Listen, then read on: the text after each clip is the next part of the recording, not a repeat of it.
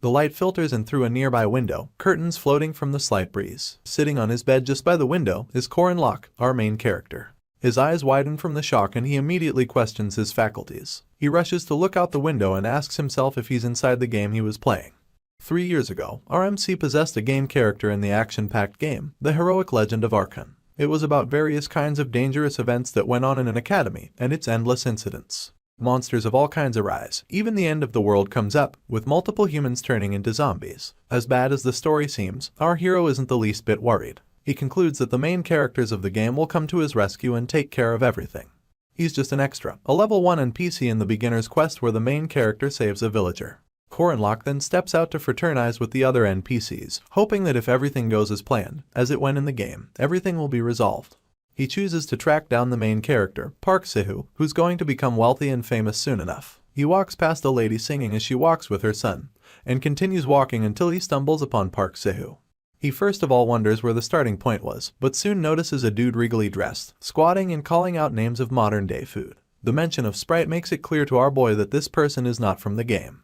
He overhears Sahu telling himself that he will live for his own sake, and grabbing his face to strengthen his resolve. He then yells out efficiency, only for Locke to grab the knight by his hand and say that he, too, wants to live his life for himself. Sahu is confused at first. Apparently, he was also a regular person possessing a game character. He goes on to defeat monsters, enveloping them in the purple of his magic and cutting them down with his sword. He easily defeats a dragon type and Locke admits that Sahu has an advantage only given to playable characters, a stat window. As expected, the mage accesses his stats but immediately asks what he's supposed to do with it. That brings us to the second biggest problem. Sahu has never played the game before. Our boy can make up for that though. He launches himself onto the knight, happily wrapping his arm around his shoulder. He then reminds Sahu that he said he was going to become a mage, and advises him to go with the intelligence stats. He adds that there'll be a skill book in the next story and advises the mage that he won't like to miss it because it's really important. You see, Locke has played this game so many times that he has gone with every known route available. He then flashes Sahu his $1 million smile and tells him to trust him. Our boy is nothing if not a pro at the heroic legend of Archon. He tells Sahu that having someone like him guide him around the game is an amazing advantage to have. A smirk plays on his lips until a wild dog decides to attack. As it draws closer, our boy is quite oblivious, but Sahu isn't. Soon enough, Locke understands the gravity of the situation as he catches a glimpse of this monster from the side of his eye. Sahu quickly pulls out his weapon, accompanied by its purple essence, and steps in front of our boy to save him. He successfully cuts down the monster and turns around, smiling and asking if Locke is okay. The heated battle continues as they face off with more beasts over time. Our MC has all the information about the game, while Sahu has the stat window and the player system. They were a good duo, so Locke believed that with Sahu's help, they could save a bunch of people. One evening, as they sit atop a mountain of slain enemies, our MC recalls how they could have saved a lot of people, stopped the world from ending, and even returned to Earth. Anyway, Sahu stretches him a red potion caged in an endowed bottle. It leaves our boy wondering where he got it from and comparing it to a low-grade elixir. He then gratefully gulps down its contents. However, there's one thing that really disappoints Locke, and it's the fact that Sahu only picked a bunch of men for their party. Part of the game's charm is that it contains fantasy action, that is, diverse heroines and dating simulator features. Sahu didn't get involved with any woman, only putting them in the party when extremely necessary. For this reason, they ended up with all men. He grows bold enough to ask Sahu why that is, why their party is housed only by gross sweaty men. Around this time, Locke begins to blame himself for not realizing that something was up. It was weird enough that the Sword Emperor's daughter died on the way to the entrance ceremony, but Mariette, the final boss of the first stage, also went missing. From then on, it became a myriad of mysterious disappearances and murders, a plot that strayed entirely from the one accompanying the real game story. Worse off, this plot never followed the way the game version of Sahu thought, the way he behaved, his real personality. Our boy beats himself up for not even doubting the hero a bit. It's unfortunate that he stumbles upon Sahu's lair. He then gets the biggest reality check and begins to ask himself what is going on. You see, Mariette Dunelif is one of the game's heroines, but neither Locke or Sahu was able to meet her because she went missing. This is now difficult to believe, seeing as our boy is staring right at Mariette's staff. He curses Sahu under his breath immediately. Our boy had tracked down this lair only because the mage kept sneaking out every night. Locke never expected this of all things, a place looking nothing short of a shrine, an inventory, if you may. It's an underground facility, with multiple show glasses containing different keepsakes like the Odachi, a sword that went missing when a heroine named Alicia went missing, Jaeger's mace, and even Lark's spellbook. The place was chock full of items that went missing as they progressed in the game. To worsen things, our boy comes across a girl chained up and passed out in a chamber. All he can do is stare in horror as Mariette Donella floats in liquid like a drowning sleeping beauty. His panic increases as he overhears Sahu curse from a distance. The mage asks why our boy is in his lair, but that's irrelevant to Corinlock as he questions everything in sight. He reminds Sahu of when he claimed to have gone after Mariette and lost her. The mage doesn't even deny it. He just refers to Mariette as just a demon, and then asks our boy if he would like to waste an elder-class vampire's blood. He claims to be using the blood efficiently and references the machine in the distance which distills the blood directly from Mariette's veins. He wastes no time reminding Corinlock that he drank quite a bit of the blood too, and the potion incident on the battlefield comes rushing into our boy's mind. He immediately feels like throwing up and grabs his cheeks in a feeble attempt to hold himself. Sahu remains unremorseful as he asks our MC what the problem could be. Corinlock just sits on the ground and buries his face in his palm, listening to Sahu express how hard he worked trying to capture Mariette. Apparently, he had set traps and hole up in the forest for about a month. All Corinlock wants to know is why, and he asks this through gritted teeth. Sahu just stares down and claims that it's to efficiently progress with the story. He declares that our boy's route is way too frustrating, adding that he keeps taking losses from trying to save people and not killing annoying bastards like Lark and Jaeger. Our boy is furious now, looking up at this monster who has been in sheep clothing this entire time. Sahu goes on about our MC trying to befriend people they can't even manipulate without upping their friendship level. His eyes go lifeless as he declares that using people the way he has is the most efficient. He then makes it abundantly clear that he's better at the game than Corinlock. So, Sahu has been lying to our boy from the start, and that he's nothing like a newbie. With his head bowed, our MC asks how many people Sahu has killed. The mage takes some time thinking it over, claiming that he's not sure. He then admits that if he kills just 3 more people, it'll become 100,000 kills. This infuriates Corinlock even more, so he concludes that Sahu isn't human. He grabs the mage by his shirt and calls him a monster. Still unfazed, Sahu tells our boy to wake up, stressing that they're just NPCs. He defends himself by claiming that our MC has killed many NPCs too, but he immediately defends himself by reminding Sahu that he only killed evil bastards with no saving grace. Our boy yells loud enough for people 2 miles away to hear, screaming that the people he killed were trying to end the world. Words from Sahu's speech stick to our MC, words like efficiency and frustration. He slams the mage against the wall, asking him why he took Odachi if he's so concerned with efficiency, why he would steal a hidden piece meant for a knight. He doesn't even give Sahu the chance to answer before asking what the problem is with a regular elixir, seeing as he can easily make one via his stat window. Corinlock doubles down as he wonders aloud why Sahu would go through all these inefficient BS to create a farm. Sahu's eyes look crazier than usual as an equally maniacal smile stains his lips. Our boy cuts him off once again, claiming that the mage only needed a sandbag for all his sociopathic tendencies. This was where Sahu drew the line, not at killing or hunting other humans, but at being called a sociopath. He easily removes Corinlock's arms from his person and throws him into Mariette's chamber. The chamber cracks a bit, but our boy's head bleeds like hell. Our boy is still half conscious and struggling to find his footing when Sahu yells that he's driving him crazy. He claims that after everything he has done for Corinlock, he shouldn't talk to him like that. He then breaks into a small speech about how our MC is all he thinks about and yells that he should be Corinlock's everything, his entire world, if you may. He proceeds to grab our boy by his collar, eyes crazier than those of Popeye after his spinach gets stolen. Sahu yells that Armik doesn't know his place, and gets hurt poking his nose into everyone's business. He blames him for always staring at girls, leaving no other way to grab his attention.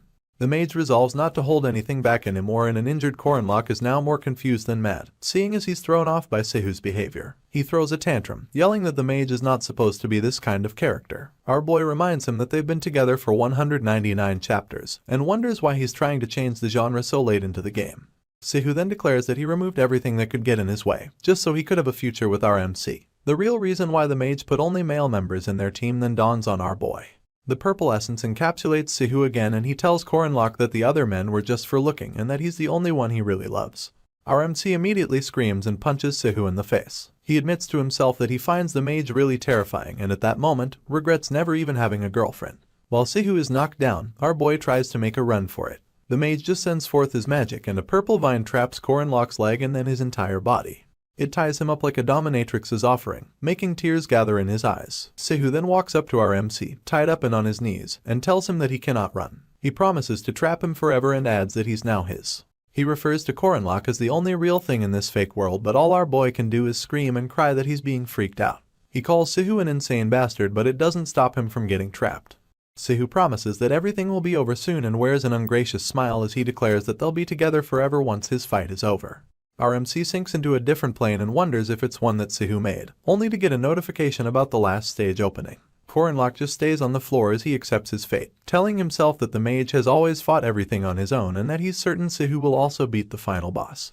He grows weaker as he wonders what will happen to him once the mage defeats the final boss. Suddenly, a notification pops up, stating that a player has died and failed the challenge. Our boy just lays there amidst the nothingness, cursing under his breath as he realizes that Sahu just lost. Suddenly, we're back to sunlight filtering in through windows. That is, Korenlock finds himself back in his room. He freaks out, but this time, it's because of his wariness. He sits up in bed and stares out the window. Only then does he realize that he regressed to 3 years ago, vis-a-vis the first day he arrived in the game. He stares at his hands and clutches them into fists as they tremble. Tears flow down his cheeks soon enough and he tells himself that he needs to kill Park Sahu. Korenlock remembers the Rhodian River flooding accident during the water monster subjugation quest. During this mission, the dam broke and it swept an entire village along with it. Unfortunately, 1,000 water monsters and thousands of people in the village drowned. Our boy remembers how, at such a horrendous scene, Park Sahu was smiling and calling it an awesome occurrence. At the time, Korenlock couldn't understand why the mage was snickering so much, but now that he thinks of it, whenever countless people died, Sahu only saw his profit in it with the chance to monopolize EXP. The image of the mage declaring that his kill count will soon be 100,000 sticks to our boy's mind like a fly to a spider's web. He calls Sahu the devil and declares that he can stop him, seeing as he regressed. At this point, the mage is simply a rank 5 bum. Just like our MC, so all roads lead to Merkaba Academy. It's a place where all the factors that strengthen the players are centered at. Only after entering the academy did Sahu get a whole lot stronger. Our boy races down with all his might because he had no idea how long it'll take for the mage to grow stronger after entering the academy. The entrance ceremony starts in 5 days, giving our MC a very narrow window to kill Park Sahu. As he runs through the forest, he stops by to pick up some mushrooms and continues his journey. Sahu gets a tutorial quest to protect some civilians and guards on a carriage. The carriage is headed towards Merkaba City and breaks down in a monster-infested forest. That night, the moon shines bright enough to bear witness to any events that will unfold. Beneath it, 2 knights talk. One successfully kills a monster, and the other commends him for his skill. Of course, the killer is none other than Park Sahu, and he thanks his superior for the compliment. The carriage rider then calls out to Mr. Leon and Ms. Laura, 2 other knights accompanying Sahu, telling them that the carriage is fixed. The mage goes on ahead, while Leon and Laura drag their feet. The former is excited to get a move on things while the latter just wants a chance to get some shut-eye. They then suddenly hear an ungodly howl emanate from behind them and look back with trembling. Out of the blue, a tree trunk comes launching towards them, but Leon is fast enough to push his comrade out of harm's way, yelling at her in accordance. He calls out her name as he hears up, only for her to have gotten the message before he speaks. She also wields her weapon close to her chest as they recognize the cries of a rank 2 werewolf monster. This beast huffs and puffs with its horns battle ready and fangs sharp as the tongue of a scornful woman. It lets out another howl for good measure, loud enough to draw Korenlock's attention. He wonders if the mission has already started and is surprised because he ran to the forest as fast as he could and still couldn't stop the mission. He wishes he had more time to prepare, just so he can save the other knights. Unfortunately, the werewolf gets busy tearing them apart. Laura, being its first victim, falls to the ground and Leon yells to check if she's okay. He doesn't have the luxury of letting down his guard, so he tells Sahu to get on the carriage while he buys some time. The mage takes the opposite option and tells the rider to head out, adding that they'll catch up. Another knight tries to stop him, but he tells her that he can't abandon Leon and run away. It is too bad that by the time he returns to battle, the werewolf already has its hand wrapped around Leon's neck. It towers over Sahu while it's at it, overwhelming him with its size. Meanwhile, Korenlock is already near the scene but waits in the bushes to confirm if the mage is either the one who will save this world or if he's a possessed player just like him. Sahu admits that the werewolf is really huge but readies himself to fight it off. The beast howls once again, only for the mage to overhear a female knight yell at him to get down. She comes at the werewolf with an unholy force, swinging her sword with all she has. Unfortunately, the beast stops it with its bare hand, shocking the knight in the process. She lands close to Sahu but tells him to stand back while she handles the monster. It turns out that the knight is the second daughter of Arden, who wields Odachi, one of 6 king swords. She's not only a named character but also the most influential party member. She's Alicia Arden.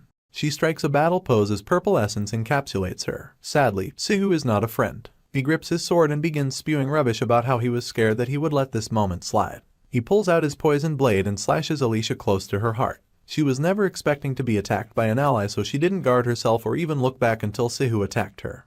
It turns out that in the game's tutorial, Alicia Arden's death event existed as an Easter egg. Korenlock is mortified at the sight of Sahu striking Alicia and grits his teeth in rage as he confirms that the mage is the same possessed player after all. Meanwhile, Alicia tries asking why as she grips her shoulder in pain, the pain intensifies, making her break into a cold sweat. As her vision begins to blur, Sahu cracks a mischievous smile and lies that his hand slipped. The werewolf howls once again, as if to remind the knights of its presence. Alicia then stares helplessly as the beast chooses to attack her. It takes a swipe at her and she manages to block it with her good hand. Our boy does the math. If Alicia should die on this quest, Sahu would get his hands on the Odachi and later join Lunia Arden's party. Meanwhile, the mage wonders why his victim is still able to hold her own against the werewolf. He then blames it on the fact that she's a named NPC. She continues to block the monster's attacks, telling herself to calm down even though her pain is painfully obvious. She reaches for her blade and closes her eyes to focus. She then shoots her eyes open and plans to use her perfect footwork skills.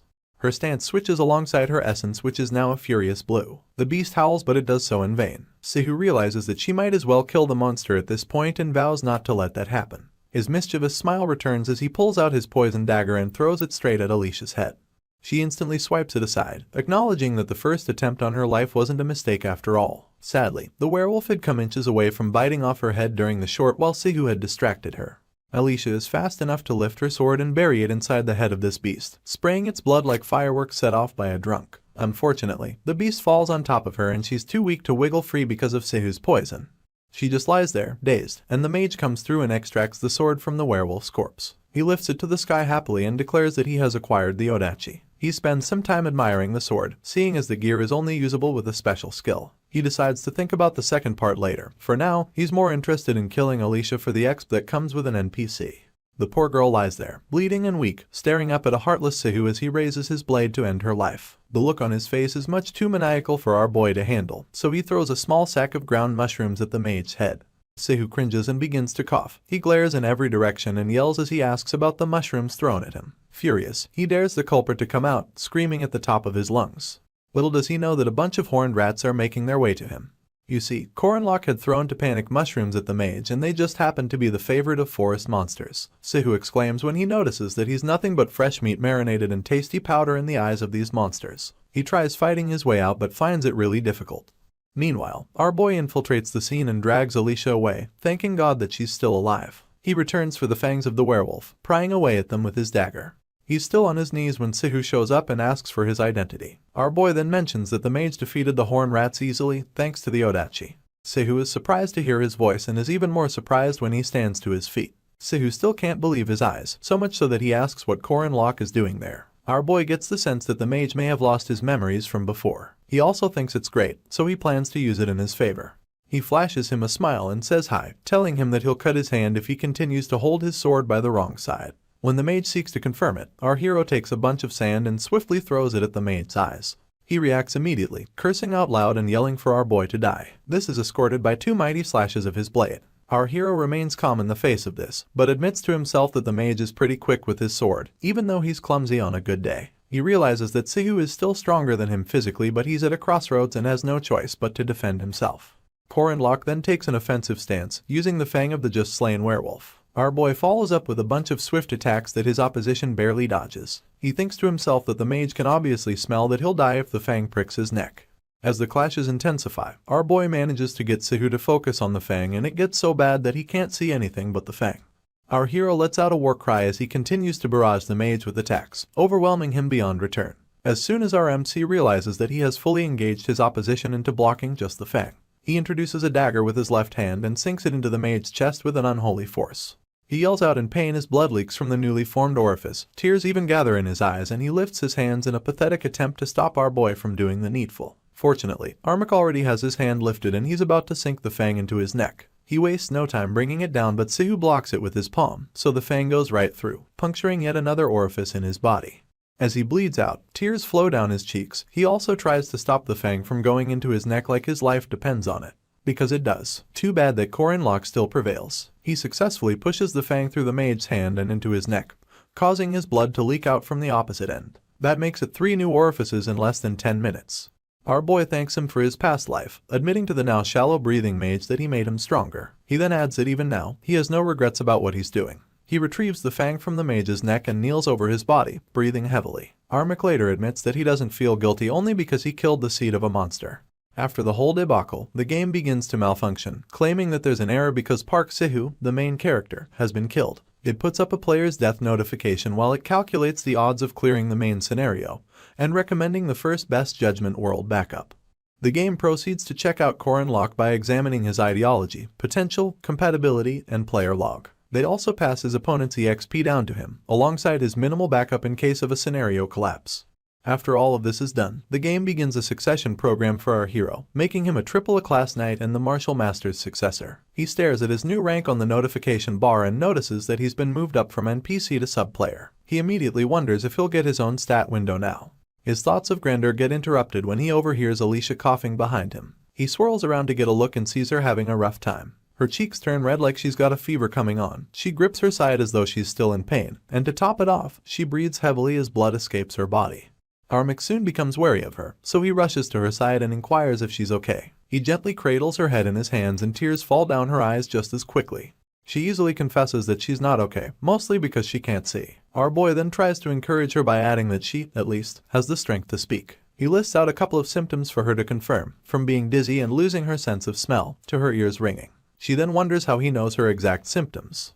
Corin Locke judges from her twisted tongue that she was poisoned with the peacock tree frog. It turns out that she was just lucky, because at this point in the tutorial, this poison is hard to create without a combination window. Apparently, Alicia would have already died if the poison had a slightly higher combination level. He heaves a sigh of relief and begins to worry about the fang he found in her abdominal region. He takes out his belt, attempting to stop her bleeding and then detoxify her. Our boy easily slants his belt across her shoulder and tightens it until Alicia screams like she's seeing a ghost that she can't run from. In a bid to calm her down, he tells her that everything's okay, adding that he's a master at detoxifying and stopping bleeding. He realizes that if she bites her tongue, it'll pose a huge problem, so he stares down, wondering something else that she can bite. With Sahu's body nearby, it becomes the best option. Our boy then stretches out Sahu's arm for Alicia to bite down on. He promises her that it's going to hurt and encourages her to bite down as hard as she can whilst also hanging in there. For some reason, the procedure involves Corin Locke taking off his shirt. He reveals an unbelievable set of pecs, but that's by the wayside. You see, our boy doesn't really know why or how he traveled 3 years back, but he returned and killed a player. Meanwhile, he places his shirt on the exit wound in Alicia's back, grabs the fang, and swiftly pulls it out while still applying pressure to the exit. She may have died in his previous life, but he saved her in this one. Now, it's just 2 of them in the forest and of course, the beasts of the night. This doesn't bother our boy one bit. He's just glad that he saved a person. He then sets up a fire and gets to cooking an antidote. He had set up a makeshift bed for her and covered her up to her chest. He then tells her to hang in there once again, seeing as she's struggling for her life. In turn, she tells him not to worry, adding that people don't die so easily. She calls him Mr. Savior, but he pays no mind to that. Alicia would much rather know his name, so she asks for it as he wraps a few herbs in a warm towel. He places it on her head and then claims that she doesn't need to know his name. She tries to question him, so he tells her to stop thinking too much and adds that he'll wake her as soon as the antidote is ready. Knowing when she's beat, Alicia gives it a rest. Our MC even prefers that fewer people are kept in the dark about his actions. He proceeds to sit cross-legged just so he can access the current situation. Our boy draws a circle in the sand, remembering the story of the heroic legend of Akan and how it's about the hero. It turns out that said hero will have to attend Merkaba Academy, where he'll have to solve incidents and accidents that will occur there. This player will become the hero that will save the world, and said hero will have to defeat countless villains before defeating the final boss at the end. At this point, he remembers the devilish Park Sahu and how he only went with this part of the story because without defeating the final boss, the world would end. However, that hero just died, leaving our boy to wonder who will fulfill his destiny. After little or no consideration, Corin Locke declares that he must do it. Unfortunately, the game is stressing our boy out by blocking his access to a bunch of devices. He tries to access the inventory, the system window, and even the combination window, but the game only tells him that he doesn't have the permission to. Our MC then complains aloud about becoming a sub-player but not being privy to their convenient devices at all. He was excited for a chance to see the stat window, but in the end, it's all the same. Staring into the open flame, our hero admits how hard it is to be the backup for something he doesn't know. Worse off, with only the future memories he came to know during his past life. It dawns on him that he has to use elements outside the system. For 3 years, our hero had trained to his limits, confirming that he's no longer just a possessor or just an extra. He carves a sigil into the ground and flames emanate from it soon enough. A small smile revisits his lips as he confirms that the magic works. Apparently, our boy was desperate to survive back then and had an affinity for magic. He learned only one type, and that's rune magic. These are ancient letters with magical powers of their own like duty, restraint, and oath. These 3 are known as the runes of the 3 commandments and are some of the most powerful laws of this world. They also happen to be the source of supernatural strength and the cause of destruction. An idea pops into our hero's mind and he decides to go with it. He decides to inscribe all 3 runes onto his body, so he begins by biting his finger to get some of his blood and then begins to draw on his left arm.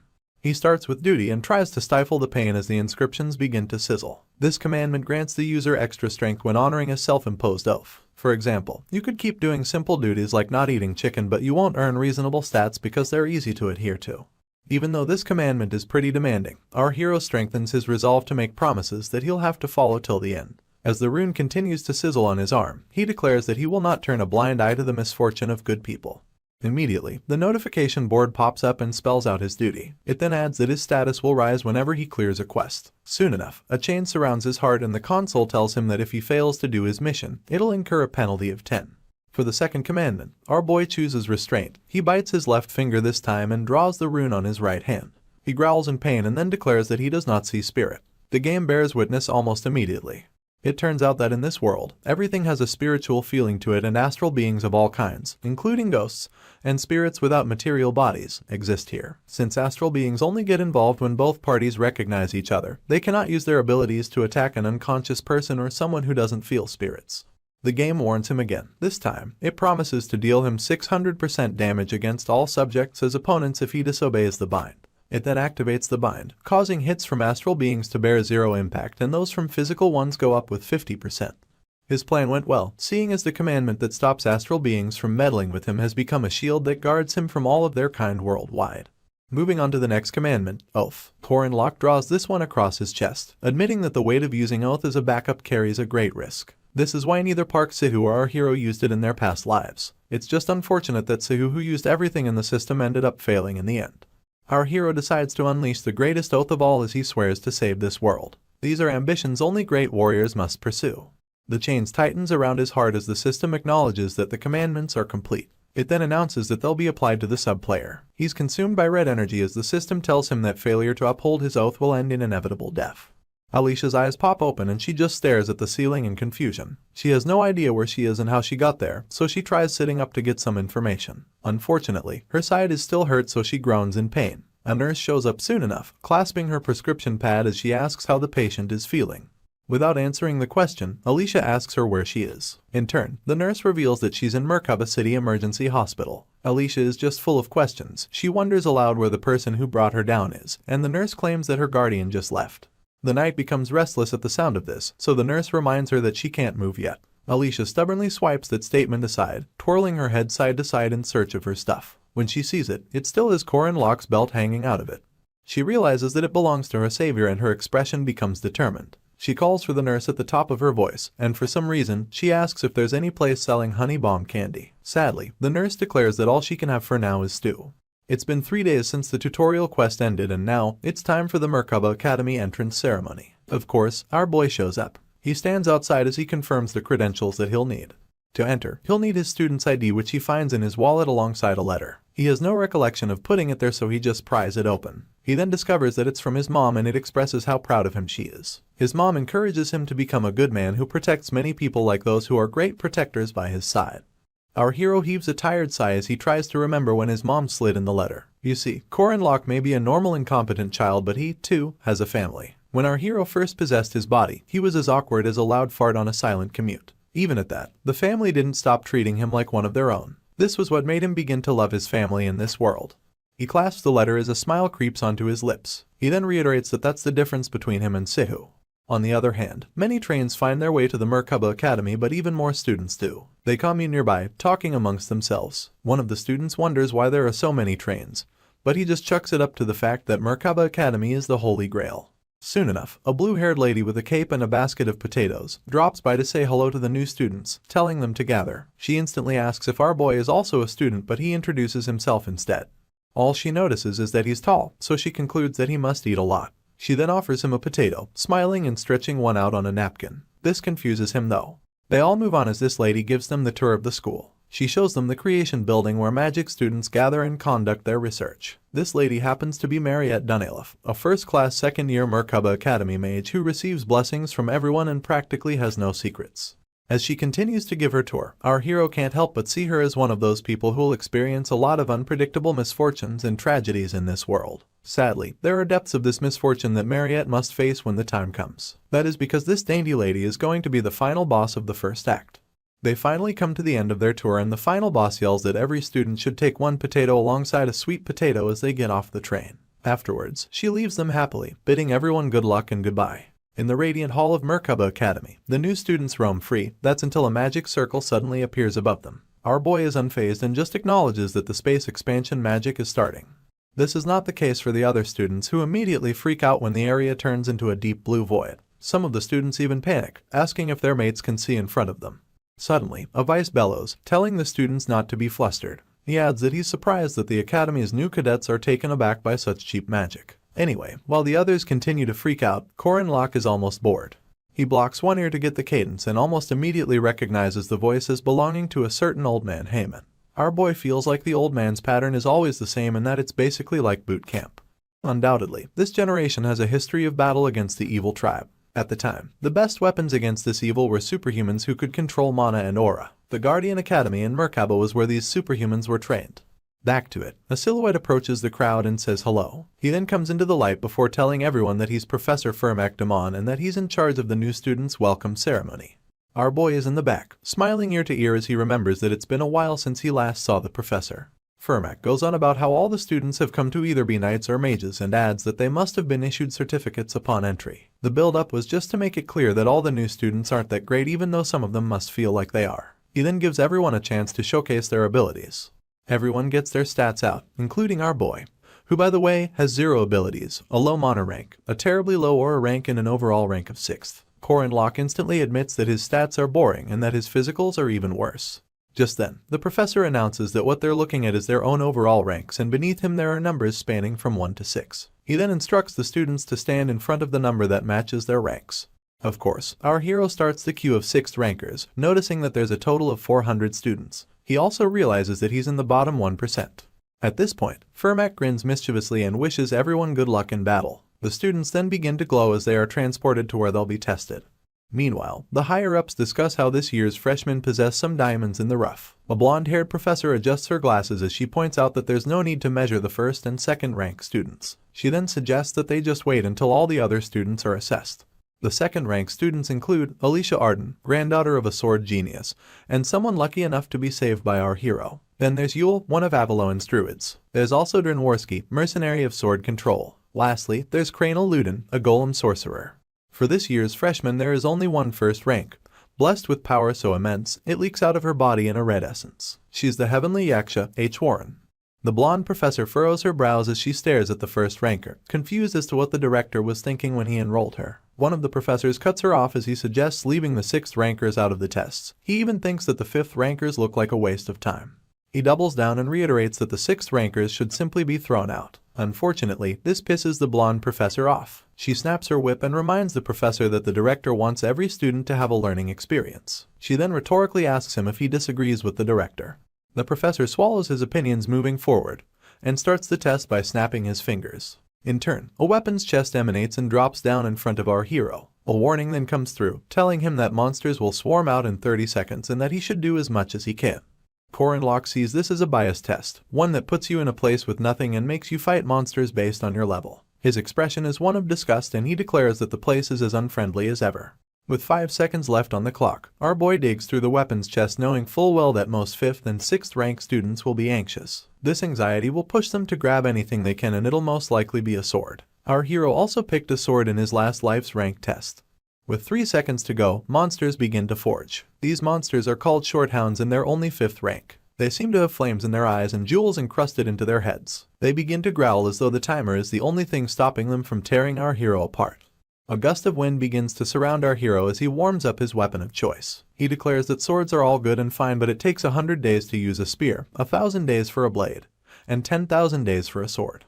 At this point, the timer runs out. Our hero wastes no time as he takes in a deep breath and lifts his weapon for attack. He launches it with all the strength that he can muster and like a missile with optimum precision. It leaves a red trail until it takes out the first short hound. Our boy had chosen a spear and rightfully so. He apologizes to the other hounds ahead of time, but they chase after him anyway.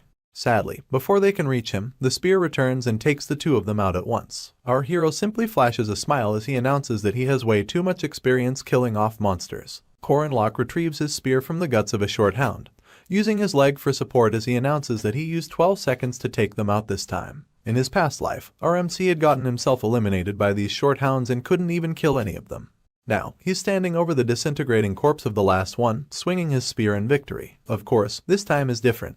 He then mounts his weapon on his shoulder, wearing an arrogant grin as he claims that he'll kill all the beasts until the next rank comes. Our hero declares that the next wave can enter, but nothing happens. 5 minutes pass and he's just standing there wondering what the problem could be. He begins to worry soon enough and asks himself why nothing's coming out. He breaks into a cold sweat as thoughts of the system being broken seep into his mind.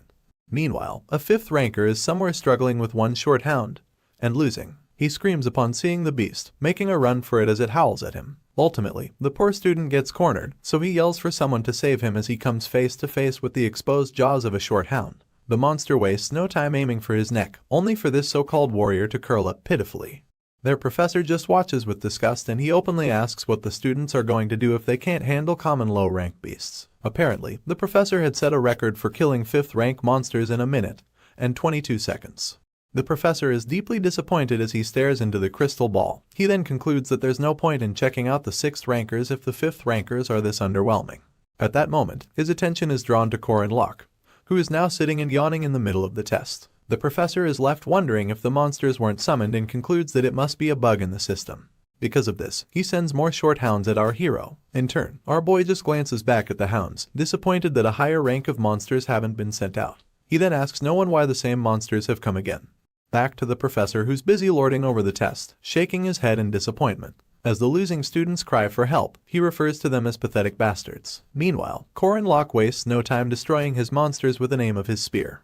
The professor is distracted the whole time, thinking that he has finally found the first student to pass at 7 minutes and 20 seconds. He then deduces that the 3rd ranks will only need 2 to 3 minutes to finish up their monsters. As he asks himself what the 5th and 6th rankers are up to, he notices our hero again, sitting and yawning just like he was the first time.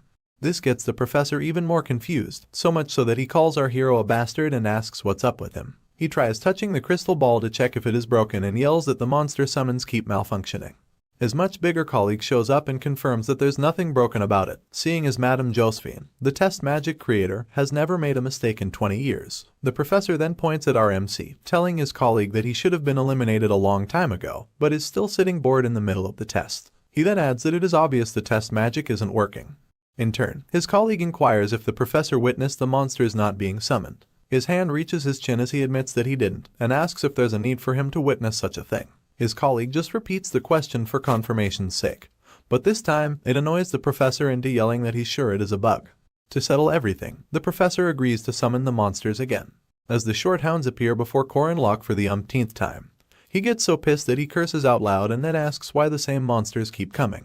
He continues screaming that it is not like he's training a dog, and channels all of his anger into his next attack. Our hero wields his spear with both hands, tainting the tip with flame magic as he stabs all 3 short hounds into oblivion, one after the other. The poor beasts never stood a chance and they squeal as they get eliminated.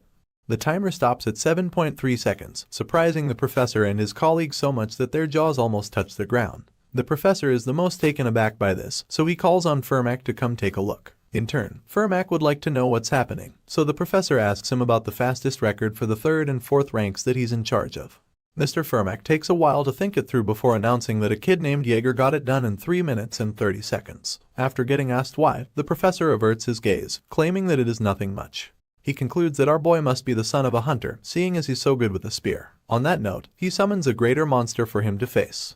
Just then, a 4th rank Mat Boar appears before our hero, eyes red and full of malice. The professor then stands aside to watch how he'll fare against this beast, only to be shocked beyond his expectations mere moments later. Our boy had successfully defeated the boar in 3.7 seconds.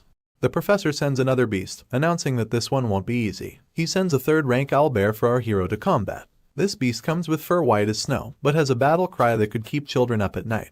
Anyway, despite how much it towers over our hero, he remains unshaken. The owlbear makes the first move as it swipes at our boy. Luckily, he's fast enough to dodge it and tries striking the beast in succession. Unfortunately, it is ineffective, seeing as he has to dodge a consecutive attack from the monster. To gain the upper hand, our MC calls forth Kenaz, the rune magic for flame, and in accordance, it surrounds the owlbear. For unknown reasons, fire is ineffective against the monster, but every professor present is intrigued when they see our boy's rune magic, even Professor Fermac. While the monster struggles to put out the seemingly never-ending flame, our hero stands a few ways from it and deduces that his last attack has no effects. At that moment, he has an idea, so he begins to twirl his spear in anticipation and jumps high enough that he's right above the distracted beast. He then comes down on it, piercing the spear into its head with the help of gravity. Apparently, it was enough that the flames blocked the vision of this monster. Meanwhile, one of the professors is so impressed that he admits to himself that our boy isn't a mere 6th rank. In fact, he feels like he would defeat more high-ranking monsters, but the test doesn't allow monsters higher than 3rd rank for tests. His colleague can't get his hands off the crystal ball, seeing as he's excited about a fun guy finally showing up at the academy for the first time in a long time. After this comes the evil spirit test, and the professor is excited to see how our hero will do in that. He announces the beginning of the 5th rank evil spirit test and sends the first spirit down.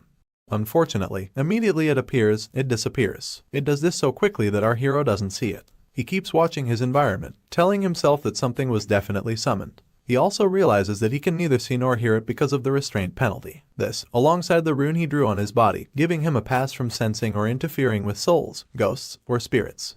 By extension, he can't see evil spirits too, so he shuts his eyes just to be sure and counts to 60. After the minute is up, he confirms that the spirit must have been summoned. With this, he lifts his spear above his head, announcing to his judges that he gives up. On this note, his scores are shown on a blue console, revealing that he made no progress on the evil spirit test. However, on the monster test, he set new time records for defeating the 5th, 4th, and 3rd rank monsters respectively.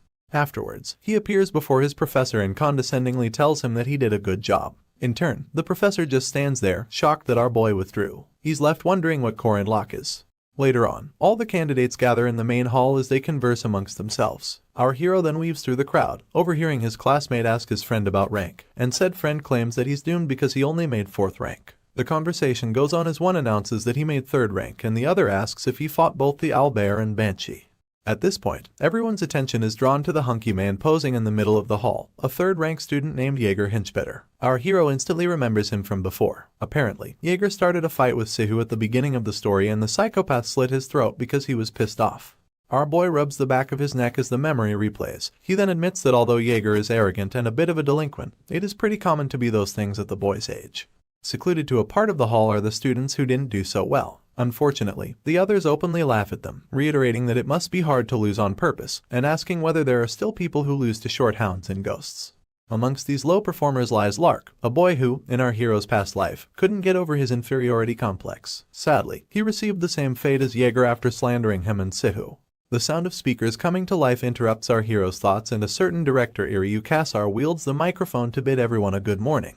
He begins his speech with a quote about the students coming to his academy where the strong gather just so that they, too, will become strong. He adds that some students have enough strength while others have a long way to go, and that he cannot guarantee that they'll get what they want at the end of their time in the academy.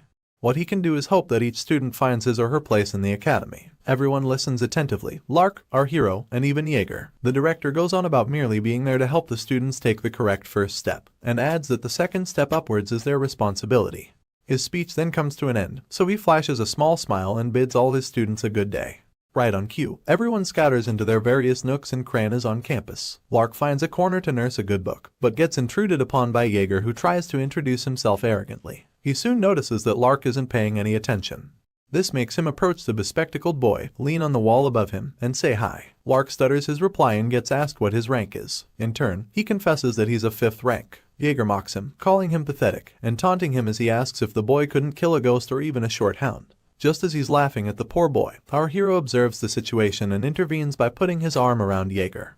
He then flashes a bright smile as he says hey to both boys. This makes the hunk glare at him, wondering aloud about who he is. Our hero just dismisses the question and begins to praise Jaeger's tattoos, claiming that the artist must have been really talented, all because the tattoos are still very neat up close. He points at the one on Jaeger's top back, seeing as it is a tattoo of his blood type, and commends him for being prepared for a situation where he'll need a blood transfusion while he's passed out or hurt. Anyway, the air is thick with tension until the hunky student loosens up. He then flashes our hero a smile, telling him that he knows his stuff. Jaeger also points at the tattoo as he announces that his mom did it for him, adding that she's a tattoo artist. Apparently, she originally specialized in line work, but since her son asked, she did it in the old school style. These are both types of tattoos. Our hero continues to play along, declaring that Jaeger's mom is awesome, and asking whether he has more ink anywhere else. This was a question he already knew the answer to. It turns out that in our boy's previous life, the hunk had gone missing, and this attracted his mother to the academy. She then revealed that all of her son's tattoos weren't meaningless. It was something she did out of worry for her son who had enrolled in the Guardian Academy. Back to the present, and Jaeger wastes no time showing off more of his body art, flexing his muscles as he explains that the flying chariot on his arm represents Merkaba Academy. Our hero just keeps playing on his ego, telling him that he's so cool. He then introduces himself as Korin Locke and gives the hunk a chance to introduce himself too. Of course, he claims that he's Hinchbetter and then asks the bespectacled boy for his identity. Lark is startled that he got asked, so he quickly twirls his head in their direction before stuttering his name. As the three of them share a sort of bonding moment, Alicia is busy watching them closely. Well, watching our hero. She's so impressed by how he naturally saved Lark from getting bullied, and blushes as she admits that he's amazing. She then concludes that he seems like a good person. Back to our MC. He takes note of the way he left a good impression on his bespectacled friend, and remembers that Lark's ability was memorize. He smiles mischievously with his hands against his hips, acknowledging that he has found his free skill book. Meanwhile, Alicia thinks that even his smile is pretty and wonders what type of person our hero is. You see, the great Merkaba Academy makes almost all of its facilities free for its students. The cafeteria is much cheaper than outside and the dorms are also free. Amongst all of these facilities, the most recommended remains the training rooms, and the reason for this is quite simple. Take our hero for example. He makes use of one of the training rooms, a place where the impossible becomes possible, a place where spirits which he normally shouldn't see become visible to him. Meanwhile, two other students watch him from a distance, and one tells the other that our hero is training with a spirit body. He adds that students normally train with spirit bodies in their second semester, and mentions that he's sure our boy must have come to train after hearing a rumor somewhere. His colleague finally replies, accentuating the fact that there are countless second-year students who still can't catch a wind-type spirit body. All this while, Mariette Dunelif overhears them speaking. As for our hero, he's unfortunate enough to get smacked on his head by the spirit that he's up against, and the onlookers waste no time laughing at him. They point out that it is what a first year gets for fighting a wind spirit. Our boy begins to breathe heavily as he grips his spear with the little strength he has left. He then wonders aloud if he has taken on more than he can handle, only for an instructor to reiterate the fact that he's a freshman. This is enough to distract our hero, so he turns around to say hello to the instructor. He gets asked why he's practicing against a spirit body, and our hero claims that it's to strengthen his spear skills. In turn, the instructor asks if he's confident he can do it, and our boy declares that he will. On the inside, he mulls over why the old man approached him out of the blue, and welcomes the possibility that something may have gone wrong during the entrance exam. The instructor just glares at our hero, only to suddenly burst into a wide smile and commend his take on life. As a reward, the old man presents our MC with 10 meal tickets, and adds that he should find him when he succeeds so that he can praise him. Korin Locke is excited and confused at the same time and just watches as the instructor laughs his way out of the training room. He then admits to himself that he got nervous for no reason and acknowledges the instructor as a man who shows affection using food. The only thing under contemplation now is whether or not it is a good sign. Anyway, he declares that he's going to start the training again, while Mariette just observes as he goes about it. He twirls his spear as he uses it to combat the wind spirit, but eventually gets struck in the stomach. He groans in pain and falls on his back, more groans escaping him. Our hero simply stays down, staring at the ceiling and heaving tired sighs. Suddenly, someone tosses a napkin at his face, asking if the training is hard. It turns out to be Mariette wielding an empty glass on the other side of the demarcation. Our boy admits that he's having a hard time, so the heroine tells him that he can rest, and that he has worked hard enough for now. In addition, she uses her water magic to fill up the cup and hands it to our boy, informing him that he just needs to get the hang of it. She proceeds to encourage to try again next time and declares that he'll be able to do it someday. Our hero simply peels off the napkin from his face and stares into the abyss in silence. He mutters to himself that he does not have a next time even though he had one 3 years ago. He stretches his hand to collect the water and then goes down memory lane. You see, back when he met Sahu, they had the player's stat window, as well as potions and skill books from the combination window. Unfortunately, Sahu is no longer around. Having gulped down the contents of the cup, our boy sits upright and recalls killing the former hero. It dawns on him that he now has to do everything on his own. He thanks Mariette for the water as he returns the glass. He then adds that he thinks one can always give up later. For now, he has to become the strongest. With this, our MC gets back on his feet and wields his spear, keeping in mind that he must first figure out his limits. As the spirit comes for him, he realizes that he must test how far he can use his abilities from the past even though it might seem a bit excessive. Our hero starts with the ominous serpent stab, twisting his blade in a slithering manner. Up next, he uses the tiger wind attack, which involves him using his fist as a claw alongside his spear. He goes on to the black capture plaque counterattack, making 2 quick and successive motions to make it seem like he's more than one person. After this, he tries his hand at the returning heaven spin, and then the pagoda tree mountain throw. Our hero decides to take a breather, reminding himself that he neither had a strong body nor vast magic power. He then realizes that all the information gathered on Park Sahu and the future was all useless in the face of monsters and geniuses. Anyway, in order to make it out against these monsters and geniuses, our boy had to work harder than anyone else. This was the only identity he possessed. He grips his spear once again, tighter than he did before, telling himself that the last 3 years of training will not betray him. With this, a reddish essence begins to surround him, and he unleashes the technique known as Ominous Serpent. Deep Righteousness. His spear, still encapsulated by the red essence, pierces the air until it grazes the wind spirit.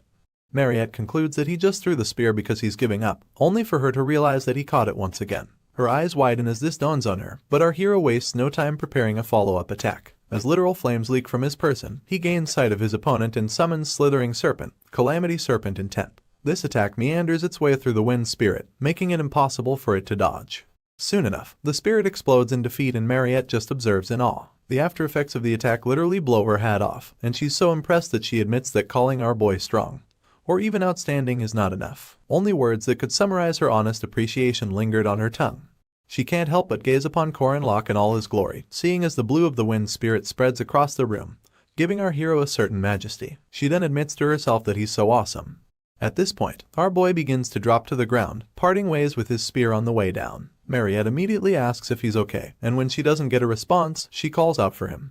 It turns out that our hero is being excessive after all, because he just lays on the ground exhausted and unable to move. His spear also had the misfortune of getting broken in the ruckus. The next day, Mariette comes before all the freshmen, smiling as she announces that she'll be showing them the academy's facilities.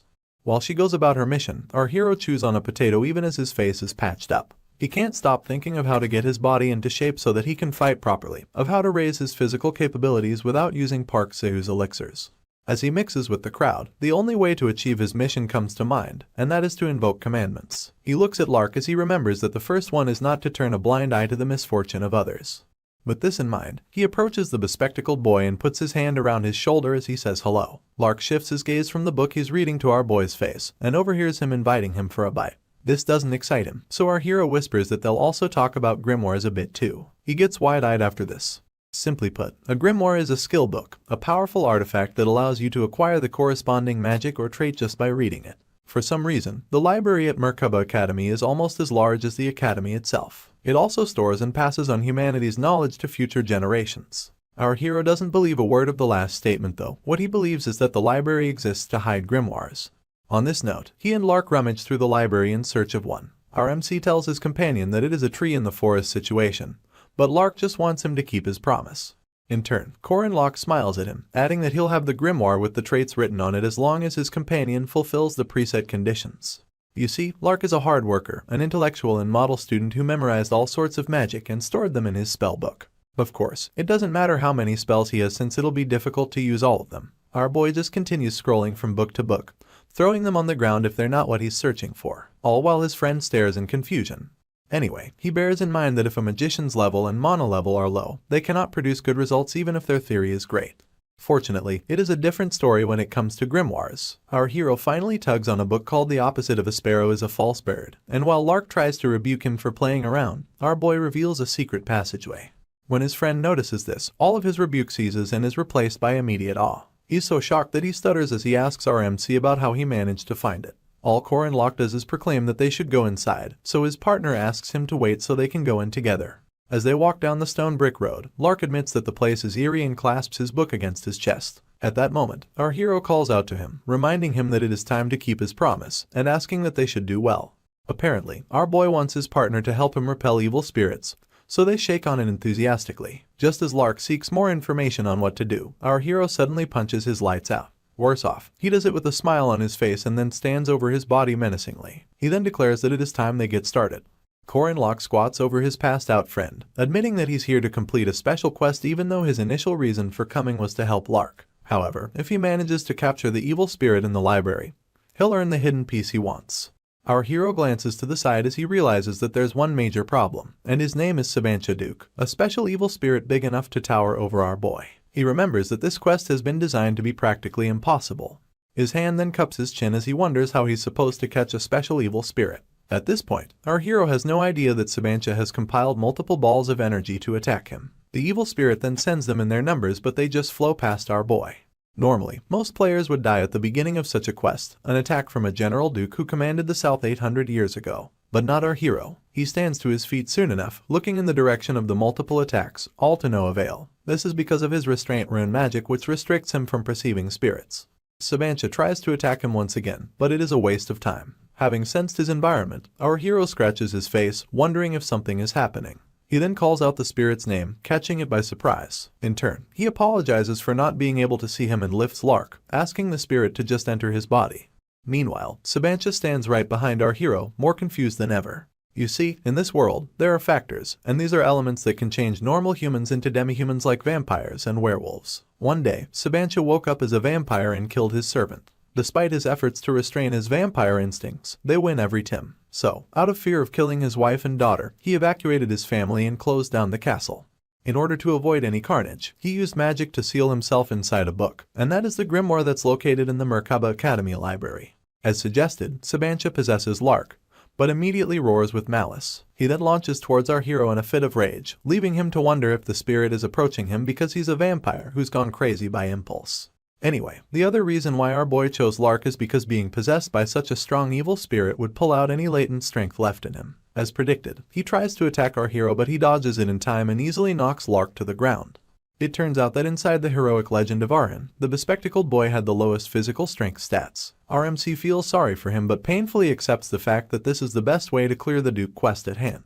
He's now stepping on Lark's back as he welcomes the idea of killing the poor boy to attain the highest grade items, like the Duke's cape and the vampire's armor. These were the same weapons wielded by Park Sahu, and they played a big role in the incidents that occurred in the future. A barely visible smile creeps onto our hero's lips as he admits that he's different from Sahu. At that moment, he asks the evil spirit if he's curious about his wife and daughter, Luina and Cecilia Duke. This prompts Sabancha, stopping him in his tracks as he rests on all fours and looks at our boy. In turn, Corin Locke tempts the spirit with the promise of information about his family's lives after he was sealed. Our hero went on to tell Sabancha many stories, from how his wife died after leaving the castle, to what an amazing adventurer his daughter turned out to be. He went on about how the girl traveled the world, reminding himself that he didn't like the way Sahu did things. So, as Corin, who had a family he loved in this world, he wanted to properly end the life of this poor soul. Our hero asks Sabancha what he thinks about his response, whether or not it was satisfactory. Tears just well up in his eyes and he apologizes for attacking our boy earlier, adding that he's grateful for all the information. Our MC laughs it off because he wasn't even hit, and even if he was, Lark's punches barely carry any weight. After this, our hero asks for one more thing, grimoires. It turns out that before Sabancha ascended, he and our hero had a long conversation, and the spirit bestowed a few things upon him. First off, some soul dust, and then a grimoire. This is the same book that the Duke's soul was sealed in, and it contains various abilities and spells which, when read, can be learned. During this process, our hero attains a new ability called Persistent Warrior's Regeneration. This ability works on the principle that the wielder's fighting spirit be maintained. If he can do this, he will continue to recover. Our hero lifts the soul dust as he stares at it, but all he can think about is his new ability and how Park Sahu also possessed it. The only problem is that he doesn't know how much he can recover, mostly because he never saw Sahu get hurt. At this point, Lark regains consciousness, groaning and rubbing his face as he sits upright. Our hero turns to him, asking if he's okay and telling him not to push himself. He then adds that an evil spirit possessed him until just now. In turn, his bespectacled friend asks if chins are supposed to hurt when evil spirits possess people, and our hero quickly averts his gaze due to all the guilt he's feeling. He pretends not to know what happened, telling Lark to shut up and take the grimoire. Still nursing his chin, his friend stares in awe of this magical book, trying to confirm if it is the real thing. Our hero then squats so he can be on eye level with his colleague, and the boy asks if he can really have the grimoire. You see, there's another reason why our MC chose Lark, and it was because he wanted to see how sometimes the ones who try hard receive a reward. As expected, the bespectacled boy is overly excited as he flips through the grimoire's pages. Just then, our hero's console pops up, revealing the rule accompanying the duty commandment, the one obligating him not to turn a blind eye to the misfortune of those who are kind. For executing a difficulty level B duty, our boy gets 80 points equally distributed. He's giving Lark a hand when he discovers this, and it dawns on him that based on the game logic, if one can get 5 stats from leveling up once, he just got the point equivalent of leveling up 16 times. For some reason, he didn't get a level up notification, so our hero concludes that the first level quest rewards must only be points. He continues to carry his friend out of the secret passageway, asking himself if the total is compensating for the fact that he can't gain stats directly. He's still impressed by the amount of EXP he got though. Soon enough, another commandment duty pops up, the one requiring him not to turn a blind eye to the misfortune of others. It then details how he got 40 points for not turning a blind eye to Lark's misfortune, and another 40 for not turning a blind eye to Sabancha's. Back in the stamina training room, Mariette asks the students if they want potatoes, and many of them scream that they do. In turn, she waves one while she wields the rest in a small basket on her arm. Later on, she walks up to our hero as he does his stretches and inquires if he's going to catch spirit bodies today too. Our boy replies positively, only looking at her through the side of his eye. Mariette then declares that she believes he can do it, and smiles widely as she promises to cheer him on. Meanwhile, the other students munch on potatoes and one of them asks Mariette how possible it is for a 5th-rank first-year student to catch a spirit body, pointing out that he didn't watch carefully the previous day, but is certain that our boy also failed. Another student then yells that she shouldn't give our hero false hope, and calls him a jerk for hogging Mariette's attention. In turn, the instructor flashes a small smile and proceeds to bet 2 gold coins that our hero will succeed. This immediately causes a ruckus and the other students surround her. One of them bets 70 silver that he won't, and another asks why she keeps taking care of Corin Locke. At that moment, our boy sulks in a corner, half pissed that everyone is betting on him when he just came to practice. This doesn't keep him down though, so he reaches for his spear and tells himself that all he has to do is focus. He recalls that he has the stats he earned from helping Sabancha ascend, so he feels that he can definitely catch the spirit body. Our boy admits that he's also curious about how much stronger he is now, and decides to start with the weakest basics. The first tactic he uses is the stab ominous serpent, waving his spear fast enough to raise some wind. He remembers that he used the slithering serpent tactic to beat the first spirit body, adding that it is one of the most difficult amongst the calamity serpent intents. With this in mind, our boy concludes that using the simplest technique will probably not do anything. Unexpectedly, the first aim of his spear pierces the spirit into oblivion, surprising him and every other student present. They refuse to believe that he did it in one blow, and with the ominous serpent technique at that, all of their mouths stay open from the shock, and our hero isn't left out. He's left contemplating that he may have gotten too strong. Mariette interrupts his train of thought, reiterating how it took him 3 swings to create a shock yesterday, and 1 to create it today. Our boy stares back at her as he reluctantly concurs. He then turns to face her, certain that she must have been watching everything the day before. More importantly, our hero realizes that she must have insane eyesight to be able to track the movements of his calamity serpent's intent with her eyes. Once again, she interrupts his thoughts, but she presents a bag of coins to him this time. She then adds that it is his share from the bets. Our boy leans back as he begs her pardon, and she explains that thanks to him, she earned quite a bit of money. Mariette thinks it is only right to cut him in on the proceeds. While the losers break down in tears, our hero questions the instructor about his share, making her wonder aloud if he doesn't like things like that. He stays calm on the outside, but all he can see is that Milla. Internally, he asks what type of person would hate money and admits that Mariette is so intelligent. He then bursts into an extended laughter as he grabs the sack of coins from the instructor, hoping that she also does her best in the future. The moon sits high in the sky that night, and our hero munches on a potato beneath it. He recalls how he fought tooth and nail to polish his martial arts skills in his past life, and now he can barely do up to the 5th step in the 6 steps of enlightenment. After yet another bite of his potato, he admits that he still has a long way to go but is not that worried because he has been advancing at the spear faster than he expected. The problem now is rune magic, Hagelar's to be exact. His console pops up to notify him that he's short of mana. You see, he couldn't fully resolve this in his past life either, seeing as rune magic takes up a whole lot of mana. Our hero chews a mouthful of potato as he walks down to his dorm. He believes that if he can just resolve the rune issue, he can get stronger than he was in his past life. Just as he decides to keep thinking about it, someone calls out to him from the darkness. Our boy pauses only because the voice sounds familiar. Apparently, no matter how much Corin Locke polishes his spearmanship and masters his rune magic, there's one bastard in the academy he just can't beat. She's the only female character that even Park Sahu couldn't kill and one of the strongest forces in the heroic legend of Aran. Our boy glances back at her, a notorious balance breaker and an adamant Jiangxi. She's none other than Huron, the heavenly Yaksha. She just sits on her legs, flipping through a book under the moonlight. This makes our hero wonder why she's randomly there, and even speaking to him. With his mouth still full, he decides to just ignore her and leave, seeing as she's a bomb he can't handle. Things don't go as planned because Huron calls out to him a second time, stating that he has been combined. Our boy stops in his tracks as the girl announces that she doesn't think he's the owner of his body. Her dead eyes seem to peer into his soul and this makes him break into a cold sweat. He turns to face her, contemplating whether or not she knows that he possessed Corin Locke's body.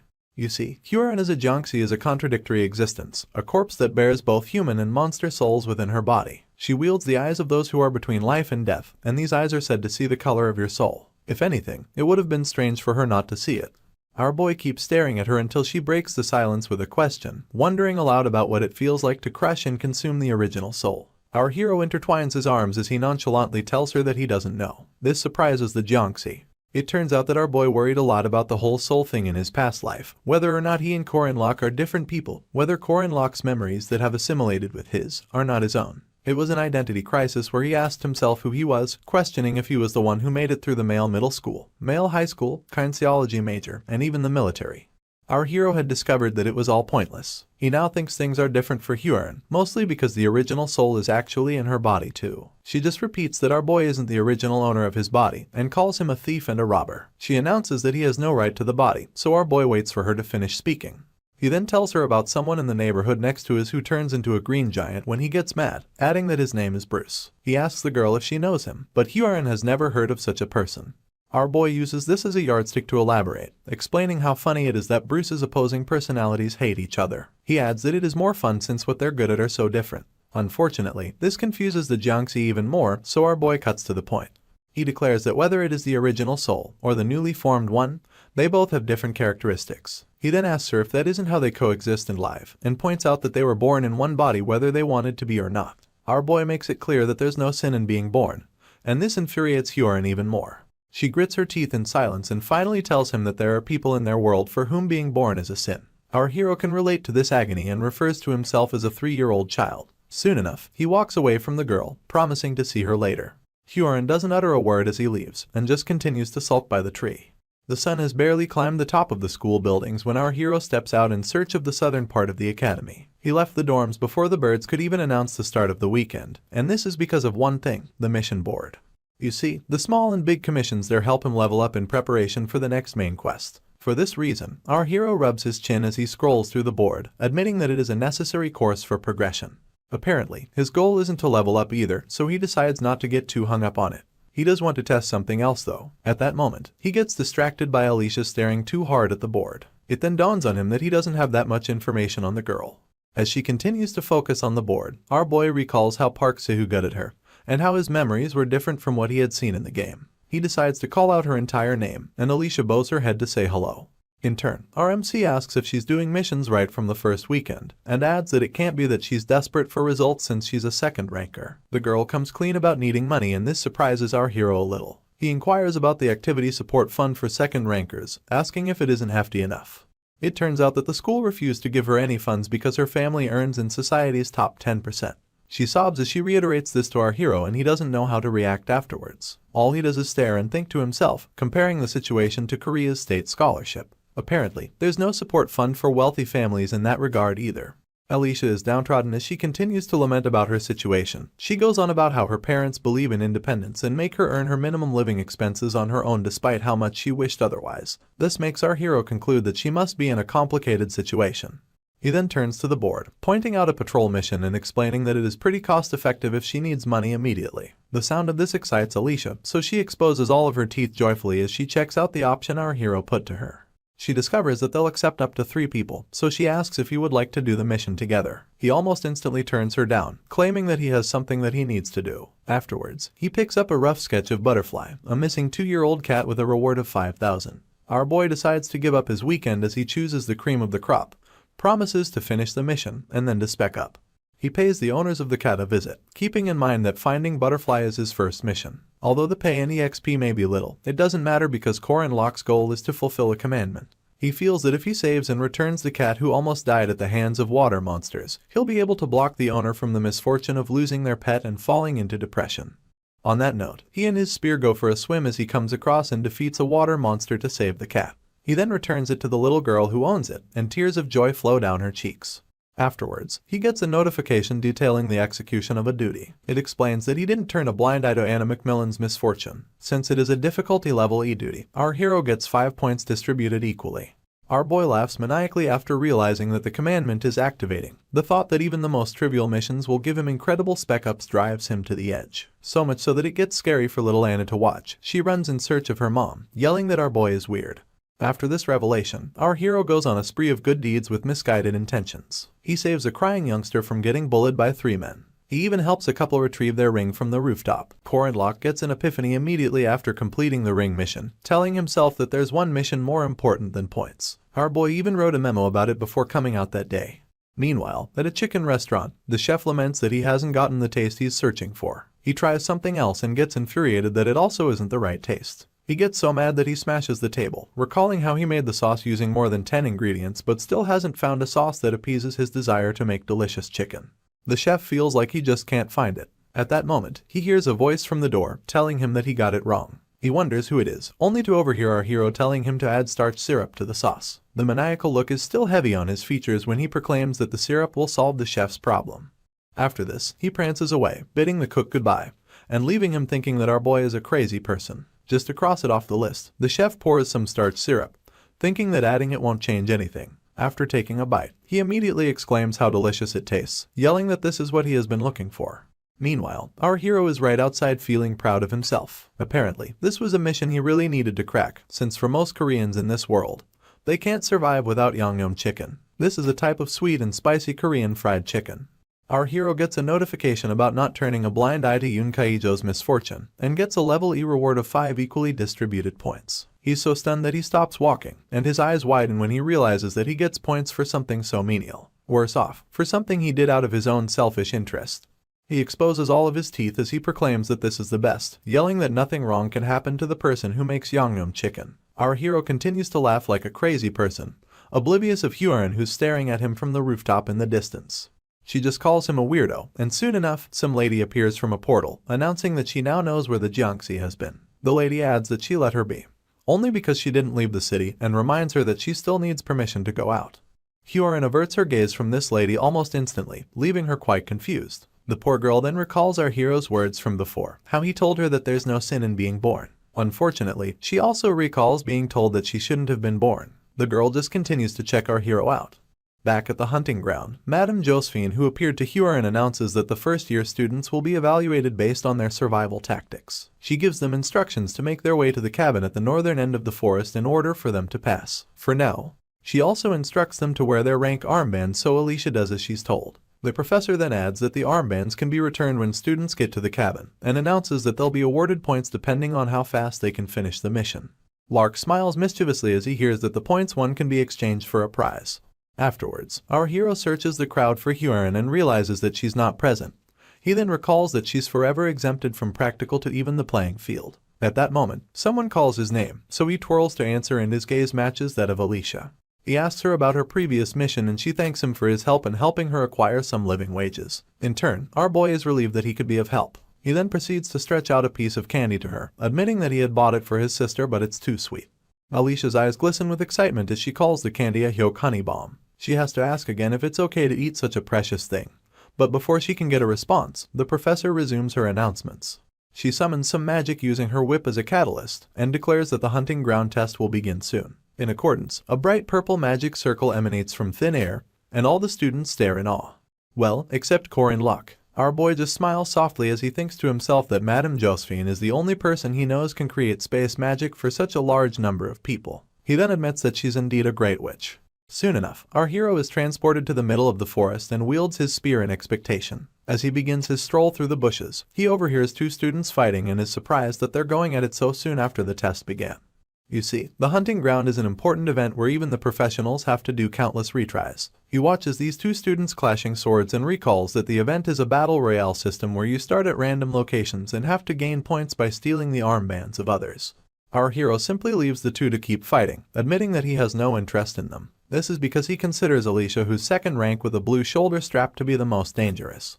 Some sort of flame exudes from his finger as he concludes that all he has to do is handle Alicia for the other students to become free points. Our hero races through the forest in search of his target. Apparently, he has planted a tracking rune on the candy he gave her and is now following it to her current location. Our friendly neighborhood freak puts up the creepiest expression as he declares that the rune will make them meet again. It gets worse as he wields his spear, running, laughing, and calling out the poor girl's name multiple times. Meanwhile, Madame Josephine tells the chairman that she'll also enter the forest, adding that it's best to be careful even though she dispatched professors throughout. At that moment, he turns around with a mortified outlook, wondering where Hyorin is. She even asks the chairman if he knows anything and he explains that he didn't send her. Director Kasser then reiterates that the girl stepped out on her own and Madame Josephine is so shocked that she asks again. Back to our hero who, at the moment, has the misfortune of being chased down by Hyorin. As he tears through the forest searching for Alicia, the Jiangxi tears through the forest after him. Fighting sounds emanate from a certain part of the hunting ground, with other students yelling at themselves to catch Miss Arden. As sweat drips down her face, she wonders aloud why they're being like this and asks if they don't think they're being unfair. At this point, she has defeated a staggering number of her mates, and is still screaming that it's unfair for so many of them to attack her at once. They claim that her abilities are unfair, and yet another student tries attacking her from behind, calling her a monster and wishing that she just gets knocked out. Before she can defend against the attack, a big rock takes out this student from the side, confusing Alicia even more. A quick look around reveals a fired-up Corin Locke, and the girl asks if he just saved her, thinking he did it out of kindness. In turn, our boy professes that she's so pretty, and a little blush appears on her cheeks as she begs his pardon. He then uses his spear to attack her, clarifying that he meant her armband is so pretty. She manages to dodge his first strike, and tears gather in her eyes as she yells that she trusted our MC, adding that she thought he was a good person who gave out candy. Meanwhile, our hero just breaks down her abilities. He recalls Alicia being a second-rank knight, the pure fighting type, and she can't use her Vigilante Eyes ability yet, so when it comes to fighting power, she's mediocre among the other second rankers. Our boy just let out this crazy smile, pointing his finger and announcing that the girl can also be a good person by giving him her armband.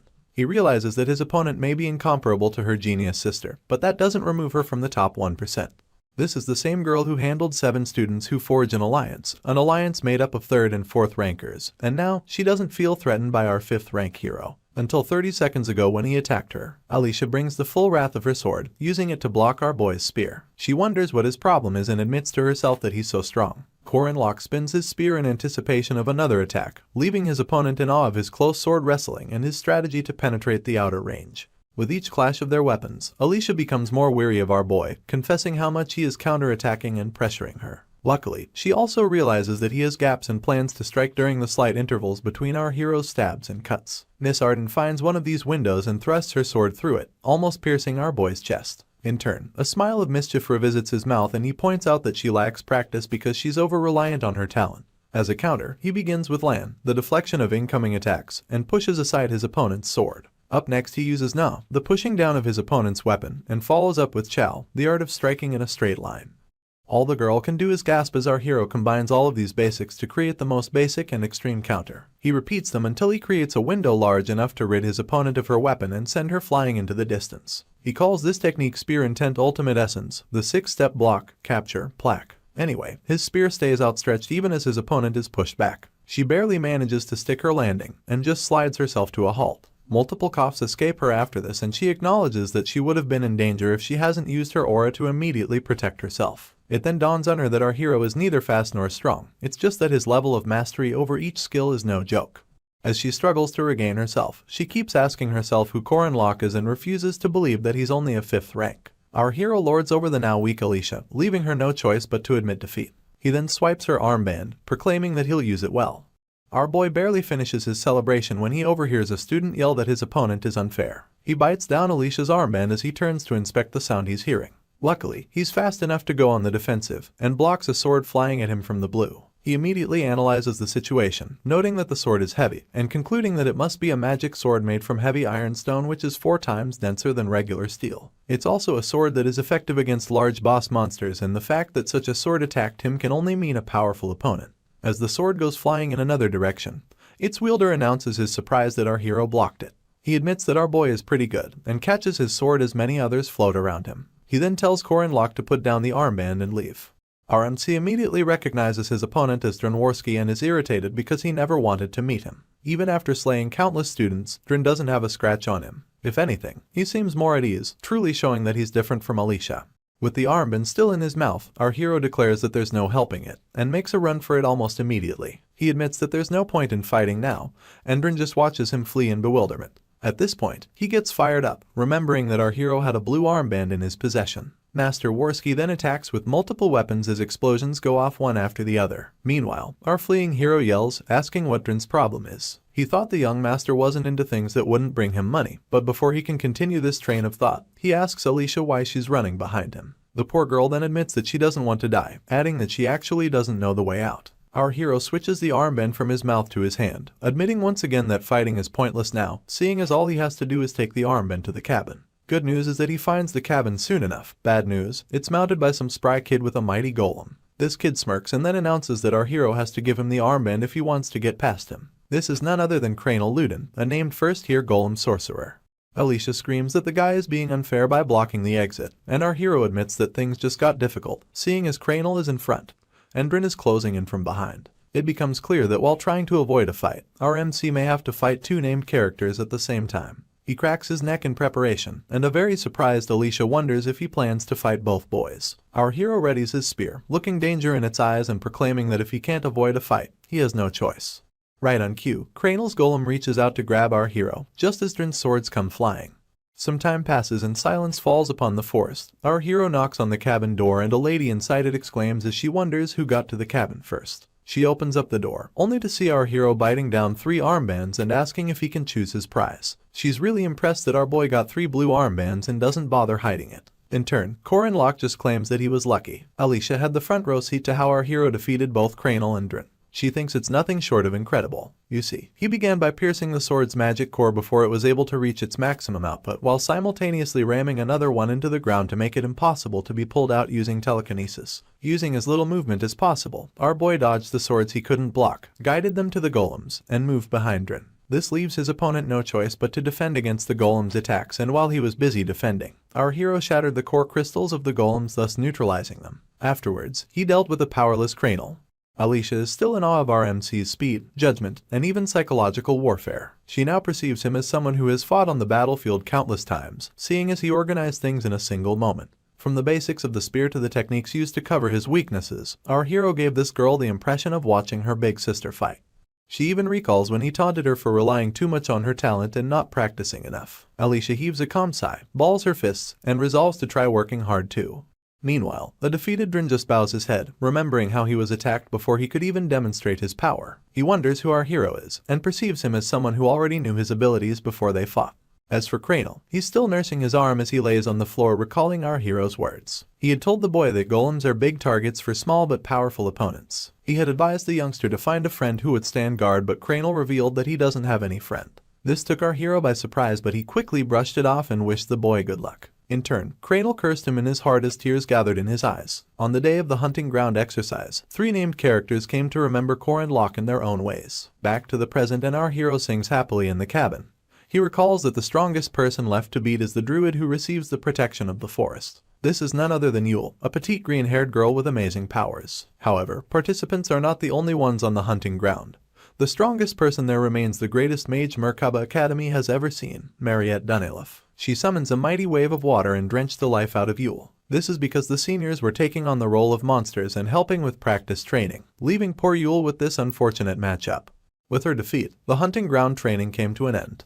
Mariette squats down to introduce herself to her defeated opponent, and the girl returns the gesture, only for her to notice Huron lurking behind her. Miss Dunelif doesn't freak out. Instead, she asks the Jonxie to identify herself. Mariette glances at Huron and realizes that all the boys she defeated resemble Corin Locke. She then announces that the girl seems to be looking for someone. In turn, the Jonxie just bolts past her, only to be obstructed by a mighty wall of ice. Miss Dunelif apologizes for her behavior and explains that she cannot ignore Huron because she's a monster for the duration of the training exercise. The first year finds her senior annoying and doesn't hesitate to tell her. On the other hand, the instructor at the cabin exclaims when he calculates our hero's total score and announces that he got 117 points. He adds that it's been a while since he saw a score like that, but our boy just wants to get his prize.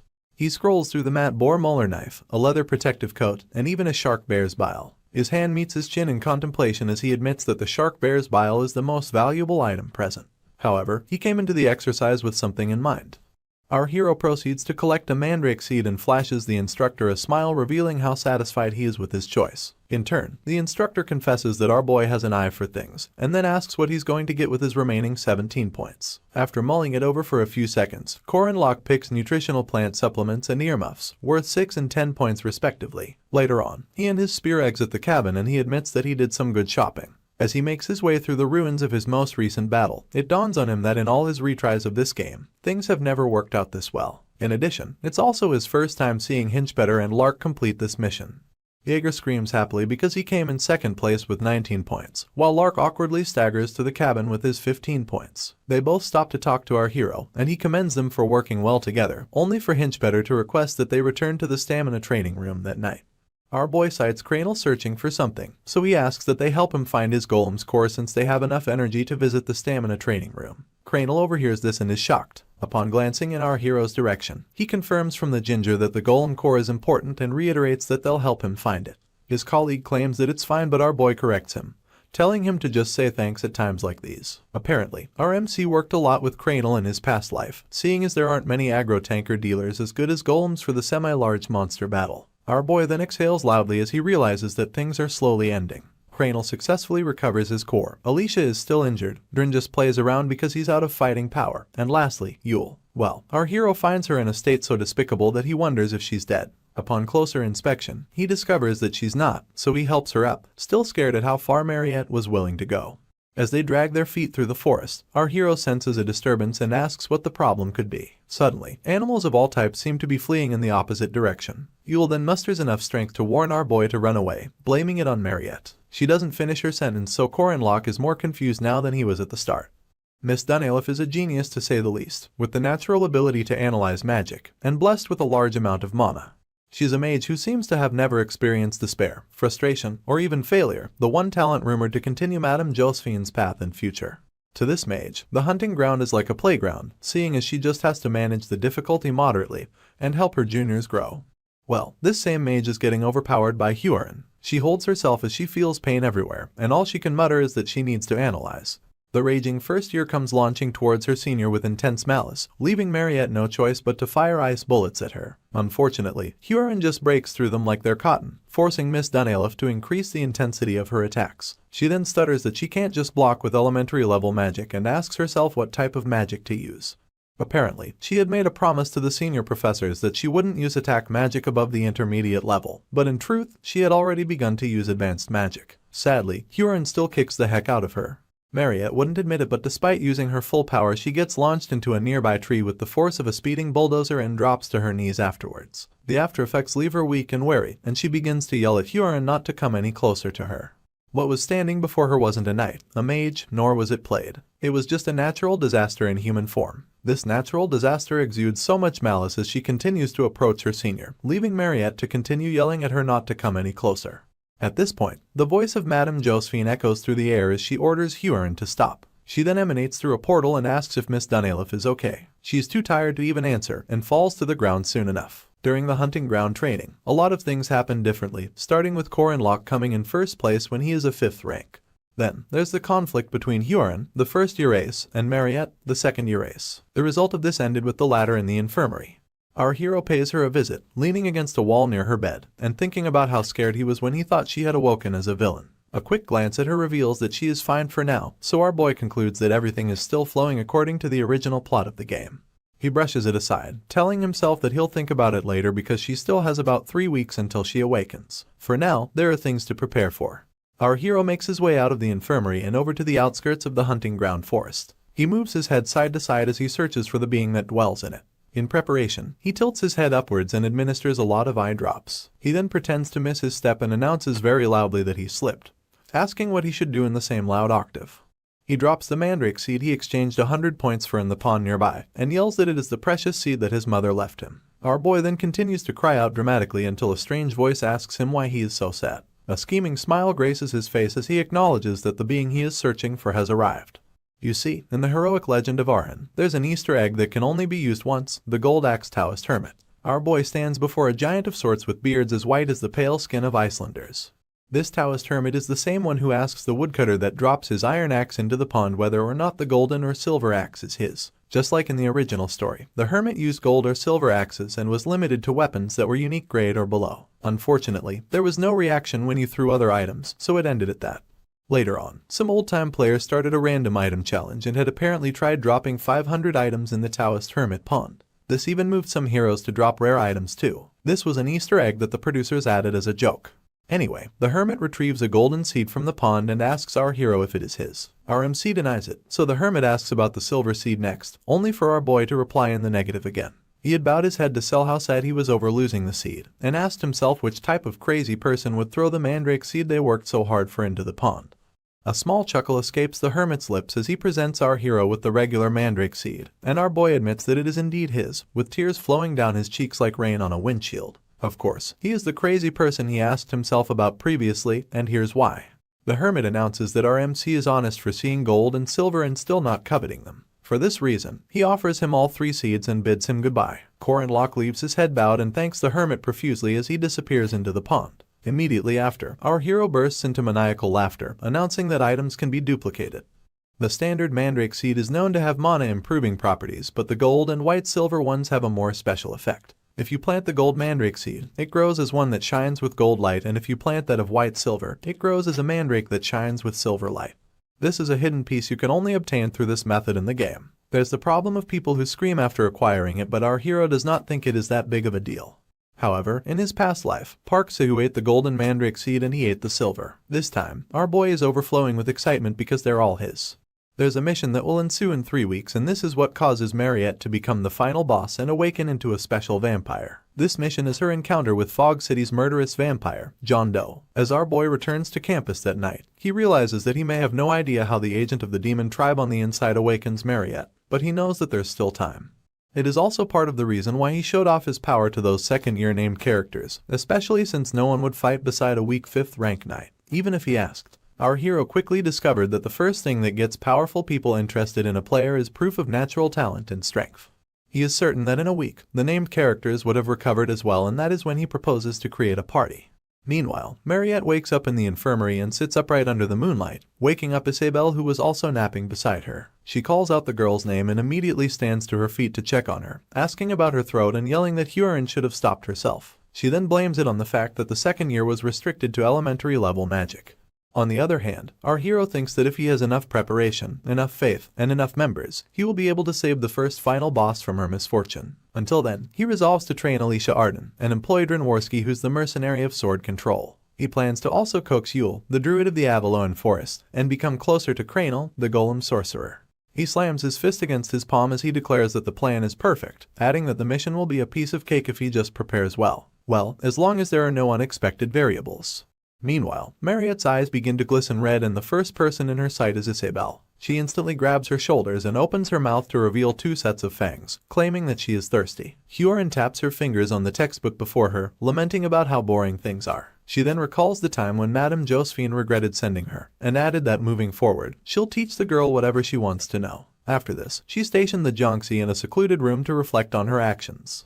Present day, and Huron just stares out the window with lifeless eyes, wondering if she should jump the wall. Suddenly, our hero appears upside down, smiling and announcing that he knew she'd be in that room. His sudden appearance scares the heck out of her and she yelps from the shock. Our hero is hanging from a tree just outside her window as he reintroduces himself to her. He then asks her if she can open the window and presents her with a small cake, admitting that he knows how random it seems. He also quips that he did it because he didn't want to come empty-handed. Huron stares at him for a while and then opens the window just so she can tell him that visiting her is against school rules. Our hero flashes her a smile as he claims that he is not breaking any rules by hanging out on a tree. He then implies that it does not even matter if he enters, seeing as Madame Josephine is not around at the moment. Our boy had just come by to check on her, and he was right to suspect that she would not have any scars whatsoever. He segues into wondering if she is now banned from going out and getting visitation because of what happened at the hunting ground. He begins to judge Madame for locking up the girl for more than 4 days despite her concerns about the girl being a special demi-human. To worsen things, Huron laments that the professor didn't just leave, but hasn't come by in all 4 days. This revelation jolts our hero so much that he snaps the branch he has been hanging from, yelling to confirm if the madam came by at least once. Huron has barely finished confirming this when our boy lands roughly on the floor beneath, groaning every step of the way. Luckily, his persistent warrior's regeneration activates, so the first-year ace just stares down at him as he admits how much the fall hurt. Seeing as he also lost her cake, our hero promises to buy her some food later, and then bids her goodbye. As he makes a run for it, the fact that Madame Josephine left the most dangerous person in Merkaba Academy unattended lingers on his mind. It makes him conclude that something abnormal must be going on. Meanwhile, Professor Dana questions Mr. Fermack if he has found a certain girl. In turn, the man replies negatively and tells her that he is going to go check the outskirts. Our hero sees these 2 former guardians scampering in search of someone, the representative martial artist of the magic faculty, Professor Dana, and the night faculty professor, Fermack Damon. He crosses 2 of them and arrives at a guarded infirmary entrance where the knight on duty immediately recognizes our hero. He asks what he is looking for and reminds him that his visitation request was rejected. In turn, Corin Locke pretends as though his mission is not to enter, and with a faux smile on his lips, refers to the knight as Third Guard Kron. He then presents Mr. Kron with a slushie and a sandwich, lying that Madame Josephine told him to bring the guard something to eat and drink. Mr. Kron actually falls for this as he accepts our hero's token. He then admits that the madam really takes care of those below her. You see, our boy's request to visit Mariette was rejected and Isabelle, who was put in charge of protecting her, has gone missing. He deduces that it is weird enough that a guard is stationed in front of the infirmary, and the more he thinks about the situation, the more his suspicions seem right. He watches the guard as he takes a bite of the sandwich, and sooner than later, Mr. Kron groans from bowel discomfort. Our hero just acts innocent, asking if his stomach hurts and pointing out that there's a washroom in the opposite direction. The guard begins to rush in that direction, begging our hero to help him stand guard while he uses the washroom. Unfortunately, our hero already pushes the door open before the guard can tell him not to enter. He just replies in a mocking tone as he quips that he definitely won't go in. Cold sweat comes down our boy's face and he heaves a sigh as he steps into the infirmary. He refuses to believe that the inevitable happened so quickly and tells himself that it is 1 month too early. He begs whatever deity is in charge as he grabs hold of Miss Dunelif's bedsheet and hopes that his suspicions are wrong. He then calls out her name and pulls away the sheets simultaneously. Unfortunately, the only person beneath them is Isabelle. Our hero grits his teeth as the discovery begins to bother him. He soon notices the bite marks on Isabelle's neck and concludes that this is what the professors wanted to hide. His face gathers into a worried frown as it becomes clear that Mariette Dunelif has awakened as the first act's final boss, a vampire. Worse off, she awakened 3 weeks early. Our hero just stands there, distraught, and begins to recall the 4 phases of the attack strategy involved in defeating the final boss of the first act. Phase 1 involves easily dealing with the monster wave. Phase 2 involves holding back the vampire using magic circles, and after gaining the upper hand from dealing damage, you can move to Phase 3. This involves facing the powerful enemy who is rampaging in the realm of blood. When said enemy is knocked down, it goes to the last pattern, and this activates the final phase. The last pattern also happens to be the heart of this attack. Apparently, even without the main player, a combination of named first-year characters are capable enough to reach Phase 3. Unfortunately, our hero injured Alicia Arden, destroyed Drenworski's weapon, and also obliterated Kranil Luden's golem core. All of the first-year named characters have been eliminated from the running because of Corin Locke. He digs his hands into his hair in frustration, and admits to himself that they're doomed. In the original story, after encountering Fog City's murderous vampire, Mariette attacks her roommate and goes on a rampage. In our boy's last life, he and his team had been waiting below the dorms where Mariette and Isabelle were, just so they could quickly defeat the murderous vampire. Although Park Sahu purposely let it go that time, this time, our boy feels like he has messed everything up. Alicia has 8 broken bones, Kranil is basically useless with his broken golem core, and this makes Huron come to mind. The only problem is that our boy has no idea how things will turn out if he introduces her into the situation. Later on, he tracks down into a corner of the stamina training room and pitches the mercenary an employment commission situation. He explains that the difficulty is special and that he will need to find somebody and capture them without killing them. Drin immediately asks if our boy is crazy, adding that the first rule of mercenaries is to not join fights they can't win. He continues lamenting that he only has 2 swords now that our boy broke the other one. Corin Locke then cuts him off with an offer of 20 gold coins, adding that if he does not trust him, he can hold on to his soul dust as collateral. Before our hero can complete his sentence about how pure the dust is, Drin stretches out his hand to collect it. He then tells our MC that he is a desirable employer and his sparkle to show his enticement. A notification bar pops soon enough, announcing that the mercenary is now part of our boy's party. In turn, he gives Drin the thumbs up. Up next, he heads to the library to track down Yule and helps her with a particular book about her language. She wonders how he came about the information, seeing as she thought all the records had disappeared when the forest burned down. In turn, our hero admits that he read it in a book. He confirms if Yule's traditional alphabet is the Ogham alphabet and asks if she is in the library to find it. He then proposes a deal, telling her that if she agrees to help him, he will teach her all of it. Yule wears a determined look as she asks what he wants her to do, and just like that, she also joins our hero's party and gets 2 thumbs up for her troubles. Afterwards, he makes his way to the canteen where he catches Lark and Jaeger having lunch. He explains that he is searching for a party for a hard mission with low pay and a lot of danger. He even adds that they may die, seeing as the opponent is a strong special demon tribe. The only cherry on this devastating cake is that they will gain fame and honor if they manage to succeed. Both boys stop munching on their meals as they digest the offer. They are so silent that it makes our boy scared that the mission may be too much for them. But it is not. Jaeger pastes a smile on his face as he admits that it is quite romantic. The same smile appears on Lark's face and he declares that they should give it a go. This really makes our hero happy, the fact that these boys are obsessed with romance, that is. He has now successfully gathered a subdealer, a support, and enough people to help them pass through the first phase. Seeing as they've met the minimum conditions, all 5 of them make their way into the forest that night.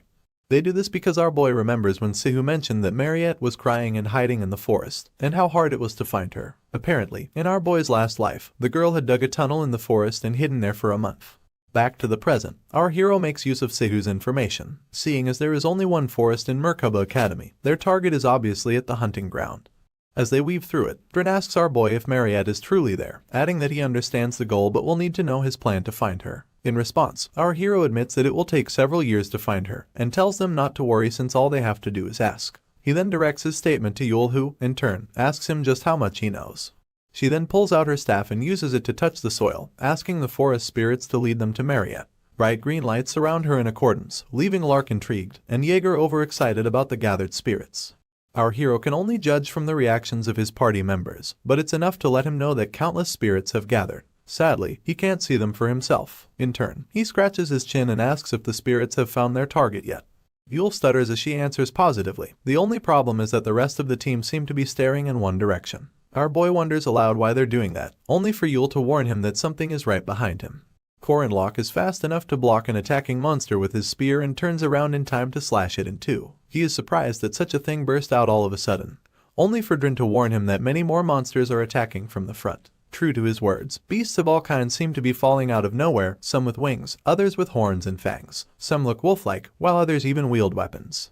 The team instantly falls into a panic and Jaeger asks the most stupid question, wanting to know if Mariette turned into a monster. Our boy hurriedly answers in the negative, and everyone readies themselves for battle. Lark opens up his grimoire, and Jaeger plasters his maniacal smile on his face as he laughs at the audacity of these monsters to come after him. He then announces that they're perfect to warm up with.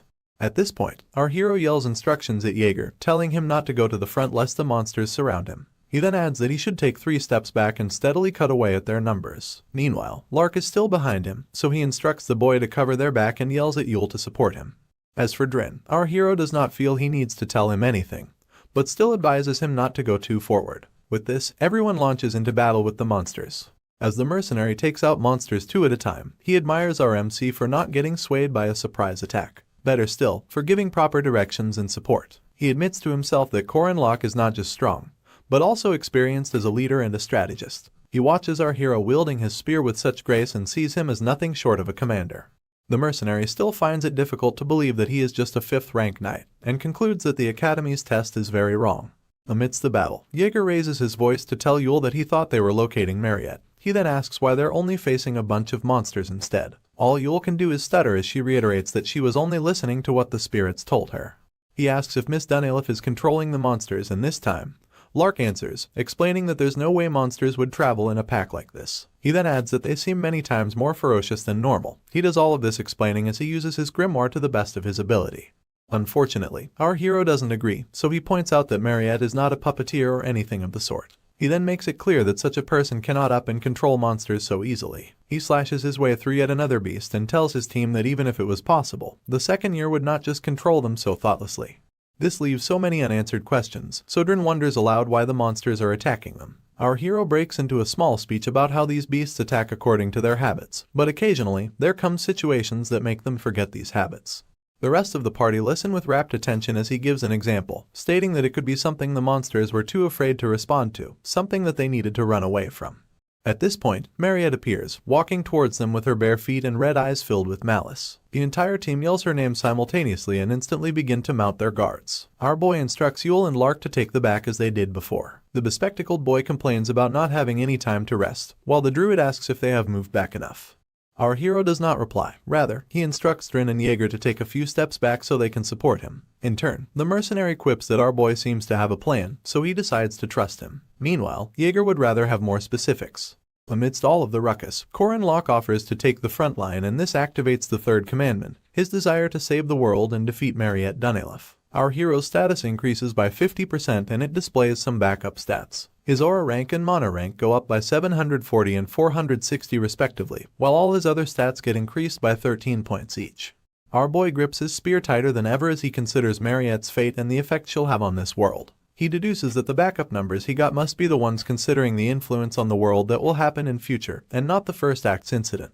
His notification board pops up again, displaying that the current mission is to save the world. The details include taking the first step to do so, and stopping Mariette Dunelif. Our hero quips that he understands, and with the rest of his team waiting for him to say the word, he stretches his spear towards his opponent and declares that they're ready to do this. Things take a sudden turn when another notification pops up to warn our hero that his initial mission conflicts with the first commandment, which is to not turn a blind eye to the misfortune of others.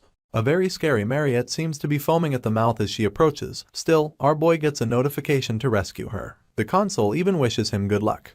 As the vampire covers the distance, it becomes apparent that tears are flowing down her cheeks. Yule is the first to point this out, but Drin quips that it doesn't change anything and sends forth his sword to subjugate the demon tribe. His eyes widen from the shock of what happens next. His sword gets stuck in some sort of barrier surrounding the vampire, and the mercenary doesn't understand how that kind of thing can happen to his heavy iron sword. Lark educates them about the situation, explaining that the barrier around Mariette is actually an orb, and adds that it's a familiar born from a vampire's blood. He's more surprised that a newly awakened vampire already possesses such an orb already. In turn, our hero tells his party that there's no need to be scared, adding that the vampire was just born and won't be able to properly receive his host's blood or mana. While he can't be supplied blood from his host, he can't do anything but block.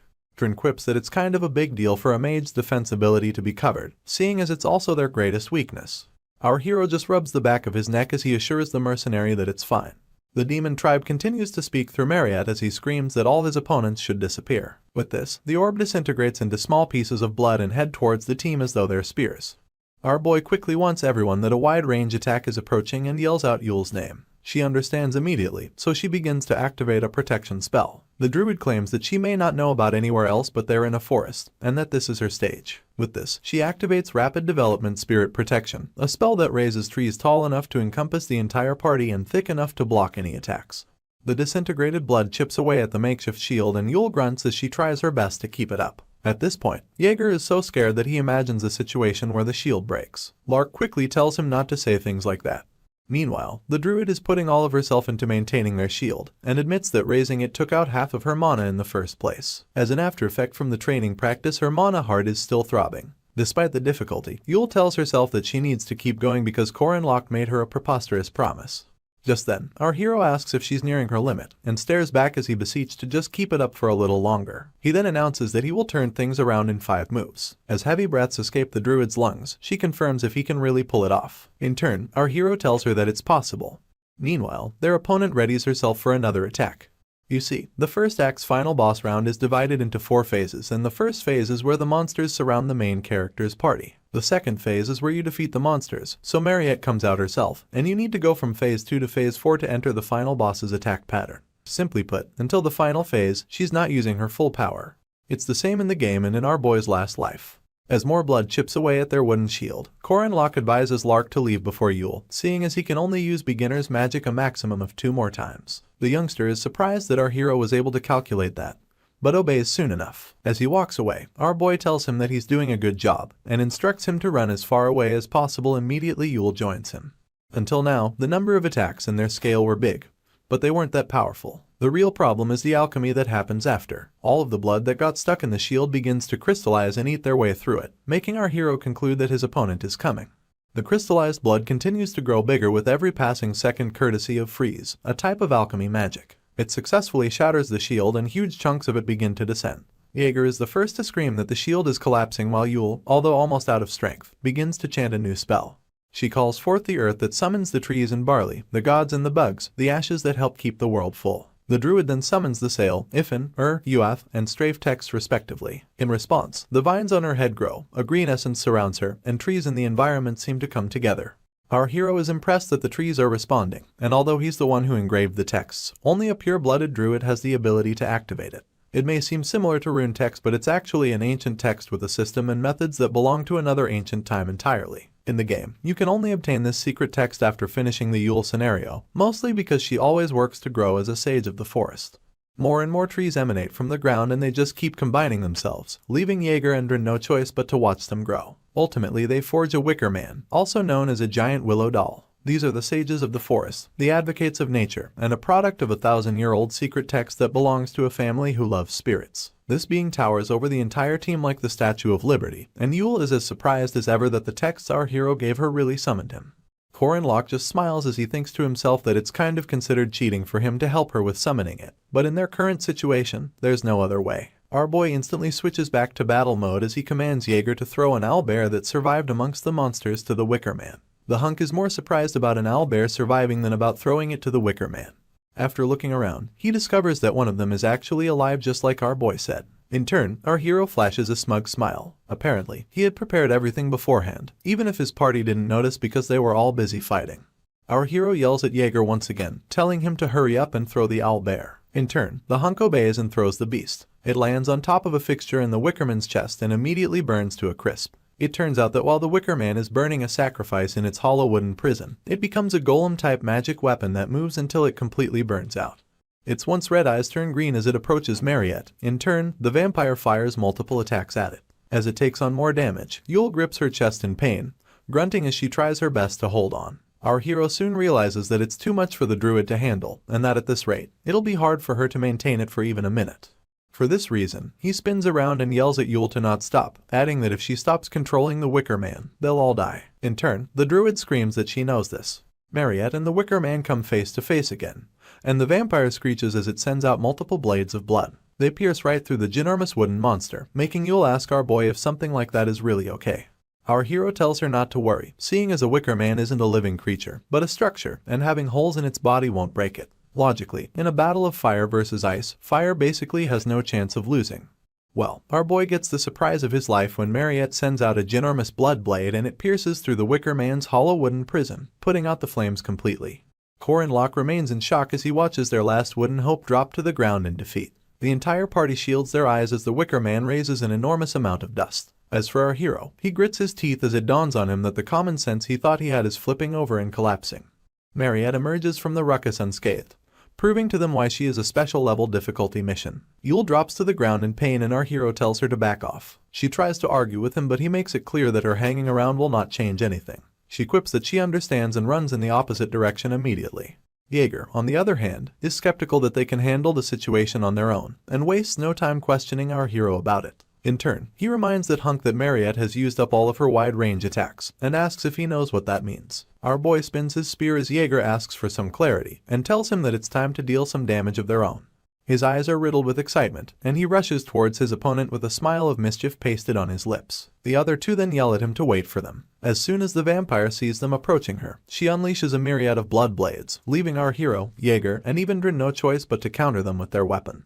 The mercenary uses a special skill named Link Pass Direct Acceleration, and it sends one of his swords zigzagging through the air until it almost hits Mariette. Unfortunately, her orb activates in time to block it. Trin curses, and then admits that the vampire is annoyingly sturdy, only for Jaeger to jump over his head while spinning his spiked club.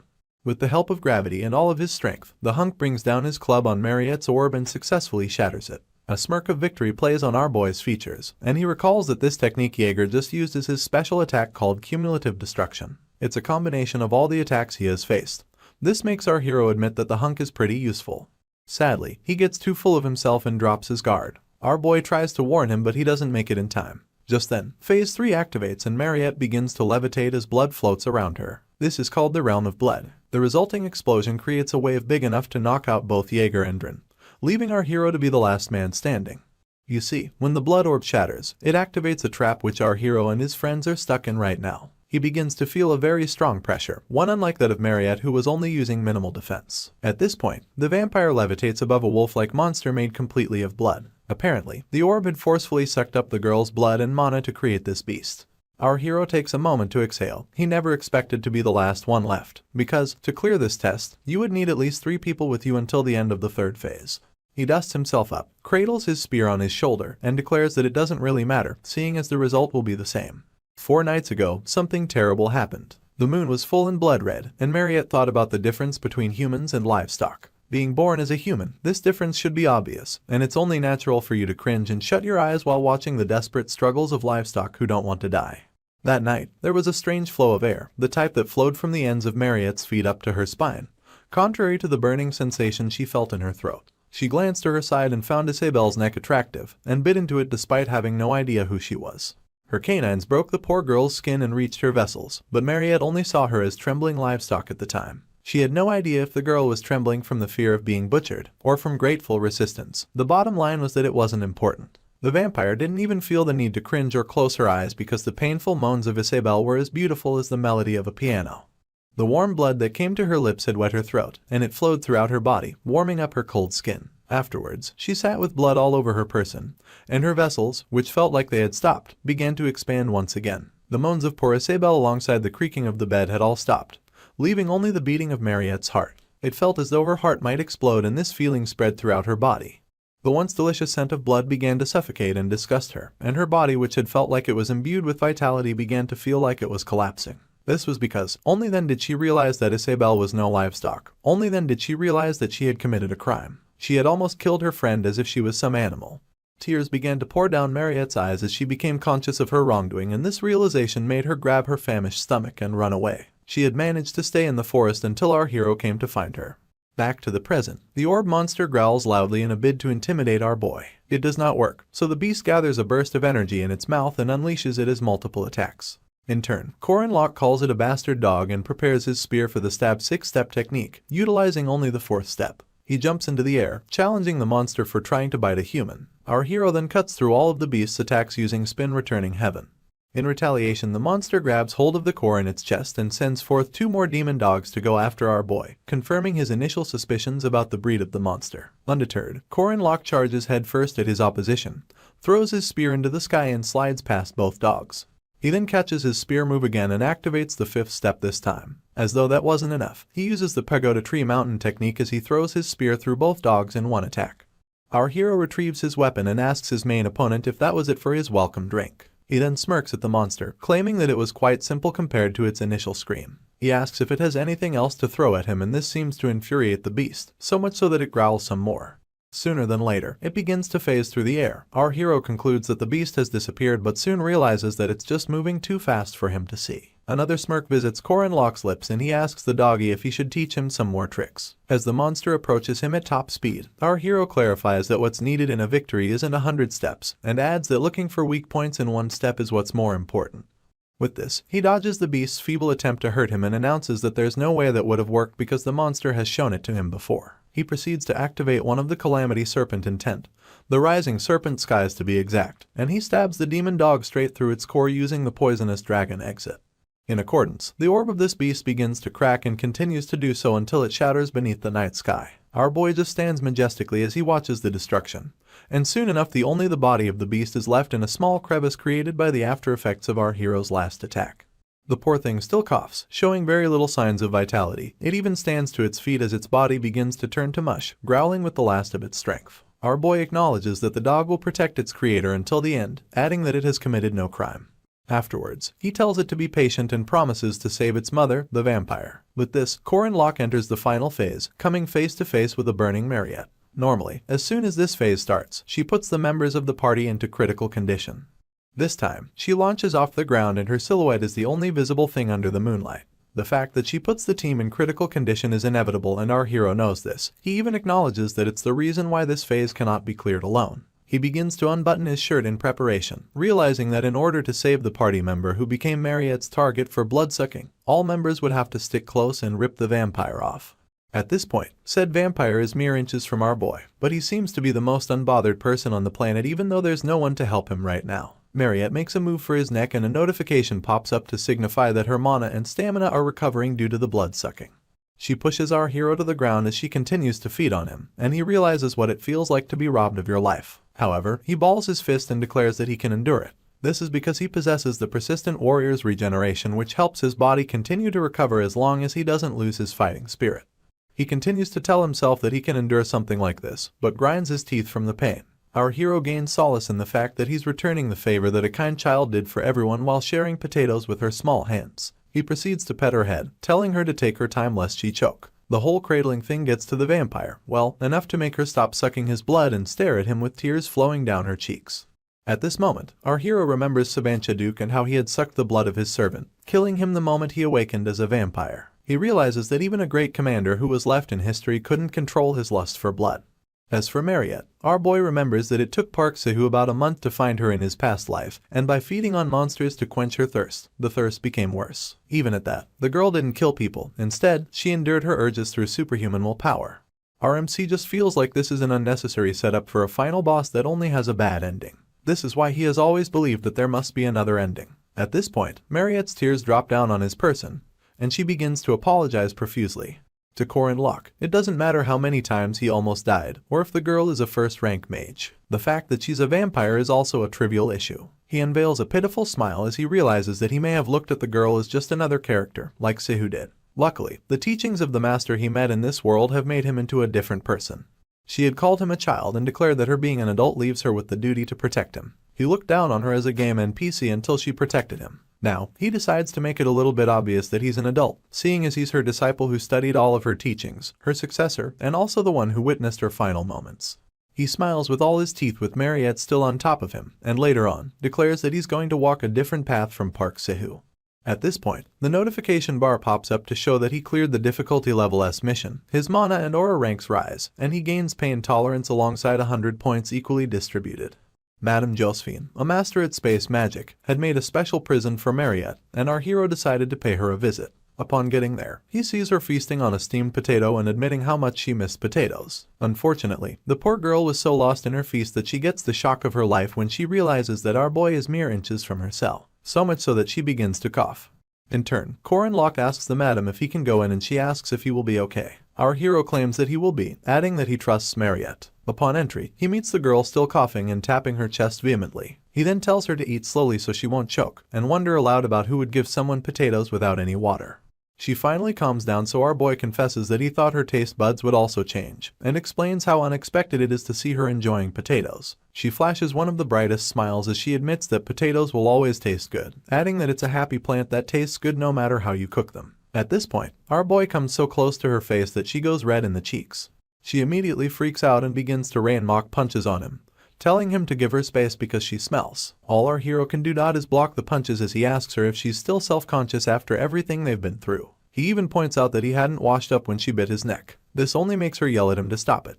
Afterwards, she goes to the opposite corner of the cell and curls up. Our boy then makes it clear that she doesn't smell. In response, Mariette admits that she was scared. Korin Locke didn't get her the first time, so he begs her pardon. The girl proceeds to explain how scared she was when she fought Huron, adding that she thought she would really die. Mariette continues to lament about how scared she was, claiming that she couldn't do as our hero did. Meanwhile, Korin Locke remembers his initial meeting with H. Warren and blames himself for invoking something in her that pushed her into participating in the hunting ground practice. That was where the Jonxi coincidentally ran into Mariette, and in order to face the first-rank mage, she used her actual power. In turn, this provoked Mariette and awakened the vampire inside her. The second year, Ace wonders aloud about how our hero doesn't give up, adding that it was the same thing when he was training against spirit bodies. She reiterates how everyone mocked him, claiming that he won't succeed. But in the end, he did. Mariette then admits that our boy is so cool, and this leaves him stunned.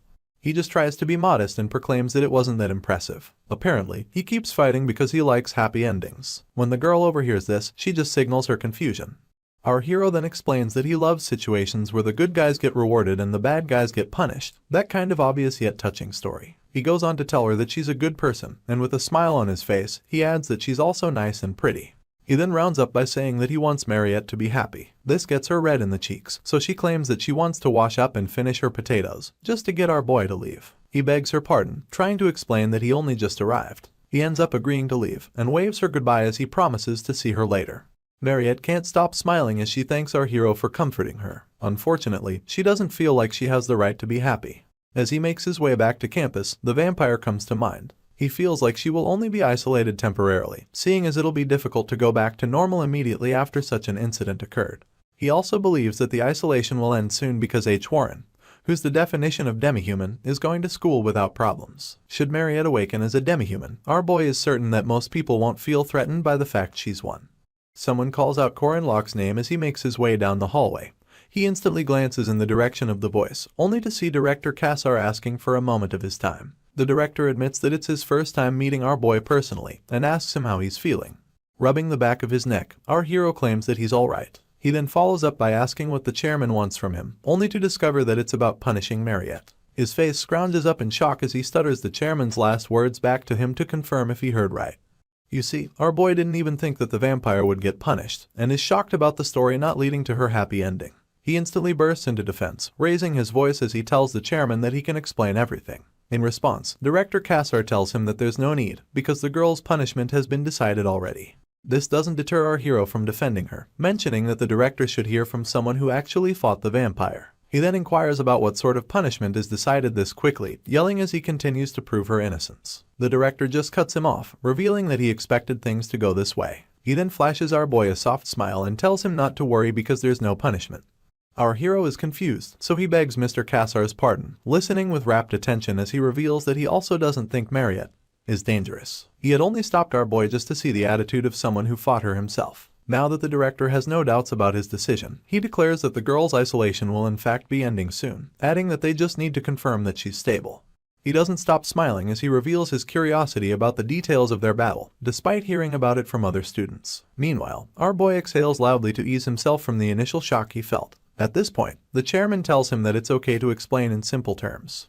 As expected, our boy explained only what was okay to be exposed, that Mariette was safe, and that H. Warren was not a monster. He is uncertain about how much of his story the director bought, but he was sure to send a clear message. Mr. Cassar rubs his chin as he thanks our boy for taking out time to explain, adding that based on recent events, they'll need to make an official announcement. The director also thinks that they can't say everything transparently, and proclaims that he needs to do his job now that he has heard everything. This surprises Corin Locke so much that it's obvious from his features. He is even more surprised when the director bows to thank him for his help. This is because our hero was able to prevent the danger caused by the inexperience and complacency of the adults. Madame Josephine simply adjusts her glasses as she listens to the chairman promise to repay our hero should he need anything.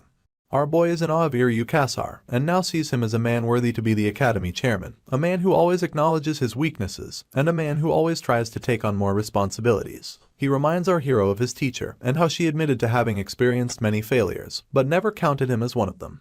At this point, our boy also recalls the words of the director from his past life, and this makes him trust the man's goodwill. He pastes a smile on his lips and begs the director to raise his head, adding that it's his one request. In response, Mr. Cassar lets a small grin slip.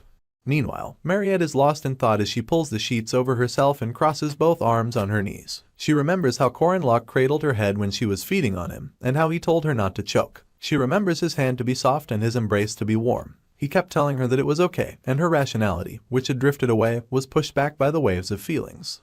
When she vomited the cold beast out and found her humanity, the only thing that came to the girl's lips were apologies. She had bawled her eyes out as she kept saying how sorry she was. Now, she digs her hands into her hair as she wonders if she has the right to ask for apologies, if Isabelle is safe. Because Mariette is a person who likes people more than anyone, her guilt keeps eating away at her. It's also why she never resisted when Madame Josephine used her magic to imprison her. Instead, she just accepted it and locked herself up within the iron bars. When our hero visited her, she pretended otherwise, but in truth, she was exhausted. She only saw herself as a beast, a monster, a demon. She saw herself as an enemy of the human race for yearning for their blood at random times. At this point, the girl remembers one sentence from our boy that sent all her concerns flying. He had said that he would like for her to be happy. His words ring with more honesty than anything the girl had heard until now. Tears roll down her cheeks as she remembers our hero's devotion in throwing his body to her in order to save the same girl who had turned into a monster. That strong and hot moment, alongside his goodwill and devotion, makes Mariette realize that a piece of her life will forever be immortalized in her memory. She then pulls the sheets up to her now red cheeks as she calls out our boy's name in his absence.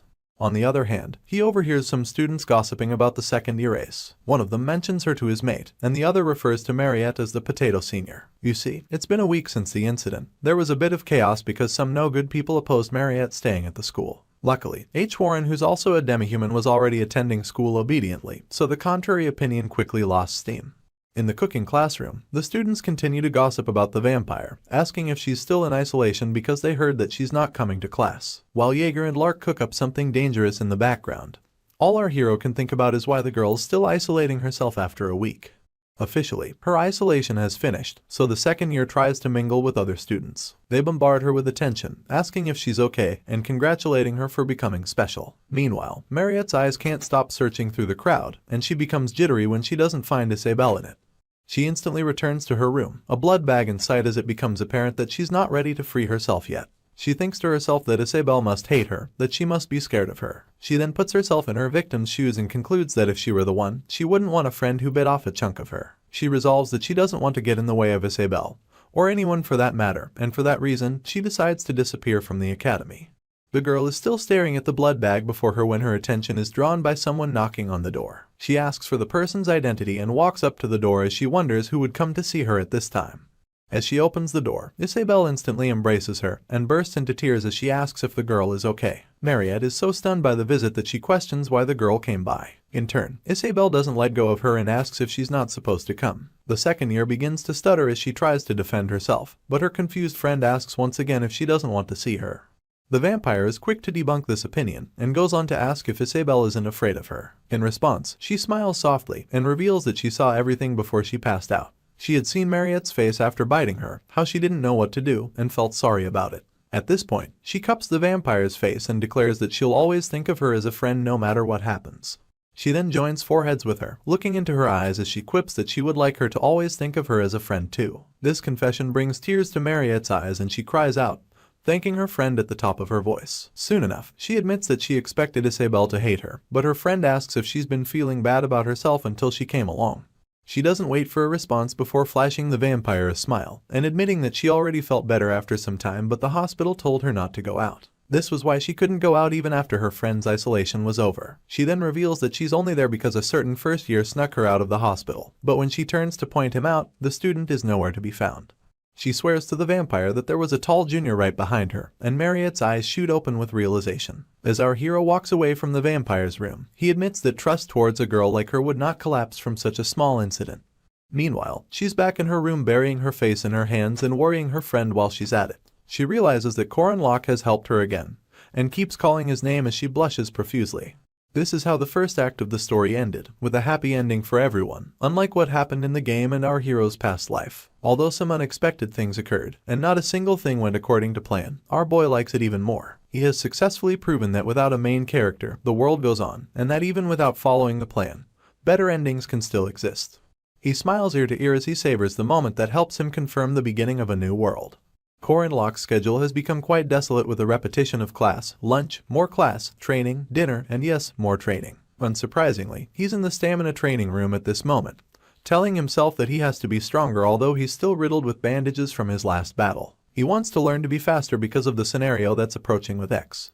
He unleashes the Calamity Serpent Ultimate Essence, the Rising Serpent Skies, and finally, the Poisonous Dragon Exit. All this time, Mariette has been watching, so she draws our hero's attention, happily telling him how amazing he was. She then adds that he seems to be working hard. Our boy points out that she's back to normal, but she swipes this aside as she offers to feed him for working so hard. Mariette claims that she didn't prepare much, and then encourages our hero to eat up. Contrary to what she said, the girl made 5 different dishes and our hero wastes no time mentioning it, adding that all the dishes are even made from potatoes. He admits that he was getting anyway, so he gratefully digs in. The vampire plays along but soon gets distracted when the wound on our hero's hand begins to drip blood. Our boy is oblivious to this, so he inquires why the girl is looking at him, asking whether there's something on his face. In response, Mariette averts her gaze, screaming as her fangs pop out. She thinks to herself that she drooled at the sight of the blood and this makes her ashamed. Our hero goes on to ask about how she drinks blood these days, and the vampire refers to the pack beside her. In turn, our boy inquires about the difference between fresh blood and a blood pack, so his friend goes on to explain that the difference lies in the freshness and in the taste, adding that Corin Locke's blood was yummy. Shame falls upon her once again and she proclaims that her last sentence makes her seem weird. Our hero easily swipes this away, replacing it with his curiosity about whether the blood difference is similar to that of organic food and pesticide-sprayed food. In response, the second year admits that it's similar and makes a better example using frozen meat and just cut meat. Understanding the assignment, our boy expresses his sympathy that his friend is fated to eat frozen meat for the rest of her long life. He then announces that it's okay to drink it sometimes. Mariette has no idea what he means, so she asks about it. She instantly freaks out when our hero clarifies that he meant she could drink his blood. He informs her that he regenerates anyway and invites her to come find him if she gets tired of the blood packs. Worse off, he presents his neck to her, asking if she wants some of his blood right now. The poor girl averts her gaze as she screams that our hero shouldn't say stuff like that. She then refuses his offer because she doesn't want to be a bother. Afterwards, she presents him with a potion and our hero wonders if it's blood. Mariette then clarifies that a vampire's blood is one of the greatest magic ingredients, adding that it's good for the body despite how nauseating it may seem. In little to no time, our boy gulps down the contents of the vial, making his friend admit how embarrassing it is for him to drink it in her presence. At this point, our hero's notifications begin to act up, declaring that he has consumed a second rank elixir, one that uses a special ingredient. Up next, it announces that his aura rank has moved up by 1 stage, his maximum aura has gone up by 500, and that 10 points have been equally distributed.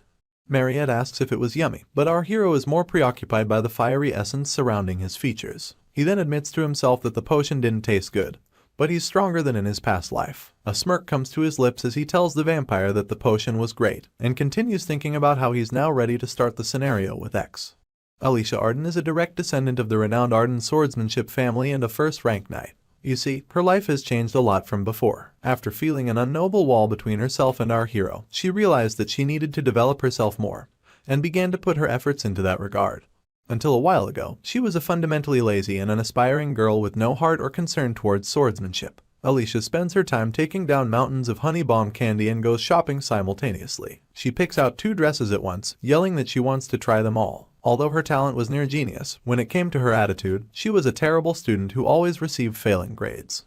The only thing she thinks about at the mall is how she doesn't need to wave her sword 10,000 times every day, get examined as she repeats her basic moves, or duel with her sweaty and brutal martial brothers and sister. Her eyes then fill up with excitement, mostly because her big sister is nowhere in sight. Just as she declares that she should enjoy times like this, Corin Locke pops up and asks what she means. She's shocked beyond return, and begins to tremble as our hero guilts her for no longer dropping by the training room. She begins to slur her words as she makes up excuses like having a lot to do, having assignments, and also doing missions. In response, our hero gifts her a 100-watt smile and asks her to join his party if she wants to make a lot of money. Tears start to fall down Alicia's cheeks as she asks the universe why our hero keeps looking for her. Apparently, Corin Locke became difficult for the girl to approach at some point, because when she was in front of him, she felt like her lazy habit of trusting her talent alone was exposed. The bare face of a genius swordsman who received a 2nd-rank Knight Guardian certificate at a young age had been revealed. She just stands amidst the honey bomb candy and dresses, balling her fists as she stares at our hero. She can't help but regret his tactics, and how his methods are too difficult. She hates that he keeps talking about the basics and wonders if it's not normal to try to make cool lethal moves at this age. Alicia's outlook instantly changes when our boy mentions that the reward for the 2nd-rank mission is 2 gold coins. She begins to calculate how many honey bomb candies and dresses she can get with that much money. Our hero intrudes on her thoughts, asking if she's interested, only for the girl to give him an enthusiastic yes. G then tells her that they'll leave in the middle of the following week and adds that she should prepare her stuff. He remembers at the last minute that he has a 20 silver coin short-term mission to handle that day, and asks the girl to do that with him too. The mention of more money pushes Alicia into instant agreement. An evil smirk revisits our boy's lips as he realizes that she just needs money. He then admits that it'll be just enough for the next scenario. He's not certain, but based on his predictions, it's supposed to happen today. Apparently, Alicia likes the patrol missions from the board, seeing as all she had to do was follow a designated route in the middle of the city and check if there were any problems. The monsters that came near the city were 4th or 5th rank at most, with the occasional appearance of the mid-level ones, though the likelihood of that is slim. Meanwhile, they come across some monsters during their patrol and the other men with them tell Alicia that they're done with things on their end. In response, she suggests that our hero, who's their captain, takes the claws and leather and sells them later. There wasn't much to do and one could make enough money from it. This was the swordsman's favorite type of mission. The other men begin to rain encomiums upon Alicia's name, telling her that she's amazing for defeating 10 monsters instantaneously. She just wears a smug look as she claims that it's nothing much. This brings about another round of praise, seeing as the men consider defeating an owlbear to be a great deal. As they praise her, she smiles ear to ear. All the talk from her family members about how her big sister achieved the supreme stage at her age, how they'll finally have an heir to the Arden name, and even how they talk down on her for being an illegitimate child compared to Lunia Arden. All of these get wiped away by the praises, and she tells herself that she's not that bad. At this point, our boy interrupts her thoughts as he announces the presence of an owlbear nearby. In response, Alicia just laughs and reveals that she already took care of it. Our hero admits how amazing that is, and soon enough, nightfall arrives. He quips that nice it is that their patrolling is done. It's supposed to have ended easily, safely, and happily as long as no sudden changes occurred. Unfortunately, things don't always go as planned. A green signal gets shot into the sky and one of the men with them announces that it's from the preceding patrol group indicating a nest of 2nd-rank monsters. Alicia declares that she can't see it, so he clarifies that it's a magic signal that can only be seen using the special goggles that they're wearing. He adds that it's a secret method used by guards and quips that they should head down immediately. Tears run down the girl's cheeks as she realizes that she has failed to leave work on the dot. You see, when nothing much happens on a patrol mission, it can end without even killing a single monster, but when changes like a monster signal occurs, one has no choice but to participate in the raid. The other men begin to cheer, announcing that they have no reason to fear because they have the granddaughter of the sword genius. While they celebrate in the background, our hero just smiles, realizing that he was right. The nest of 2nd-rank monsters that were found by the preceding patrol group was the nest for the wolf centered around werewolf. Werewolf was the monster that Alicia managed to defeat while she was poisoned in our boy's past life. This time, they managed to defeat it as well. However, a more capable beast comes riding in, shocking the girl to her core. It's none other than the mythical Dullahan, a first-rank monster. Moving on, we see that the Dullahan comes riding in with green flames exiting every crevice in his bony body. Alicia begins to worry instantly, wondering what such a beast is doing in the forest. In the midst of the ruckus, she reaches for her sword and tells herself that it's not over yet. As she pulls it out, it's escorted by a blue essence and she administers the one slice Arden style, and follows up with the territory cut which sends mighty waves towards her opponent. Her eyes pop open as she witnesses Dullahan bend over in such a way that her attacks just fly past him. She's left wondering how he's so flexible and compares him to a mollusk. Scaly tentacles suddenly extend from this being and they grab hold of Alicia soon enough, causing her to scream from the shock. As the tentacles elevate her, she admits that Dullahan is fast and experienced, and deduces that he's at least a first-rank monster. This discovery makes her cry out for Corin Locke, begging him to come to her rescue. You see, the girl lacks the pride of a warrior. The other men then inform her that our hero is off battling another monster and she bawls her eyes out, asking why he's not around when she needs him. At this point, some sort of greenish light flash comes flowing towards her, so she freaks out and closes her eyes. By the time she opens them, she witnesses as the heads of both the Dullahan and the horse it rode in on get crushed and severed. Still wrapped in tentacles, she and the beast fall to the ground, and she immediately thanks Corin Locke, thinking that he's the one who saved her life. She stops mid-sentence when she sees a familiar sword, only for its wielder to lambaste her for still being as weak, lazy, and cocky as ever. Alicia elevates her gaze to see who it is, and realizes that it's the eldest daughter of the Arden swordsmanship family, and the most likely next-term heir, the greatest swordsman of the new generation, and the one who will continue the path of the sword genius. She realizes that it's none other than Lunia Arden, her older sister. Lunia just glares at her younger sister with so much condescension, and the girl averts her gaze to the ground as she gets asked why she's in such a state.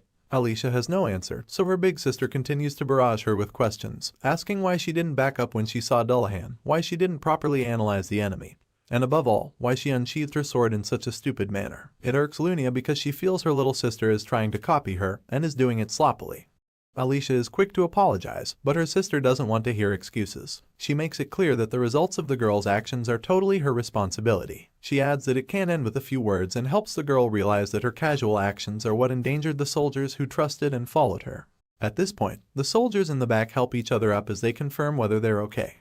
Meanwhile, Lunia drills her sister for slumping her shoulders, and the poor girl fearfully adjusts her posture. In turn, the divine sword cradles her blade on her shoulder, telling our girl that swordsmen of Arden must always be confident. All Alicia can say is yes ma'am. Soon enough, Lunia diverts her attention to our hero, and he turns around while spinning his spear to fight nothing in particular. He then wonders if he got caught for pretending to be busy. The divine sword just stays quiet until our boy covers the distance between them, and then goes through the painstaking process of listing out all of her titles just to introduce herself. She claims to be the divine sword, the great disciple, as well as the first sword pavilion master. Our hero stays quiet at first, and then bows his head as he introduces himself as the 8 hanging spears disciple and Alicia's friend, Corin Locke. As he claims that it's nice to meet her, Lunia retires to her thoughts, and later wonders aloud if our hero and her sisters are only friends. As usual, our boy plans to keep information to a minimum, admitting only to himself that he can't reveal his spearmanship, because there are only 2 other people who use this type of spearmanship, his former teacher and one other master of the spear. After his introduction, Lunia is certain that he's not telling her everything, so she averts her gaze as she announces that it's fine if he doesn't want to talk about it. At this point, some soldiers come calling, reporting that they've taken care of all the monsters in the area. You see, Arden's elite troops consist of second-rank knights who are also known as the 5 Swords. There's Jenny, the high-speed sword knight, Siren, the dual sword knight, May, the steadfast sword knight, Lena, the wave sword knight, and finally, Milia, the phantom sword knight. As Jenny asks if they should chase after the monsters that are fleeing, our boy recalls that all of the 5 swords are either the same rank as Alicia or higher. In response, Lunia tells her troops that there's no need to chase monsters, and adds that they should simply return. They all bow to her simultaneously and proclaim that they understand. Last minute, the divine sword tells Alicia that she's coming too, and an unhealthy amount of sweat pours down the girl's face. Apparently, swordsmen like to travel in groups, and those who are commonly referred to as the sword faction are partly gangster-like swordsmanship organizations. They just follow their leaders, band together, and eventually consider themselves as a sect. 60 years ago, the sword genius Garan began a new generation of swordsmanship. As the current family head began to spread the idea of martial arts school, Arden became a renowned swordsmanship family that represented the continent. At the Arden studio in Merkaba, Lunia asks one of her subordinates to light her pipe, and Jenny immediately obeys, proving that the lingering scent of their unique command, discipline, and gangster-like tendencies still remains today. All the members go on their knees in the studio, and Alicia introduces herself as a disciple of the main family and a second-rank swordsman. With her head bowed, she officially greets the pavilion master. The other members sweat profusely as they wonder what is going on, thinking about why the main family's great disciple would make a direct descendant of the same family to kneel. Lunia doesn't seem to be the least bit worried. She just smokes her pipe and scrolls through all of Alicia's missions, from the patrol mission to the tradesman's security mission, and finally the 4th-rank monster group raid. She thinks the portfolio is absurd, only to notice that the girl took on a cafe helper mission. When she's asked what it is, Alicia reveals that it's a mission where you wear a uniform and hand out flyers. The Divine Sword first inquires if the cafe belonged to a friend of hers, and her sister denies this, only for her to become embarrassed as she admits that she thought the uniform was pretty. She repeats how pretty it was, but all she does is irritate Lunia. The pavilion master takes another puff from her pipe before declaring that her sister is so pathetic. She goes on to lambaste the girl for using the guardian certificate that she got as a favor for the main family to do something as menial as cafe work. Alicia can't even make eye contact as the Divine Sword asks if she's trying to sully the Arden name. She's even more disappointed when she realizes that all of the girl's missions are the ones where she faces low-ranking monsters, and asks if she was planning to act like a hero from doing monster raids. At this point, our girl remembers the words of her father, how he had told her that she can't escape her essence. Alicia just kneels in silence up until she's sent away via a carriage. Afterwards, Jenny quips that the girl looked healthy and Milia adds that she seemed to have put on some weight. They barely get a reaction out of Lunia, mostly because she's more interested in our hero. She then asks if anyone in her troops knows him, and Jenny calls out his name, adding that he's only a 5th-rank knight.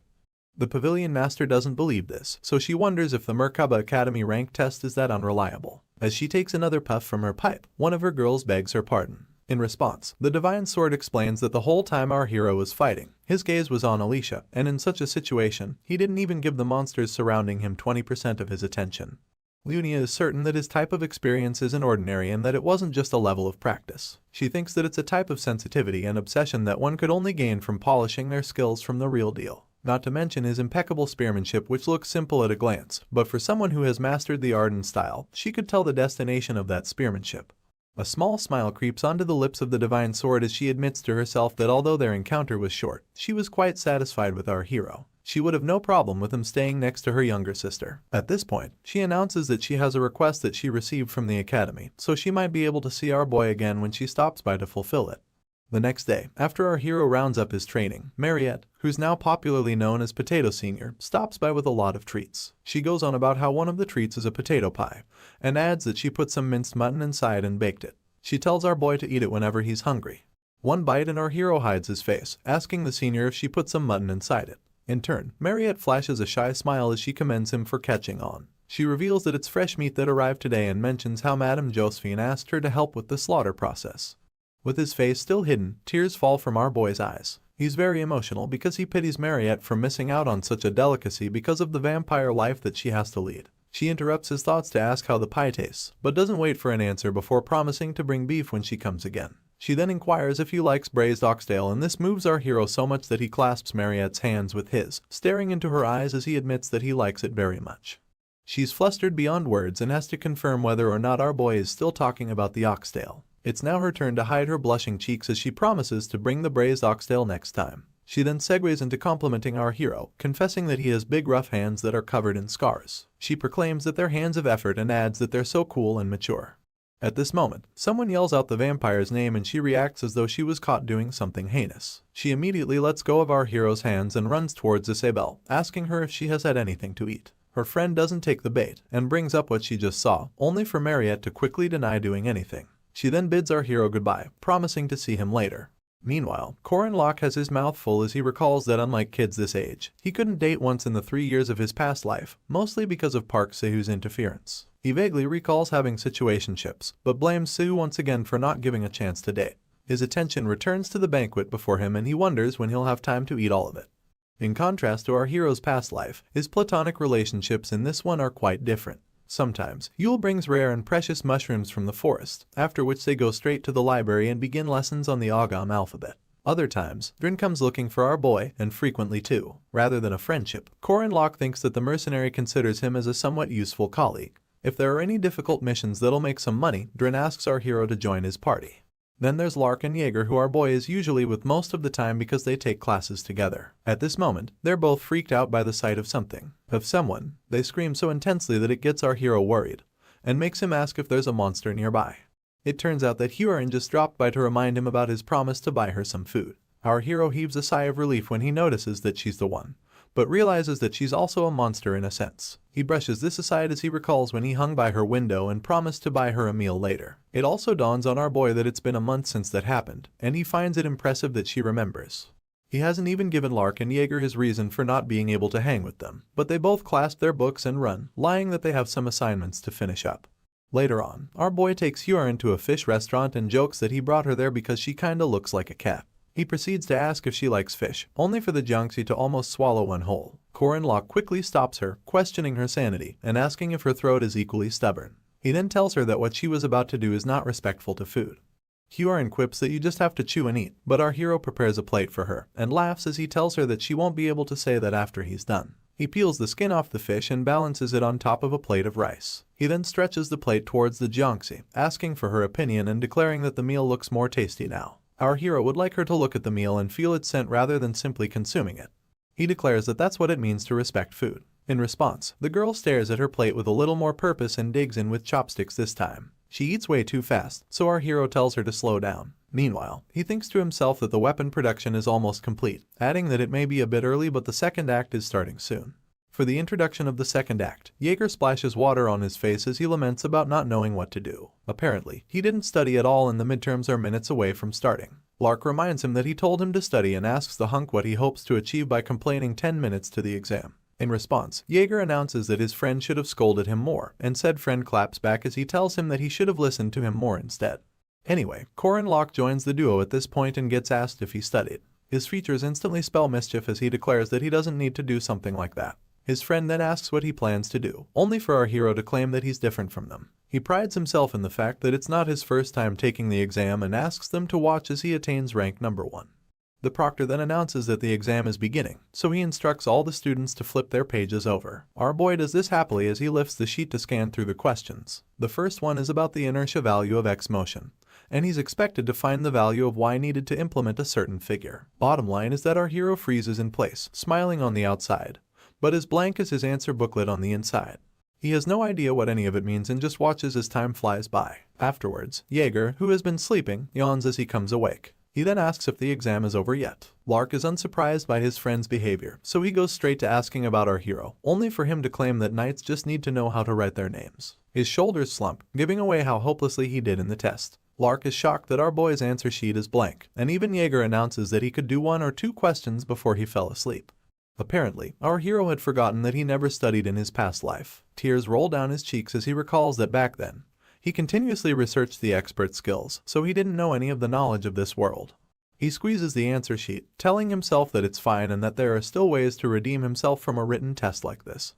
Up next, all the Year 1 students gather in the festival conference hall and get encouraged to have strength. Our hero takes his stand as he reiterates that the faculty exam is the highlight of the midterms and one of the easy events in the game. He sees it as a golden opportunity to redeem the marks that plummeted during the written exam.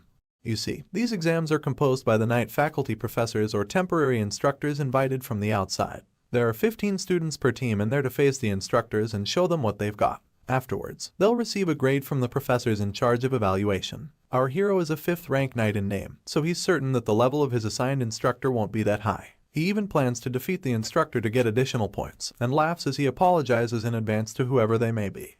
The other students, including Jaeger, begin to panic over someone's arrival, and it's just as our hero tells himself that he'll defeat whoever comes so he can recover from his written exam. The reactions of the students baffle him, so he wonders who the instructor could possibly be, only for him to overhear someone asking him if he has been well. With his arms intertwined, he diverts his attention to where the voice is coming from, only to see Lunia Arden announcing that they meet again. Our boy freaks out on the spot and is left wondering why she came.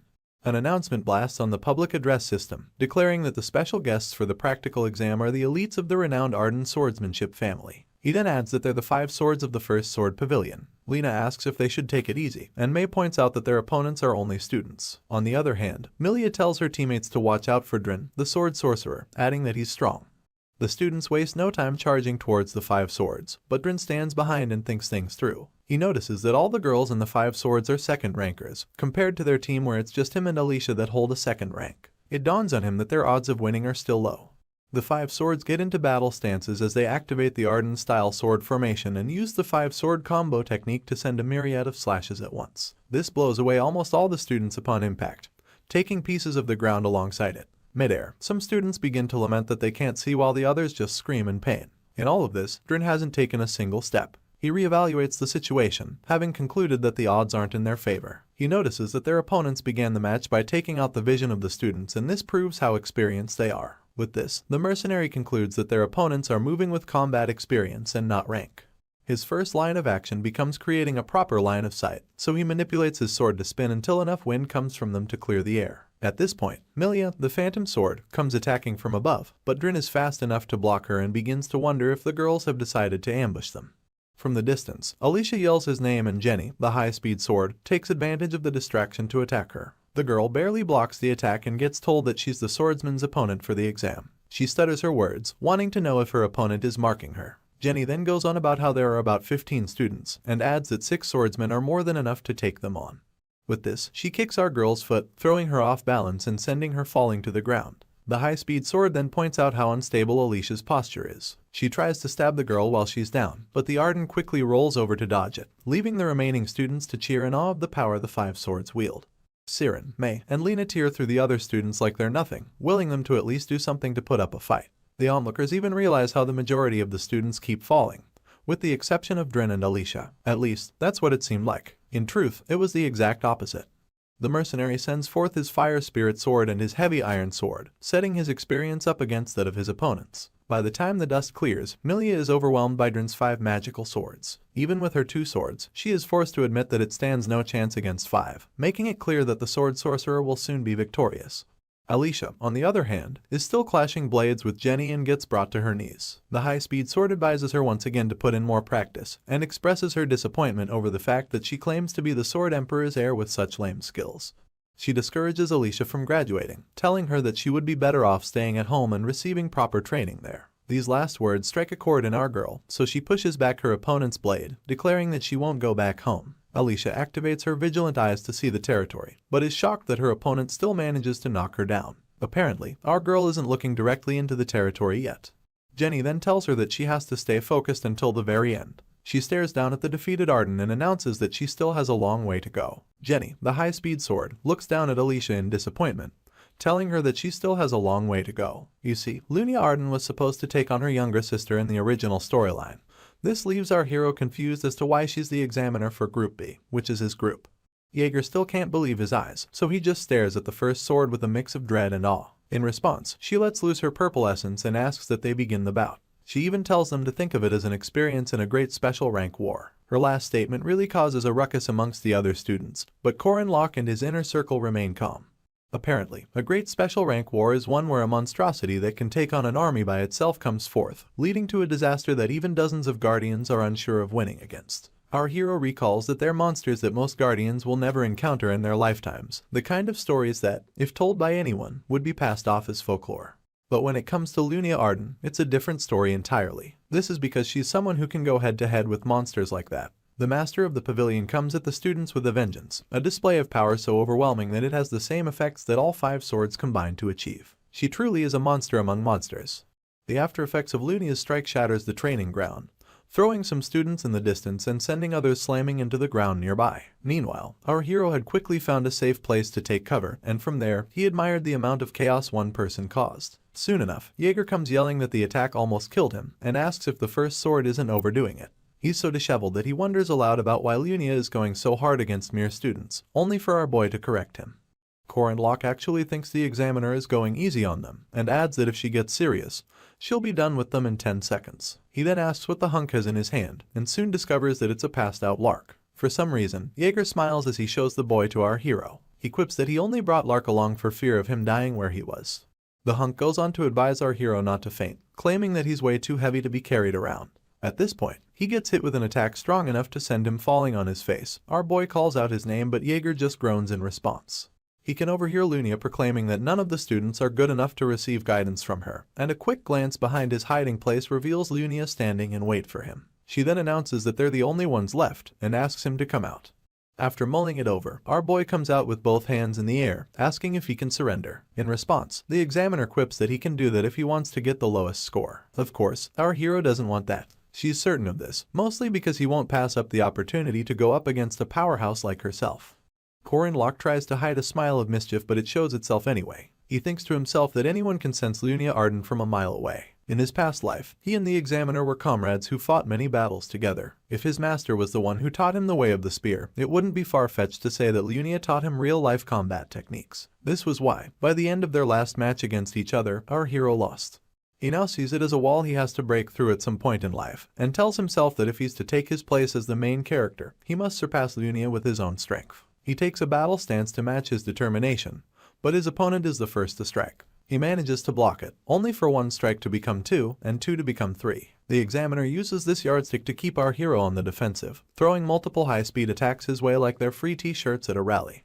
Just when our boy thinks he has found a window to attack, Lunia switches up and tries to cut him down from above. Luckily, our hero is quick enough to block, and has no choice but to return to the defensive once again. Even at that, he raises murmurs among the onlookers, making them wonder if he's really a 5th-rank knight. They find it baffling that a first-year student is actually holding his own against the great Lunia Arden, and begin to wonder how it's possible.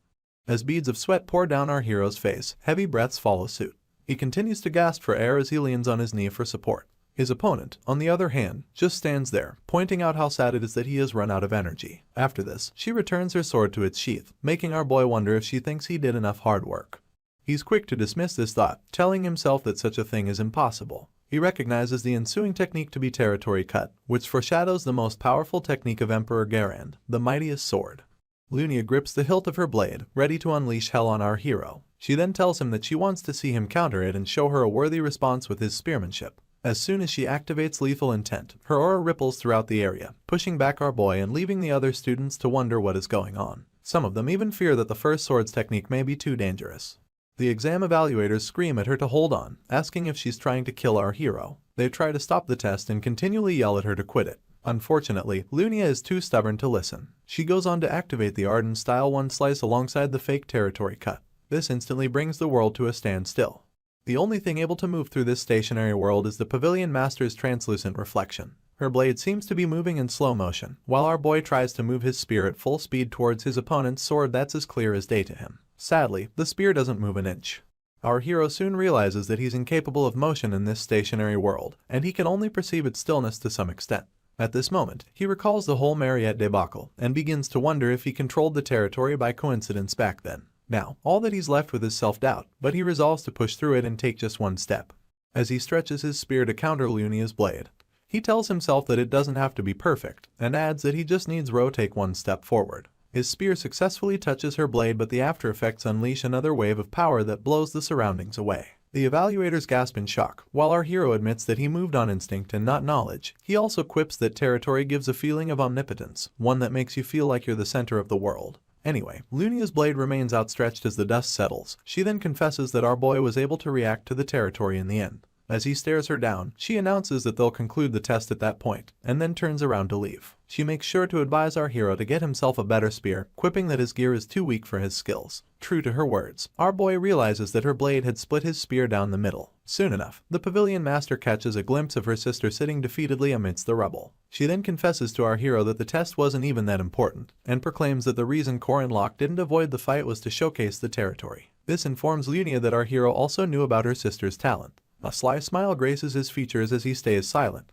He then thinks to himself that the Pavilion Master isn't wrong, seeing as he lost the fight but achieved his goal. Afterwards, Lunia tells him that she's staying in town for a while because she has work to do there. Anyway, she warns our boy not to be arrogant enough to interfere, and adds that nothing is going to change no matter how hard he tries. She then continues to walk away, only to declare that she will crush Alicia with her bare hands. More determination pours into our hero, making him certain that things won't go as Lunia planned now that he has shown her the territory. The instructors are so impressed by how our hero did on the test that they announce over the public address system that he got full marks and maximum additional points. Meanwhile, the other students sit on the steps as they nurse their wounds and bruised egos. They begin to gossip about our boy for getting full marks in a bout with Lunia Arden. Worse off, he did it alone. One of the professors is outraged. He quips that it just doesn't make sense that our hero could face the Pavilion Master in a one-on-one. This makes him reevaluate his position as a 5th rank. On the other hand, his colleague intertwines his hands and rests on them as he falls deep in thought. He remembers our boy as the student who attempted to capture the spirit bodies back in the stamina training room.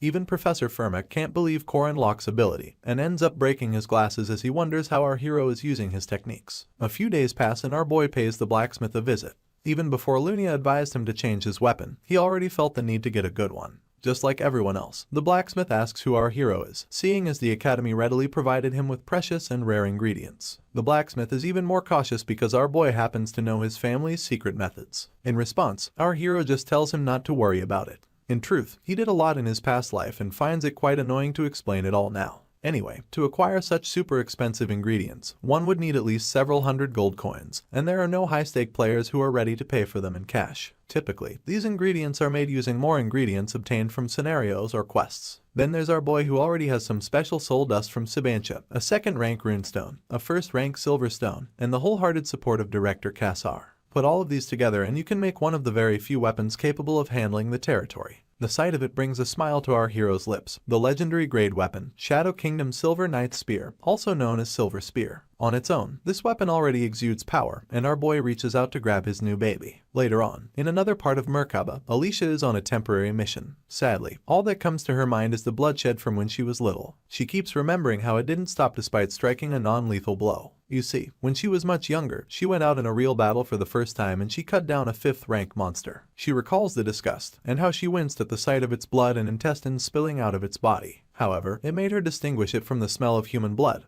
and despite it being her first time, she grasped it instantly. Sweat poured down the poor girl's face as she shook on the spot. The scent of human blood was too intense. It was the scent of the death throes of a fading life. She had stared at the blood on her sword back then, and now she stares at her sword once again. Alicia quickly exhales to brush all these memories under the rug, and realizes that she also has to work that day. The mission at hand is to capture werewolves and it'll pay the girl 70 silver coins. Although it's tiring, she thinks it's much better than her other option, which was to search for Fog City's murderous vampire. When she came across it, she instantly yelled that she doesn't like dangerous things. Apparently, the Arden had taken up the werewolf capturing mission because of an underlying reason, and she just stares at the piece of now bloodied cloth that our hero had used to tie up her injury the day they first met. She begins to wonder where her savior is at the moment, only for her to overhear someone talking smack to a 5th rank and telling him to do a good job as the porter. She glances in the direction of the voices, and yet another soldier complains about having to pick up after some brats at his age. Our hero just waltzes in with his good energy and waves at Alicia from a distance. He claims that it's a coincidence and proceeds to cover the distance between them. The other guardians gather their faces into frowns of various intensities. They even hiss and suck their teeth to express their dislike for the quota system.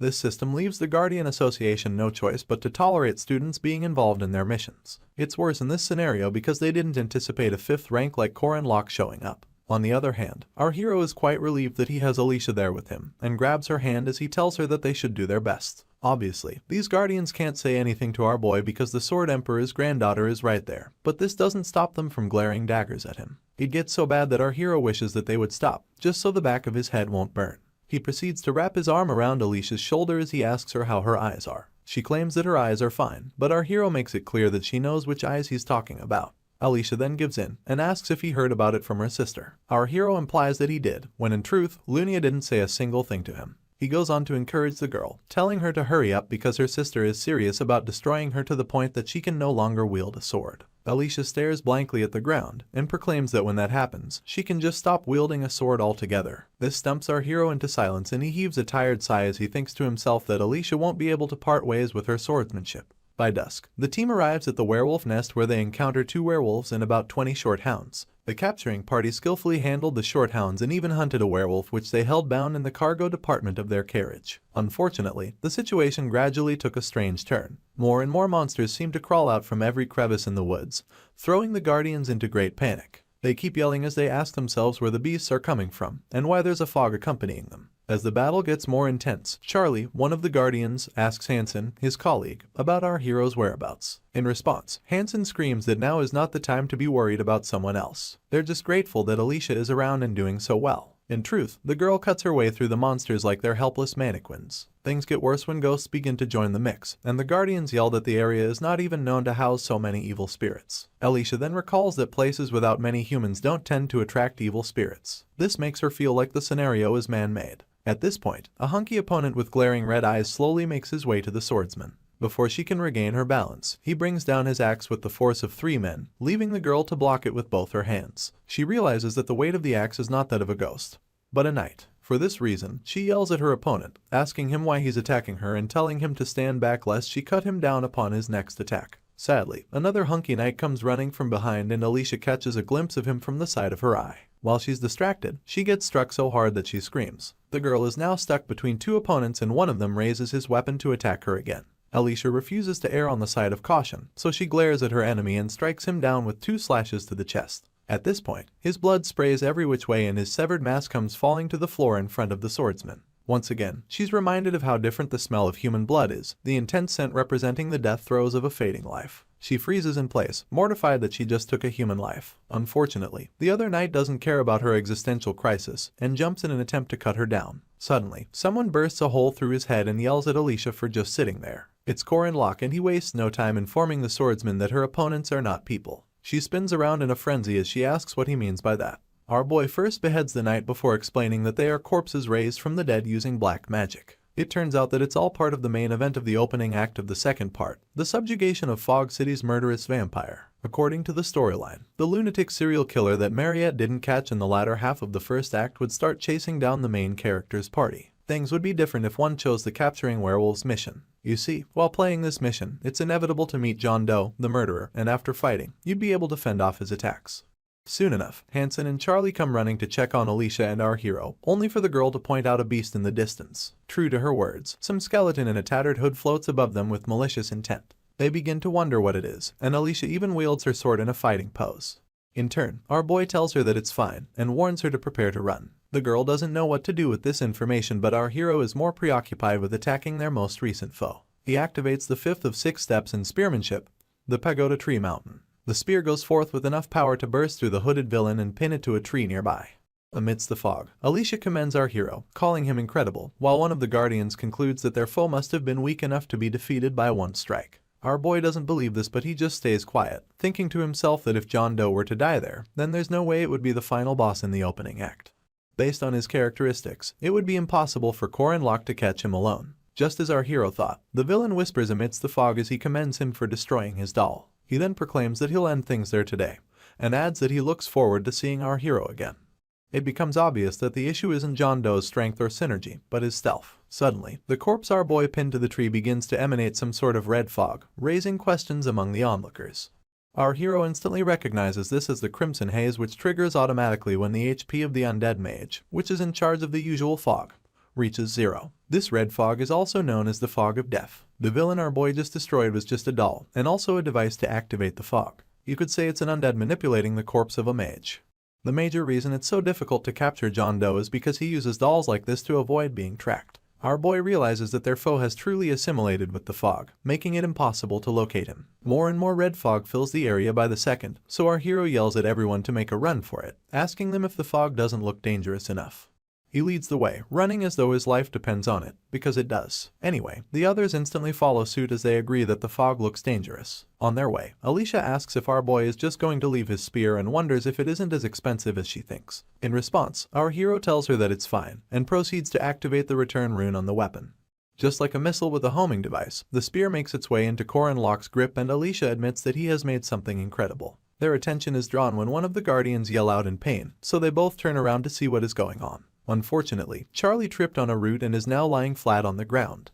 Both parties make their way back to help the guardian, and upon reaching him, Alicia asks him to grab her hand. He thanks her, but just as quickly yells that she should dodge. The swordsman is oblivious to the reason why he said this, only for a mighty hand to emanate from the fog and grab her. It instantly pulls her in, leaving our hero to admit how annoying the situation just became. He helps Charlie up and tells him to run, adding that he should just forget about the situation and make his way out of the forest. For some reason, our boy confiscates the guardian's robe before he leaves. Soon enough, he wraps the robe around himself, wields his spear, and dives into the belly of the beast, in this case, the fog. With gritted teeth, he admits that he didn't expect to be in this situation twice. You see, in his past life, our hero tripped and got trapped in the death fog. He even fell into critical condition in less than a minute. This time, he's lucky enough to have regeneration, so he'll be able to last much longer. But of course, the real problem now is Alicia. Alicia swings her sword over and over again in an attempt to cut the hands coming at her, but they just seem to be endless. She keeps screaming for them to let her go, but John Doe pays her no mind. Just like our boy fears, blood begins to exit Alicia's body and she screams as it becomes obvious that she will not last long. The hands seem to increase but the girl keeps on cutting, telling herself that it is all she has to do. Unfortunately, she grows weaker with each slash of her sword and she is left wondering why the hands are not giving way. She begins to question her strength and her posture, only to remember Lunia's words when she saved her from the Dullahan, how she looked down on her for being in a pitiable state. Alicia's blade escapes her grip and goes dangling on the ground, making her wonder if she is in her current situation because she is weak. As more blood exits her body, she apologizes for wanting to be cool, for wanting to save somebody. All she wanted was to become a respectable person in our hero's eyes, especially because he had saved her life. At this point, Corin Locke screams her name and a very weak Alicia struggles to look up. All she can make out is a hooded silhouette, but her eyes glisten with hope when she recognizes the voice. It was as familiar as the first time he saved her life, and our boy interrupts her dreaming as he screams her name once again. He stretches out his arm in a bid to retrieve her and it is at this point that it becomes clear that he is her savior. As the bloody hands hold up Alicia, our hero grabs her shoulder and asks if she is alright. She struggles to speak just so she can confirm if it is Corin Locke, and afterwards, she cries out that the hands will not budge. She goes on to beg him to save her, adding that she thinks she might die like this. Our boy wraps the cape he collected from Charlie around her and tells the girl to calm down. A simple pat on the head goes a long way to comfort her, but it is not enough. Our hero then wraps Alicia's hands around her sword as he tells her that striking randomly will not work. He implores her to focus properly and cut hard, adding that she just needs to be calm. The weeping damsel begs our boy's pardon, only for him to announce that moving forward, he'll be protecting her from the undead. True to his words, multiple corpses drag their feet as they cover the distance between themselves and our hero. He just tells his friend that she knows what she has to do, but she instantly laments that she doesn't have enough power to pull it off, crying that she is dizzy and hurt from the fog. Corin Locke grabs her by the shoulders once again, encouraging her that she can do it. He presses his forehead against hers as he proclaims that she is the most talented of all the swordsmen that he has met, and that if she decides to do it, she can. He then tells her that one step in the right direction is all she needs. The hope in his eyes brings more tears to Alicia's, only for our hero to thank her and run off to face the herd of undead soldiers. The girl tries calling out to him but he is long gone by now. She is left thinking that she cannot last long in the fog, talk less of our boy who has a lower aura rank than she does. She grits her teeth at this point, remembering everything that our hero said to her. This fills her with fresh vigor and she reaches for her sword as she concludes that she has no choice but to take that one step. As the bloody hands try to grab her once more, she recalls her grandfather's secret technique. Capable of cutting anything, and to wield it, Alicia must awaken Eyes of the Boundary. This is a cursed ability that forcefully allows you to see other territories.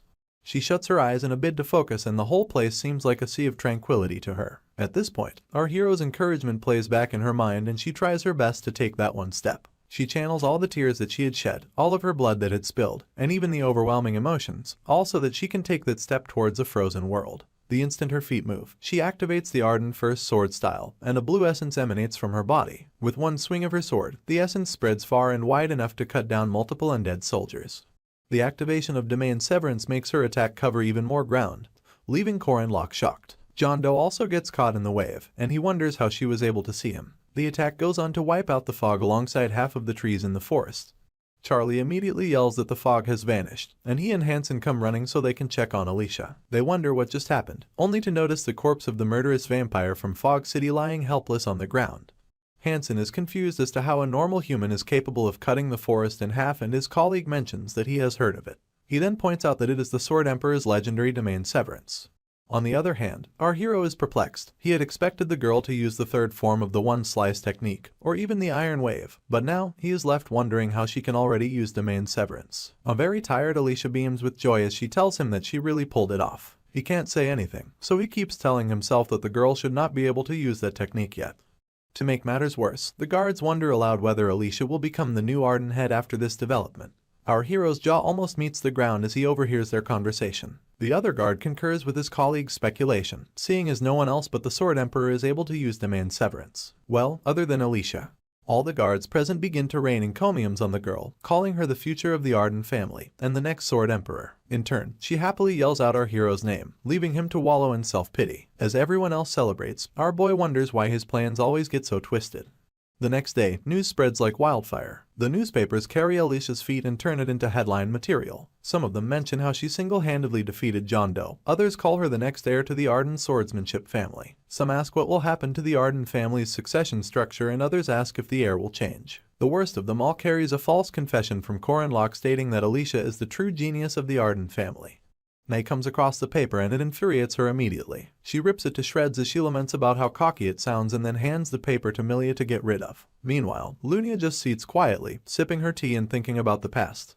You see, the Arden-renowned swordsmanship family operates within the sword faction and moves based on the logic of power. Beneath the overwhelming charisma of Garand Arden, they have been anticipating the swordsman who will succeed him. Domain severance is one of the criteria for this decision, seeing as it exists on the stage of the Heart's Path, a realm unknown to most martial artists.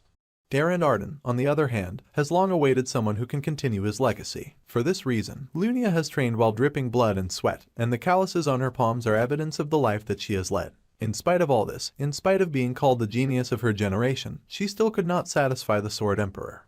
Then came Alicia, who fearfully clashed swords with Lunia, who had sweat dripping from her person as heavy breaths escaped her little lungs. Alicia had only just held a sword for the first time and engaged in a friendly duel with her older sister. She was the illegitimate child that the head of the family had brought from outside. For this reason, the Pavilion Master had never thought of her as a competitor. As they continued to clash swords, something awakened inside the little girl. Her eyes bore a blue symbol, and this was enough to distract Lunia. In little to no time, the youngster had gotten a critical hit in, leaving her older sister to lament that the blood will not stop despite the blow being a non-lethal one. Stained all over with Lunia's blood, the youngster stood scared. Her older sister began to play back the events from the last minute but still could not place when she got attacked. Soon enough, she realized that she could not have, and that by the time she pulled herself together, the little girl had already cut her. It was not a matter of speed, more like a matter of domain. Alicia had somehow managed to take a step in that profound path of martial arts. While Lunia was still incapacitated, she kept asking herself how possible it is for such a young and lazy child to pull off the domain technique. It was obvious to the blind that the little girl was taken aback. But Lunia understood that the title her grandfather told her about was at play in Alicia, the twisted nature that other mortals could not understand. It was the Sword Demon, also known as the talent of a demon. After the little girl won the duel, Garand Arden held her head and announced that he is appointing her as the next head candidate as well. And that was how Alicia overcame everyone's objections and became Arden's head candidate. Before the match, the little girl had approached her big sister to tell her that it was her first time holding a sword. The memory of rubbing the hair of her half-sister who had been neglected by her father's family has now been shoved somewhere deep by Lunia. Back to the present, the Pavilion Master sips on her tea some more. May calls out to her and this interrupts her train of thought, making her glance at her subordinate via the side of her eye. In turn, May asks if she is okay and it dawns on the first sword that her people are worried about her. In response, she declares that they should not worry and finally stands to her feet. Apparently, she wanted her sister to step into the domain as well. This is because she feels like she might also be able to reach the domain if she were to see that sword once more. As she makes her way out of the dojo, she asks her subordinates to prepare the sword challenge. Back at the Merkaba Academy infirmary, our hero questions Alicia about when she thinks she'll recover. In response, she tells him that she'll be good in a day or two, provided she applies potions. She then asks our boy if he would like some honey bomb candy and all he says is that she is quite carefree. Moving on, he asks her point blank how she pulled off domain severance, stating that even though she can see domains using eyes of the boundary, it still does not mean she can use the technique immediately. Her cheeks turn red and she averts her gaze as she proclaims that Corin Locke believed in her, adding that he believed that she could do it. This leaves our boy stunned and with more unanswered questions. Alicia does not notice this, so she just quips that if she tries, she can do it. While she celebrates her win, our hero freaks out silently, telling the girl that she is truly a genius who defies effort. Just then, someone knocks on the door to Alicia's room, announcing that she came to visit. Mariette does not wait for a response before barging into the room and asking if our hero is okay. In turn, he just says hi, leaving her to formally introduce herself to Alicia as second-year magic faculty student.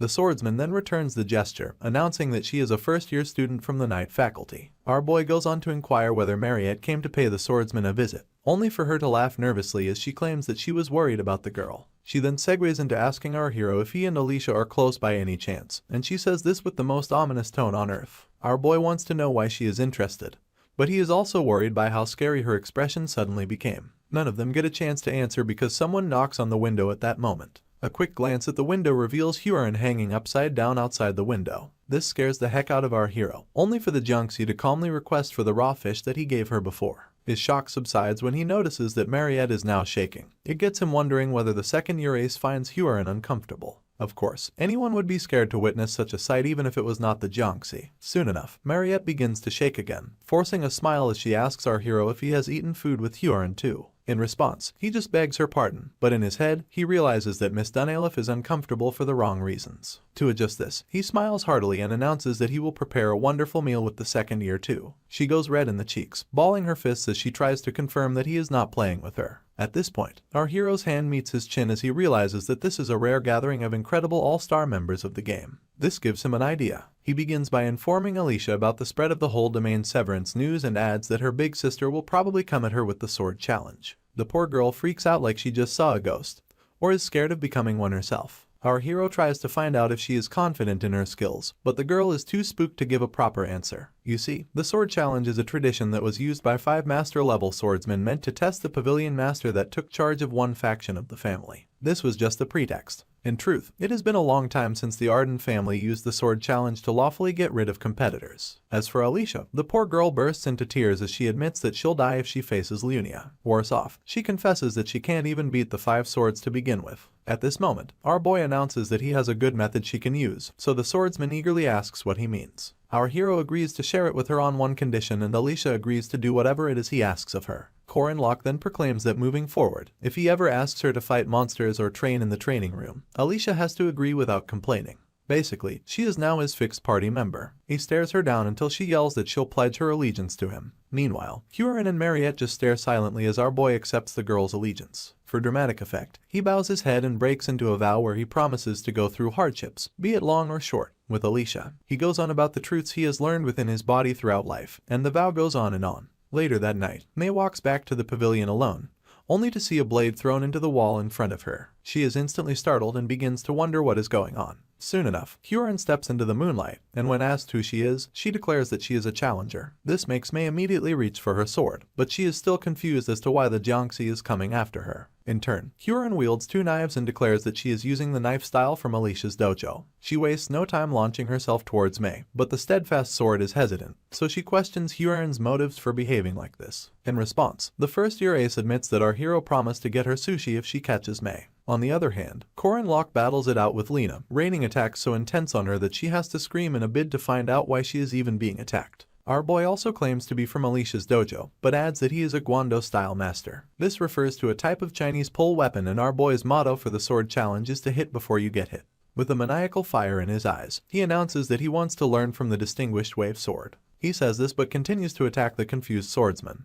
The new order goes thus: Corin Locke is now the Guando-style master of the Alicia dojo, Huron is the knife-style master, Drinworski is the flying sword-style master, and Mariette Dunaliff is the Gandalf-style master. Finally, there's Alicia herself, who's crowned as the head of the new dojo. All of them go up against one of the 5 swords each, and using the element of surprise, they come out victorious against all of them. A defeated Lena drills our hero, wanting to know his reason behind the impromptu duel. In response, his usual smile of mischief returns, and he tells her that they need to raise their fame in order to grow a new dojo like theirs. He then adds that they're trying to expand aggressively. Right on cue, the Merkaba Times carries the news of the new dojo defeating the first pavilion, and another paper reports the defeat of the 5 swords. According to family rules, there's something called the Sword Challenge, and this is a sort of test to choose the pavilion master who gets to handle important household matters. To Corin Locke, it is clear as day that it is just a way to crush competitors. This is why our hero came up with the sinister plan to change this structure into a dojo challenge, thus defeating the 5 swords one by one in a new martial arts dojo's challenge format.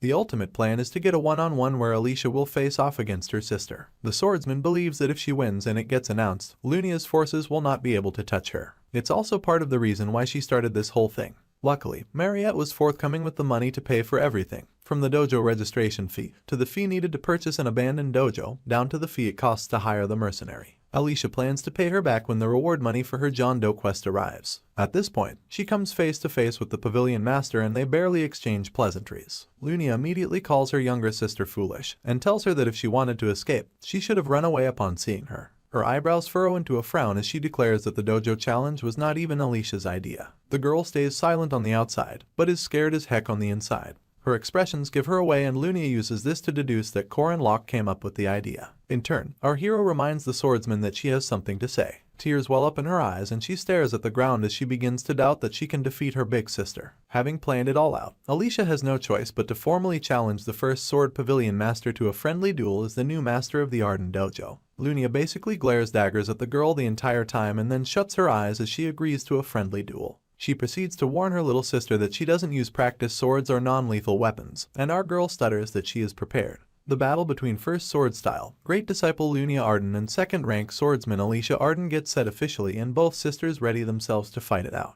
Mariette is a bit nervous as she watches things play out. She even admits to herself that if she were to go all out as a vampire, Lunia would still be an opponent that she couldn't guarantee victory against. With this in mind, she asks our hero if the swordsman is ready, and he proclaims that he believes that she can handle herself. The vampire smiles again, announcing that she trusts our boy's conviction. Just then, a notification pops up and displays that there has been no change in Corin Locke's credibility rank in Mariette's eyes.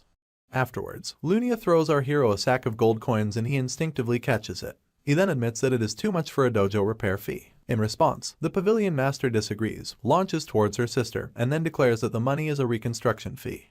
The clashing of swords begin with only our boy and the vampire as witnesses. The next clash sends waves so mighty that they practically consume anything in its path. The one after that is so bad that it sends Mariette and our hero screaming for their lives. Both sisters remain at loggerheads for a while, with Alicia gritting her teeth as she recalls how Lunia used to be her object of admiration when her passion for swords was still burning.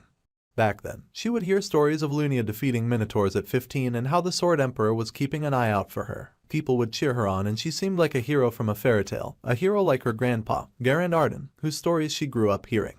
Compared to her big sister, she was just the daughter of a concubine. Her mother had died giving birth to her and her father only saw her as a reminder of his shameful mistake. For him, the only worth he had was having the blood of the great Sword Emperor running through his veins. She had approached her big sister after she returned from a mission and congratulated her. In turn, Lunia patted her head and told her that she had gotten quite tall. That was a beautiful memory compared to the day she first cut a human. That day, all she could do was stare as her opponent bled out and took deep breaths as tears fell down her cheeks. Everything went awry from then on. Lunia Arden resumes her battle pose, pointing her blade towards her sister while the girl reminds herself of her previous training. She tells herself to take a step back and deflect her big sister's first attack to the side. Her eyes shoot wide open as she seeks to apply this. The moment she knocks Lunia's blade to the side, the pavilion master recognizes this technique as the irregular guard. Her little sister wastes no time going for a follow-up attack, keeping in mind that her opponent is sticking to textbook procedures. She then makes the mistake of thinking she won't be expecting tricky irregular guards despite being skilled at what she learned officially. Anyway, Lunia hits her opponent with the force of 3 men and sends Alicia and her blade flying into the distance. The girl manages to slide to a halt while her big sister condemns her footwork for being as sloppy as always, adding that she's a scaredy cat. Our girl takes a deep breath, reminding herself to use her speed to confuse Lunia's line of vision and to strike her from the closest distance. To implement this plan, Alicia takes off so fast that all onlookers can see her zigzag lines of light. She quickly surfaces behind her big sister using the advanced forward third form technique called lightning. The only problem is that her opponent catches a glimpse of her via the side of her eye. The pavilion master instantly uses the upward slice technique known as Makawaza, throwing off Alicia's game and almost cutting her up in one move. Our girl has to yell in protest, but Lunia's expression doesn't show the tiniest form of guilt. Instead, the pavilion master attacks her little sister with more intensity. Unfortunately, she soon realizes that her opponent has switched from fighting with her sword to fighting with her body. In retaliation, Lunia tackles our girl and successfully throws her to the ground nearby, while she lands on her own feet. She calls out her sister's name with the fury of the gods, and proceeds to kick her chin into oblivion as she calls the girl an idiot. She raises her sword to cut her opponent down, asking if she thought she could defeat her with such cheap tricks. As she brings her blade down with a vengeance, it's all Alicia can do to block it. Literal sparks fly as their blades clash against each other, only for our girl to use Makawaza. She notices that everything is going just as Corin Locke said, so she uses a combo strike to push her sister back. This gets Lunia to admit that our girl is countering well against an attack that almost brought her to her knees, adding that it can't be too easy. One would think she was complimenting her, but the pavilion master proceeds to kick Alicia in the gut with an unholy force as she tells her that she's still inexperienced. Our girl barely lands on her feet as she grips her stomach to stifle the pain and wields her blade with her less dominant hand. During this window, Lunia jumps into the air, surrounded by blue essence. She then attacks from above, leaving Alicia to defend once again. This time, the swordsman manages to fight back, delivering an attack of her own. In turn, the pavilion master literally bends over backwards to dodge it before striking back. After our girl blocks this, she puts some distance between them to catch her breath. It becomes obvious that our girl is catching up to her big sister and is even seeing the domain at the moment. This brings a sinister grin to Lunia's face as she admits to herself that this is the version of Alicia that she wanted to fight. She goes on the offensive once again, but our girl is quick enough to block it too. Apparently, the pavilion master always wanted to see our girl's true self that she denied despite all her talent.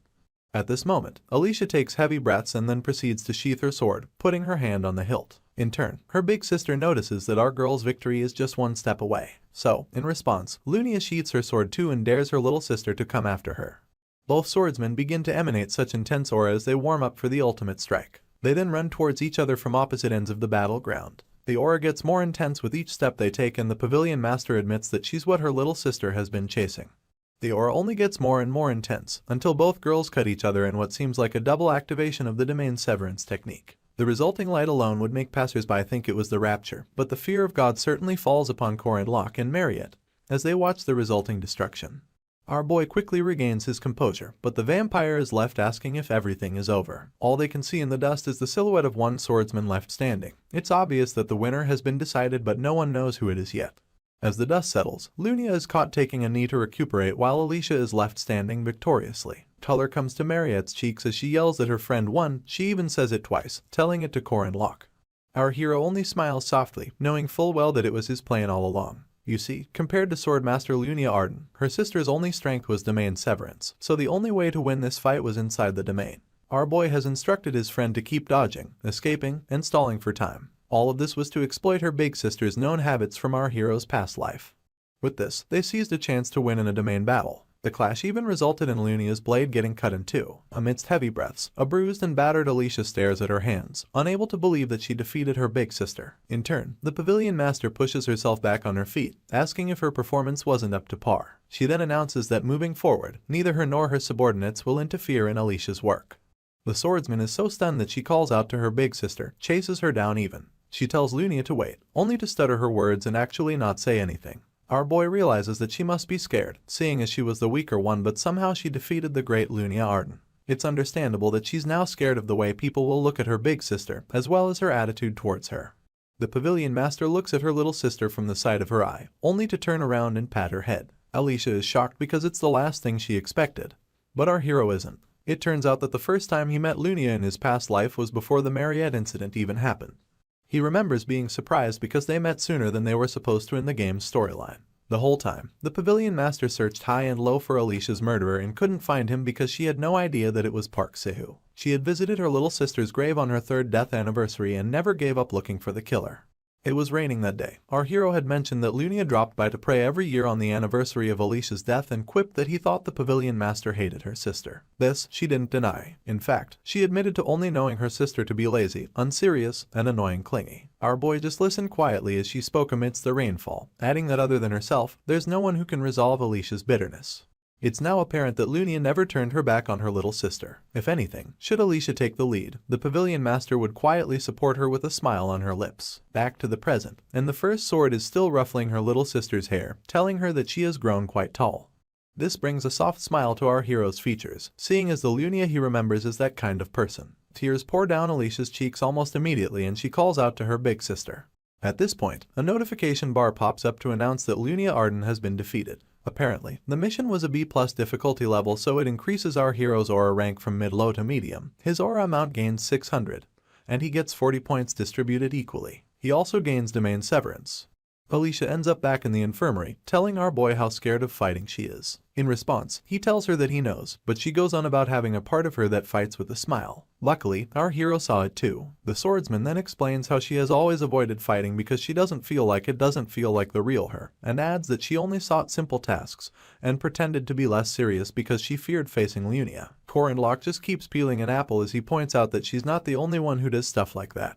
The thing is, Alicia looks a bit overwhelmed as she announces that she'll become an official heir of Eden now that she has defeated her big sister, not to mention the pavilion master and her followers being wary of the swordsman. She fears that if she runs away, her ties with Lunia will truly be cut. Our hero is quick to debunk this assumption, staring at his apple while he's at it. The swordsman begs his pardon, so he explains that there might be more distance between them and that their relationship might even become awkward. But relationships aren't something that someone can cut so easily. This is because at the end of the day, both girls are still sisters. His small speech leaves Alicia emotional, but he doesn't stop there. He commends her for doing a good job and narrates how he got beaten up by the neighborhood thugs every time when he was younger. He later realized that his anger towards himself for not standing up for himself was what made it hard. He tells his friend that she's much stronger than the child he was back then and that he hopes she can always be proud of herself.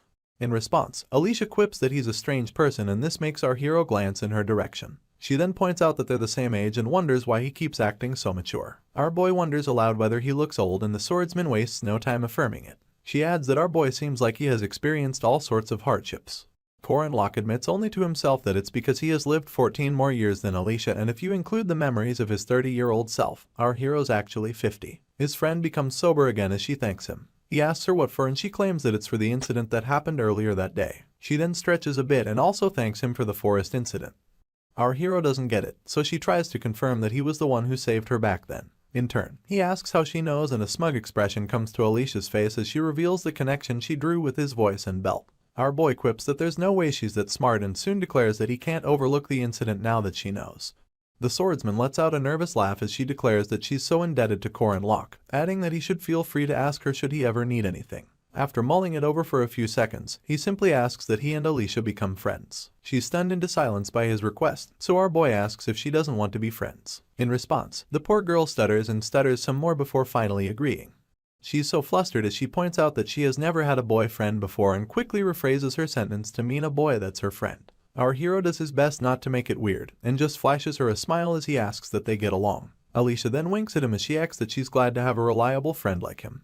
Flashbacks of killing Sahu come to mind as our hero admits that punishments await the evil, and the image of Lunia patting her sister's head reminds him that a bright future awaits the kind-hearted. For children, well, there are better choices. As the chandelier lights up the academy hallway, Isabel Carmen lurks right beneath it, sweating anxiously as she spies on someone from behind one of the pillars. That someone is none other than Mariette Dunelif. Isabel watches as yet another admirer stops the vampire in her tracks, taking a knee and pleading with her to take a blood bag from him. He tries to get her to accept his feelings but chickens out and begs her to take his blood instead. This leaves Mariette flustered, and it gets worse when this boy offers to let her have his neck. The vampire calmly turns him down, pointing out that Madame Josephine regularly hands her blood packs. All this while, Isabel is watching with the stinkiest stink eye ever seen. She thinks to herself that that boy is an idiot for using the words that make Mariette the most uncomfortable. Seeing as proposals like this happen every day, Isabel isn't really worried about him, only for her to witness yet another boy startle the vampire by asking if her class has ended for the day.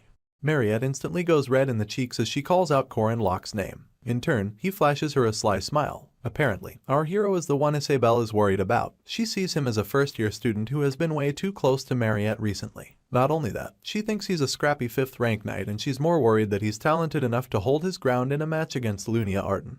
Meanwhile, our hero walks away with Mariette on his arm while the other boys cuss him out behind his back. Isabel just swiftly jumps from pillar to post, all in a bid to keep tailing them. Corin Locke asks the vampire if she would like some blood, and unlike her response to other boys, she wonders if she should get some of his. They both disappear into a room and shut the door behind them.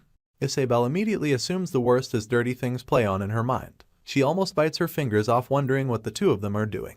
In turn, she places her ear against the door and overhears our hero asking her friend if she remembers his proposal from earlier. The only word that stands out to the eavesdropper is proposal. Anyway, our hero reminds Mariette about the land they acquired for Alicia's dojo, adding that he would like to add an inn, seeing as it's under reconstruction from all the damage caused during the Arden face-off. The vampire is skeptical, so our boy asks her to consider investing in it and guarantees that it'll turn up at least 3 times the profit. Isabel gets more pent up thinking of our hero trying to make a business off of her friend and wonders who he thinks he is.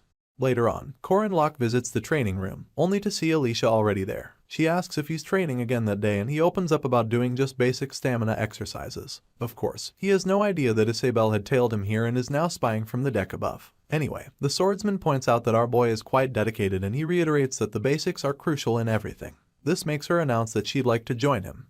At this point, the eavesdropper realizes that the girl is the second daughter of the Arden family. Down below, our hero hands the swordsman a coupon to a restaurant, telling her that he has eaten there multiple times and that the food is always delicious. She gets excited instantly, telling our boy that the place is called Holy Panda and that it's known as the most delightful restaurant. Isabel gets even more pissed, balling her fist as she announces that Holy Panda is one of the most renowned spots for a date. She is even angrier because she thinks our hero was out seducing Mariette until a moment ago. She gets so mad that she loses her grip on the deck and comes falling down.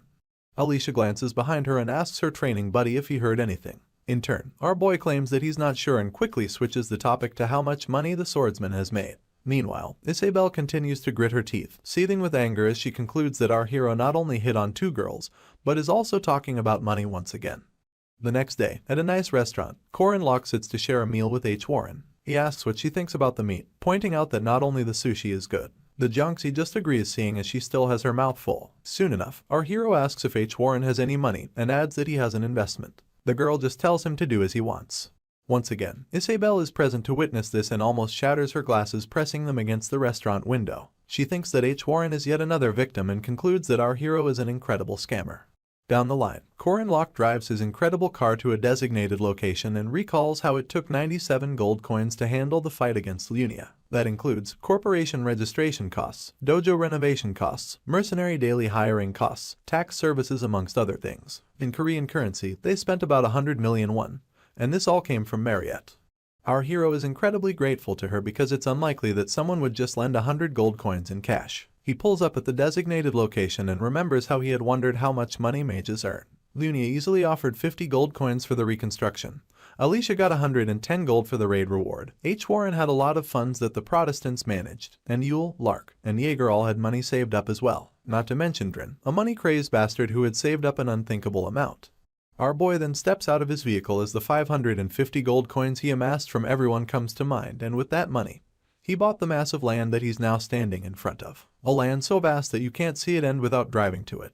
Although right now it's empty plains in the outskirts of the city, our hero plans to use it as the location to host a friendly exchange festival with the Eastern Continent's Manhwa Academy. It will be peak season for the lodging industry and tourists from the entire continent will come flooding in.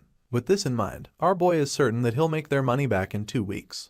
He flashes a dangerous smile as he declares that he's a possessor and a professor, and that knowing the future means he'll have to do stuff like this with it. He's certain that he'll sweep up all the money in this world. Back at the academy, Director Kassar has a conversation with Madame Josephine, explaining that the stance of the Catholic Church, the royal family, the Mage Tower, and the association towards Merkaba Academy isn't very good. He then looks through some files and declares that it's not something that they can't resolve. In response, the Space Mage tells the chairman that he has the support of their order, adding that she thinks opportunities should be given to everyone. Director Kassar offers to take a leave for some time, and the madam points out that she could go in his stead. He points out that she can go everywhere else but the church. This is because it really isn't a pleasant place for her. Afterwards, he tells her to take care of the academy while he's gone, adding that she should use the emergency communication network if anything should go wrong. He then slams the door behind him before the madam can even wish him a safe trip. She adjusts her glasses almost immediately and gets to work. She starts by disapproving a request to experiment on a vampire's regenerative power, and defers permission to build a third dormitory. Up next, she comes across a proposal from Corin Locke and is instantly mortified when she reads through it. It gets her wondering what our hero is up to now. Madame Josephine reads through our hero's proposal for a land for harvesting mandrakes and questions every bit of it. Meanwhile, in the testing facilities on the west side of the academy, Alicia asks our boy if they're harvesting mandrakes in a place like that. He in turn wonders how much she knows about mandrakes, and the swordsman admits that she only knows that they scream a lot when you pluck them. Our hero confirms that she's right and adds that it's the reason why people have to be careful not to burst their eardrums when plucking them. Apparently, high-quality earplugs are a must, and having ample space in a vacant plot is all the more important. They both put on their earplugs and our hero asks if Alicia is ready. She returns his energy, yelling that she is. These were the same earplugs our boy had won from the hunting ground practical, and they're made of silver fox leather. Corin Locke admits that he can't harvest mandrakes on his own, seeing as someone has to hold the flower and pluck it by its roots, while another person cuts off the roots and stem. The swordsman holds a hand trowel in preparation while our hero gets to pulling. In a situation where one doesn't separate the roots from the stem, the mandrake will continue to scream endlessly. This is our hero's 4th time harvesting mandrakes, seeing as he and Park Sahu worked on it together in his last life. In this life, he confesses that he's a bit nervous, but Alicia didn't hear him because of the earplugs. She shifts them to hear him, but our hero absent-mindedly pulls out the mandrake at the same time.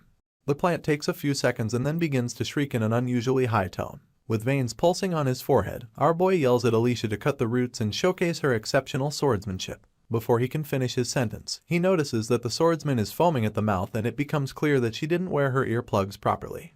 Our hero curses, seeing as he now has to do this alone, and grabs a dagger to finish off the screaming plant. The noise annoys him so much that he begins to scream too, successfully subduing that of the mandrake. At this point, he quickly cuts off the root, throws it into the air, and cuts off the stem. Finally, silence returns to the X. Moving on to the next episode, the veins on Corin Locke's head begin to pulse as he screams at a passed-out Alicia to wake up. As his ear bleeds, he goes on about how he brought her to the farm, only for her to be absolutely useless. In turn, the totally dazed swordsman asks our hero if he slept well. He follows up by angrily questioning her if she wants to die.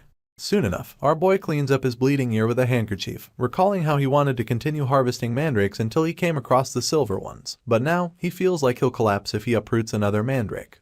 At this point, someone calls out our hero's name and he turns abruptly to see who it is, leaving Alicia to follow suit as she perks up. Our boy is quite confused because he put up a no entry sign, only to realize that Mariette is the one visiting. He wonders aloud if she didn't have some tests scheduled at the testing facility that day, and the vampire doesn't deny this. Instead, she just admits that it was too noisy, so she jumped down from the facility. The window from which she jumped is still open, and it's so high up that our hero wonders how she made it down from the 12th floor. Anyway, Mariette's smile gets tainted with malice, and soon enough, it's her entire aura. She asks what our hero is doing with Alicia, and her aura is so scary that it stuns the swordsman into silence. Corin Locke, on the other hand, reminds her that he had mentioned harvesting mandrakes before. The vampire lightens up after this, and wonders if our boy plans to harvest the others as well. In turn, he replies positively, adding that they'll return later because they're tired at the moment.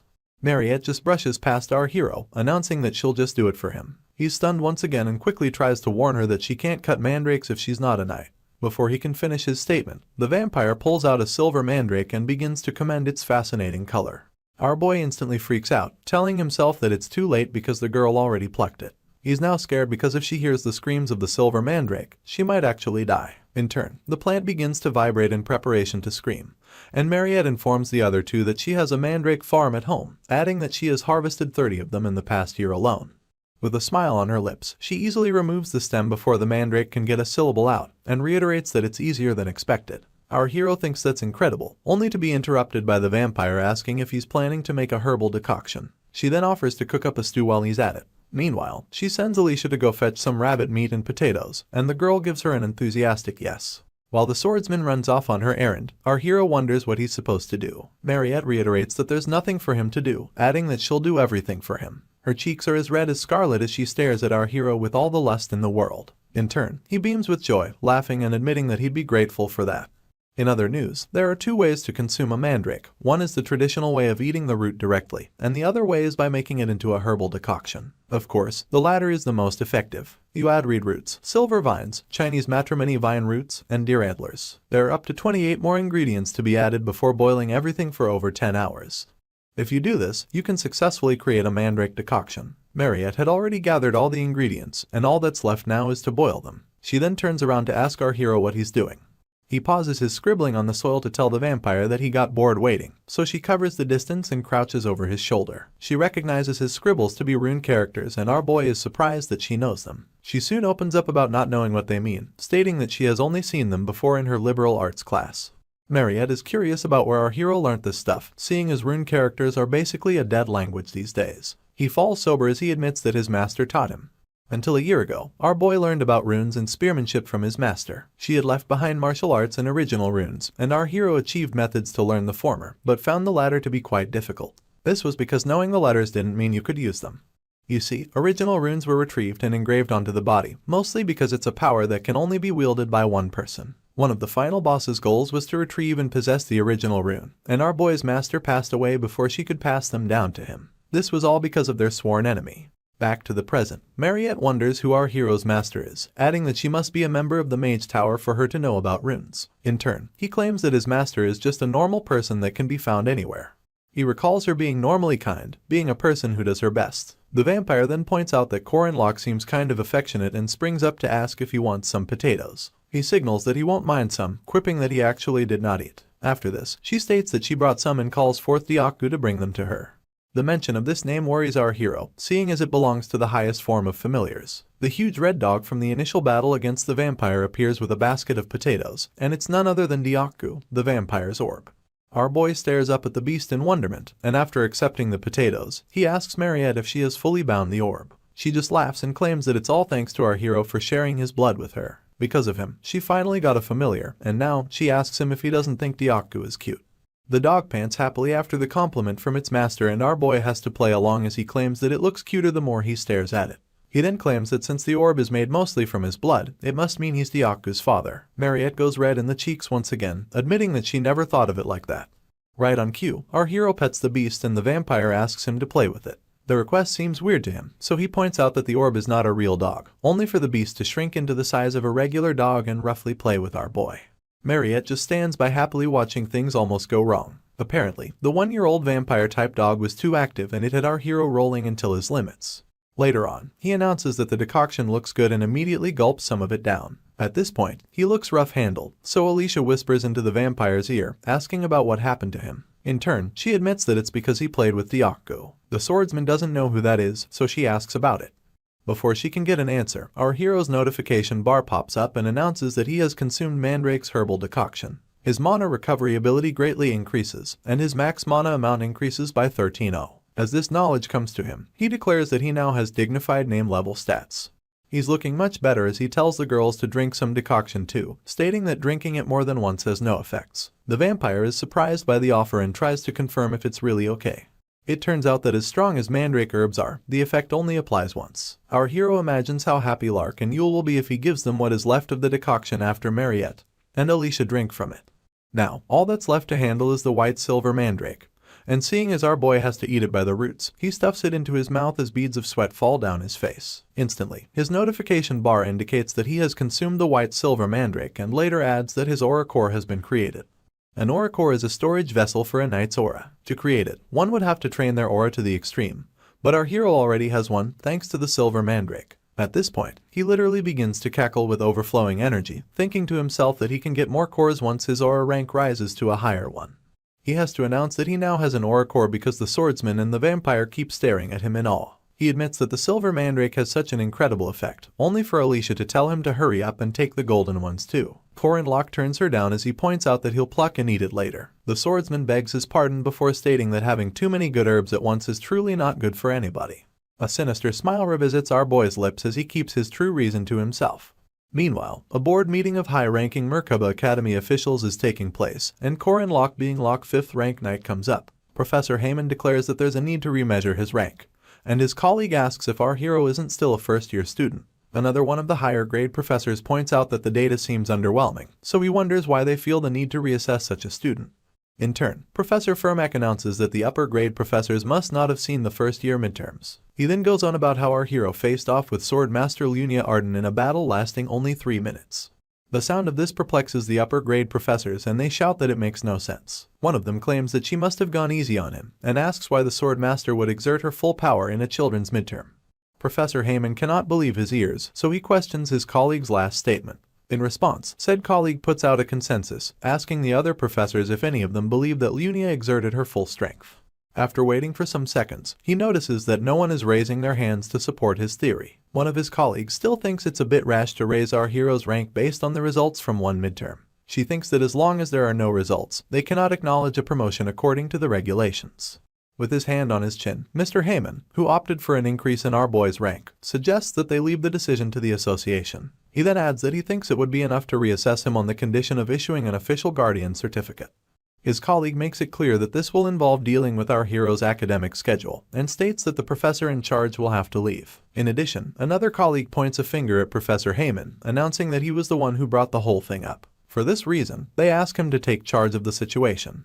In turn, Instructor Heyman admits that that's what he wanted all along. After the ruling on Locke is complete, the board moves on to other matters, but Professor Firmack is stuck thinking about our hero. He thinks that him being a 5th rank seems excessive judging from his stats, but his battle against Lunia was undeniably remarkable. Not to mention his spear technique which, no matter how the professor looks at it, reminds him of an ancient hero.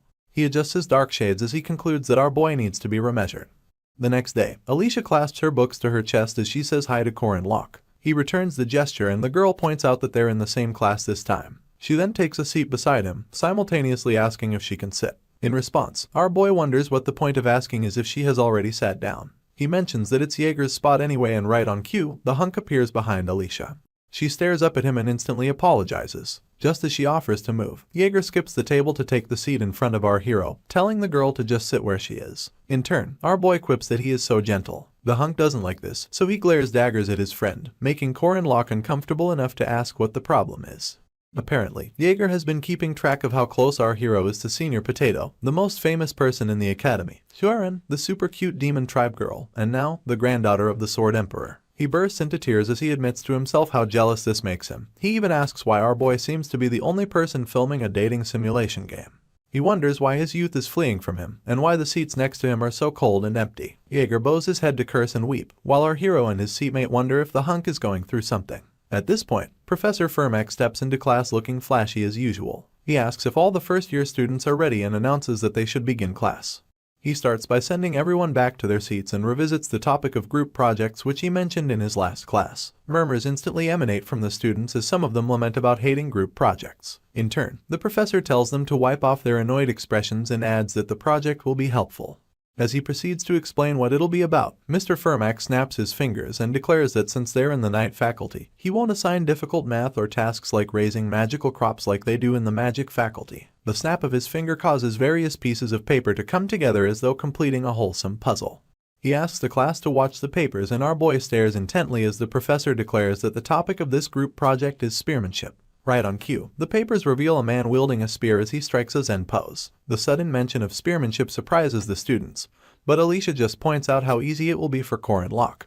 Meanwhile, our hero wonders what's going on, seeing as in his last life the project was about boxing. You see, Mr. Fermack is a boxer represented by range adjustment and dash, as well as shadow, which is his special technique. He's also a first-rank knight from the Northsverkut Academy and is famous for the rune magic engraved on his gauntlet. Our hero smiles mischievously as he questions why the professor is suddenly teaching spearmanship. He admits that he's quick-witted and stares him down as he asks if the man is trying to test him out. The instructor goes into detail as he claims that the project will be about choosing and researching a specific type of spearmanship with their groups. He then adds that a time will come when they'll demonstrate the different techniques of spearmanship that they studied.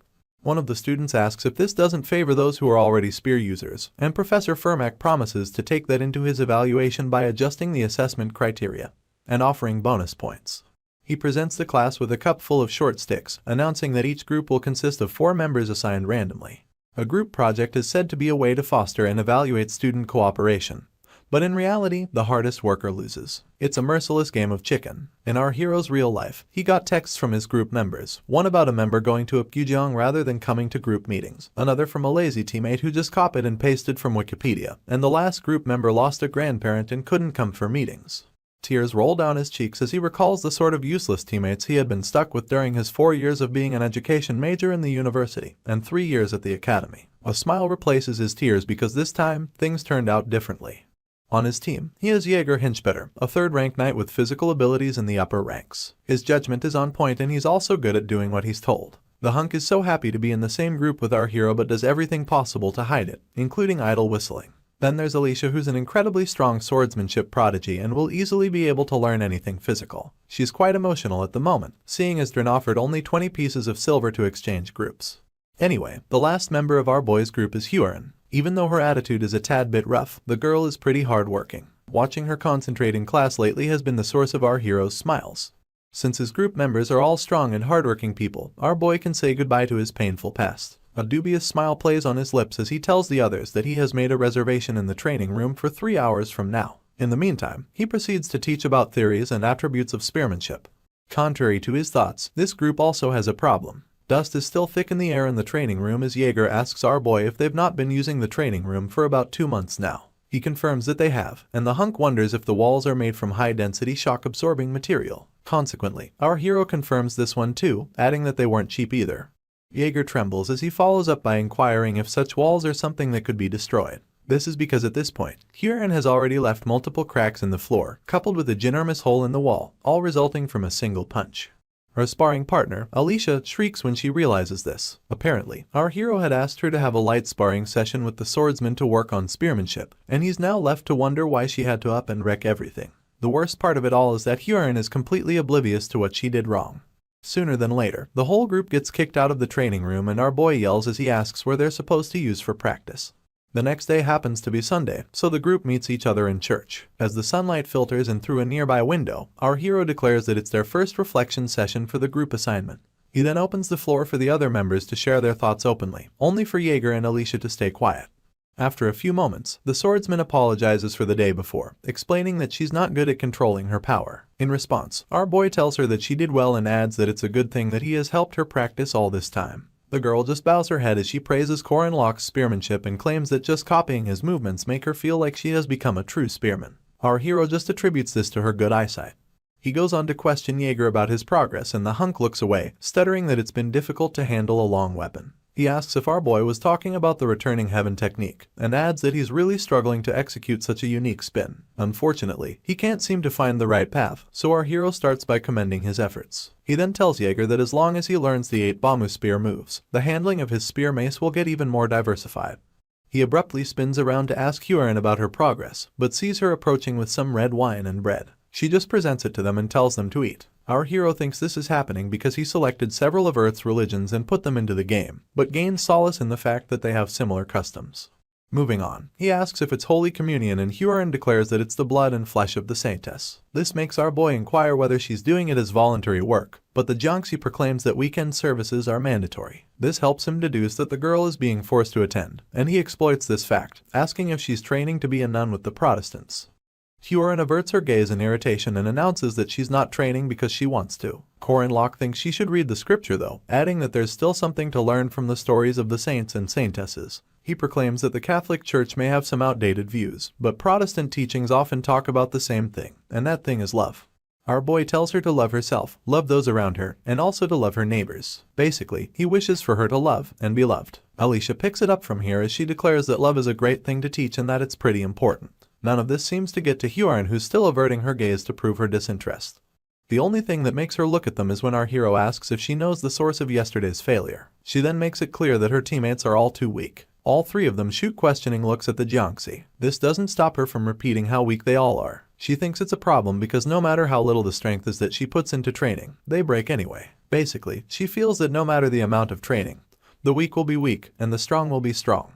Our boy gets on his feet, tapping on Alicia's shoulder as he tells Hyorin that she isn't wrong. He then looks her in the eyes as he proclaims that she made a sentiment that only the strong can express. She begs his pardon, so Corin Locke asks if she wants to make a bet. He proposes that he can make her kneel in 1 minute, and if he pulls this off, she has to pay for dinner that night. The Jiangxi has no problem with this, and doesn't even want anything in return for her victory, seeing as something breaking is enough. With this, they both find a suitable location for their duel. As they ready themselves for the duel, Corin Locke announces that they'll begin on Jaeger's signal. The hunk and Alicia are dumbfounded as they stay struggling to wrap their heads around how fast things escalated. Being left with no choice, Jaeger accepts his responsibility and signals to both parties to prepare. Hyorin glares daggers at our hero and he glares daggers right back. The moment their teammate gives the signal, our boy springs into action, keeping in mind that he'll use his highest ranking techniques from the very beginning. He unleashes his Calamity Serpent intent, only for his opponent to block it easily. The resulting reaction is enough to push our hero back and make him admit that Chwara is as good as she's known to be. The sleeves of her cloak are the only things that seem to be destroyed, but our hero doesn't relent. He leaps into the air and hits her with the tiger sweeping second step. Unfortunately, his spear breaks in the process, surprising him more than he's ready for. His opponent stares down at him condescendingly as she points out that his hands are empty and his fists are naked. In turn, Corin Locke flashes a smile as he quips that she loves destroying things. He activates his playing tool from the 8 trigram steps and dodges every single punch that his opponent tries to deliver. As our hero gets her to chase after him in vain, he mocks her for not being able to land a single blow. In turn, Hyorin just gets so irritated that she declares through gritted teeth that he's annoying. She then tells him to dodge her next attack if he doesn't want to die, and proceeds to unleash a right fist. It's obvious to our hero that if he gets hit he'll spend the month in the hospital, but instead of dodging it, he decides to try and block it. He gathers a sort of blue essence between his palms and points it towards the incoming attack. He calls this one linking chains and it's also from the 8 trigram steps. Our hero's face scrounges up as he puts his best into blocking this attack, and despite doing it absolutely well, he still feels like all his muscles are going to rupture. Hyorin is shocked that he didn't dodge, so much so that she loses focus afterwards. Our boy is quick enough to exploit this window and knocks her down by her knees. Alicia instantly asks how he managed to get behind his opponent so quickly, and Jaeger declares how incredible he is. Meanwhile, a sinister smile returns to his lips as he looks down on Hyorin, telling her that she kneeled. She turns abruptly to ask that they go for another round, but Corin Locke is quick to turn her down, asking why he should fight again when he already won. The Jiangxi repeats her request, but with an angrier tone this time, only for our hero to reiterate that he doesn't want to. He gets smug about it and mocks Hyorin for getting angry, adding that he can hear the sound of her trembling. She sucks her teeth in response and stares him down. A few days later, he gets a note from her, and admits to himself that he managed to apprehend his group members' revolt even though it took a bit. With this, he thought he could get to slowly teaching spearmanship in preparation for their presentation. Unfortunately, in the note, Hyorin claims that she's sick and asks him to train without her. He instantly concludes that she's lying and asks no one why she would be sick. He's so annoyed that he squeezes the note, asking himself if this is how she wants to do it. Now, he has no choice but to use his secret weapon, seeing as he's the troubleshooter of their group project. Later on, he and the Jiangxi meet up at a restaurant and he welcomes her emphatically. He then has them serve her a fish course, and points both hands at it as he tells her to dig into the meal. The mischievous grin doesn't leave his face as he tells her that he won't accept that she's sick if she eats. Hyorin stares lustfully at the banquet before her, saliva leaking via the corner of her mouth. Our hero continues to emphasize the meal as he asks if she thinks she can refuse. After a few moments of mulling it over, she grabs the fish with both hands and replies with a mouthful that she's not sick anymore. Our boy just laughs victoriously as he announces that it's no surprise. As his colleague continues to chow down, he asks her if she knows how long it takes a chef to work on one meal. She quips that it didn't even take 30 minutes, only for our hero to tell her that it takes 10 years, from finding good ingredients to dealing with those ingredients, down to prepping everything. He then declares that it apparently takes most chefs up to 10 years to show their cooking to customers. Hyorin wonders what he means by that, so he explains that it took him 3 years to get good enough at martial arts to make her kneel once. He then balls his fist as he adds that her favorite fish and his martial arts share similarities, from selecting the right ingredients to the posture he takes before striking. At this point, he remembers going at it with his teacher and tells his colleague that it all begins with the little details. Hyorin doesn't utter a word in response and just sits there holding her fish. Finally, our hero breaks the silence, leaning in to ask if they've made up. She just signals that they have and proceeds to slam a notebook in his face. He almost curses until he realizes what it says on the cover. Apparently, it contains the positions of spearmanship. The girl continues munching her fish while our hero wonders aloud if X isn't the research he gave her to do. He gets so excited that he pats her head for doing all of it, and even calls her a cutie. She instantly tells him to get off of her though. At this moment, he realizes that Jaeger and Alicia are also practicing their spearmanship diligently, and thanks to Hyorin, there's no need to worry about the research aspect. Now, they have enough to prepare for the presentation. Time flies right by and the team finds themselves in the middle of May, the first week of project presentations to be precise. Professor Firmak stands before the first group to present, wielding his notepad and staring them down. It turns out that the order of presentation was based on numbers, and the group that comes before Corin Locks go ahead to present. As he and his friends watch patiently, the team before them announce that they're ready to present. The leader of Group 1, Pale, yells as he introduces himself, and adds that their topic is based on 5-star spearmanship. In turn, the professor asks for a demonstration. Group simultaneously showcases all that they've learned, so much so that Alicia admits that they all prepared quite well. Afterwards, Mr. Firmak tells a mo-panting Pale that he did a good job. The boy thanks him in response, only for the professor to add that he'll now try to get through their formation. Sweat drips down the poor boy's face, seeing as he didn't expect this to be a part of the presentation. Meanwhile, Professor Firmak Damon, a distinguished graduate of Northern Guardian Academy Virtute, and the former El Lost Kingdom first-ranked knight, fires up his gauntlet. As a haunting essence surrounds him, he tells Pale and his team that if they last 10 seconds, he'll give them full marks for the project. Apparently, the real group project starts now. All of Group 1 just stare helplessly as their professor announces that they should block. He throws his notepad in the air and it's enough of a distraction for him to pick off the first group member, and then the second, third, and finally the fourth. He had used the Southpaw boost combination to uphurl all the students within mere seconds. Jaeger is so moved that he exclaims that the professor is so fast. Our boy just thinks to himself that Firmak is really not holding back. In turn, the professor catches the notepad he threw as a distraction and announces that it's good they chose group spearmanship, adding that they may have lacked practice, but it wasn't terrible. He then grades them a B- and asks if they have any objections. Of course, all 4 students are still groaning on the floor as they announce that they have none. Up next is Group 2, and some other students are already having doubts about facing the professor. They even wonder if they should just give up from the start. The leader of Group 2 yells that they chose the deadly spearmanship of the North 9 deadly dragons because it looks like 9 dragons flying. In no time, Professor Firmak pummels Group 2 and tells them that their technique is not only uselessly elaborate, but they also haven't learnt it properly. For this reason, he grades them a C-. Next is Group 3, so he asks Corin Locke to step forward. With a smile on his lips, our hero asks his team if they're ready to go. They all step forward soon enough, and our boy declares that they'll be showcasing the 8 trigram spearmanship's Lan Naja. In turn, the professor asks them to demonstrate. Jaeger is the first up, so he demonstrates Lan, which is the deflection of incoming attacks. Alicia handles Na, which is the pushing down of an opponent's weapon. And finally, Hyorin demonstrates Sha, which is the stabbing of an unguarded opponent.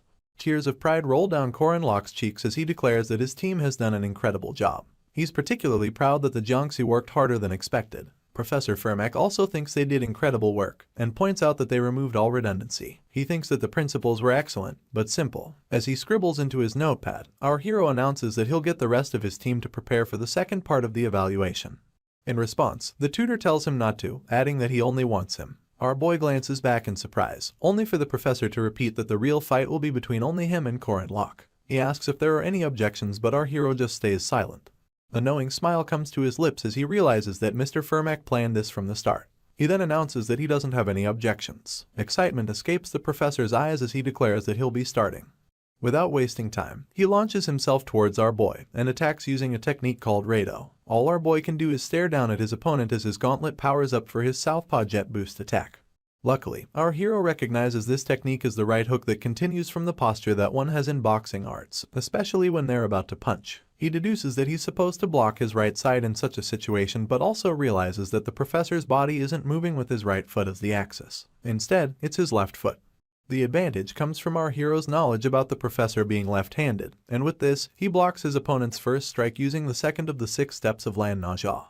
Mr. Fermac is left in shock as he wonders how our boy predicted his movements. Meanwhile, one of the students who faced the professor already points out that his speed has increased, only for his colleague to express his awe towards our hero. Back to the duel. Each and every sped-up attack from the professor meets the body of our boy's spear as he blocks them. This does not dissuade the instructor from coming at him with all his might though. At this point the students are left wondering how our hero is keeping up with Mr. Fermac. Even the professor himself welcomes the thought of our boy having surpassed the level of a mere student. He wants to see it all, and not just the basics, so he packs quite the loaded punch and brings it Corin Locke's way, all in a bid to test how far his spearmanship has gone. Our hero watches the attack come at him, and to everyone else, he gets hit by the overwhelming force from Fermac's punch. The students worry on his behalf as dust rises into the air. In truth, the professor's bald fist stops mere inches from our hero's face and he still doesn't flinch. Fermac is all but confused and asks our boy why he's standing still. All he does is remind his tutor that he already survived 10 seconds and this stuns the man into silence. You see, our hero deduces that his professor must be suspicious, seeing as until now, he only dealt attacks using his right hand. He showed off that he's right-handed, but our boy's response was due to the fact that he already knew about the man's left-handedness. At this point, Fermac turns around and our hero asks him what this signifies. In turn, he asks him what he thinks, calling him his martial nephew. The professor goes on to address Group 3, telling them that when it comes to secret arts, many blindly choose only elaborate techniques when in truth, the basics are the true secret art. He calls forth Group 3 and declares that they get an A+. With this, the whole group begins to celebrate, well, except Huron who probably expected to win from the beginning. Our hero prances around, raising his spear and announcing that he's a plus Corin Locke. Mid-celebration, Mr. Fermac asks to see him for a moment and as he walks forward, he tells our hero not to feel too pressured because it's just a casual one-on-one meeting. They both find a secluded place to talk, only for the professor to ask our boy if he's truly a 5th rank knight. With his hands behind his back, he tells the tutor that he is. In turn, Fermac mentions that our hero must be aware that his abilities don't align with those of a 5th rank knight, and Corin Locke admits that he's pretty good. He adds that he can't sense spirit, and can only catch them under special conditions. For this reason, he can't even subdue a 5th rank evil spirit. The professor pauses his speech, only to bring up how the knight faculty recently met and debated about our hero. He continues to keep a straight face as the tutor announces that they've decided to reevaluate him. He then adds that our boy will be assigned several missions which will be used to reassess his rank. Apparently, the highest rank allowed will be a semi-first rank, and since our hero has showcased some results, they've come out unconventionally. In our boy's heart, he mulls things over, admitting to himself that an increase in rank can't hurt, especially because he'll be paid more, and even get more choices when it comes to missions. The fact that he will get to choose high-ranking mission puts a smile on his lips. Apparently, if he was a main character, this would be a right he could only get as a second-year student. He flashes the professor a smile as he agrees to the rank reassessment. He then follows up by inquiring about what he has to do. In turn, Fermac reads a note and it details how our hero must complete 2 missions involving semi-first rank monsters and evil spirits. He must do this on his own.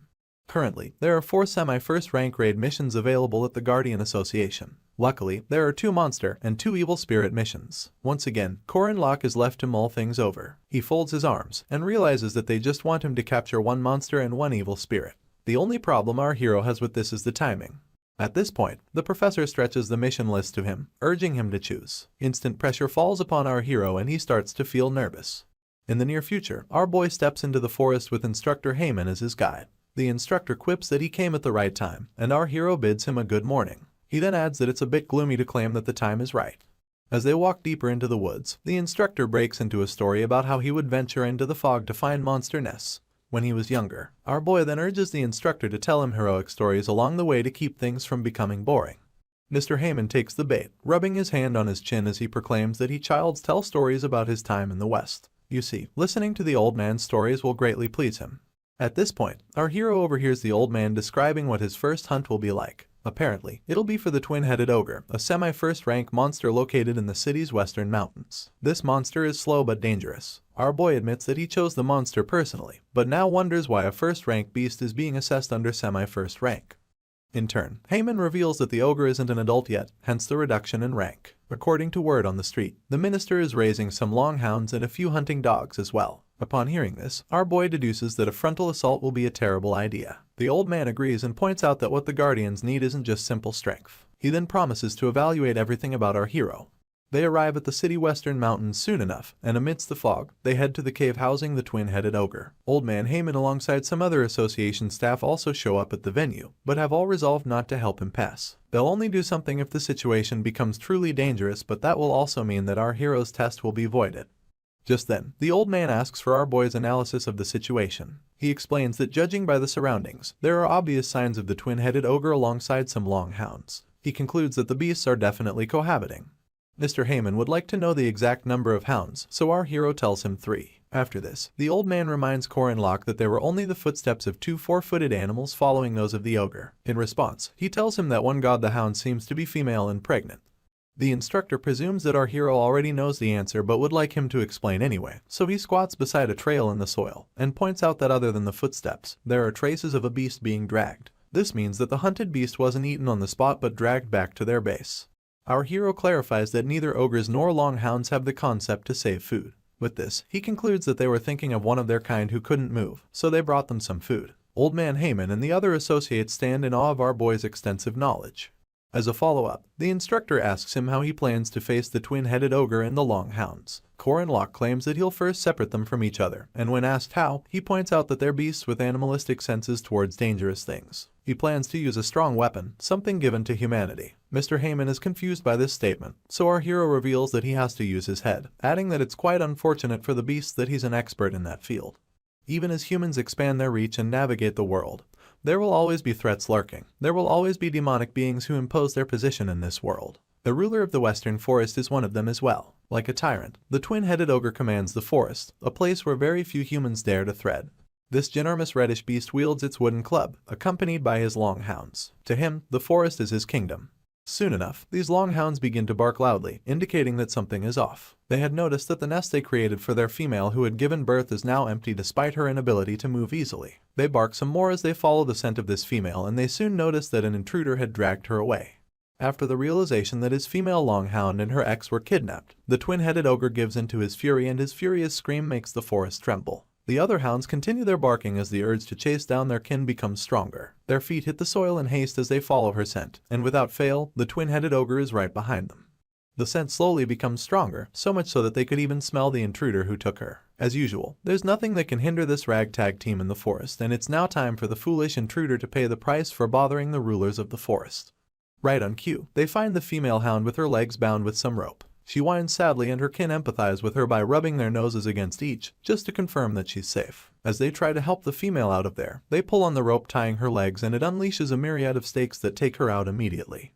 Out of nowhere, a log swings into the picture and smashes one of the hounds against a nearby tree, leaving just one of them alive. Unfortunately, the log cuts the ropes loose, and more stakes fall from above. The hound is left with no choice but to run for survival's sake. It notices an open field up front and runs towards it because there are no trees where it'll be used as traps. Little did it know that our hero had carved runes into all the rocks in the vicinity. In no time, a mighty inferno arises and consumes this hound. The two-headed ogre then emerges from the flames, only to witness the last of his hounds still burning to a crisp. He grits his teeth in anger, for he had lost his loyal subordinates, and howls so loudly that it rings throughout the forest. At this point, the flames burn up the ropes holding back more logs, and they get unleashed on the tyrant. As the flaming logs make their way to him, he swipes them aside one after the other. Nothing can touch him. With the flames doing nothing but warming up his skin, and his eyes as red as scarlet, this creature is truly the ruler of the forest. Our hero lurks in the shadows, spear in hand, ready to take on this beast. Unfortunately, the twin-headed ogre has no idea that the hunt has just begun. The ruler of the forest, which is none other than the twin-headed ogre, is a natural-born hunter, with his first head having good vision, and the second having an excellent sense of smell. Together, both heads work to avenge the death of his longhounds by chasing their trail. The beast comes upon footprints of the intruder. If anything, there are so many traces of him that it seems absurd. The ogre sees our hero as a bastard who can't even hide his footsteps or scent, and wonders how the longhounds lost to him. Unfortunately, throughout his first day of chasing this intruder, he ends up not finding him. The beast sits dejected, resting his back on a nearby tree trunk. You see, even though the traces were abundant and he chased them down diligently, this intruder always slipped away, leaving the impression of almost getting caught. Now tired, the ogre puts his unfortunate feelings aside and sets up camp for the night. Sadly, it's at this point that he gets ambushed by rocks with the rune Hagalars carved into them. This attack would have caught the beast off guard if one of the heads wasn't alert. The head had awakened to see hail raining down from the sky and prompted his entire body to make a run for it. As the ogre navigates the forest, hail continues to cause destruction in its wake. Luckily, the beast ends up with a few grazes from pieces of hail, and at first sight, it seems like a coincidence. He soon realizes that it wasn't, because day after day, just as he's about to fall asleep, hail falls from the sky, leaving the monster frustrated. After some time, he decides to ignore the hail completely, seeing as he has no idea about its source. Unfortunately, things get worse. Rocks which had been set on fire fly near the ogre and begin to burn everything in sight. Come daybreak, a scarred and battered ogre trudges his feet along the forest. He realizes that despite his pursuit and all the chaos the intruder caused, his only plan was to leave ambiguous traces and not actually show himself. After 3 days of what seems like torment, the beast realizes that he's being hunted. The once furious look that graced his features melts into a wary one as it dawns on him that his role as a hunter has been reversed. At this point, he hears a voice behind him and turns to see that it's the source of all his frustration and torment. It's Corin Locke casually yawning with his spear cradled on his shoulder. Our boy then asks that they put an end to things, mostly because he's tired of all the effort he has been putting into catching the beast. Right on cue, the ogre's fury returns and he roars as flames begin to emanate from his skin. He launches himself towards our hero soon enough while he calculatedly waits for the right time to move. A mere second later, he also charges towards the ogre and makes the beast expect a head-on battle. Suddenly, Corin Locke leaps into the air and twirls his spear in preparation for his next attack. The poor monster never expected him to jump but quickly brushes off his shock as he plans to smash our boy into oblivion using a 2-meter-long birch tree club. The beast angrily wields his weapon of choice, waiting for our hero to land.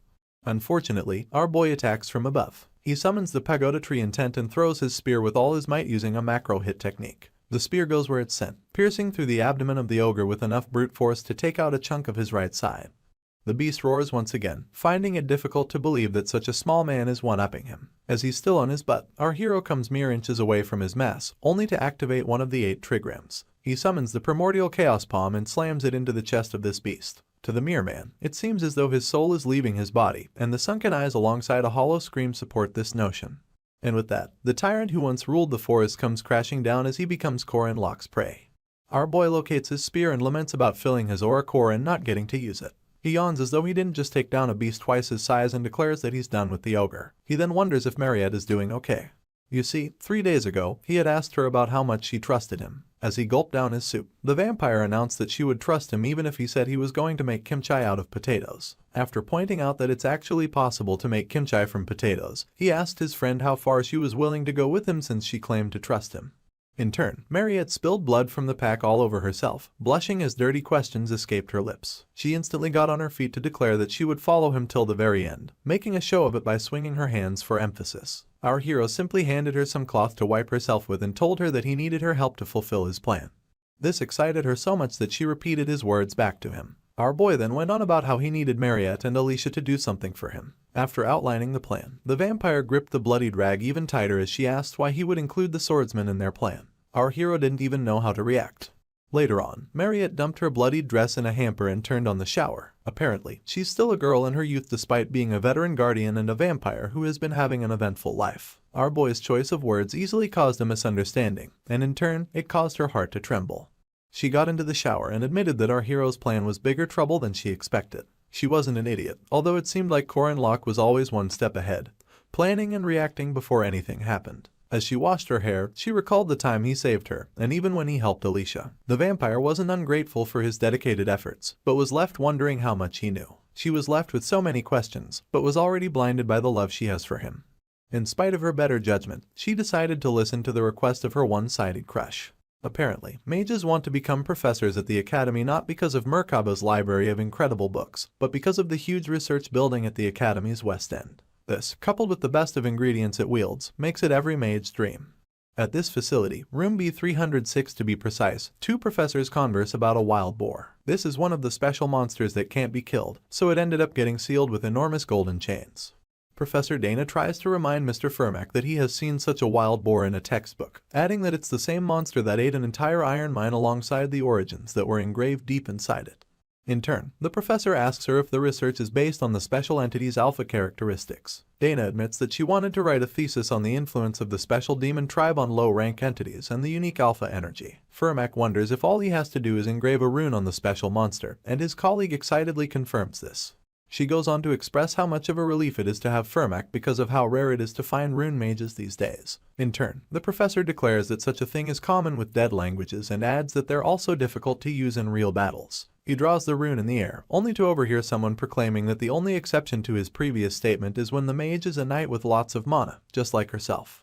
Both professors spin their heads to see who it is, and Dana quips that it's obvious that their academy has more special monsters. She then goes on about never expecting a special vampire to volunteer to help with the experiment, and soon feels like she just spoke rudely. Mariette tells her professor that it's fine and pastes a smile on her face as she announces that Dana isn't exactly wrong. This becomes an encounter between two specials, the meeting of the first act's boss, Mariette Dunalef, and the second act's boss known as the King of the Iron Mountain. The moon is full and high in the sky as it marks the launch of the Haunted House mission, a simple mission that can be chosen during one's second semester in the original game. To defeat the first-rank evil spirit possessing this haunted house, one must navigate through attacks from several household items and destroy the hidden magic circle in the basement. As objects float within this house, it becomes apparent that the difficulty level of this mission is far beyond what one would expect. This mission has been used by players as a challenge to prove who is an expert.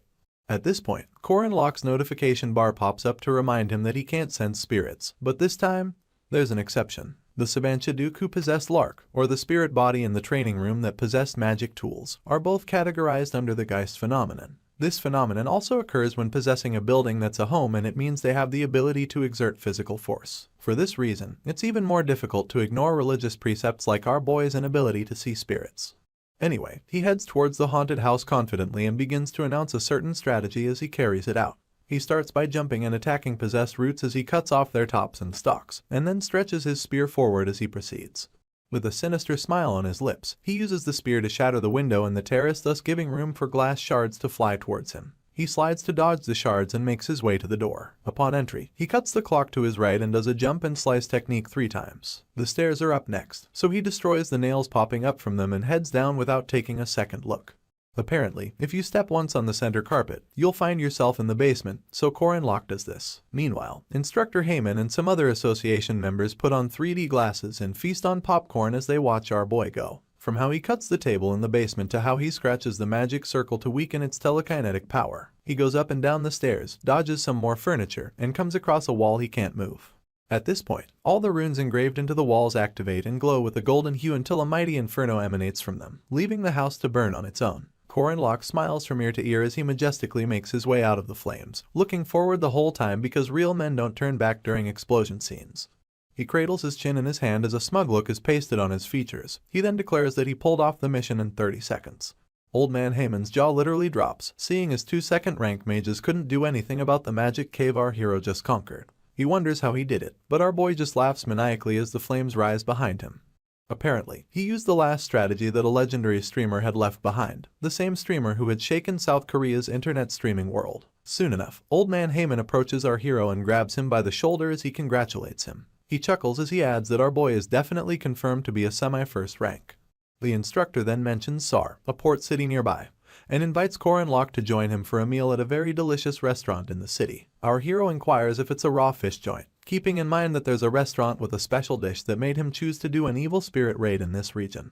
The old man seems to know the place our boy is referring to, so he wraps his hand around him and asks if he likes raw fish. In turn, our hero quips that he loves it. As the instructor promises to show him to a nice raw fish place, our boy glances behind them, only to notice the Otaku lurking behind a tree. For some reason, he thinks to himself that it's nice that the orb is following them. In other news, something happened on the Dingle Peninsula located in the polar region of the northern continent. 88 years ago, this bitterly cold region harbored countless natural resources deep within its frozen expanse. Amidst these icy mountains laid a vast mine so rich in resources that it was called Iron Mountain. The miners who pioneered in this region to search for iron or gold witnessed something unbelievable. It was a massive boar greedily devouring the iron ore. It was Dingle Peninsula's demonic king, a beast also known as the King of Iron Mountain. This was the first sighting of him, and he stood meters upon meters taller than any of the miners. Present day. Alicia's feet hit the ground as though they're angry at it as she hurriedly makes her way to the Academy's research facility. She wonders why she slept in on a day like this and struggles to remember if our hero said the testing facility was on the 4th floor. She picks up her speed as she tells herself that she can't be late, mostly because it was what our boy asked of her. A few days ago, Alicia had met with Mariette on the 1st floor of the testing facility. She had slipped in too quietly, so the vampire admitted that she was startled. In turn, the swordsman apologized and asked if the experiment Mariette was so focused on is an important one. The vampire just laughed it off and told the girl that it's something she's trying out during the rest period. Alicia cut straight to the point as she asked why Diaku summoned her to the facility. The vampire laughed once again, explaining that she was going to pass on a message on Corin Locke's behalf. The swordsman blushed upon hearing this, only for Mariette to stretch her a vial, asking if she wanted to try it out before they start. In turn, she stared down at it and wondered if it was an elixir. The vampire only gave a vague reply to this, but Alicia took the entire vial and gulped it down. She happily chugged it because she thought it would be good for her body. Mariette tried to get her to slow down because of how hot the elixir was, and also because she wanted to check if it was safe. The swordsman had drunk too much of it before she heard the last statement, so she asked the vampire to repeat herself. Unfortunately, she began to react before she could get an answer, leaving Mariette to ask what the problem was. Alicia just lifted her head, abruptly announcing that the elixir is tasty and that it somehow tasted like home. Her eyes continued to glisten with excitement as she took in the entire experience. Meanwhile, the vampire checked off her list that the taste, safety, and toxicity of the elixir is good. Afterwards, the swordsman finally asked about what Corin Locke wanted her to know, and in turn, Mariette revealed that it was something that was going to happen soon. This piqued Alicia's interest even more, and she found out that it was about the King of Iron Mountain. Back to the present, the swordsman begs the pardon of multiple passersby as she weaves her way through foot traffic. She recalls the whole demonic pig warning and picks up her pace, telling herself that she has to go to the facility quickly despite not knowing why our hero chose her. Meanwhile, in the 4th floor basement, Professor Dana asks the vampire what she thinks distinguishes special demons from monsters. Mariette suggests that it's because they're strong, and in response, the professor declares that strength is a given among the specials, adding that one of their special abilities is the power of domination. Our girl doesn't understand what she means, so the professor opts to explain. At this point, Fermac is left wondering if his colleague was the one who summoned the vampire. Anyway, Dana goes on about how some demons emit a different energy than normal demons and stares that they're theoretically called alpha entities. She waves her finger around as she proclaims that these demons are stronger and give commands, unlike their normal kin. It turns out that they can easily dominate their kind of monsters, but their domination ability is ineffective against demons that are different from them. For some reason, it works for special demons. Mariette takes over the conversation from here, pointing out that special demons can command any demons weaker than them. The professor instantly concurs with her logic and asks if she has had any experience with the concept. This takes the vampire down memory lane, back to the time when ran away from the hunting ground. Crazed by her thirst, she controlled the monsters and had them bring her their blood. Back to the present, the girl tells her professor that she thinks the concept is a bit different from domination. They both fiddle with their chins as the vampire announces that she used the fear of monsters rather than dominating their minds back then. Dana then reveals that it's based on Mariette's species. She goes on about the existence of 3 types of demons: the monsters, the evil spirits, and the demihumans. She adds that these 3 types are simple but possess different influences of alpha traits. This is news to the vampire, so she wonders aloud whether it means that she can control other demihumans. In turn, the professor clarifies that they need to do more research on the subject and states that she doesn't think it's generally possible. Apparently, the intellects of demihumans are greater than that of humans, thus nullifying the effects of that kind of domination. With this, Professor Dana announces that they'll be stopping all talks about theory and getting into the real deal. She then instructs the lab attendants to bring in the fang boars, and right on cue, they roll in various cages containing these beasts. The professor declares that the core point of the experiment is to see how far the alpha traits of a special monster can go, to see if Mariette can freely use this alpha trait. This is because, according to theory, humanity should be able to control most monsters and evil spirits.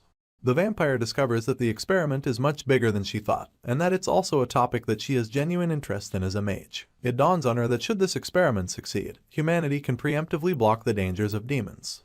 Suddenly, the professor whispers to her, asking if she succeeded in making the elixir to be as yummy as she wanted, adding that she's referring to what the girl asked her previously. In response, the vampire admits that it turned out deliciously thanks to her. The professor heaves a sigh of relief and apologizes for the sudden curiosity. She moves past the topic just as easily, asking Mariette to try and dominate the fang boars. She just stares at these monsters as they growl from behind their cages and steadies herself. She then commands all of them to come out, and a sort of reddish hue spreads all over the place as these beasts calmly exit their cages. They take a few steps toward our girl before she commands them to stop. Right on cue, they all halt their movements as though they're under hypnosis.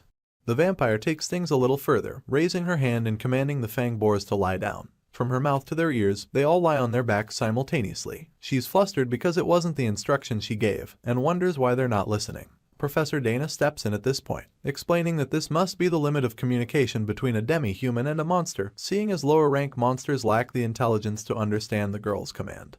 She announces that they should check the effects of alpha traits in the same beasts, and asks Professor Fermac to release the seal binding the King of Iron Mountain. In turn, Fermac declares that he understands. He begins by scribbling the rune of banishment, telling everyone that he's only going to release the first seal.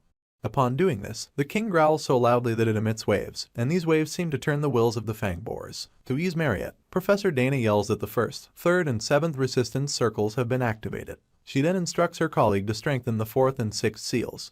The king growls with even more malicious intent, and the fang boars instantly replicate it. They even go as far as charging towards Mariette, and she screams at them to stop. The boar in front doesn't slow down, so the vampire slams it back into the herd with a sleight of her hand. Afterwards, the professor voices her concerns about losing control over the beasts too easily, and wonders if it's because they're all boars. Just as Mariette claps back about being able to apprehend the monsters, a loud bang is heard in the vicinity. An announcement then comes through, declaring a state of emergency over the monster in cage 107 escaping. Dana panics on the spot as a scaly beast slithers its way out of holding.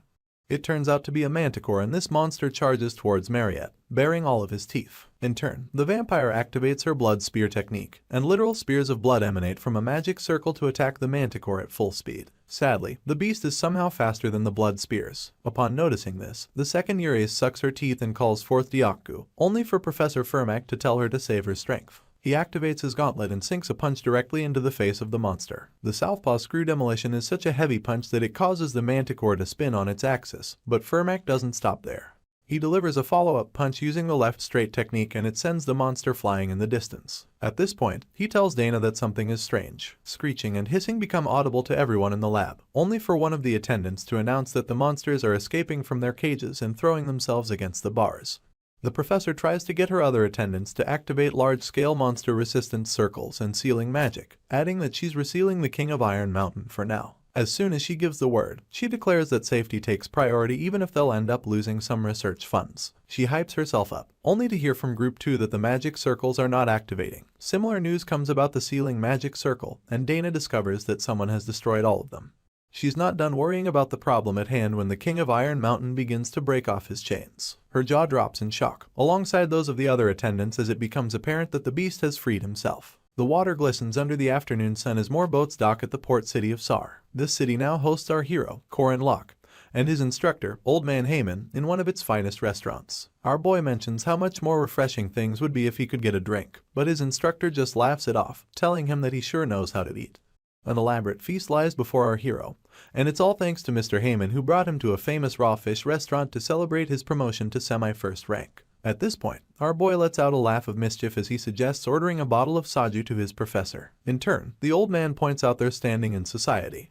Our hero licks his lips as thoughts of alcohol fled his mind. As Corin Locke, he's a third year and a minor, so he seldom has the opportunity to drink. He's just frustrated that all the pubs around are so thorough about checking ID. Because of the current worldview, all he can think about is the sadness of not being able to have chicken and beer together, especially from Chef Yoon, who created seasoned chicken. He's even sadder because he came from the nation that consumed the most alcohol daily and still couldn't drink it.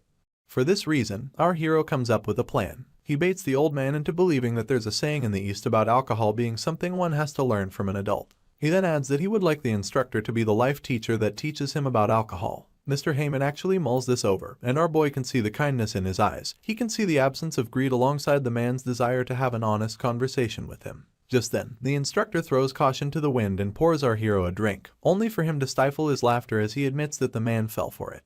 At this point, his happiness is cut short by the sound of barking. The other customers at the restaurant begin to wonder where the barking is coming from and ask if someone brought their dog. Our hero just stays trembling in his seat as he asks himself why such a thing would happen at this time. He soon bursts into tears as he catches a glimpse of Diaku standing right beside him with folded arms. Back at the testing facility in Merkaba Academy, the King of Iron Mountain has successfully broken free and is now staring down at all the puny humans with malice. Professor Fermac proclaims that they need to block the beast, and Mariette hurriedly concurs. She activates her crystal lance magic, and a ginormous crystal forges right above her in accordance. In no time, she sends it flying towards the beast, only for it to shatter against his hide.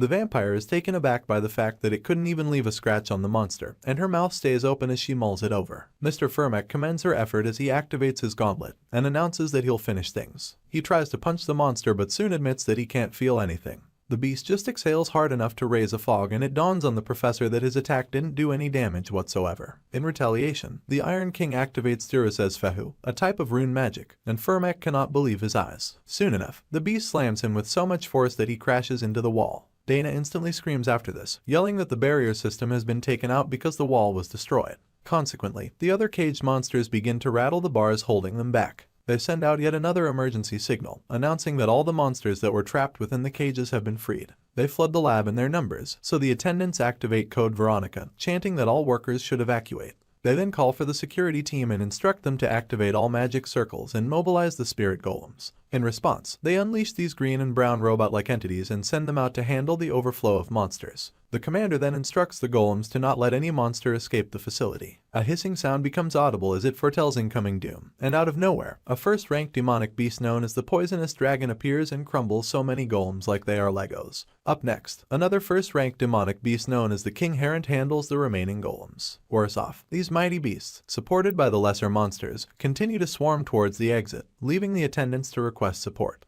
They add that they cannot block the higher-level monsters without a magic circle. Professor Dana is so panicked by the concept of these beasts leaving the academy that she authorizes consecutive lightning attacks in their shared area. At the back of her mind, she wonders if their funding will be okay. Anyway, while her attention is divided, a magic beast covers the distance and almost bites her head off. As she screams in horror, two overpowered swords dash into the atmosphere and bore holes in this magic beast. The mercenary then announces that Corin Locke's insight is getting scarier. Dana is left in shock, but manages to ask Rin why he's at the facility. In turn, the mercenary just claims that it's a field trip, and proceeds to call back his blades. On their way back, they take out their fair share of monsters. The King Herent is more pissed off than ever, so he gathers momentum and unleashes a mighty inferno to burn down anything in its path. This worries the mercenary, but he stands his ground. Right behind him, another mage charges up the broken rocks with debris fusion, bringing them together to forge a castle golem which is on eye level with this first-ranked demonic beast. Cranel takes out some time to celebrate the success and control of his recent spell, adding that the techniques our hero taught him really worked. Apparently, Corin Locke had told him a few days ago that stamina is power and forced him to train before giving him some golem magic techniques. Our boy claimed that he found the techniques when he was reading in the library. He tossed the golem sorcerer the book, and all he asked for in exchange was for him to partake in today's field trip.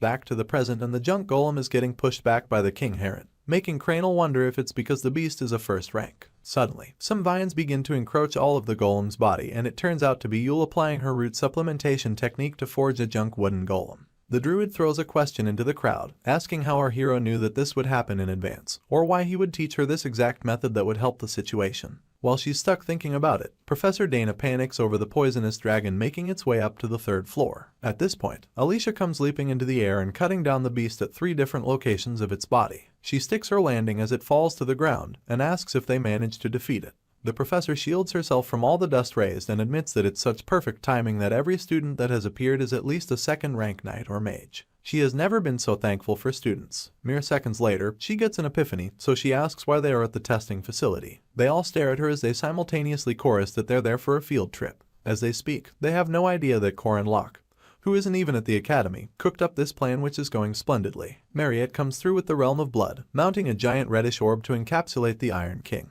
She declares that it's a good thing that they prepared the barrier beforehand, just like our hero said. Hopefully, this will make it harder for the Iron King to get to the ground. The vampire follows up with crystals big enough to keep the beast stuck in place. He looks so angry, but the inability to move keeps him still, while the lab attendants just watch in awe as Mariette does her thing. In turn, the girl screams that they shouldn't let their guard down, and then tells the Iron King that she's a special just like him. On the other hand, the King Herent is still a problem. This first-rank monster seems more like he would star in a monster movie rather than be a demonic beast. He roars so loudly that it shakes the foundation of the building, leaving Drin to lament about how it breaks everything in its axis just by moving. For this reason, Cranel yells at Yule to help him, and she asks if he really wants her to move the junk wood golem. Somehow, Cranel had managed to collect the bombs of the golems who had their bodies broken during the hunting ground practice and put their joints together using the magic techniques that our hero provided. All of this combined with Yule's mana powered the golem enough to unleash one hell of a punch against the King Herent.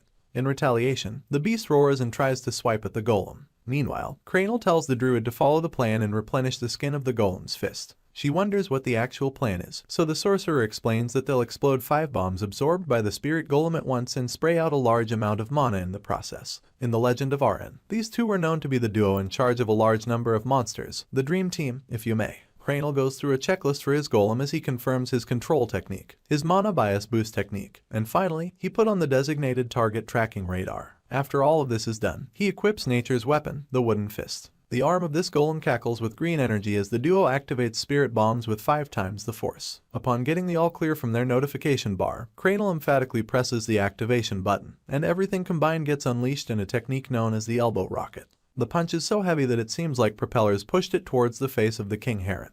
The beast comes crashing into the ground and Cranial screams victoriously, referring to the golem as the Luden warrior. Yule just stands there wondering when he had time to name it. Back to the port city of Sar, it turns out that our hero chose to do the haunted house in that vicinity for a reason that had nothing to do with its cuisine. He arrives at a chapel in town just as the big bell signifies the end of another hour. The continuous ringing of the bell makes Diaku scared, or maybe it was the idea of a chapel. Anyway, our boy tells the demon that he has something that he has to do. He knocks on the door of the chapel and an elderly nun answers. Our hero immediately pastes a fake smile on his features as he tells her that he's an academy student dispatched from abroad. He adds that he hasn't been able to attend mass due to his dispatch tasks, and asks if it's possible to use the chapel's prayer room. In turn, the nun sympathizes with him and agrees. Upon entry, our hero takes a seat and tries to remember the last known location of the marker, telling himself that he hopes the lady on the other side can come as soon as possible because of how dire the situation is. He locates the marker on a cross nearby and presses on it. Within mere minutes, a portal opens up behind him and Madame Josephine emanates from within it. Our boy smugly announces that her response is as quick as he expected, only for the sorceress to place her blade right beside his head in a threatening manner. She then asks him how he knows about the marker, adding that he should think well before answering. Our hero realizes that she may have many questions, but also that now is not the time. For this reason, he tells the sorceress that they have to deal with pressing matters. After Cranial celebrates the good work of the Luden warrior, Alicia stares in awe and admits that she has never seen such a golem before. At this point, the poisonous dragon comes slithering in her direction, and it prompts her to not look away. As the first rank beast hisses at her, she realizes that she has to face it alone, and recalls the time Mariette gave her a message from our hero to not use domain severance under any circumstances. She dodges the dragon's attack by flipping over it and chucks up our boy's instruction about domain severance to mean that he saw potential in her. The beast turns around for a second at its attack, while our girl is left thinking about whether or not she can defeat it. She suddenly hears a weird warping sound in the distance and wonders what it is. Soon enough, the air before her seems to pulse in the shape of an orb and it continues to do so as cracks appear in it. In no time, the blood realm which Mariette had activated completely breaks down and the injured vampire falls to the ground. Alicia screams out her name as the girl continues to heavily pant on the floor. She then remembers that it's all happening just like Corin Locke had predicted. He had told her that she would probably not be able to defeat the demonic pig, and true to his words, she couldn't.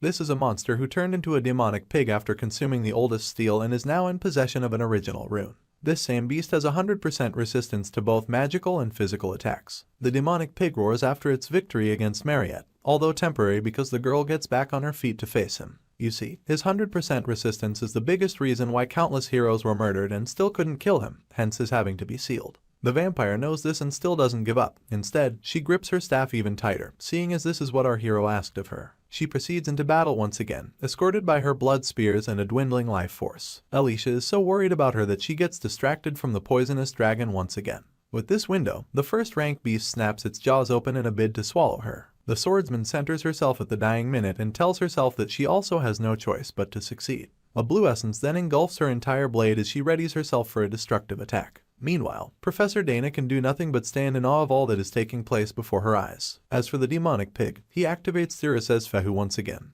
But Mariette counters it with a type of alchemy magic known as Snow Flower. Their attacks clash in a bright display of red and white. Surely, the King of Iron Mountain is being given a run for his money by the elder rank vampire. Although she seems to be struggling, the girl is definitely managing to hold her own against this beast. Dana, who seems to be the only witness aware that this would go down in history, can't seem to hide her emotions of wonder and fear. The demonic pig and Mariette ready themselves for yet another clash, so our girl gets the head start by firing the beast with multiple crystal lances. In turn, the monster easily dispels them. Of course, our girl doesn't give up. Instead, she activates a multilayer shield of blood and snow and attacks her opponent from both his right and left. Unfortunately, it's not enough to take him down, but just enough to keep him from unleashing an attack of his own. It's obvious to the blind that the students are fighting hard to prevent the demonic beasts from leveling the testing facilities. In all of this, every one of them can feel defeat drawing near. At this moment, the Iron King charges towards Mariette until he slams her into the wall of the facility. Or so he thought. A second glance at the rebel reveals that his prey is nowhere within or underneath it, and so he begins to twirl in search of her. As the dust settles, Dyaku comes forth cradling his master in his arms and her staff in his mouth. The first thing she does after seeing him is ask about Korin Locke, and a smile graces her features as she gets the assurance that he has finally arrived. Meanwhile, Alicia continues to battle it out with the poisonous dragon, racking her brain for a move that she can use to defeat it other than domain severance. She grits her teeth in the moment and tries to think about what our hero would do if he was in such a position. The dragon simply turns around to continue chasing after its prey, hissing and launching forward at incredible speed. The swordsman suddenly takes on a sense of calm, gripping her blade as she reminds herself that Korin Locke would not go for the high road. She leaps into the air to dodge immediate danger and recalls how strict our hero is about the basics. With this, she decides to cut and dodge and erase every other thing from her head. She peels out her blade and hacks away at this beast like it hurt someone she loved dearly. She just keeps cutting and cutting as she applies Rising Heavens, an ardent first sword style. The beast screeches loudly as it falls to its defeat, leaving our girl to shield herself from the aftermath. She laments about the amount of dust raised and wipes it off of herself. She then declares that she succeeded without using domain severance. A certain voice concurs with her last statement, so Alicia quickly twirls around to see who it is. Apparently, it's our hero with his signature smile, folding his arms and telling everyone that they did a good job. At this point, even Cranel is celebrating his victory against the King Herent but gets so carried away that he announces that he neither needs Korin Locke nor his friends to defeat monsters. He then claims that all he needs is the Luden Warrior. Yule wastes no time reminding him that the Luden Warrior wouldn't have been actualized without the help of our boy and his friends. Our hero acknowledges the defeat of the King Herent but wonders where the injured poisonous dragon has slithered to. Alicia brushes off his question with one of her own as she asks him how it's possible that he's here. It's not a competition, but our hero also answers her with a question, wanting to know the location of the demonic pig. She then reveals that Mariette is still blocking it and adds that she needs to go help her. Madame Josephine interrupts their conversation to ask our hero what the plan is, seeing as he must have something in mind since he dragged her all the way from the church. In turn, he boldly declares that he does have a plan, and mentions that all she needs to do is help him catch the demonic pig. She's surprised by this, and points out that there are other monsters besides the Iron King. In response, our hero hits the edge of his spear against the ground and as it resonates, he tells her not to worry. Apparently, there was something that he predicted must happen while he was telling Mariette his plan days ago, and that was to feed rocks engraved with runes to all the monsters in the testing facility. After feeding these rocks to them under the pretense of giving them food, he planned to sweep up all the monsters using the rune resonance activation function. He had made it so the resonance activation could be possible with his silver spear made of runestone. At this point, he bolts in the direction of the demonic pig and calls forth Alicia to join him. Post-resonance activation, only about 30 mid-upper rank monsters survived, with the special demonic pig standing among them. Our boy smiles mischievously as he declares that there's no cause for worry. He then calls for Drin to join them and the mercenary acknowledges the arrival of his boss. Up next, he calls for Cranel and Yule, telling them to stop acting intoxicated and join the team. Of course, the sorcerer is so full of himself that he screams about not needing our hero. Yule shuts him down on the spot, telling him to get a move on. With this, all the named characters of the heroic legends of Arhan gather, and these are the heroes that will save the world in the nearest future. Our boy asks Mariette if she's okay, and despite her rough outlook, she gives him a positive reply. Korin Locke then declares that they should start again, so everyone powers up their weapon of choice in anticipation of their counterattack. Our hero realizes that the dream team isn't just for luxury, but it actually flows. It's now obvious that the only reason why the team's members cannot still be confident is because their opponent is the King of Iron Mountain. This same beast has only dominated and never been ruled, pulverized and has never been subjugated, and has ravaged without an ounce of mercy. Mariette calls out to everyone, urging them to split up, because at this point, the tyrannical beast who consumes everything is charging towards them. Still drunk with power, Cranel commands his Luden warrior to take on the demonic pig. Our hero tries to warn him that they can't take the beast head on, but the sorcerer doesn't care to listen. He just keeps hyping up the warrior, yelling that it's the strong castle warrior that defeated the King Herent. While a freaked out Yule watches, Cranel points at the demonic pig like it's just another monster and orders the Luden warrior to apply 7 times the spirit nuke, alongside a forced explosion to deliver a flying knee kick. As expected, the leg of the golem shatters the second it makes contact with the hide of this beast. Cranel then screams in pain as he freaks out about the loss his warrior just took. In turn, Korin Locke refers to him as an idiot and asks him to just keep attacking the demonic pig no matter what. He then instructs everyone else to fan out, while Yule is to grow plants that will hold on to the beast one way or another. Cranel keeps sulking and lamenting that his warrior can't lose, but the druid thinks it's easier said than done. Anyway, she obeys our hero's instruction and summons mighty roots which emanate from beneath the beast and wrap themselves around him. As she asks if her technique worked, the demonic pig activates one of the original runes, and his hide takes on a reddish hue as he breaks free of Yule's roots. Cranel and Yule cannot believe their eyes, so much so that the druid wonders why the beast is so strong. Corin Locke, on the other hand, gets a move on it as he yells at Drin to flank the beast with 2 of his magic swords. The mercenary also makes his way to the Iron King and yells back that he knows what to do. In his mind, he pays our hero his respects for being a strategist who knows the right thing to do, and waits for the perfect timing to execute it. He realizes that there is no reason for a mercenary like himself to not listen to our boy. With this, he sends forth his flaming blade alongside the magic lightning blade. Apparently, these weapons were powered by the first-rank Mana Stone which he got as a reward from the Mariette incident. Anyway, one look at this beast and Drin is certain that he will be difficult to take down. He doesn't even move an inch as the 2 overpowered blades make their way to him. He just activates his rune magic instead. His eyes go red alongside the hue that covers his body, and by the time the blades come crashing into his hide, they have absolutely no effects on him. The mercenary refuses to believe it, but all he is left with are questions about how his blades did not deal any damage whatsoever. Just then, Mariette calls out to our hero and he signals her that he knows about Diaku. He then sends forth the beast to attack his fellow beast, and Diaku slams his full weight into the demonic pig, head first. The impact from this attack is so much that the Iron King gets taken off his 2 front legs. Corin Locke's sinister smile comes creeping back as he declares that in order to target the demonic pig, they need to split the physical and magic attacks half and half. Apparently, it is a fairly common attack method. You see, the original runes refer to the 8 texts needed to go to paradise, a paradox which existed but became something that did not. Through the original runes, these texts could give the demonic pig the power of an imperfect concept. Its red fur would deflect all physical attacks, and its blue fur would do the same for magic attacks. Together, they would forge absolute tolerance, not to mention its secret weapon, the gold fur. At this moment, our hero yells out instructions to Cranel and Yule, telling them to find a way to keep holding on to their opponent. He then tells Drin to keep coming at the beast from mid-distance, while himself and Alicia attack from the rear. Mariette interrupts our boy's instructing spree to ask for what she is supposed to do, and in turn, he tells her to leave all the attacking to Diaku. He then adds that she should only move according to his commands. As they continue to face off this monstrosity cackling with red-hot energy, our hero tells his team not to think about what'll happen afterwards, and declares that this battle is nothing more than a short-term one. He smiles at his team of named characters and yells at them that they'll definitely win if they pour everything they have into the battle. Our man was definite about victory against such a formidable foe. Said foe wastes no time charging towards them, galloping forward with a fury. Cranel and Yule are up first, so they get in the way of the beast. The druid wraps him with her thickest roots while the sorcerer uses the golem to block his path. Unfortunately, by activating his original runes, the fur of the demonic pig becomes more spiked and they rip apart the roots. He then follows up by knocking the golem off its feet.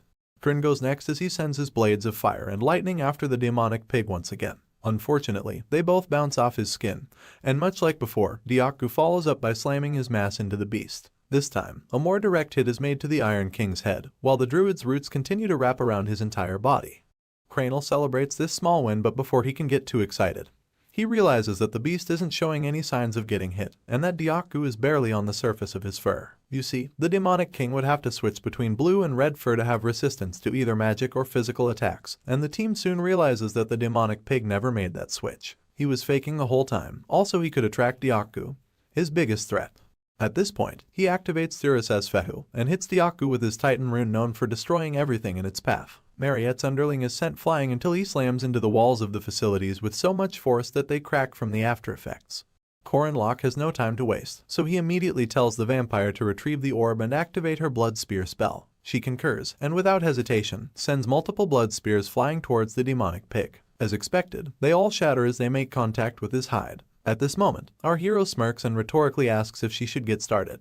He then charges headfirst towards the beast and calls him a smurf to draw his attention. Just then, our boy powers up his spear, leaps into the air, and asks the demonic pig how he plans to dodge his attack.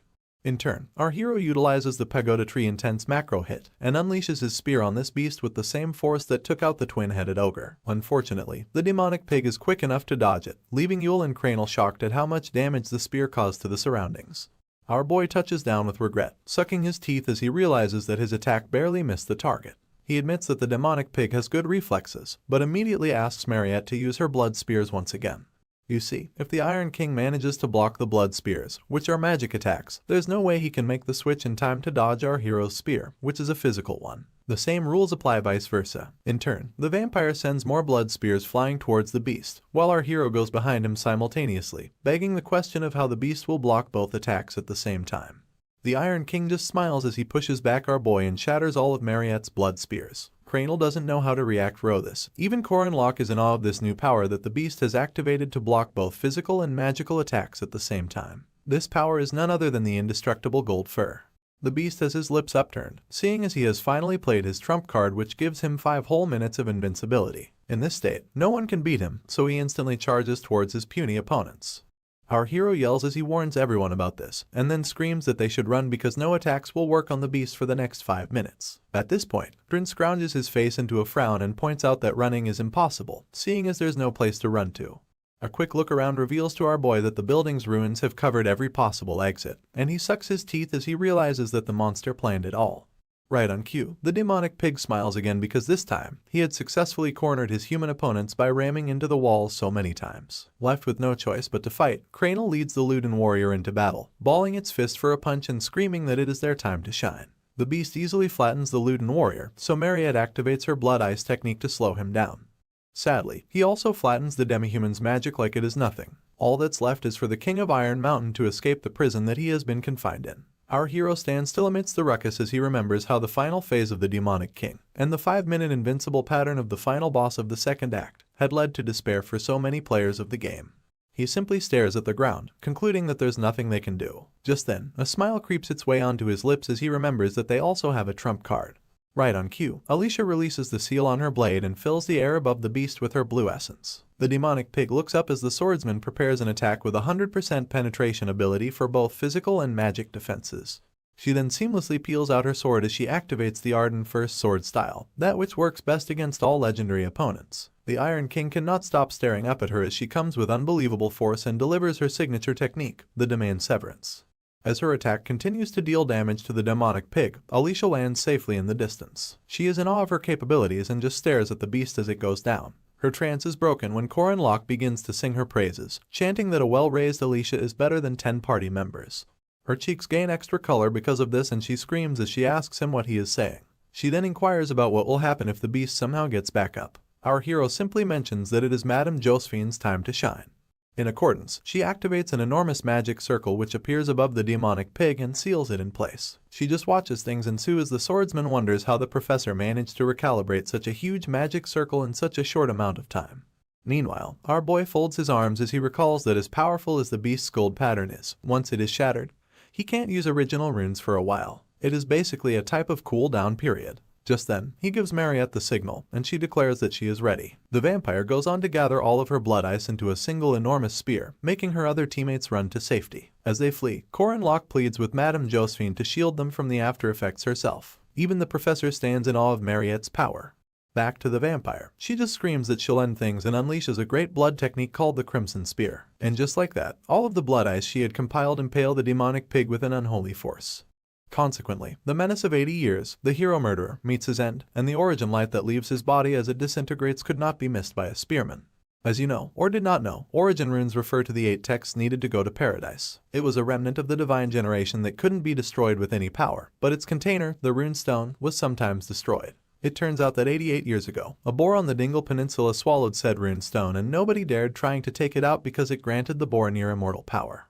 Present day, the same demonic pig whose seal was released, got defeated, and the rune stone inside him got shattered in the process. As for the present location of the original rune, it finds its way to the closest rune stone and spends some time before settling. It turns out that the nearest rune stone was in Professor Fermac's possession. 10 years ago, this man had entered the academy for this very reason and pretended to be a professor. Even after the Iron King's demise, the havoc doesn't stop. Mariette is busy trying to find out if the testing facility is fully evacuated. Drin mentions some monsters who still haven't been defeated, and Yule yells that they should try blocking the entrance. While all of this is going on, Mr. Fermac plots his way out of the academy with the weakened original rune that had been sealed for over 8 years. His plan is to sneak out of the city using secret tunnels, but he gets the shock of his life when he sees someone blocking his path. His spear is the first thing to come into focus as our hero asks how his martial brother, Baltazar, is doing, and refers to the faux professor as martial nephew Fermac. For dramatic effect, our hero took a seat and cradled his hand beneath his chin to show just how long he had been waiting for the traitor to arrive. The professor finds it weird that our boy called him his martial nephew, so Locke explains that the traitor is a disciple to the disciple that his master renounced, and by that logic, he is Fermac's martial uncle. He even asks the traitor to come and show his respects. It takes some seconds, but our hero can tell that the man has realized who he is. In turn, he speculates that the traitor must have come to only one judgment after seeing that he uses the same spearmanship as his master. Basically, Mr. Fermac's sensei was the only person who achieved the title of martial master using the required 6-step spearmanship. So when the traitor saw our hero using the same spearmanship as his sensei, he must have concluded that they shared the same master. The only problem was that he never expected our boy to be at the academy where he infiltrated to carry out his secret mission. This must have left him suspicious and confused about Locke. Anyway, the only safe option at the time was to ignore him, and this was what Fermac did. Later on, after witnessing our hero holding his own against Lunia Arden, the traitor sent him outside town under the pretense of rank reassessment, also that he could exclude our boy from his plan. After this, he had planned to successfully flee the academy and seek out our hero's true identity from his master, the king. Unfortunately, the wrench thrown into his plan was Locke making use of Madame Josephine's marker to return via long-distance teleportation.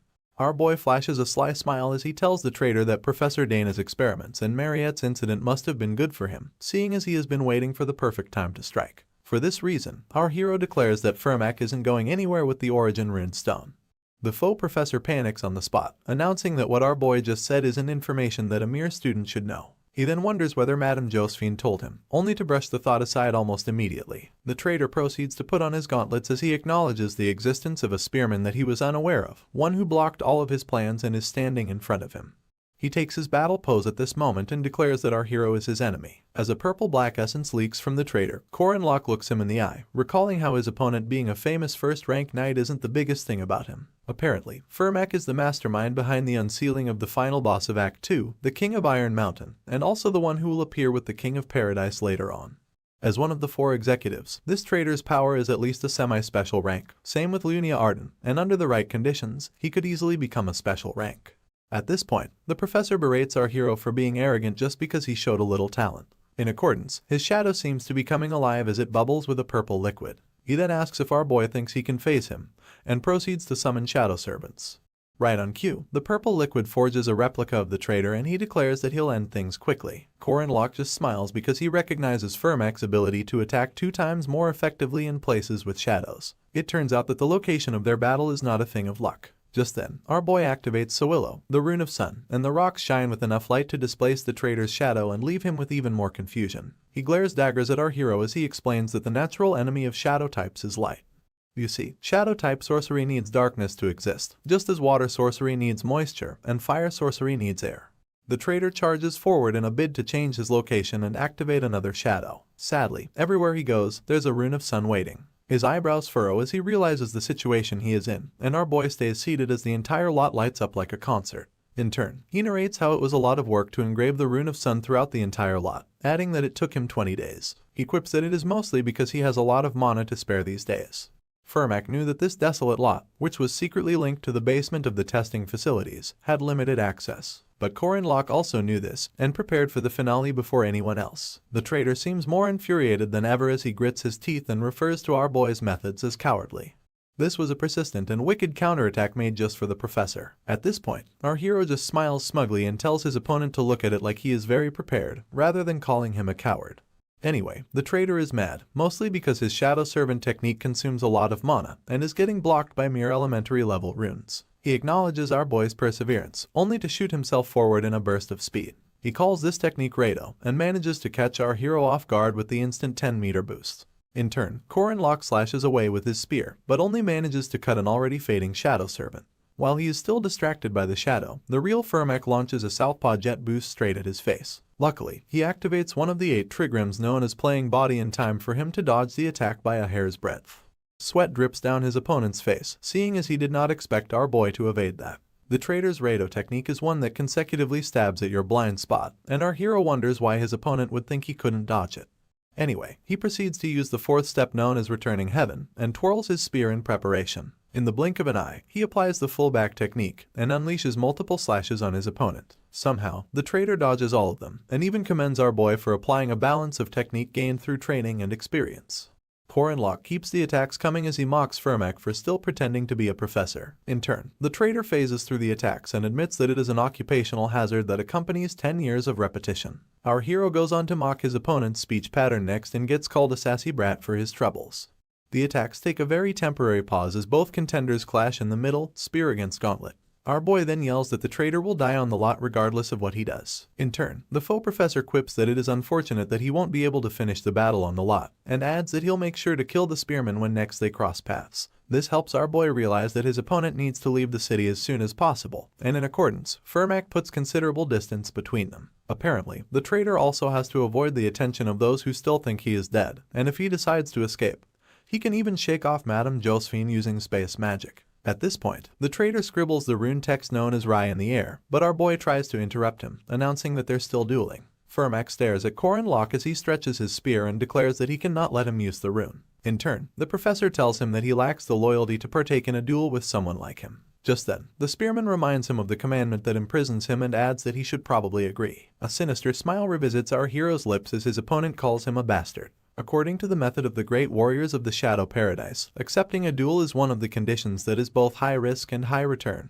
and would ultimately give you enormous power. Firmak's commandment to not refuse duels has been sealed, and refusal to cooperate will lead to dire consequences. This leaves him with no choice but to accept duels. The traitor wonders aloud if that is the reason Corin Locke tracked him down alone, only for our hero to state with a lifeless expression that the duel has to be one-on-one, seeing as it is fair and sacred that way. They both ready themselves for the one-on-one per the imprisonment limitation of the duel. Firmak lifts his gauntlet-covered arms, because as long as our hero is alone and the rune of duels has activated, the traitor has no choice but to give in. He introduces himself formally as Firnak Damon, ordinary warrior of Tata's Valtazar, King of Paradise, and our hero does the same, introducing himself as Corin Locke, First Spear of Erin Danua, Queen of Paradise. With this, both parties have officially adhered to the sacred rules. They both overflow with essence, and in the blink of an eye, they take off from opposite sides of the lot and clash in the middle with overwhelming power. Having reached a pivotal point in the plot, our hero's notification bar pops up as it reveals a system backup alongside a review of the commandments. The first commandment being duty, and having a relevance of a plus, is to never turn a blind eye to the misfortune of others. The second commandment being restraint, and coming with additional damage of 50%, is the inability to see spirits. Finally, the third commandment being oath, holds our hero bound to saving the world. Firmak Damon happens to be a relevance omission, so the system grants our hero a 100% rise in status. Basically, all his skills including aura, mana, strength, agility, and stamina all double in quantity, not to mention the 100% rise in his persistent warrior regeneration, pain tolerance, and domain comprehension. Finally, his aura core reaches a storage amount of 3,500, and the system urges our hero to take the first step in defeating the traitor and saving the world. It rounds up by wishing him luck, and the notification bar disappears once again. A blinding light escorts the first clash of overwhelming power between both duelers, leaving the ground shattered after their impact. The battle between a spearman and a fist fighter is one of distance. While fist fighters like Firmak use acceleration runes to cover distance, spearmen like Corin Locke will not let them get so close. The battle gets heated after the opening clash, with the traitor phasing through most of our hero's attacks in a bid to sink a punch where it'll hurt. In turn, our boy seeks to use the Calamity Serpent intent and smiles slyly as he utilizes the Slithering Serpent to unleash nothing less than 7 quick stabs consecutively, keeping his opponent farther away. Firnak keeps an eye out for the exact moment when our boy retrieves his spear and launches himself towards him with a burst of speed. All of this to cover the distance previously created. Unfortunately, it's pointless. Our hero had seen through this tactic and used his spear as a pole to leap into the air, dodging the traitor's attack simultaneously. Apparently, the fist fighter sees this as an act of weakness and spins around in a bid to catch our hero the moment his feet touch the ground. Once again, Corin Locke already thought of this. Mid-air, he utilizes the infinite returning heavens technique, the Chaos Spear to be exact, and strikes the traitor multiple times before he lands. All Firmak can do is block, and he admits that his opponent is quick. He still doesn't miss the moment our boy touches down though. Instead, he utilizes his burst of speed once again and appears behind him before he knows it. Our hero tries utilizing the second technique from returning heavens known as the demonic spear, and this allows him to slash his opponent's arm. This doesn't stop a determined Firmak. The traitor just works through the pain and sinks a marvelous punch into Corin Locke's cheek. As he bleeds out, our hero is sent flying. The only problem is that the professor runs after him while he's still being pushed back. He's determined to work through the pain just so he can keep the distance between them to a minimum. Our hero seems to be on the passenger's seat of everything, because all he does is suck his teeth and wonder if his opponent doesn't feel pain. Anyway, the professor unleashes a myriad of punches at this point, and they're so quickly that it's all our hero can do to block them. Amidst the meaningless punches, Firmac sneaks in a meteor strike which our boy recognizes as the punch packed with all of his opponent's strength. He wields his spear with both hands, keeping in mind that if he can just block this attack, he'll have a chance to return the favor. Suddenly, our boy's eyes catch a shift in the traitor's movement, and he watches as he swiftly opens his fist. Instead of sinking a punch, the professor grabs hold of our hero's spear, making him realize that his initial attack was just a fake out. Consequently, Firmac scribbles the rune text known as Rado on the spear and throws it into a wall nearby. Now unarmed, our hero staggers a few steps backwards, and his opponent asks him what he's going to do next. The traitor wastes no time landing a left hook as he asks what a spearman with no spear can do. Locke tries to shield his vital organs with both hands, but the punch is so heavy that it knocks some wind out of his mouth. He's barely done coughing when the entirety of the punch sends him flying in the distance. To break his fall, our hero screeches to a halt on all fours as sweat drenched his features. He then readies himself for a counterattack, yelling at his opponent to come at him, and keeping in mind that he'll be fine as long as he can retrieve his spear. He tries to repossess it using the return rune already engraved on it, but soon realizes that it's lodged too deep into the wall for it to respond. With his usual burst of speed, Firmac appeared behind our boy once again. He becomes aware of his presence last minute, but Yuna quick enough to evade the southpaw flicker jab. The new plan is to weaponize his limbs. Our boy tells his opponent that he's still a martial artist with or without his weapon, adding that a spearman, even one trained in martial arts, would stick to the fundamentals. With this, he utilizes the raised palm technique from the 8 trigrams and sinks multiple hefty slaps into the upper body of the traitor. He then stares him in the eyes, whispering that the basics of a martial artist is physical combat. Without wasting time, he preps for a follow-up attack, summoning the 3 piercing palm technique from the 8 trigrams. This entails him practically putting all his strength into one hand and knocking the wind out of his opponent's chest. Unfortunately, this doesn't seem to do anything to Firmac. The traitor even expresses his lack of surprise, and this perplexes our hero. In turn, the purple-black essence returns to his opponent as he tells our boy that his boxing isn't as good as his spearmanship. He seems to be towering over him at this point, while Locke is still in shock over his attacks not leaving a scratch on his opponent. Anyway, Firmac uses the opportunity to deliver a southpaw liver shot, and our hero almost loses consciousness. He admits to himself that his opponent's 8 trigrams technique was incredible, but he had missed one thing, and that was the fact that he trained both his spearmanship and physical combat, while Firmac polished only his physical combat. Soon enough, the traitor sinks another punch in Locke's chin and his head forcefully tilts backwards. This is followed by another southpaw flicker jab where Firmac delivers multiple successive blows to our hero. At this point, he's left coughing up some blood, despite his attempt to block with both hands. From nowhere comes the southpaw jet straight punch, and then another liver shot, followed closely by a southpaw elbow, all layered side by side as they deal damage and push our boy back. The traitor comes mere inches from his face, just to check if he still has the will to fight after getting hit so many times, and promises to end things immediately. With his powered-up gauntlet, the professor preps the ultimate punch and brings it towards our hero's chest, only for the boy to block it with his spear. Firmac is just as confused, seeing as he vividly remembers throwing his opponent's spear away. The spearman reveals a sinister smile as he admits that the fist fighter is a pretty formidable opponent. It then dawns on him that our hero had only been taking hit after hit just to get to the location where his spear got stuck. Locke interrupts his thoughts with a slash of his spear, giving the traitor almost no time to dodge. He then grips his weapon once again and preps for a dilapidating attack. In turn, he utilizes the slithering serpent technique and unleashes multiple quick stabs in the direction of the fist fighter. Having lost his balance from the shock of seeing our boy with his spear, he fails to dodge this one and is sent bleeding out from several locations in his abdomen. He then hits the professor with a finishing move strong enough to push him back. Of course, the fist fighter screeches to a halt despite his fresh injuries and admits that he finds our boy's composure quite impressive. From how he dealt with the period he didn't have his spear, down to the period when his physical combat skills didn't work.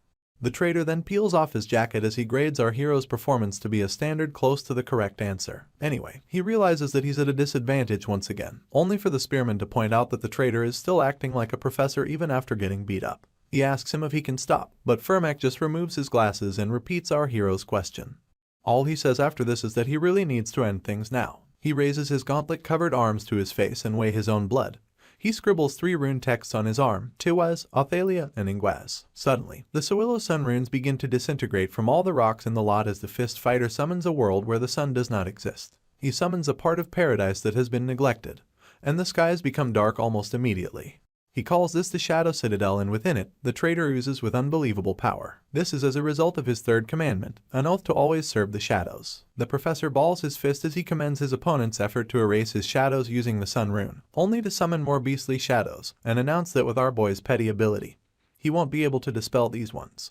Apparently this domain is a place only allowed for great warriors of the Shadow Paradise. Seeing as the traitor now has the backup of his shadow army, he's certain that our hero will lose. He gives him two options, to either be torn by the demonic beasts of paradise, or get beaten to a pulp by fists. With this, Firmak launches his attack and the shadows follow suit. For some reason, Corandlock remains unfazed. He even flashes a smile, telling the traitor that he thought they were having a one-on-one battle. In turn, the fist fighter shoots questioning looks at our boy and gets infuriated when he's called cheap. At this point, our hero announces that he expected his opponent to pull the Shadow Paradise card if he got rushed, and pulls out a golden mandrake to match. Before the traitor can gather his bearings, the mandrake begins to scream and doesn't stop. Its scream reverberates throughout the lot with so much intensity that it bleeds our hero's ears and blows away Firmak. You see, a golden mandrake is one of a kind, and has 7 times the volume of a normal mandrake. This is something that cannot be blocked by any magic abilities. Even the shadow demonic beasts bear the brunt of the mandrake's scream as they wither into thin air. The traitor's features scrounge into a frown as our boy asks him if he thought he couldn't survive with a pretty truck like Shadow Paradise. Despite his bleeding ears, our hero just laughs and stretches forth the golden mandrake as he reiterates that Firmak Damon will definitely die on the spot. Patches of purple flames fill the lot as what's left of the shadow demonic beast sizzle in the background.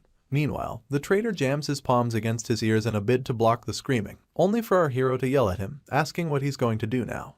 He then adds that his opponent's shadows are mine and that the mandrake will keep screaming. With a smile on his face, our hero announces that he has these abilities called regeneration and pain tolerance, so the longer the screaming goes on, the more he'll get used to it. He rounds up by asking the fist fighter how long he thinks he can put up with it. In response, Firmak grits his teeth and calls our hero a coward. He suddenly summons 12 more shadow servants, and yells that the moment our boy walked into the Shadow Paradise, his chances of defeating him dropped to 0.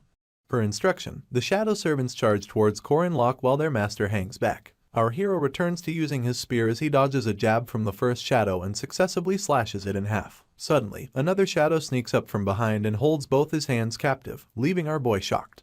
Luckily, he's quick enough to apply his returning spear technique to take out his enemy without even looking back. He's still preoccupied with his shadow enemy when the real Firmak uses his rune text Rado to attack from behind. Our hero only catches a glimpse of him via the side of his eye, but the traitor successfully utilizes his X-Jet screw combination to blow both our hero and spear into the distance. The force is so great that Corandlock ends up shattering the wall he slams into.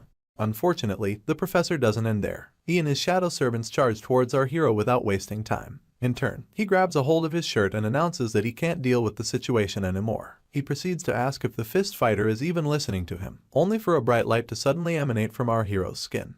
It's so bright that it destroys all of Firmak's shadow servants, and makes the fist fighter lift his hands to preserve his sight. At this moment, our boy flashes the biggest smile in life as he jumps from TG's shatter wall to the ground, yelling that this is going to be the best one-on-one fight the traitor has ever seen. In no time, he covers the distance between them, leaving the professor with just enough time to realize that our hero had engraved the rune of sun all over his body, making it impossible for the shadow servants to do anything to him. His eyes pop open as he realizes that our hero may be suicidal, and he concludes that the boy must be an idiot to be ready to have his entire body go up in flames. While he's still trying to shield his eyes, Corandlock uses the slithering serpent technique, and as usual, unleashes a myriad of stabs on his opponent. Afterwards, they resume battle poses, and our hero suggests that they stop with the petty little tricks, adding that they should see the fight through to the end with pure combat. His eyebrows furrowed into a frown as he yells at his opponent to stop saving his energy, and urges him to attack with everything he's got. At this moment, the traitor instinctively senses that the warrior before him is an arch-nemesis. For this reason, he resolves to risk his life to take him down, and screams as he powers up. The purple essence surrounding him takes on a much brighter glow as he utilizes the 6 steps of Sura. This is a self-destructive skill that burns through the aura core for mana and speed, a skill special to the great warriors of paradise. In response, our hero gets just as hyped up, with fire evident in his eyes. He screams that this is what Firmak should have done from the beginning and adds that they should get to it. Our boy puts the 6th step of the 6 steps of spearmanship, and backs it up with Sura to even things out. As both parties burn through their aura core, they charge towards each other from opposite sides of the lot. It's like deja vu, but this time, things are way more serious because they plan on going all out. Our hero is the first to strike, and he stabs at the traitor's shoulder. Firmak easily blocks this and instantly follows up as he punches his opponent in the chin. Too much blood sprays out of our boy's mouth as a result of this, but he just shakes it off and goes low as he successfully cuts the traitor's shoulder this time.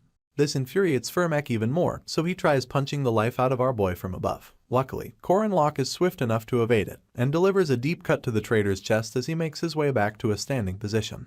The fist fighter's essence begins to dim almost immediately, with our hero's spear still dripping with his blood. He then drops to his knees as it takes everything in him to breathe. Literal steam exudes his body and beads of sweat drip down his features. In all of this, our hero is still standing strong. All Furmak can do is watch in horror, and while he's still knelt down, our boy drives a spear through his heart, spraying too much blood from the exit wound. He finally exhales and tells the traitor that he has won. Corin Locke closes his eyes, but he can still hear the screams of people begging him for help in his past life. They never wanted to die, and all they could do was beg our boy to help them out. This was during his last battle with Furmak Damon when they battled after losing to him in Act 2. They had found themselves stuck in a nightmarish realm, a hell known as Paradise. So many innocents lost their lives that day, thanks to the fist fighter's shadow servants. Unfortunately, our boy lost a lot of friends in that battle too. Back to the present, the spearman just stares down at the body of Furmak Damon, one of the 4 heavenly kings, and the king's confidant who's trying to introduce that hell into this world. You see, Tadas Valtazar, King of Paradise, is revered only for his ex, with rune tattoos pasted on his arm and immense power to match.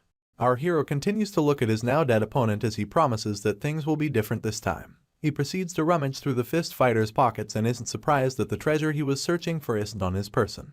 Apparently, our boy was searching for one of the 4 treasures protected by the druids, Leophale, Phalia's Stone of Fate. If this polychromatic were in his possession for having returned the original rune, our hero's chance of winning would have decreased significantly.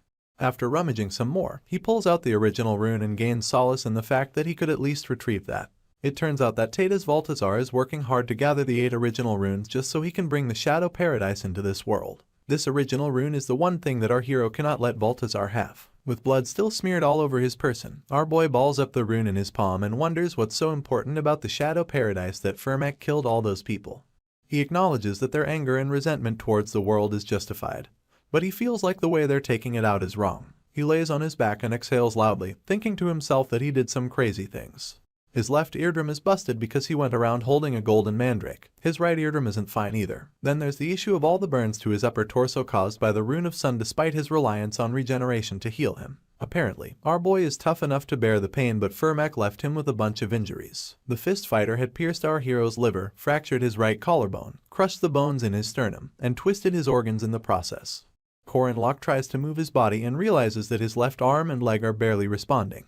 But these are as a result of the 6-step Sura. He heaves multiple sighs as he realizes that he isn't as used to pain as he thought, and even as his eyes close he tells himself that he can't afford to lose consciousness.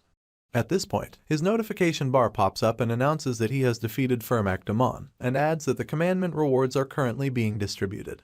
As his eyes continue to close, he just whispers that the rewards don't matter, seeing as he's more worried about the rune and the gold mandrake. This doesn't stop the system from shooting him more notifications though. It showcases that first commandment once again, the one holding him bound to not turning a blind eye to the misfortune of others, and announces that he gets 60 points equally distributed for conquering a difficulty level mission. For defeating a great evil, the system grants our hero an extra reward. They hand him a map called Findia's Sun, and it's supposed to lead him to the 4 secret treasures. Our boy dips in and out of consciousness, but the next glimpse he takes reveals a brown ponytail. This is enough for him to decipher that Alicia is the one carrying him, so he struggles to call out her name. In turn, she just keeps hurrying as she mentions that he's awake. Corin Locke asks about the cleanup, so the swordsman reveals that Professor Dana is on it, Drin already left, and that Yule and the others were the ones that found him. Our boy manages to curse Drin, quipping that the mercenary doesn't know what loyalty is. Alicia comes to his defense, reiterating how Drin made it clear that their relationship is strictly business. Worse off, he gave them until next week to pay for his services. Before the hero can ask his next question, the swordsman announces that they already secured the original rune and the golden mandrake. This surprises Corin Locke, and he asks how she knew what he was going to ask when she's not that smart. Poor Alicia then reminds him that she's the one carrying him, and then jokes about just dropping him. In turn, our hero pleads with her, adding that he might just die if she does that. They find a park bench soon enough, and our hero lies down as Alicia cradles his head on her lap. He thanks her for saving him and she tells him not to mention it. He then brings up Domain Severance, which piques the girl's interest immediately. She just tells him that she would have defeated the King of Iron Mountain without his help, only for our hero to point out that he didn't even do much. The swordsman then quips that the results are just as important. At this point, she begins to remember their group assignments and mandrake potion making exercises, and how Corin Locke was always drawing runes in the lot. It then dawns on her that he was preparing for this battle ahead of time. Still wounded, our hero confirms this, but before he can ask how she knew, Alicia questions his decision to fight alone. She becomes emotional as she tells our boy that there's nothing wrong with fighting together. He just stares up at her, stunned into temporary silence. He then laughs as he quips that it's even better when less people die. They stare at the sunset as the swordsman wonders why everyone is so insensitive, and brushes it aside just as quickly. She later stares at our hero and tells him that he did a great job. After this, they just lounge on the park bench and enjoy the sunset. The next day, Lark and Jaeger walk the halls of Merkaba Academy as the former brings up Corin Locke being admitted to the hospital. In turn, Jaeger points out that the hero's ribs are broken and that he didn't ask them for help because what he did was very dangerous. With this, they resolve to pay him a visit, and Lark points out that they're the only ones who would visit him anyway. They arrive at the hospital soon enough and barge into our boy's room, asking if he's okay and announcing that they brought him some snacks because they know he'll be lonely. Contrary to what they thought, Corin Locke is surrounded by 3 girls. Mariette asks him if she should cut some peaches for him. Huron has brought him a big flatfish, and Alicia offers to feed him some dessert. It takes some time, but the hero finally notices the 2 boys by the entrance and says hey to them with food still in his mouth. He asks why they brought him snacks when he's already full, and both boys get so angry that they destroy the snacks on the spot. A bunch of food lies on the table before Corin Locke, with Mariette urging him to try the apples, and Alicia urging him to try the sweets. Our boy tastes the apple first, so the vampire stresses him with questions about whether or not he feels like it's filling him with vitamins. The swordsman leans closer, telling our boy that she heard about sweets helping people recover. The only thing Huron says is that flounder is good too. In all of this, Lark and Jaeger sit by the side, shedding tears and cussing out the hero. Lark even regrets showing up. Just then, the swordsman points out that they don't gather in the same place this often, and suggests that they play a game to pass the time. Mariette thinks it's a good idea and even wonders if they should invite the other boys to join in. Upon hearing this, Lark and Jaeger instantly turn their frowns upside down and thank their stars that they dropped by. The whole room goes silent as they hear someone knocking on the door. Hinchbitter wonders if there is someone else who was supposed to drop by. He opens the door and is taken aback when he sees Madame Josephine. The hero and his vampire friend both stare at the entrance as Jaeger asks why the professor came. Little did he know that Corin Locke already predicted their coming. Apparently, Director Kassar escorted the space sorceress to the hospital and is now asking about our boy's health. Worse off, it turns out that he's actually a lady and is publicly acknowledged as the chairman of Merkaba Academy. Our hero says hello to the chairman, keeping in mind that it's about time he started to reveal his cards a bit. To top this off, he refers to Kassar as his teacher. In turn, she has the other students leave the room and apologizes to our boy for it, adding that the nature of their next conversation calls for such confidentiality. Immediately, Corin Locke claims that he understands. The director makes it clear that unlike the Mariette case, they have many questions for him this time. Still sitting up in bed, the hero wonders if these people are still feeling him out, and for this reason, he feels like he needs to move the conversation further along. Our boy begins by revealing that Professor Fermac was a spy, and this instantly sparks some sort of confusion between the director and Madame Josephine because they talk in incomplete sentences. The hero soon realizes that confusion doesn't equate to surprise, and deduces that they must have drawn their own conclusions after seeing the markings on Fermac's body. In all of this, our boy is certain that there's a truth that these 2 officials have no idea about. He mentions Tatas Valtazar and Chairman Kassar is surprised once again, even more so when the hero adds that the traitor was a disciple of Valtazar. The space sorceress interrupts as she yells that it's impossible, stating that the King of Paradise had died off 80 years ago. In turn, Corin Locke just mentions the 6-step spearmanship, infinity, and commandment techniques, pointing out that these were things that the chairman taught Valtazar. To clarify things, he adds that he was also taught these techniques. Madame Josephine doesn't take his claim well and even readies her weapon to do something about it. Pink essence surrounds her as she tries to decipher if our hero is also a disciple of Valtazar, King of Paradise. In response, Corin Locke just gets out of bed and tells the sorceress that there's no need to be wary of him, especially because she wouldn't kill anyone without proof. He announces that the information he just gave isn't for them to act on right away, and asks Director Kassar if her body that's in the hospital isn't just a spare. He then points out that the chairman's main body should be at the main castle, and isn't probably in good condition to come out. The chairman is left in shock, but she does everything in her power to hide it, only asking how our boy knows about her body. Anyway, the hero brushes past this as he reveals that Balthazar is very much alive and has become very strong too. To worsen things, the Paradise King is no longer alone like he was before, and our boy blames this on the chairman's indecision 80 years ago. Director Kassar continues to hide her shock, so Corin Locke continues to divulge information. He goes on about how the origin runes were split across the world due to the betrayal of a disciple that the chairman trusted, and adds that she could only recover 2 of them. He covers the distance between them as he makes it clear that they would have also lost both runes if he wasn't there to safeguard them. At this point, he brings out the origin rune and tells the chairman that Balthazar probably has the 4 secret treasures of Danua, including Leofail, the Stone of Fate. He then adds that if the coronation should take place, the King of Paradise will no longer be viewed as a usurper. The hero gives the chairman a chance to guess what will happen after this, and refers to her as Danua. She's even more taken aback by this, but does everything possible to maintain composure. She just stares at our boy's outstretched hand as he keeps in mind that everything is beginning to come into the light. From the reason why Professor Josephine never became a chairman despite her 80 years of tenure, to why Iryu Kasar, the rising star that suddenly appeared, became chairman instead. You see, 80 years ago, she was Chairman Byron, 50 years ago she was Chairman Weig, and now she's Chairman Kasar. The truth is that all of these people were just bodies made of rune stones by none other than Danua, Queen of Paradise. She collects the origin rune from the hero and simply asks him what he plans to do now. He stays quiet for some seconds and then begins to take off his shirt as he proclaims that he and the chairman have the same plan. He reveals the commandments branded into his skin and tells Aaron that he'll gladly become her first spear. She shoots him questioning looks as she wonders aloud what he means. In turn, our boy takes a knee and asks to be used to protect the world, adding that the Queen of Paradise can even use him like a dog if she wants to. At this point, she recalls when she had declared that she has a duty to protect children like him first because she's an adult. He stares up with eyes filled with sadness as he proclaims that he still hasn't forgotten Aaron's warm act of sacrifice, and then resolves that it's now his turn to save her. Once again, she stays silent as she mulls things over. Later on, Madame Josephine tracks down the real body of Danua to the main castle and calls out to her, announcing that she's against using Corin Lock. The Paradise Queen sits weakened on her throne, hair glistening with a bright gray as she expresses her surprise over Tata's Valtazar being alive. She then asks the sorceress if they can trust the hero.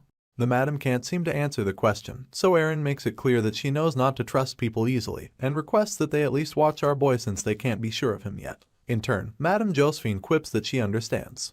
Meanwhile, the Paradise Queen gets lost in thought, wondering how easy it could be for all that the hero said to be lies. She also realizes that she can't make split decisions so easily because she's a person who holds great responsibility. The only thing that is still tugging on her heartstrings is why our boy looked at her with such sad eyes, and like everyone else, she's left wondering just who Corin Lock is.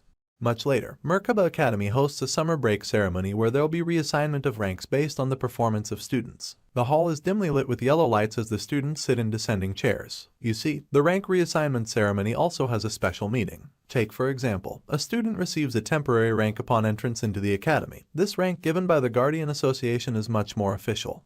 At this point, the public address system goes live as the compere tells all the students that they've worked hard, and adds that their growth during the semester has brought great pride to the school. All the students are now munching on steamed potatoes whilst the hero reiterates how getting an official high rank could grant the student a chance to exercise rights equal to that of guardians. Seated close to the front, the spearman asks Mariette why she brought so many potatoes, and in turn, she happily quips that it's the day of the summer break ceremony. While her subordinates go about sharing more steamed potatoes, she goes on about how it will be best to hand out all the potatoes in storage so that they won't rot when everyone goes home for the break. The hero just stares at her with this deadpan expression, wondering why there is a storage for potatoes, and admitting to himself that it's kind of amazing. Just then, the public address blares with news of ensuing announcements about the students who will have their rankings changed. Corin Lock asks the vampire if they should get going, pointing towards the stage while he's at it. Fortunately, Mariette is the first to be announced as she gets tagged the second-year magic class valedictorian. In turn, she just gulps down saliva and stares at the multitude of students. The compere continues announcing how the vampire showed strong will despite facing unfortunate accidents, and proved herself by making great contributions to preventing a huge incident at the testing ward. Our hero instantly remembers how furious she became when going up against the king, how reddish essence exuded her body, and her claws made their way out. Anyway, it could be said that she didn't make any progress this semester since she wasn't able to leave the city after turning into a vampire. Despite all of that, she bagged some achievements by working with Professor Dana on her research, and a huge factor was also her mana increasing exponentially after turning into a vampire. It was impossible not to raise her rank after such an increase in power, not to mention her indisputable efforts in holding back the King of Iron Mountain, which greatly reduced casualties. Iryu Kasar, chairman of Merkaba Academy, is the one to bestow Mariette with her honors. She declares that with her recommendation, and that of Southern Guardian's chairman, Dina Grandia, our girl will be promoted to the semi-special rank. She then hands her a plaque with a smile on her face, and all the students burst into tears in response, acknowledging that Mariette will become the youngest semi-special rank guardian ever. Some others munch on their potatoes while they feel honored to have witnessed such a legendary occasion. The public address blares once again as the compere announces that he'll be calling out some students who, like Mariette, have made great contributions to stopping the incident that took place in the test ward. Murmurs begin to emerge from the crowd as students wonder if more people were involved in the incident, seeing as they never heard anything about that. Apparently, the incident with the Iron King was widely known, but the details weren't spread much due to the beast still being held in the test ward. The happenings at the facility have been kept secret, and that includes the existence of the demonic pig and the betrayal of Professor Fermac. The compere calls forth Cranel Ludin, Yule, Alicia Arden, Drinworski, and lastly, Corin Locke. The golem sorcerer sheds a tear as he gives tribute to the Ludin warrior, while the druid tries her best to stop being nervous. The swordsman and the mercenary remain unfazed, but our hero smiles from ear to ear upon hearing his name. The chairman appears once again to promote Yule, Cranel, Alicia, and Drin to the semi-first rank for their achievements in the test ward, and then moves on to our boy, pointing out that he's still a 5th rank. Anyway, as a result of his brilliance in class and exceptional achievements, he got recommendations from the chairman, Madame Josephine, and Old Man Heyman to be promoted to the role of 1st rank guardian. The whole crowd goes wild after this. They can't believe that someone who entered the academy as a 5th rank is being promoted to a 1st rank after just 1 semester. They try to find the sense in this but fail woefully. The hero mounts his hands behind his back and portrays perfect posture as he gets bestowed his 1st rank. You see, he already received this unofficially after discussing things with the Guardian Association behind the scenes. Although his skills are unquestionable, the main reason why the hero is being given a rank higher than the semi-first one is the upper echelon's way of making sure he keeps quiet about Fermac's betrayal. That aside, our boy is more interested in the special rights that accompany a 1st rank knight, especially the right to take in guardians directly. The hero flashes a smile of mischief as he acknowledges that his plan is finally starting. Consequently, if this was the game, it would be the 3rd year, and even in his past life, he barely achieved 1st rank by the 2nd year. The change in this version of things will make a huge difference in what our boy does from now on.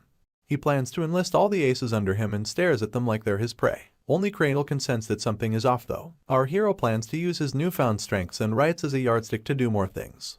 A few days pass and summer break finally arrives. Corin Locke asks his teammates what they're planning on doing. Sodrin quips that he plans to make money. Jaeger plans to head home, and Lark applied for an internship at the Magic Tower. Yule, on the other hand, has plans to visit places where other druids reside, seeing as there are some druids in the west that she has already had contact with. Cranel plans to head west too, but because of an old castle being torn down there, he thinks it'll be a good chance to create a new core. As for Alicia, she expresses her sadness over having to return to her family, seeing as her grandfather, the Sword Emperor, is personally asking her to come. The hero simply wishes her a safe trip, and in turn, she asks what he plans to do, wanting to know if he'll head home too. He instantly replies in the negative, and this is because he has tried going back home before, at least, the place the Corin Locke character of the game had in his memories. Unfortunately, he met it empty, so he lies to Alicia that his family decided to take a trip without him.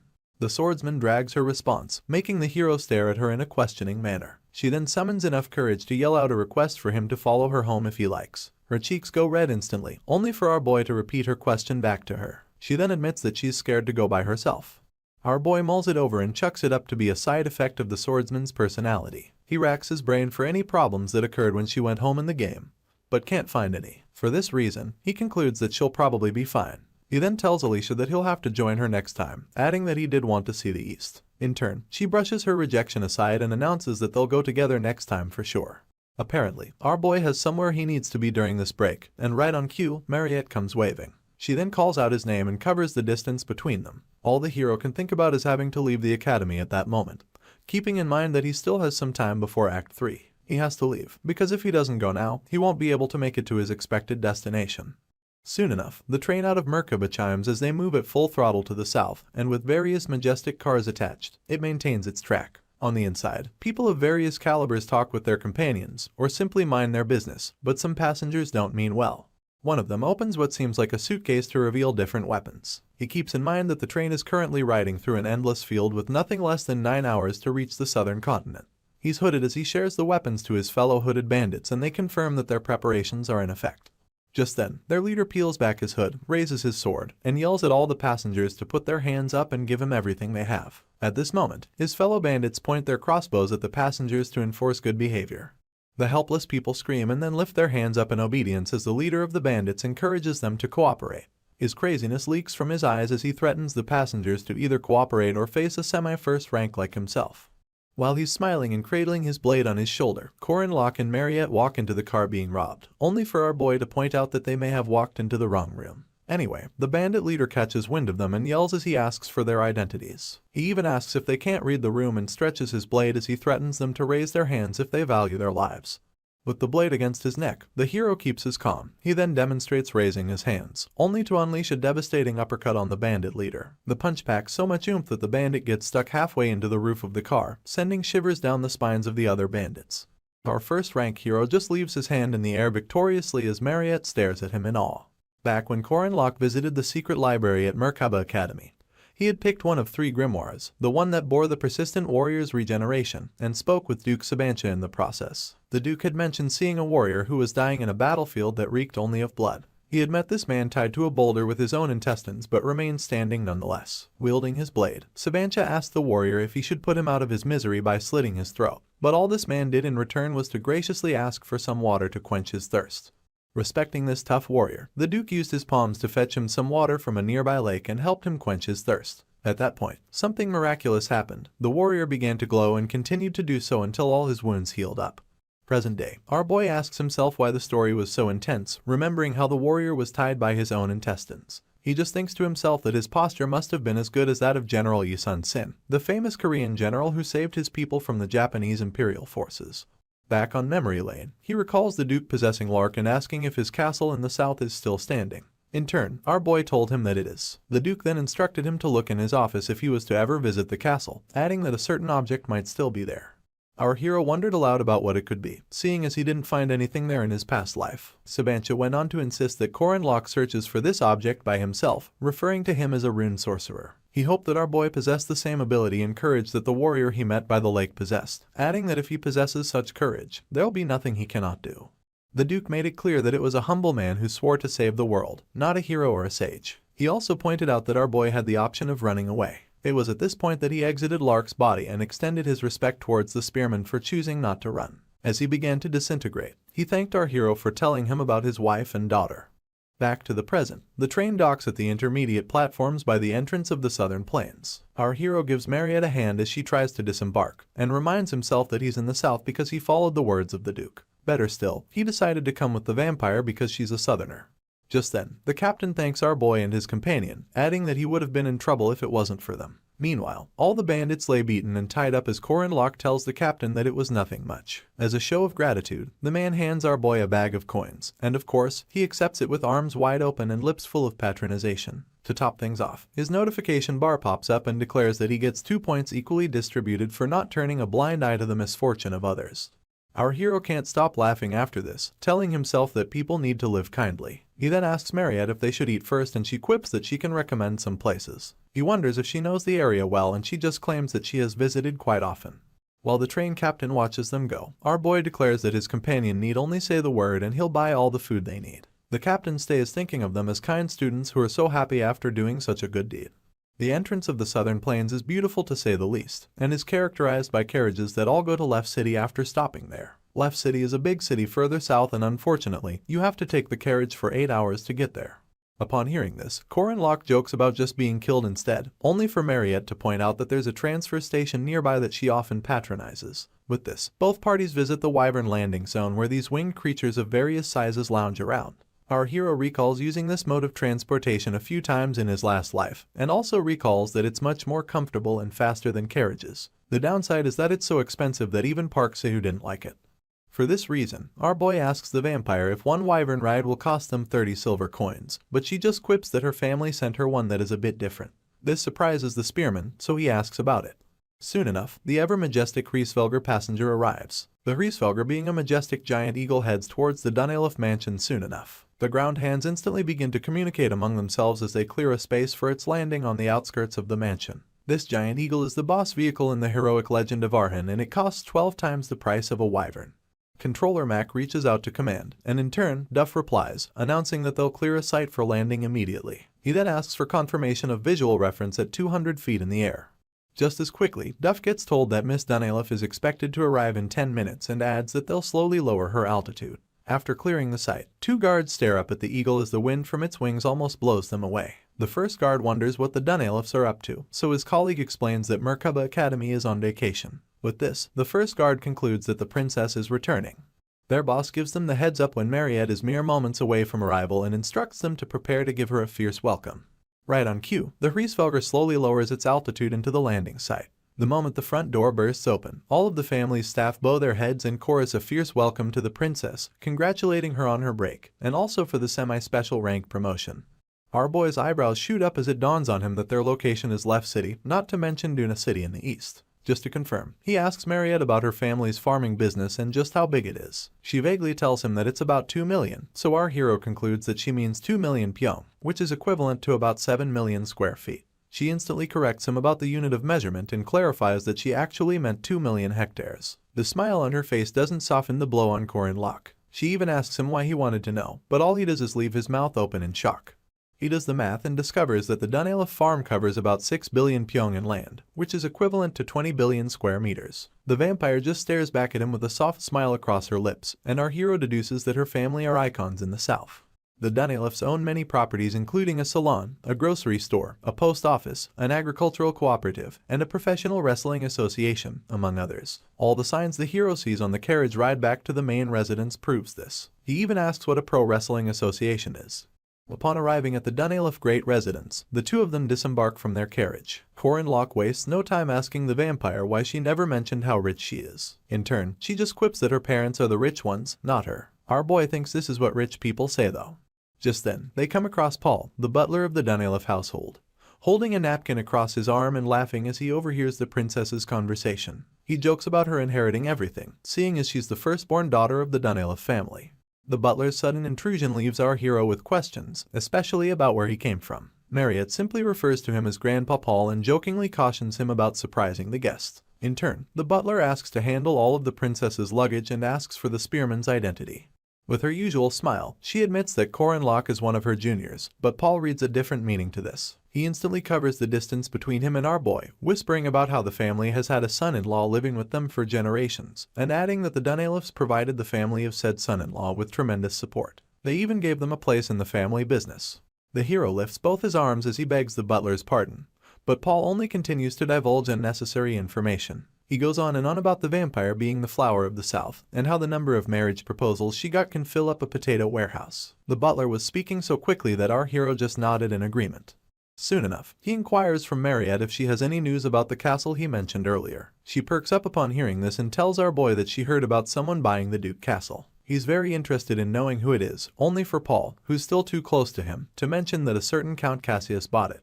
The hero glances at the butler through the side of his eye, recalling that the Duke Castle was owned by someone else in his last life. He vaguely remembers the person being a trader from an archipelago at the southern end of town. Apparently, this trader was an awful man, who, upon hearing that our hero and Park Sahu were guardians, asked them to catch him the sea serpent before thinking of visiting his castle. In order to receive this man's permission, both guardians spent all day and night fighting the great sea serpent. All they had was a canoe to navigate the unfriendly waves that this beast caused. Anyway, after indescribable hardships, they finally got to enter the castle. Present day, our hero buries his face in his hand as he asks himself if he will have to go through such suffering again. At this point, Mariette steps in and announces that she has spoken to Count Cassius beforehand, and suggests that our boy escorts her to the castle. Corin Locke is so surprised that he asks her to repeat her statement. Instead, she points out that he seemed to want to enter the castle, so she just told the Count about it in advance. Apparently, he readily agreed and told the princess to stop by anytime. He had even invited her to an upcoming party that Friday, and she would like our hero to be her +1. He freezes in place after hearing this, and then bursts into tears as he realizes that this mission could have been carried out this easily. He gets extra emotional thinking about how he went through such a dog show to gain access to the castle in his past life. He asks himself if Mariette is a god, and she just might be, because soon enough, she asks if he would like to go shopping the next day. She points out that they don't have outfits for the Count's party and adds that they should shop since they're bored. Of course, Corin Locke accepts her offer with open arms. They stop by Mariette Street and our hero gets a suit worth 3 gold coins, 6 gold coins worth of necklace and shoes, and about 4 gold coins worth of everyday clothes. He is left wondering if shopping is supposed to be like this, and this doesn't include the watch and other utilities she paid for using a blank check. With shopping bags hanging from both his shoulders, the hero realizes that the stuff she bought him are all named brands, and that she had spent enough money to make anyone rich in real estate if they were in Seoul. Beads of sweat drip down our boy's face as he wonders if the vampire will make him sign a slave contract after this. Meanwhile, Mariette is cheerful as ever, skipping her feet as they arrive at the location she has been wanting to show him. A very wary Corin Locke hangs back as he admits that she's scaring him, and pleads with her to stop buying him stuff. Anyway, they arrive at the blacksmith soon enough and the store owner welcomes the vampire. He then asks if she stopped by for the commissioned item and she replies in the positive. Afterwards, she carries a closed wooden crate, hands it to our hero, and explains that it contains the same minerals that were used in Alicia's sword, Odachi. It turns out that this is the same item that our boy couldn't get his hands on before, because even Merkaba Academy didn't have it. It's none other than the unbreakable stone. The hero wields the ore in his palm as he acknowledges that the unbreakable stone can withstand the effects of domain, unlike refined silver. If anything, the stone has proven to have stronger power in domains. He lifts it to his eye level, happily inspecting it as he asks how she got her hands on the stone. He adds that there shouldn't even be a market for such a rare item and admits that the stone is making him happier than all the presents he already received. You see, the unbreakable stone was also used for the Sword Emperor Garandarden's hidden blade. Mariette goes red in the cheeks, averting her gaze to the ground as she tells our hero that if he coats his spear with the ore, he'll be able to easily use it even in tough domains. The moment our boy confirms this, the vampire smiles ear to ear and declares that it's her last present. Apparently, seeing him happy makes her happy too. He just stares down at her and expresses his sincere gratitude. Come nightfall, lights filter through the windows of the Danilov mansion. Our boy is shown the way to the main dining room and clears his throat as he bids everyone hello. He's dressed in a dashing tux and comes across a table so long that Jesus and his 12 disciples would have a field day with it. At the extreme of the table sits Mr. Danilov and by his side, his beautiful bride and Mariette's mother. It's common courtesy to dine with the family when visiting a friend's home. Upon entry, the vampire instantly waves at our hero, signaling him to come sit by her. Meanwhile, Mrs. Danilov admits that he's handsome and also encourages him to take a seat. In turn, he bows his head and places a hand on his chest as he agrees with her. Just as he takes strides to sit at the table, he hears a voice telling him to wait. The same voice goes on about having one question for our hero before they eat, adding that he may not be able to sit at their table depending on his answer. The voice belongs to Mariette's father, Duke Mard Danilov, who intertwines his arms as he asks Corin Locke if he's a virgin. Our boy is so dumbfounded by this question that he scratches his head and begs the man's pardon. Just then, Mrs. Danilov bursts into a frenzy, slapping her husband's back and yelling at him for asking a question like that. The vampire also yells out the man's name and then calmly tells our hero to ignore her father.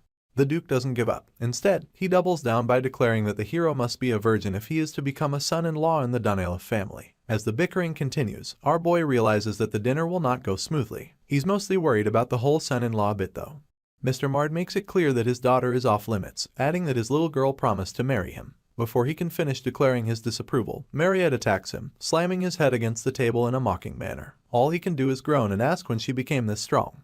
The Duke tries telling her that she resembles her mother when she behaves like this, but Mariette insists that he just stops talking. To make things worse, she literally drags him across the room, leaving her father to ask why she's acting like this when all he wanted to do was protect her. Still ashamed, the vampire repeatedly begs the man to just stop talking. Everyone watches them go, only for Mrs. Danilov to apologize to our hero. In turn, he just laughs it off and tells her that it's okay. Consequently, the lady brings up how she has been learning about our boy from Mariette's letters, and how it made her really want to meet him and say hi. Our hero's eyes shoot up at this moment and he questions the Duchess as he watches her get on her feet. She just goes on to bow her head in gratitude for everything that he has done for her daughter. Of course, Corin Locke has no idea how to react, so this becomes a burdensome situation. He tries explaining that he just helped the vampire because he could and adds that the girl deserves happiness above everything else. The Duchess is really impressed upon hearing this and covers her lips as her cheeks stain red. She then asks if our hero means what he said, and points out that she thought her daughter was looking through rose-tinted glasses when she read the letter she sent. The Duchess almost refers to him as her son-in-law once again, only for Mr. Mard to pop out of the corner, pointing an accusing finger at our hero and yelling that he's only going to allow up to hand-holding. The Duchess calls him out on the spot, but he only goes on about our hero maintaining his virginity. Once again, he doesn't get to finish his sentence because Mariette instantly jumps him, and this time, her mother joins her. While the vampire keeps begging her dad to stop talking, the Duchess laughs and welcomes our boy, adding that she's quite liberal compared to her husband. Mariette doesn't know whether she should be worried about her mother too, but Corin Locke just laughs a little and admits that he walked into quite the merry family. The next day, they both visit Duke Sabanch's castle, which is now a smooth blend of beige and blue, majestic in every way and appealing to the eyes. Just then, the gates push open and Mariette says hello to Count Cassius. In turn, he comes running and welcomes her by her carriage. The Count beams with joy as he acknowledges that the princess has visited just like she promised, and officially welcomes her on behalf of the Blandria family. Our hero instantly recognizes the Count as the same awful man from his past life and wonders if he's really the same person who sent them off to chase a sea serpent before he opened his castle gates. The butler announces the arrival of the vampire and her companion, and they both elegantly make their way into the castle as golden confetti ushers them in. Our hero tied his hair up to look more formal and is now smiling softly as he admits how proud he is of saving Mariette. This is because if he hadn't saved her, he never would have seen her in all her glory like he is seeing her now. All the princess has to do to glow is smile softly under the light, and she looks nothing short of an angel. Our hero wonders how her people would have coped with losing their beloved princess, only to overhear some other girls gossiping. One of them alerts the other that Mariette really came, and her colleague whispers that the rumors about the Blandria family being worth their salt must be true. You see, it wouldn't be an exaggeration to say that the Dunelif family's influence is absolute in the south, and it's really more beneficial to the Count to have Mariette show her face, rather than catching a sea serpent. Corin Locke just watches as all the attention in the room diverts to the vampire as more and more attendees draw closer to her. At this point, he calls out to her, suggesting that they enjoy the party a bit before heading to Sabancha's office. The vampire happily agrees. Apparently, they had both brought their equipment, planning to speak to the Count, get their gear, and go to the office when the party's at its peak. Just then, some man introduces himself to Mariette as the Garly of the Rendinium family, admitting that he has always admired her. He goes on to take a knee as he humbly requests for her first dance. The vampire is taken aback by this, only for a bunch of other suitors to ask for her first dance too. They all converge in front of her, and begin to overwhelm the poor girl with all their outstretched arms. She breaks into a nervous sweat soon enough, and doesn't have the slightest idea what to do. Just then, our hero takes elegant strides in her direction, calmly calls out her name, and takes a knee. He stares up at her with soft eyes as she twirls to notice that he's the one. The other suitors instantly become envious of him, so they ask for his identity among themselves. Our hero just acknowledges that despite how energetic they are, they're all lacking in manners. He goes on to plant a kiss on the back of Mariette's hand and then inquires if she would grant him the honor of being her first dance. Our boy knew that it's basic etiquette at balls to have your first dance with your partner, seeing as his master had told him that it's the etiquette of a gentleman to kiss the hand of a beautiful lady standing before him, and then ask for a dance. Seeing as he got scolded for bad etiquette in his previous life, he doesn't forget to correct it in this one. Meanwhile, Mariette blushes so hard that she has to cover her face with her free hand as she agrees to the dance. The musicians waste no time supplying sweet tunes to serenade the party, and in turn, the hero grabs hold of his new dance partner. He mentions how popular she is and she just concurs. He then apologizes if his recklessness made her feel bad, but she quickly dissuades him from thinking like that. As they sway to the music, he can't help but feel like he was abandoning his savior who gave him a free pass up until this point. This was why he had to return the favor. You see, he had received so many of them since he came to the south, but is now getting a little hot and bothered as he stares at his dance partner. In his defense, Mariette is so elegant in that dress that anyone can tell that he's in a dangerous situation. Our hero even goes red in the cheeks as he admits to himself that he's getting embarrassed. All his embarrassment leaves when the princess steps on his foot though. It's instantly replaced by suppressed pain, so she apologizes profusely and admits that she's a really bad dancer. Amidst the pain, our boy struggles to tell her that it's okay and thinks about leading the dance soon enough. He leans in and whispers into Mariette's ear, telling her to put his left foot on his so they can dance like that. She doesn't quite get what he means, but he explains that he doesn't care if his foot gets dirty or the dance seems a little bit awkward. He declares that she needn't worry about the gazes of others and smiles as he encourages her to only concentrate on him, her partner. Corin Locke makes Mariette understand that all she has to do is enjoy the dance, and with this, they begin to sway to the music. Our boy instructs her to put her foot on his and follow his movement, to look at his feet while she reads the push and pull of his steps. She does a good job at this, so he compliments her for having good eyes. As they continue to sway, our hero remembers something he learned in his past life, a way to get the one with shaking eyes to gain stability by gazing into the partner's eyes. Soon enough, they both burst into laughter, having rid themselves of all nervousness. The musicians play like it's their last rendition, giving the guests something worthwhile to dance to, and dance they did. With this, our boy and his favorite vampire share a dreamlike moment. After the first rendition rounds up, the other suitors waste no time fighting for a second chance. Unfortunately, the princess tells them all that she's quite tired, adding that she would like to take a brief recess. Consequently, our hero takes her hand and offers to escort her to the lounge. She admits that she'd be grateful if he could, and walks away, leaving a host of suitors to stew in their jealousy towards Corin Locke. On the other hand, the gossiping ladies continue their conversation after the dance. This time, one of them points out how romantic it was when our boy had Mariette's feet on top of his during the dance, and her colleague thinks he was a cool gentleman who portrayed a clumsy but impressive dance. In turn, her friend reminds the circle of how widely the princess was smiling, and they all conclude that the hero must be her suitor. Moving on, our boy slides in the key to Sabancha's office and opens up the matching room. He and his vampire friend then step into the spacious office, and she shows how impressed she is almost immediately. She goes on to inquire about what they're searching for, only for the spearman to say that it doesn't matter. Apparently, all they need is any sign of Duke Sabancha. As they navigate the room, the hero comes across the book wielding the Duke's story and brings it down. You see, things like this are traces of the Sabancha's wife and daughter that one must find in the game while a player is on the Duke's quest. Normally, giving the book to Sabancha should end the quest.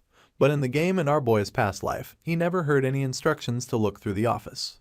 He just swipes through the pages as he wonders why Sabancha would call him to his office. They continue to search for the next hour, but they both come up empty. As a result, they take a break on the couch just to lament about how unproductive their search has been. Mariette inquires if there's no evidence, adding that she expected to find some sort of hidden space or something.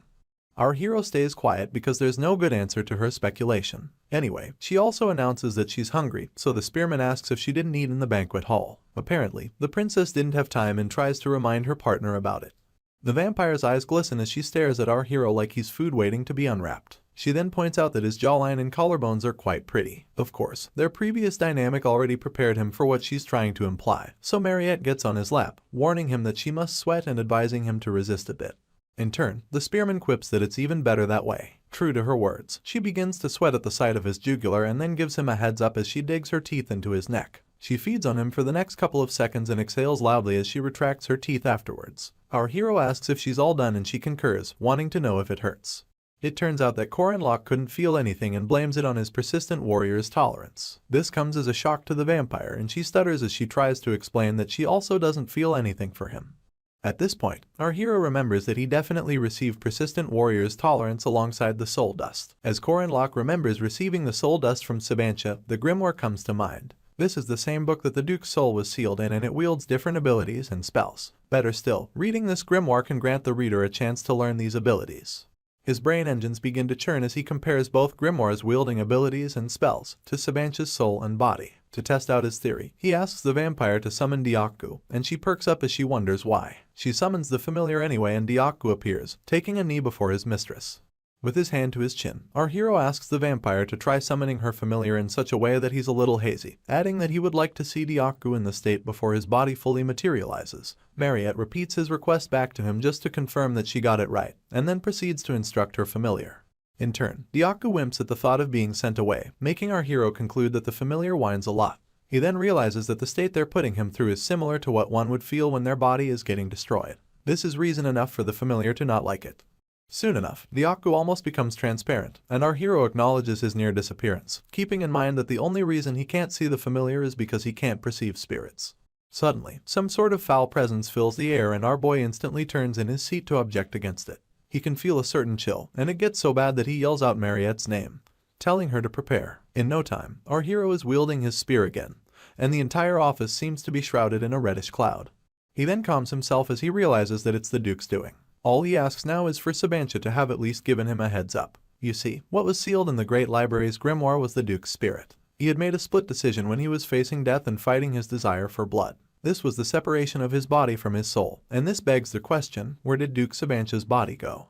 At this point, our hero discovers that it's right in front of him. A certain voice bellows from amidst the reddish cloud, asking how it's possible that a random person like Corinlock has come to visit him with remnants of his soul evident on his person. The Duke cradles a blade on his shoulder and makes it clear that he's talking to our boy. He then follows up by asking him what he's looking for in his castle. First thing the hero does is confirm that he's talking to Duke Sabancha, and after this, he reiterates that he's the man's distant junior. In turn, the Duke admits that our boy's appearance isn't that bad, stating that he's just normal. For this reason, the spearman reiterates that Sabancha's assessment is much better now than it was in the library. This provokes the Duke into asking if our boy has come in contact with his soul. Corinlock replies in the positive and instantly follows up with a question about how the Duke is normal if he separated his body from his soul. Sabancha doesn't seem taken by this question, so he tells the hero to stop. He then stretches his sword towards him and announces that he'll be the one asking the questions, while our boy does the answering. This makes him unsheath his spear as he quips that he thought things were going too well. He then lodges it on his shoulder with this new fire in his eyes and a devious smile on his lips. In no time, our boy declares that Sabancha never had a present for him after all. 800 years ago, there was a great general who commanded the South, and he's none other than the fearless Sabancha Duke. The world not only spoke of him as the strangest of his time, but as the strongest of all time. His blade meets our hero's spear in an unprecedented show of force, and the Duke realizes that his opponent mentioned coming from meeting with his soul. He then asks if our boy killed it. Just as Corinlock dodges a swing of his opponent's blade, he makes it clear that all he did was grant the soul peace and help it ascend. Apparently, our hero expected something other than the grimoire this time. They continue to clash weapons as the Duke screams that our boy wouldn't have brought a vampire to his office if his soul truly led him there. He then asks if the spearman thinks he'll fall for his lies. A heavy swing of his sword accompanies this question, but the hero is quick enough to evade as he poses a question of his own. He thinks Sabancha doesn't know what he's saying, so he inquires how a body is even moving without a soul attached. Of course, this doesn't slow down the Duke's attacks. He brings down his sword with the force of multiple men. But Korin Locke's reinforced spear easily deflects it. In turn, the Duke proclaims that his body, being that of a vampire, only needed a small piece of his soul to be trapped in the castle. He adds that this was to ensure he wouldn't become a beast like the one our boy invited into his office. Having been pushed back, the spearman screeches to a halt and wastes no time running to Mariette's defense. He makes it clear to the Duke that she's different and beseeches him to believe that she's keeping her vampire powers in check. Sabancha digs his blade into the ground, annoyed by our boy's request for him to believe his words. The Duke buries his face in his hand as he proclaims what he had to do to keep his bloodlust in check 800 years ago. Apparently, he has lost his soul, senses, and emotions, but declares that there's one thing that hasn't disappeared. Our hero stares at his opponent in horror as he realizes that he sewed his mouth shut. The Duke then announces that his taste for blood hasn't diminished, adding that it's the one impulse that vampires cannot resist. He claims to have been like Mariette too, but now he reiterates that he cannot believe Korin Locke worse off. He claims not to trust anything he cannot check himself. With his hands still covering his face, he makes it clear that should his opponent plan on stopping him, he'll do everything in his power to make sure that he's not safe. At this point, a dreadful essence escapes from the Duke's body and sends waves of terror into our boy's person. He grits his teeth as he admits to himself that he never expected things to take this turn. He then regrets bringing Mariette along at that moment. Sabancha Duke was a known hero who had his body locked up because of his hatred of vampires, and now said body has been completely destroyed. Our hero realizes that if the Duke was the strongest of all time 800 years ago, he must be a semi-special rank in this age. With this, he grips his spear tighter than ever as he activates the sixth of the 6 steps of spearmanship, Sura. This was the same ability that he and Firmak Damon fought each other with in the traitor's last moments, but our hero is activating it from the very beginning because of how powerful this opponent is. He utilizes a technique from Calamity Serpent Ultimate Essence called the Rising Serpent Skies, and within this technique, he uses the poisonous dragon head charge. In all of this, Sabancha just seems to be standing and waiting. Suddenly, the Duke swings his sword so quickly that it cuts through our hero's attack, leaving him all but dumbfounded. He then tells the spearman to take a look at the power of creation as he lifts his blade and encapsulates it in a bright purple essence. He declares that he gained this power from slaying a dragon in his youth and proceeds to bring down his blade with an unholy force. This direct hit on Korin Locke is known as the final demonic sword, Dragon Murder. As the spearman makes his way to the ground, it dawns on him that Sabancha is much stronger than a special rank monster.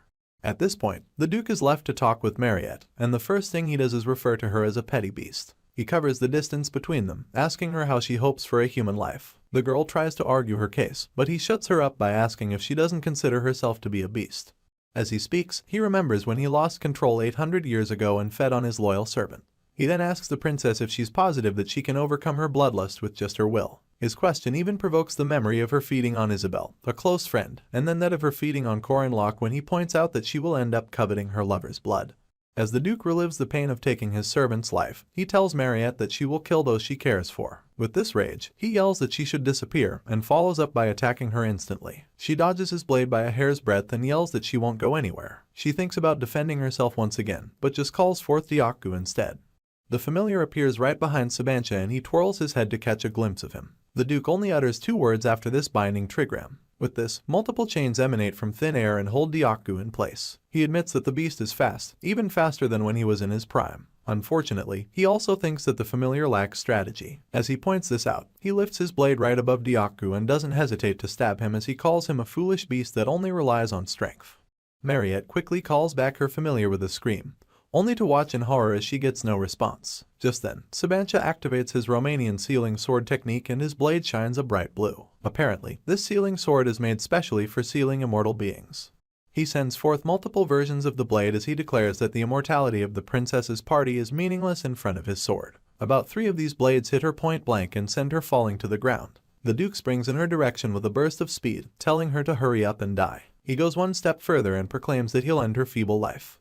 He comes mere inches away from her face, stares her in the eyes, and tells her that a beast is always a beast. Even amidst her pain, Mariette refuses to believe that. She recalls when Korin Locke cradled her head as she first fed on him, and how he told her that she hasn't changed. She holds on to his words as they give her fresh determination. With blood still smeared all over her person, she begins to remove the blades Sabancha had stuck in her. As the Duke tells her to die once again, our hero's body emanates right before her eyes. Weakened and passed out, he just lies on the floor in front of the Duke, drawing the princess's attention immediately. Despite Sabancha's speech about death being her best option, Mariette can't help but worry about our hero. She struggles her way to him almost immediately, and stands between him and the Duke with her hands still trembling. She goes on to check on our boy, feeling him up and screaming his name in hopes that he'll respond. Unfortunately, he just keeps losing blood as a puddle of it forms beneath his body. Amidst heavy breaths, Mariette seems to be staring at the boy's jugular, and soon enough, her fangs pop up. She even begins to salivate, leaving Sabancha to stare at her in a condescending manner. He just lifts his blade, concluding once again that vampires shouldn't get to live. He's disgusted because even in the midst of her loved one, the princess can't seem to suppress her true nature. In turn, Mariette bites her lips so much that they begin to bleed, and this puts some hesitation in Sabancha's step. He then witnesses as she plants a kiss on Corinloc's lips with tears rolling down her cheeks. The Duke begins to question himself, wondering if the princess wasn't going for the spearman's blood in the first place. He then realizes that she's only using her blood as a healing elixir and injecting it into our hero via a kiss.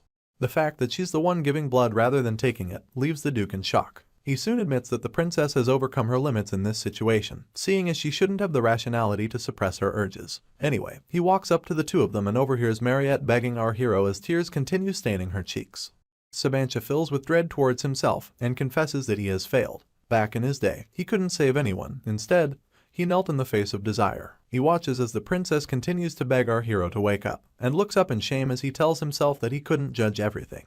At this point, the Duke's blade switches from blue to a lighter shade of crimson, and he lifts it in a bid to stab our boy. In turn, he plunges the blade into Corinloc's chest, only for Mariette to panic immediately. She yells out the hero's name as a certain form of energy seems to circulate his body. She then faces the Duke, yelling at him as she asks how far he is willing to go. All she wants is for Sabancha to not take her favorite person from her, and she begs him with gushing eyes. The Duke remains stoic through all of this, only for a bright light to spread from their location outwards. Sooner than later, all of the theatrics begin to die down, and our hero grabs the princess by the shoulder, telling her that he's fine. He then sits up as he proclaims that he's there for her. In turn, Mariette twirls in shock, bursting into more tears as she wonders if he's really okay. The spearman just feels up his chest and then questions Sabancha about why he saved him. The realization comes as an even bigger shock to the princess. The Duke emphatically throws his blade aside and both of them watch it fall to the ground. He then reveals that he has transferred his aura core to our hero, and he listens attentively as the Duke adds that he now understands why his soul led him to the office. He goes on about seeing the qualities of a hero in Corinlock and feels like our boy lacks the greed, but has the beliefs and pride that those who seek power often do not have. To top it all up, he proclaims that our hero has changed what he couldn't, and believes that he has the right to change the world. He then begs our boy to correct the mistakes he made through his 800 years. As he pleads with the spearman, he slowly disintegrates from reality, and the two of them watch him go. Soon enough, there's nothing left of Sabancha Duke, and the reddish cloud disappears with him too. Still seated on the floor, our hero feels for his heart, keeping in mind that he never expected the Duke to gift him his aura core. His thoughts get interrupted when Mariette dives in for a hug, so he tries to remind her that his body isn't 100% yet. She shuts him up as she expresses how scared she was. The girl had thought that he actually died. She presses her body against his as she asks him to promise to never die without her permission. Our boy just flashes a soft smile, thinking to himself that things ended well regardless. He then agrees to the princess's terms, telling himself that this is reward enough. Just then, his notification bar pops up, signifying that he has obtained the aura core of Sabancha Duke. His aura rank has increased, and that his core ability has been formed. The hero now possesses Duke's demonic nature and gains the dual core ability. You see, if there's one thing Corinlock hopes for, it's for the Duke's body and soul that were in pain for 800 years to finally find rest. The hero is still trying to catch his breath as he goes through his stats. Meanwhile, Mariette is already asleep on his lap, and the new scar on his chest is undeniable. He realizes that his aura rank increased and now has a second core that came with a special ability of its own. The only strange thing is that Sabancha never gave this power to the main character in our boy's previous life, or even in the game. This raises more questions and leaves the spearman wishing the Duke was this nice from the beginning, rather than making him suffer so much. He takes a glance at Mariette's blood-drenched clothes and keeps in mind that he'll have to help her wash them despite how long they'll take to dry. Just then, a maid barges into the room and instantly apologizes for not knowing that there was a guest inside. She cuts her apology midway as she notices a half-naked Mariette fast asleep on the hero's lap. Our boy tries to explain that it's not what she thinks, but the sweat and heavy breathing doesn't help his case at all. That doesn't stop him from trying to explain to this maid that it's just a misunderstanding. All of his words are like water on a duck's back, seeing as the maid is more concentrated on the sweat, muscles, and hot air. She goes red in the cheeks and almost dies from embarrassment. Corinlock doesn't give up trying to explain things, only for the girl to scream an apology and tell him to enjoy his time. She slams the door behind her before the Jiro can say anything, and he begins to freak out as he wonders what she meant by enjoy your time. The world becomes gloomy to him, so he stares down at a still sleeping Mariette, thinking to himself that something has gone very wrong. Right on cue, the whole household can hear her father screaming as he calls our boy a bastard. He accuses him of touching his daughter and promises to kill him. It took about 20 days for this misunderstanding to clear up, and during this time, the spearman hid in the mountains. The guards rode wyverns in search of him, wondering where he found the audacity to touch their dear princess. He also used that time to train his aura, and somehow, the misunderstanding got cleared up. Present day, our boy and Mariette are on a carriage leaving town, and laughs as he realizes that he almost became the #1 enemy of the South. As they ride away, the princess points out that they'll be starting the second semester by the time they arrive at school, and our hero adds that it'll be festival season 2. This makes the vampire ask if the business they invested in is doing well.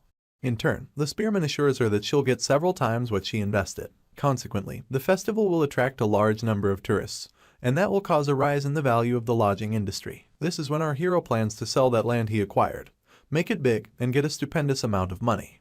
He can only imagine that the money will multiply, and a big smile comes to his lips as he thinks of this. He even believes that he's invincible and admits that the festival is the best. The hero's good mood gets ruined when a strong wind begins to fan the area, bringing leaves to his face. He wonders what could be going on, but soon realizes that they're up against a typhoon. Our boy begins to panic because something like this never happened in his past life. At this moment, Mariette points out that the typhoon is sure to cause a problem in opening the festival. She then adds that it's okay to fail at least once when a man is trying to do something big. This doesn't stop her from creeping onto his shoulders and asking if they should write an IO. She stares at him lustfully, making it clear that he will grant her one condition that she wants if he cannot repay her, adding that all he has to do is sign the IO. Our hero is downtrodden, not to mention the suspicious offer that the vampire is making. He's left thinking that there must be another way out of this situation. Soon enough, they arrive at the special dormitory at Merkaba Academy while it's still pouring heavily outside. Director Kassar welcomes them back as she points out that the journey must have been difficult because of the typhoon. She proceeds to hand both parties hand towels to dry themselves, only for our hero to ask after Madame Josephine. In turn, the chairman reveals that she's returning with Huron, seeing as they both spent the break at the Xian Chapel. The chairman insists that they spend the night at the special dormitory, and our hero asks if that's really okay. She tells him that he's no longer an outsider, and adds that she's thinking of letting him stay there starting from the second semester. As our boy continues to dry himself, he deduces that the offer is probably to surveil him, seeing as the sorceress and Aaron need a way to watch him because they don't completely trust him yet. Locke conveniently changes the topic as he asks about the typhoon, and Mariette instantly bites as she declares that it must have done quite the damage on the city. She wonders if the city will be fine, so the chairman educates her about the main city not taking any major damages currently. She thinks the outer areas will be more damaged by the time the typhoon is done. The vampire continues to contest this logic, and she indicates that the moving typhoon will hit the city directly. Once again, the chairman disagrees, pointing out that the natural disaster won't move because it's in fact not natural. It turns out that it's the work of a monster. The chairman narrates how everything began at an important sea route of a southern archipelago going upstream along the Aegina Strait. At some point, the monster got entangled in the strait, the lone emperor of the ocean, also known as the sea serpent. This lone emperor went wild without a care for the economic situation of humans and began sinking trade ships that invaded his territory. On the other hand, there was one man who wanted to become a hero and set out to defeat the sea serpent. His father had tried to dissuade him from leaving, but the young man was determined to defeat a first-rank monster so that he can be promoted to the position of first-rank knight. This was none other than Levent Bladria, son of Count Cassius Blandria, the same count that sent our hero and Park Sahu to catch the sea serpent in his previous life. Levent Blandria strongly believes that getting promoted to first-rank knight will prevent what happened at the dance from repeating itself. You see, he was the first gentleman to take a knee and asked Mariette to dance with him, only for Locke to swoop in and take the girl. In Levent's mind, he could only envision our hero mocking him for being low rank. He believes that the spearman is a scammer and that he'll be able to get the princess back from him. Levent balls his fist as he declares that he will defeat the sea serpent and return peace to the strait. With one man's fiery heart, a raid group battled the Emperor of the Sea for 5 nights and 6 days. After the fierce battle, the sea serpent sought asylum by escaping the strait. The members of Levent's crew then celebrated his victory over the beast, leaving the Count's son to dedicate his victory to Mariette. They had successfully brought back the peace of Aegina Strait. Unfortunately, their mission went uncompleted, seeing as they chased but couldn't capture the sea serpent. This same serpent that got away ended up causing the loss of innocent lives. Apparently, there are some animals called alvins, and they're also known as typhoon bats. These bats become the cores of typhoons and protect themselves from enemies in order to breed. 2 of these bats were breeding in the distant islands when the sea serpent suddenly grabbed one of them out of the typhoon. These animals are nicknamed the golden bats because everything about them is an elixir, so much so that even other animals want them. This is why the sea serpent couldn't just swim past the alvin nest without nabbing one for itself. At that moment, the female alvin made a decision for the child in her womb. She began to fly towards the north and continued flying until she felt safe enough to have her baby. This is how she and her typhoon got to the outskirts of Merkaba Academy. Sadly, the typhoon is now taking out most of our hero's construction, leaving him to panic as he watches his plans go to ruin. He never would have guessed that a typhoon bat would come into play, mostly because they're such a rare species. He recalls them to be animals that couldn't even be seen on the continent in the summer. This is because they lived on small stone islands in the archipelago. The spearman keeps asking himself why such a beast would come to his plot, but just as quickly realizes that it has to be his fault. He chucks it up to something he changed in the game coming back to bite him, and puts on the most desolate expression to match his mood. To make things worse, the construction workers put on their raincoats and backpacks and announce that they're evacuating the site. Our boy tries to get them to stay, claiming that they're almost done. Even as he literally grabs the hem of their garments, the workers reiterate that the typhoon is only getting bigger and add that they'll die if they continue to work. Our hero calls out to his workers amidst the pouring rain, but they just keep walking away. One of them even tells him to give up, announcing that things like this happen in life. It's easier said than done really. Still kneeling, the spearman realizes that his plans for the festival are done for if the typhoon continues to rip apart his construction. The only sure thing is that his ends will go flying if the disaster persists for a week. Corin Locke had spent 280 gold coins to purchase the land. Another 330 coins went into buying raw materials and paying for labor and construction. All he can do is stare at the dilapidating building as he remembers that all he has left to invest is just 220 gold coins. Worse off, he owns only 110 of the total cost, and borrowed the rest.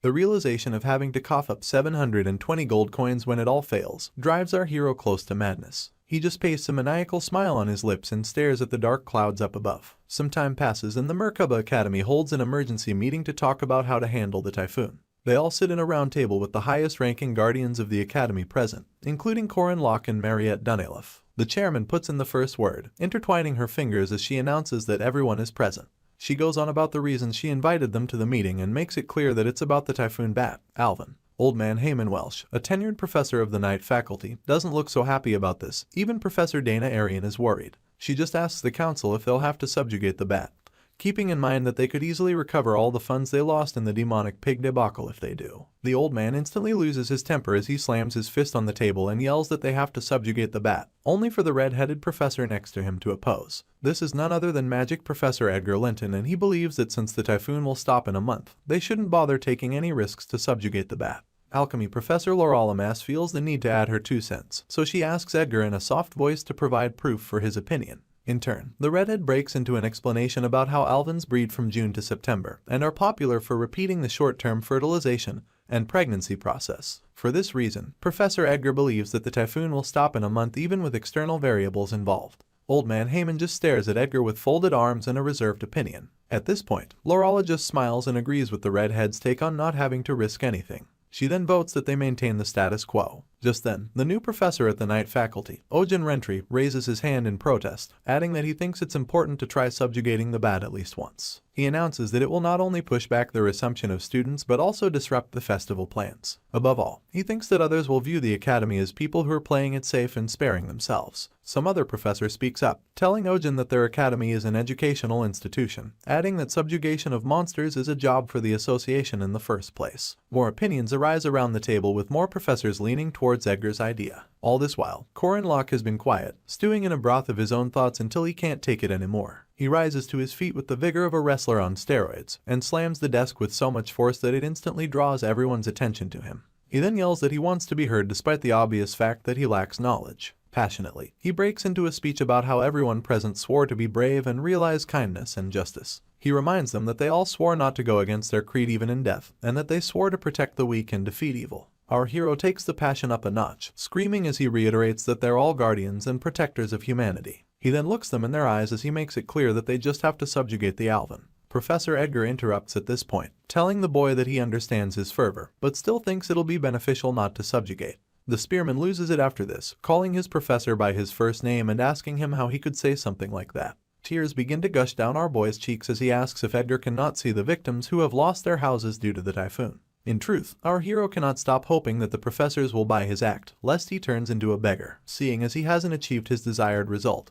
Corin Locke throws his hands wide open, wailing and looking at the ceiling for dramatic effect. He goes on yelling as he asks everyone if they cannot see that people have been forced out on the street, that many have lost their jobs, and that kids have been left without homes and made to starve. He passionately points out that one cannot calculate lives with money and asks the council if they plan to abandon all these people. Professor Edgar falls silent with shame and tries to explain that that wasn't what he meant. The other professors begin to murmur among themselves about never knowing our boy was this sincere. Some even call him a model of chivalry. In turn, the hero calms down, places a balled fist on his chest and announces that it isn't about chivalry or the oath of a guardian. He adds that with a typhoon as big as that, all he wants to do is save people. The stream of tears that follow his final statements glisten under the rays of sunlight filtering into the conference room. He then rounds up by mentioning the inn, only to quickly correct himself by yelling that they should go save some people. This is all the motivation that Old Man Heyman needed, seeing as he yells about having a good eye for people, and announces that our hero is right. He now thinks of our boy as a knight much too passionate for his age. Anyway, some other professor admits that the speech was touching,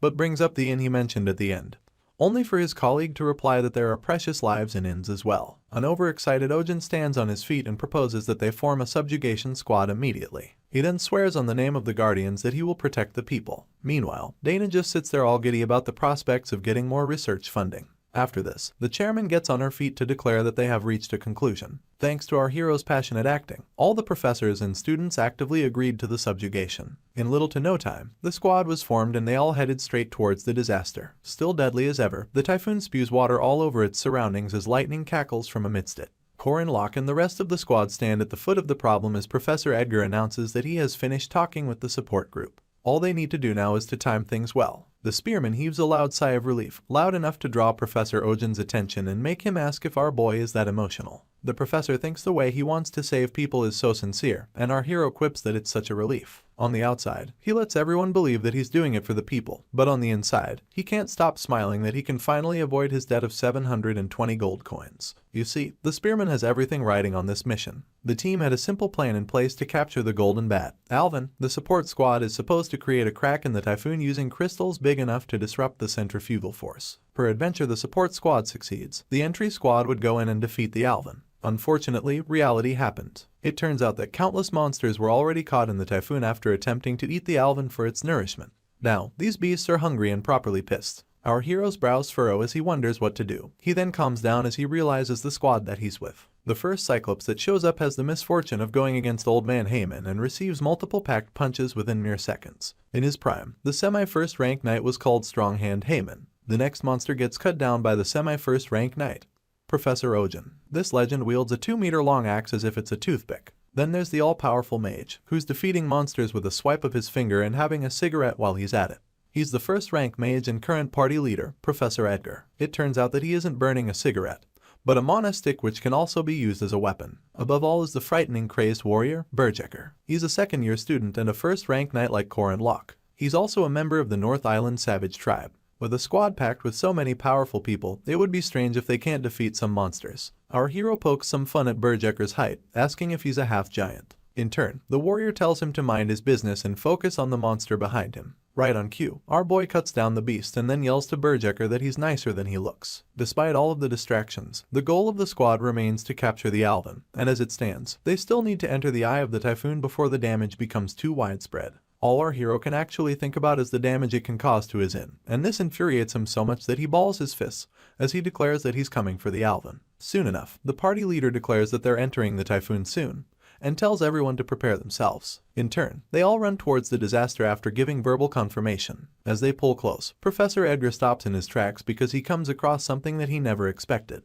Apparently, there's a smaller typhoon within the actual one, and the professor announces that he has never seen such a thing before. He thinks the female Alvin must have noticed the presence of intruders and used the last of her strength to create a smaller typhoon.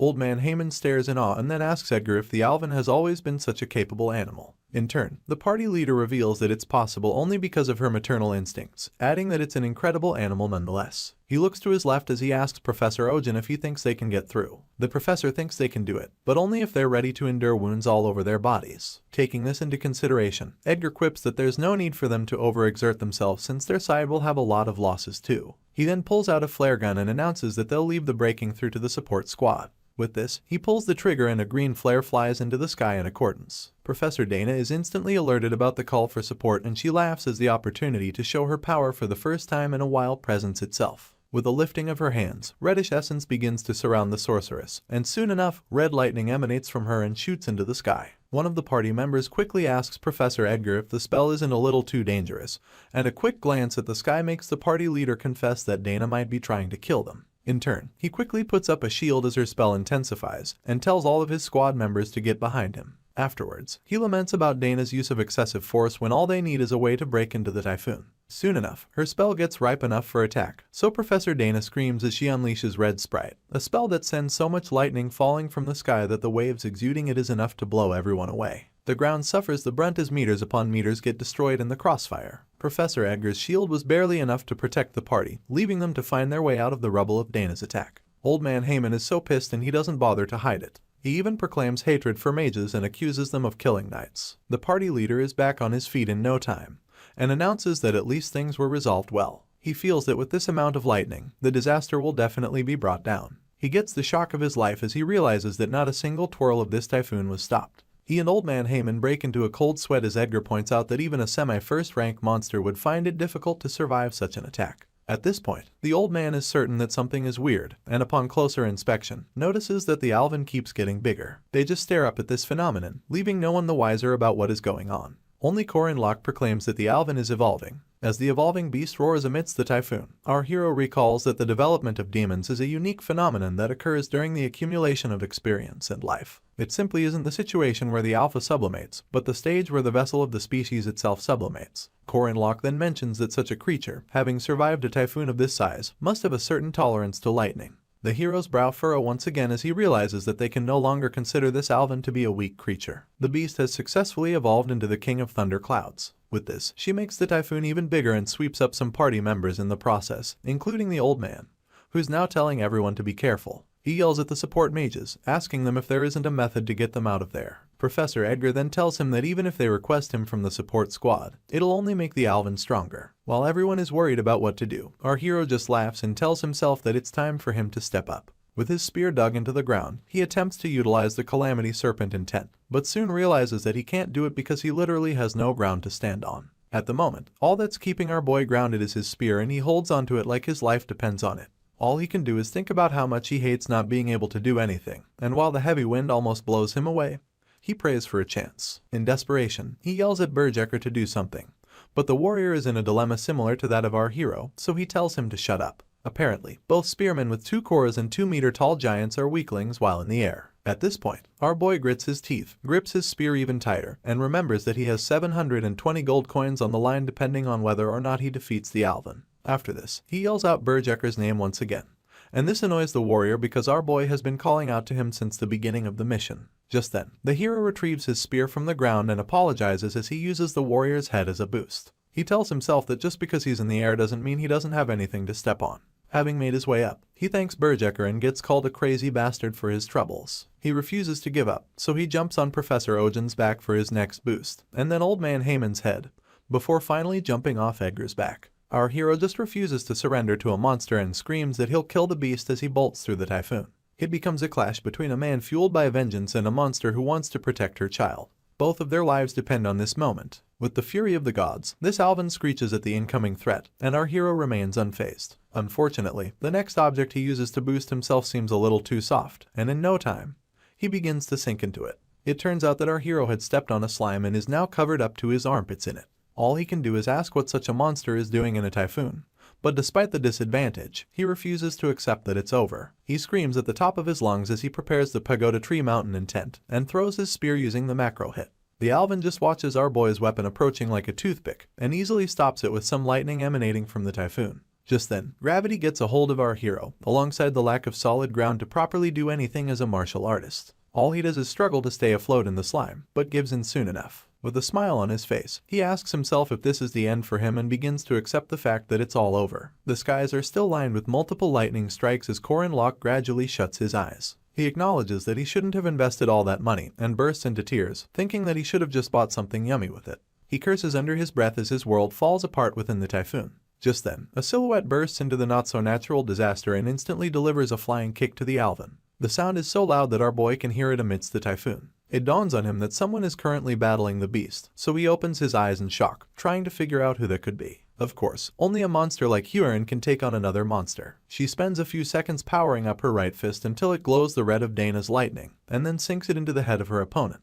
That singular punch sends the Alvin bursting through the first typhoon, and then the second typhoon consecutively. A light so bright emanates from the dissolution of the twirling disaster, and our hero shields his eyes so he doesn't go blind.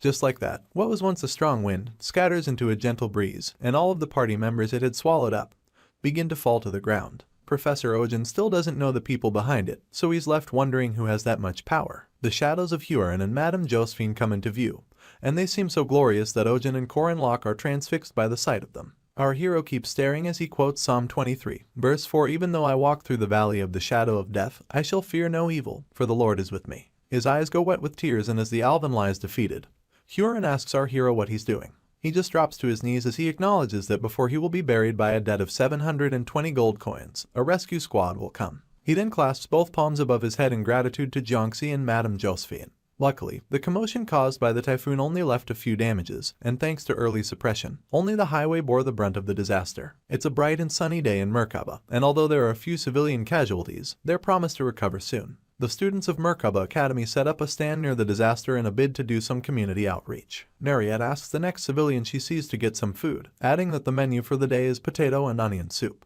You see, the academy is funded by taxes, so their heroic image and symbolism is pretty important. The vampire puts on her brightest smile as she advises the queued-up civilians on how to go about collecting their meals. Anyway, volunteer work is part of maintaining the school's image, especially for guardians attending it. The next man on the food line kindly requests for an extra potato, only for Huron to reply with all the malice she can muster, telling him to eat what she has given him. Out of fear for his life, the man accepts his fate. At this point, Corin Locke glances to his side and tells her that she's just too mean. He then asks if she knows when humanity began to form civilization. Huron just stares at the meals before her and urges our hero not to talk like a professor. This doesn't work though. He instantly breaks into some sort of lecture, lifting his index as he explains the concept of civilization. He begins by warning her that he has only heard about it, and then goes on about how the beginning of civilization was when a leg bone that seemed broken similarly showed signs of healing. Apparently, anyone with a broken leg will die in the wilderness, but a broken leg with obvious signs of being patched back to health means that someone helped them until they were healed. Huron's facial expression doesn't change, but she pays close attention as the hero explains that helping people out when they're in trouble is the beginning of civilization. At this point, she just walks away from a still cheerful Corin Locke, telling him that they need help because all humans are weak. Our boy just watches her walk away and proclaim that the concept is meaningless to her because there's no human who would help her. She's stopped in her tracks when our hero offers to help her, smiling and asking if it won't mean anything then. Huron simply takes a deep breath and exhales loudly before telling him that a weak person should not jabber. This leaves our hero no choice but to shut up about the matter. As for the nun, she thinks to herself that she's a living Jiangxi, a being created by using a human that's close to a monster. She feels like our hero won't feel the same way if he knew her past, and begins to recall a young boy crying and telling her that she's a monster. She thinks that when the spearman comes to know about her essence, he won't trust her enough to turn her back. She just stares at him as he goes about the outreach, and calls him an idiot under her breath. Just then, she freezes in place as a voice from within whispers that she should return something. Her hand meets her head in a bid to shut the voice up, only for a separate consciousness to request that she gives her body back. Huron tells her to shut up as she reinforces that the body belongs to her. In truth, she knows the body doesn't belong to her, but promises never to give it back. As she struggles with this dilemma, she wonders if the spearman will still help this version of her. In other news, Merkaba City has been rumored to be the safest place in the world, and this is because it's where the Guardian Academy is located. Anyway, the truth is a bit different. A crescent moon graces the sky that night, and in the back alleys below it lies a treacherous group leading these lawless areas. They're none other than the Black Star faction. The main sources of income for this group range from slavery to selling bootleg liquor illegally, but to solidify themselves in the area, they have special businesses. They're also known for dealing with bad customers in a certain way, so our hero crashes a bar under the pretense of being drunk. He grabs the maid with his cheeks all red and yells that they serve him some more alcohol. The waiter almost loses his mind, seeing as he doesn't know how to handle such a situation. It even gets worse when they actually serve the spearman some liquor and he accuses the waiter for serving him rubbish. He points at the poor man angrily and asks to speak to the manager immediately. Right on cue, a man with short hair barges in with his escorts, screaming as he asks for the bastard acting up in his bar. Our boy instantly recognizes them to be the faction, and just lazily glances back at them as he recalls that they sell bootleg liquor to the tavern and also collect protection tax. He then acknowledges that he's in the best place to actually meet a member of the Black Star faction. The so-called manager calls out our hero for being an academy student and asks him what a minor is doing in his bar. Keeping up with his act, Corin Locke grips his cup, hiccuping as he struggles to get a complete sentence out. The manager then offers to pay for our boy's drink if only he'll leave quietly when he's done. Unfortunately, that's not his mission, so he picks up his cup and pours his liquor all over the manager as he goes on to rant. His guards instantly call out to him, ready to take on Korin Locke, but the manager signals them to stop with a swipe of his hand. They hand him a napkin, and as he collects it, he breaks into a small speech about meeting a lot of kids like our hero. He thinks he's acting up just because he's a guardian and mentions that he has seen a lot of kids dive in fearlessly because they think they're the best. Just then, he summons his men, telling them to teach our boy a lesson. Right on cue, they attack the spearmen mercilessly, jumping in with weapons and brute force. Still in the back, the manager brags about his men, referring to them as the crazy hunting dogs who ran wild in the north. Apparently, they were renowned slave hunters who were called the Red Insane Dogs, and the manager really wanted Korin Locke to know this. In turn, the hero just stares at his opponent with nonchalance written all over his face, and then punches the life out of the first man to attack him. The second man catches a left hook, and all that can be heard from outside the drinking establishment are sounds of bandits getting their butts kicked.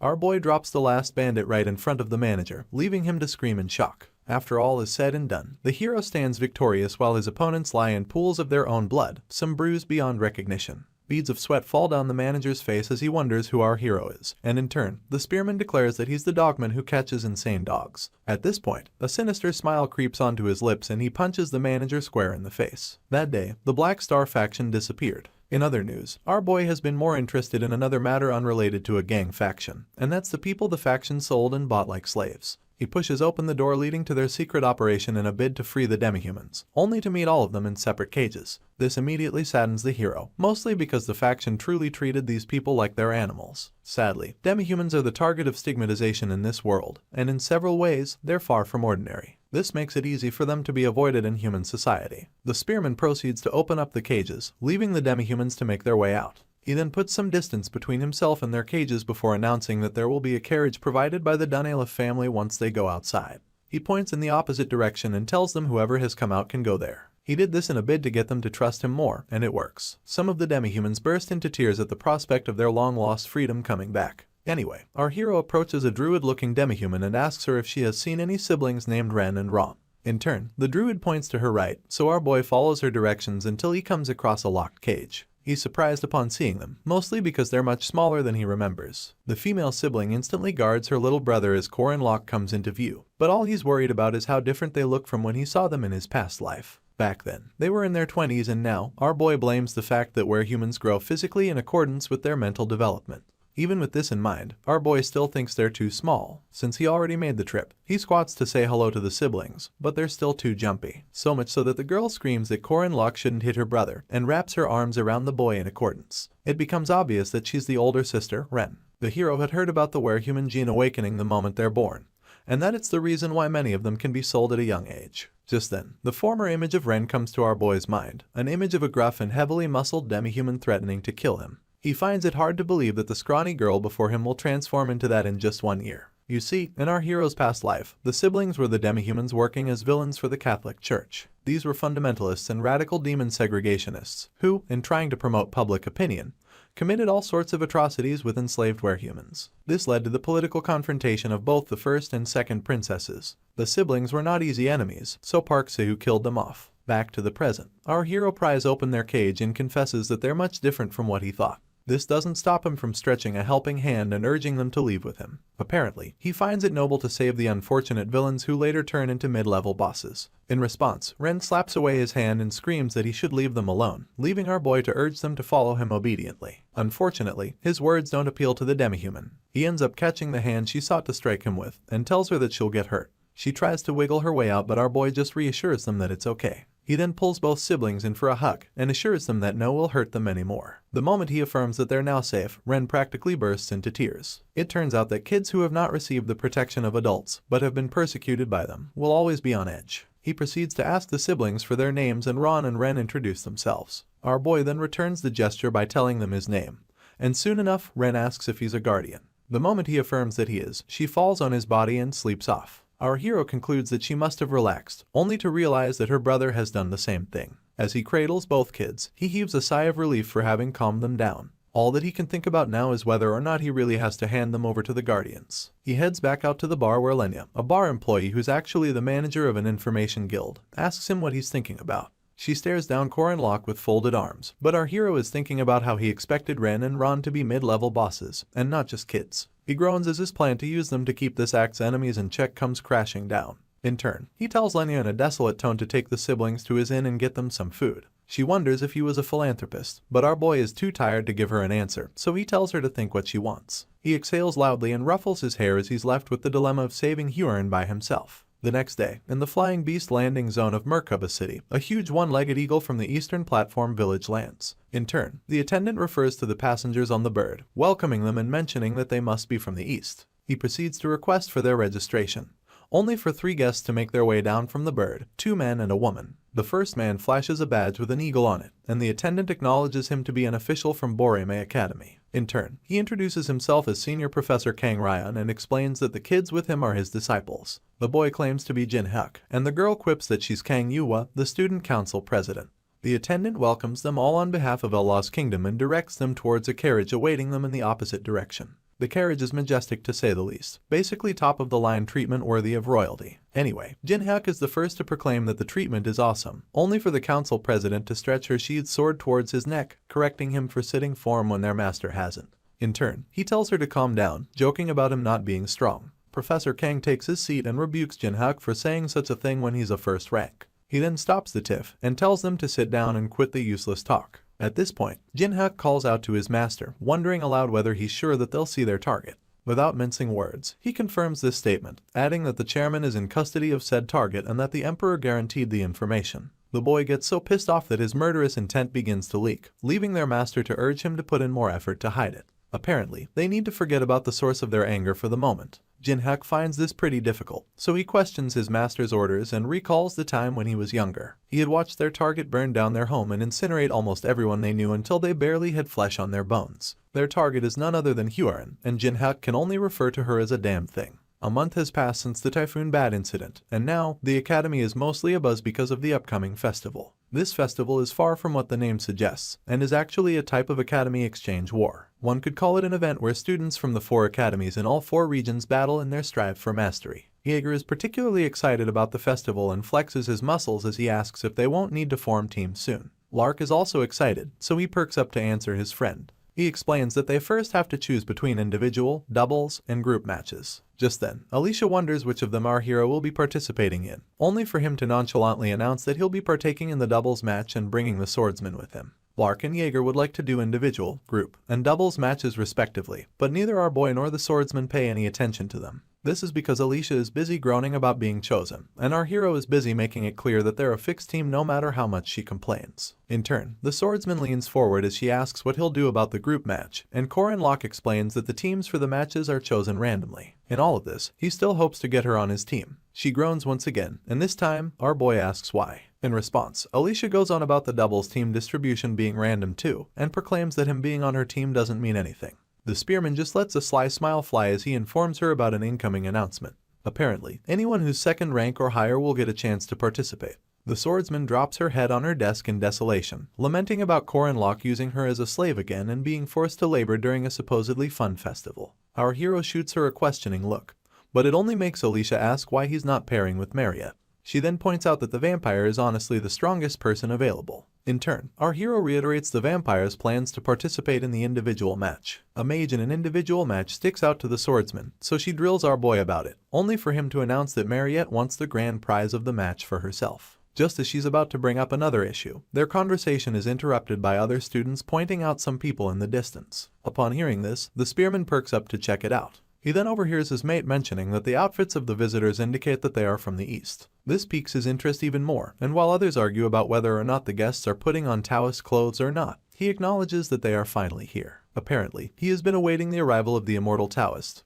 Kang Ryan, the fighting hound, saw Jin Hyuk, and the swordmaster, Kang Yuwa. A glance in their direction makes him recall that they're the protagonists of the 3rd act, Heavenly Yaksha. Professor Kang heads for Madame Josbehind's office immediately, asking for the transfer of one of their students to Manhwa Academy. In turn, the sorceress declares that she cannot accept that, only for her guest to claim that they're making a simple request as the rightful blood relatives of the Jiangxi. Apparently, they faced a tragic accident 1 year ago, and sadly, Huron, who's Professor Kang's niece, was the center of that accident. Madame Josephine quips that she already knows this, and averts her gaze as her guest accuses her of taking his niece while the castle was burning. He then proclaims that since they have found her, it's only natural that they take her back. After mulling it over for some seconds, the sorceress stares at him and states that Hyorin is a special case. She expected him to know this already, but in her heart, she acknowledges that this man rushed all the way to her office because of the Jiangxi, rather than for his role as a judge in upcoming matches. The immortal Taoist glares daggers at Madame Josephine as he points out that a beast resides in his niece's body, and then proclaims that he just wants to retrieve her from said beast. It becomes a battle of wits as the sorceress rebuttals that Hyorin's body is only alive because of the child that this man is calling a beast, and adds that it was the will of director Kassar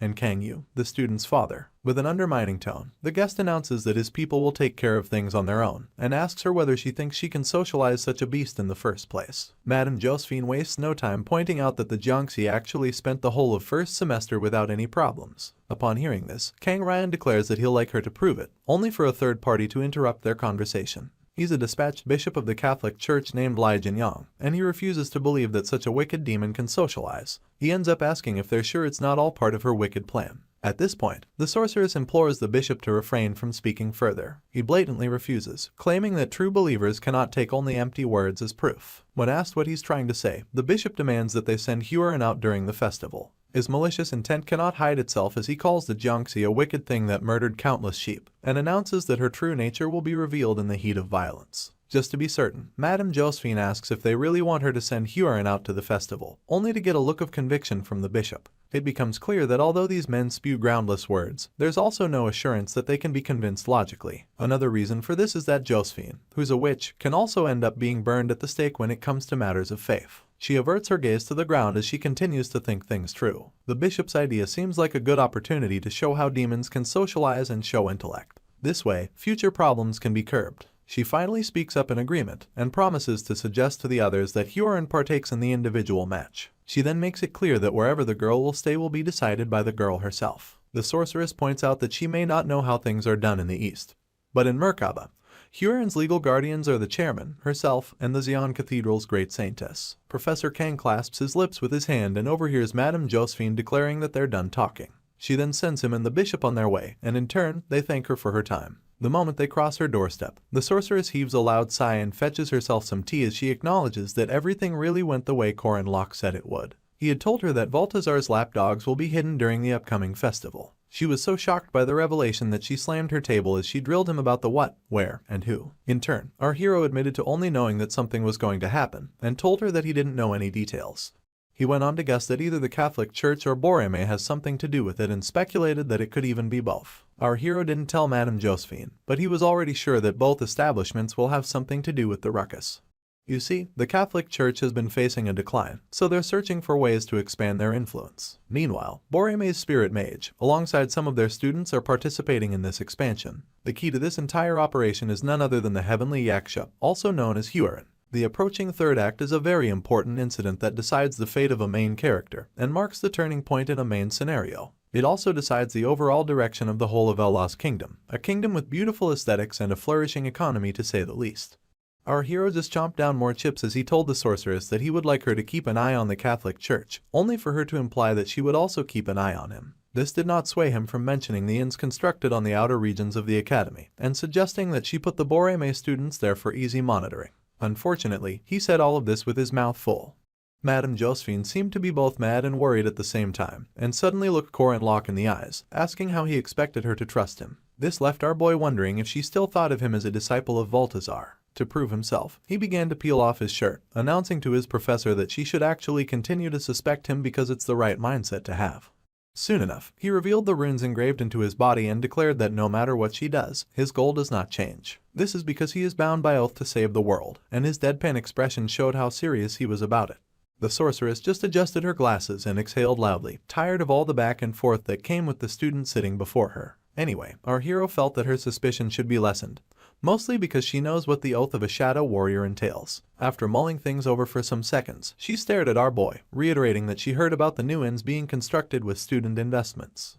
In turn, our hero waved her off, lying that it had nothing to do with him. She then pointed out that information reaching her revealed that he is the student in charge of these investments, and once again, the spearman feigned ignorance. To make things worse, Madame Josephine added the fact that Mariette recently moved her ingredients to the inns and was already setting up a street stall. This one made our boy sweat a bit, but he powered through and held his ground about the whole thing not being related to him. In truth, our hero had successfully secured 100 long-term guests alongside daily necessities, food, carriage round trips, among others. The entirety of the outskirts brim with life, seeing as these profit-making projects were planned with an equally wide vision in mind. As the sorceress tried to put our boy under duress, he just averted his gaze, smiling mischievously as he claimed that people need a little helping hand sometimes. Some time passes and the preliminary round of the festival group match comes around. The ever-towering buildings of Merkaba absorb the sunlight on this beautiful day, and below it, Lark and Jaeger are busy freaking out. Beads of sweat cannot stop falling from their faces as Jaeger asks his friend if they will be able to survive. The open field is packed with more students than the eye can count, seeing as people trooped in from all 4 regions, and it is worse because only 16 of them will make it through. The hunk yells as he wonders why there are so many people, only for Lark to reveal that even their seniors are participating. The whole time, Locke just lodges his hand beneath his chin as he realizes that Huron is the only named character that is not present at the moment. He then chucks it up to her, applying for only the individual match. Just then, he wonders where Alicia is, and soon sees her struggling to make her way through the crowd. The poor girl waves with everything in her, trying to get our hero to notice her, but is so frustrated that tears leak from her eyes. At this point, someone steps onto the stage and quips that it's nice to see all the students. Accordingly, they all turn to see who it is, and realize that it's Professor Kang Ryan.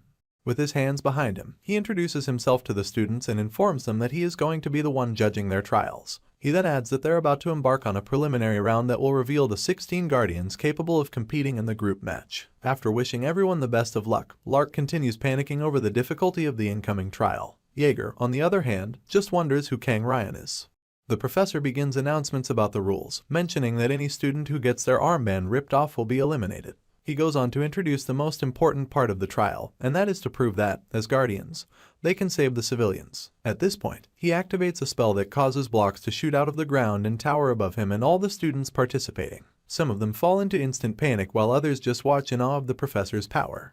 He uses the 8-array formation, 8-gate array, and this spell successfully creates a giant stone maze for all the participants to navigate. As usual, Jaeger goes back to panicking as he asks his companion if the situation even makes sense. Also panicking, Lark manages to reveal that Professor Kang Ryan is the Eastern Continent's best formation sorcerer. The hinchbetter is still perplexed by how big the maze is, but is more worried about what the professor meant when he asked them to save the civilians. Even Lark is unsure, so he speculates that Kang Ryan must be referring to the stone structures just mere yards away. Apparently, there are 3 rules to the match. The first one gives them permission to command the civilians after touching them. The second one states that each person gains 1 extra point if they manage to guide all the civilians to the safe zone. And finally, the third one states that each student will lose 2 points if they unnecessarily destroy any civilians.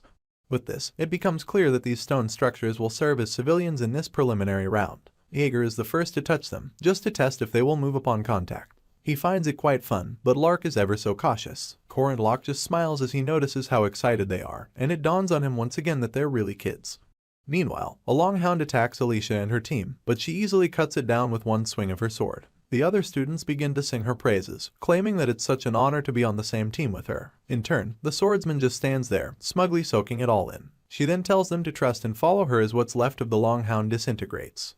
The civilian guard task gives the guardians a chance to demonstrate their ability to protect non-combatants in a land invaded by monsters. The rules entail that they must transport as many civilians as possible to the safe zone. With this, Alicia makes her way forward, followed closely by her teammates and a host of civilian stone structures. One of the teammates points out that some stone dolls are close by and the swordsman concurs.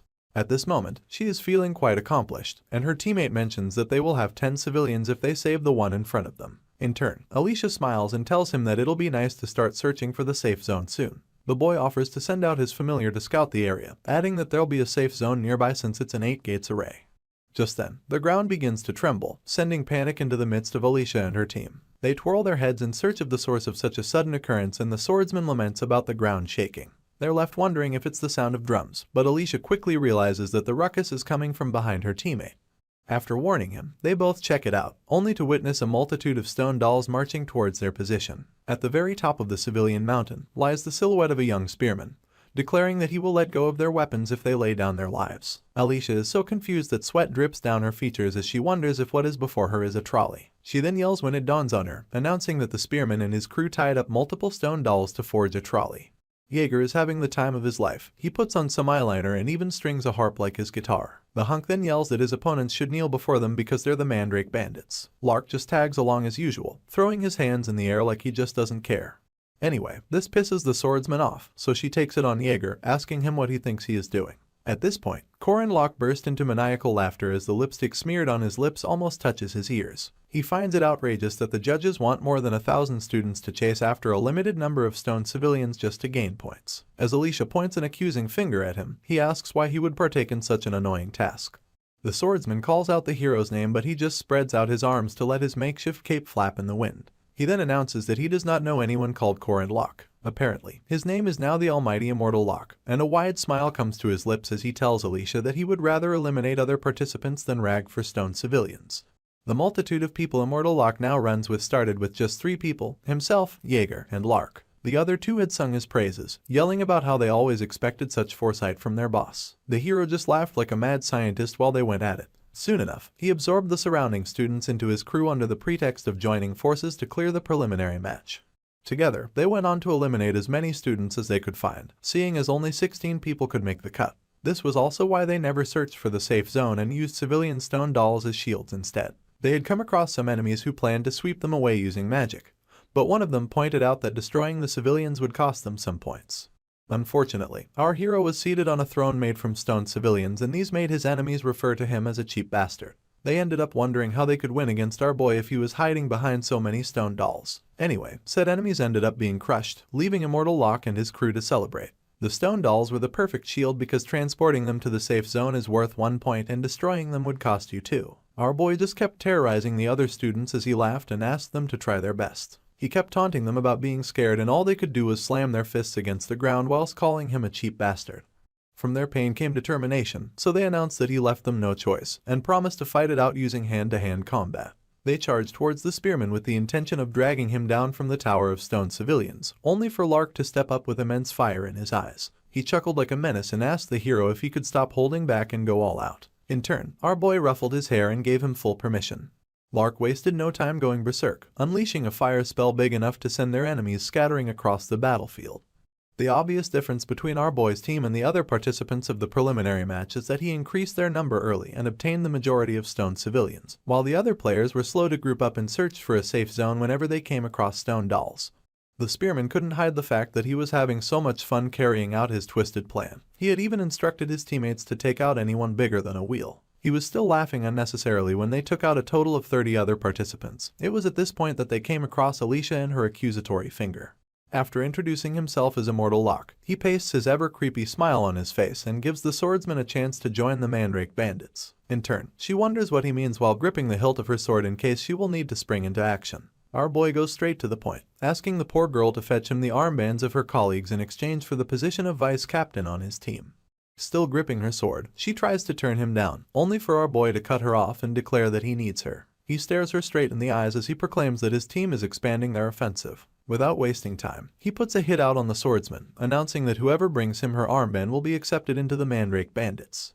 With this, all of Alicia's colleagues instantly turn against her and peel out their weapons to take her down. She tries to negotiate with them, but they just apologize as they continue to attack. Apparently, they think it'll be easier to take the swordsman down because she's a semi-first rank rather than going against a first-rank knight like the Immortal Locke.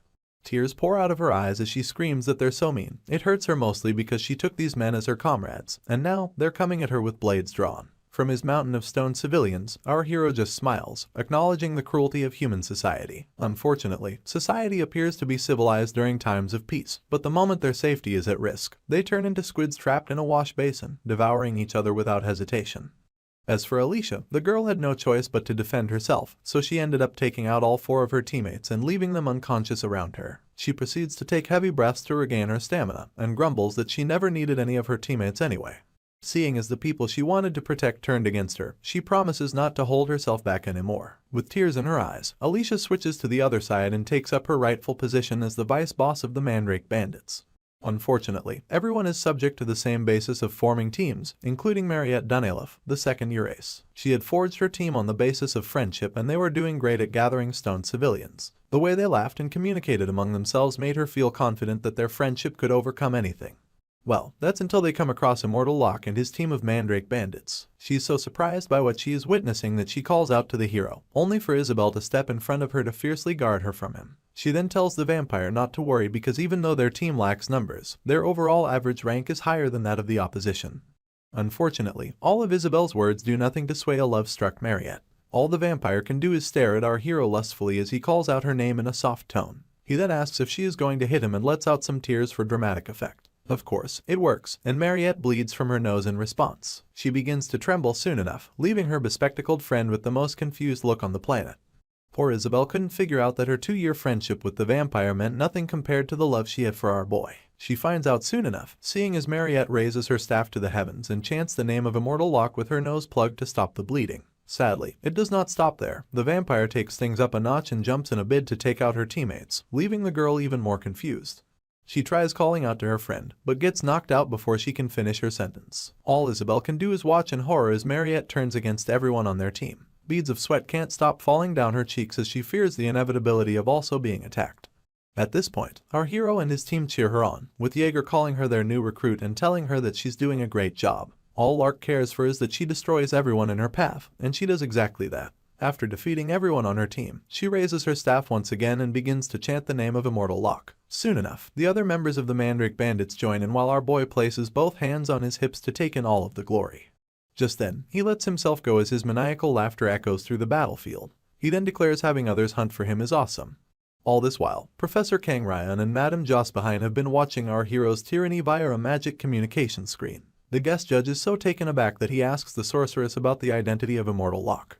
In turn, she adjusts her glasses and pretends like she has no idea. You see, it wasn't hidden that our boy is a brilliant strategist, but it's also not news that he is quite loathsome. For this reason, the sorceress tries to hide her nervousness, asking her colleague if they ever had a student like the spearman. She then claims that he's not from Merkaba Academy, thus cutting ties with him as quickly as possible.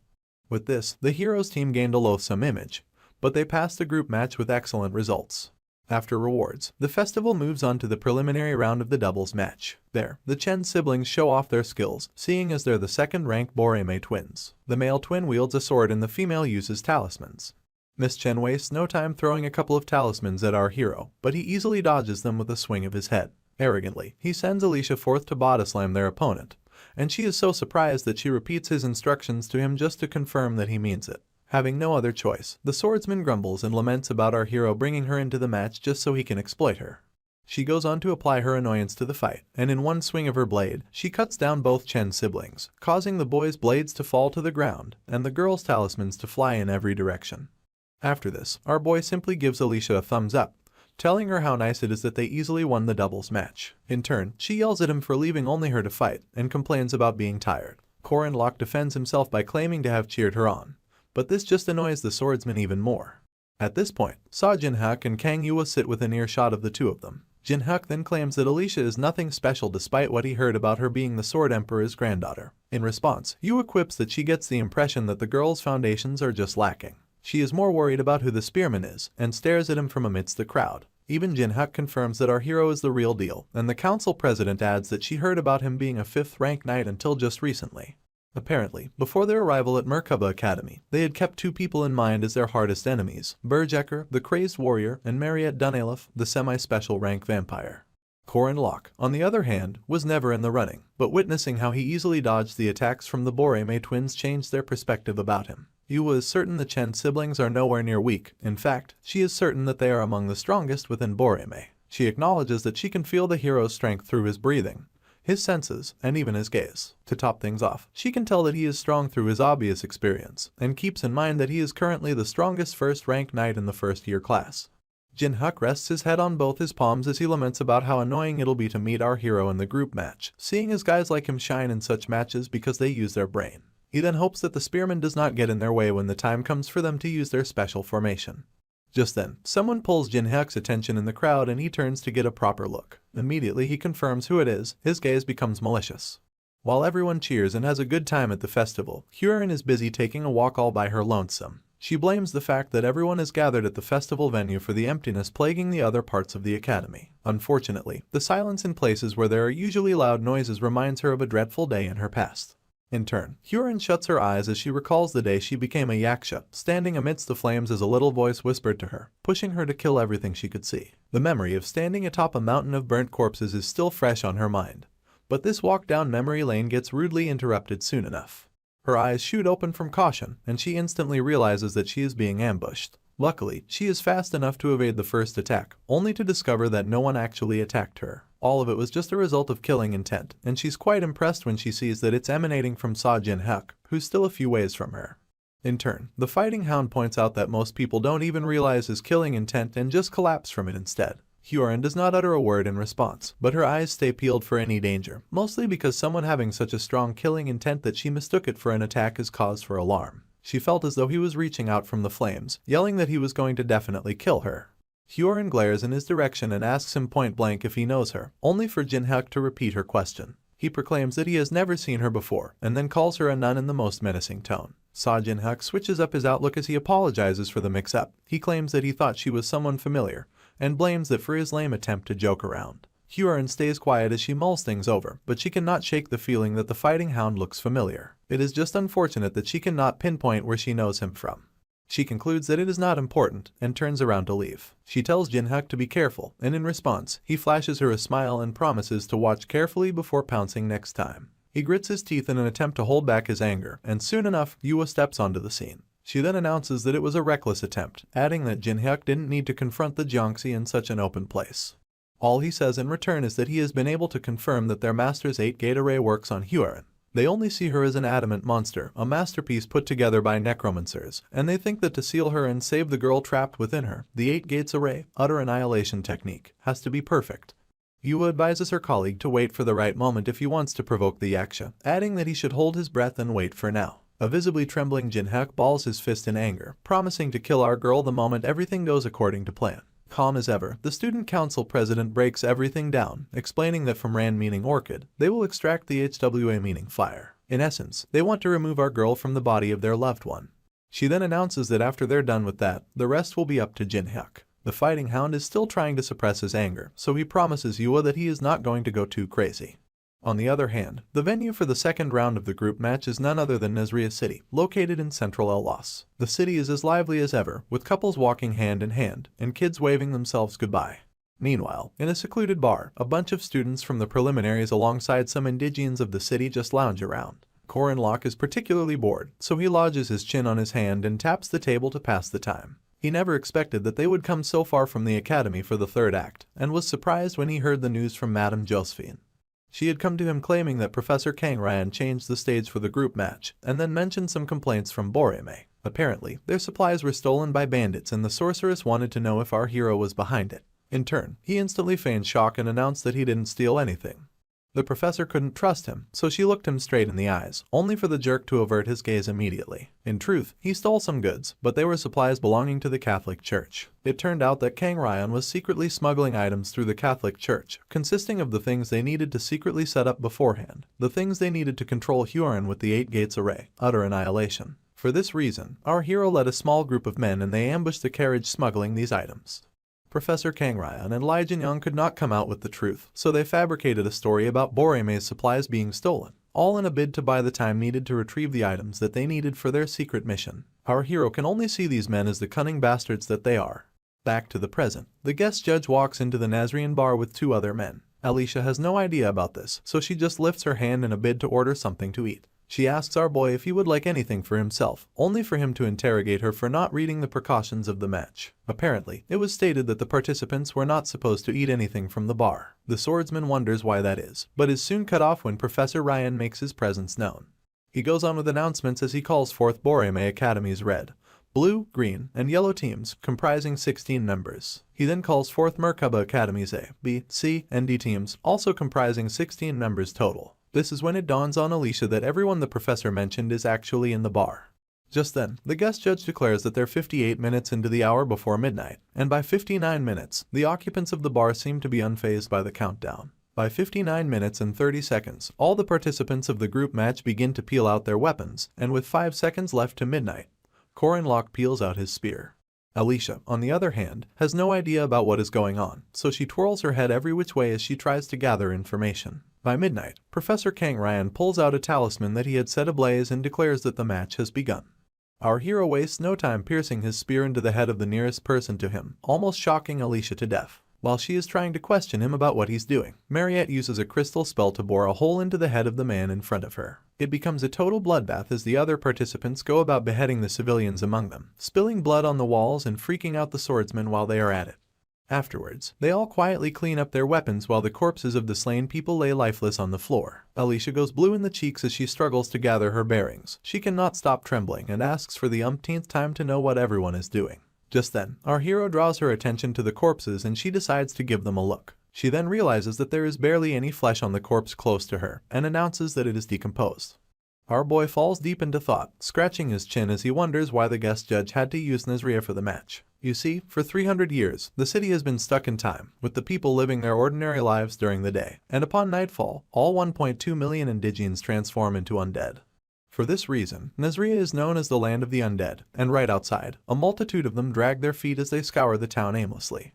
At this point, the professor confirms that everyone understands the situation and goes on about how the group match will begin soon. He declares that he will let everyone know the division of teams and adds that each team has to retrieve the moonstone. According to the rules, they have 3 nights and 4 days to complete their mission, and also reserve the right to give up halfway through.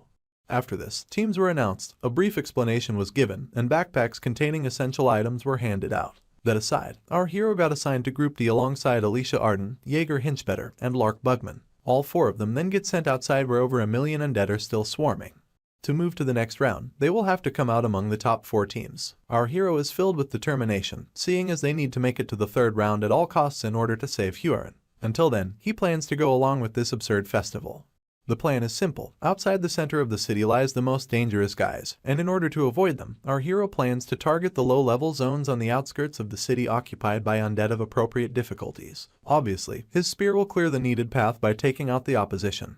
Up next, they locate higher ground and peek down at all of their potential opponents from the outskirts steeple. The plan is to target the Shining Moonstone undead, seeing as this beast has already swallowed the moonstone that their team is supposed to retrieve. Now at the top of the watchtower, Lark is on all fours as he asks our boy about the undead who is shining for some reason. In turn, he explains that it is the stage boss, and adds that they need to defeat him because quality is better than quantity. Jaeger then lifts his hand above his eyes in an attempt to check out what Lark is seeing. Anyway, Corin Locke tells his bespectacled friend to just perform his flying magic on the team and leave the rest to them. Lark admits that the team is pretty trustworthy and stares down the tower as he offers to check things out using telescope magic. Unfortunately, he notices that something is wrong. He is certain that he hasn't used his telescope magic, but for some reason, the Moonstone Undead seems to be drawing closer to them. This undead is also known as the Revenant Titan, and it towers above the others like the twin-headed ogre did to our hero in the past. Anyway, Corin Locke is too busy freaking out and yells that they all need to make a run for it. Lark wonders why and even asks if it is dangerous. This just perplexes our hero some more, so much so that he alerts them that the Revenant Titan is the central stage boss. He tries to hurry Lark along in a bid to get him to use his flying magic on the team. For some reason, a sad smile comes to the bespectacled boy's lips and the spearman soon realizes that a geist has just taken place. This refers to a weird phenomenon in which a spirit possesses an object, much like the haunted house test our hero had to undergo for his rank reassessment. Anyway, Lark is unfortunate enough to be knocked off the watchtower by a possessed bell and screams as he makes his way down. At this point, the notification bar pops up and announces that he has been eliminated. It turns out that anyone who receives a significant amount of impact will be eliminated and transported instantly. Just like that, the bespectacled sorcerer blinks out of the watchtower, leaving our hero to panic over losing the prospects of using any flying magic whatsoever. He quickly regains his composure as he remembers that he still has Alicia and Jaeger to take care of. He proceeds to avert his gaze to the Revenant Titan pulling a ginormous sword and covering the distance between them. The Titan roars as loud as it can and throws his sword with all the strength he can muster. In turn, the blade lodges into the tower and causes significant damages. It begins to collapse almost immediately, leaving the lesser undead to scamper. Amidst the ruckus, Corin Locke directs the remaining 2 members of his team to climb to the top of the tower and run in the opposite direction when it falls. Of course, they both obey, but Jaeger is left wondering why such bad things happen when he's with the spearman. In no time, the watchtower crumbles to the ground, raising a considerable amount of dust while it is at it. After the dust settles, our boy struggles with a huge rock until he fishes his way out of the rubble. He yells in a bid to find out if everyone is okay, only for Alicia to also fish her way out from beneath the crumbled building. She also quips that she experiences all sorts of things when she is with our hero, and he tells her to look at him like that one fun friend. He is still lamenting about how messed up their first day is when Jaeger surfaces from beneath the rubble. This does not stop Corin Locke from complaining about the loss of Lark, or the fact that they've been tagged by the Revenant Titan. All he suggests that they do now is to run and hide until it is daybreak.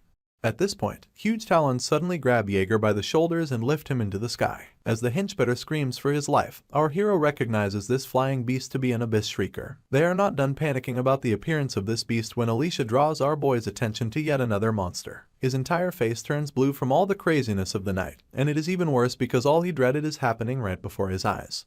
Anyway, this new monster is none other than the White King. This is a beast made entirely of bones encapsulated by blue flames. He wields a lance as his weapon of choice and rides around atop a unicorn also made entirely of bones.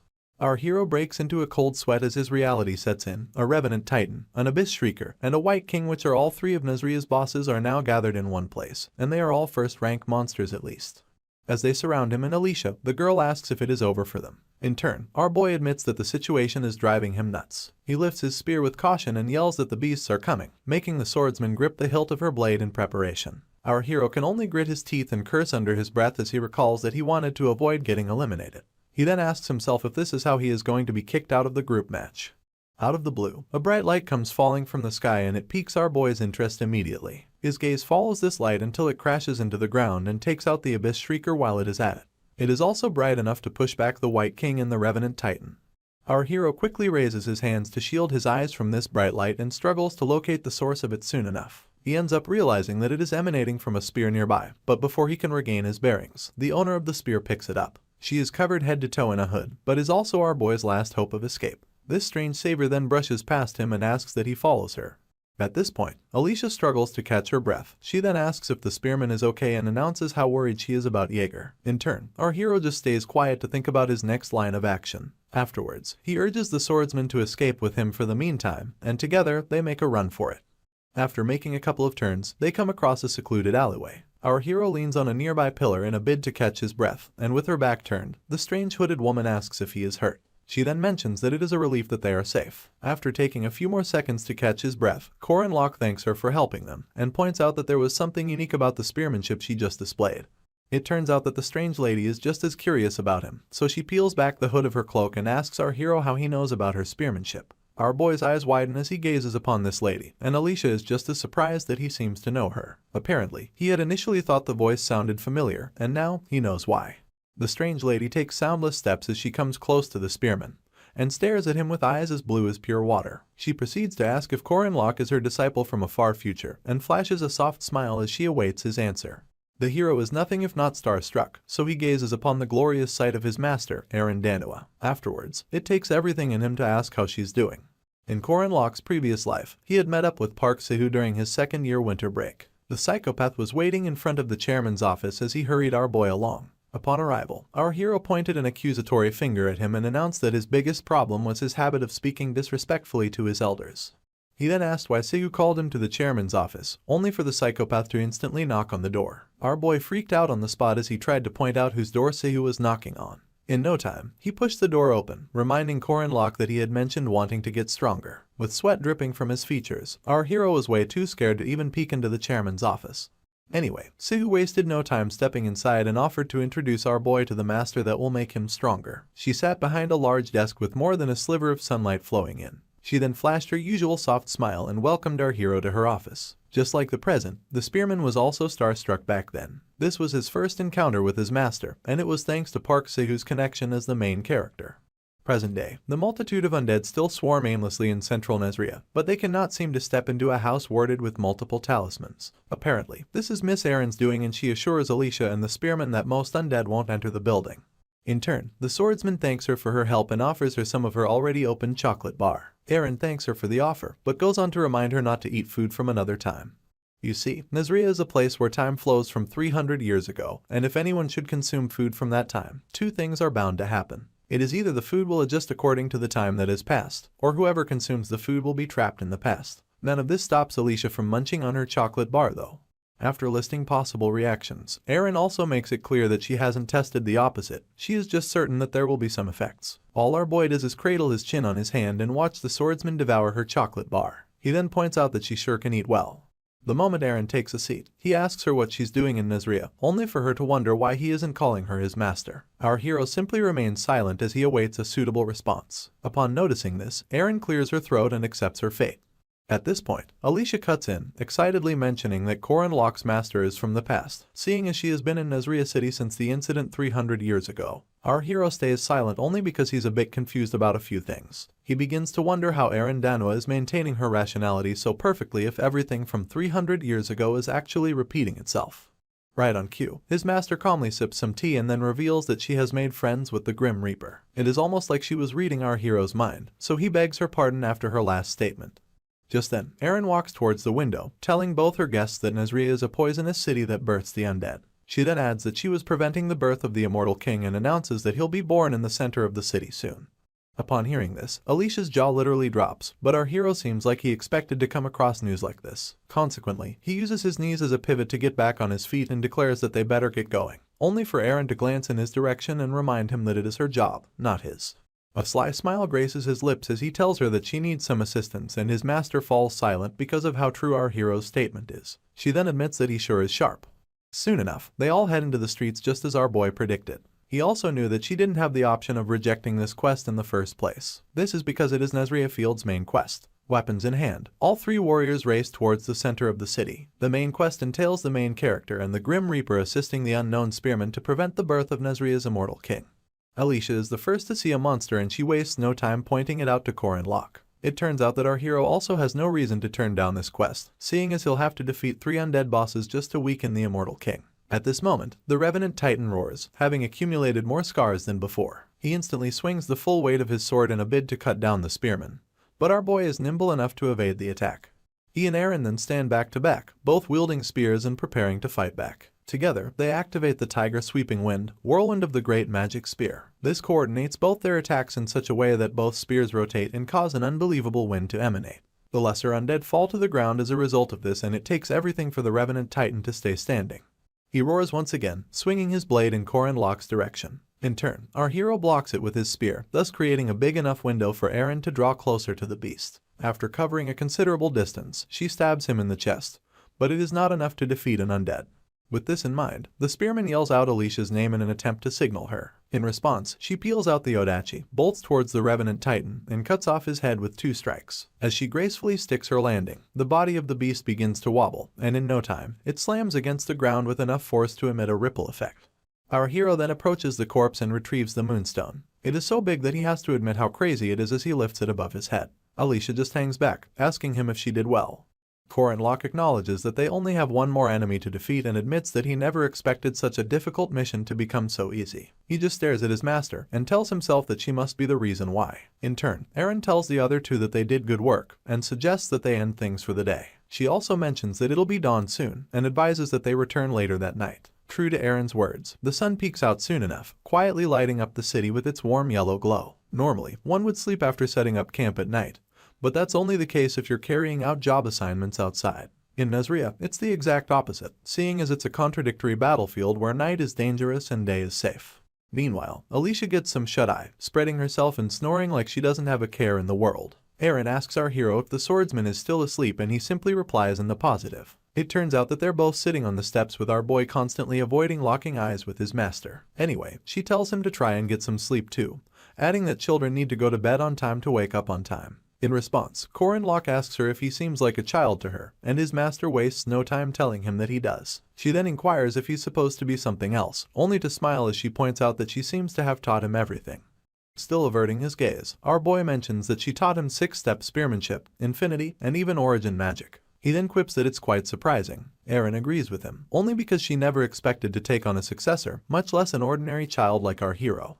During this time, the spearman recalls that his master chose Balthazar before him, but regretted the decision for well over 80 years. He just tells himself that there's no need to burden this version of Erin that's stuck in a 300-year time flow, only for her to distract our boy's thoughts by poking his face. After drawing his attention, she stares down at him with clear blue eyes, just to inquire about what he's so afraid of. She goes on about how she's the most lucky woman to be so loved by her disciple. As she chuckles, our hero wonders what she's doing. In response, Erin proclaims that her future doesn't seem to be very bright, and when Corin Locke confirms that it's not, she asks him if he knows who she is. He recalls her history as an adult who has faced off against great evil like Balthazar and his disciple, Firmak Damon. Back then, she had sent the hero away from the gory scene under the pretext of buying time. He was so pissed that he questioned his master about doing such a thing. Just as he was about to offer himself in her place, she told him that she was the adult, and added that as long as she was one, it was her priority to protect him, the child. Her words had broken our hero's spirit. She was a master who had taught him, led him, and even changed him. At that point, she glanced in his direction, her usual smile pasted on her face as she assured him that everything would be okay. Unfortunately, she lost her life protecting our boy, and he can't stop blaming himself for not catching on to Park Sahu's gimmicks earlier. He welcomed the possibility of saving his master's life, but despite knowing the future, he failed to protect her countless times. Worse off, each time he tried to fix things, he saw the adverse effects a single flap of a bat's wing could cause. He had participated in this festival with the mission of saving Huron, but for some twisted reason, he ended up in Nazria, not to mention meeting a version of his master stuck in a 300-year time loop. None of these were part of our hero's plan. When changes like these occur without Corin Locke's expectation, things tend to get futile, and it makes him wonder if he'll fail this time too. Still deep in thought, our boy just concludes that he can't sleep with so much on his mind, only for Aaron to knock him out of it by pinching his nose shut. While our hero flails his arms in protest, she cheerfully tells him that he'll fail. He questions her actions quite loudly before she lets go of his nose. She then offers him a few words of advice about how a person who dwells on the failures of another is foolish, but the one who dwells on his own failures is wise. She wastes no time telling our hero that he falls into the latter, but he remains unfazed and asks if she can speak so freely if she's the one who fails. To prove her point, Erin confesses that she is a failure who has failed countless times and will continue to do so. She proceeds to put her arms around the spearman and admits that the fact that she chose him to be her successor seems to be the one thing she didn't fail at. Her words bring light back into his life and his eyes shoot open as he tries to take it all in. Still hugging him from behind, his master announces that she'll bless his future using her standing as the Queen of Paradise, but for now, she wants him to get some rest and assures him that everything will be okay. This gets him thinking if it really will be, if he'll be able to save Huron. Meanwhile, the Jiangxi stands in the arena set out to host the individual match between Borime and Merkaba Academies respectively. The ascending seats are scantily filled, and at the very top, some student wonders what type of match he's witnessing. In the arena, Huron's opponent almost shed tears from the frustration of all his attacks just bouncing off of her. Madame Josephine had warned her not to take her opponents seriously, so she took things to the next level. Her opponent literally climbs her in an attempt to get her to at least move a step. Unfortunately, Huron remains stoic as ever, leaving the opponent to struggle in futility. Madame Josephine had also told the Jiangxi that most people in the world are weaker than her and begged her to handle them like she would handle a young branch. Back to the duel. Huron's opponent is now trying to cut her head, and gets even more frustrated when he discovers that not even a strand of her hair is giving way. The sorceress had mentioned how so many people find fault with Huron's existence, so she pleaded with the girl to cooperate and let the festival pass quietly. After trying everything humanly possible, the Jiangxi's opponent falls to the ground, crying and admitting utter defeat. In response, she just stares down at him and declares that the match was boring. At this point, a training session she had with Corin Locke comes to mind. He had told her to start with the small things, but all she can remember is that the punching lessons she had with him were much more enjoyable than this god-forsaken festival. Huron had even asked Madame Josephine if any of the festival contenders are stronger than our hero. In turn, the sorceress admitted that she won't find anyone who can compare to him. Back to the present, she readies her fist for a punch, keeping in mind that she can definitely recreate all of the lessons she took because she practiced every day and memorized it. She balls her fist as she asks herself if she's preparing for a punch the right way. Soon enough, she backs it up with her descending dragon's destructive strike, courtesy of the 8 poles technique. This technique exudes a reddish essence around her fist in the form of a dragon, and a simple swing of her hand sends the essence flying in the direction of her opponent. He begins to sweat buckets, thinking it'll take him down, but the attack only consumes his weapon and ends up exploding in the sky. A bright red light shines across the whole arena, and while her opponent continues to sweat, Huron just stares at the light in awe. Soon enough, the contender realizes that the head of his axe is gone and begins to freak out once again. So much so that he calls the net a monster. In turn, she just stays quiet, having been called a monster so much that it no longer angers her. Now, it only makes the pit of her stomach churn. She keeps staring into the abyss as she tries to collect her thoughts, and in no time, the 8th round of the individual match arrives. Huron will be fighting the final match in Group C, and her opponent happens to be a student from Borime Academy. As her clothes get caught in the wind, the new contender steps into the arena. The Jiangxi doesn't feel anything different about him, so her expression remains stoic as he says hi to her. It turns out to be Saw Jinhyuk, and he has on such a sinister smile as he tells Huron that they're meeting again. Jinhyuk gets into battle mode instantly, delivering a Skywind kick, instantaneous arrow, fighting hound combatant, and deathly full moon hit, all in succession. Despite putting the utmost speed and weight behind these attacks, Huron still doesn't move an inch. This annoys the fighting hound so much that the veins on his head almost burst. Anyway, he gathers himself to deliver yet another attack as a mighty blue essence escorts his movements. The Jiangxi is left with no choice but to admit how strong he is, and the other fighters in the crowd declare that Jinhyuk's aura core is much different than those of the other contenders that Hyorin has gone up against.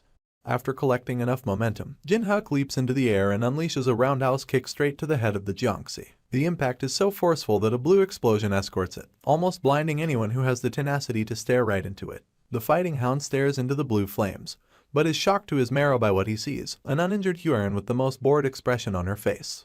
In turn, she wonders aloud if Jinhyuk is done with his attacks, seeing as her adamant body and ultimate defense attributed to a heavenly yaksha makes any attack pointless. As the dust begins to settle, she tells her opponent to just give up, adding how meaningless it is to continue.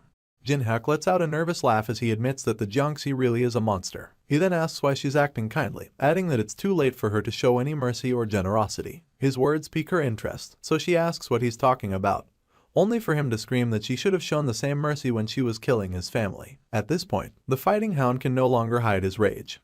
He grits his teeth, his frown deepens, and his murderous intent reveals itself in dangerously high levels. Memories of the night Hyorin burned his family comes to mind, and he remembers how he cried his eyes out and promised to kill her. He had knelt on the floor to cradle the corpses of his siblings, and even more tears poured from his eyes as he saw the other people he loved burned to a crisp. Hyorin finally breaks the first sweat since the festival began, and it's because she also remembers this dreaded night that her opponent is talking about. On the other hand, there's a workshop in Nazria occupied by a somewhat crazy alchemist. As the sun filters into his lab home, he realizes that something weird happened and is left doubting his calculations. This is none other than the black mage known as Jerorg.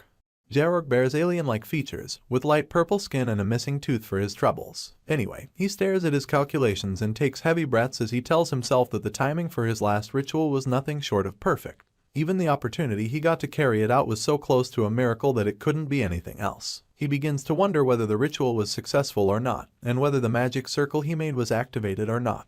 To poke more holes in the success of his ritual, Jerorg stares outside his window to take a look at the effects it has on the city, only to notice that the whole place is still as peaceful as ever. This leaves him with even more questions as he asks himself who could have intervened, or what said person could have done to ruin things. Upon closer introspection, the black mage realizes that it could only be the witch. He screams her name like he just learned to pronounce it and keeps screaming it as he makes his way to his door. He also calls her a damned spearman alongside a silver-haired, blue-eyed monster rune sorceress. After cursing her to his heart's content, Jerorg runs out with his hood covering his head, wondering how it's possible for her to be behind everything. Worse off, he wonders how she managed to make the same 3 days repeat themselves for the last 300 years. Upon reaching the middle of his yard, he stares up at the huge magic circle he had initiated. He had engraved this magic circle onto the city after drawing substantial mana from the moon, and it was pure mana that possessed power much stronger than any other great magic in history. Sadly, it took the black mage less time than expected to discover that a foreign occurrence had been inscribed into his grand magic. This was the language of beginning, also known as an origin rune. The rune uses a special letter that had begun to decline and be forgotten, seeing as it's from 300 years ago. It's none other than the origin rune N. Just then, Jerorg overhears someone calling his name and is shocked to his marrow at first. He quickly regains himself as he lets the witch know that he has figured out her secret. In turn, she just stands in front of him, also hooded. With menacing eyes, he yells that she was the one responsible for making time repeat itself. For some reason, his tooth, which had previously fallen out, falls out once again. In all of this, Danua stays calm. She then refers to Jerorg as the Immortal King, telling him to be faithful to the role that has been given to him. She then watches as he begins to make strange noises and his body begins to swell in different places all at once. Soon enough, the black mage can barely speak and tears just pour down his swollen cheeks. Nightfall arrives once again, making it our hero's second night in the dreaded city of Nazria. As the moon rests full and high in the sky, Alicia calls out to Corin Locke beneath it and they both agree to go about business as usual. In no time, the swordsman manages to cut down the Abyss Shrieker while our boy eliminates the White King. Although both of them aren't on the level of normal students, their opponents were still first-rank undead bosses. After their victory, our hero sits on an undead corpse to catch his breath while Alicia lifts a moonstone to show him just how big it is. You see, the fact that they could easily hunt down these undead bosses in a city full of undead people is entirely thanks to Danua. In turn, our hero's master tells them that they did a good job and announces that all they have to do now is take down the Immortal King. This gets the spearman thinking about the way Erin was able to easily defeat her foes. It was almost as though she had fought against them hundreds, no, thousands of times before. Her guidance was clever, not to mention how she had the perfect plan. By the third night, all three of them stand before the menacing black mage as he exudes so much dark energy that it makes the air foul. Eren declares that they've finally gotten to Georg and adds that they have to stop him from awakening into the Immortal King. In turn, the Black Mage stares at them with piercing purple eyes, ready to unleash havoc. Apparently, he had raised the Immortal Army in Nazria 300 years ago and had sought out to become the Immortal King of the Undead.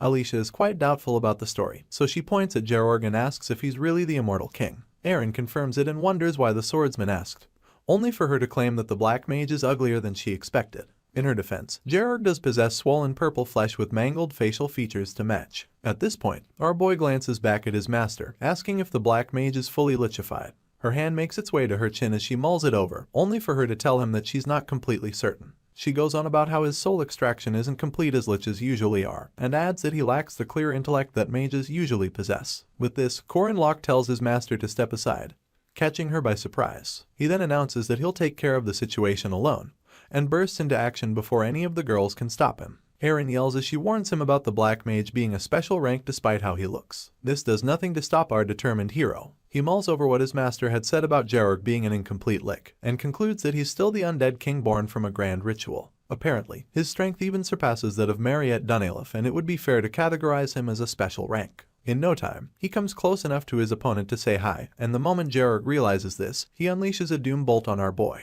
This attack is so wide in range that he has to leap high into the air just to escape it. It ends up crashing into a wall nearby and destroying it completely. Mid-air, our hero laments about how strong the Black Mage is and heaves a sigh of relief after dodging his attack. As he somersaults to safety, he admits that his opponent is no joke, and this pisses off Georg even more, making him growl as he sets his sights on Korin Locke. He goes on to activate a time curse, and even a death wind, lifting both his hands as these spells manifest. He follows up with a spell named Apocalypse, and this one is so brutal that it consumes multiple houses whole, and shatters them into nothingness. Once again, our boy is left to lament, so he calls out the Black Mage for using so many devastating spells back to back. Alicia does her best to shield herself, but she's more worried about our hero. She tries yelling at him to find out if he's okay, but all she can hear is the menacing laughter of the Immortal King. Suddenly, Georg receives multiple slashes to his entire being, and his laughter turns into an unpleasant surprise. Our hero follows up with an infinite returning heavens technique and chops the Black Mage into pieces. A sly smile visits his lips as he points out that his opponent can't see in front of himself after delivering so many large-scale attacks.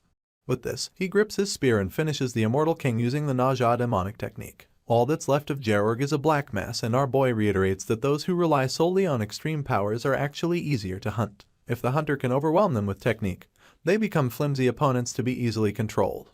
Our hero then stares down at what's left of the Black Mage, keeping in mind that Nazria is a repeat quest and that he has defeated this same opponent thousands of times.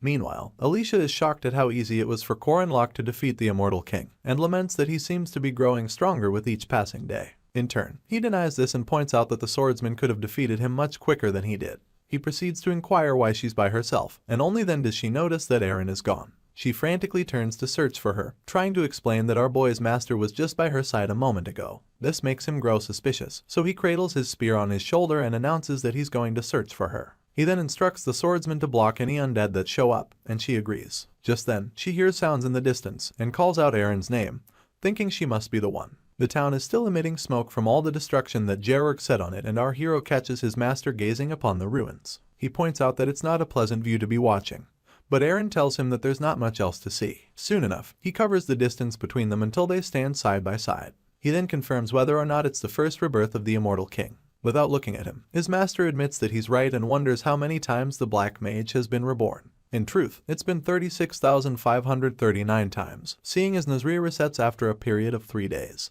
It turns out that the day Georg used the lunar eclipse to turn the entire city into undead people was 300 years, 3 months, and 27 days ago. So, for 1.2 million undead people to suddenly appear and disappear alongside the Immortal King, Eren Danwa has had to repeat this process 36,539 times. Our hero leans on the railing in front of him as he reiterates how it took his master 3 days to defeat the Black Mage, and speculates about the reason why it is so. In response, Eren reveals her usual soft smile, and admits that she made the city the way it is. Eren had trapped Nazria in a loop for fear of the 1.2 million undead flooding outside the city. She feared that if they left Nazria, it would only be a matter of time before the whole world collapsed. This was why she used the origin rune to keep this semblance of paradise going, and to interfere with Georg's magic. Our hero is shocked beyond measure, and mentions the adverse effects of even reversing 1.2 million deaths. At this point, an ominous voice announces that the spearman is a quick thinker. He instantly glances to the direction of the voice, only to see that it's the death god, popularly known as the Grim Reaper. He towers over both humans as he declares that he has been watching. He then refers to Korin Lok as a man who deceived Death. This makes our hero wonder if Death knew about him going back 3 years, but the obvious grin on the god's face doesn't clarify anything. You see, the Grim Reaper exists with the system window as one who harvests dead souls, and his goal is to purify these souls so they can be reborn. This is the major reason why the undead, who are continually revived, are the greatest problem for the Death God. Not to mention that it has been a recurring problem in Nazria for the past 300 years. Erin averts her gaze as she reiterates that the repetition of the 3 days is her fault, and adds that it's also why the Grim Reaper paid Nazria a visit. The original rune that she used to alter Gerorg's spell defies death, so the god came by to destroy it. To stop him from doing that, Erin decided to make a deal with him. She pointed out that undead people create more undead people and explained the adverse effects of having so many of them leave the city, especially the fact that all of humanity will ultimately become undead, leaving the Reaper with no souls to purify. The Death God had to choose between losing the opportunity to purify 1.2 million souls, or having to end up purifying the entire world. After mulling it over, he chose to make a contract with Erin. This contract came with 3 conditions. Firstly, the Death God will overlook the repeating 3 days. Secondly, every time Erin defeats the Immortal King, his memories will reset to 3 days prior. And lastly, the Erin Danua who leaves Nazria City and the one who stays will be divided. After this, she was left to keep defeating the Revenant Titan, the Abyss Shrieker, and the White King. On the 3rd night, she'd have to always defeat the Immortal King Gerorg. This never-ending 3-day loop has been repeated for 300 years, and now, Erin admits that it's slowly getting harder. Apparently, after the 20,000th time, Gerorg began to notice that the 3 days were repeating themselves. Our hero cuts off his master as he yells at her, asking how many more times she plans to repeat such an experience. He's worried about her mental state and wonders how many more times she'll have to kill Gerorg. His anger seems to keep increasing because the octave of his voice continues to climb. He stares his master straight in her eyes as he asks her how much longer she plans to keep up with this nonsense. She simply smiles and admits that she'll keep it up for as long as possible. She goes on about vaguely knowing why Korin Lok came to Nazria, adding that there's someone he wants to save. She points out that he'll still get a chance to save many more people, and tells him to leave town. Apparently, Erin believes that sacrifices are necessary to save the world, so she drags her hood over her head and seeks to return to her routine. Our boy can't stop thinking about the 2 different Erin Danuas and how the one outside the city has no idea about her double. He realizes that no one will reward her for her sacrifice, but she continues to do it anyway. Our hero can vouch for her self-sacrifice firsthand, seeing as he experienced a future where she risked her life just to save children. This version of her gains so much respect in Korin Lok's book, and for this reason, he refuses to give up on her. He calls out to the Grim Reaper, drawing his attention almost immediately. This makes Erin spin in an attempt to stop whatever it is our boy plans to do. In turn, the spearman stretches his hand towards the Death God and asks him to make a contract. The moment they shake on it, a bright light emanates and our hero gets transported to where he and the Reaper can discuss terms. Meanwhile, Erin is left yelling at him to wait while simultaneously trying to shield her eyes from the light. The god readies the scales as he proclaims that Korin Lok, the deceiver, is quite amusing. He's mostly amused by the concept of a man who deceived death wanting to make a contract with it, and stares down at our boy as the mighty scales of judgment hover in the space above them. He grants the hero a chance to speak, and only then does our boy propose that the Reaper destroys the contract he made with Erin Danua. In addition, he wants an advance on the treasure of the Netherworld, preferably something ranked between level 10 and level 19. All the Death God wants to know is the price our hero is willing to pay, and after taking a few seconds to think it through, Korin Lok declares that he'll purify Nazria City in 6 months. The celestial being is taken aback by our boy's proclamation, so much so that he quips that it's impossible. In turn, the hero tells him that he's not the judge of that, and urges the Reaper to put the weight of his promise on the scales of judgment. After some time, he queries the Death God to know if his contract is fair, only to get told that it's not enough. Apparently, the price our hero will receive for purifying 1.2 million souls is not enough, so the Reaper asks him to choose a netherworld treasure ranking in the single digits. Only then will there be a semblance of equality. This surprises the spearman more than he can hide. He furrows his brows as he recalls that the single digits contain the 10 highest epic items, including one that he has been searching for ages. With this, our hero replies to the Death God and chooses an item within the single digits. Afterwards, he reappears in the land of the living via a portal to meet Erin still waiting for him on the rooftop. She instantly bursts into scolding him, and yells as she asks what he has done. He just quietly acknowledges that she waited for him and goes on to reveal the terms of his contract. He explains that he has to purify Nazria in 6 months and adds that if he succeeds, his master's contract will be nullified. This doesn't stop her from yelling at him. In fact, she concludes that he must be one crazy bastard. She can't help but remind him that failure will result in total annihilation of his soul, and the deletion every chance he has at purification or even reincarnation. Calmly, he reiterates that he learned it from her, and then grabs her by her shoulders as she wonders what he's going on about. Our hero explains how he first looked at this world as just a game, but ended up meeting a real adult and a hero when he was most afraid. This hero had protected him, but he couldn't do the same for her, so this time, he decided to save her. Tears gather in Erin's eyes as she hears this, only for her disciple to go on promising not to fail this time. He makes it clear that he's much stronger now and adds that even if it's not something as grand as saving the world, he's just doing this as a return gesture. He then follows up with a smile so bright it could soften Pharaoh's heart. A while later, Erin comes face to face with Georg for the umpteenth time. He screams as he accuses her of being a witch and powers up his skull staff to attack her, just like he has been doing repeatedly for the last 300 years. As usual, the witch defeats him in one fell swoop and goes ahead as he explodes into pieces. She peels back her hood and exhales loudly as she stares down the hellish pandemonium that is Nazria City. Having fought this dreadful life time and time again, it becomes obvious that she's nothing short of a hero, the last example of a deity in Nazria, a paradise which has turned into the exact opposite. Erin has now gained the right to be called the Queen of the Shadow Kingdom. You see, she has always been aware that she was a special human, so she accepted it as her obvious duty to live as a hero. Now, she admits that something has changed. She recalls our hero telling her that he wanted to save her this time, and because she has always been the hero, she thought it was only natural for her to be the one doing the saving. This is because one usually neglects their own needs when living the life of a hero. As she reminisces on the rooftop, Corin Locke's bright smile revisits her mind alongside his promise to give back. She quickly draws her hood over her head once again, trying to hide her face. Our boy had rekindled something she had forgotten in her long years of solitude. He had promised to stay by her side. Her cheeks stain red as she bites down on her index. All she can think about now is him, and how he's the first person who has cherished her. Meanwhile, the Grim Reaper checks on his old friend from a distance and refers to her as a hero who has fallen in love for the first time. He also proclaims that it's not bad, seeing as he likes this version of the hero he has spent the last 300 years with. He soon gets distracted by the thought of Corin Locke, so he cradles his bony chin as he wonders why the spearman would choose a treasure so absurd when he had the opportunity to make other choices. It turns out that our boy had chosen the Death God's orb with the ability to always hit whatever mark the wielder chooses, separate the body of anyone from their spirit, and ignore any defense power whatsoever. It's an absolute and deadly weapon because it demonstrates the attributes of the Grim Reaper's scythe when equipped on any weapon. However, this is only effective when used by a Death God. In the hands of a human, it's average at best, and for our hero, who can't even see spirits, it's practically the worst choice. Despite all of this, the scales of judgment did not tip when he chose the orb, which signifies that it was a fitting reward for our hero. Now, all the Grim Reaper can do is speculate about what our boy has in mind to change. Back at the Nazarian entrance, the students are gathered at Kana Inn. Intertwining his arms, Professor Kang Ryan quips that the match is slowly coming to an end. Currently, there are 8 teams comprising 32 people across Boreme and Merkaba Academies respectively. Of these 8 teams, only 4 can move on to the next group match. With 6 minutes and 50 seconds left on the clock, the group head comprising of Kang Yuwa and her team are leading with 558 points. The runner-up is the first group led by Mariette Dunalef with 449 points. Her teammates are busy drilling her about using magic that was top strong, and in response, she apologizes for destroying a moonstone. Other than these two other Boreme teams are set to advance to the next round. Groups Hip and Shoulders, both with points below 200. This makes some of the students from Merkaba Academy confess that there's no way they can make it through. Some of them even think they only got this far by luck and crazy actions.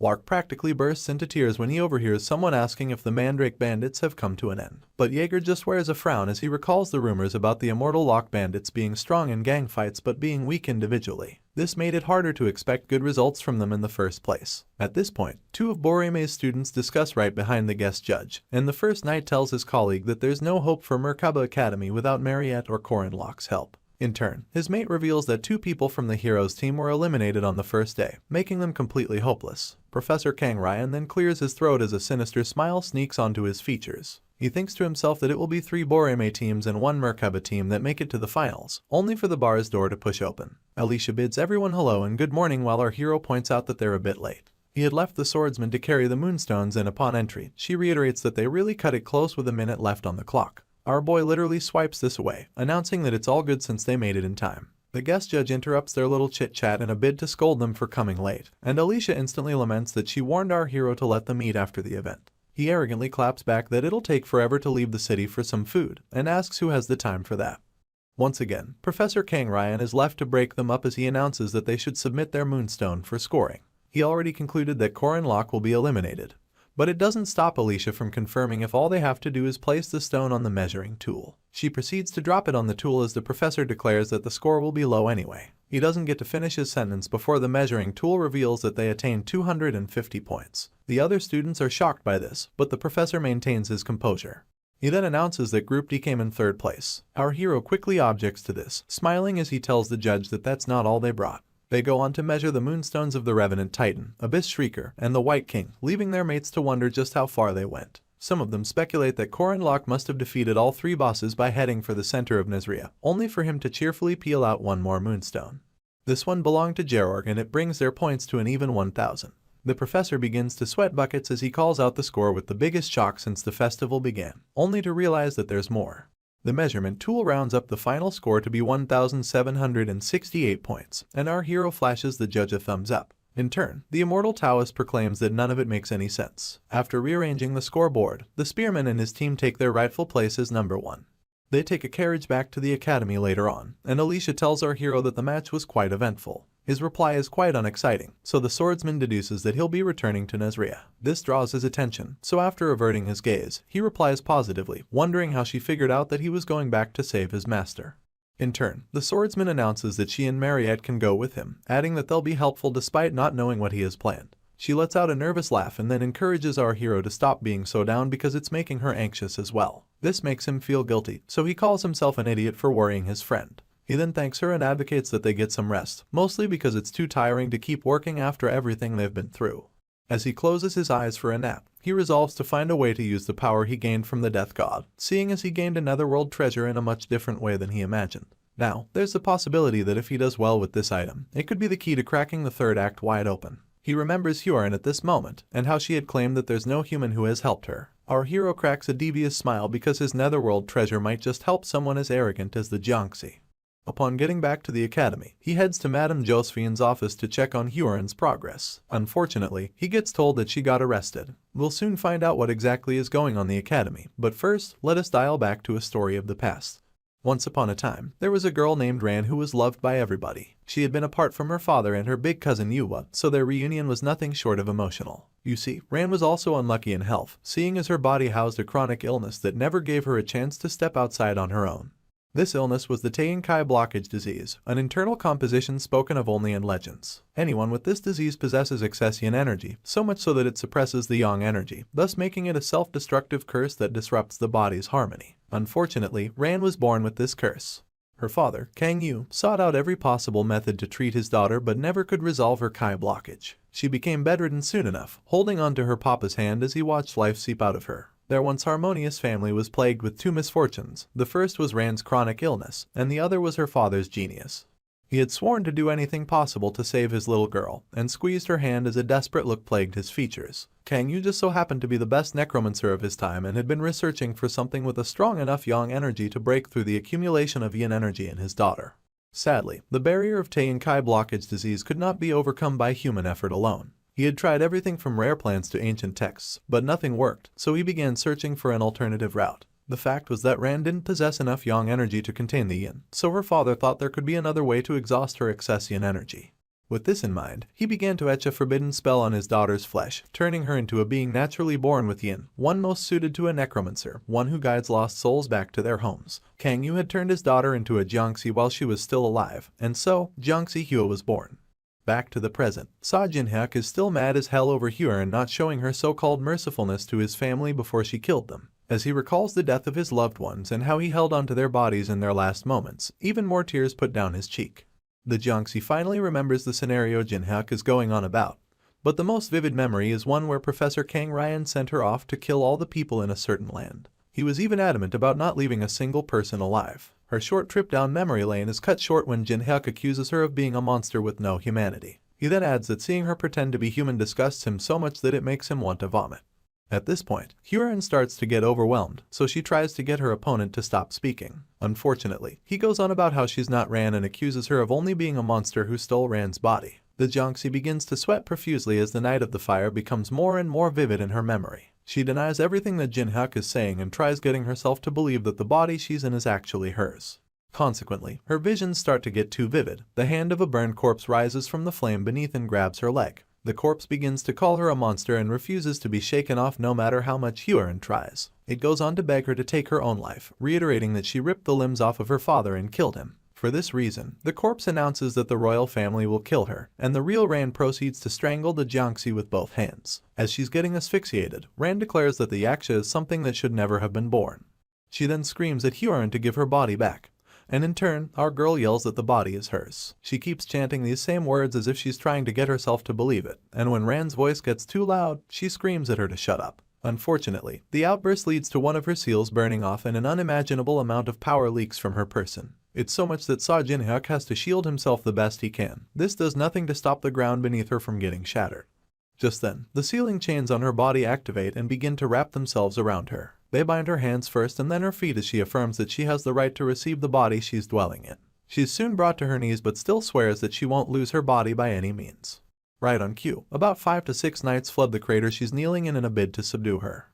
Afterwards, Madame Josephine narrates the entire experience to our hero and explains that it's the reason why Hyorin got arrested. Apparently, he had expected something like to happen, but never expected things to escalate this quickly. He then asks the sorceress if Hyorin was arrested because of the seals. The sorceress adjusts her glasses before pointing out that he seems to already have a clue about what's going on.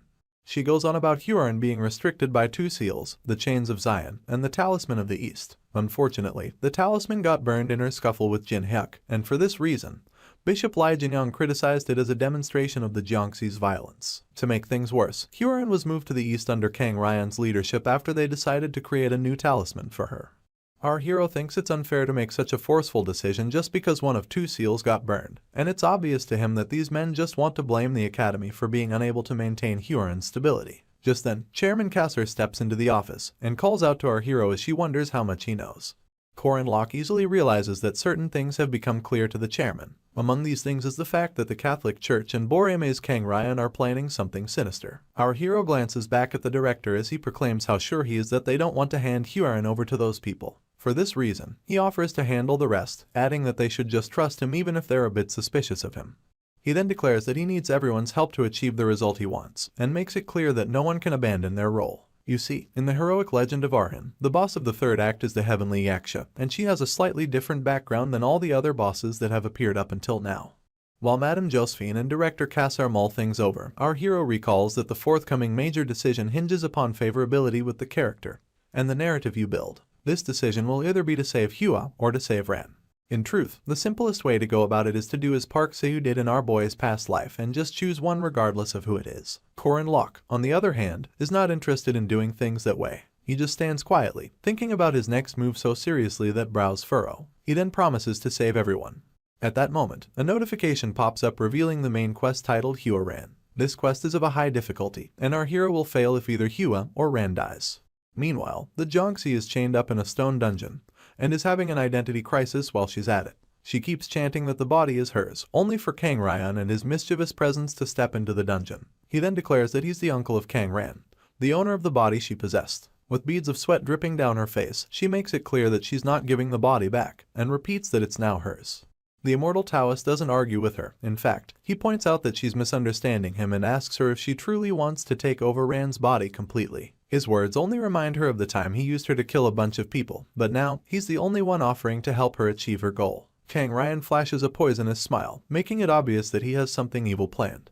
Unfortunately, it's a deal much too sweet for Hua to turn down. Her eyes shoot open as the consciousness of Ran emanates behind her uncle in a bid to change the Jiangxi's mind, but her voice doesn't reach her target at all. All Hua can focus on is Kang Ryan's promise to give her total control of her body. 2 days after their return from the group match, the students are given some free time. This was out of consideration for the students that returned from Nezria. In the meantime, Corin Locke and Mariette take a walk through a couple of festival stands, seeing as our hero has a couple of things to prepare before Boreme starts moving. As they feast on some beef sticks, the sight of other stalls reminds our boy of the one he had Mariette set up in front of their inns. He asks her for an update, and she reveals that she received the overall report just the day before.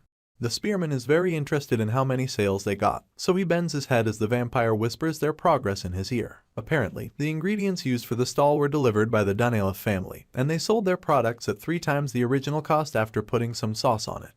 Our hero can't hide his excitement, and his mind instantly goes to a scenario where it's raining gold. He keeps declaring that the day for him to be rich has finally come, and Mariette is just happy that he's happy. He then mocks Manhwa Academy, announcing that he knows the best way to price tourist attractions. Soon enough, the vampire's attention gets drawn to a mana stone throwing stall, and the vendor takes advantage of her interest to invite her to come throw some stones. Little did he know that Korin Locke was actually searching for him. The vendor goes on to explain how the mana stones were assessed to be faulty at the mines, leaving him no choice but to break them apart. He points out that they're squishy upon touch, and Mariette confirms this as she picks one up and stretches it. She wonders if stones are supposed to be that squishy, so the vendor tells her that they're not normally like that. It turns out that mana stones absorb mana well, thus making it easy for their attributes to change. This is why they're often used in magic staffs. Our hero interrupts their conversation as he reveals that such a squishy mana stone is prone to exploding quickly. He then collects the one with Mariette, telling her that he'll throw it. The spearman plans to use the tricks he learned during spear throwing and stone throwing practice to make his accuracy off the charts. He takes his arm back to gather momentum and unleashes the mana stone in the direction of the target. Our boy easily hit the mark, leaving the vendor to stutter as he declares that he got 95 points. The vampire seems very excited by this, but all the vendor can do is sweat buckets. You see, the greater the accuracy, the narrower the diffusion range of these festival-used effective mana stones, and it's the opposite when the accuracy is very low. Our hero had 0% accuracy when he used various debuffing equipment and magic in the game. With this, he could increase the diffusion range by up to 100 meters. This gives the spearman an idea, so he offers the vendor twice what he paid for the mana stones, offering to buy everything he has on sale. The store owner can't help but ask what our hero plans to use them for, but Korin Locke just smiles mischievously. He had come to the festival for a special skill that veteran players use, and of course, he got his way. Our hero crouches nearby as he imagines giving the mana stones to Fergus, the same blacksmith that made his new spear, and soon enough, he begins to laugh like a crazy scientist. Mariette just munches on her beefstick as she quips that her friend is laughing in an evil way. He then calls out to her, asking if her family has a subsidiary company in charge of the transportation carriages. All he needs from her is the carriage schedule, but the vampire wonders what he's planning to do this time. A sinister smile revisits our boy's lips as he announces that it's time for Immortal Locke to make a comeback. On the other hand, Professor Kang Ryan is transporting Huron via a carriage, and Yuwa and Jinhyuk tag along for the ride. The council president grabs hold of our girl and force feeds her a wooden tile made from a peach tree, explaining that it's a natural enemy for Jiangxis. In no time, Huron begins to groan and gets so nauseous that she can't stay upright. As she slams against the floor of the carriage, Yuwa tells her not to try anything foolish until they arrive. Jinhyuk is convinced that it's enough, so he laments that all the wooden tile will do is induce a fever. The sword master, on the other hand, believes that a fever is just enough, and clarifies that their goal is to remove this wicked being from Rand's body. Even from the floor, the Jiangxi remains as fierce as ever, screaming as she demands to know what they're talking about. In response, the council president repeats their mission to exorcise Yuwa. Our girl tries to outline the adverse effects of doing that, but Yuwa cuts her off as she points out that the Jiangxi is the one who will die or become an evil spirit after losing her host body. She then squats as she announces for the umpteenth time that it doesn't belong to Yuwa, and all the tied-up Jiangxi can do is stare at this girl with utmost malice. While she's gritting her teeth to subdue her anger, the carriage rider gets distracted by the weird sound of drums. He wonders where it's coming from, only to see Immortal Locke riding atop a bulldozer and heading towards the carriage at full speed. It's much too late for the rider to divert the carriage, so the bulldozer makes impact in little to no time. This sends the entire carriage somersaulting across the street until it crashes by the roadside. The rider is barely conscious after the ambush and has no idea who the bastards that did this to him are. As the dust settles, the immortal Taoist softly lands on his feet and instantly asks if his disciples are okay. Yuwa quips that they're fine, while Jinhyuk is more worried about who attacked them. In turn, Professor Kang quips that he's not sure who it is. He's soon interrupted by a red crystal which expands into Mariette's popular realm of blood. The fighting hound begins to panic, seeing as this formation is far from familiar to him. At the same time, their attackers rain praises on their boss and then ask for the next step in his plan. He first bursts out laughing before telling them to take anything that can fetch them money. They notice Huron chained up amidst the rubble and waste no time catcalling her. Their boss is excited by how pretty she is and proclaims that they've hit the jackpot. The Jiangxi scowls at them, but their boss only smiles in return. He then instructs his men to fetch her as he declares that Huron is being taken by the Immortal Locke. Chaos ensues at Merkaba Academy as news of an abduction spreads like a wildfire. One of the professors rushes to Madame Josephine's office to report the incident and explains that just a few minutes ago, some bandits of unknown identity raided the carriage carrying Boreme's honored guests. The sorceress seems to be maintaining her composure, but when she hears that Huron got kidnapped, her teacup falls from her hand. The madam hasn't sworn in 35 years, but this news hits her so much that she swears at the top of her voice. Meanwhile, our hero makes his way towards the outskirts of town on horseback, riding out with a bunch of men who have on the same outfit he does. Hyorin asks what he thinks he's doing, so he tells her that he heard about the incident she caused while he was gone, and adds that he came to save her. All she does is call him useless, but he still tells her that he wouldn't get to see her if she had gotten dragged off. The Junxi tries to tell him that it's none of his business, but our boy insists that it is, seeing as they live under one roof. In his heart, he's just relieved that he's not too late. If Kang Ryan had successfully dragged her off, the poor girl would have her soul forcefully separated from her body, and that would lead to either Hua or Ran disappearing forever. Soon enough, our boy and his decoys arrive at an agreed-upon location in the woods. He then announces that they'll have to leave as many clues as they can to distract pursuers and buy some time. The decoys thank him for the money, referring to him only as Mr. Immortal. After this, they ride into the woods while our hero continues on foot. He yells that they should live well so he won't come and find them again. Just then, Hyorin almost drops to the ground, and this makes our boy worry about how sick she has been looking since they rescued her. She quips that they fed her something, but this is a big enough clue for our hero to deduce that it's a wooden tile. He's sure that it'll only give her a fever, but welcomes the possibility that she'll be down for a couple of days. For this reason, he lifts her off the ground and carries her like a princess, making Hyorin freak out on the spot. As our boy runs with her in his arms, she keeps yelling that he should put her down, and even claims that she can run. In turn, he tells her to stop acting tough and reminds her how hard it is for her to even walk. He continues speeding through the woods, assuring her that she has nothing to worry about because of how light she is. The Junxi has never been so embarrassed, so she asks to be put down once again. The response: the spearman just tells her to charge it to his account, leaving her to almost curl up in shame. Back to Kang Ryan and his disciples. They're still caught up in Mariette's realm of blood while she stares down at them from a rooftop nearby. After concluding that the blood barrier is enough to hold them, she plans to keep it that way for the next hour, just as our hero asked of her. Suddenly, she notices a disturbance in the realm, only for Professor Kang Ryan to unleash a spell using two spirit animals to break through the barrier. He signals Yua and she understands that her duty is to chase down the abductor and the abducted. Before the realm can close up, the council president slips out, leaving Mariette more worried about tying up the other two. She's still in shock, seeing as she has never come across anyone who could break through her realm so easily. She then hopes that our boy will be careful. The rain pours down mercilessly as our hero races through the woods. Unfortunately, Hyorin's condition seems to be getting worse as she coughs repeatedly in his arms. This, alongside the fact that he has come a long way from his trail, urges Corin Locke to find a place to rest. At the same time, he notices the silhouette of a pursuer in the distance. It's none other than a pissed-off Yua wielding 3 shurikens and announcing that she's disappointed at how slow our boy runs. He's still in shock about how she could possibly come this far or even defeat Mariette's realm, but this doesn't stop her from throwing the shurikens at him. He manages to dodge 2 of them, but the third one gets him in the shoulder. He continues running with Hyorin, and the Junxi struggles to ask if he's okay. He just tells her that it's nothing, seeing as he knows Yua didn't poison the dagger. Soon enough, he cradles her against a tree and tells her to wait there. She then wonders what he's going to do, only for our hero to glance back at the council president and declare that he has no choice but to fight. Yua comes at him with her blade, but Corin Locke is quick enough to block it. She becomes intrigued that he refuses to flee, but our boy tells her that he's not one to make a choice with a low possibility of victory. With this, he unleashes his rotating demonic spear technique, only for Yua to block it with the sheath of her sword. She finds it quite absurd that our hero thinks he has a higher chance of defeating her, and slams his spear with her blade in retaliation. The resulting force is so much that it sends the spearman flying into the distance. He somehow screeches to a halt and admits to himself that his opponent must have an incredible amount of aura.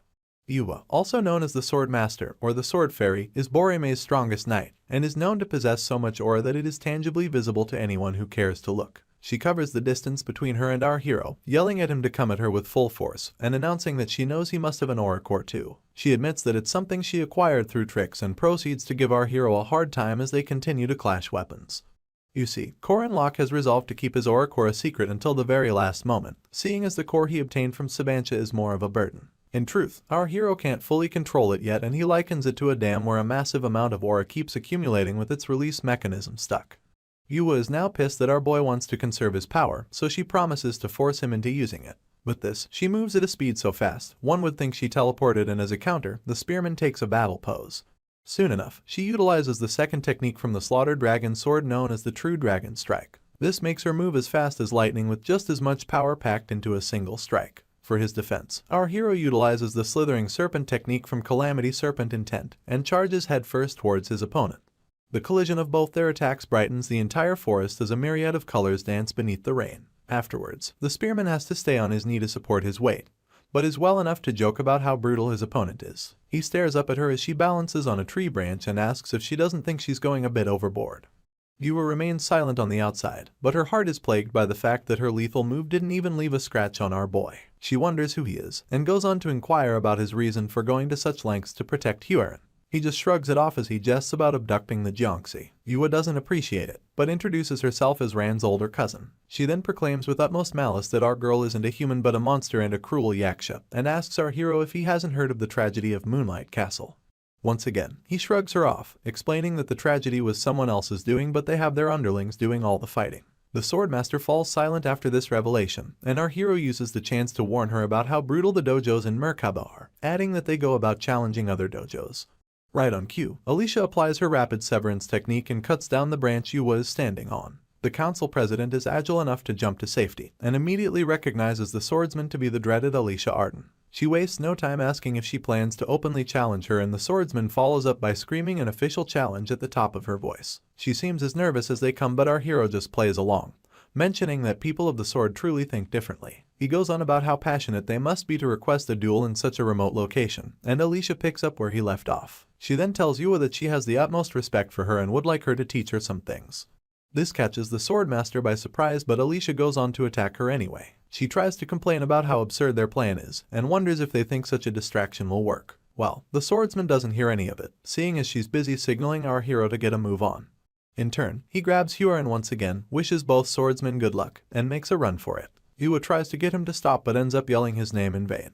After getting away from her, Korin Locke camps in the dug-in section of a large tree. He squeezes his bloodied shirt, and wonders if he chose a bad or good day to carry out this rescue. On the other hand, the only thing the heavy rain is good for is interrupting the sharp senses that will help the guards and night chase down our hero. He just sits there, legs folded, as he acknowledges that the manhunt will definitely be delayed. He then glances back at Hyorin, who he had laid to sleep, asking her if she's okay. The Jiangxi doesn't respond, and this lets him know that she's in worse shape. He places his hand on her head to check her temperature and realizes soon enough that she has a high fever. After this, he cradles her on his lap and pulls out a potion for her to drink. He urges her to drink up because he thinks it'll make her feel a bit better. In truth, he has no idea if it'll do anything to improve her situation, but he feeds her Mariette's premium elixir anyway.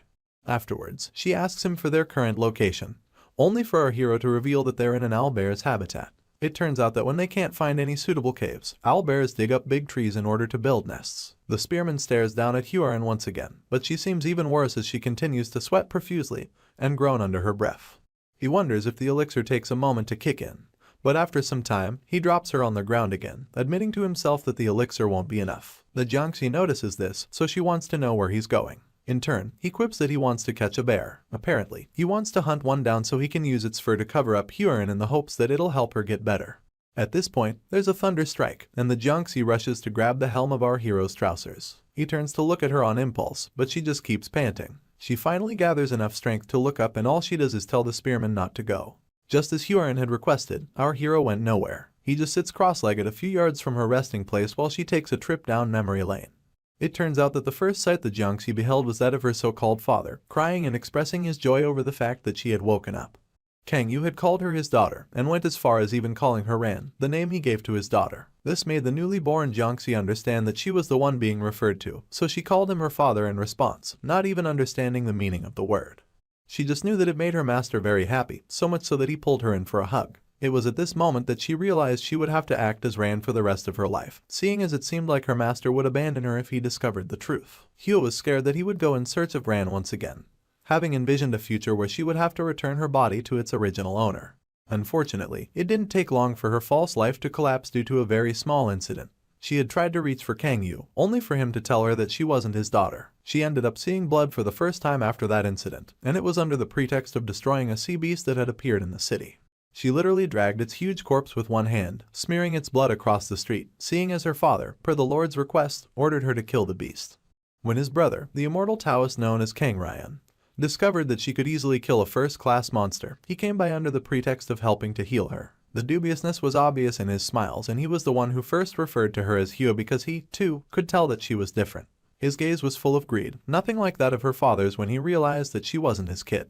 Sadly, this led to her being used by the castle lord, the imperial family, and even the ascetics for killing monsters, ghosts, and humans alike. These killings became charcoal in the fragments of her incomplete memory, and so, Hyo got treated as though she had taken over Ran's body after eliminating the weak original. And this was how the heavenly Yaksha was born.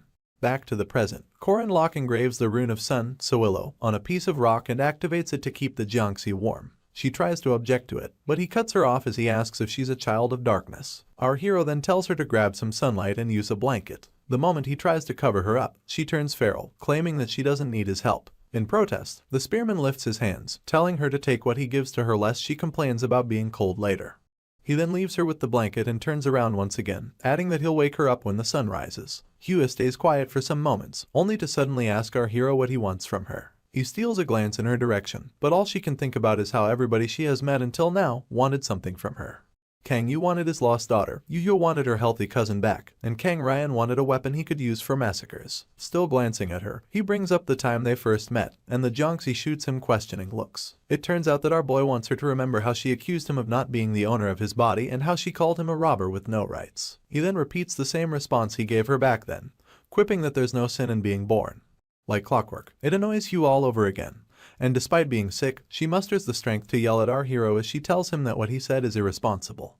She goes on about how dangerous it is to speak so recklessly while letting a monster roam free, and adds that Madame Josephine and director Cassiu understand this. Unable to calm down, the Jiangxi continues to raise her voice as she asks Korin Lok if he thinks she'll stop being a monster because of his slick words, or if the world will suddenly change.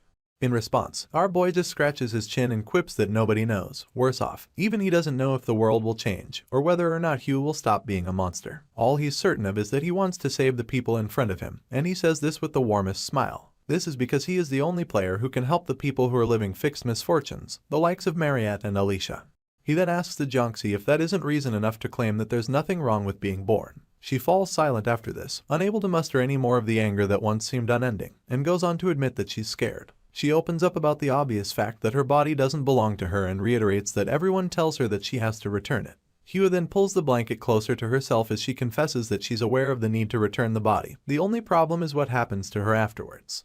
Korin Lok calmly watches her speak until she yells at him for an answer to whether or not she has to give it back. In turn, our hero looks her straight in the eyes and tells her that she has to. This makes Hua shut her eyes as she concludes that he's just like everyone else, but before she can complete her sentence, he points out that she needs to talk with Rand before giving up the body. He lightheartedly explains that she can just speak to Rand like she's asking her boss for an opportunity to live together in one house, with the added bonus of her paying rent and putting down a deposit. Our hero smiles as he poses this idea, but the Jiangxi immediately revolts against it, screaming that it's the kind of conversation that normal people have, and pointing out that there's nothing normal about her. In turn, Korin Lok quips that it's unimportant, seeing as there are multiple humans who are even worse than monsters, not to mention the evil people who pretend to be heroes on the outside while committing massacres behind the scenes. He then rounds up by telling her that her decisions and actions are the only things that are important, not her nature. With this, he lies down beside her and uses both his hands as a makeshift pillow, promising to help her until she can make a decision. Our hero goes on to encourage the Jiangxi, telling her not to worry about anything unnecessary and urging her to get some sleep. Since she doesn't respond, he simply rolls over and announces that he'll be getting some sleep for himself. Hua stays seated as her thoughts continue to plague her. She knew from the start that she couldn't yield to Ran. Nor could she tell this to Korin Lok honestly. This is because coming clean would mean losing the only hand outstretched to her, and she couldn't let that happen. She hugs her knees at this point and her heart begins to ache. She could neither grasp nor reject our hero's hand. The next day, the sun seems happy to have gotten rid of the rain, seeing as it casts a warm glow over the greenery of the forest. The spearman and his sick companion are already making headway when the latter asks him where they're going. In response, he quips that they're almost there. True to his words, they arrive almost immediately, and he begins to feel up a tree as he wonders why it burned up so much. As he announces that they'll only be able to get one useful piece of the tree, Hua inquires about it. It turns out that it is a jujube tree that has been struck by lightning, and all our hero needs is a viable piece of it.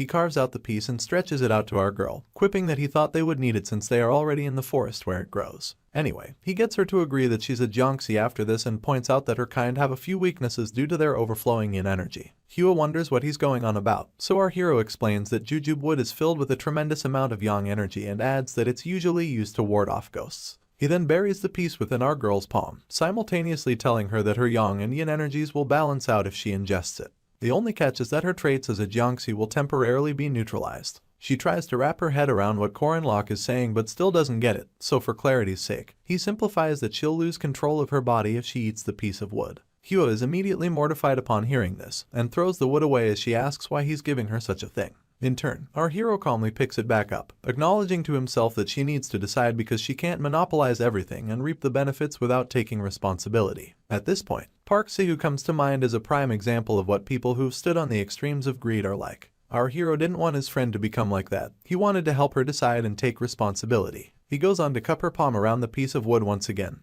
gently telling her that she knows what to do. While she's still stuttering her response, a voice emanates from a small distance, expressing surprise over the kind of place he located the Jiangxi. They both turn their attention to him, only to discover that it's the Fighting Hound, also known as Sa Jin Hyuk, and his overflowing malicious intent. He calls Hua a monster and commends her for being quite capable, adding that she even managed to find someone to stick with during the entire time she was running from them. Without wasting time, Korin Lok pushes the Jiangxi behind himself as he tells her to stand aside. She asks what he plans to do, and he implies that he's obviously going to fight because no matter how far they run, either Jinhyuk or Yu will always chase them down. With this, he launches himself at his opponent and announces that they need to tie up loose ends. Jinhyuk easily blocks the first attack, so they continue to clash, with the Fighting Hound calling our hero Korin Lok, and our hero correcting him that he's Immortal Lok. In turn, he asks if the spearman has lost his conscience alongside his shabby disguise, and proceeds to activate his Stormy Wheel attack from the Strong Liberation technique. This powers up his right prosthetic foot to an unbelievable extent, and he uses it to kick the spearman as hard as he can. Luckily, our hero is strong enough to withstand the effects, but it's so obvious that he felt it that Jinhyuk asks him if he found the attack impressive. Just as he's done giving credit to the Jiangxi, the spearman admits that the Stormy Wheel is quite nice, mostly because he realized that the Fighting Hound could pull it off without using an alchemy circle. He then dares Jinhyuk to prove that he can actually use alchemy, and unleashes a myriad of spear jabs at him at unbelievable speed. It takes everything for his opponent to dodge these jabs, so much so that he begins to sweat as he admits to himself that Korin Lok's speed may even be faster than that of Yuhua. He finds a little window and immediately activates his Stormy Wheel attack once again, leaving our hero to block it with his spear. He then taunts Jinhyuk about attacking too recklessly and spins his spear as he points out that his opponent is leaving himself wide open. The Fighting Hound quickly guards himself by crossing both his hands in front, only for a strange voice to announce that they've played enough. Korin Lok becomes wary of his surroundings, but before he can move, talismans begin to fall from above, pinning him to the ground while they're at it. It's at this point that Professor Kang Ryan reveals himself and tells our boy that there's no point in struggling. Apparently, he had activated talismans with the 8-array formation on them, thus blocking the signals that guide the spearman's thoughts, muscles, and even the flow of his inner strength. Unfortunately, this means that nothing will work the way he wants it to. Still struggling on the floor, Korin Lok musters enough strength to curse the professor, but this does nothing to sway the man from his real mission. Our hero tries yelling at Huron, telling her to run, but it's too late because she's already trapped between a tree trunk and Kang Ryan. Sadly, he pastes the talisman on her forehead before she can finish screaming in protest. This instantly strips her of her consciousness and makes her head drop in complacency. Yu appears just in time to question her master about the talisman, and soon discovers that it has the ability to seal Hua's consciousness. This would in turn lead to her soul being lost forever through total annihilation. A soft smile comes to Yu's lips after hearing this, and she quips that they can finally recover Ran. On the other hand, our pinned-down hero continues to curse Kang Ryan, but all the professor says is that Korin Lok needs to pay the price for all his futile dreams. With this, all three of them walk away with a now docile Huron,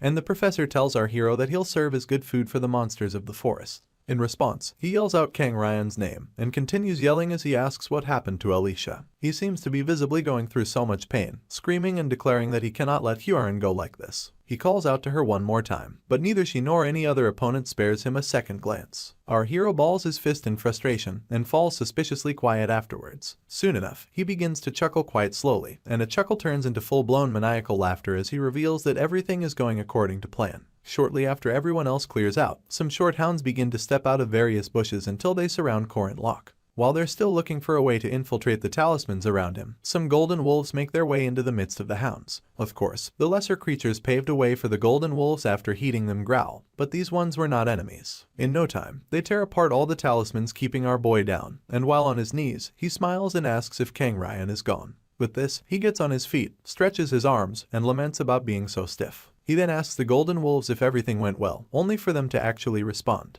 One of them claims that our hero is a really good actor, and the other quips that it was even overkill. He refers to them as Ren and Ron, wondering if they did what he asked them to. In turn, both demihumans transform into their humanoid forms, and Ron reveals that Lenya promised to take care of everything. Ren, being the youngest and most uninformed, bugs our hero about what he asked for, so Korin Lok simply tells him that it's nothing much. A sly smile revisits his lips at this point, and he follows up by asking if the youngster has heard about the corruption in the defense industry. On the other hand, Yu and Bishop Lai Jinyang meet up in a secluded church where she drills him about still not discovering the culprits behind their missing items, or even finding suitable replacements for said items. In response, the bishop laughs nervously as he urges her to have a little more patience. He then points out that they don't have as much influence in Merkaba as Yu and her people do, only for her to continue drilling him about attracting too much attention to himself to say such a thing. This really pisses off Jinyang, but he can only backbite in his mind as he claims that pagans like Yu wouldn't dare speak to a bishop of the order like this if these were the old days. On the outside, he just reveals that the men he sent are mere shadows and that they're not the type to show themselves easily. He keeps in mind that he must not offend her, seeing as the order is declining and they need the strength of Yu and her people. In turn, the council president stares down at him as he proclaims that he has found a merchant group that can provide substitute items. Apparently, they're traders who have been doing business with the eastern continent for quite some time. He then declares that these same merchants will deliver the necessary items before day's end. Yu would like to know the name of the merchant group, so Bishop Lai reveals that they're called the Mandrake Merchants. The council president is certain that the name sounds familiar and just says it back to herself in a bid to rack her memory. Later on, the public address system goes live in Merkaba as an announcement about the highlight of the festival comes through. Apparently, it's already time for the final round of the group match and everyone is wondering who will emerge as the winner. At the same time, Professor Kang Ryan secretly meets up with the Mandrake merchants and asks for the supposed item. The moment they show it to him, he comments on how good it is, adding that Huron is also in good condition. Through all of this, our girl refuses to let go of the piece of jujube wood that Korin Locke gave to her. Soon enough, an announcement comes through, inviting the finalists into the arena. The crowd cannot contain their excitement and it's evident in the way they stand up and cheer on the players. Group Head and Hip led by Kang Yu make their entry first, followed shortly by Group A led by Mariette.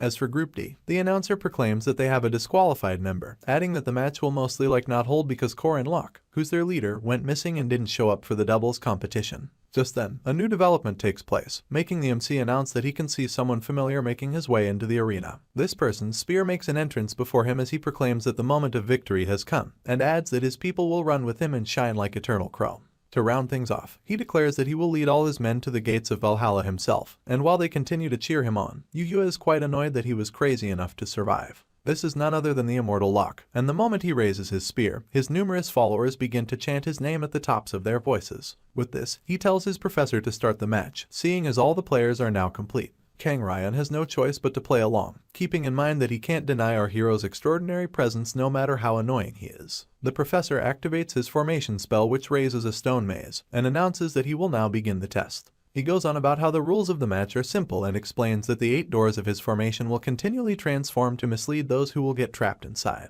There's a golden dragon sign at the center of the stone maze, and whoever can find the correct path to reach it will be declared the winner of this match. This is the beauty, or complication of the utter annihilation 8 gates transformation technique. The first set of students immediately begin to complain when they realize that they're stuck in a maze, with one of them cursing as he admits that he's already confused. As it turns out, the deployed formation transforms the venue, thus separating the participants. Meanwhile, Kang Ryan covers his sinister expression with a hand fan as he tells himself that the completion of Huron's poison can no longer be stopped, even if he has no idea what Korin Locke is planning. The entire event was supposed to be broadcasted via various screens mounted above the maze, but now the MC is left to complain about them freezing up. With this, Madame Josephine's assistant makes his way to the box to inform him that the overflowing mana from Kang Ryan's formation spell is interfering with the transmission. This makes the MC curse out loud and ask how they could make such a mistake. The professor sees this as the perfect time to begin the ceremony to separate Hua from Ran, so he glances back at his subordinates and tells them to guard the Black Tortoise of the North. Almost immediately, Yu and Jinhak head out, leaving their master to tell them that as long as they protect the Black Tortoise, it doesn't matter if everything else is destroyed.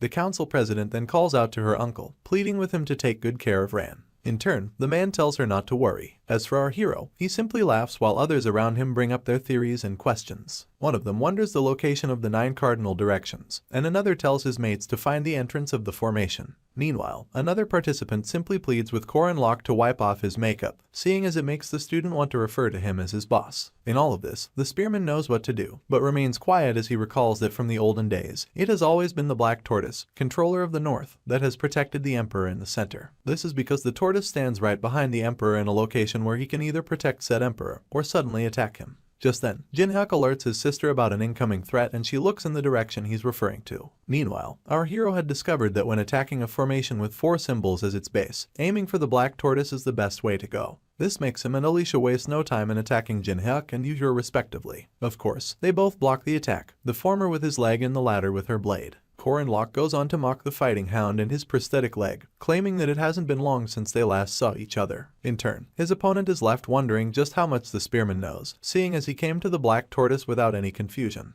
Alicia can't help but worry, so she asks Korin Lok if he's sure the two of them will be enough to take down their opponents. In turn, our hero just cracks a smile and quips that they'll do better than Mariette, who will have to destroy 3 opponents on her own. The swordsman is her opponent, but Yuhyo can't stop thinking about our boy and how he got past the 8 gates deception to come straight for the northern gate. She refuses to believe that her uncle's deception has already been seen through. Apparently, the 8 gates transformation has a total of 365 alterations, and this includes stone soldiers, fog, and even maze-like paths. As the other students continue to struggle with one alteration or the other, Yuhyo tells herself that even the most genius formation sorcerer cannot escape the 8 gates once trapped. Our hero interrupts her train of thought to let her know that he can hear her gears turning. In addition, he reminds her that her people recently bought some items and that he tracked them down using a rune inscribed on one of them. The sound of this perplexes the council president and she asks how our boy would know about it. She retires to her mind once again, recalling how the items in question were stolen by a group of bandits and how they had no choice but to buy new items from the mandrake merchants. Realization washes over her at this point, and Korin Lok reveals everything from how he stole the items to how he sold them again. A sinister smile then crawls onto his lips as he announces that he's the one in charge of both the mandrake bandits and the mandrake merchants. As he laughs dubiously, Yuhyo grits her teeth and hurls curses at him. She yells that it changes nothing and follows up by attacking Alicia once again, adding that they'd be dumb to think that the two of them can defeat her. The swordsman gets pushed back by Yuhyo, and the moment she slides to our hero's side, he urges her to get revenge. He goes on to remind her about how she lost her last duel against Yuhyo, and Alicia wails, reminding him that she lost because he asked her to do so on purpose. As she complains about how difficult it was to pretend, Jinhyuk smirks and tells his sister that the swordsman was going easy on her. The council president instantly tells her brother to shut up and powers up her blade in a bid to end things quickly. She then announces that they should go at full blast, and it turns out to be what Jinhyuk wanted too. With this, they both push forward with a burst of speed and all the rage they can muster. Gripping his spear, our hero lets his opponents know that he's also busy and urges Alicia to join him as he goes full throttle. Jinhyuk applies the annihilation fighting technique, while his sister uses the 7th form light dragon slice. Korin Lok, on the other hand, activates his poisonous dragon exit and Alicia, her domain severance. All 4 of them clash in a colossal show of power, and the essence from their techniques is enough to blind the layman. Our hero and the fighting hound compare the strength of their techniques, while Yuhyo and the swordsman do the same. Our boy's spear clips off Jinhyuk's prosthetic leg, leaving him to watch it fall off in awe. As for Alicia, of course her domain severance comes out so victorious that it cuts right through Yuhyo's blade. After the dust settles, the Kang siblings measure their losses, only for the council president to grow all the more pissed. She then tells her brother that they can't lose like this, and Fighting Hound agrees immediately. With fresh determination, they begin to cackle with overflowing power. They launch themselves at our hero and his partner, the boy yelling that Hua must be eliminated and the girl yelling that Ran must be saved.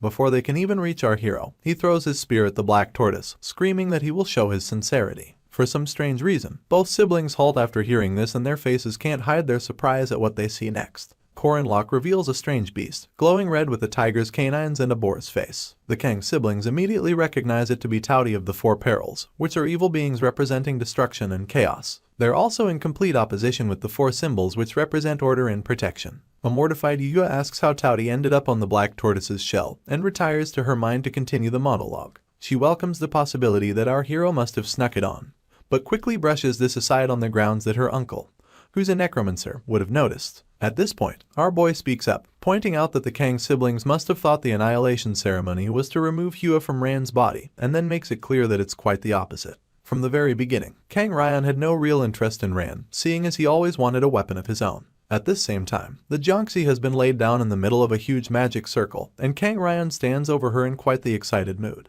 Playfully, he tells Ran not to hate him too much, smiling as he adds that small sacrifices must be made for the greater good. It's now abundantly clear that what he wanted was always Hua, and the ceremony being held at the moment is meant to destroy Ran forever, leaving Hua in total control of the body. It's been 3 years since Kang Yu turned his daughter into an abomination, but every minute since she was created, Kang Ryan has been mesmerized by her power. His brother never knew that control of Hua would come into his hands eventually, seeing as all he wanted to do was to save his daughter. Sadly, he ended up being accused as the main culprit for the Moonlight Castle tragedy, and his limbs got torn apart by the Imperial Army. Of course, Kang Ryan found joy in this, given that his brother took the brunt of his role as the main culprit in the tragedy. Not to mention the part about creating a monster like Hua, the Heavenly Yaksha. The only thing he didn't foresee was Kang Yu pleading with the chairman of Merkaba Academy to take care of Huaren. This was beyond the influence of the immortal Taoist despite him being the best formation sorcerer and Boreme's senior professor. This was because Merkaba was in another continent entirely. The professor went into despair after Huaren was taken away, and this was when he came face to face with a figure from 80 years ago. This was none other than Tatas Valtazar, the legendary spear star. All this man wanted from him was one thing: to go wild.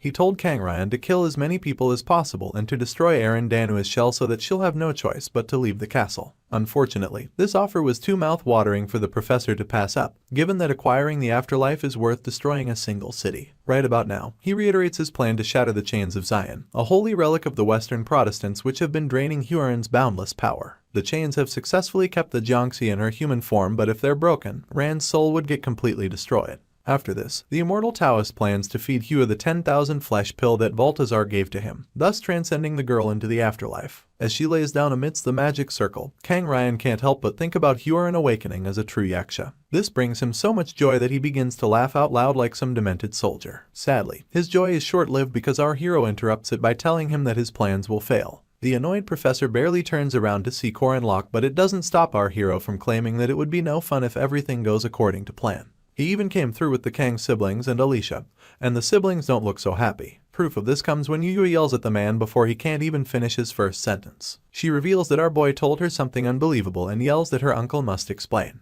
At the top of her voice, she asks if the ceremony is truly to get rid of Ran and follows up by wondering why the items of 4 perils are being used instead of the 4 symbols. As though that wasn't enough, Yu would like to know if the incident at Moonlight Castle, caused by Huaren losing control, was not by his orders. In response, Kang Ryan refers to his niece and nephew as fools, scolding them for not being able to carry out simple instructions. He quips that their usefulness has come to an end, and begins to power his blood magic as he tells them not to worry. After this, he manipulates the magic using his fan and activates the law of fresh blood. The professor then stares into the sky, yelling that in 10 minutes, everything living within the formation will melt and become one, and that he'll use them to create the pill that'll transcend the Heavenly Yaksha. Kang Ryan brings up the Golden Bad Alvin and how it's a second-rank monster at best. He then reminds everyone of the amount of power it unlocked after sacrificing its life, pointing out that even parties of semi-first rank and first-rank guardians couldn't stand a chance against it. Worse off, he makes clear the threat a special rank monster like Huaren would pose if she transcended and announces that no one would be able to stop her. Corin Locke keeps smiling through all of this and taps his spear against the magic circle, telling the professor not to forget that the deep-rooted corruption in their community cannot be defeated.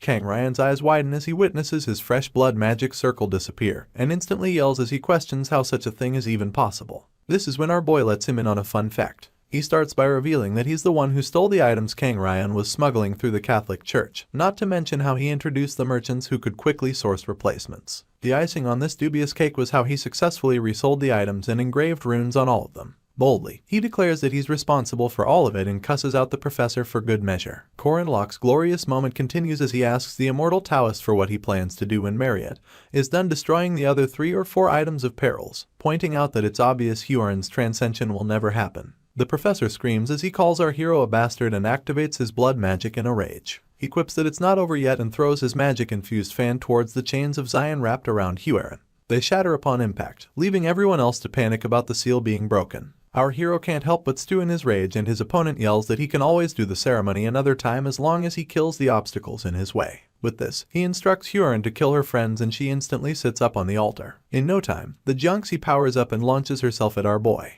Jinhak becomes perplexed as he realizes that his uncle is really controlling Huaren. In addition, it serves as proof that he was the one behind the Moonlight Castle tragedy. Yuhua tells her brother to calm down, but he doesn't listen, seeing as he believes that they have to catch and torture their uncle. In turn, his sister points out that he has lost his prosthetic leg and she has lost her sword. For this reason, she believes there's nothing they can do and suggests that they leave things to our hero and his partner. Apparently, there's still something left for them to do, but Jinhak has no idea what it is. As for Corin Locke, he pushes Alicia behind him the moment Huaren launches her attack, telling her that this is nothing like the King of Iron Mountain. He promises to stall for time while she prepares to finish things with her domain severance. Their collision is so mighty that it results in 2 separate bursts of energy, raising dust and smoke while it's at it. The swordsman is transfixed by this sight, so much so that she forgets she has to prepare her domain severance. Our hero is nothing short of magnificent, seeing as he is enveloped by a fiery essence courtesy of the status amplification that accompanies one of his sworn commandments. On top of this, he maxes out his aura core, thus granting him the ability to breach the atmosphere just like a meteor would. Still in awe, Alicia admits to herself that she wouldn't last 30 seconds if she went up against Korin in his current state. She welcomes the possibility that no human could stand a chance against him right now. Unfortunately, the swordsman was completely wrong. For Huron, what seemed like a meteor to others felt like a simple full-body sauna. She easily clashes with our hero and proves herself to be a woeful opponent within the first minute and 20 seconds. It takes everything in Korin Lock to keep up with her, and even though he burned everything in a fierce attack, Huron doesn't even flinch. Instead, she summons a ball of energy within her palm and calls it the demonic Kai, Poisonous Claw. The moment she unleashes it, an outburst of energy follows, leaving our hero no choice but to jump to his left as he dodges. Alicia, who had been looking from the outskirts, yells out our boy's name for fear of him getting hit. He doesn't know this, so Huron's leg drops with immense force, kicking the hell out of our hero on its way down. The impact sends him flying in the distance and crashing into the wall nearby. He tells himself that he has to do better, given that everything about his opponent is on a different level. Struggling to catch his breath, our boy admits that keeping up with Huron's movement alone is destroying his body from the inside out. Sadly, this doesn't buy him a break from the Jiangxi, and as he looks up, he can see her covering the distance between them, her essence rage red. Korin Lock instantly curses under his breath as he realizes that he has reached his limit. Worse off, his regeneration has worn out and he stands the chance of being wiped out by this next hit. Upon covering the distance, Huron leaps into the air with her hand balled into a fist and her relentless prey well in sight. At this point, our hero makes peace with whatever the outcome will be and plans to at least go down swinging. Luckily, he doesn't have to do that, seeing as Alicia activates her domain severance in time for it to counter Huron's attack. With a sizzling blade, the swordsman can barely stay standing, causing our boy to yell at her for doing something like that. In response, an injured Alicia explains that she understood his plan but moved because she thought he was going to die.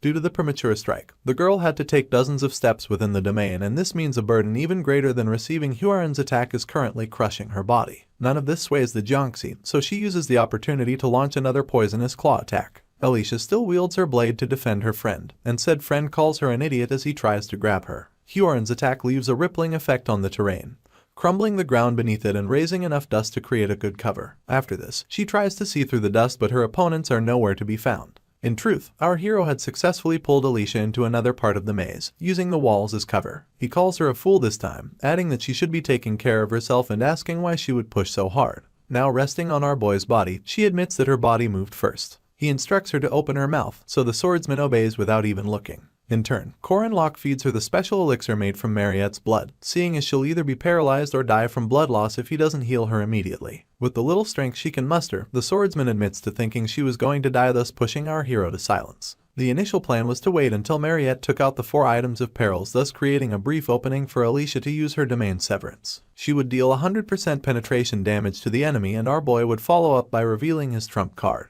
This has been the plan since he returned from Nezria, but 2 variables changed everything. The first was the undoing of Huron's seal, which revealed her unimaginable strength, and the second was Alicia getting injured just because she wanted in order to save him. Despite handling the immediate crisis, the swordsman can no longer fight because she took dozens of steps within the domain. Korin exhales loudly as he wonders if he can hold out until Mariette is done. It's at this point that his friend apologizes, and while she struggles to even out her breathing, our boy realizes that there's no way he can blame her for breaking the plan. It was obvious that he would have died if he took that attack, regeneration be damned. He finally asks what she has to be sorry about and thanks her for saving him. After this, the princess carries her to a safer spot and lays her down to rest. She then asks if he's okay, only for our hero to admit that he's not. It turns out that he has used up all the aura stored in his aura core, not to mention all that was left in his body. He had used up too much aura between his fights with Jinhak and Huron, and is left wondering if he should use the core that Sabancha left him. Our boy realizes that he can pull it off if he forces himself to, but the core holds a power that his body struggles to withstand. Even with his commandments backing him up, Korin Lock is still not certain that he will endure it. Alicia interrupts his train of thought by calling out his name and pointing out that Huron hasn't used her right hand throughout the fight. She suggests that it's because the Jiangxi had been holding something in it the whole time, and this brings a smile to our hero's lips. He recalls the time he handed Huron the jujube wood, and it becomes clear that she's still bearing the heavy burden of what choice to make. Upon staring into the reddish hollows of her eyes, our boy wonders if his friend is still in there. He stands under the cover of the dust and powers up his weapon after staring at Huron for a while, quipping that he has no choice. Back when Huron was still finding it difficult to accept the jujube wood, our hero picked it up every time she threw it away and handed it back to her. He knew that she had to decide, seeing as it's impossible to monopolize everything and still reap its benefits without taking responsibility. Knowing full well what people like Sahu and others who are greedy are like, our boy didn't want his friend to become like them. He wanted her to make a decision and take responsibility. Still under Kang Ryan's influence, Jiangxi does not hear when our hero asks if she's still in control of her body. For this reason, Koren Lok lifts his spear into the air, and with a look of determination plastered on his face, resolves to remember the Sabancha Duke's swordsmanship he witnessed in the castle. Given that the Duke's demon energy has been passed on to our hero, he devises a means to recreate the myth that is the 800-year-old hero.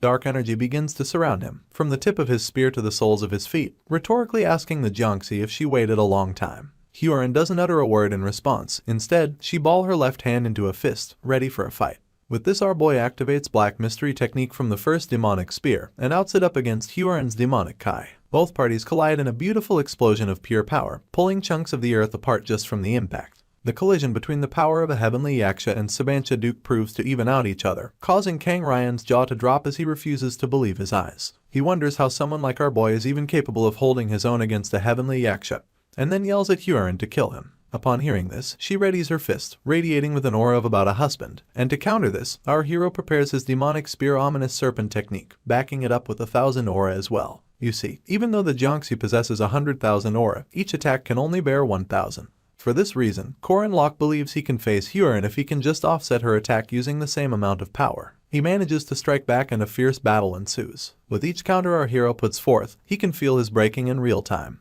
This is the adverse effect of borrowing the Duke's aura, not to mention how enough pain will traverse our boy's body until he can no longer hold a spear. Worse off, all the tendons in his body could break and lose their function, but none of this sways his mind from facing off against Huron. With a bloodied face, he tells himself that he can't stop and catches a glimpse of the Jiangxi still holding onto the jujube wood. It's accompanied by an incoming punch, but our boy takes it as a gesture. He proceeds to power up to the max, unleashing his 8 trigrams extreme fist. This grants him the ability to block Huron's punch, so she switches to her leg in an attempt to kick him like she did before. Fortunately, our boy is strong enough to block it without moving an inch this time. There's barely any distance between him and his shocked opponent, so he sets up for the ultimate move by planting his right foot like Mount Tai and pulling his balled fist back like a javelin. Kang Ryan's jaw can't seem to close after witnessing this display of power, but Koren Lok simply resumes his preparations. He takes a half-step movement as he sinks his consciousness, breathing, and muscles into a single fissure that will only be allowed once. Huron sees it coming but can't avoid it because our hero doesn't miss his moment.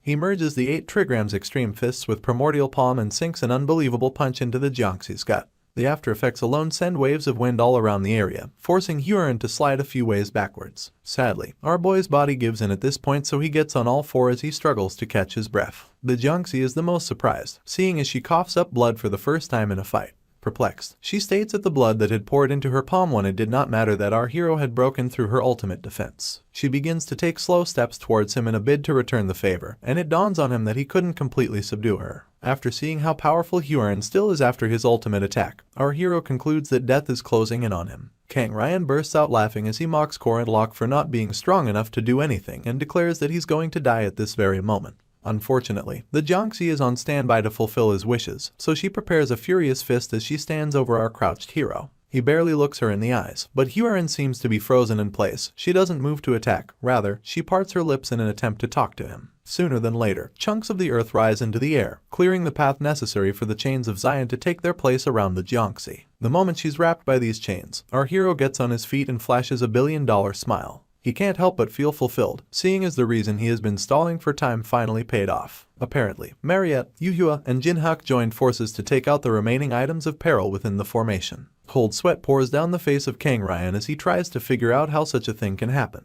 He doesn't even get a chance to move before Madame Josephine shows up and places her blade by his neck, threatening to take his life if he doesn't stay still. On the other hand, our boy rubs the back of his neck as he gains solace in the fact that the Kang Ryan problem has been dealt with. All that's left now is his friend Huron, who still has the puppet talisman attached to her face and is down on her knees. Our injured hero then makes his way to her side and peels off the talisman, acknowledging that it's such a hideous item. The moment it's removed, the Jiangxi feels like she's taking a breath of fresh air and our boy catches her before she falls backwards. Her glowing red eyes return to normal, but Koren Lok is nothing but a voice and a blurring image at the beginning. Soon enough, her sight clears up and she sees him in all of his martyred glory. As a follow-up, she can only ask why he did so much for her, and in turn, Koren Lok reminds her about his promise to help her until she's ready to decide.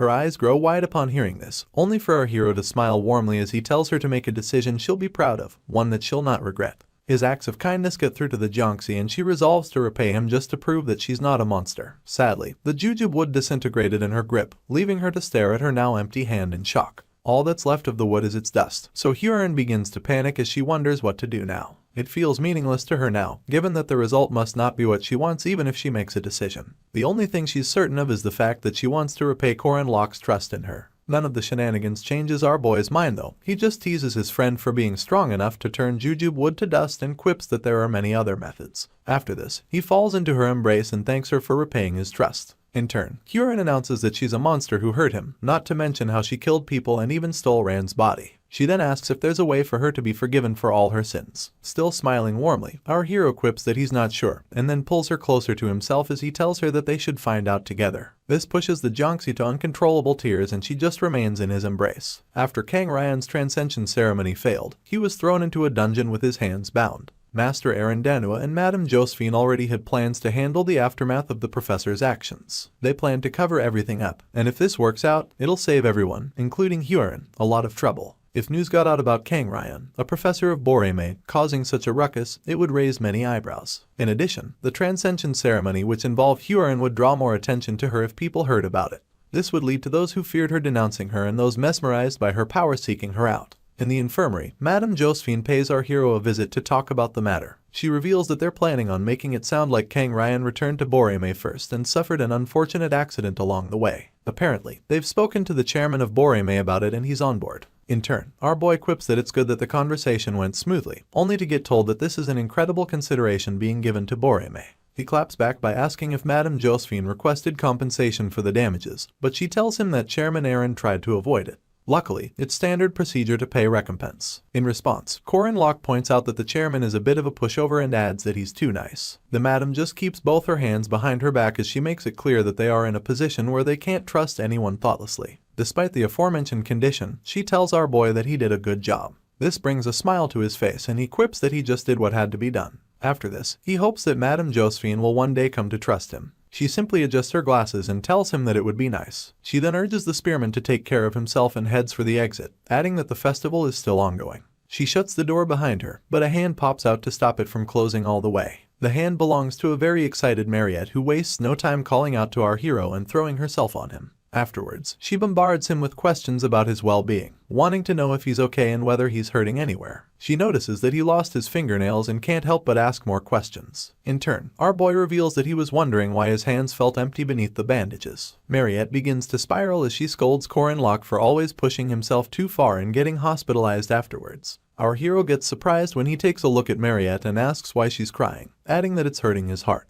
She wipes her own tears and reveals that she's crying so he can feel hurt. In turn, our boy asks if she's sure she's not hurt anywhere, pointing out that she had to take out all those stone soldiers and items by herself. Mariette then reminds him that Yuhua and Jinhak helped break one of them. This proves to Korin Locke that they left for that reason, and he keeps in mind that they're the reason why he wasn't too late and barely survived. The vampire is a bit pissed at his point of view, so our hero tells her not to be like that and points out that the siblings are not bad people at heart. He sees them as being in a difficult situation, seeing as Jinhak just wanted to avenge his family and Yuhua only wanted her cousin back. From his point of view, they were just desperate in their own ways, and the real villain is Kang Ryan, who exploited their desperation. He then advises her not to direct her hatred towards the wrong people. In response, Mariette quips that our hero is always so mature, even though she's older than him. He just smiles and tells her to call him Appa, an affectionate way to refer to an older male. Anyway, the vampire claps back as she exposes him for always bringing up the topic and even accuses him of being obsessed with it. She brushes it aside and moves on to hoping that he won't get hurt,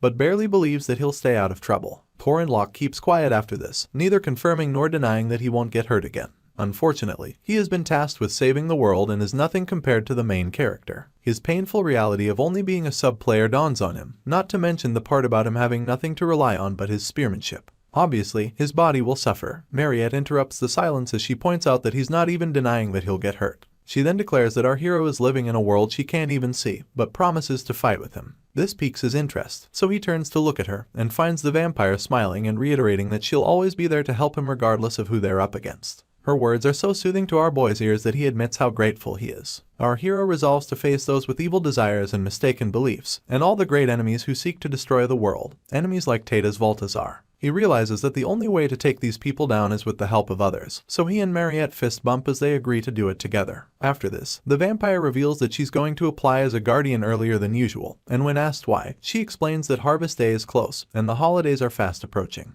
There's a possibility of everyone being on break if she doesn't do it now, so our boy just thanks her for her foresight.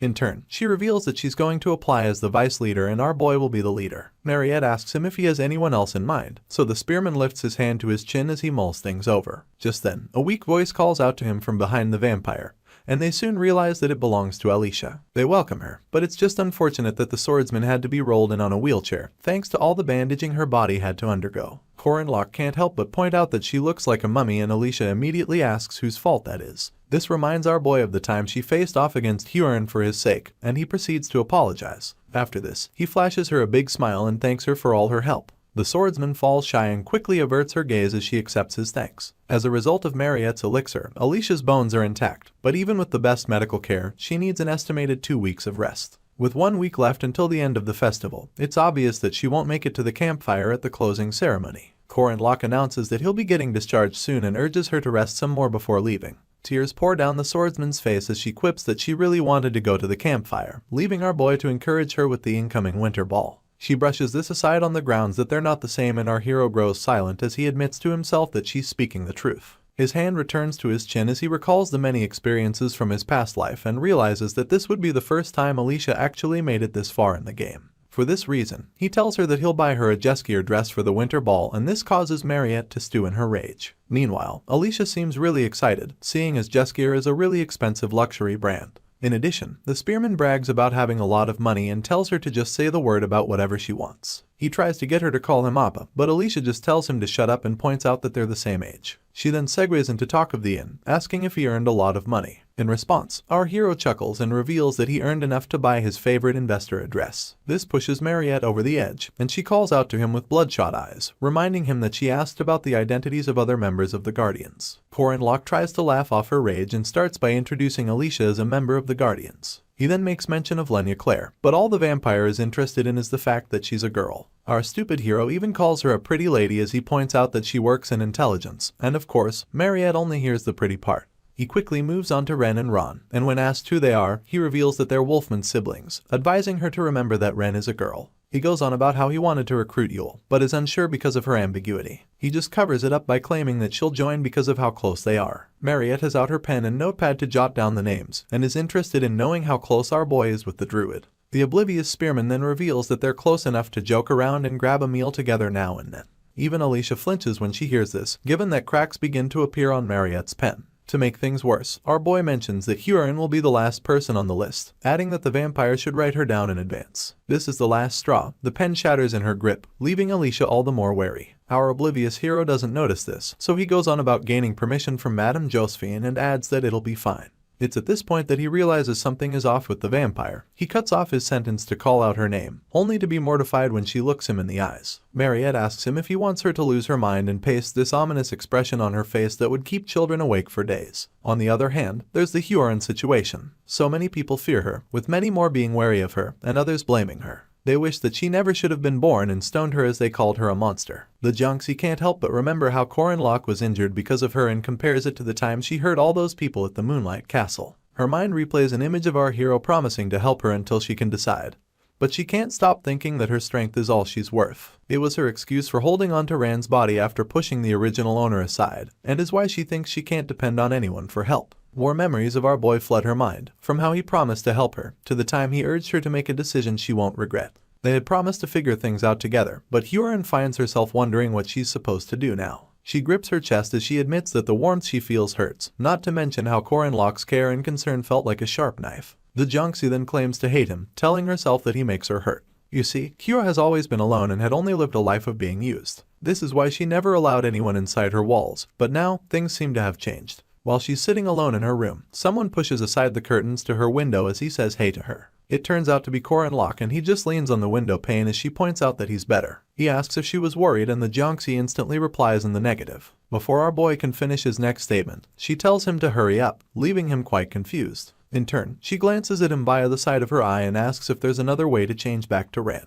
Our hero stares at the ground and then reaches out to touch her as he acknowledges her kindness. She grabs his hand midair, telling him to wait and pointing out that she would like to eat some fish. Hua can't stop shaking and it dawns on our hero that she must be scared. For this reason, he pats her head and encourages her as the sunlight filters into the room, promising to buy her some fish after the procedure is done. With this, they both step outside and Hua remains afloat to give Korin Lok a chance to work his magic. He brings forth his spear and the Jiangxi takes a nervous gulp of her own saliva. It turns out that our boy plans to use the Death God's orb, capable of always hitting its mark, separating body and spirit, and ignoring any defense power. It would be most effective in the hands of the Soul Reaper, but when a human uses it, its accuracy rate drops significantly, making it practically useless. Our hero discovers a workaround, given that if he throws it on the basis that he cannot perceive spirits, the accuracy rate will be 0. As expected, the spear deflects off of Hua's body and gets stuck in the ground below her. This is where the faulty festival mana stones come into play. Although the Jiangxi seems worried, our hero tells her to calm down and reveals that he'll use some magic.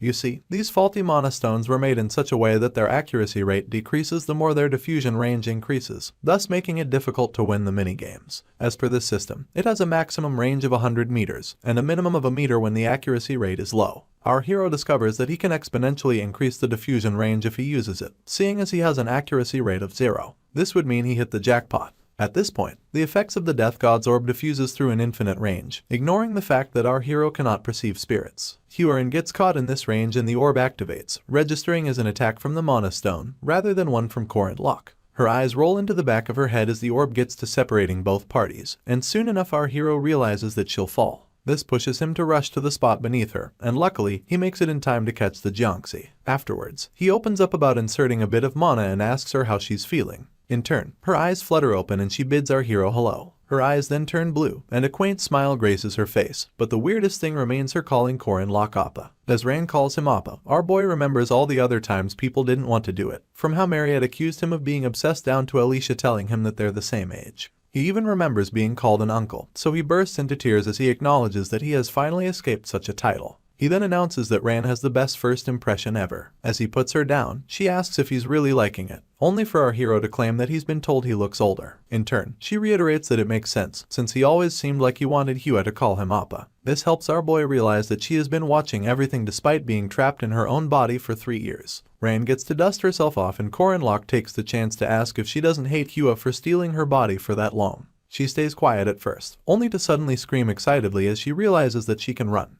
She draws our boy's attention to it and lets him know that it's her first time running since she got sick. In addition, she feels like it's all thanks to Hua and all the energy the Jiangxi has accumulated in their body. Our hero gets worried, so he yells at her that she's not used to her body yet, and urges her not to overdo it. In turn, she breaks into a tale of how she initially resented Hua and even screamed at her to give their body back. Unfortunately, her voice never reached Jiangxi. She goes on about how Hua would talk to herself, not because she was turning away from Ran, but because she was trying to deal with her own guilt. Ran squats to dip her finger in a puddle of water and explains that she understands how hard it is to win against that sort of fear and anxiety. They did share a body after all. The girl then announces that she doesn't hate Hua anymore, seeing as the Jiangxi was brave enough to return her body. Our hero sees this as admittance and forgiveness, and acknowledges that the same girl, who had her body stolen from her for 3 years, has easily pulled Hua in for an embrace. For this reason, he smiles and points out that she's quite mature and Ran easily agrees, adding that she may have stopped at age 14.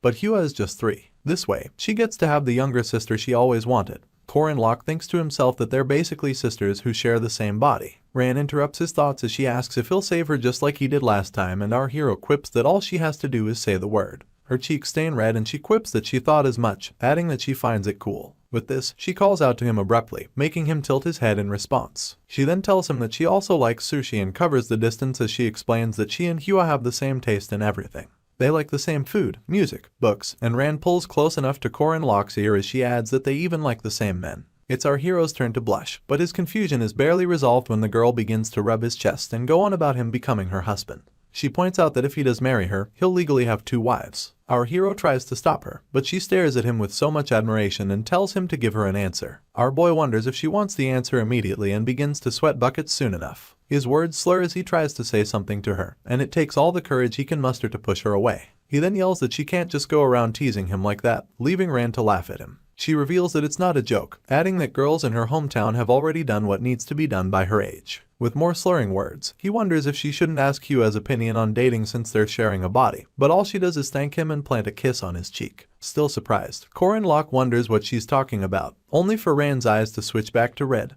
thus handing the reins to Hua. In turn, the Jiangxi yells at our hero, telling him not to misunderstand and making it clear that Ran was talking nonsense. After this, both inhabitants of the body go to the side to quarrel with each other, leaving our boy to admit that they can switch quite easily. Mere moments later, Huron tells him that they'll have dinner by 7 at their usual place, and adds that he should be there. Our hero just complies because he sees this as Huron's form of an apology, and considers an apology through food to be the way that kids behave. Just then, flashes of the time Ran mentioned their taste in men comes to mind, and he smacks himself as he wonders if that's really how kids behave. In the middle of nowhere, the leader of a charged squad and his men lay defeated on the floor. He can't help but complain about how screwed he is, seeing as he failed the mission given to him by Lai Jinyang and the Catholic Church. He goes on about how the incredible amount of money the church has invested into the Merkaba festival, and how he thought they would be able to take down the Protestant princess by the end of everything. Unfortunately, it was a total failure. For this reason, the leader wonders who the guy with the spear was, and shows he knew all of their plans ahead of time. The leader had only gathered 100 cross-charged squad members per Lai Jinyang's orders and led them through the 100-year-old tunnel they now lay defeated in.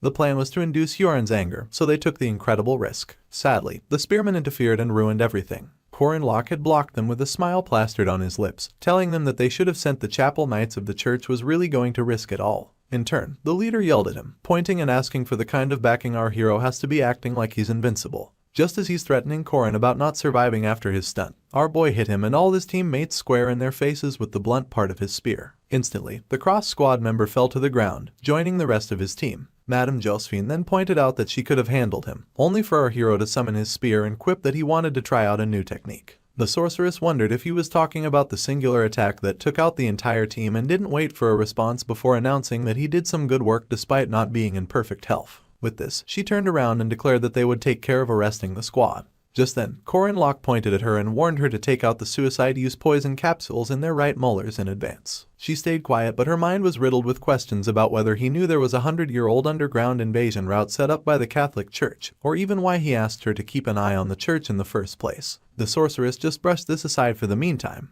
glad that our hero was her ally as she went about restraining the soldiers. Back to the present, beautiful rays of sunlight lace the ever-beautiful Merkaba sky, spilling onto their tall buildings while they're at it. In one of the rooms, Huron lays awake in bed. Given that she was someone born with strength and a body that can't be injured by anything, her vital functions were programmed to be slower than others. In other words, she's lazy as hell. Proof of this is her twirling side to side in bed even though it's past the time to start her day. At this point, Ran speaks up, telling her that they should get up. But the Jiangxi just shuts her ears with her palms and tells her to shut up. In response, Ran scolds her for talking to her older sister like that and urges her to get them some food. This still doesn't motivate Hua, but she hears some snoring emanating from a distance, so she sits up in bed. Soon enough, her curiosity gets the best of her, so she gets up, making sure to let Ran know that she's not the reason. She then makes her way down some stairs as she notices Corin Locke sleeping like a log in the middle of the living room. Hua wonders why that is so, but Ran is just happy to see her appa. For this reason, she pushes the Jiangxi to wake him up, but she asks why would do that. In turn, Ran explains that our boy's mouth will get twisted if he sleeps like that. She then hurries Hua along until she begins to poke the spearman's face. While this is going on, Ran asks her double if she likes Corin Locke, only for Hua to claim that she doesn't know. She goes on about how our boy does as he pleases, doing things for her that she didn't ask him for. Basically, she doesn't understand him. Drawing from this, Ran asks if the Jiangxi hates our hero, and Hua quips that she doesn't. The former then inquires if she likes him, only to be told the exact opposite. Despite all the poking, our boy continues his slumber, and soon enough, Mariette shows up,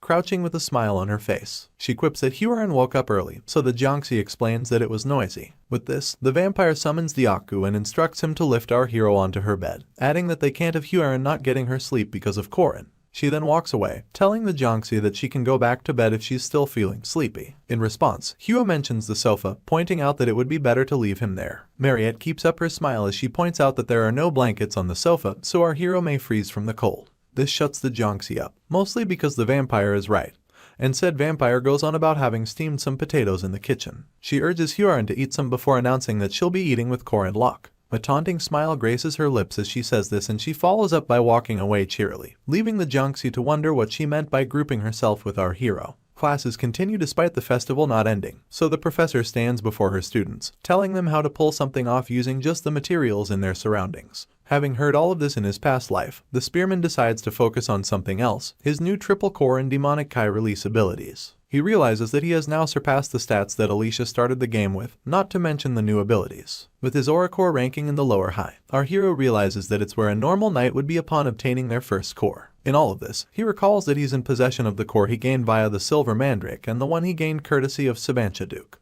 Basically, while others were scrambling to gain one core, and Locke already possessed 3. Alicia comes to mind at this point and our boy remembers that she also gained her first core in the course of the last battle. This was as a result of the multiple steps she was forced to take within the domain. In addition, her aura rank had risen from the upper middle she started with to lower high, making it so that she developed half a year faster than she normally should. Moving on, Locke can't hide how excited he is to explore the demonic Kai release, seeing as it draws out his inner power and accumulates it in high pressures. It's obvious that it's an incredible skill, but our boy can only release 20% of it at the moment. His current aura amount is about 8,130, putting 20% at about 1,600. Our hero realizes that this will make for an absurd amount of instantaneous power, but the major problem is that he couldn't get a feel for it when he tried activating the power earlier. Massaging his tempo warily, our boy welcomes the possibility that he'll be able to do something similar to what Sabancha Duke did with his final demonic sword. Doubt creeps in at this moment, making Locke wonder if he'll really be able to split the skies and cut down dragons using only his spear. The voice of the lecturer slowly seeps into our hero's consciousness as she announces that she'll check everyone's notes 5 minutes before the end of the class, and when he realizes this, he begins to panic. Our boy wonders why the professor is doing something she has never done before and deduces that it could be because everyone is dozing off in her class. It turns out that Professor Lorala is the type to keep her friendly demeanor while dealing out punishments such as making everyone clean the classroom. This sounds easy, but said classroom is the exclusive property of the alchemy faculty, so the amount of ingrained sort from various experiments is incredible. Bowing his head, our MC overhears his classmates scurrying around in search of notes to copy from. All this while, he can only think of his initial plan to enjoy the festival after this class is over, but reality trumps fantasy as he hurries to find something to write. He swipes his arm to the right, only to touch a hand much more slender than his. This comes as a surprise to him, seeing as he can only recall Jaeger who's sitting on his left. The moment he lifts his gaze, he realizes that the hand belongs to Huron, so he tries to quickly retrieve his, only to have it snatched back. The Jiangxi goes a bit further as she intertwines her fingers with his, pushing our boy to blush way too much. He instantly recognizes this to be a move only Ran can make, and she wastes no time confirming it. She then flashes a warm smile, asking if he wants to see hers and calling him Appa as the icing on this heartfelt cake. Locke is flustered to say the least. He has no idea if she meant he should look at her notes or something else. In turn, the girl clarifies that it's what she meant, and tells him that he can start from there. She then asks if he'd like to eat lunch together, only for him to instantly agree and claim that he'll get her something delicious. 2 of his classmates sitting behind him begin to gossip. They ask what Locke's problem is and why he's always hanging around Huron. To make things worse, Diaku is seated right behind these 2 boys, spying on our hero like his life depends on it. Later on, the spearman asks Ran about her double, and she reveals that Hua was dozing off, so she switched them out. In fact, she's certain that the Jiangxi won't wake up for a while. As they walk down the hallway, our boy changes the topic to Jinhaek and Yuhua, asking if Ran met with them. Well, the girl thinks the 2 of them bear quite the responsibility in the most recent incident, and although they were used, Ran finds it ambiguous that they didn't take any responsibility at all. As for Professor Kang Ryan, word came that he will be secretly executed by the royal family. With him gone, Kang Yuhua is now the lord of the Kang family. This comes as a surprise to Locke, so he tries to get some clarity about Yuhua's duties. In response, Ran explains that the new lord will be in charge of everything from small household work to the marriages in the family. This is why Ran got permission to marry him. She presses herself against his chest at this point and looks into his eyes as she calls him her husband. Our boy instantly begins to sweat buckets, and all he can hope for is that Hua wakes up to save him from her double. On the other hand, Mariette is not taking Diaku's report lightly. She even yells at him to tell her everything that happened from the beginning to the end. Diaku goes on to bark multiple times, speaking a language only his master can understand, and the vampire who's busy preparing a meal for our hero is all but perplexed. She begins to rationalize things, recalling that she and Locke are not dating and claiming that she's on the reasonable side. Her actions may seem more about food than affection, but she thinks it should be obvious that the amount of times she has done it has a special meaning. Things get worse as Diaku reveals the marriage conversation between Ran and our hero, adding the part about her calling him Appa and telling him that he'll basically have 2 wives. This infuriates Mariette beyond her own understanding, and she ends up breaking the spatula she's cooking with. She then resolves to take special measures to make things work for her. The vampire is left wondering if she should go on with potato farming and diamond mining, or whether she should be bold about our boy. She quickly swipes the last thought away, telling herself that she can't be any bolder than she already is. The dilemma keeps getting to her and flames surround her as a result. Poor Dyaku just stands there watching in horror until his master asks if he knows what it means to like a male. Sadly, the only thing the overpowered dog is interested in is bones. Later on, Mariette gets Corin Locke to sit with her for a meal, explaining that she spent a long time doing her research just so she could prepare the meal for him. When asked what she made, the vampire only reveals that it's a dish that her ranch workers often make, special ox blood soup. She hopes our boy will like it, and it turns out that he loves it. His face practically lights up upon seeing the contents of his plate, and he wastes no time gulping them down. Meanwhile, his friend quips that she doesn't know if he'll like it, seeing as it was made by solidifying blood. Amidst his gulping, Corin Locke tells her that the meal is a must-have, adding that the chunks she put inside make it all the more delicious. This gets her excited, but she'd like him to talk more about the taste. The spearman drops his now empty plate on the table, reiterating how refreshing and delicious it was. Suddenly, he gets notifications about consuming a special blood elixir and about earning superhuman strength. Apparently, the soup increased his strength by 30 points. This makes our boy call out to the vampire, and her face is all red and sweaty as she pays him attention. In turn, he wonders aloud if she used pigs or cows for the ox blood soup. He hasn't even gotten an answer when another notification pops up about his strength increasing by 200%. And not overlapping with other buffs. The spearman begins to curse from all the excitement and grabs Mariette's face as he tells her that he loves her. Of course, he only said it out of excitement, but the vampire is still grateful that she did as Dyaku advised. At the same time, Hugh approaches Madame Josephine with a dilemma of her own, claiming that she has questions to ask on behalf of her friend. Apparently, when this friend is with a certain person, her heart pounds, and the sorceress already has an idea about who she's referring to. This doesn't stop Hua from explaining that her friend also feels soft in this person's presence, like she's floating on clouds. When they hug, her friend's heart can't stop pounding, and it's so bad that she feels like she's trapped in a swamp. As the girl stares at the ground, it becomes obvious that she came to the sorceress for love advice. Madame Josephine adjusts her glasses on the outside. But on the inside, she admits that Huron is not only a demi-human but also a child experiencing her first love. She's also certain that the mystery person she loves is Corin Locke, the boy with unbelievable luck with women. Seeing as there are no other men Huron comes in contact with, the sorceress concludes that although he's hardworking, he's also a natural-born playboy. It's so bad that reports have come from second-year female students about him being a sly swindler.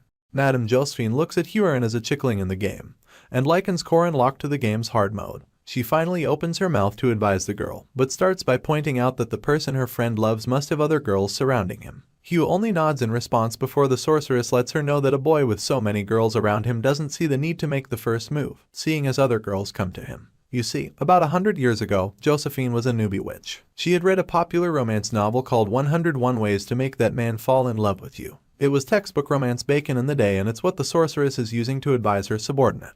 Present day, Madame Josephine tells Hugh that her actions must be bold, passionate, and determined, adding that she cannot attain love otherwise. She then stares down at Hugh with all seriousness and tells her to get rid of anyone who stands in her way. The worst part of this situation is the fact that young girls who know nothing about love are getting advice from a 117-year-old unmarried witch with romance knowledge she found in a 100-year-old book. The sorceress offers to drop off Hua, and the girl has no problem with this. You see, neither of the doubles have any love experience, so they decided to accept Madame Josephine's lame advice. The sorceress drops her off at Corin Locke's place as promised and quips that she'll be back to pick her up before dinner. With this, she bids the Jonxie good luck and goes on her way. The first thing Hua sees is Dyaku setting a fire outside the window, but inside lies a silhouette of two people touching up on each other. A closer look reveals that it's Mariette and Corin Locke, and the vampire pushes his shirt aside as she digs into the veins in his neck. This is their usual arrangement, but Hua doesn't know that, so watching the two of them being that close begins to infuriate her. She balls her fist as thoughts of the spearman run through her mind.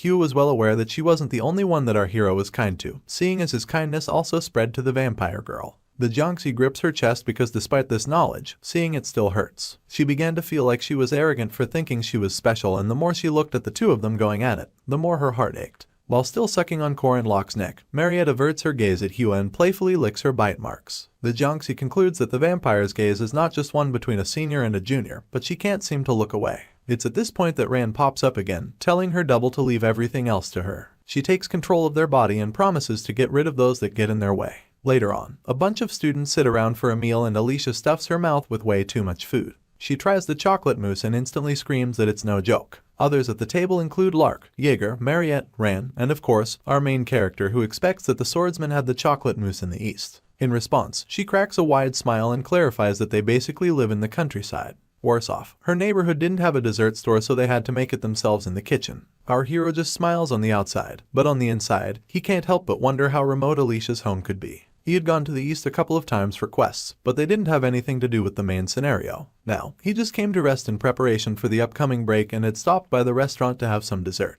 Unfortunately, the swordsman, Lark, and Jaeger all met him on his way to the restaurant, and Ran and Mariette followed him out. He never expected this many people though. Just then, the vampire calls out to him in hopes of getting him to try out her cake.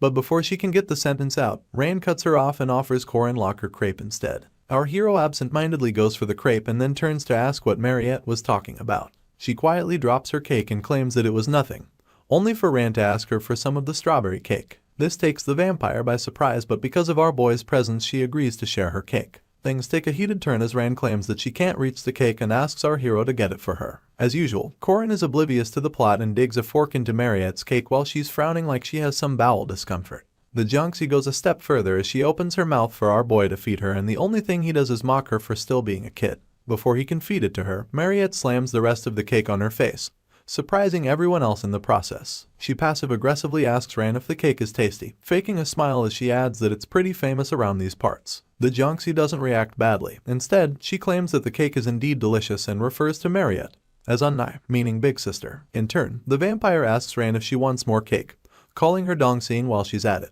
That means younger sister. The tension begins to get to our hero and he's left wondering why the atmosphere is suddenly so scary. This doesn't do anything to dial it down, so Ran attacks Mariette's potato farm, asking if they're cakes. Her fake smile is right on point, even as the vampire tells her that potatoes can be baked after putting them in a pan. Ran thinks it's a bit tricky to call it a cake, and the passive aggression continues as Mariette points out that if you call it a cake, it is a cake. She segues into asking if the Junxie wants more strawberry, only to get a negative answer. Even Jaeger can tell that something is terribly wrong, but he only speaks to Corin Locke using his eyes. He asks if our hero did anything wrong, and the sweating spearman signals that he doesn't know, adding how scary he finds the situation. After this, he stands to his feet, clears his throat, and claims that he needs to use the little boy's room. Lark and Jaeger instantly take this opportunity to also excuse themselves. As the three of them walk away, our hero asks if the two girls had a fight, only for Jaeger to blame him for everything. Lark supports this notion and they all abandon Alicia in the middle of the tension. The poor girl pretends to be eating as she overhears Mariette and Ran mocking each other's hometowns. It's obvious that their smiles are fake, so the swordsman keeps her face buried in her plate. Just then, the vampire brags about Corin Locke following her home this winter, adding that our boy needs to wash away his fatigue in one of her hot spring inns. In response, Ran brags about wanting to invite him to visit the Xian Chapel, seeing as he can be blessed by the saintess if he comes there rather than going to a musty-smelling hot spring. Alicia nervously interrupts them, asking if they've not heard that Corin plans to visit her place this time. While our hero and his buddies are taking a leak, both girls scream in unison. The spearman then looks back in surprise, sensing a powerful killing intent. Shaking like crazy, Alicia manages to drop her tin cup on the table, stuttering as she confesses to the two fuming ladies that Corin Locke had business in the east and wanted to go see an eclipse with her. They glare daggers at her as she tries to find out if they didn't know before now. They continue to drill her for answers so loudly that our hero's attention is drawn from the loo. You see, a few days ago, Yule had approached Corin Locke with news about a spirit arriving from the eastern forest, leaving him curious about why it would come from such a far place. Despite the fact that druids are accepted wholly by these spirits and even move with them, it still seems weird for one of them to make such a long trip. Apparently, it's because an item RMC had been searching for has come to light and has been found in the possession of Uskias of Findias, a druid. Klausolas is one of the 4 great secret treasures hidden in a land protected by Uskias. These secret treasures are practically unobtainable in the game and are tactically retrieved by Tata's Voltazar and his minions. Sadly, not even Park Sahu could get rid of Voltazar, talk less of our hero who died time after time trying to do the same. He desperately liked to weaken the enemy, so he hoped he could get a hold of one of these secret treasures that were supposed to go to Voltazar and his minions. Usually, our hero wouldn't have any idea where to look, but the situation changed after he got a reward for defeating Firmak Damon. As a result, he acquired Findias' son, a map to the 4 treasures. Every other knowledge he acquired transferred directly to his mind, but the solar eclipse stood out. You see, Corin Locke discovered that he could attain Klausolas when the sun's power is at its weakest. Judging from his past life, our boy recalls that a solar eclipse will occur on the 8th of February the following year. Luckily, it'll coincide with their spring break. Referring to the druid, our hero asks if both Uskias and Findias are on the east side of the kingdom, only for her to correct him. Apparently, they lie in the territory of the Beast King just past the border. Despite its hidden location, Corin Locke always believed that Yule could figure it out now that she's grown stronger. A smirk comes to his lips as he realizes that everything is going according to plan, and he follows up by balling his fists, planning to obtain Klausolas when he visits the east during their break. The smirk doesn't leave his features, mostly because our hero relishes the idea of ruining the plans of Balthazar and his minions. Moving on, Mariette manages to catch our boy in a tight spot and he tries to answer her questions. She'd like to know if he's really following Alicia home, and Corin Locke, who's drenched in sweat, gives a positive response, adding that he'd also like to ask a sword-crazed man in the east about Sabantia Duke's abilities. Despite our hero's swift response, Mariette doesn't stop staring at him like the enemy. Corin Locke would like to know why, but she switches the topic and asks if he'll be heading to the east immediately the spring break commences. Our boy doesn't quite understand her motive until she hands him some sort of sigil, clarifying that it should allow him receive assistance in most places, seeing as it's from the family of a duke. Taking it, the spearman can tell that the sigil is quite important and wonders if Mariette should be handing something like that to a nobody. Averting her gaze, the vampire stutters until she announces that Corin Locke isn't a nobody. Her face is redder than fresh strawberries as she admits this, so she's quick to follow it up with some yelling about getting ready too. Our boy just rubs the back of his neck in concurrence and points out that he'll need her help with a dangerous foe. Once again, the vampire yells her response, promising to come and help him. Taking things a step further, she yells at him not to get hurt and not to follow strangers who offer him potatoes. Corin makes it clear that he's not a kid and seeks to leave after this, only for the vampire to grab his hand. She can barely look him in the eyes as she asks to drink some of his blood. But our hero just shoots her a small smile and encourages her to drink as much as she wants. This is because the poor vampire will be stuck with blood bags for most of spring break. It's a day before our boy's journey and all he feels is tiredness. He wonders why that is when he was just getting drained. You see, the only reason he was able to leave Mariette's room was because it was midnight, and since then, he hasn't gotten much sleep. He heads to his bed to do something about it, but he meets HWA lying on it, her legs spilling over the side. Staring at him with literally no effort, she announces that Corin Locke had quite the long bath. In retaliation, he wonders why she cares how long he uses the facilities and switches to asking why she's in his bed. Without hesitation, HWA claims that she's sleeping in it. Our hero refuses to believe his ears and goes on to correct her about saying stuff like that. The Junksy doesn't see the problem, mostly because they slept together in the woods, only for Corin to point out how inevitable the situation was. Tired, he decides to give in, realizing that it's not a big deal as long as Professor Josephine doesn't catch them. He pushes his reservations aside and begins to take off his bathrobe. His eyes are still closed when HWA throws a pillow at his face, accusing him of stripping while she's at it. Our hero then clarifies that he sleeps without his clothes on, and HWA gets so pissed that she prepares to throw the other pillow. Corin quickly admits that he's kidding, adding that he does have to sleep in his pajamas though. With this, HWA yells at him to change somewhere else, leaving our hero to wonder why he has to leave when he's the owner of the room. Anyway, he changes clothes and they get into the bed together, and HWA leaves the pillow for him, claiming that she sleeps better without one. In turn, Corin offers his arm and she instantly complains about how hard it is. He tries to retract it, but HWA quickly indicates that she didn't say anything about that. A few moments later, she pleads with him not to get hurt in the east, leaving room for our boy to mock her about being worried. She doesn't even take it as a joke, seeing as her heart hurts whenever he gets hurt. Corin wasn't expecting this, so he stays quiet and listens to HWA go on about how she'll protect him. She turns to face him, coming so close that only mere inches separate their lips, and then reiterates that he should try to get hurt less. Breaking character, Corin looks away, joking about how she still wants him to get hurt. They then talk about how she'll come to the east later on, and he admits that it makes him feel better. Come daybreak, Corin, Alicia, and Yule head to a cafe where our boy notices that the swordsman has been featured in the Eastern Times newspaper. Apparently, her grandfather, Sword Emperor Garen, has left Alicia in charge of the 5th Pavilion. She almost chokes on her coffee after hearing this and wipes her chin as she admits she didn't expect something like this to happen. Our hero can tell, so he moves on to pointing out that she'll be out of the ditches because of the status change. The moment she agrees with him, he asks if they all brought their snow equipment alongside their belongings. Alicia is the first to respond, claiming that she brought a coat and a bag with food and clothes. Yule, on the other hand, proclaims that nature is her protection, so she doesn't need to prepare. This just tells Corin that both girls are still amateurs, leaving them to question him about what he means by that. In response, he reveals that they'll be heading straight east by Wyvern, but the girls have no idea about its implications. Our hero just leaves them to their fate, knowing full well that they'll be in deep trouble the moment they embark on the trip. True to his words, the Wyvern ride is nothing if not intense. Alicia and Yule can't stop screaming as the beast flies at top speed and the swordsman yells that she can't even open her eyes. While she's crying for help, Yule joins in the yelling, screaming that nature does not protect all of her and that humans need to learn to stand for themselves. Korin Locke, who's kitted with his coat and goggles, mocks the newbies for not preparing for a trip at 1 kilometer in the air. After the struggle, they finally arrive at Taklaken in the eastern region and a flailing Alicia points out that something is going on right beneath them. He doesn't understand her at first, but a glance below reveals a herd of oliphants, crooked-tusked elephant-like beasts, running towards a nearby town. A worried Alicia can barely get the words out, but it's obvious that she's worried about the stampede taking out the town. Realizing that they aren't tight on time, Korin Locke decides to save the town. As they make their descent, he instructs Yule to create a bunch of roots to disrupt the path of the oliphants and asks whether Alicia can handle what comes after. The moment she gives a positive response, Yule carries out her part of the plan, wrapping the legs of the beasts with roots and creating some sort of wall. Alicia swoops down, blade in hand, as she tries to cut the closest beast. Sadly, the oliphant blocks it and it makes the entire herd angrier. They begin to struggle Yule's roots with her, so our hero instructs her to switch her focus to the oliphant in front.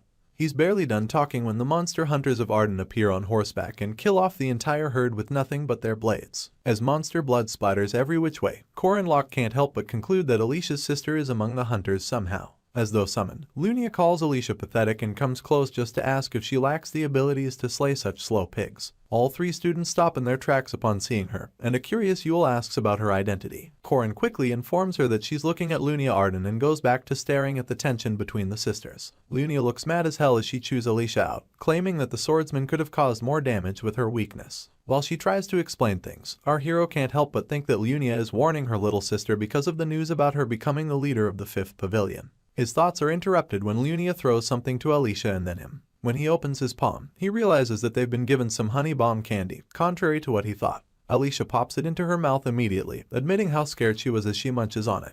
In turn, her big sister urges her to be more careful next time, adding that she can't just run in without thinking. Without turning, she speaks about our hero becoming a first rank and urges him to continue doing good work. He just chucks her dry conversation to the way she is, but the swordsman stops abruptly. She twirls her head ever so majestically and asks if Korin Locke would marry her. Yule and Alicia practically lose their minds as evidenced by their screaming. Our hero, on the other hand, just can't believe his ears. Unlike the Dunelifs, who control the major trade routes in the south, the eastern regions border a country of heretics and face countless monsters trooping in from uninhabited lands. The only reason the eastern region has been able to go about their activities is because of the Arden family, also known as the Defenders of the Wastelands. Upon her return, Lunia gets a resounding welcome from all of the Arden staff, and she wastes no time instructing them to give Korin and Yule rooms. After this, she calls out to Alicia, asking her to come along. To while away time, our hero and his druid friend play some shogi and he wipes the floor with her. She complains about how difficult the game is and wonders if Korin has played it before. He gives a roundabout response about playing from time to time. And afterwards, Yule begins to whisper about Alicia. Apparently, she's scared that things seem pretty serious between her and her big sister, but our boy just brushes this aside, claiming that they're family. Mid-conversation, a maid steps into the room, bows her head, and announces that Miss Lunia requests Korin's presence. In turn, he makes his way to her and sees her standing with both palms intertwined behind her back. She turns around the moment she notices him, offering him a seat and indicating that they have a lot to talk about. Our hero wonders if he's being punished, but Lunia puts his mind at ease. She serves him some tea and asks about him turning 18 soon. Korin Locke confirms it, not failing to add that he's the same age as Alicia. This does nothing to dissuade the swordsman, judging from her next question about whether or not our hero is married. Korin coughs up some of his tea upon hearing this and then clarifies that he's still single. With the straightest face ever, Lunia asks if he would be interested in marrying her. Our boy has to question how serious she is, but the swordsman points out that she's not the type to joke around. She goes on about how Korin is the perfect specimen because of his prowess in martial arts and his mindset to improve. She adds that he is just as handsome as she likes them, so Korin expresses his surprise about her caring about looks. In turn, she admits to being a woman after all, mentioning that she has to choose the face and body she'll be sleeping next to. With his hand on his chin, our hero asks about her true intentions, badgering Lunia to tell him her reason for pulling this stunt. In a nutshell, she claims that it's because of him. Confused, all our boy can do is listen as the swordsman explains. You see, after Alicia defeated her, the Sword Emperor showed up and asked that she be appointed as the 5th Pavilion Master. This riled up most of Lunia's supporters and shook her position in the family. Since then, various suitor swordsmen have been sending messages, offering to help restore her name. While she's sipping on her tea, Korin deduces that she's talking about an arranged marriage and even agrees that it's not a bad political move. Actually, Lunia doesn't like it, seeing as it makes her feel like a product on the market. For the umpteenth time, Corin confirms if that's her reason for wanting a fake engagement, and she cracks a devious smile as she concurs. As for Alicia, a number of gifts were awaiting her return despite her being the bastard child of the Ardents. This is because she was appointed as a possible heir at such a young age. Sophia, Lunia's mother and wife to Jade Arden, doesn't seem too happy about it. She approaches Alicia about the new development, informing her about her father's choice to make her the master of the 5th pavilion. The swordsman tries to object to this, but Sophia simply dumps a blade on the floor and resounds that her father's words are law. Glaring at Alicia with all the disdain she can muster, Sophia tells the girl that she has no say in it.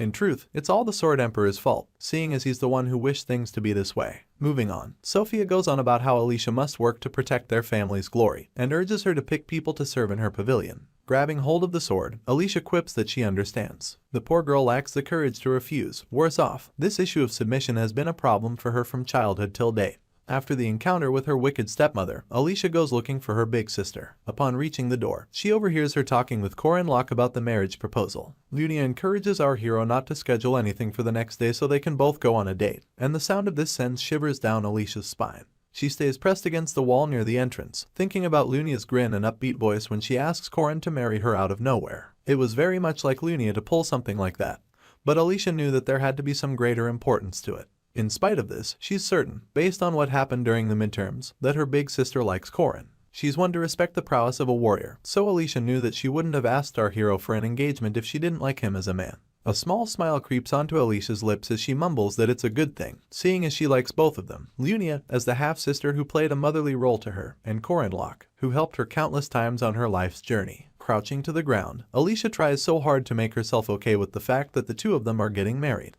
Later on, Lunia takes a puff from her pipe and thinks back to when her mom, Sophia, handed her a piece of paper. Lunia wasted no time questioning her about its purpose, and apparently, it was a list of suitors, renowned family heirs and swordsmen from eastern regions alike. This bought Lunia's silence for a few minutes, making her think about how most of her supporters came from her mom's side of the family. Back to the present, and Corin Locke also comes to mind, his handsome face, coupled with his strong desire for power. Seeing as her grandfather, Garand Arden, will be the one to choose the next head of the family, Lunia is certain that he'll shut down any opposition after seeing the potential Corin has to reach the domain. She exclaims calmly as she thinks about her sister and our hero, wondering if they have feelings for each other or are just friends. She tosses the tobacco out of her pipe, regretting the burden of having to care for a sister's emotions. She then tells herself that she has the right to do whatever she wants, banking on the fact that a warrior doesn't hesitate.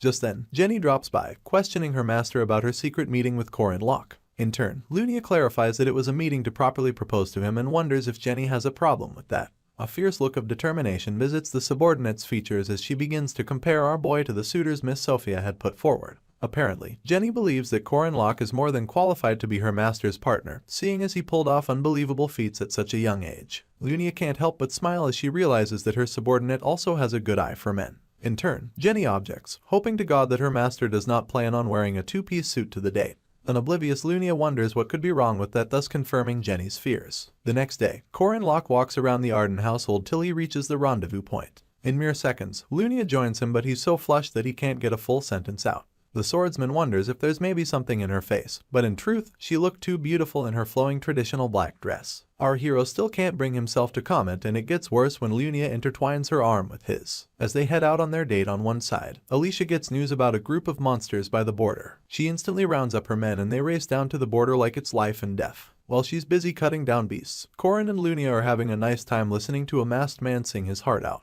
She slashes the life out of these beasts, a scowl of condemnation on her face, all while her sister and friend applaud the singing man on the other side of town. After finally killing all her opponents, Alicia lets go of her blade and exhales loudly, standing tiredly as blood stains litter her garments. She then commends the rest of her team for doing a good job. That evening, Corin and Lunia make their way back home, hands still intertwined as the swordsman asks if our hero had a nice time. In turn, he admits that the singer really had a voice from heaven.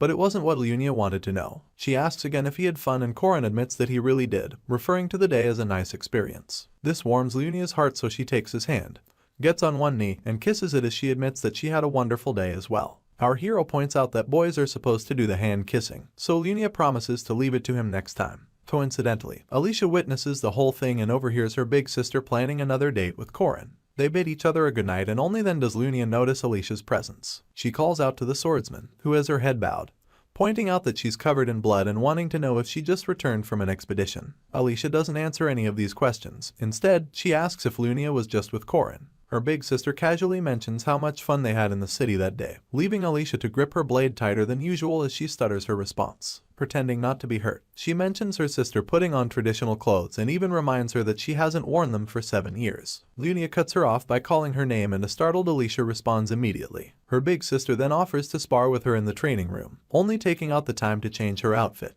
This was weird, seeing as Lunia would normally brush off the situation. The swordsman wasn't quite sure of Lunia's reason for wanting to spar, but this was something she couldn't say no to. A crescent moon graces the night sky, and right below it, the Arden sisters come face to face. Lunia is the first to point out how unnatural it is for Alicia to accept her offer to spar, seeing as she'd usually refuse it. She glares daggers at her big sister, and Lunia, not being blind, urges her to swing her blade to her heart's content, adding that no one's watching. Lunia does the honorable thing by introducing herself via her titles, and her little sister follows suit. The air becomes thick with tension as they await who will make the first move, only for Lunia to take the initiative. She digs her blade into the ground and sends chunks of concrete flying in her little sister's direction. Taken by surprise, Alicia has all but a split second to react. She begins to swing her sword every which way, blocking chunk after chunk with impeccable speed and accuracy. While she's at it, Lunia readies another attack using the first form second style of the Furious Tiger. Her aura gets so intense as she nears her sister, asking the poor swordsman if she remembers the technique about to be unleashed. Before Alicia can respond, Lunia tells her to try and keep up. She turns around in shock, only to be met by multiple attacks at once. Lunia is well aware that her sister's boundary eyes are supposed to catch the technique, but she also knows that her reflexes cannot handle it.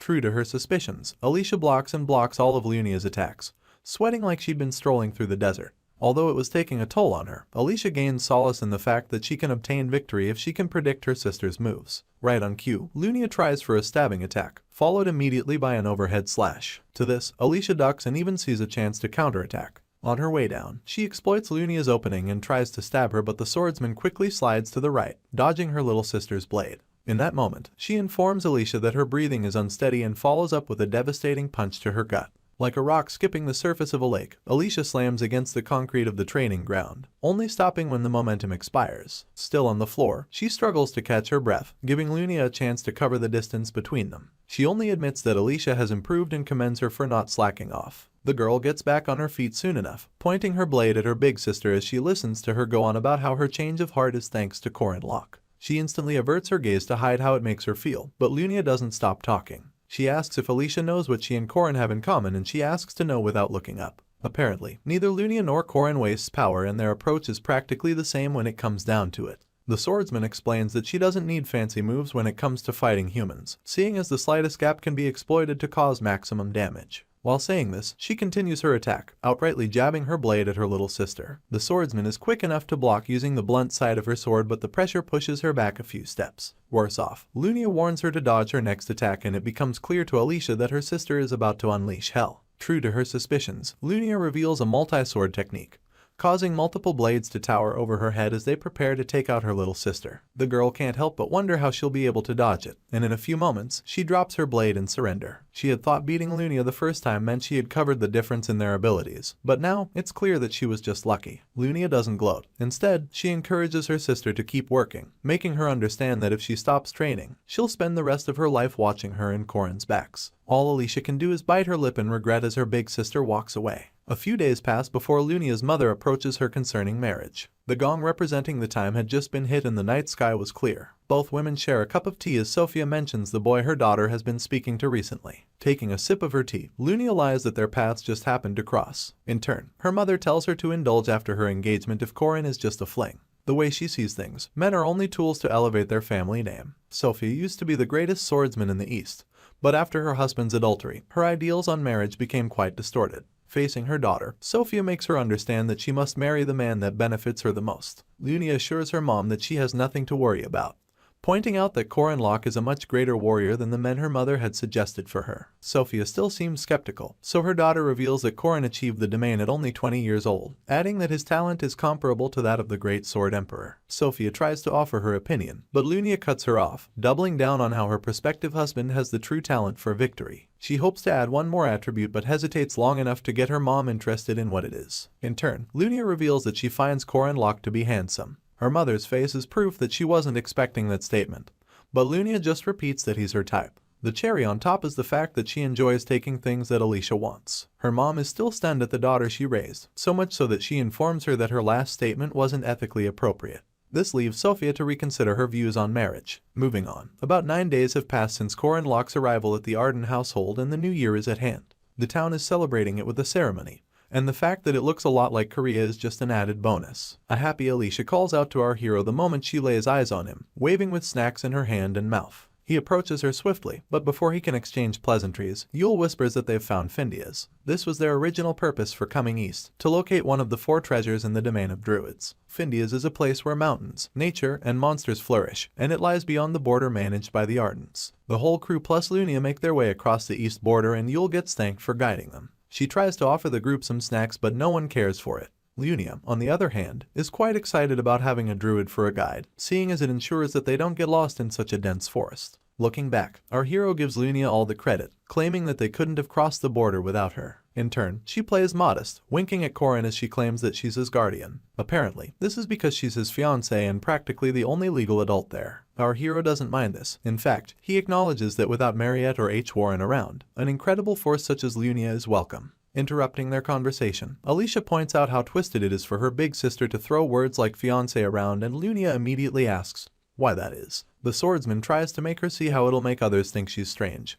But Lunia doesn't care about the opinions of the public. Seeing as this method doesn't work, Alicia throws a tantrum, stuttering and yelling that Lunia won't take care of Corin and that it's not fair to limit his potential for marriage. A chuckle escapes her big sister's lips, taunting Alicia about her last statement. Luckily, Yule breaks the ice by announcing that they'll arrive in Findias after crossing the magical threshold in front of them. They all stare at it in awe, but soon enough, there seems to be a crack in the atmosphere. Suddenly, Corin Locke finds himself alone in a field of shrubbery and instantly deduces that he has been separated from the others courtesy of the sage-level druid guarding the place. You see, our hero has fallen victim to a spell made to charm those who cross the barrier, and he's left wondering if it's anything like the Eta Ray formation from before. He's well aware that it's a test to know if they're worthy to travel with the druid, so he readies himself for what's to come. With this in mind, our hero stretches out his spear and yells at whoever is listening to send any monster or illusion they like. Just then, a voice emanates from the distance and a cold sweat pours down Corin's head as he recognizes it. It's none other than the main player, Park Sahu, baring his teeth in a fake smile and pointing out how long it's been since they last spoke. Still feigning a smile, Sahu tries to exchange pleasantries, but our hero is much too wary to leave anything to chance. He curses out loud and attacks with his spear in a split second. Sadly, he's nowhere near strong enough to hit his opponent. The main player put up a shield to block our boy's attack, pushing him to yell that the Sahu he's looking at is a fake. With a smirk across his lips, the replica concurs and then accuses Corin Locke of also being a fake. He seems too happy to be fighting him, and soon enough, our hero realizes that his spirit has been erased. It becomes all too obvious that Park Sahu, the rightful main character of this world, may be evil but is truly powerful. He's so strong that Corin refers to him as a god, and he wouldn't be wrong to do so, seeing as he's eons more powerful than he is. Anyway, Sahu transports himself to our boy's side in the blink of an eye, taunting and commending him for killing him in the past. His eyes shine red with unnatural excitement as he asks if Corin is sure he can save the freaking world. He then goes on about how he failed to save it despite hoarding everything. With this in mind, Sahu is certain that our hero and his half-baked system won't stand a chance. He taunts him some more, wanting to know if he believes he can take out Baltazar as an extra. Without fretting, our MC declares that he can, adding that he only came to Findias to acquire one of the treasures to weaken him. The moment he quips that he's searching for a happy ending, Sahu yells and accuses him of being a liar. He switches positions abruptly and continues yelling that Corin should have chosen him if he really wanted a happy ending. Remembering Sahu's inappropriate advances, our hero quips that his virginity would have been at risk if he chose him. The dead player tries to pass it off as Corin being the type to enjoy sacrifices, and this renders our hero silent.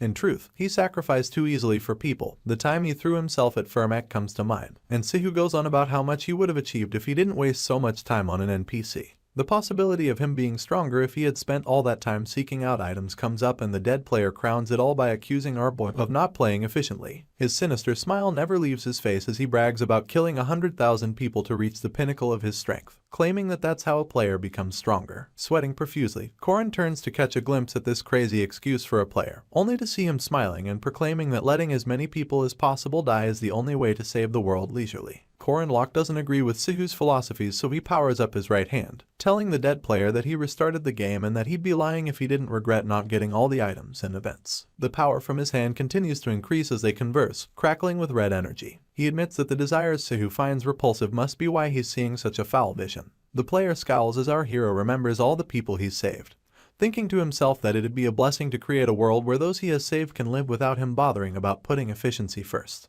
His fist was revving to go and Korin Locke unleashes it without a second thought, sinking its entirety into Sahu's stomach. The force is so extreme that it sends Sahu crashing into the walls of the illusion and shattering it to pieces. Grabbing his spear, our hero can't believe that he was scared by such a vision. The positive spin he gives it is that it helped him focus, and a small smile comes to his features as he tells himself that he wouldn't change anything even if he was given a chance to. Amidst his soliloquy, Lunia calls out to him, breaking his concentration. He turns to face her and points out that Yule wouldn't be affected by the illusions because she's a druid. He then wonders how Lunia broke free so quickly, and she reveals that she saw some weird-looking creature dressed like her grandpa spouting nonsense. Apparently, she cut him down without a second thought, leaving Korin to conclude that she really doesn't hesitate. Switching topics, he brings up Alicia still being caught up in the illusion, and her big sister admits that Alicia is most vulnerable to things like this. A worried Yule wonders if the swordsman will wake up soon.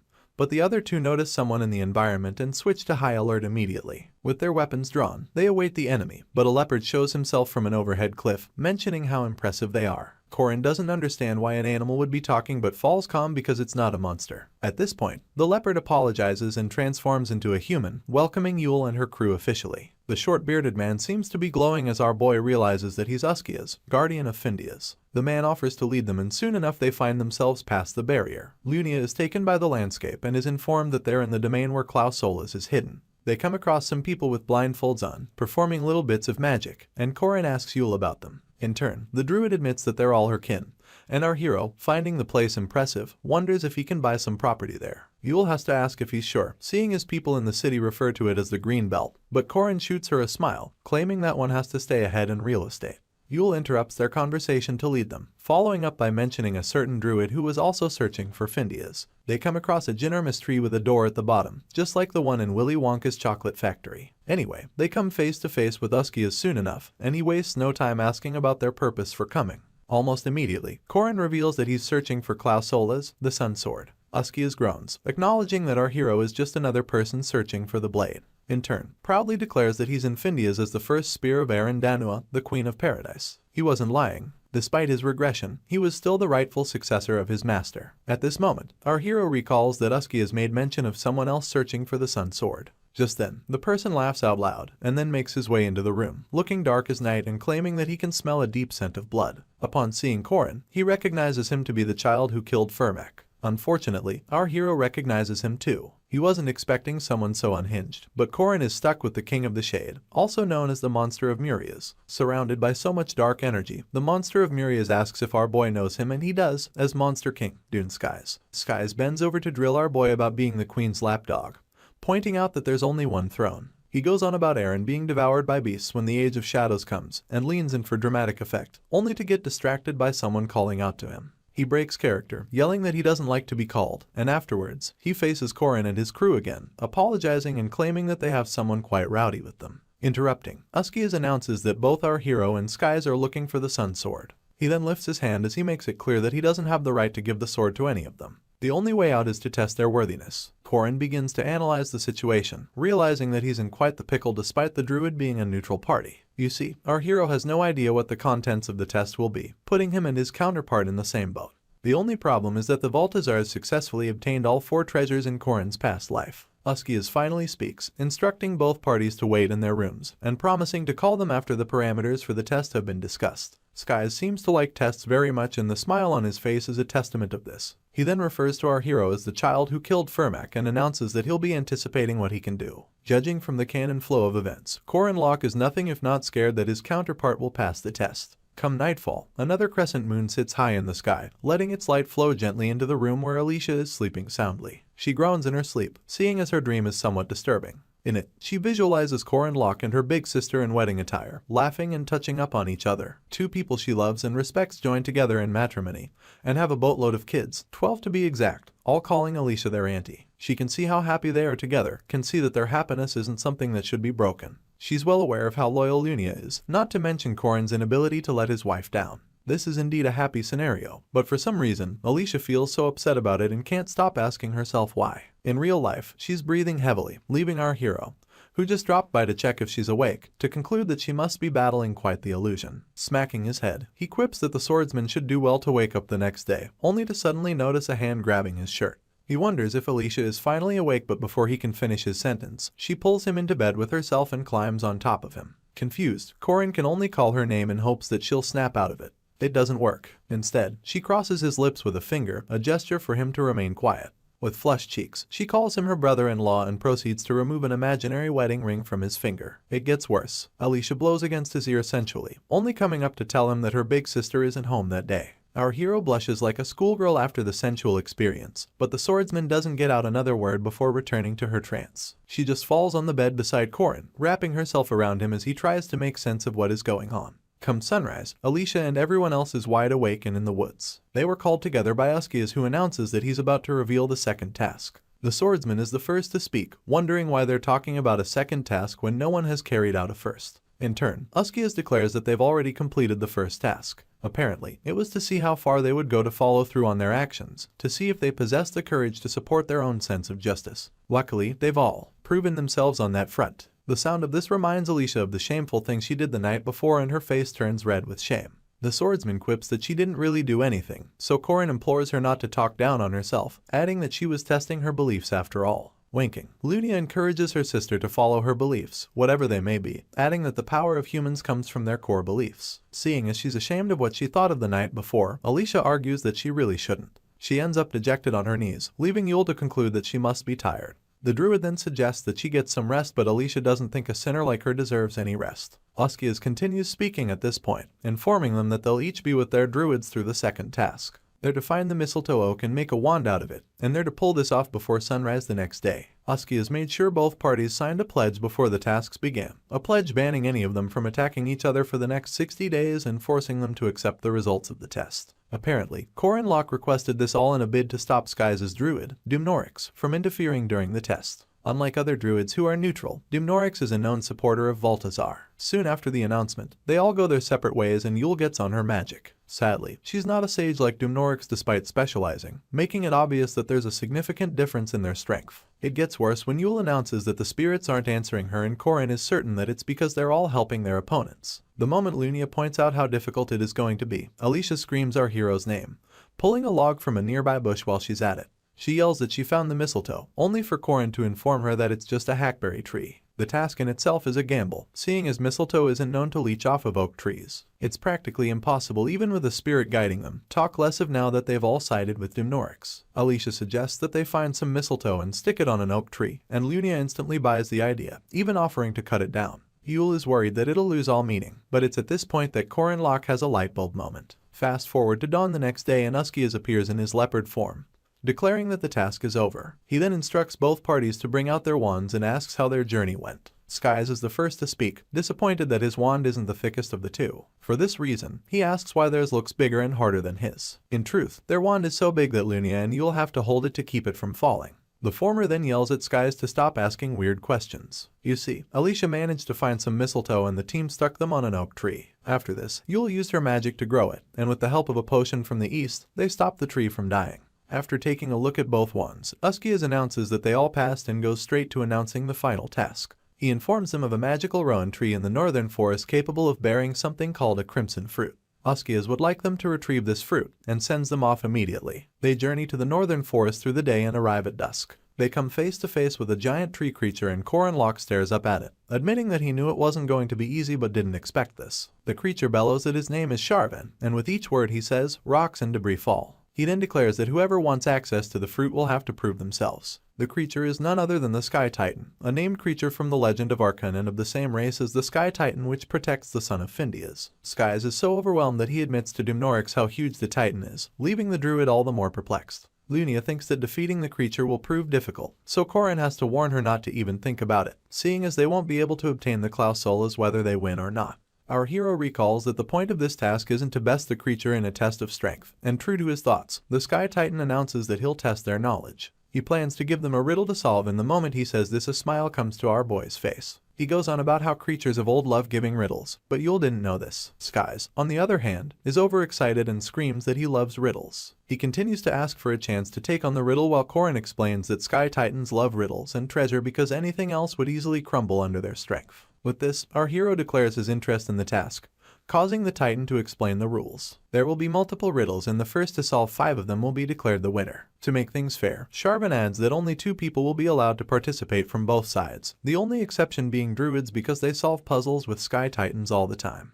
Alicia and Korin celebrate while Dumnorix sheds uncontrollable tears. This doesn't kill Skies' spirit, seeing as he repeatedly announces his love for riddles, leaving the opposing team to select their players. Lunia quickly expresses her disinterest in puzzles, so Alicia peeks out behind her, raising her hand as she quips that she used to solve riddles from magazines. With this, it becomes Korin and Alicia versus Skies. The Sky Titan begins with a riddle about something that grows bigger in the morning but smaller at noon, adding that the same thing grows big again in the afternoon before disappearing at night.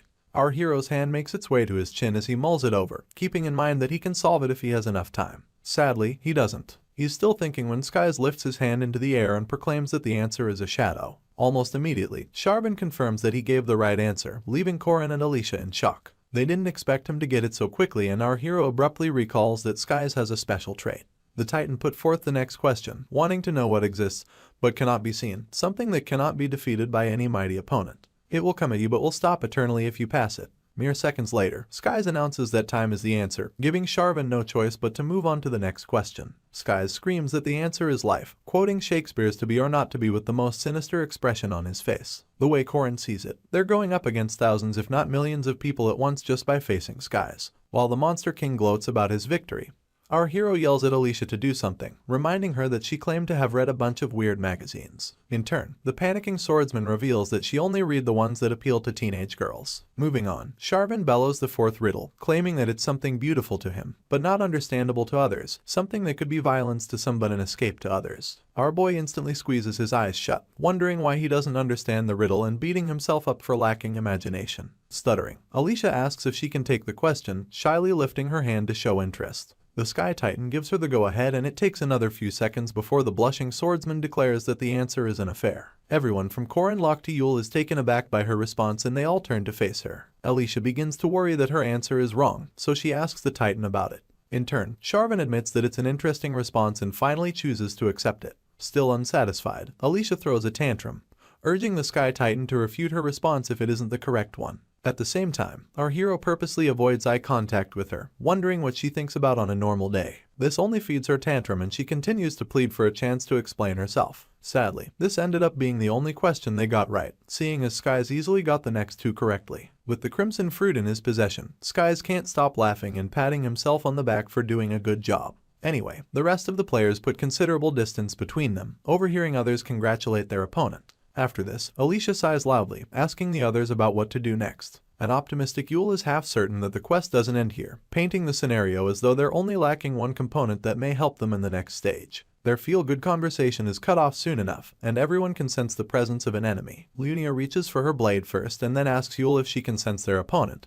But for some reason, the druid comes up empty. The swordsman screams Yule's name in a panic, but there is nothing she can do except complain about not being able to feel any of the spirits in the area. It's at this moment that she realizes that there aren't any monsters in the area either, and this pushes our hero's suspicion to its limit. You see, this particular forest is normally a monster mountain range, so the absence of monsters and spirits from such a place could only mean one of 2 things. Staring at his ongoing opponents, Korin concludes that it's either the spirits and monsters were killed or something scared them all away. Seeing as our boy has discovered this, Skies bursts out laughing, shooting him a sinister smile as he admits that they may have gone too far. To make things worse, Dumnorix unleashes a dark spell and taps the bottom of his wand against the ground. In response, a giant green magic circle appears on the ground, paving way for a small manor to burst forth. Green essence turns red in a heartbeat as an uninvited guest joins the party. Yule seems to be too transfixed to move, so Korin yells at her as he jumps in an attempt to get her out of harm's way. Luckily, he gets to her in time, stealing a glance at the most recent addition to the ongoing contest, a humanoid beast. This beast also happens to be a swordsman with 2 blades and talons for feet, so a worried Korin Locke warns Yule to stay back. Skies wastes no time sending multiple snakes out from his sleeve in a bid to attack the humanoid beast.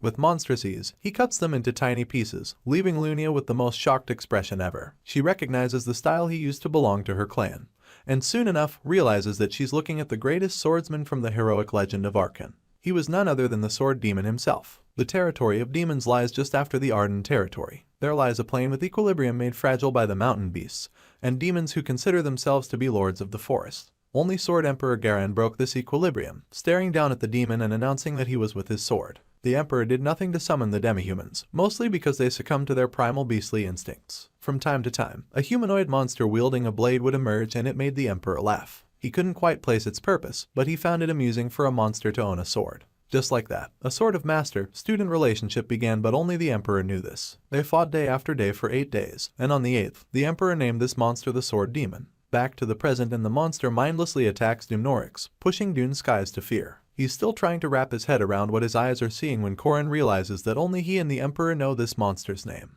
He also recalls that, in the future, the Sword Demon would be known as the strongest swordsman and join Balthazar in his ignoble mission. Seeing as he attacked Skies and Dumnorix, our hero deems it fit to conclude that he's not yet on their side. He feels relieved and uneasy at the same time. Relieved about the lack of allegiance to Balthazar, uneasy because he has no idea about how to block the demon's attack. With his blades drawn, he leaps towards Korin in a bid to cut him down. But Lunia intercepts this attack. Swift as a fox, she unleashes her rapid severance technique, only for the demon to block it with a similar attack. His attack is so strong that it sends Lunia tumbling in the distance and doing everything in her power to screech to a halt. Staring at her opponent, she yells, wanting to know where he learnt such swordsmanship, but the sword demon remains quiet. In the blink of an eye, he covers the distance between him and Lunia, swinging the sword in his right hand just as quickly. She manages to dodge this attack, but the demon follows up by attempting to hit her with his knee. Lunia didn't see this one coming until the very last moment, so she screams at the demon as she abruptly changes her trajectory. The audacity of her opponent is quite annoying, but it gets worse as he lifts his blade once more, trying to stab her to death. This leaves Lunia no choice but to jump to safety. While she's at it, she wonders how her opponent is capable of using not only blades but body parts as a means of attack. Worse off, he seems to be the rumored swordsman capable of attacking with multiple blades at once. A bunch of slashes come Lunia's way on her way down, and she realizes that her opponent is skilled at controlling the distance between them. Even in the face of adversity, the swordsman does not waver. Instead, she activates her mind's eye, and like water, flows through all the attacks, blocking them one after the other. She successfully closes the gap between them and comes close enough to step on the sword demon's foot. After pulling this off, she signals Korin Locke and her little sister to finish off the monster. Right on cue, both parties ready their various attacks, Korin with his dragon blood shot, and Alicia with her iron breaker 3rd degree. Unfortunately, their overpowered attacks don't get a chance to hit their target, seeing as he's nimble enough to jump out of harm's way. Surprised, Lunia wonders if it's some kind of circus trick but pushes the thought aside just as quickly. Together, all 3 warriors gang up against the demon, Lunia closing in from above and the other 2 from either side. At this point, they feel like their plan will work, but the sword demon pulls another ace in the hole. He activates his version of domain severance known as the 8-hand Peerless and simultaneously unleashes 8 strikes at his opponents. Lunia is shocked for the umpteenth time in this battle, seeing as it's already difficult enough for her to move in a domain, talk less of attacking 8 times within it. Korin Locke struggles until he gains mobility within the domain and his counterpart follows suit. Alicia uses her domain severance to counter 3 of the attacks, while our hero uses the dragon head charge to counter 2. This leaves 3 attacks heading towards Lunia alone. As they make their way closer to her, Korin's fear that she'll die continues to increase, but the swordsman doesn't give in. As a last resort, she summons a technique that Alicia will only learn in the endgame, a technique known to be a swordsman's last defensive skill, the warding aura. An unbelievable amount of lightning crackles along her blade as she follows up with the Arden-style false domain severance. This skill grants her impeccable speed and an attack the sword demon cannot dodge. The downside is that she only nicks his shoulder in the process. Kissing her teeth, Lunia regrets having not hit her opponent's vitals and goes on about how dangerous he is. She then informs Korin that they must finish the beast off immediately, and our hero concurs. With this, they both launch themselves at the demon once again. You see, MC recalls the final form of this sword demon, a form where he has mastered a technique capable of cutting through everything, a technique named the 1000-hand Peerless. Korin cannot let the beast reach that stage, so he's doubly motivated to end things swiftly. Their opponent laughs like they aren't a threat, only for Skies to finally interfere with his usual stupid grin pasted on his face. He tries to come close to the demon but gets cut into a million pieces. This is nothing to Skies, seeing as the pieces simply transform into little snakes and attack the monster. Surprised, the monster tries to take a few steps back, but soon realizes that Dumnorix has his legs tied with thick vines. Together, Skies and the druid make quite the formidable duo, so much so that the sword demon quickly cuts himself free of the vines and makes a run for it. The others remain in quiet awe of these monsters passing themselves off as skies and Dumnorix, recalling that they're enemies they'll eventually face. Later on, after they return to the comfort of their home, Yule apologizes for not pulling her weight. Alicia tries to encourage her, but the druid holds tight onto the blame despite the swordsman clarifying that she wasn't hurt badly. Mid-conversation, Looney quips that the sword demon used ardent swordsmanship, and an oblivious Alicia wonders if it read it from a manual. Her big sister is quite disappointed by how dumb she sounds but manages to overlook it. She then reveals that the only way the monster could have learned swordsmanship is through hundreds or thousands of fights. With this, only one person comes to mind as being responsible for such a feat, and it's none other than the Sword Emperor. Right on cue, he walks into the room, laughing and proclaiming that his granddaughter seems to have figured it out. Both girls meet the gaze of Garandardin, and Lunia wastes no time asking if he has gone mad. She wonders why he would teach swordsmanship to a monster, so Garan admits that he did it to pass the time, adding that he only showed the monster rather than teach it. Without uttering a word, the Emperor activates his domain and walks ever so gently across it, explaining how exciting it is for a monster to tread domains using a sword of his own. Lunia isn't convinced of her grandpa's sanity and she's vocal about it. Sadly, the only thing Garan seems to be interested in is seeing the next phase of swordsmanship. While Lunia continues to question his sanity, Alicia calls out to her grandfather, explaining that she doesn't want to be powerless anymore. With fierce determination in her eyes, she begs him to teach her the sword, and Garan agrees almost immediately, a small smile across his lips. As they stand mere inches away from each other, he declares that this is the beginning of the awakening of madness. Afterwards, Yule, Corin, Skies, and Dumnorix appear before Uskias, elaborating on how they couldn't attain the fruit. Sadly, this means the final trial will favor Skies and his cohort. While the Monster King laughs his ass out, our hero lodges a complaint about how unfair the situation is, explaining that they only lost as a result of the Sword Demon's interruption. Uskias doesn't seem to pay him any mind, seeing as he goes straight to announcing the new final trial. Apparently, both parties are to grow the wands they crafted until they reach the sky, and then use it to face the giant that protects the sun. In theory, Corin Locke calculates 3 weeks until the solar eclipse, giving them that long to grow the tree till it reaches the sky. On the other hand, Alicia begins her training with her grandfather, but she can't get the sword demon out of her mind, his genius and demonic nature plaguing her every thought. Bruised more than she should be, the swordsman can't help but fear how much stronger her opponents are. She's still struggling for breath when the Sword Emperor accuses her of having terrible fundamentals. Gripping her blade, she listens to the old man go on about how impressed he is that she would ask him to teach her, adding that raising the sword demon might have been a good thing after all. In response, Alicia refers to the demon as a monster and asks why her grandpa didn't kill him. It turns out that the Emperor couldn't do it because he saw the potential for the sword demon to reach the sky sword. Alicia exclaims that she has never heard of such a sword, and loses her cool when Garan reveals that he created it. The way she sees it, the old man is teasing her, so she launches towards him in a bid to get him to take her more seriously. Lifting his blade, the Emperor declares that those who attain Sky Sword status will be able to cut the skies and cut into the world itself. He brings his blade down with a fury, yelling that such a swordsman is who he wishes to witness. Alicia does her best to block the attack, referring to her grandpa as a crazy old man. Pressing his blade against hers, Garan quips that Alicia is becoming more like her big sister every day. Of course, this warrants her kissing her teeth in disdain. Moving on, the southern castle in Allah's kingdom sits in a pale orange, majestic as Victorian-style mansions. Within it, Mariette yells for her mom, asking if she can leave. In turn, the lady would like to know what the hurry is. You see, it's only 4 days until the spring social ends, so the vampire dresses up hurriedly, pulling on the strap to her dress and putting on her shoes. Corin and his message for her to join him before the solar eclipse is all that's on her mind, so she plans to take the wyvern just so she can make it in time. Suddenly, the memory of Alicia comes to mind and she recalls how laid back the swordsman was when she mentioned that Corin would be following her home.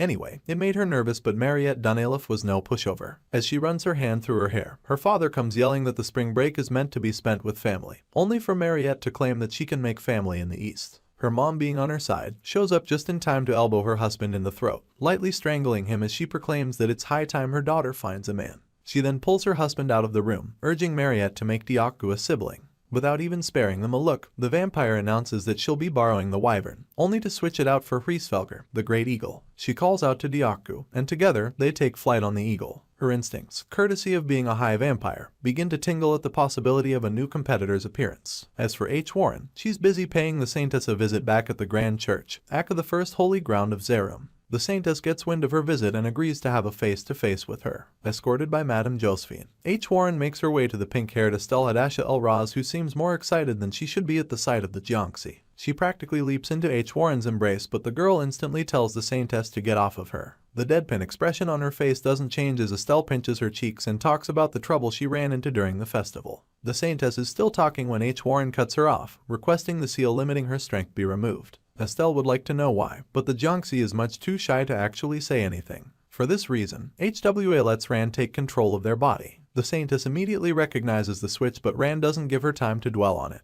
With a smile on her face, she admits that she agrees with HWA, reiterating that they need power. When asked why, she explains that she needs it to be a proper wife to her husband. Almost immediately, the Saintess lays hands on her head and unlocks her seal. Ran has to ask for confirmation's sake, so Estelle informs her that the seals have been opened up to the first lock. The Jiangxi turns around to leave, but Madame Josephine reminds her that the journey to the east is 24,000 kilometers. She even suggests using a wyvern, only for H. Warren to yell that she can run faster than one. Worse off, she can't let Mariette beat her there. After this, she jumps out the church window, leaving Madame Josephine to yell that it'll take her 3 weeks. The only thing H. Warren says back is that it'll take her 2 days. At the same time, Estelle finds it quite interesting how Mariette, Lunia, Alicia, and even H. Warren are all tied to Corin Locke. She then covers her mouth to hide the small laugh of amusement that escapes her lips. 4 days later, and our hero is trying his best to patch Alicia up. Apparently, the Sword Emperor doesn't pull his punches, and they've been leaving their mark on the poor swordsman. Corin thinks she'll probably die of blood loss before they even climb the tree and goes on to tug on her bandages. Alicia lets out a sharp groan, quipping that she feels like she'll die immediately. They put the jokes aside as she takes a look at their wand, which is still at least 10 times smaller than that of Sky's, and quips that she can climb it in her current state.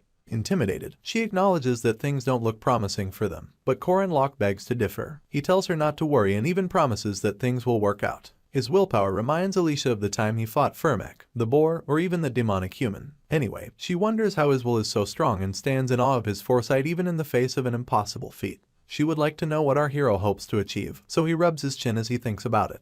Just then, Dumnorix interrupts him with a comment about how he's hard at work despite how late it is, and refers to him as the Spear of the Queen. Coming into view, the druid admits that he would like to talk to our hero, but Alicia is already on her feet, ready to fight him off. Corin, on the other hand, simply asks Dumnorix what he wants to talk about, so the druid wonders why humans fight so hard to stop the coming of utopia. Hands on his knees, our boy quips that it's simply because too many people will die as a result. He then points out that druids are supposed to be on the side of nature, making it more confusing that Dumnorix, a druid, would take Balthazar's side. Our hero would like to know why. In response, Dumnorix admits that he came to a conclusion after living for hundreds of years, a conclusion that in order to protect nature, humans must die. Instant dread falls upon Alicia, so much so that her eyes widen. She can sense how inhuman the druid before her is, not to mention how he looks as dry as a plant. What she's feeling is Dumnorix's malice against the world. To snap her out of it, Corin Locke grabs her shoulder, telling her to watch as he kills off every bastard that's like the druid standing before them. Rubbing his beard, said druid commends our hero for coming this far to deter Balthazar, but judging by his progress, Dumnorix is certain that Corin Locke will fail. He draws our boy's attention to their wands, asking if he cannot see the difference in their growth. Having lived centuries with nature, the druid goes on about how he's certain that no magic can bridge the gap between their growth. Our hero claims that it's the course of nature, so Dumnorix bellows that the problem with humans is that they always think they know more than anyone else. Approaching the wands, Corin Locke recalls a time when he revealed throwing the golden mandrake into the lake for the first time.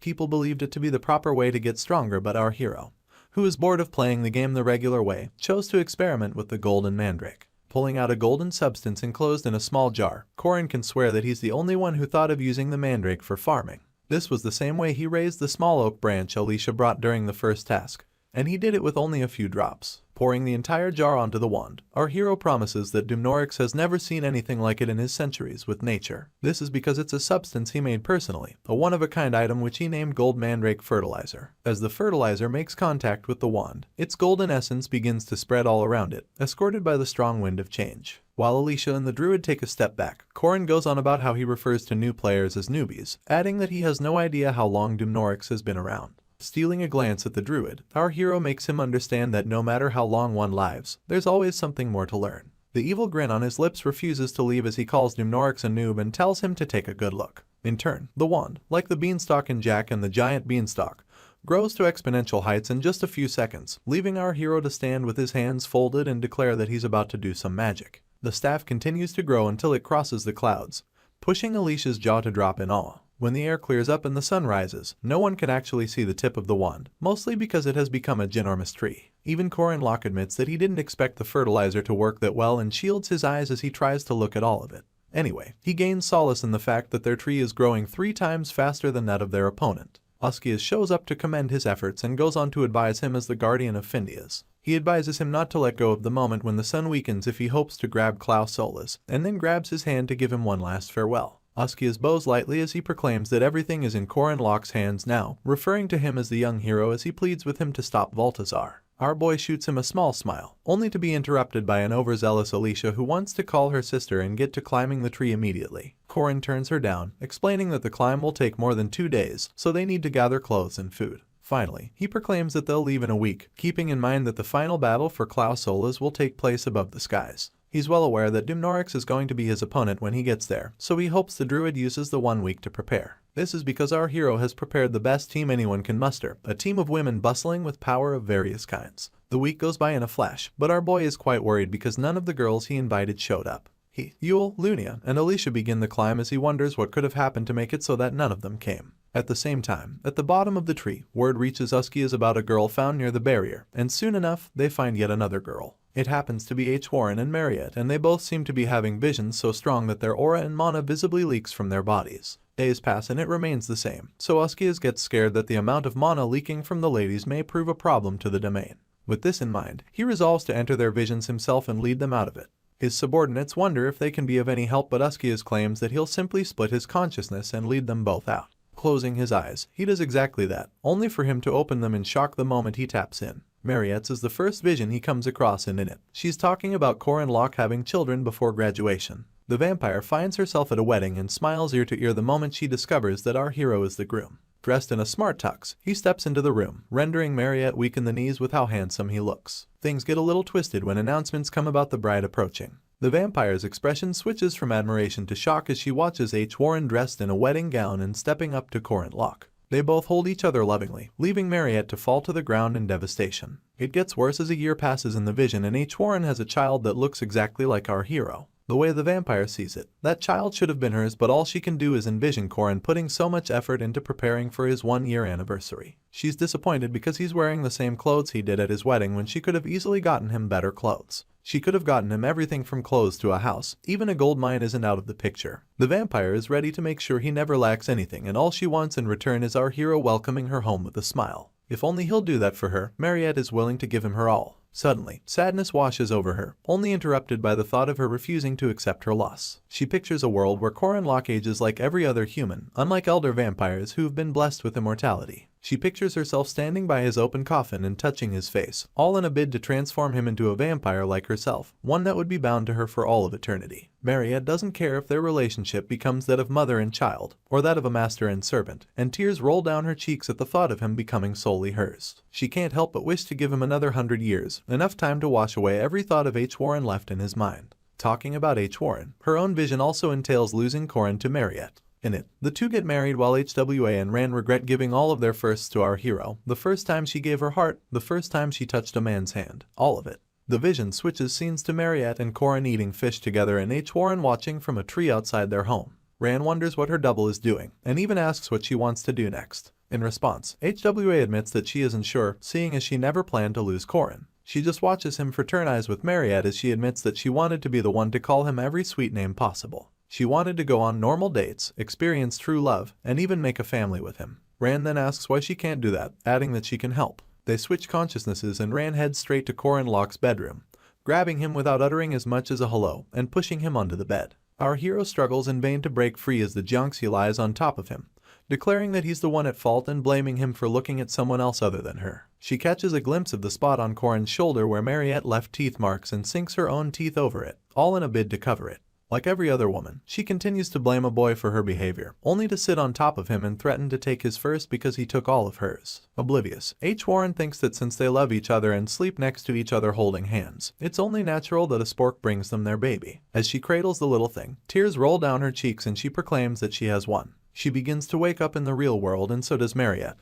But both ladies have no idea that they're lying next to each other holding hands. You can imagine the shock when they hear a voice asking if they've woken up. Both girls sit up, listening to Askias as he awkwardly introduces himself to be the guardian of Findias. He then informs them that they're already late to meet Corin Locke, seeing as he and his team started climbing 4 days ago. The sound of this agitates both ladies and they immediately ask how Askias knew they were looking for him. The guardian is stuck between a rock and a hard place, so he chooses to lie that he just happens to know things because he's the sage druid. From that day forward, he swore never to speak of the embarrassing thoughts the women around Corin were having. Meanwhile, our hero and his team are high up the tree, and while he complains about the cold, Alicia complains that there's nothing in sight. Marking the tree, our boy encourages his team to keep waiting, adding that they'll arrive soon enough. According to past events, Baltazar's army acquires all 4 treasures: Goria's spear of light known as Ariabar, Findia's sword of the sun known as Klausola's, the magic cauldron of Muria's called the Undry, and finally, Phalia's stone of destiny known as the Leophale. Corin Locke recalls how, in the game's story, anyone could visit Goria's and Muria's, but it'd be pointless because the treasures were already gone.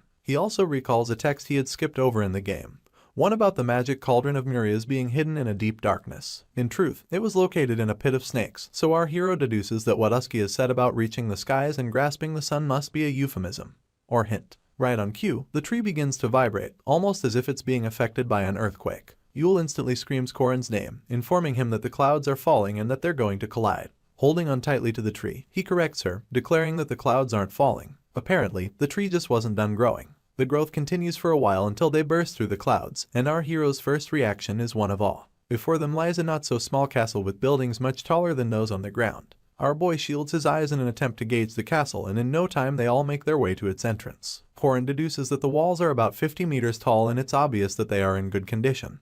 But Lunia seems annoyed because it's much smaller than she expected. Her sister questions this statement, so she reveals that the castle isn't big enough for a sky giant. Only a normal giant would fit in it. Yule finally speaks for the first time since they arrived, reminding everyone that Usky has said the giant guarding the sun would be up there. In conclusion, she feels like they can't use the front door lest they come across whoever is guarding the place, mostly because the fruit Dune Skies took was supposed to be their ticket inside. The moment an evil grin creeps onto Immortal Locke's face, he proclaims that knocking might answer things. This scares the crap out of Yule, but she can only watch as our hero gathers enough momentum to scream his lungs out. He uses this medium to call out the inhabitants of the castle, and seconds later, the huge doors begin to slowly come apart. Stuttering, Alicia calls out to our boy, only for him to admit that they'll be winging everything moving forward. Her eyes widen in shock as one of the giants bellows, asking who dares to disturb them. Almost immediately, they notice the tiny humans below and one of them squats to get a better view. Alicia almost loses her mind, screaming that they all seem to be rank 1 or higher. At the same time, Lunia reaches for her blade and asks if Corin plans to fight them.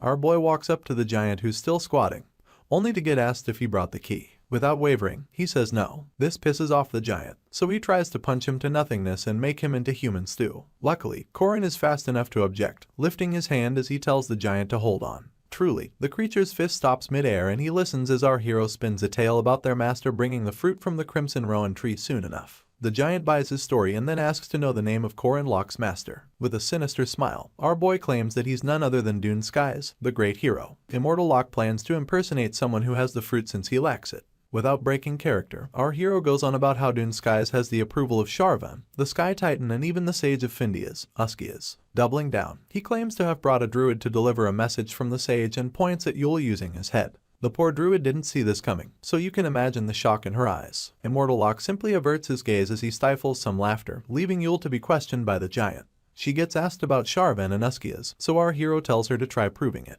The only thing that comes to mind is performing a spell to prove her strength, so Yule chants in the ancient language of her people until she summons the Walkerman. He rises to his full height, impressing the giant while he's at it. Everything combined with the Walkerman makes the giant admit that he's no longer surprised that Usky has sent them in his stead. In spite of all this, the issue of the key comes up again. This time, our hero quips that he understands not being able to grasp the sun without the crimson fruit. He goes on about how their master, Dune Skies, told them that it's proper manners to announce their arrival to the great giants beforehand. The creature flashes a smile of contentment as he proclaims that Corin is right.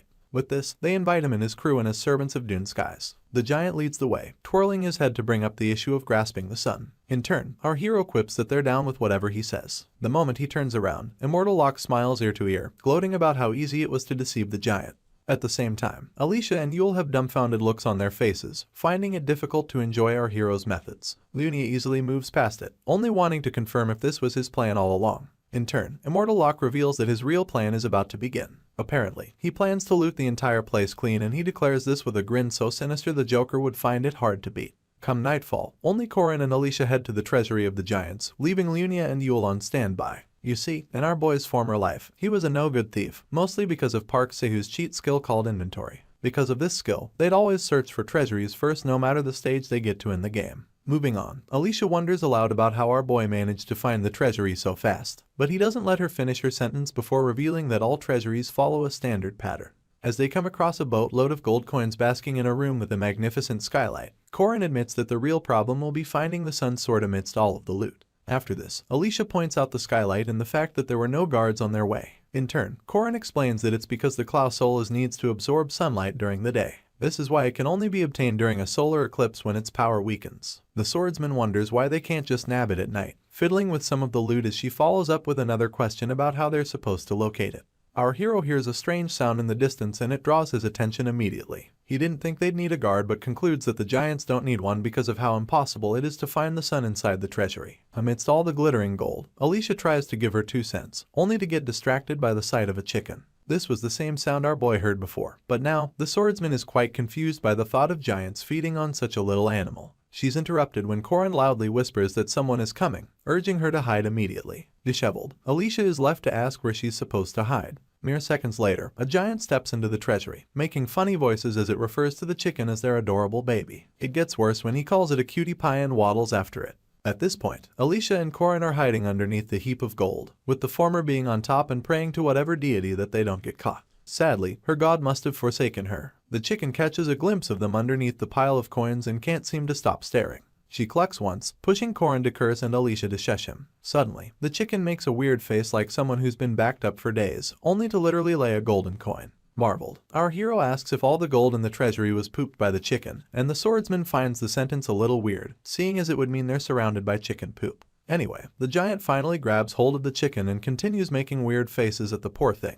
At the same time, Corin can't stop thinking about how rich they'd become if they could just steal the chicken. Alicia has to remind him that they're there for the sun before he actually calms down. After having a sigh of relief, the swordsman realizes that they basically dodged a bullet and Corin Locke agrees with her. In a moment, she becomes conscious of the fact that she's still on top of our boy and it gets worse when she recalls the dirty dream she had about him. After scrutinizing herself, she stutters our hero's name. Cheeks red as hell as she wonders what he thinks about her big sister. Corin casually admits that she's a great person and that he's drawn to her. The word drawn sticks out to Alicia, so much so that she repeats it as a question. In turn, our boy reiterates how capable, nice and pretty Lunia is, capping it off with the fact that any man would agree with him. Averting her gaze, the swordsman gives a roundabout response. So Corin suggests that they continue looking for the sword, adding that the solar eclipse, which will occur in 2 days, only lasts for 2 hours. He then makes it clear that Skies will gain control of the sword if they don't find it in that time frame. Alicia gets on her feet, letting a rain of coins fall on either side of her. She stares at the skylight and then draws Corin's attention to something that doesn't make sense to her. Our hero would like her to get off him before she goes on, but he also catches a glimpse of what she's talking about. In the daytime, the sword can bask in the sun, but at night it's unreachable. Another gaze at the sky helps the swordsman recall that it's supposed to be a half moon that night, and at the same time, it dawns on both parties that the Clow Solas is disguised as the moon floating around the Sky Island. They take this information back to the others and Alicia takes out time to explain bit by bit, telling them that it's not as far away as the actual sun or moon, but uses a barrier to stay afloat. To round things off, she reveals that it's not so close that they can reach out and grab it either. A curious Yule then asks if there's a way to reach it. Scratching his chin, Corin Locke admits that it's still possible, but that they'll need to find a quiet way before the solar eclipse in 2 days. Sadly, the 2 days go by in a flash and the entire team fails to find a way to obtain the sun sword. With eye bags as black as a panda's, they complain about Skies and Dumnorix arriving after they've wasted their 2-day head start. The giants talk among themselves about eating everyone except the druids, having no idea that Corin is eavesdropping on their conversation. You see, Sharvan the Sky Titan engraved one rule into the bloodline of giants, a rule stopping them from feeding on druids.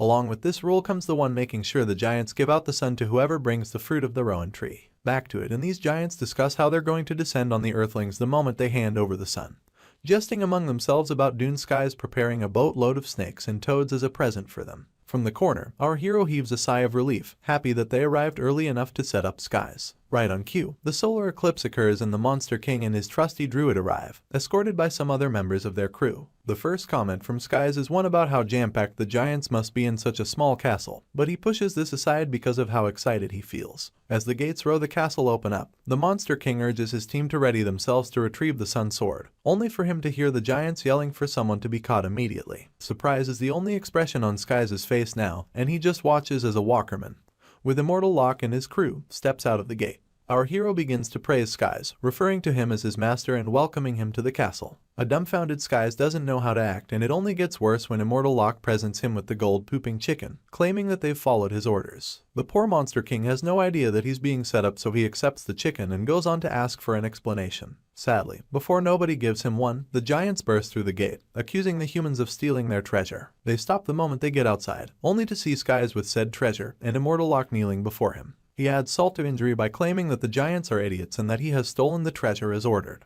The nail in Skies' coffin comes when the Immortal Locke claims that it's time for them to kill all the giants, and this is enough to infuriate them. Only Dumnorix figures out that they've been tricked, but it's much too late because a bunch of angry giants are now heading towards them with the intention of eating them for dinner. Just like that, multiple members of Skies' team get grabbed like skewers at a stand and thrown into the mouths of giants. One of them even calls dibs on Skies but can't afford to swallow him because the Monster King unleashes a nest of snakes in his mouth. Dumnorix offers some support by strangling the giant with vines and curses under his breath as Immortal Locke mocks them. Our hero goes on about how no one can stop him and chooses to make a run for it even as he hasn't gotten hold of the Sun Sword. The way he sees it, if he can't get the sword, then he'll turn it into dust. With this, he announces the plan to leave both parties to fight to the death while they run away. Lunia asks if he isn't the least bit ashamed, but it turns out that Immortal Locke feels no shame. They make their speedy descent down the tree as Lunia wonders what an Immortal Locke is, only for her little sister to explain that it's something Corin does. The swordsman would like him to wipe off his makeup and announces that it makes her weep when she thinks about accepting this part of him.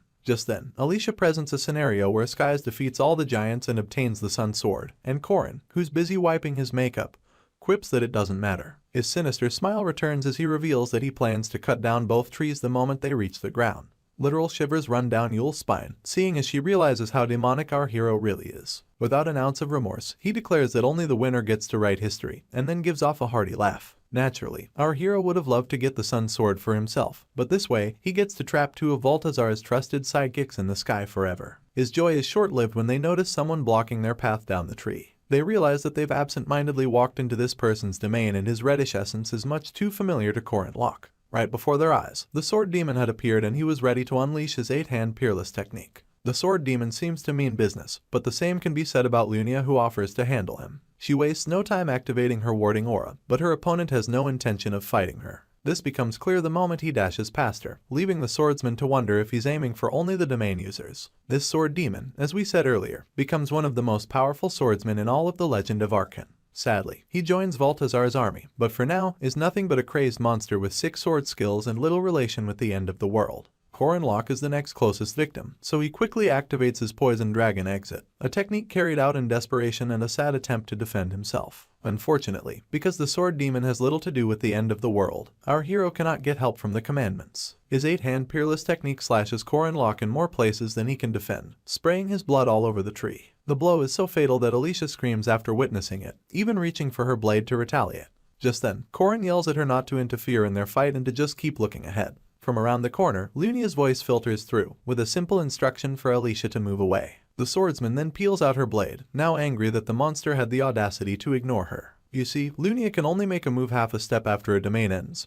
Her false domain severance, that is. In truth, her capabilities surpass that of Corin and Alicia combined outside a domain, and even the Sword Demon will find it difficult to go up against her. But, ultimately, she's nothing but a copycat when it comes to domains, and the Sword Demon knows this. Lunia activates her false domain severance right on cue, but her opponent doesn't respect her enough to aim at her. Once again, he dashes past the swordsman, activating his 8-hand Peerless technique as he goes up against Alicia. It becomes obvious to Lunia that her supposed opponent is only aiming for the domain users. With this in mind, she resolves to use the half-step she's allowed after the domain ends to instantly cut down the Sword Demon. It's quite the pitiable sight for Lunia, seeing as she's aware of her little sister's limit. You see, Alicia can only block 3 attacks at a time, in contrast to the 8 coming at her within a domain no less. Lunia kisses her teeth, impatiently waiting for the domain to end. Unfortunately, Alicia's blade gets cut in 2 by one of the Sword Demon's attacks, but just before the other attacks can hit, the domain comes to an end. Lunia wastes no time throwing herself in front of her little sister and taking the brunt of the remaining strikes. Alicia's jaw drops in awe of her sister's sacrifice, but Lunia is much too engrossed in battle to notice. She creates little wiggle room for her sword and spins it around just so it can serve as a stabbing weapon.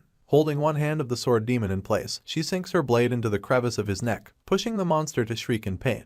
In retaliation, he bites Lunia in the shoulder and she lets out a groan loud enough to push Alicia into panic. The swordsman rushes to defend her sister with her broken sword, mindlessly swinging it to keep her opponent away. At the same time, she tries to check on her big sister, but Lunia yells at her to let go. In response, Alicia implores her to stay still, but all Lunia does is advise her not to ever look back once she starts to fight. Sadly, these are the last words she professes before passing out in her little sister's arms, leaving the poor girl to panic even more. At this point, the sword demon spits out Lunia's blood, pushing Alicia to rack her brain for a way to defeat the monster. Luckily, help comes in the form of Yule, who summons her Walkerman. While the Walkerman towers over their opponent, Yule urges Alicia to make a run for it. Appropriately, the swordsman is worried about the druid, seeing as this is the second time she has summoned the Walkerman without paying the sacrifice. Things get worse when the Walkerman tries to smash the sword demon with his open palm, and the monster pulls out one of the Arden family's second sword techniques, the sky-raising twin dragons to be exact. With this technique, the monster cuts the Walkerman arc pieces, leaving Yule to suffer the consequences of interfering in his battle. The poor druid coughs up some blood, and soon enough, becomes incapacitated like the others. Now, it's just Alicia versus the demon sword, and a swift look around fills her with dread.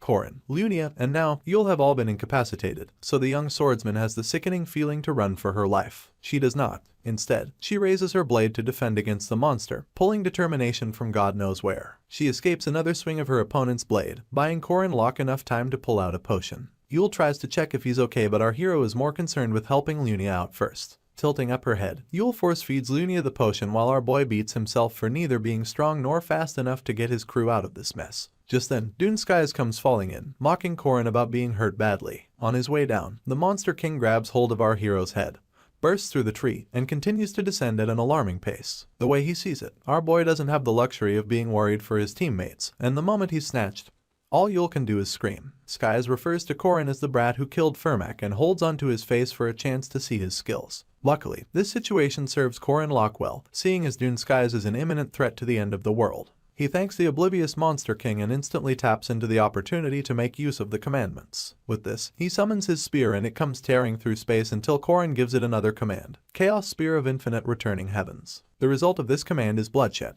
Like a savage, it tears through every snake attached to Dune Skies and digs into the tree to serve as footing for its master to land on. While Corin catches his breath, he also catches a glimpse of Skies hanging from an opposite branch. The Monster King goes on to mock our hero for running a circus, but Corin ignores this. Instead, he reminds Skies that they're not supposed to attack each other according to the oath they swore at the start of the race. Skies announces that he knows, and soon enough, glowing boils begin to form on his head until it explodes. It turns out that he just made his head explode to show Corin an example of what was supposed to happen if he broke his oath. Anyway, his head returns to normal and he doesn't give any FF about the riddles or even the Sun Sword. All he wants to do is kill Corin Locke and take the Klaus Solus for himself. Coincidentally, our hero feels the same, but goes out of his way to smile ear to ear as he gives Skies the finger. Distracted, the Monster King doesn't defend against Mariette's blood spear, which bursts through his body like pins to a water balloon. Afterwards, the vampire calls out to our hero, wanting to know if he's okay, but before he can respond, Skies regains himself and appears in the air above Mariette and H. Warren with his snakes leaking out of his person. He seems so creepy that both ladies shriek in disgust. Anyway, it buys our boy enough time to get on the offensive, so he dives towards Skies and yells at the girls to quickly make their way up the tree. Grinning, the Monster King asks if Corin would like to save his friends.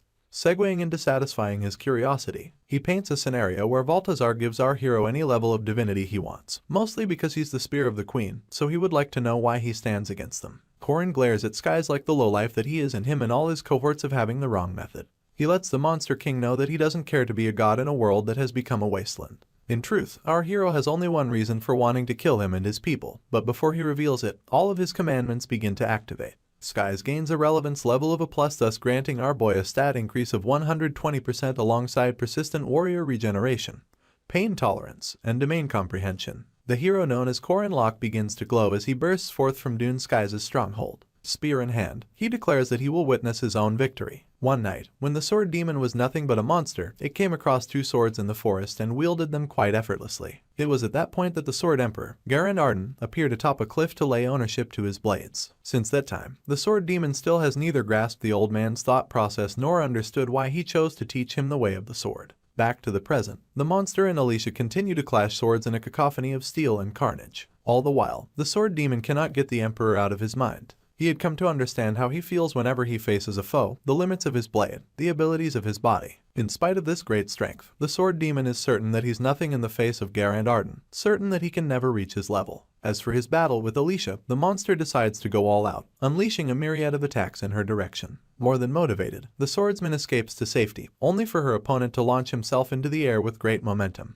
He had raised some dust, and amidst it, a fearless Alicia emerged, asking if the monster thought she couldn't cut him. On his way down, he unleashes another round of attacks, unable to understand neither the situation nor the foreboding feeling in his gut. Alicia's shoulder and thigh get cut in the process, but none of these come close to breaking her spirit. She's supposed to be the sword demon's prey, but her unwavering spirit fills him with more confusion than he bargained for. He continues to dish out strike after strike, but the more he attacks, the more the ardent swordsman adapts to his speed and strength. He's left wondering why she's still in one piece, worse off, why she's still laughing. A sinister glint appears in Alicia's eyes as the battle ensues, and she follows it up with a deathly technique, the rapid severance no-light slash. Her blade comes down with vertical quickness, slashing her opponent across his chest. Her smile only widens when she witnesses this, and she accuses him of growing slower. While he's wondering why his strength isn't sufficing, why his so-called prey seems to have gotten faster, Alicia lets loose the ardent sword second style, Twin Dragon Heaven Strike. Without giving her opponent breathing space, she follows up with the Makazawa technique, and then the Ukyatoshi, landing hit after hit. This pushes the sword demon to activate his trademark attack, the 8-hand Peerless, backed up by Domain Severance. Just as one of his strikes is about to hit Alicia, she shows her superiority by not only moving within his domain but by blocking all 8 strikes. The monster has never seen anything like it before, for her movements seemed like she knew where he was going to attack before he did it.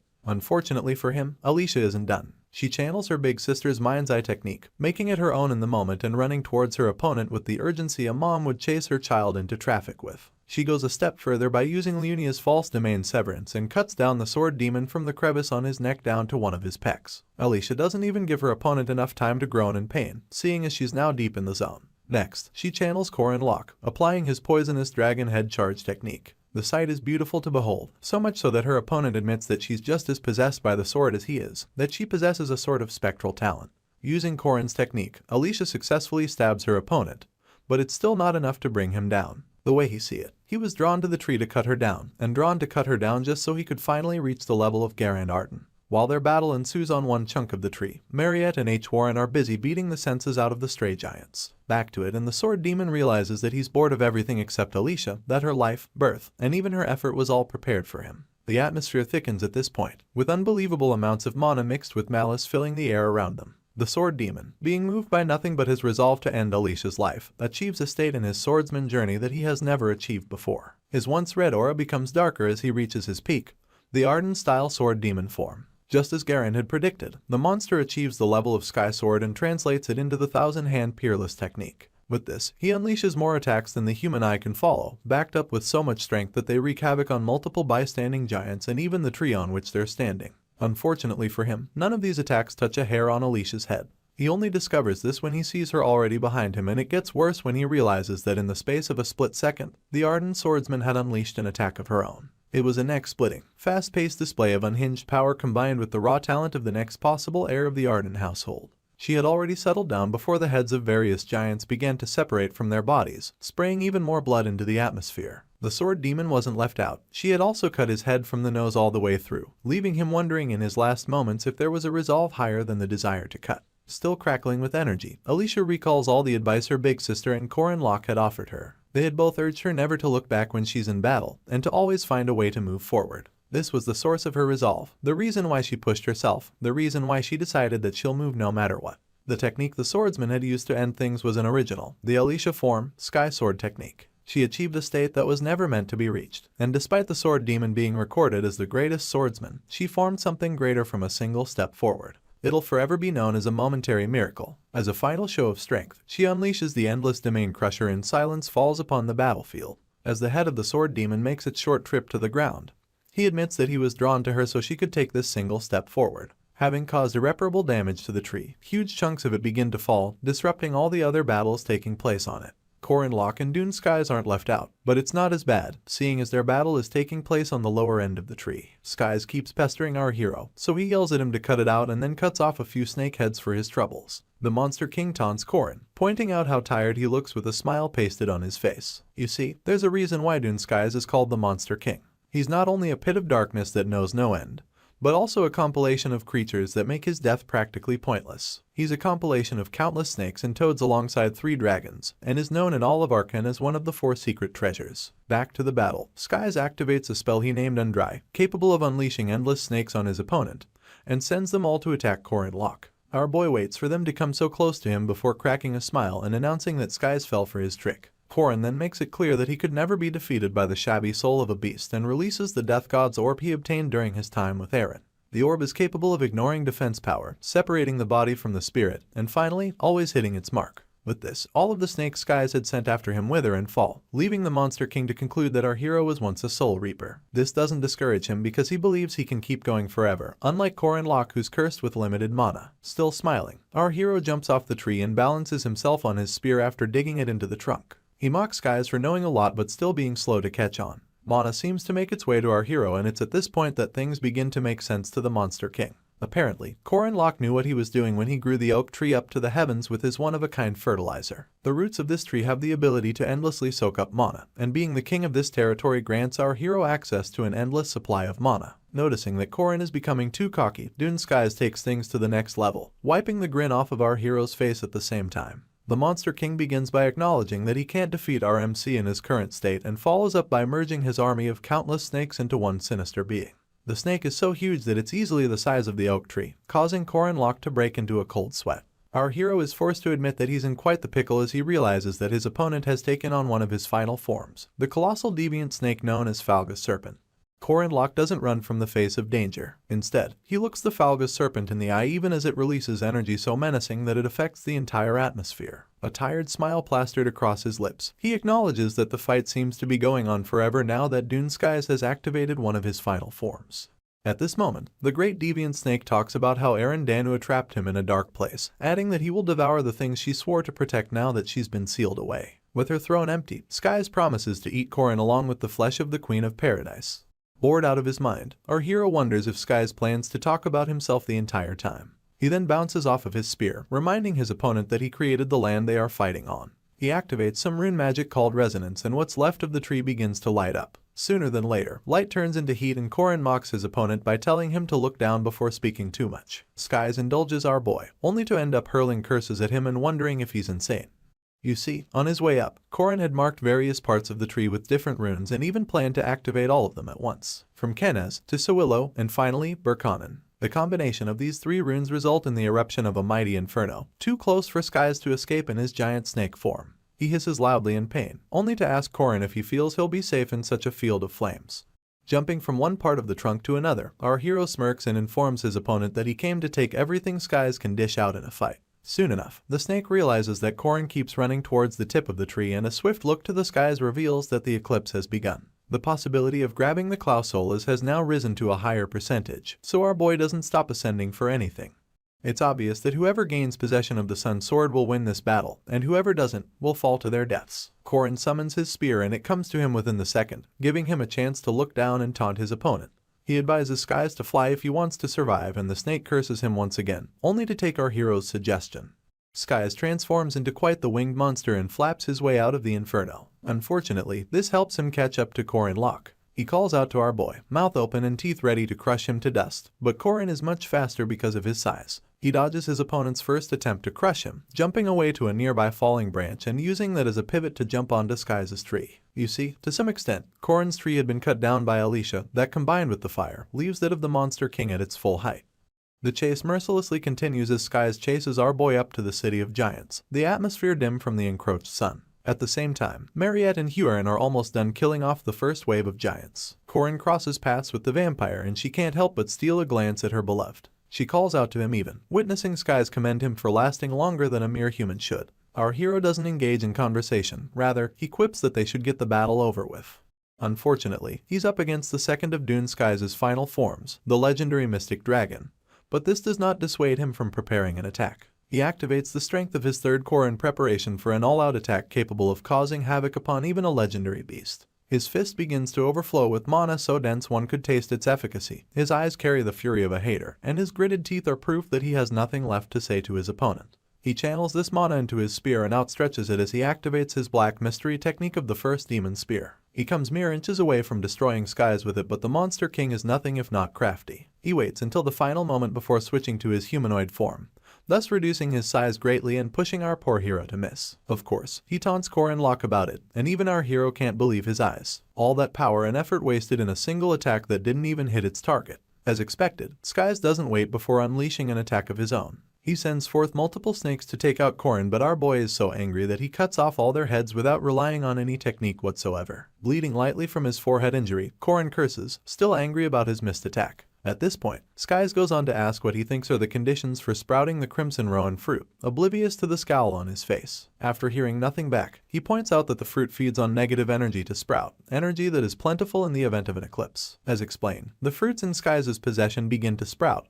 growing multiple vines which literally reach for the skies. With their thick vines, they wrap around the darkened sun, and Skies transforms into his dragon form to get closer to it, all while Korin stares helplessly from the floating island. He witnesses as Skies undergoes yet another transformation, courtesy of the infinite swarm of serpents and toads, 3 ferocious dragons, and 3 magical cows. Skies transforms into an amalgamation of beasts sealed in the underworld, power bursting from every cell of his body as the transformation grants him horns and enough strength to take out a civilization. He turns into the dreaded Black Ox, king of all cows. To make matters worse, the Rowan tree fruit retracts with the Clausolas within its grasp and lands safely in Skies' possession. The glowing sword then breaks apart what's left of the vines, emerging as beautiful as the first sunrise witnessed by a man blinded for his lifetime. Skies roars ever so loudly, exuding unbelievable power as the sword does the same. The resulting waves alone leave Korin Locke in a cold sweat, and he chucks it up to bad luck that he'll have to battle the sun all over again. The first strike from the sun sword sends our hero crashing through multiple buildings with the force of a small comet escorted by all its rightful flames and smoke. Upon impact, he's left groaning with even more injuries. But this doesn't kill his spirit. He activates the Kenna's rune and various parts of the island begin to burst into flames. Noticing this, Skies commends him for his little trick, pointing out that he must have gotten to the island early just to set it up.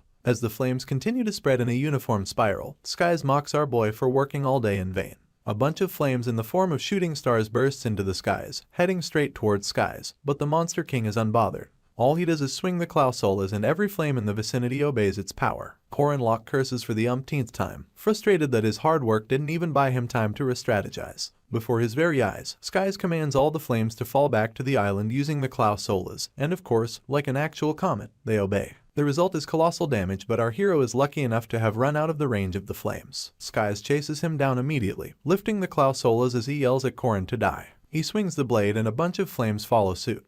But once again, our boy jumps to safety. Asking if he thinks he can keep running, Skies lifts his blade of fire for the 3rd time, giving our hero a chance to mock him for being a beast wielding a weapon. In his opinion, the sword demon wouldn't be special if wielding a weapon was so simple. Skies doesn't mind him, seeing as he thinks Korin will perish. Then, they both charge towards each other, leaking with immense power in what seems like a Minotaur versus man battle. At first, it's obvious that Skies has the upper hand, but the moment the Black Ox comes within range, our hero activates his domain. This slows his opponent to a stop and provides the much-needed opportunity for him to attack. He wastes no time unleashing his poisonous dragon head charge and then releases his domain to see its after effects. Sadly, all it does is counter Skies' initial attack at the expense of Korin Locke's spear. He still doesn't give up. Staring at his chest, our boy realizes that his 2 cores are empty now, leaving Skies to watch as he resorts to using his trump card. It's a technique even Huron couldn't completely deflect, a technique that risks our hero's life, the 8th Oracle's ultimate fist of black mystery. His mana becomes so thick that it creates a physical manifestation of waves coursing through the air. With each step our hero takes, the waves seem to increase in magnitude, and this continues until he finally reaches Dune Skies. Korin Locke unleashes his ultimate fist without looking back,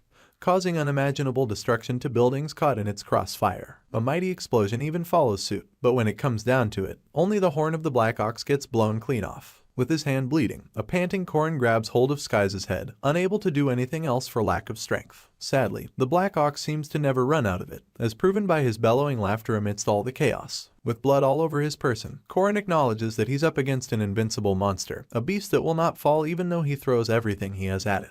The giants on the floating island continue to fight Mariette and Huron. You see, when fully grown, these giants become demihumans of at least the semi-first rank, capable of questionable things. Wielding a club, one of them fights his way to the girls, only to have both his legs frozen to the ground. Of course, Huron lands quite the hefty blow on the cheek of her opponent. On the other hand, Mariette and Diaku stand back to back, with the latter yelling at Huron to hurry up so they can give Korin some help. In truth, the blow the Jiangxi had hit the giant with was at full strength, but he just shakes it off like it was nothing, leaving her to remind Mariette that defeating these giants isn't as easy as she's putting it to be. Soon enough, she understands what her counterpart meant, mostly because a stronger set of giants surround both of them. Originally, the giants of the Sky Castle numbered 50, but Alicia managed to perform a miracle by cutting down almost half of their population with her domain destruction strike. Sadly, those were the weakest of the bunch, coming down only to chase Dune Skies. Meanwhile, the ones after Huron and Mariette are being led by their king and are all semi-special rank at least. With a smug smile on his face, the king looks down on both ladies, giving them ample time to ready their attacks. At this point, their survival seemed uncertain, and their escape impossible. On the other side of the castle, Dune Skies throws a weakened Corin Locke onto the ground and walks away from his bloodied body. Small coughs escape our hero's lips as he realizes that his persistent warrior's regeneration has reached its limit.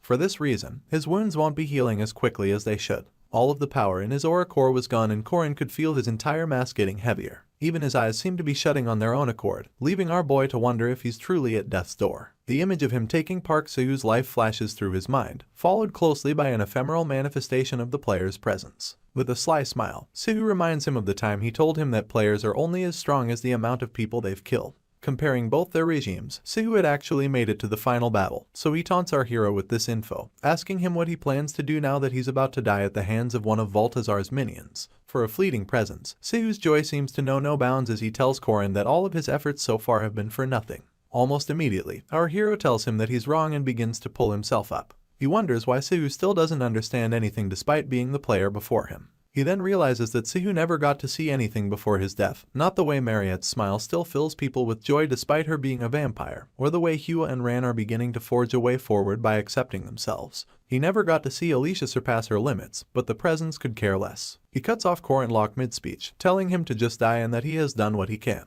Annoyed, our MC aims to punch the crap out of Sahu but ends up punching the closest wall because the player is just a manifestation. The way he sees it, if Sahu had been present for the strides all the people he killed made, he wouldn't have lived such a carefree life. Corin Locke's outburst draws the attention of Skies, informing the beast that he still has some regenerative power left. Before anything else, our boy activates the rune of regression and summons his spear to his side. At least he tries to. Skies catches it midair, annoyed that Corin is trying to use the same technique again.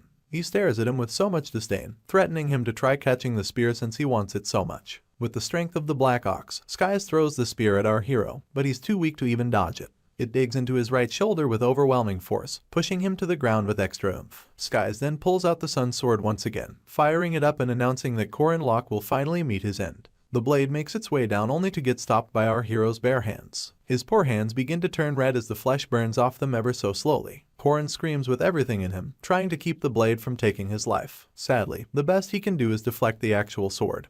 But the flames burn the clothes off his back and even the skin on his chest. While our boy lies almost unconscious amidst the rubble, Skies grips his Sun Sword tighter and turns around to leave. He only takes a few steps before hearing movement from Corin's direction, so he turns around again, picking him up and wondering how he's not dead yet. He proceeds to fling our hero into the air like he's some used toy. While he's in the air, Skies plans to burn him to a crisp, also that not a piece of him will be left to revive. With this in mind, he transforms into his dragonoid form. Corin outstretches his hand the same way he always does when he wants to summon his spear, so Skies concludes that it's what he's doing.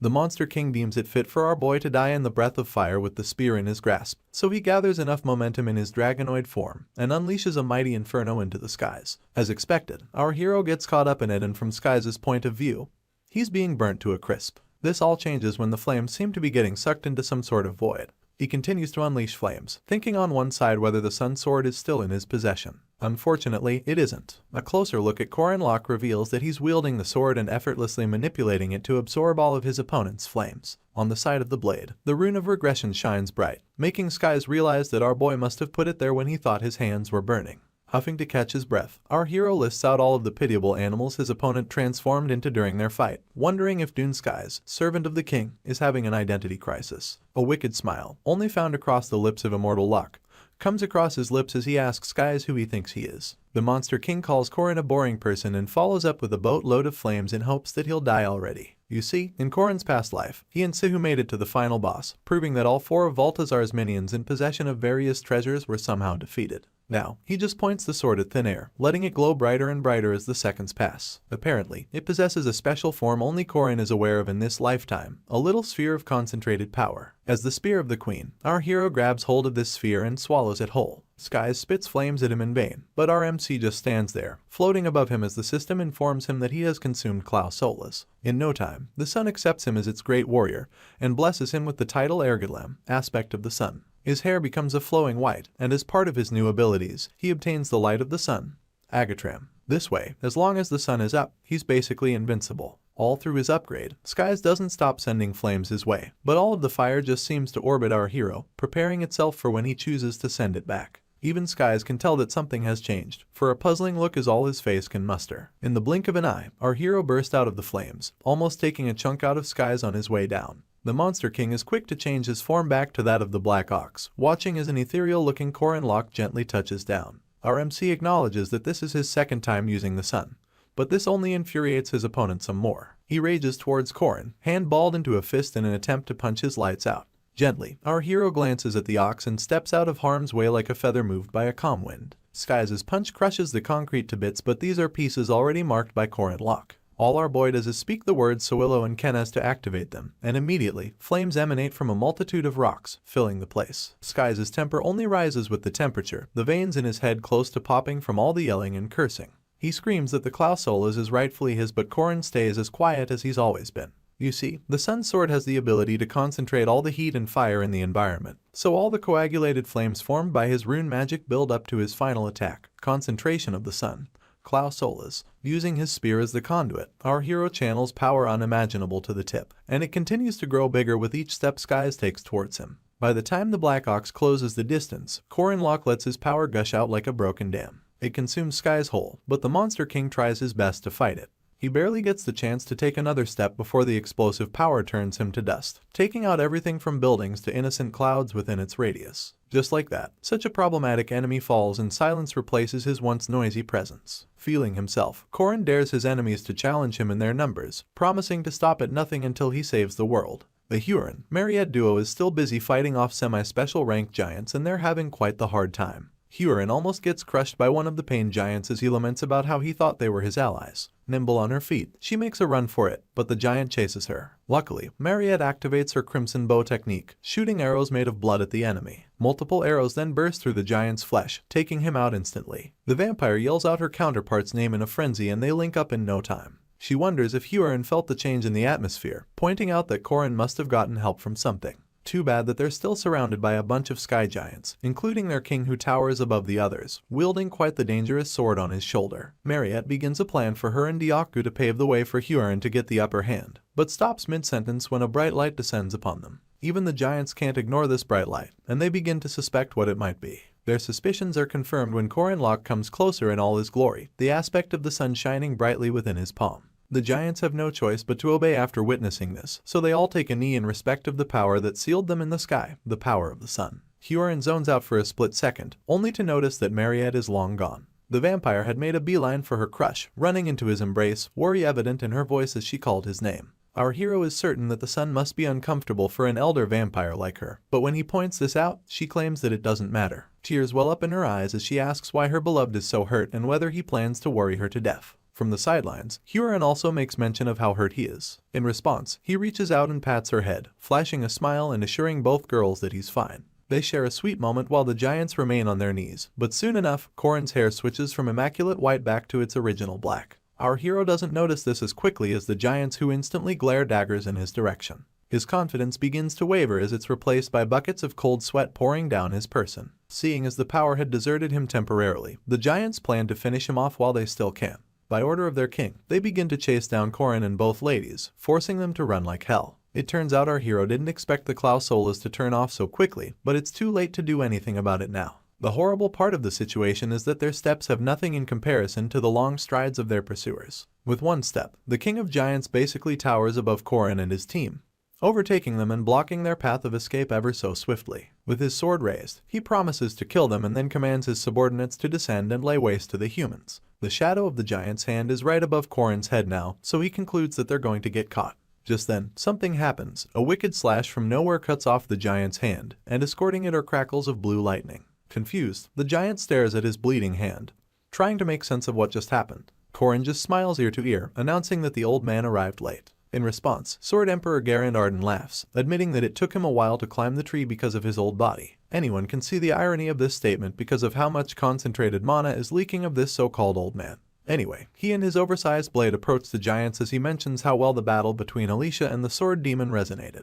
With this, his eyes light up with excitement and he tells Core and Locke to go on, promising to deal with the pesky giants. As his energy becomes explosive, our hero and his makeshift team take this as their cue to leave. Looking his enemies in their eyes, the Emperor talks about how he missed a good sight, referring once again to the battle between Alicia and the sword demon. The way he sees it, a new swordsman capable of fighting him has been born, and he finds it truly joyful to have experienced it in a world higher than the highest mountain. Laughter is all that escapes the old man's lips as he swings his sword every which way, cutting up giants as though they're onions in the hands of an angry chef. On their way down, Corin wonders if Mariette would do him a favor, and in turn she asks to know what it is. It turns out our hero would very much like to repay his debt to Garand Arden, but he wants to do so by cutting down the tree. Both ladies are confused, seeing as the man practically saved their butts minutes ago. Apparently, when Corin almost died at the hands of the sword demon, all he could think about was the fact that Garand Arden raised him. He even goes as far as quoting a saying about it never being late to take revenge. His evil smile creeps onto his face at this point and he declares that today is the day of vengeance. To convince the girls, he points out that the Emperor never really helps anyone, and then suggests that they leave him on the island for about a year. This is all it took to get them on his side, and in no time, Mariette uses her blood magic to summon a huge crystal while Huron readies her overpowered fists. Together, both girls attack the tree, breaking off a sizable chunk of it. The Sword Emperor looks back in shock the moment this happens, watching helplessly as his only way back home disappears down the clouds. He falls silent for a moment and then calls out to Core and Locke. Unfortunately, it's all in vain. Later that night, Alicia struggles her eyes open, groaning upon the slightest movement. Soon enough, she gets on her feet and strolls outside where our hero acknowledges her presence from atop a tree. He shoots her a warm smile and then asks about her injuries. Alicia joins him in the tree before giving her response, informing him that she's still hurt but can move. After this, the moonlight sets the mood and their conversation continues with the swordsman talking about how she expected to have a more normal life at the academy. All she wanted was to have fun all night, sleep in class, and maybe wonder what to eat for lunch. Sadly, she's had a life that's quite the opposite, being left with the yearning to cut people down. Corin interrupts her at this point, assuring her that it's nothing to feel bad about. She turns to face him, seeking clarity with her eyes. In turn, our boy gazes into the distance, explaining that morals and choices are more important. He's certain that she wouldn't just draw her sword on anyone even though she's drawn to the blade, so he brings up examples of weirdos who make strange choices unlike her. The fact that she wants to live a normal life despite possessing this much power is reason enough for her to have more pride in herself. Upon hearing this, she rests on Corin's shoulder, her cheeks pink as cherry blossoms. She proceeds to draw a promise out of our hero, making him promise to stay by her side and care for her. Alicia is unsure of when she may go the wrong way, so she wants Corin to make sure she keeps enjoying the ordinary things, from weekends in the town to having dessert in a nice cafe. Our MC's warm smile returns at the sound of her request and he offers to play along with whatever she asks. With this, they continue to converse into the night. The Sky Island saga had come to an end, but there were still some loose ends to tie up. Come the next day, Corin Locke admits to Huron and Mariette that he's getting engaged, but he's the only one smiling in the room. Both ladies who were eating basically freeze up for a few seconds. Mariette is the first to speak, wanting our hero to repeat what he just said. Huron would also like to know, but the moment they ask for the girl's identity, Lunia steps into the room, asking if they're friends with her man.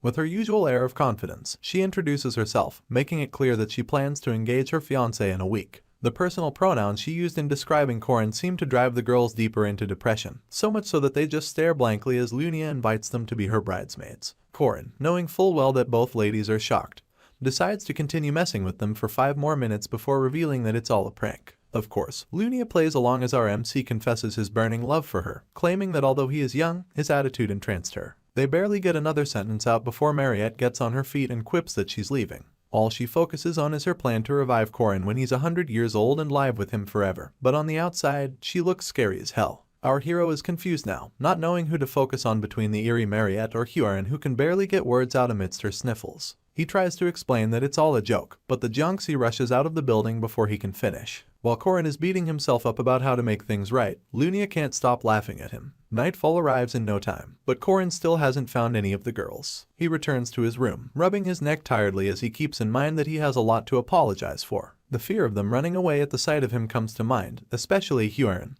whose physical abilities make it impossible for our boy to catch up with her. He takes a few more steps into the room, only for Huron to suddenly pop up behind him. He then tries to explain, but she doesn't want to hear it. Instead, she takes off her coat, pushes Corin onto the bed, and makes it clear that she'll be spending the night with him. Our hero's last argument is that he'll be sleeping with Ran and not Hua, but this doesn't change the outcome. Corin Locke realizes that Huron is still a kid despite all the tough talking she's been doing. It turns out that all she wanted to do was sleep next to him while holding hands, contrary to what he thought she meant. The sun comes up in a flash, filtering into Corin's room with a vengeance. He wakes up to meet Huron already up, and concludes that only Hua gets up early. The Jonxie pays him no mind, seeing as she's awaiting something that isn't coming. Our hero questions her about it and she makes mention of a crane, wanting to know why it hasn't come yet. Stretching his limbs, Corin informs her that there are no cranes in the east, oblivious to the fact that the Jonxie expected it to come with a baby. He blabs on about heading farther north to see the cranes and wins himself a punch in the eye. The two of them then sit for breakfast where he informs her that the whole Lunia thing was a fake engagement. He apologizes to Hua and tells her to extend the same to Ran, only stopping to point out how skilled she has become with cutting fish with chopsticks. She tries to feed him some under the guise of him being too busy to eat, and then urges him to travel with her if something like this ever happens again. After staring at Hua's spoon for a few seconds, he accepts the gesture and thanks her. Moving on, our boy acknowledges that Mariette is the only one left to apologize to, and to pull this off, he has to go through Diaku. He finds the glorified dog perched with sunglasses and a pack of smaller dogs fawning over him. Corin wonders why he's so popular but brushes his concerns aside to ask about Mariette. He goes as far as trying to bribe him, but Diaku reveals his net worth to be 2956 gold. The dog went on to thoroughly mock our boy before telling him the location of his master. Corin then makes his way to the exterior guest chambers of the Arden Manor where he reveals the whole story to the vampire. She screams immediately, warning him to tell her things like that on time. Mariette becomes embarrassed by her behavior earlier and spends the next couple of minutes kicking the sheets in shame. Afterwards, with her head still burrowed in the sheets, she lets Corin know that she believes everything he tells her. Apparently, she'd even believe him if he claimed a comet was landing the next day. Mariette finally lifts her head to reveal eyes already watering, and then tells Corin that he can't ever lie to her. On the inside, she keeps telling herself that no matter how things turn out, our boy will be hers in 100 years. With this, all the girls who like Corin become aware of the engagement being fake, so the date that followed between him and Lunia was treated as a disguise to fool other people. Our hero and his date sit opposite each other in quite the open spot, laughing and fraternizing to their heart's content. Unfortunately, one person had a problem with this, Alicia, the stalker. You see, the swordsman is currently sitting a few ways from our hero's table, hiding behind a menu like a poor excuse for a spy. She can't quite pinpoint her reason for coming, but her mind replays a certain mood Corin had set at the beginning of the semester. It goes on and on until she remembers the night before, when he promised to stay with her. Her trip down memory lane is rudely cut short when she witnesses her big sister leaning in for a kiss. Corin tries to question her as she cups his chin, but she claims they have to put up a sweet scene for their onlookers. This is all our boy needs to hear to lean in some more. He even reaches for the swordsman's hands, pointing out that they're rugged. She thinks it's unbefitting of a woman, but Corin plays with her fingers as he quips that he thinks it's cool. Now blushing, he and Lunia practically share the same breath as she mentions how good he is at talking to women, adding that he's still slow in some aspects. He wonders if he missed something, but Lunia refuses to speak more on the matter and just decides to leave first. Corin has to ask if she didn't enjoy the date, but the swordsman admits that it's quite the opposite. By this time, Alicia had slipped away without our MC ever noticing she was there. It turns out that Lunia had such a nice time that it got her considering actually taking our hero for herself. With a hint of amusement in her voice, she calls him her fiancé one last time before leaving. The day of their engagement arrives soon enough and people turn up in their numbers wearing regalia so beautiful one wouldn't know where to look. The atmosphere buzzes with light-hearted conversation, but it all stops when Lunia shows up in a breathtaking wedding dress, her shoulders exposed and her face adorned with a quaint smile. Corin Locke is the first to tell her how beautiful she looks, but she jokes about him being a man who knows what to tell a woman. Our hero makes sure she understands how serious he's being before the official announcement blares through the speakers. Lunia Arden and Corin Locke are busy basking in their bubble of near-marital bliss when Alicia crashes the event. She yells amidst tears that she cannot accept the engagement, and this reminds Lunia of the past. There was a time people referred to Alicia as a dirty bastard child, but she defended her little sister with everything in her, telling the same people that she was beautiful. Alicia was born weighing a little over 2 kilograms, and as she grew, she wanted to become a cool knight like her big sister. She used to have this spark in her eyes, but by the time she was about heading to the academy, she already became a child who never looked her big sister in the eyes. Back to the present, and Lunia has nothing but pride in Alicia, having spent less than half a year at the academy and coming back capable of taking things for herself. She wonders if the youngin has finally made up her mind, but does nothing to stop the train of events. Right before her eyes, she lets Alicia drag poor Corin away like a bewildered pet on a leash. Anyway, others find it so romantic and moving, so they pay no mind when Sophia, Lunia's mom, commands them to chase after Alicia. Lunia takes advantage of the situation, pretending to be shocked by everything that has happened. Sophia checks on her daughter immediately, And while she's doing that, Mariette and Huron arrive on the back of her great eagle, confusing Sophia even more. The Jiangxi then drops from a rope, urging Alicia and Corin to hurry up. All the while, Lunia hugs her mother tightly, staring her little sister straight in the eyes. The moment Huron locks hands with the swordsman, the great eagle takes off, leaving her no choice but to lodge Corin lock on her shoulder. As they fly into the distance, Lunia grabs her head and claims that the shock from what just happened has put her off from meeting men for a while. Her mom falls to the ground, even more confused than she was initially. With this, the prestigious wedding at the Arden household fell apart. From the moment they land, Corin Locke can't stop asking for an explanation. As he's taking off his coat, a note slips out of his pocket. In it, Lunia promises to officially come for him someday, and together, Corin and Alicia discover that the swordsman knew about everything from the start. After a couple of nervous laughs, our hero takes a look at the group of trustworthy allies he has gathered, only for Mariette to ask him about where they're to go next. He takes off his clip-on bow tie and announces that they should continue doing as they've done, seeing as they have tons left to fulfill. Just like that, the group's break in the eastern region comes to an end. On the other side of the world, Miss Erin Danua is still fighting a race against time, repeating the same events and defeating the same monsters day after day to repay her debt to the Death God. For some reason, she finds herself smiling and Death asks her why. In turn, she uses the Kenna's rune to defeat some more enemies and asks if there's a reason she shouldn't be smiling. As her enemies burn to ashes, Death reminds her that Baltazar's armies are growing stronger while she's drawing closer to her limit. He then makes it clear that Corin Locke's life is over if she cannot keep her promise to purify the city. Afterwards, he asks if she's not feeling nervous with the deadline approaching, adding that she seems quite happy. Landing like a feather, Erin admits that she is, and it's because she believes Corin Locke is coming back. The story continues with a scene from 3 years ago, before Corin Cox's regression. Here, we see the hero right after the defeat he suffered to the goddess Erin Danua. From the look on his face, you can tell that he got a serious whooping, and so, with the tip of her spear right under his jaw, he quickly concedes the loss. Sure, he didn't really stand a chance against her, and she knows this, but she doesn't deny the fact that he's clearly practiced tirelessly. From their little duel, she could see that his fundamentals are solid, and as far as she's concerned, he has also focused on the 8-trigram spearmanship. It's truly impressive, so she wonders if there's a reason why he chose to do it. So, while still catching his breath, he confesses that it was the first thing that stood out to him in the martial arts section of the library. Upon hearing this, the goddess curiously asks why he chose the spear at the end, so he admits that it's because he heard it's easier to handle than the sword, to which simply agrees, adding that it's actually efficient. Clearly, the protagonist feels the same way, and suggests that he might as well learn her technique if he's going to learn spearmanship.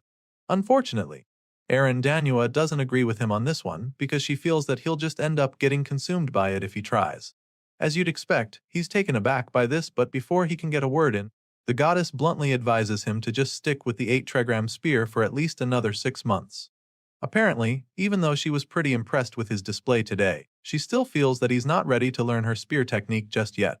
The 6-step spearmanship is the secret art of the final boss Baltazar. Corin Locke wanted to learn the 6-step spearmanship, and so Park Sahu introduced him to that NPC. However, he quickly realized that there was much to learn. Even after over a month, Corin saw that there was barely any progress, and he envied Sahu because of it. All the guy had to do was open his skill window and he could cast great magic immediately with ease. Despite being very frustrated, our boy also knew that just being envious wouldn't get him anywhere. Corin locked in, no pun intended.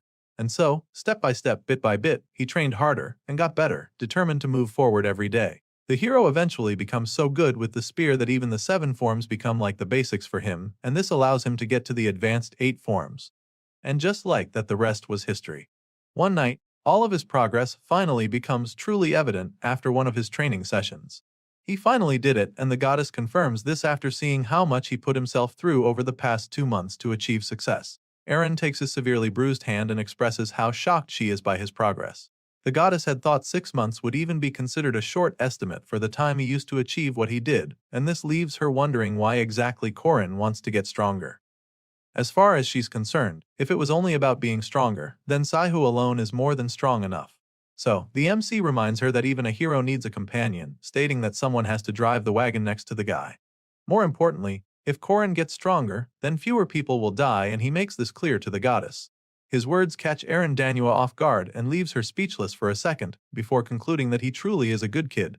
Corin just gives her a warm smile in response before assuring her that he's really just an ordinary guy at the end of the day, to which the goddess agrees with him as she returns the smile. During the Mage Tower Rebellion incident, some of the mages of the tower sides with Firmak Daman. These mages shattered the shell of the goddess, Erin Danua, who had disguised herself as Chairman Ario. Once the shell was gone, the goddess returned to the world in her original form, and according to this scenario, she died shortly after and left the players with her will to protect the world. And as a result, the hidden piece known as the Tribulation Treasure Vault was unlocked. That was the beginning of an event that no player was ever meant to stop.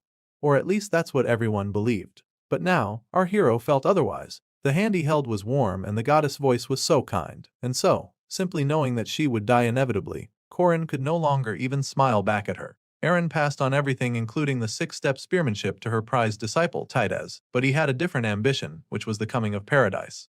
In other words, the end of the world. In the end, the goddess refused the final step of succession, and that turned out to be the greatest and most tragic failure of her life. Eren admits how she hesitated and agonized over the decision. After all, she has experienced too many failures and hasn't always made the right choices. But now, in this moment, she's convinced that she's making the right call, and so, she officially asks Corrin Loch if he will be willing to accept her as his master. Hearing this, our boy already knows that it's the line and event that every player of the heroic legend of Arhan knows. An event available only to players who have met a ton of conditions and accumulated good karma. And so, without any hesitation, our hero grabs the opportunity with both hands, accepting her as his master as he goes down on his knee. But by then, game knowledge didn't matter all that much anymore. The goddess embraces him in a tight hug as she gives him a few words of encouragement. She assures him that it's okay to fall asleep as long as he gets back up, and that it's okay to fail if he can just succeed the next time. Eren says that it's okay to cry even as long as one smiles bigger afterward. She says all of this to him, urging him to just stick to his own justice. His own conviction tells him to always walk the righteous path. Corrin listens carefully as she says these words, which leaves him in a daze for a while, and that's when she kisses him on the forehead and promises to give him the blessing of the goddess. Till this day, that memory lingers on in the hero's mind, and he vows to never forget the warmth of that moment when her lips touched his forehead. Meanwhile, in Nasria, the city of the dead, for 300 years, the same night of death repeated. Sadly, the immortal king's army was slowly getting stronger. The precarious balance that has lasted 300 years has finally reached its limit, which is why the goddess is currently being hunted down by the undead. Remember that battle from the last chapter? Well, it appears that Eren is about to lose. This is the third night of battle, and at this rate, she's afraid that Jororg, the immortal king, will fully become a lich. Sadly, it's cutting close this time, and the goddess doesn't think she can stop him this time, but just as these thoughts run through her mind, a familiar voice cuts through the air, telling her not to worry as he states that Jororg has already been taken care of, and this knight in shining armor turns out to be none other than Corrin. He claims that they don't need to rush and assures Eren that they still have enough time. As you can imagine, the goddess is stunned by his appearance, and before she can even say anything, our boy simply informs her that he's come to save her. You see, when the normal King Jororg dies, the city's time rewinds 3 days, and all the undead he created before vanish with it as if nothing ever happened. Nazia, the city in question, has a population of 1.2 million people living there, which is a lot, and this means that the entire continent would likely be wiped out if the undead escaped the city. And so, his master made a pact with the Reaper. The terms of this agreement ensured that it's a peaceful city by day, but at night it is ruled by the undead. And so, this continues as an endless cycle, but now, our hero must defeat the undead bosses and kill the Jororg within 3 days. To do this, the goddess split her soul in two. This soul that remained here has repeated this 3-day loop and has even been forgotten by the real body's memory for the last 300 years. Everything was going fine for the city at least. For the last 3 centuries, and the pact remained functional, but eventually, Jororg began to notice the loop the goddess had created to keep the peace, and now, this cycle has reached its limit. The soul she left behind can no longer maintain the loop, and it's only a matter of time before the forces of the immortal king take over the city for real. Because of this, Corrin made a deal with the Reaper to purify Nasria within 6 months. And now, with that deadline approaching, they've looped 3 more times so that they could fight the undead by night and go on dates by day. Corrin and Eren pretty much became a couple, spending every hour together, reading books, watching plays, and even visiting the circus from time to time. Unfortunately, their little holiday has come to an end and the final moment has come. So on the last day, the two have a little chat on the balcony as they reflect on the last couple months. Eren thanks Corrin for coming to help her, admitting that she had fun, and he just simply wonders how she didn't just get tired of seeing the same thing for 300 years. In response, she explains that watching it alone and experiencing it with someone are 2 very different things. Corrin admits that he's glad she had fun, but he still feels back that they'll never get to visit that amazing restaurant again. However, Eren doesn't think that they need a fancy place for it to be meaningful. As far as she's concerned, everything is enjoyable with her future disciple. The moment she says this, Korin looks her in the eyes, and before he even says anything, she already knows what he's thinking, so she states that tonight is the night they'll purify Nazria and end this eternal night. Our boy confirms this, claiming that it's possible based on his theory. Korin Loch had already tried it with Park Sahu in the last round, so he's certain that it's going to work. But that's only if there are no unexpected interferences. With this in mind, he tells the goddess not to feel pressured, reminding her that this is his way of paying her back. All he asks of her is that she grant him a wish when this is all over. Erin isn't sure what he's talking about when he says this, so she expresses her confusion, but before she can figure it out, the scene changes once again. The regression had lasted for 300 years. And after countless deaths, Georg had finally found the answer. The immortal king finally understood the original runes and how to use them to create his unending paradise of the dead. And so, he decided that it was time to defile the original runes with his new knowledge. At the same time, Nazria's cycle had also come to an end, and the curse unleashed on the city was amplified severalfold. Georg had finally succeeded in his quest, and as such, he was transformed into a lich. In this new form, the immortal king is confident that he can destroy the goddess. He promises to ravage her corpse, destroy her body, and even defile her soul. The horrifying power of the lich leaves even the battle priest stationed in Nazria trembling. He looks out from his station to see the endless sea of undead concentrated in the monitored zone. They all converge in one place, which has never happened before, so he's immediately overwhelmed by the scenes before him. It turns out that the true immortal king is using his power to summon every undead in the city, and so, this leads to the beginning of the limitless wave, the beginning of the undead march. That night, the fierce battle ensues and our hero is pretty overwhelmed by it. They're under attack and Erin is becoming very worried because things aren't going the way they planned. Sure, anomalies are expected sometimes, but this is the first of its kind for Korin, so the goddess suggests that they hide first instead. The hero agrees with her, but before they can make the next move, another powerful doom bolt is unleashed on them. Korin manages to deflect it, but right after dealing with that attack, he sees that the entire city has been afflicted with corrosion contamination declaration, turning it into the land of the dead. With doom bolts raining from the sky and poison seeping deeper into the earth, Korin realizes that the wave of death is truly endless. As they attempt to evade the incoming attacks, Erin figures that Georg must have already become a complete lich, and if that's the case, then the magic power in the city is nearly infinite by now. In other words, there's likely no safe spot to hide anymore, so she urges Korin to keep moving no matter what so he doesn't get consumed by the dark magic. As if the poison and doom bolts weren't hard enough to deal with already, undead hunters join the fray. These mid-rank undead creatures are unleashed on the duo, which just leaves them even more frustrated, despite being exhausted and overwhelmed.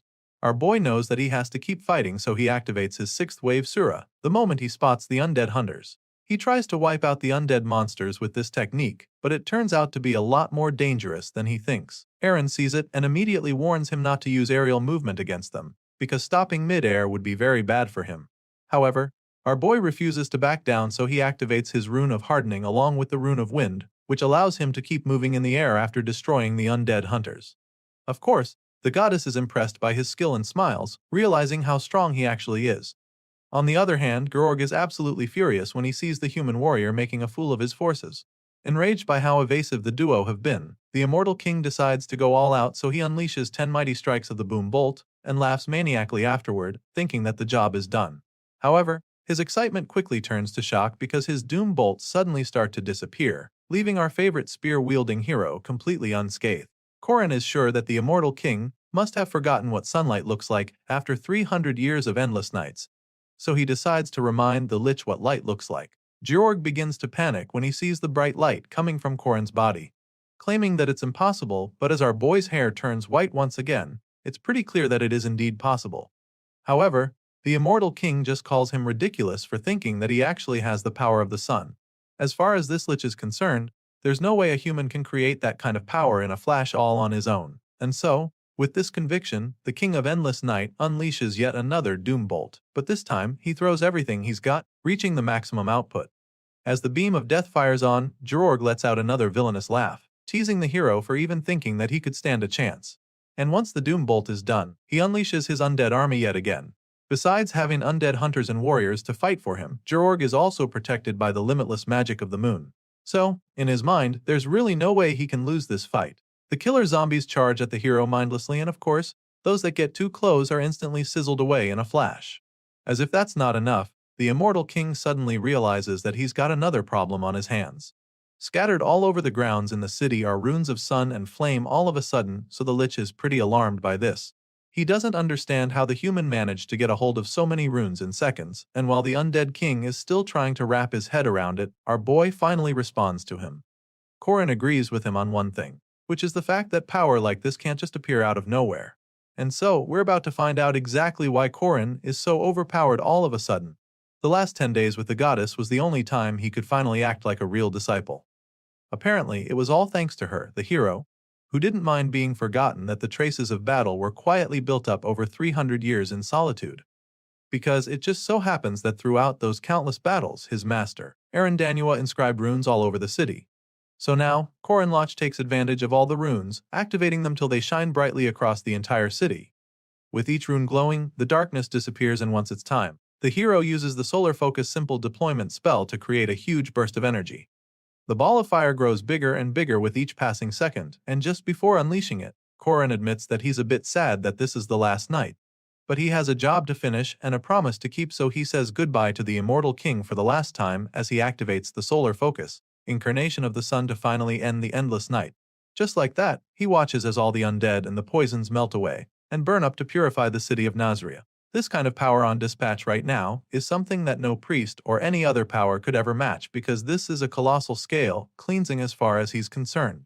The massive burst of flames spreads through the entire city, and as the darkness is rapidly purified, the immortal king loses his shit. He refuses to believe his eyes, insisting that it is impossible for a mere human to possess such strength.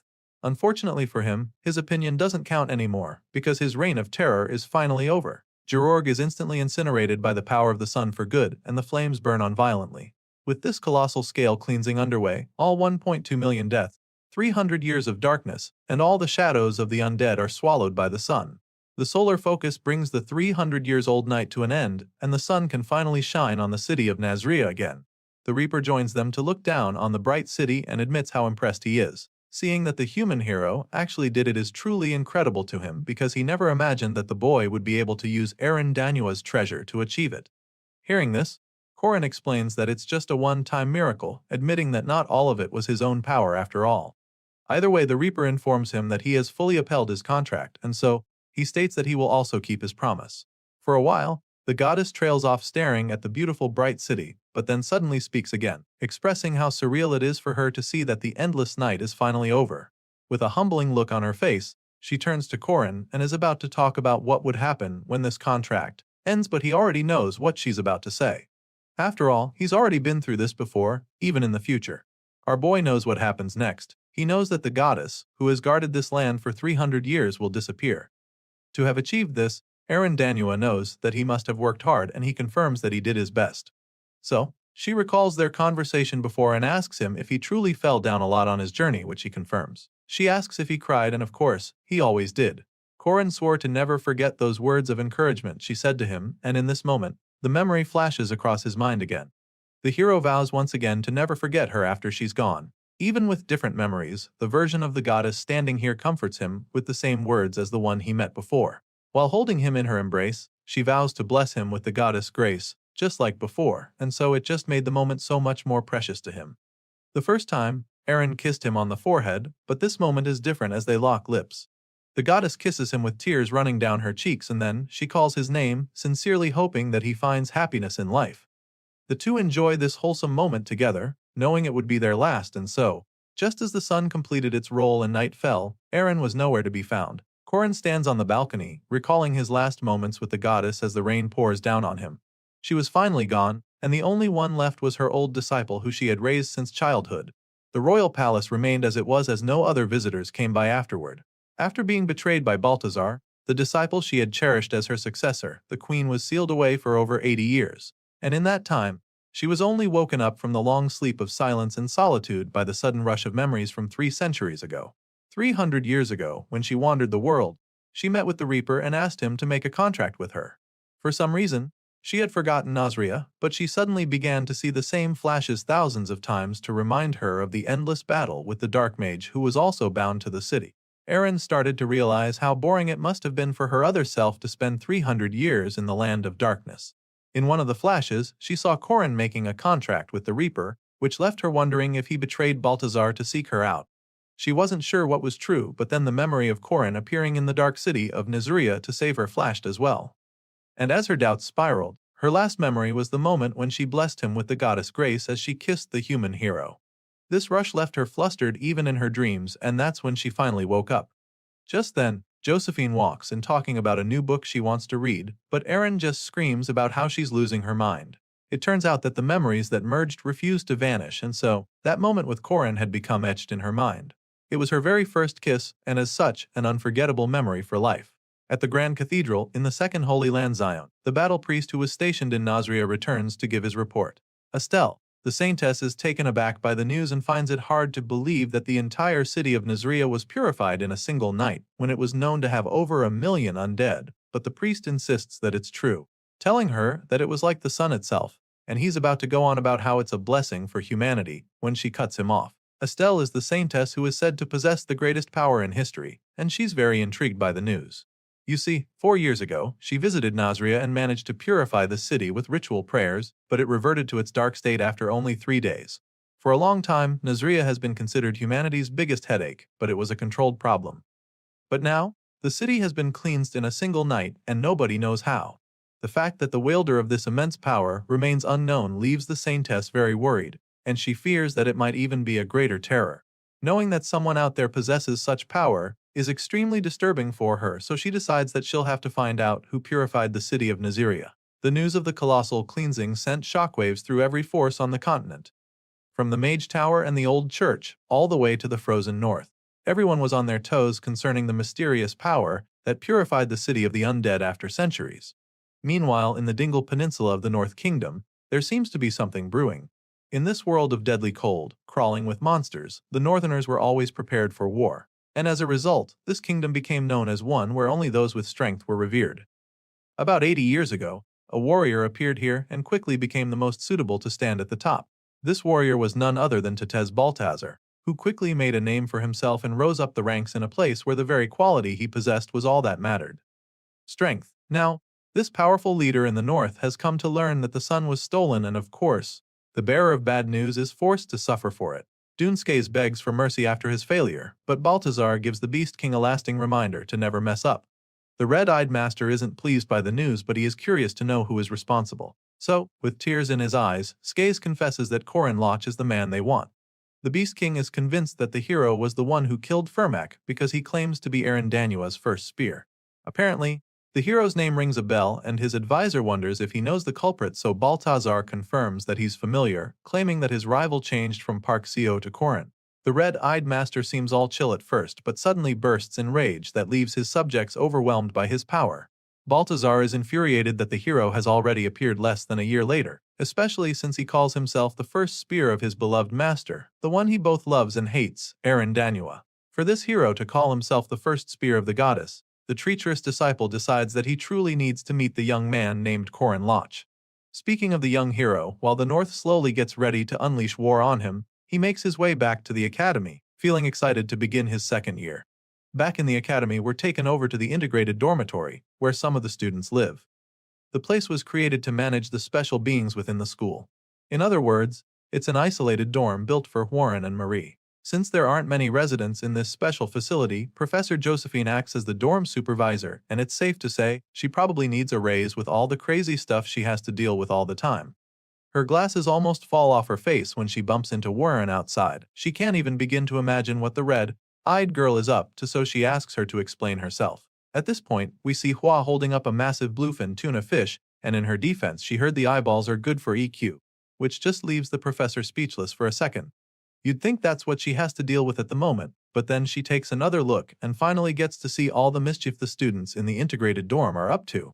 Apparently, Korin and the girls are cooking up a huge seafood delicacy, and our boy is the mastermind. The overwhelmed professor is stunned at first, but quickly calls out to Korin, demanding an explanation immediately. Well, he's not really bothered about getting in too much trouble, since he's pretty much the assistant form supervisor.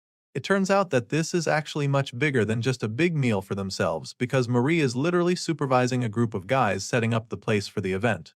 Anyway, Korin fills the professor in on what's going on, telling her how Marie says there will be lots of guests coming in. While the guys carrying in the massive furniture are struggling to avoid getting crushed. Our boy explains that Huaren bought the bluefin tuna at the market and that they decided to share it, but it looks like she doesn't have any plans to share the fish with anyone. As for Alicia, she came around to help too, and she's going all out with her cooking skills, even using the Arden style, sashimi style thin slicing on the tuna. After breaking it all down for the dorm supervisor, our boy gladly offers her a seat at the big table, promising to give her a nice treat for a good price. As flattering as it is, she isn't in the mood, so she simply tells them to just stop, quickly clean up, and then get to sorting out the rooms for those freshmen she told him about the last time. Sure, Corin doesn't mind sorting out the room and assures her that he can even do it for himself. Since the freshmen are siblings, he figures that they can probably share a room too, but Josephine insists on helping him out with it, especially since they actually need 2 rooms for the girls. More importantly, the new students will be starting at the academy the following day, so she informs him and asks him to help her show the girls around the next day. For some reason, the moment she says this, a really creepy smile appears on Corin's face as he takes a bite of his tuna. Clearly, he's not done with his mischief, because he has one more favor he needs her to grant before he agrees to help her out.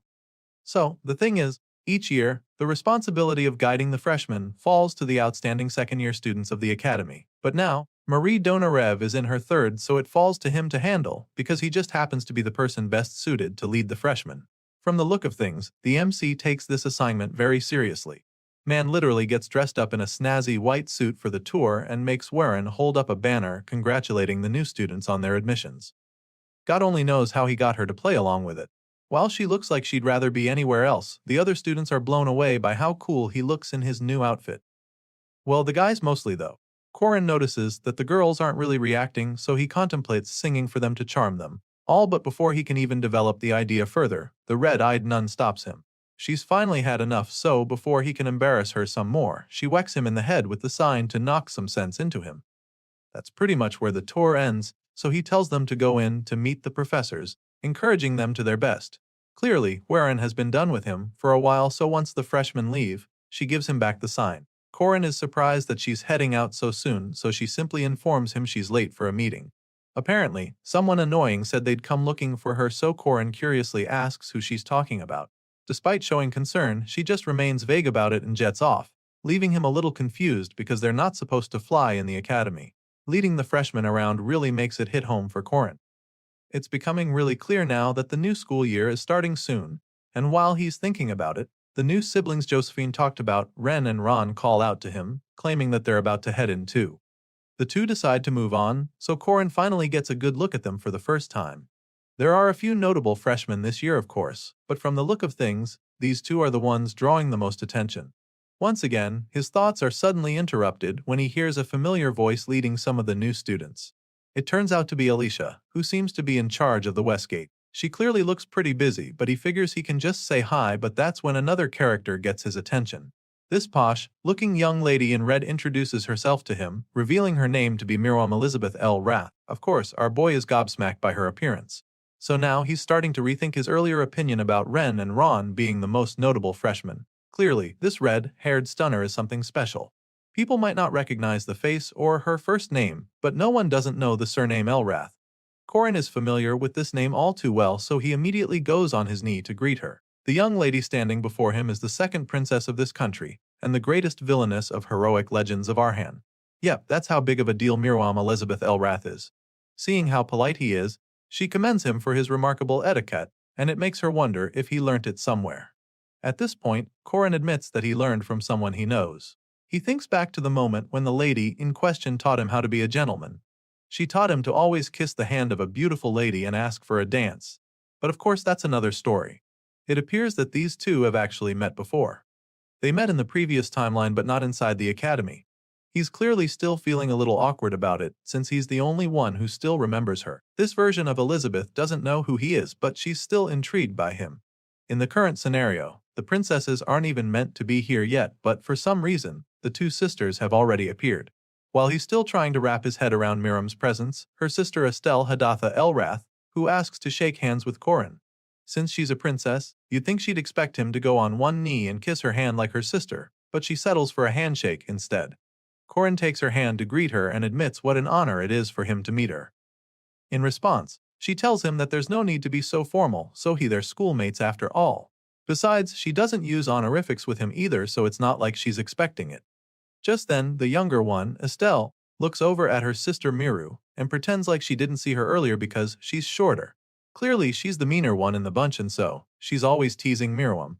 On the other hand, the redhead obviously doesn't like her name being shortened. She scolds Estelle, but the older sister doesn't listen as usual. She's more concerned with telling Miriam to just call her Big Sis or Sanba. The pink-haired princess has been on leave for a little over 2 years, but as of today, she's officially back and she wants everyone to know it. Clearly, there's beef between the two sisters, and Miriam simply hits back at Estelle, reminding her that honorifics are for those who are superior to her. As far as she's concerned, the only thing Estelle has more of than her is that dumb lump of flesh. After biting back at her annoying older sister, Miriam tells Alicia that she's heading to the Liberty Hall now. She thanks the senior for escorting her to this far. At this point, Estelle also announced that she'll be taking her leave as well. She greets the other juniors, leaving the two in awe, especially Alicia. As for our boy Corin, he's convinced that he's already screwed. While he's busy thinking about how much trouble he's in for now that the princesses have arrived, we get to see what the other sisters are up to. Ren and Ron are currently taking a personal tour around the academy, and they're both trying their best to fit in and not embarrass themselves.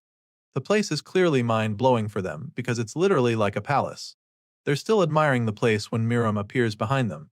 The redhead introduces herself to the twins, hoping to make some new friends. After all, they're in the same year, so she offers to shake hands with them. They're both reluctant, but Ron is the one who takes the bold step.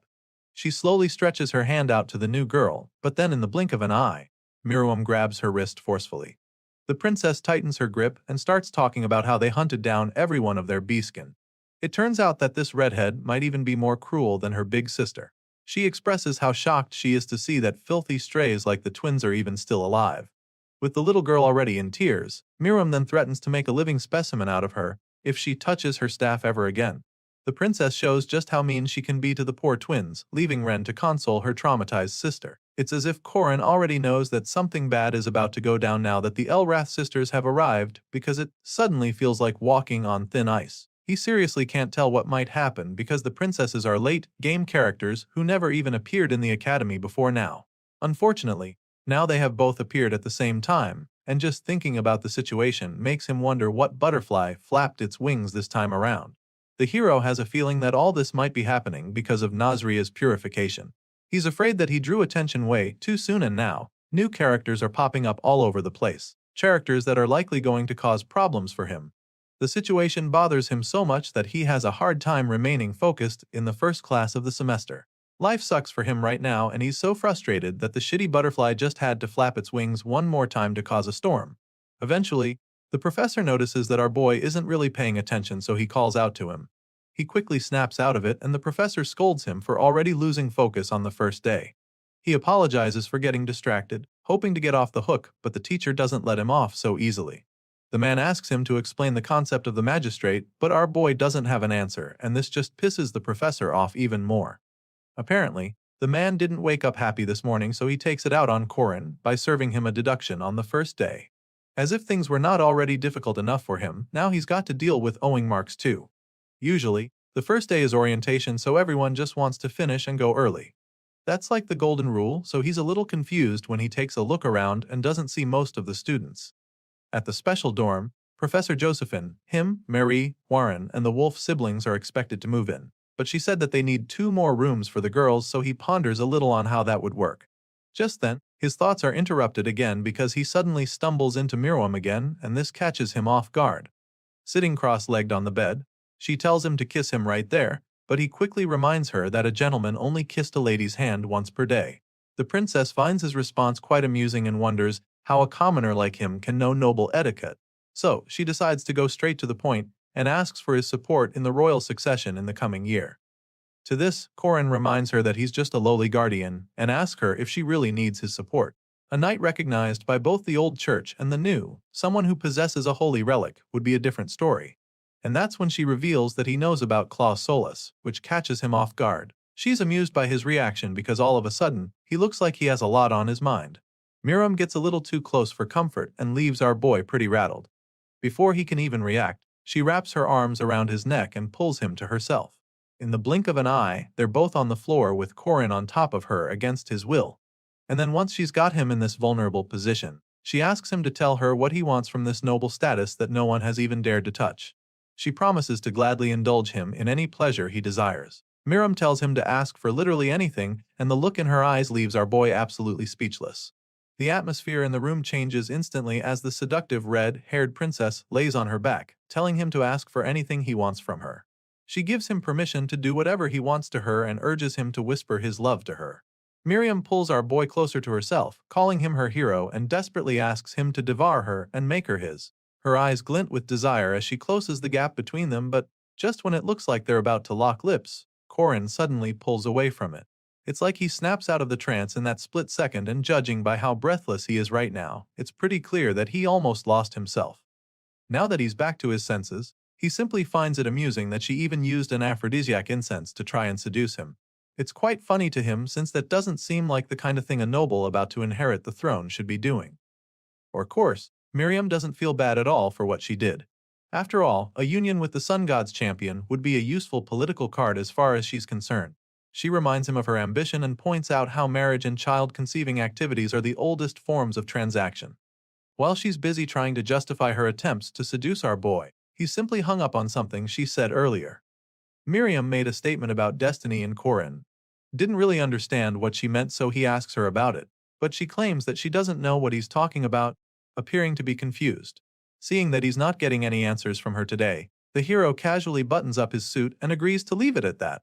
He has no intention of making any trouble for what she just tried, so he prepared to take his leave. On the other hand, the princess figures that she'll be more successful if she sets the mood better next time. Clearly, her motives haven't changed, so she makes Corin aware of this by giving him a heads up, but our boy insists that there's no need for that.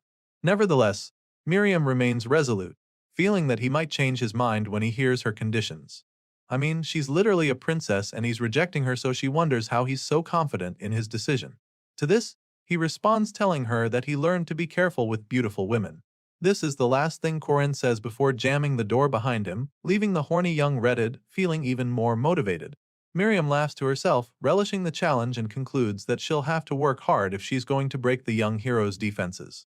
Meanwhile, despite acting all tough, we see our boy breathing heavily the moment he steps out of the room. He pretended to be unfazed by Miriam's advances, but now, it's pretty obvious that he barely escaped that room with his dignity. It was definitely a close call and dangerous one too, which bothers him because it's starting to feel like he's in many similar situations these days. Only recently, he noticed Marriott practically drooling over him with red cheeks after seeing his chiseled body. Alicia was no different when she had some alone time with him at the theater, to the point that she chose a play about an affair between their characters. As for Hua, well, Corin has already realized that she's all touchy with him any chance she gets. Ever since he swallowed the sun, his body has been overflowing with yang energy. Hua, on the other hand, releases an endless stream of yin energy because of her 9 yin meridian physique, and so for her, even touching him feels really good, and clearly she can no longer help herself. Apparently, it's such a good feeling that Ran even comes out sometimes to get a taste of what it feels like to hold him. Later that day, Corin meets up with 2 of his friends to tell them about his situation. He's troubled about how many women are clinging to his body and needs help to fix that. I mean, most guys wouldn't even consider this a problem in the first place, and the fact that he even brought it up with these guys even pisses them off. The first guy calmly flips him off and tells him to go kill himself if he really thinks that his situation is a problem. The second guy, Jaeger, is a lot more physical about his response though, grabbing Corin and yelling at him to just pick one of the girls, fawning over him instead of rubbing his luck with the ladies in their faces. Our boy is pretty taken aback by their reactions because he doesn't get why the both of them are so mad all of a sudden. For some reason, Corin's cluelessness makes the little guy even more annoyed, so he suggests that they kill the MC themselves for being a playboy asshole. The 2 are about to rip him apart when Princess Miriam comes to the rescue. As soon as the guys see her, they let go of Corin and watch curiously as the princess flirts with him. Our boy is pretty nervous now that she's here, especially after their last encounter. With an awkward smile plastered on his lips, he asks her what brings her this way, and that's when she asks him to give her a tour, because she's going to the city center soon. Of course, he can't say no since it's literally his job to show the new students around. Meanwhile, the guys suddenly start to see what Corin has been talking about and notice how uncomfortable he is. Jaeger doesn't think they need to interfere with the conversation since it looks like the princess is about to devour Corin any second now. Even the little guy, who was pretty jealous of our boy a few moments ago, is starting to reconsider his stand on the matter. taking a more academic approach to the matter. Glasses over here just suggests that Korin's body is actually releasing pheromones, but they're not affected by it thanks to their immune systems preventing it. Jaeger is a little slower to grasp the terminology, so he just mopes at his little buddy, wondering what he's talking about. As if it wasn't bad enough that Korin is stealing the hottest girls in the academy from them. Some men at the school also find him attractive. This is confirmed when the two friends notice Chairman Ario acting all fidgety and nervous while talking to the hero. Jaeger is quite horrified when he sees this, while Shorty is even more convinced that there's definitely something up with Korin. Later that day, Chairman Ario addresses the new first-year students. Every year, Merkaba Academy's first-year students conduct a practical training at the hunting ground. In the forest, rather than facing off against actual monsters, the freshmen will be tested by a few of the outstanding second-year students who will serve as their opponents. They're expected to use whatever means necessary to take down their opponents and retrieve their insignias. The chairman explains this to them, and then with a gentle smile on his face, he officially signals the start of the annual tradition. Not long after that, the freshmen find themselves on the hunting ground in the forest, and they're all really excited about the assignment.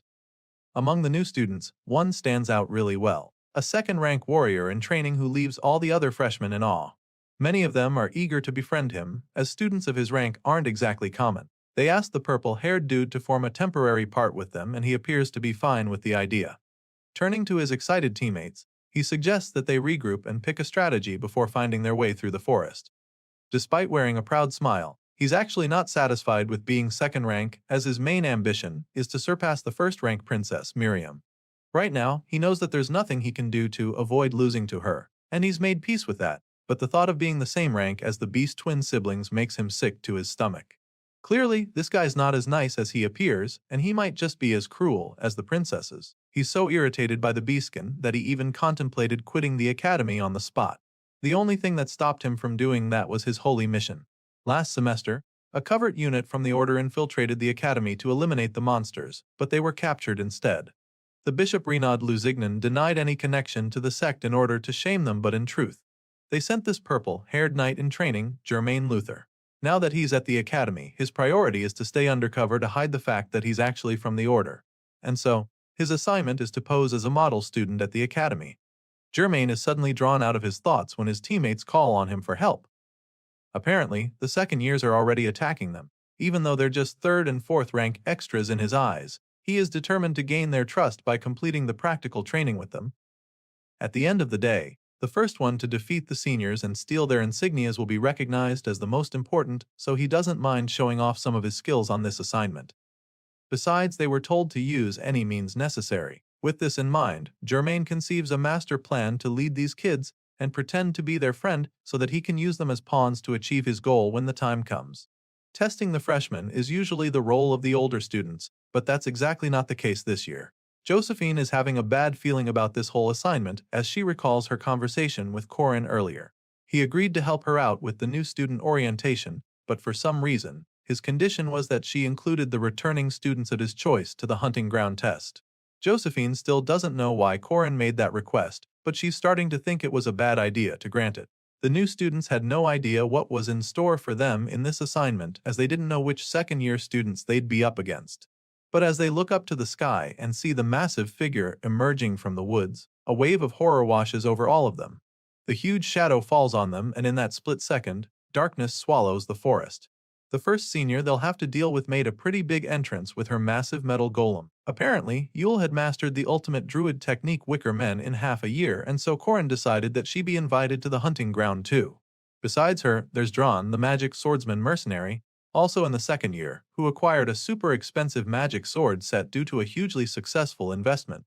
He's definitely a force to be reckoned with, and our boy also wanted him around, as if these two seniors aren't already terrifying enough. They're also going to have to deal with Cranel Rudin, a goalmancer.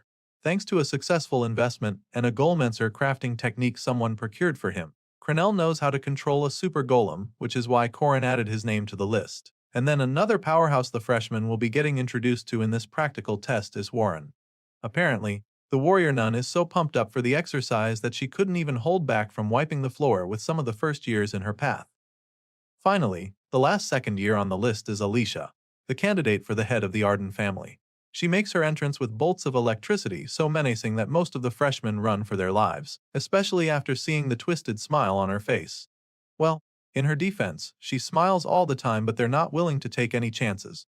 With the arrival of the second-year students, the atmosphere on the hunting ground changes immediately.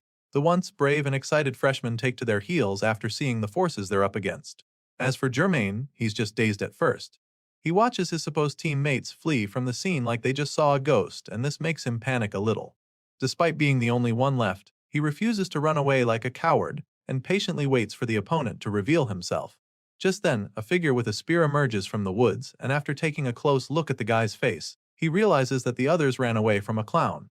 Germain draws his sword, thinking that the others are simply pathetic for running away, but then, his eyes widen in horror when the Joker strikes. This so-called clown activates the Rune of Fire to unleash a massive explosion in the forest as he makes his own entrance. At this point, Germain still had no way of knowing that the person who turned all of Merkaba Academy's notable second years into super soldiers was the clown before him. This terrifying Joker takes out all of Germain's teammates in a flash with a sick smile laced on his face the whole time. By the time he's done, everything around them is covered in flames, and that's when he turns to face the purple-haired knight in training. Seeing the new kid trembling on the floor like a leaf, the clown teases him for being so serious and then hovers over him with an even more insane look on his face as he urges Germain to smile for him. In a few moments, our boy manages to turn a good portion of the forest into a mini hellscape, and the injured knight finds himself running for his life through the flames. Germain was born in the St. Michaela Monastery and had walked down the path of faith his whole life.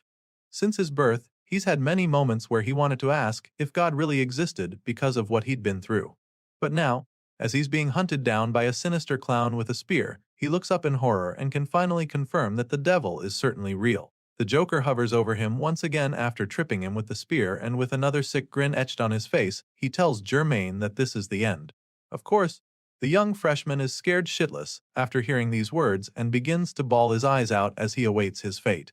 But just when he thinks he's about to get impaled with the spear, the clown pats him on the head, leaving the kid seriously confused. Our boy admits that Germain has more guts than he expected and then gives the kid a hand up while introducing himself. Corin reveals his name to the traumatized freshman, and it instantly rings a bell in Germain's mind. He recognizes the name because he knows Corin Loch is the same man who fought Lunia Arden on his own. After the introductions, the hero reveals that this whole nightmare with a fiery clown was all just to help him find skilled people among the first years. And so far, the only other person who impressed him besides the princess is Germain Luther. Sure, the kid probably peed his pants while running for his life, but Corin can see his potential, so he asks Germain to work with him. The MC informs him that he always welcomes skilled people into his team, and of course, the young knight doesn't even think twice before accepting the offer. He shakes Corin with both hands, still absolutely blown away by the fact that the man standing before him is the famous hero people have been talking about. While the ambitious young knight is still wrapping his head around what just happened, Corin checks scouting the kid off his bucket list. Unsurprisingly, he already knew Germain was a spy from the Order, so now that he's gotten the kid under his side, he walks away with a mischievous grin on his face. Corin hopes to keep tabs on the purple-haired spy for the meantime. You know what they say, keep your friends close and your enemies closer. Meanwhile, an hour after the test starts, the twin siblings are still very much in the game, but they're more occupied with dealing with the other freshmen who attacked them. Ren casually knocks them out and asks Ron to take all their stuff afterward. The Gold Wolf siblings bounce after grabbing everything they need, and as they make their way through the forest, Ron expresses his concerns. Apparently, more and more people are attacking them, and she's starting to think it's because they're their demi-humans, but Ren insists that it's because they're second-ranked knights and the others want to take their armbands. Taking the armbands of the seniors would be worth more points, but the second years are way too powerful, so most of the freshmen have settled for attacking higher-ranking classmates instead. In the last part of this test, the first years would be able to trade in all the points accumulated in exchange for prizes. So far, the twins have been racking up a lot of points, so it's time to go get their prizes. Soon enough, they get pretty close to the end where the cottage should be, but Ren is absolutely horrified when she sees the little house on fire. As if that's not disturbing enough, the earth starts vibrating violently beneath them, leaving them even more terrified. They wonder if this is an earthquake or something, but then all of a sudden, a tall, massive structure shoots out from under the ground and rises quickly up to the sky. The siblings find a signpost telling them that the prize is at the peak, which makes them wonder what their second-year seniors are really up to right now. The twins look up at the huge structure, which appears to be some kind of ancient temple that just popped out from under the ground. While the twins are struggling to wrap their head around everything going on, The red-haired princess appears right behind them, looking very excited about it.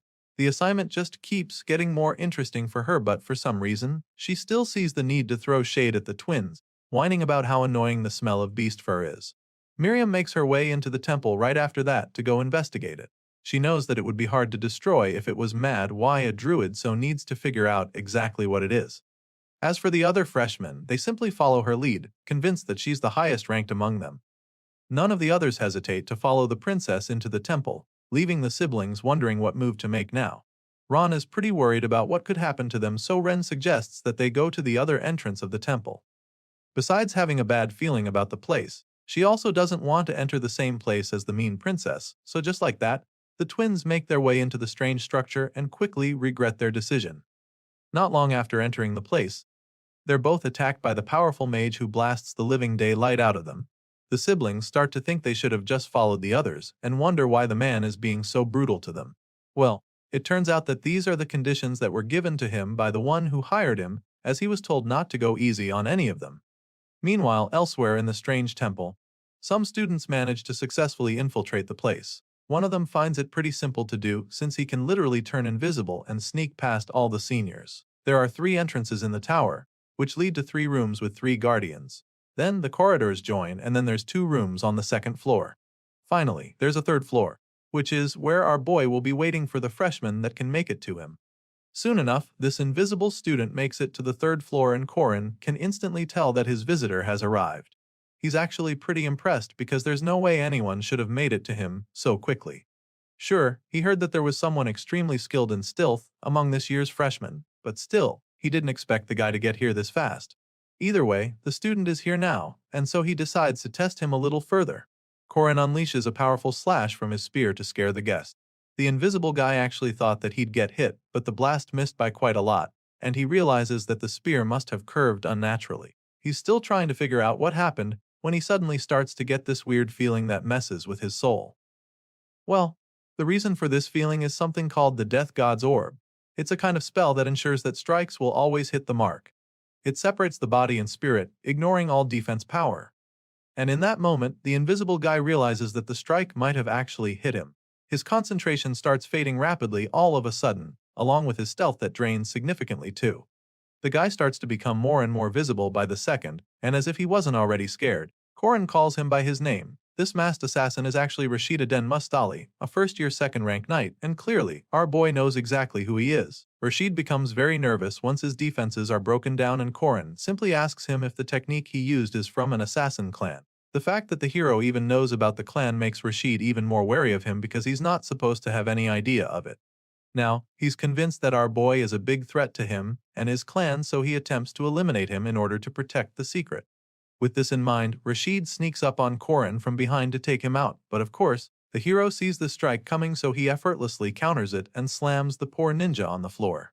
The assassin is shocked that Korin saw his attack coming, but it doesn't deter him from trying again. Since sneaking won't work against the hero, Rashid decides to take a more direct approach. So, he takes out a whip and tries to land another hit, but Korin just dodges it once again. The hero evades the attack with ease like it was nothing, and when Rashid keeps trying, our boy proceeds to show just how agile and flexible he is. He avoids every single strike and almost turns the situation into a dance battle. Eventually, he gets tired of dancing, so he uses his spear to stop the whip. With the whip wrapped around his spear, he uses the force to toss Rashid across the room. The assassin clan of the criminal world is where this second-rank knight was groomed, and he always hated those teachings filled with bloodshed. Rashid came to the academy hoping that he might be able to get another life that wasn't about him being an assassin. And with that choice, he left his people behind. Not because he hated them, but because he wanted something different for himself. But now, after learning that Korin knows who he is, he knows what he must do. As far as he's concerned, if revealing his identity would put his entire clan in danger, then the only way to keep the secret is death. Our boy's eyes widen in horror when Rashid leaps at him with a suit ridden with active explosives, and before he can even think of his next move, everything goes up in flames. The assassin opens his eyes right after detonating the bombs, looking extremely confused. He looks at the hero in shock, and that's when we see that our boy just compressed the explosion into a little ball of fire in the palm of his hand. Korin deals with the blast and teases Rashid for playing with some really dangerous toys. Thankfully, fire and heat are his area of specialization, so he lets the Wanab suicide bomber off the hook. The assassin is absolutely mortified by what he just witnessed to the point that he can't even move for a while. As for our boy, he's pretty impressed, so he concludes that Rashid deserves a reward for even getting to this point. And so, he tells the freshman to go up and address his points. He also assures the star-struck boy that it doesn't matter if he learned assassination, swordsmanship, or even magic. After all, his stealth ability will likely come in handy very soon. So, just like that, our boy recruits another talented student and then informs the kid that he needs his help with something. This little exercise allows him to check off the second thing he needed to do in this hunting ground off his list, which was to test the skills of the worthy first years. Speaking of worthwhile first years, we catch up with the Gold Wolf siblings, Ren and Ron, who are currently being traumatized by Fromworski on the first floor. The siblings are clearly tired of the assignment at this point, but the thorough senior can't help himself since he was told to do a proper job of testing them. The twins almost died to the demonic sword, but in the end they passed the test. On the second floor, the twins come face to face with the warrior nun, Warren, and when she sees how traumatized the siblings are, she encourages them to try their best. However, they're still pretty shaken after their encounter with Drawn. Warren knows that she won't be able to control her strength against the twins, so she just passes them. And so, the Gold Wolf siblings reach the third and final floor of the temple, where they hope to catch their breaths for a while. Corin welcomes them when they arrive, and they're pretty excited to see their tour guide again. Based on how nice Corin was to them during the tour, they conclude that this is going to be a friendly encounter, so they start asking him questions about what is going on, but he just responds by hurling a spear at them, which changes the atmosphere immediately.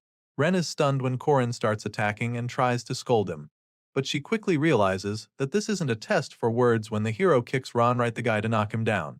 The siblings can't believe their eyes, so our boy enlightens them on where they are right now. He advises them to not look away for any reason if they came here to fight, because that's the kind of mistake that would kill them. At this point, Ren is left in a daze, so Corin attempts to snap her out of it and remind her exactly where she is right now by unleashing his tiger sweeping wind on her. The blast that follows is just way too insane for a test, and even Corin starts to feel bad about having to be this hard on them. It doesn't feel great for him, but it can't be helped, because the last thing he needs to do on this hunting ground is to ensure that these kids can pull their weight by growing them to that level. The hero needs to be certain that the chosen students are up to the task for what is to come, and so he can't go easy on them.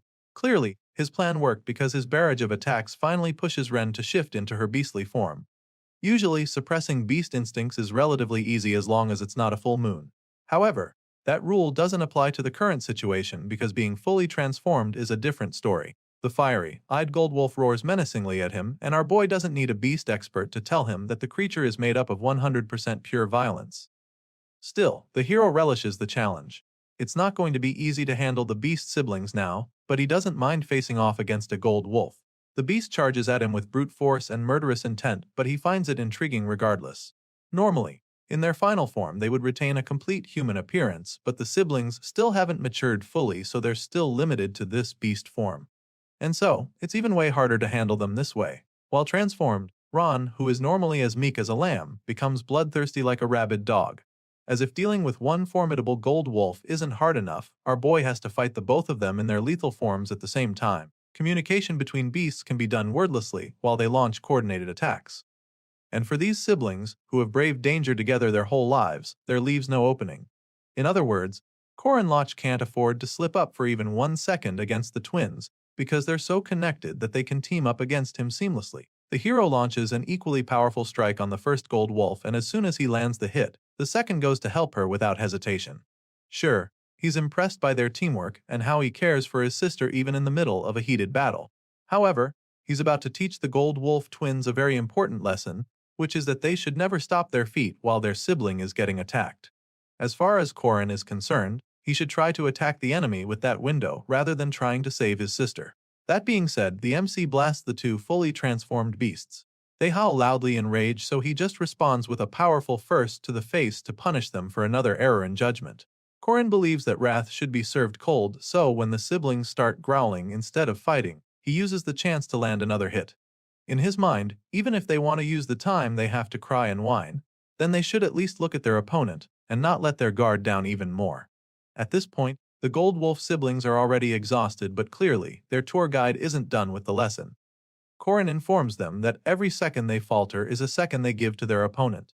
His little pep talk seems to be doing the trick because Ren suddenly charges at him and of course, it excites our boy. He's glad to see the fire back in her eyes and concludes that the older sister might just be more brutal than her younger brother. He's impressed by the way she's channeling her rage now, but he still feels that her attacks aren't precise enough yet, even though she might not really understand anything he's saying right now. He warns her not to just attack haphazardly because she's angry. Korin explains that they need to accurately aim for vital spots if they want to be efficient, and since they probably aren't listening to him right now, he decides to demonstrate exactly what he means. The hero sends a mean slash her way that knocks her right back down after hitting her in the chest. But the time the dust settles, the Gold Wolf siblings are crawling on the floor in pain. Clearly, they've had enough, but Korin isn't done with them just yet. He tells them to get up because as far as he's concerned, they can't give up until their hands and feet are broken.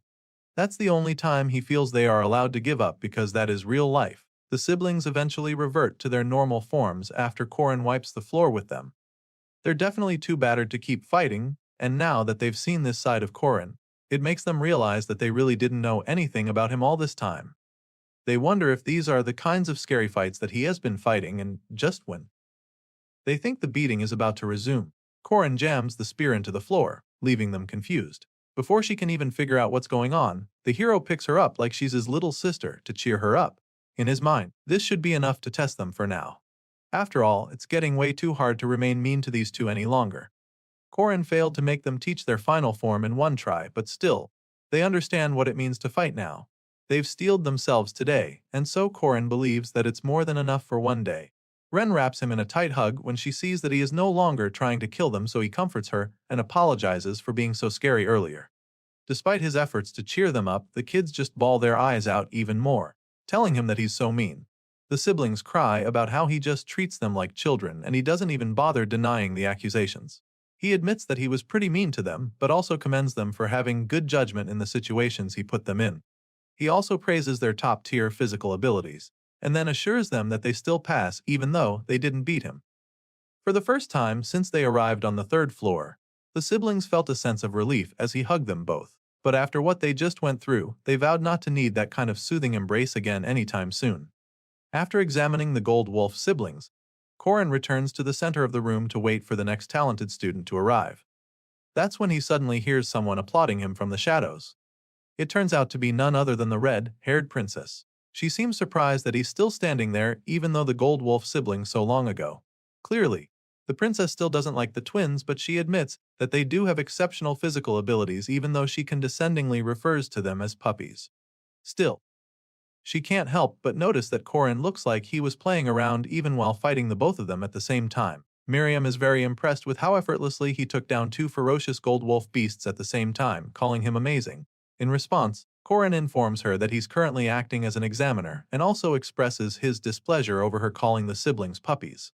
Anyway, he doesn't dwell on it, he cuts straight to the chase, and makes it clear to her that she'll have to defeat him if she wants to pass this exam. He also informs her that he's not going to play around like he did with those siblings when facing her. Korin has no intention of going easy on her, especially if she takes out the thing she's hiding in her dress.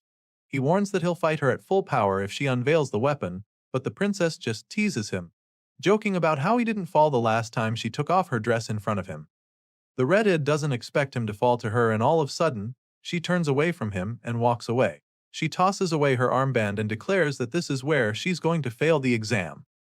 It turns out that what the princess has hidden in her dress is something called a snake familiar. It's clearly very dangerous, and even after Korin revealed knowing about her secret weapon, she didn't show the slightest hint of surprise. It leaves the hero pretty bothered because his encounter with her will now be difficult again like last time, and he doesn't know what to do with her anymore. Meanwhile, at the top of the tower, a couple of students who didn't run into Korin or the other guards find a sign from the clown telling them to go back to the entrance. Clearly, these guys weren't tested by the special examiners in the tower, so there's no reward for them. As you can imagine, they're pretty frustrated when they see the sign, but all they can do is lament furiously as they make their way back down. Once they're back in the forest, the grumbles become even more. They feel that things went badly for this because of that clown, and one guy is so pissed that he calls Korin a bastard. His fellow freshman scolds him not to insult the senior, but the guy doesn't really give a shit. He tells his angry classmate that Korin is allegedly the future son-in-law of Dunarev, and how he's also somehow engaged to Lunia Arden. Of course, the guy still doesn't care and insists that Korin is a crazy son of a bitch. Unfortunately for him, that crazy senior isn't done with them just yet.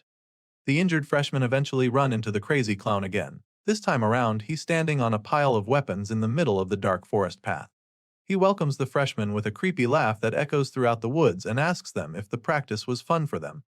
Of course, they're all still traumatized by him, and it's a miracle they haven't gone insane from hearing his ominous laughter. Korin suddenly pours a glass of wine on the pile of weapons, revealing that these are the rewards that should have been distributed to them during the practice. Among the rewards are rank 4 and 5 magic stones, along with other high-ranking items.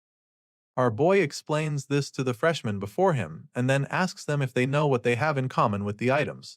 Just when you think he's about to pacify the injured students after giving them hell throughout the day, the hero proceeds to infuriate them even more. It turns out that the thing the students have in common with the items is that they burn easily.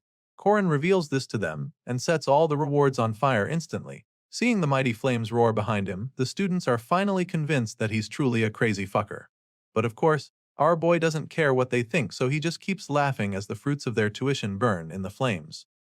The frustrated kids wail as they watch their rewards burn away. Some even threaten to attack the clown, but they're not dumb enough to actually try that. It's a truly tragic scene for the new students and a terrible way to start their new life at the academy. But just when it looks like their worlds are crumbling, Mariette suddenly appears on a wyvern carrying a huge chest. They look up in awe as she comes down, and then the chest blasts open, revealing the shiny rank 2 magic stones. In the blink of an eye, all the frowns are turned upside down, and then Korin introduces the freshmen to the generous craftsmen who will make their new weapons for free. The new kids immediately recognize the men as the top blacksmiths from the capital, so they're even more excited. Besides that, Korin urges them to applaud Marie and Hueren, who transported the materials and the blacksmiths. As for Alicia, she's in charge of feeding the freshmen. She knows that they must be starving, so she welcomes them to try her gourmet dishes made with the best ingredients that will blow them away.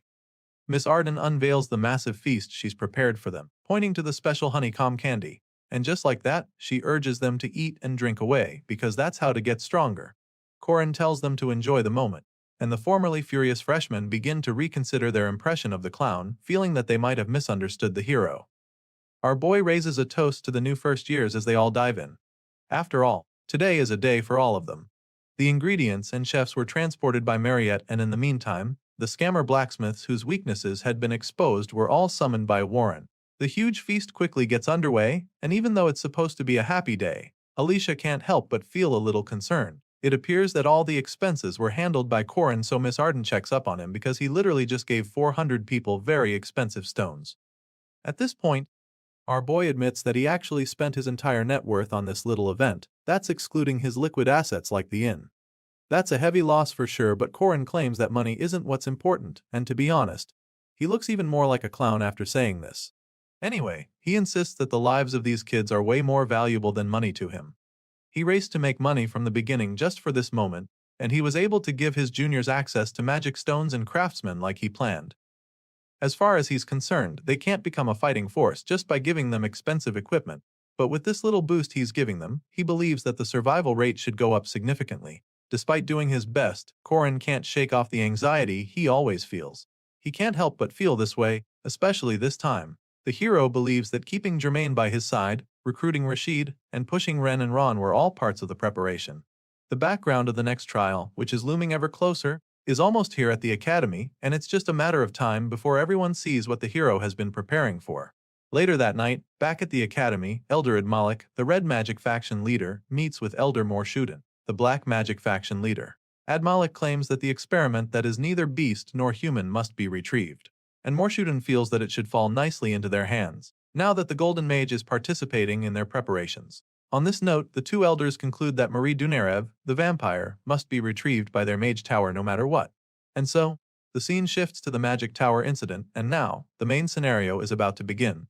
Originally, under the pretense of researching the Grand Library's archives, they would have abducted the vampire girl and conducted experiments in the basement. However, history will be twisted now because someone will be waiting for the evil factions this time around. Back at the academy, the story resumes in the special dormitory our hero always talks about. Just as he's mentioned before, this place is where the academy manages its most important students. At first, only Hiron and Korin Loach lived in the dorm, but now almost all the rooms are full, which is a testament to the amount of talent the Merkaba Academy attracts. Every morning, our boy bickers playfully with Warren, as they always have something to argue about. Next thing on his daily routine would be to take a shower, and then after that, he heads to the second floor, which is always full of the unexpected students. Of course, among the special students are two princesses, and their rooms happen to be at the end of the hallway.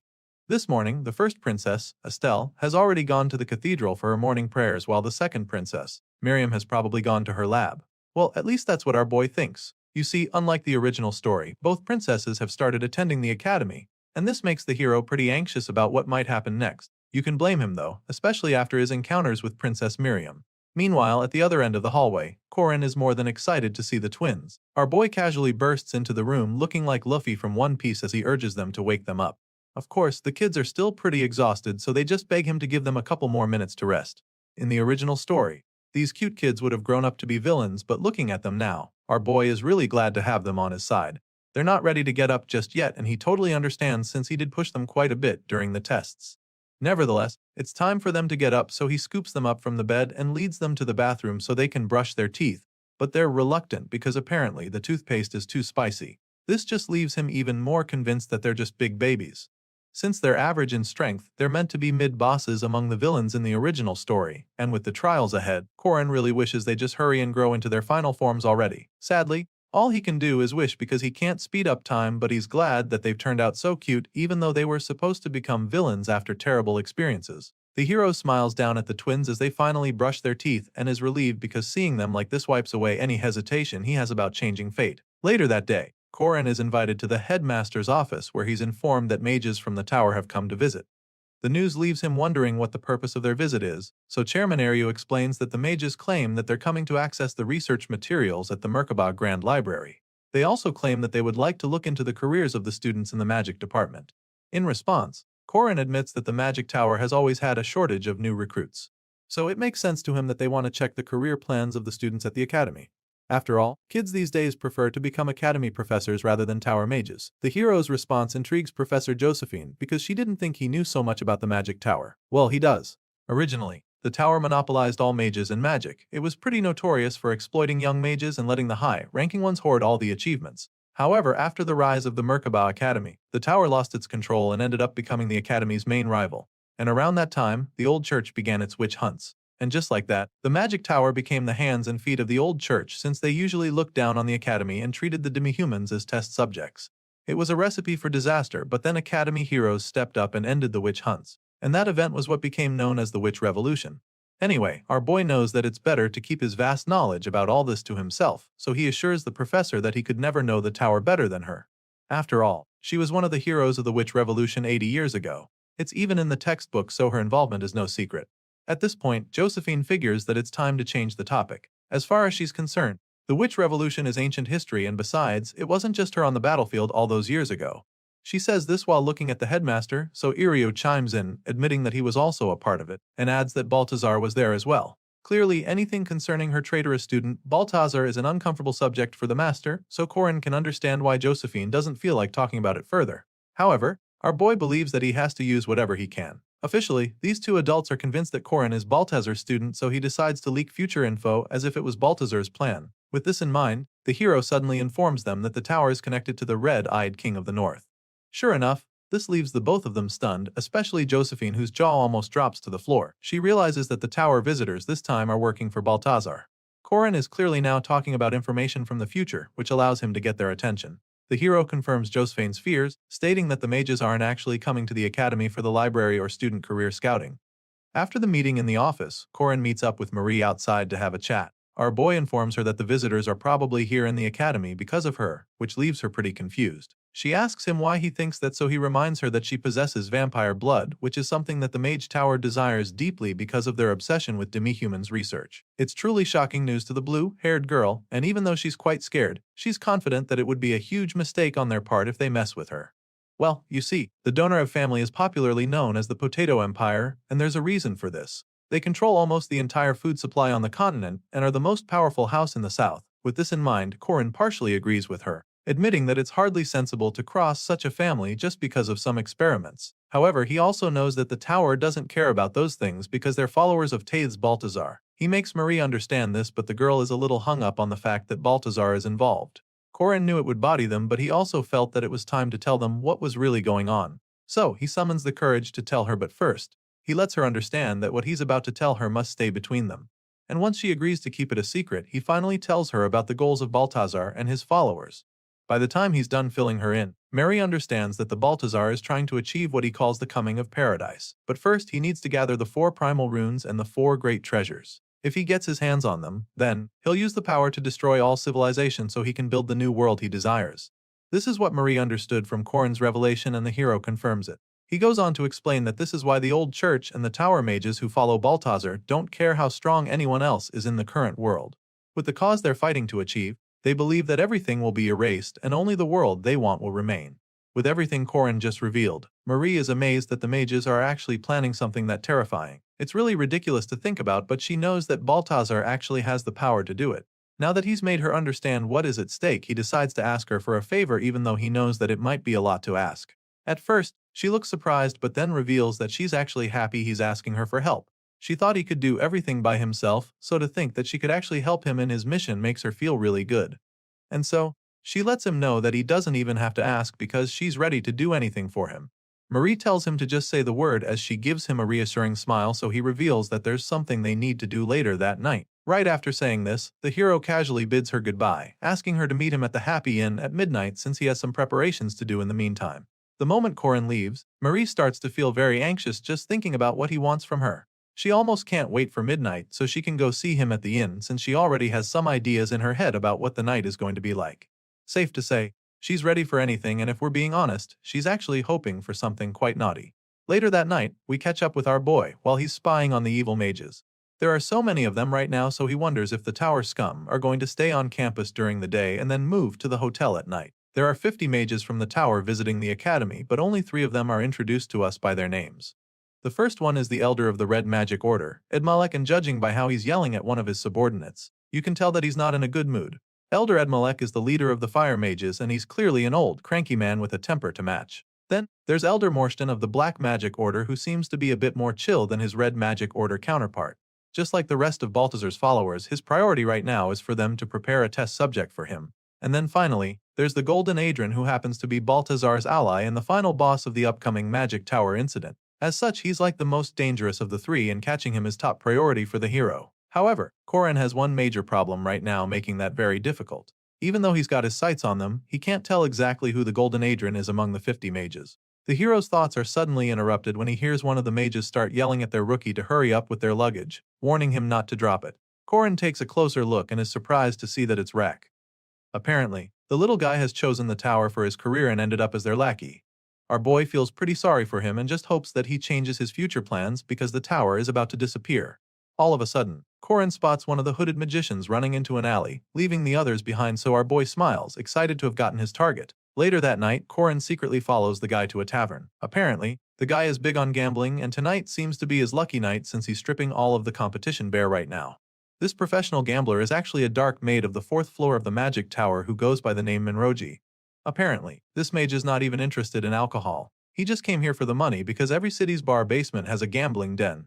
As you'd expect, a magician of his status possesses a few tricks that give him an advantage in a game of cards. He can literally see his opponent's cards with his magic eye, so beating them is a walk in the park for him. As much as he's enjoying the wins, he's also trying to kill time because he's waiting for some of the working girls. He feels that one of them should have shown up by now, and just then, a lady appears right behind him, asking if she can join him. Of course, he doesn't say no to the beautiful lady he's been waiting for, so he welcomes her to join him. After all, this is what he is after. The high-stakes card game comes to an end shortly after, so Minroji leads the working girls to his hotel room. The knave lady nervously asks him if she's really going to get her money back after satisfying him. To him, there's nothing more interesting than messing with someone who's flat broke because they're so desperate and ready to do anything for money. As such, he preys on the poor lady's desperation, assuring her that she'll get her money as long as she lies quietly on the bed and does as she says. The horny mage can't even hold back his excitement, but it's quickly cut short when he senses a strange presence right behind him. Of course, from the creepy smiles you can tell that it's Korin Loch. Minroji is instantly alarmed, so he turns around to attack the person using a low-rank curse spell. But of course, our boy casually counters the attack because this level of curse is nothing. He grabs Minroji's face with one hand and slams the guy's head right into the floor. Just like during the hunting examination, he's back in Joker mode. He tells the guy not to move and reminds him that most people who get caught cheating have their wrists cut off. However, Manroji's case is even worse, because he was just about to do something terrible to that girl, so Korin feels that he deserves a much harsher punishment.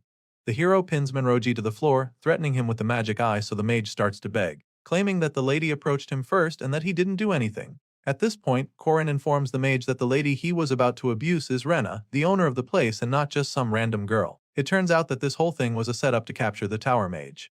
Now, Manroji is a lot more terrified and scared for his life. But things are about to get even more scary for him because our boy knows that they came to the academy so they could kidnap Marie. Korin knows that the old church and the tower do not see demihumans as people, which is why he came here prepared as well. That's when he calls on Marie to help him out. The blue-haired girl enters the scene referring to him as Immortan, which leaves the perverted magician horrified. Manroji starts tearing up when he hears this, but when Korin asks Marie to turn him into a vampire, he bursts into tears. Of course, the Donarev girl is more than willing to do anything Korin asks of her, so she agrees to turn the scumbag into a vampire. The next day, at the Merkaba Academy library, the others are starting to get worried because nobody seems to know where Manroji is. They haven't seen him since the previous night. Morshudan is particularly concerned, so his green-haired subordinate reminds him that Manroji is probably somewhere gambling right now. Of course, this makes a lot of sense since the old man knows that it's common for the guy to spend days at gambling dens drunk. Admalek is really pissed off right now because he's been stressing on how important this mission is. Sadly, some of his subordinates still are taking it seriously, so he is worried that the Tower Master Adrian will be very disappointed if he finds out that they're being this irresponsible. At first, he's afraid that their leader would punish them for their carelessness, but then all of a sudden, a thought crosses his mind. Elder Morshudan suddenly considers the possibility that Adrian was disguised as Manroji the whole time. After all, Adrian is the only one in contact with the master, Tadez Baltazars, so it's very difficult for the rest of the tower mages to know what's really going on behind the scenes. As far as he's concerned, Adrian could even be plotting something with the red mages behind his back, so he knows that anything is possible. With this in mind, Morshudan orders Rilin, the green-haired young mage, to locate Manroji right away, and of course, she gets right to it. As Relin dashes off on her assignment, the old mage notices something that catches his attention. It's the Gold Wolf twins who are currently making their way out of the library. Ron isn't exactly happy to be leaving right now, so his sister warns him to stop pouting since they're not supposed to make noise in the library. Sure, the soft boy keeps whining about how she always yells at him, but she just shushes him yet again. Anyway, back to the old tower mage, he's taken aback when he sees the demihumans. His eyes almost pop out of the sockets, and it's immediately obvious that he doesn't have good plans for them. Meanwhile, Relin goes into detective mode as she checks the bars around for answers. It does take long for her to get frustrated, especially since she doesn't get why she needs to run an errand like this when she's a third-floor tower mage. At the moment, this green-haired black magician looks like she could rip Manroji to pieces when she finds him. Rilin laments to the bartender, threatening to switch sides and join the red magic faction. After all, it's pretty easy to join them if you can just suck up to Elder Morshudan. Just then, her grumbling is cut short when someone joins her at the counter. He requests for 2 martinis and then sits next to her, leaving her confused and irritated. This stranger introduces himself to her, and that's when we see that it's our boy. He's cleaned up real nice since capturing Manroji, and now he appears to be making a move on Relin. This smooth talker slides the second martini over to her, asking if she's here alone, but the mage isn't a fan. Relin immediately snaps at him, suggesting that he looks too young to be hitting on a girl like her, but of course, he's not even slightly put off by it. Instead, he suggests that she's too uptight, asking if she's one of the many overly studious ladies at the Mage Tower. Clearly, the hero isn't going to back off easily because apparently, he's a young honeybee who just found a pretty flower. With pickup lines like these and that seductive glint in his eyes, Relin might have a hard time turning him down, but we'll soon find out. As for the drama class with Alicia, Korin had basically completed his test and now he was convinced that the script was perfect. But sadly, none of his tricks were working on the green-haired mage. Relin slaps the martini he offers her out of his hand and snaps at him to go home, because she feels that underage kids like him should even be drinking. From the look on Korin's face, you can tell that he's genuinely confused, and that's when Relin finally loses it. She's mad that she has to deal with kids hitting on her after the old geezer at the faction sent her on a stupid assignment. Our boy tries to play it cool and use his charm to calm her down, but she gets even more mad and finally tells him to fuck off. At this point, the renowned playboy is feeling pretty defeated because not only is she not drooling all over him right now, but she's even irritated by him. He just lowers his head in shame as she chews him up, scolding the bartender for letting little kids drink at his bar. Meanwhile, Alicia, who is sitting next to them to help with the mission, is simply dumbfounded by the scene before her. She can't understand how Relin isn't falling for Korin and is left in shock. While the angry mage is asking for another drink, Estelle smoothly shushes her with her finger and reminds her that they're supposed to talk with more elegance rather than spewing profanities. Relin is shocked at first, but then after taking a look at the princess sitting next to her with a sweet smile, she gets all flustered. Estelle compliments Relin's cute lips and then offers to buy her a drink, which leaves everyone around completely flabbergasted. Corin Locke is baffled by the presence of the Saintess because a bar like this is the last place he ever thought he would see her. And as if that's not enough, she appears to be hitting on a female tower mage at the moment. Estelle Hadatha Elraz, as we know, is the first princess who is well beloved by God as the almighty Saintess. However, she has one significant problem, which happens to be her personality. Apparently, she's a complete narcissist. Estelle quickly gets the mage's attention, and it doesn't take long for them to start talking over drinks. The two ladies find out that they're both 26 years old while chatting, and the atmosphere sets the tone for some potential fun later that night. Estelle invites Relin to hang out with her later, and the mage agrees, feeling that the princess is pretty enough. They order more drinks, determined to get high, and at this point, we learn that the princess is also a hedonist. Clearly, Estelle is beautiful enough to hit on both men and women, which is why she gets the green hair wrapped around her finger in such a short time. Well, Relin is also quite drunk, so it's no surprise that she loses her composure after a while. Seeing the target now extremely vulnerable, Corin seizes the opportunity to try and take her away. He reminds the princess that he took theater class just to prepare for this very mission and demands to take the mage with her. However, Estelle points out that the plan only succeeded because of her beauty. In other words, she saved his mission, so she finds it rude that he wants to leave just like that. Just then, she snaps her fingers and several hooded men in the bar reveal themselves. It turns out that the princess has been planning this whole thing from the start, and all the customers around were in on it. Of course, Alicia doesn't back down from the threat. She takes out her sword and prepares for a fight, informing them that she and her partner are first-ranked knights. She tries to make them back off, but Corin tells her to stop, and then informs her that these men are from the secret squad of the church, the same squad that punishes those who harm humans. The vice-captain of the sect, Morkai, is shocked when Corin reveals this, and then asks him how he knows, while the princess adds that it's dangerous to even show such knowledge. But the hero just smirks in response, informing them that he's never in danger. Corin assures them that they have the wrong impression of him, and proceeds to let them know who they're talking to. After all, he knows that he can take all of them out without Alicia's help, but when he says this, the leader of the secret squad calls him an arrogant brat. He almost loses his cool in his attempt to attack our boy, but Princess Estelle stops the vice-captain and warns him to cut it out. After seeing how fearless the young man is right now, she confirms that he must be the Corin Locke who has the power of the sun. Our boy is equally aware that they know he's not a pushover. He offers them a deal, stating that he has only 2 conditions. Hearing this, Estelle already figures that the first one would be for him to have Relin, so she wants to know how he intends to pay them back if they give the wasted mage to him. So, he informs them that Elder Morschutten should be their prime target if their goal is to arrest those who harm demi-humans. Also, in return for handing over Relin, he promises to provide proof for the illegal experiments he's been conducting. The princess considers this proposal, but only if the intel is solid. So, Corin spills the tea, revealing the location of a secret lab to them. He tells them about the small shack on a private plot of land in the northeast, at Antec's village. It's close to the magic tower as well, so he advises them to look into it. The Saintess is shocked that he's giving her this much information unconditionally, so she finally asks him what he really wants. At this point, Corin tracks that his condition is for them to arrest every single mage from the magic tower on this mission. They all know that the magic tower is a corrupt den with rotten members from the elders to the bottom feeders. However, the vice-captain calls Corin's request nonsense because it's impossible to capture so many people as far as he's concerned. But then again, the hero knows that the mages will sell humanity to Tada's Baltazar if they don't stop them now. So, seeing how reluctant the squad is, Corin offers to capture the rest as long as they take Elder Morschutten. After a brief moment of contemplating, Estelle agrees to hand Relin over to them. Morkai tries to protest, but the Saintess has her mind made up already. She's excited about the deal since she already has the upper hand now, but it's obviously not all, so she asks Corin what his second condition is. Our boy then reveals that he'd like for them to cooperate, offering to help her henceforth as long as it's not political. But in return, he wants her to pray for him. A cheeky grin creeps up on Estelle's face when he says this because she's intrigued that he knows about her powers. Anyway, she agrees to pray for him for as long as she has holy power. Besides, it shouldn't be too hard since they live in the same place. Apparently, the Saintess's prayer is a powerful buff that one can only obtain in the endgame, so Corin is glad to have acquired it. The two shake hands as he asks her when her prayers take place, and that's when she tells him to just call her sis. He's confused at first, but she tells him once again to call her sis. The hero can't understand how someone who's a saintess and a princess would say this, but she insists. After all, she is convinced that they'll be working for a very long time. At this point, Corin begins to panic because it's moving a lot faster than he expected, so he hopes that this arrangement works out. Meanwhile, back at the Red Mage faction, they learn that they've lost contact with Relin too. This guy in particular couldn't care less about Manroji because Relin is the one who made him recover his will to live. He likes her so much that he even prepared a slave collar for when she joins the Red faction so he can adore her endlessly.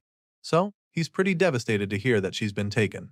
His brooding is cut short when a special delivery arrives at the door for him. He goes out the door and is shocked when he sees a video stone. He plays the video and is horrified when he sees Relin tied up looking like she's about to be devoured by some jacked up dude behind her. She calls out for help, revealing that she's in the outskirts of the city, and the guy doesn't waste another second before dashing out to go save her. Once he's gone, we see that our boy was the one disguised as the deliveryman. His goal wasn't these goons but actually the Tower Master Adrian of Gold. The problem now is that he has no clue who Adrian is out of the 50 mages from the tower. However, he knows that he can still rule out some of them. Sure enough, that guy from earlier makes it to the small house in the outskirts and finds Rilin tied up there just like in the video. In the original story, this series of events is part of a side quest about the old mage Jolin called Shaded Love. Jolin had fallen in love with Relin, the young mage from the Black faction. In the original scenario, these two were key characters, so he knows for sure that neither of them are the Golden Mage. Anyway, Jolin enters the place, determined to save her, but before he can do anything, our boy takes him out with ease. Besides these two, Korin can also rule out Menroji from his list of suspects because they've been holding him hostage since they took him during the cheater's hidden trick side quest. Bottom line is, anyone with a side quest can't be the Golden Mage. Back to the old lover boy, Jolin eventually wakes up to find himself tied up. He tries to make some threats but starts begging for his life when Korin comes closer. He promises to answer anything just so that our boy doesn't torture him, but the hero knows that he might lie. So, forces Jolin's mouth open and makes him drink a highly concentrated blood stew. Apparently, this is what he uses to turn all his hostages into vampires, and it takes him 10 bowls to transform this old geezer right here. Unfortunately, Jolin only turns into a ghoul instead. Ghouls are servants of vampires. Apparently, virgins become Dracules while non-virgins become ghouls. Korin finds it pretty annoying that he's the only one who doesn't have any experience in bed, but Marie assures him that they're in the same club. On top of that, he'd become a Dracule. Anyway, now that Jolin is her servant, he won't be able to lie, so Korin asks her to bring his mind back to see if she can get him to tell the truth. Now that they've made some progress, our boy puts on his clown make-up and proceeds to begin his interrogation. Korin puts a sack over his head and Marie starts by asking him what his name is. Of course, Jolin tells her his name, so she proceeds to ask him why they came to the city. The ghoul confesses that they came to capture Mariette Dunarev, so the girl asks for more details. At this point, Jolin reveals that they also came to assassinate Chairman Ario. She asks Jolin why and he hesitates for a second, so she snaps at him, demanding him to speak up. That's when he claims that only the Tower Master, Adrian, knows the answer. The Tower Mages just do as he commands since he told them that it was an important mission and that he'd be participating himself. Jolin confirms that the Tower Master is disguised as one of them but admits that he doesn't know which faction he infiltrated. Turns out this is all the information Korin needs for the hostage, so it's time for the next step. He then records a message for the Tower Mages, giving them 1 week to prepare enough gold to fill a boat if they want to save the lives of their members. And if they don't, he threatens to cut one of their fingers every night, starting with their beloved Professor Jolin. Elder Edmalik of the Red faction receives the message and is obviously annoyed. He'd have ditched the retard if he wasn't his best disciple. One of the Black Mages whispers to Morshutin, suggesting that they focus on the mission and let the Red faction deal with it. Of course, Admalik tells the nosy man to zip it and Morshutin agrees with him, insisting that no faction can act alone right now. With Josephine, the Witch of Space, in the picture, even if they try to capture the chairman and the vampire, she can easily teleport out with her magic. That was why they needed to cause trouble during the Academy midterms, to make the Witch of Space use her magic to save students instead. But now, Korin has found out their plans, which is a big problem for them. The two faction leaders agree that they're not paying the ransom because the Mage Tower doesn't make deals with clowns. So they conclude that they must capture him. They're not sure how, but they know that should start by tracking him down. They have an accomplice in the Academy already, so they feel she must know something about this mysterious clown giving them a hard time. It turns out that their spy is actually the second Princess Miriam. Miriam is one of the people who saw his outfit in the hunting grounds. Since the Magic Tower is her greatest sponsor, she's sure to tell him his identity. If so, the Magic Tower will immediately switch their top priority to capturing him, which also means that they'll attach the special dormitory to capture him. But this is likely backfire because he knows their plan and this will allow him to capture all of them instead. In the end, this was plan A for Korin Loch. The mages watch as the clown gloats in the video, and just like he predicted, Miriam appears. They ask her if she knows the clown, but she denies knowing anything about clowns or the abductions, but the mages have a hard time believing that. The next day at school, Korin is shocked to learn that Princess Miriam didn't say a word about him to the mages, and this makes plan A a lot less possible. His spy is none other than Rashid, and the ninja confirms that she didn't say anything about him. Hearing this, Korin is shocked that she took his side in that situation. Now, he has to come up with another plan, so he gets up to leave and offers to pay Rashid, but the guy is more concerned about his health. He feels that Korin should be resting a lot more, but our boy assures him that he's fine before leaving.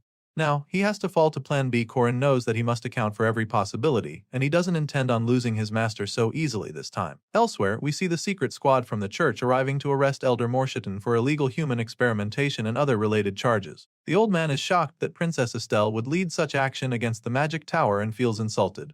In response, she assures him that she respects the prestige of the Magic Tower, but makes him understand that they've received a report about him. It's a grave claim for sure, but with the glaring evidence available to them, they just had to take action. Just then, her vice captain unveils the box of evidence on the floor, leaving the elder horrified. All his records are in the box, so he knows that he's cooked. He does get how they got a hold of them, but the princess just gives the go-ahead for his arrest. Morshuten's lab moves around quite often, but none of the Jackdraw's squad could track it down. Estelle didn't think Koren was the type to lie, but she also didn't expect to be able to get this much evidence so quickly. The records that Koren gave her aren't old but actually completely new. If the Academy had made a move as an institution, Morshuten would have moved his lab, so the Saintess begins to wonder how our boy managed to do all of this in the past few days. And it becomes clear that Koren Loch intends to take down the Mage Tower by himself. It's a normal thing for sacrifices to be made when necessary for the advancement of academia. Witch hunt started with punishments and racism against demumans. But the old church and tower lost to the three heroes who had joined with the Protestants. After that, the witch hunts became known as the Witch Revolution, while the old church and Mage Tower began to lose influence. Now, these two institutions have joined forces with Balthazar and are plotting to eliminate the Academy. They thought it would go smoothly. Well, that's until now. The scene shifts back to the mage factions, where the mages are trying to figure out how the Protestants managed to attack their secret lab. They immediately conclude that the clown must be working with the Protestants, so they decide to hasten their plans in order to save Morshuten. Some feel they burned down the Academy so they can use the chaos as a distraction to get him out, but other members of the Red faction feel it's wiser to retreat to the Mage Tower immediately. The commotion is immediately brought to a stop when Elder Admalek enters the hall looking extremely powerful, but suddenly starts to feel his power depleting. With Morshuten arrested, his powers are not enough, so he calls on Lord Adrian to reveal himself at this crucial time to assist them. Rather than blowing his cover and revealing his identity to them, the Golden Mage uses his magic and fire to spell out the solution to them. He tells him to capture the witch, but Admalek is afraid that it would be too difficult. That's when Lord Adrian reveals the method they must use, and with this confidence, he leads the Red Mages out on their latest mission. Somewhere in the northwest of Merkaba, there lies a secret marker. It was engraved during the Witch Wars, and the only people who know of this secret are Danua and Josephine. And so, when the marker gave a signal, the professor assumed it was from the goddess. Unfortunately, it was actually a trap set up by the Red Mages to capture her. Elder Admalek unleashes an inferno to overwhelm her, but she fights back and holds her own against them.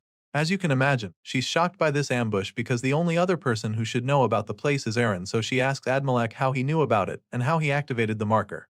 In response, the Red Mage faction leader informs her that the Tower Master has a powerful accomplice, and so there's one more man who knows where the marker is. Now it starts to make a lot more sense. There were three heroes who participated in the Witch Wars after all, and Balthazar was that third character. Hearing this, Josephine asks him if he's ready to deal with the repercussions of joining forces with Balthazar, but Admalek confidently informs her that those rules mean nothing to the Tower Mages now. As far as he's concerned, mages should never have abided by such things in the first place. In his mind, those demihumans will always remain test subjects, and he feels that it's ridiculous they were forced to protect them in the name of ethics. Besides that, he also finds it annoying that they'd go as far as to bring near talentless students and reveal the secrets of the arcane to them. In his mind, the demihumans don't deserve all they've been given, and this is why he's of the opinion that the Academy has only deterred the advancement of magic.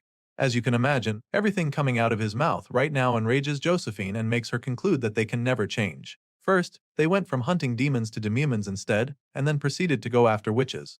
They hunted down everyone who opposed them or used magic without their permission, but that wasn't enough for them still.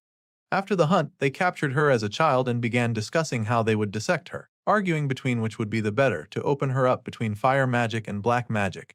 It was a nightmare for young Josephine, who was locked up in a catch for days until she was finally rescued by the goddess. They thought they would have their way, until their hearts were ruptured by Danua's spear. After everything she has to grow through at their hands and everything they continue to do under the guise of maintaining order, Josephine is now certain without any doubt that these evil men are not actually interested in magic at all. She's convinced that they're just fools who cannot live without expressing their hatred.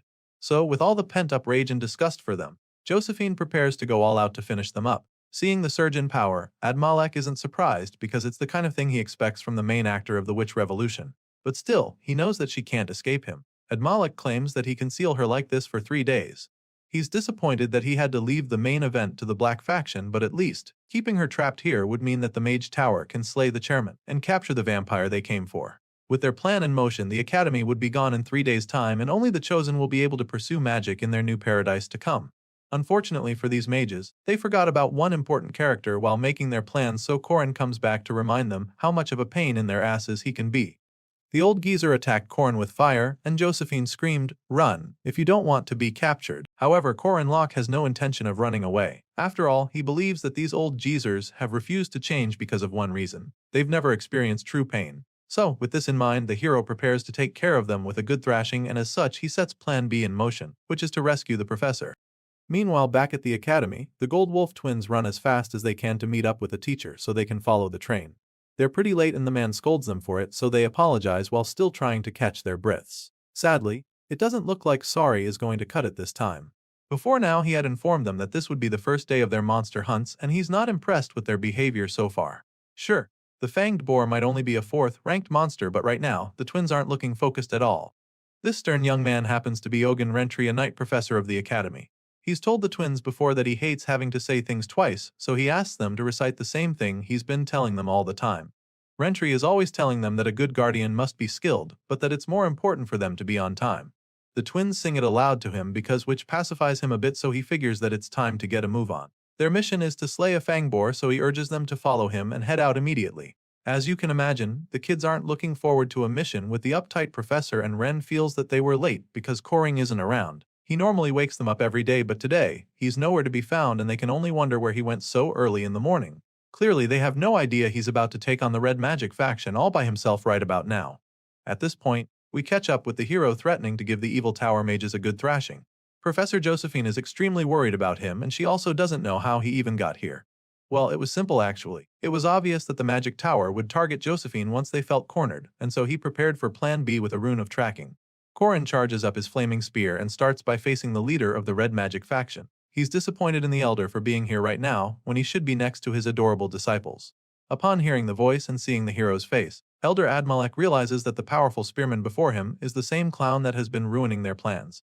Now that he knows who he's up against, the old geezer claims that Korin is getting ahead of himself just because he blocked a mere mid-level spell with fire resistance. So he prepares another fairy attack, feeling insulted that Korin thought the leader of the Red faction would be such an easy opponent. At this point, all the red mages around start adding to the leader's powerful fireball, but this isn't something new to the hero. Flames are the progenitor of all things and are always sufficient to return everything to ashes. This is the ultimate move of the Red faction. It's known as the Sky of Muspelheim, and Elder Admalek is confident that this is what he'll use to defeat the clown for good. As far as this old mage is concerned, there is nothing the blame of the Red faction cannot burn, and so with the combined flames of all the hooded sorcerers, Admalek unleashes the massive ball of fire on the hero to destroy him. Korin Loch just smiles as the mind-bending fireball speeds down toward him, knowing full well that this is exactly what he'll use to win the fight. The flames swallow the hero instantly, and at first you'd think he'd be incinerated in a flash, but that's not the case. Like usual, Korin begins to control the fire, leaving the elder mage absolutely horrified. The old man can't believe his eyes because a clown shouldn't be able to survive such an attack, and in this moment, Elder Admalek realizes that the boy isn't just fire-resistant. From the scenes on display, this is an elemental advantage for Korin Loch, and as soon as that's established, the hero decides to let the magician know what he's really up against.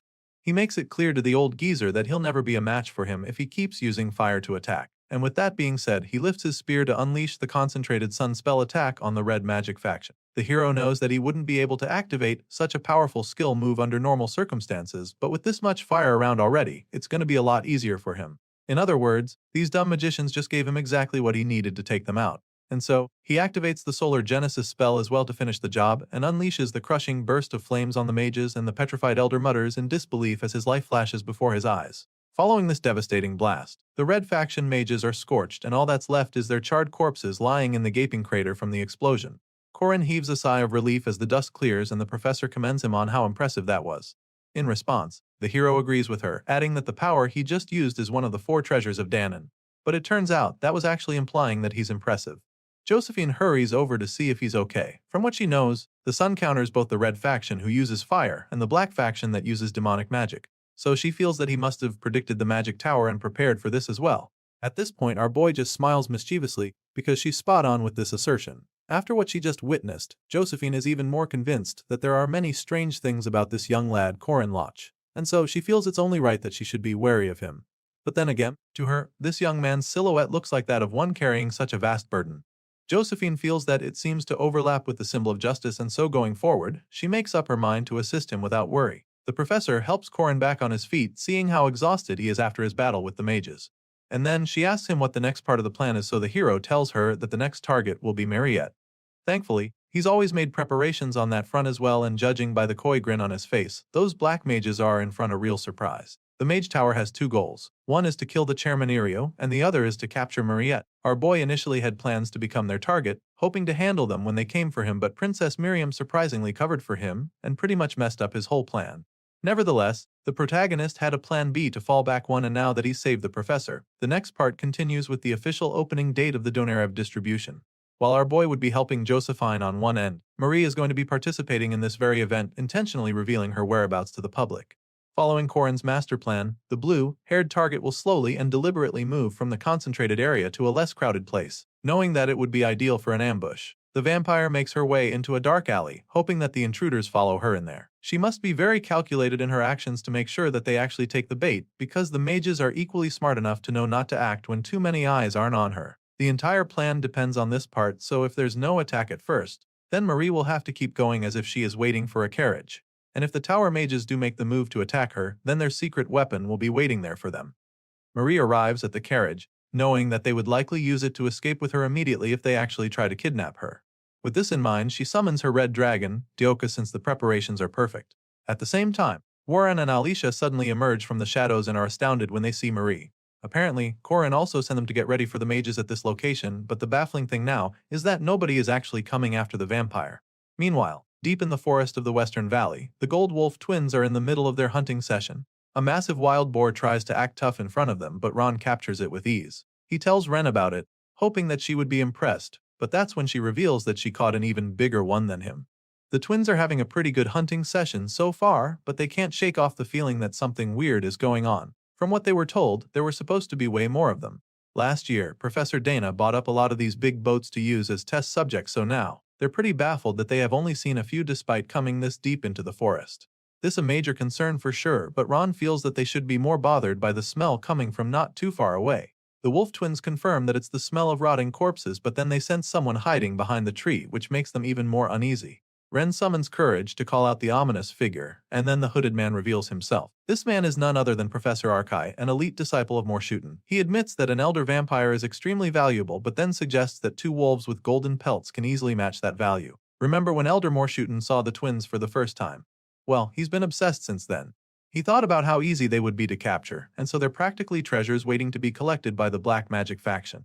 Now, Arkai has been sent on this assignment, so before going all out on the twins, he informs them that all the fang boars in the forest are already dead, and to prove this, he takes control of their corpses and surrounds the kids with the wild beasts. As far as he's concerned, they're basically his test subjects already, so he advises them to follow him rather than resisting. However, the Gold Wolf siblings aren't the type to go down without a fight, so they clench their fists and stand up to the monsters together. Seeing that they intend to fight, the evil mage just feels sorry for them because now he has to use force. So, he unleashes the horde of boars on them, hoping to overpower the kids. Morshuten will be mad if the gold wolves are too damaged, but Arkai doesn't seem to mind taking that risk, since he allows the boars to pounce on them mercilessly. Meanwhile, at the entrance of the forest in the Western Valley, Ugin Rentry and his other students are also forced to deal with the same situation. The Night Professor orders the students to form a protective formation around him and charges them to protect each other in groups.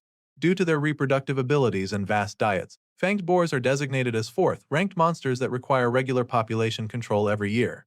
The entire assignment was for the annual control, and this is why Rentry brought his students out here, but he didn't expect them to come back to life. Rentry curses at the black mages as he struggles to fight off the boars. He reminds them that they cannot hurt the students of the academy, and that this attack is a massive violation of the treaty. At this point, the leader of this group of mages informs the teacher that he has no interest in him or his students and states that they will only be harmed if they resist. However, Rentry refuses to back off, insisting that they tell him what their goal is. Of course, the mage doesn't hesitate to reveal that they've come for those two monster wolves. Upon hearing this, the Night Professor just expresses how bad he feels for the mages.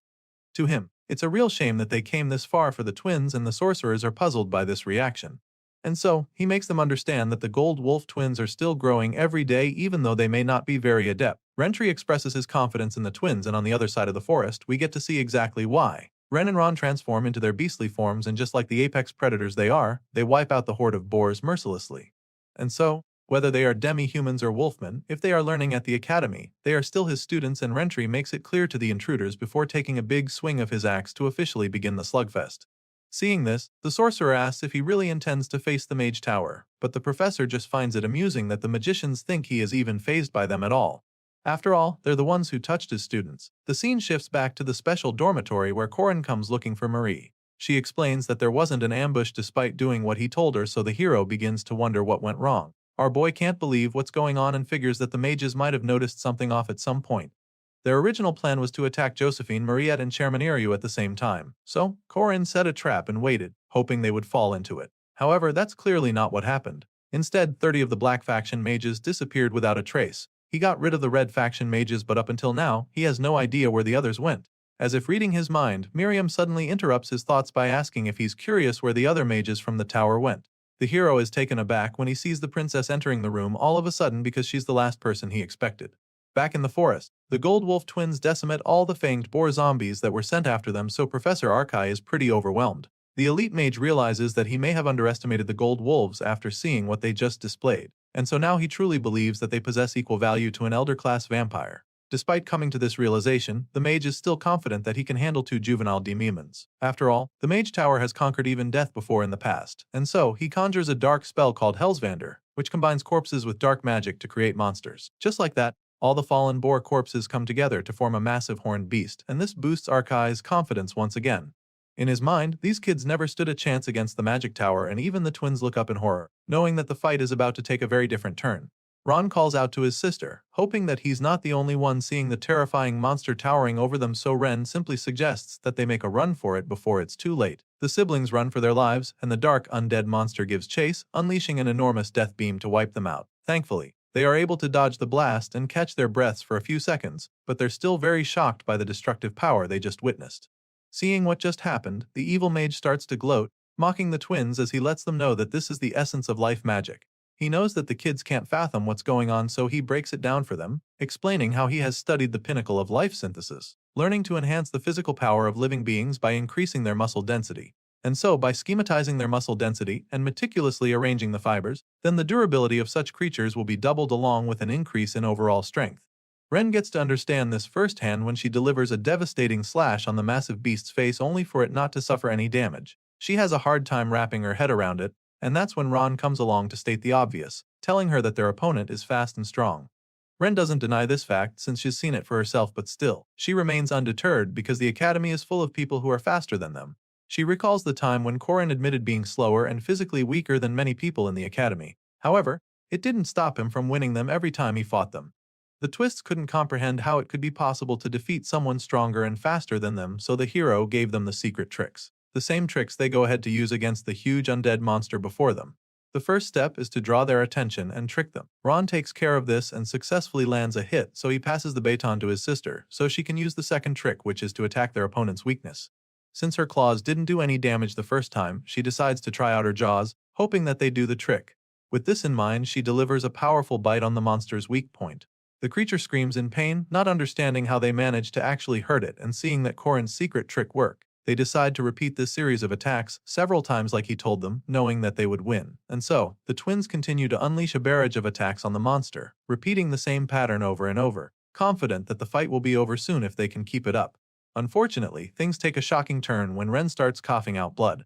The bombardment comes to a halt when she suffers this attack as her brother tries to get to her. He gets distracted in the process, and this gives the undead beast an opportunity to strike his vulnerable sister.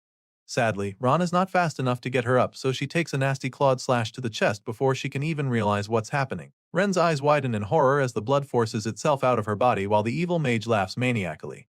He gloats some more, calling the Gold Wolf twins foolish beasts for thinking their strategy would work. It turns out that the flesh of a chimera is poison itself, and Ren had no idea, so she just kept biting away at it. His excitement is cut short when he suddenly remembers that they're not actually supposed to kill the Gold Wolf twins, so he scolds the chimera because they need the kids alive for the experiments. Professor Arkai starts nagging about how they should have focused more on intelligence when creating the dark monster, and that's when Ren's grieving brother tells him to shut the hell up. The young boy's beastly form is brimming with menacing energy, showing just how mad he is, so before the sorcerer can even react, he leaps at him with murderous intent. Sadly, he doesn't get the chance to rip the mage apart because the chimera suddenly obstructs his attack with its hand. Arkai's heart skips a beat when he sees how close that was, but he insists that Ren be kept alive. There's a bond between wolf siblings who rely on each other and care deeply for one another. So if you take one out, the other will definitely retaliate, but not in the same way they've been. All of a sudden, Ron becomes so powerful, and with this boost, he unleashes a myriad of slashes that destroy the chimera pretty quickly. Arkai watches as his dark creature is torn to pieces, and so he's instantly mortified by it.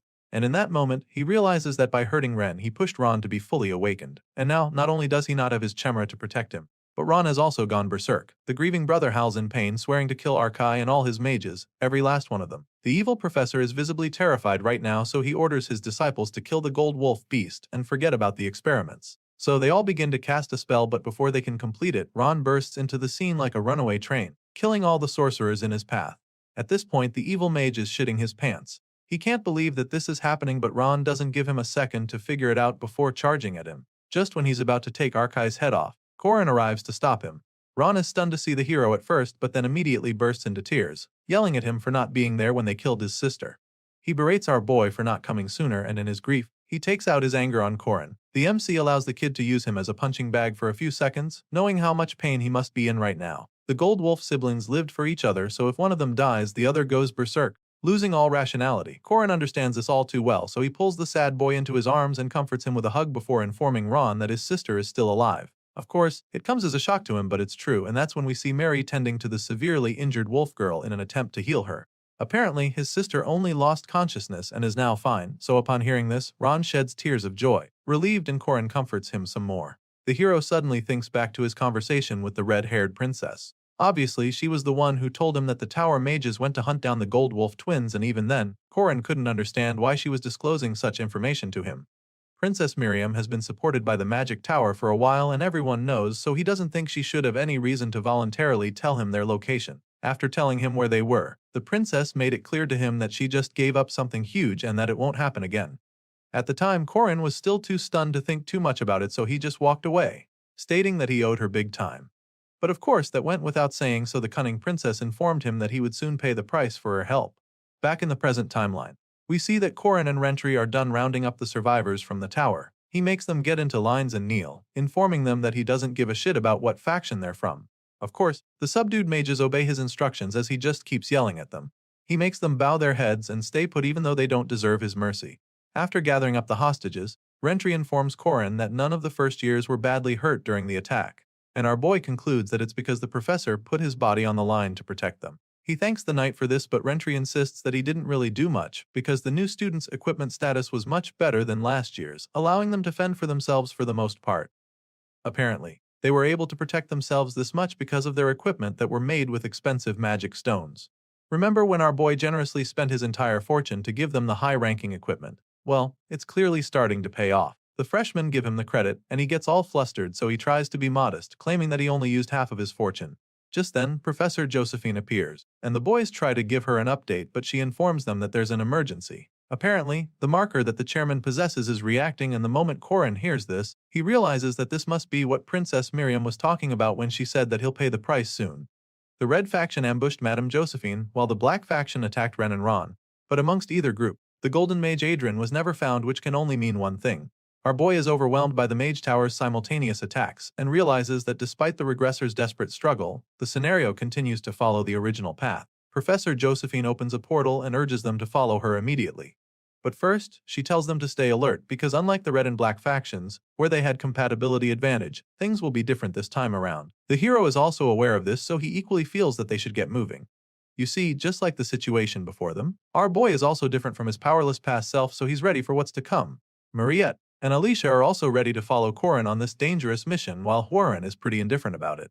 Now, a special ranked demi-human vampire, a swordsman who walks the domain, and an indestructible living Jiangshi are fighting along with our hero. The same hero who obtained 3 aura cores and is holding the sun in hand. With such powerful characters on the team, Korin believes that he equally has a force that can truly stand up to the Golden Mage. They teleport back to the academy through Josephine's portal and find that the chairman's body has not been completely destroyed yet. This is basically a moment of hope, but still, he fears that their foe must be extremely dangerous to have been able to put the chairman in this state. Korin believes that whoever did this must be a special rank archimage, but he's no longer sure if this is the doing of Erdrin. You see, our hero arrives to find that the 4 great treasures of Lauda de Danann have gathered in one place. Aradawa, the Spear of Light, Undri, the Cauldron of Infinity, Ria Fall, the Stone of Destiny, and Claw Solus, the Sword of the Sun. He had a recent run with Duneskaze, who is Undri's vessel, but now he's gone face to face with the lawgiver, Dunorix, who claims that it's been too long since they saw each other. The blondie at the back, O'Hara Bress, the enchanting monarch, is also intrigued to see our boy, claiming that they have met on the narrow bridge. To him, it's odd that they ended up in such a twisted situation, and he's not sure if it's a blessing or a curse at this point. All of a sudden, a new quest, known as the Coronation of Paradise, is unlocked, and a system backup is immediately activated to review the commandments of the game. The result is a boost in the strength of these four powerful characters, including Tatez Baltazar, who hasn't said a word since Korin arrived. Baltazar's power is increased by a whopping 740%, and then, Korin is offered the quest, asking him to save the world by defeating these forces of evil. The hero is dumbfounded by the situation before him, and Baltazar finally speaks up, claiming that destiny has tied their fates together. That being said, he steps forward from his throne with his massive spear brimming menacingly, before asking Korin if he has prepared enough for this battle. The system offers Korin Locke his latest mission, which is for him to save the world by defeating evil. As you can imagine, he's still blown away by everything that has happened, so Baltazar steps forward, asking him if it's really that shocking to him. The red-eyed final boss claims that he's only come to see the man who has ruined his plans many times and even stolen his treasure. Seeing the mighty Baltazar standing a few feet away from him, Korin can already imagine what a tough day this is going to be for him, and now he realizes that he might have played around a bit too much. On the bright side, the chairman wasn't completely taken out, and he's slowly regaining consciousness as Josephine monitors him closely. They're not safe just yet, obviously, so our boy makes up his mind to prevent the chairman from dying no matter what. In the game, and in the previous run, Korin wasn't able to prevent Eryu's demise, and after the chairman left the world, his master Eren was slain by Baltazar. Thanks to his information about the assassination, Josephine was able to evacuate the chairman this time and avoid him getting killed. Only the heroes of the Witch Wars know of this place, so it should have been a safe house for some time. But Baltazar was one of those heroes back then, so he made a move, and here we are. The chairman musters enough strength, and the first thing he does is apologize to Korin, knowing how disappointed the hero just be feeling. This turn of events is truly unexpected for our boy because he tried so hard to prevent this very situation. With the way everything is going out of control, another incident far from the original scenario has now occurred, which is pretty frustrating for the MC. Nevertheless, he doesn't let this faze him for long. After all, he has always changed the scenario for the better, and this time will be no different. And so, Korin Locke grabs his spear to attack the final boss, opening the showdown with a poisonous dragon head charge spell. The flames from his spear take the form of a dragon as they head straight for his opponent, and he immediately realizes that he has unlocked the domain, a level all warriors dream of. Korin launches his sneak attack as quickly as possible, hoping to catch Baltazar off guard at the start of the clash, but the big guy counters his strike so easily using the same power move. Baltazar is impressed by our boy's attempt and is also surprised that he can already use the domain at his level. The battle between these two was a clash of the highest tier martial skills in heroic legend of Arhan, and it truly lived up to the expectations. Korin keeps his attack going, determined to keep Baltazar's counter-strike at bay. He truly thought that his sneak attack would world, but it's clear now that winning this boss fight will be a lot more difficult than that. Just then, a second domain is activated, and the two continue to test themselves. Tatez Baltazar truly relishes the challenge and commends his fellow disciple for having some really nice skills. Of course, the only reason he's still being nice is because he believes he can easily defeat the boy. With this in mind, the big guy unleashes the Calamity Serpent Ultimate Essence skill move on Korin, and then combines it with the Poisonous Dragon Head charge for a more potent effect. Sadly, our boy didn't expect this one, so when he sees the blast coming his way, he's pretty horrified. Baltazar is using the domain multiple times in a row just like the Sword Demon, and that's never an easy thing to handle. Just then, another system backup commences for the revision of the commandments, and then the four evil forces have their stats increased hugely. As if Baltazar wasn't already powerful enough, his strength instantly increased. But our boy also has his stats increased by over 7 times, and this gives him confidence to show off a little. Baltazar activates a third domain and begins to bard the hero with a crushing burst of energy. And then he proceeds to a fourth domain, landing multiple blows in the blink of an eye, forcing Korin to block them all like his life depends on it. As if our boy wasn't overwhelmed enough, the fifth domain is activated, giving Baltazar a god-like appearance as he continues to attack relentlessly. In the midst of his myriad of slashes, he teases Korin, telling him to increase his speed since he has the fundamentals after all. Baltazar then activates the sixth exchange Sura, but this time around, our boy steps up and matches him blow for blow. Korin activates the sixth exchange as well and charges with the same speed. The two slug it out as they throw blows relentlessly and canceling each other out over and over. At this point, it's like they're both evenly matched because neither is able to get a front foot over the other. Korin attacks with the Calamity Serpent ultimate move along with the Infinite Returning Heavens. On the other hand, Tatez Baltazar attempts to counter it with the Naja ultimate move, and combines it with the Infinite Returning Heavens skill move. Judging by the wide grin on Baltazar's face, it appears that this is like a game to him. It's like he's just messing with Korin and trying to push him to his limits. Of course, our boy notices this during the battle because he can see that Baltazar is using exactly the same moves at him every time. It's like he's mirroring his attacks for fun at this point. But even though they look like identical skill moves, Baltazar's inherent strength makes his attacks more potent, which is why just when the hero seems to have a shot, he suffers a tragic fate instead. In a single second after the fight starts, Korin takes a spear to the chest, leaving the girls absolutely mortified. Baltazar thrusts his spear right through Korin's body till it comes out of his back. Our hero falls to his knees in that moment, and all those who can't walk within the domain watch from the sidelines, dazed and horrified. Warren and Marie can't even begin to wrap their heads around this grave situation. They're unable to get to him within the domain, but Alicia, who prepares a counterattack to give the hero a fighting chance. She activates the Arden First Sword style, Domain Severance, and as soon as she does, the enchanting monarch expresses how intrigued he is. It's not just a simple domain, so he feels that she has got some good talent for real.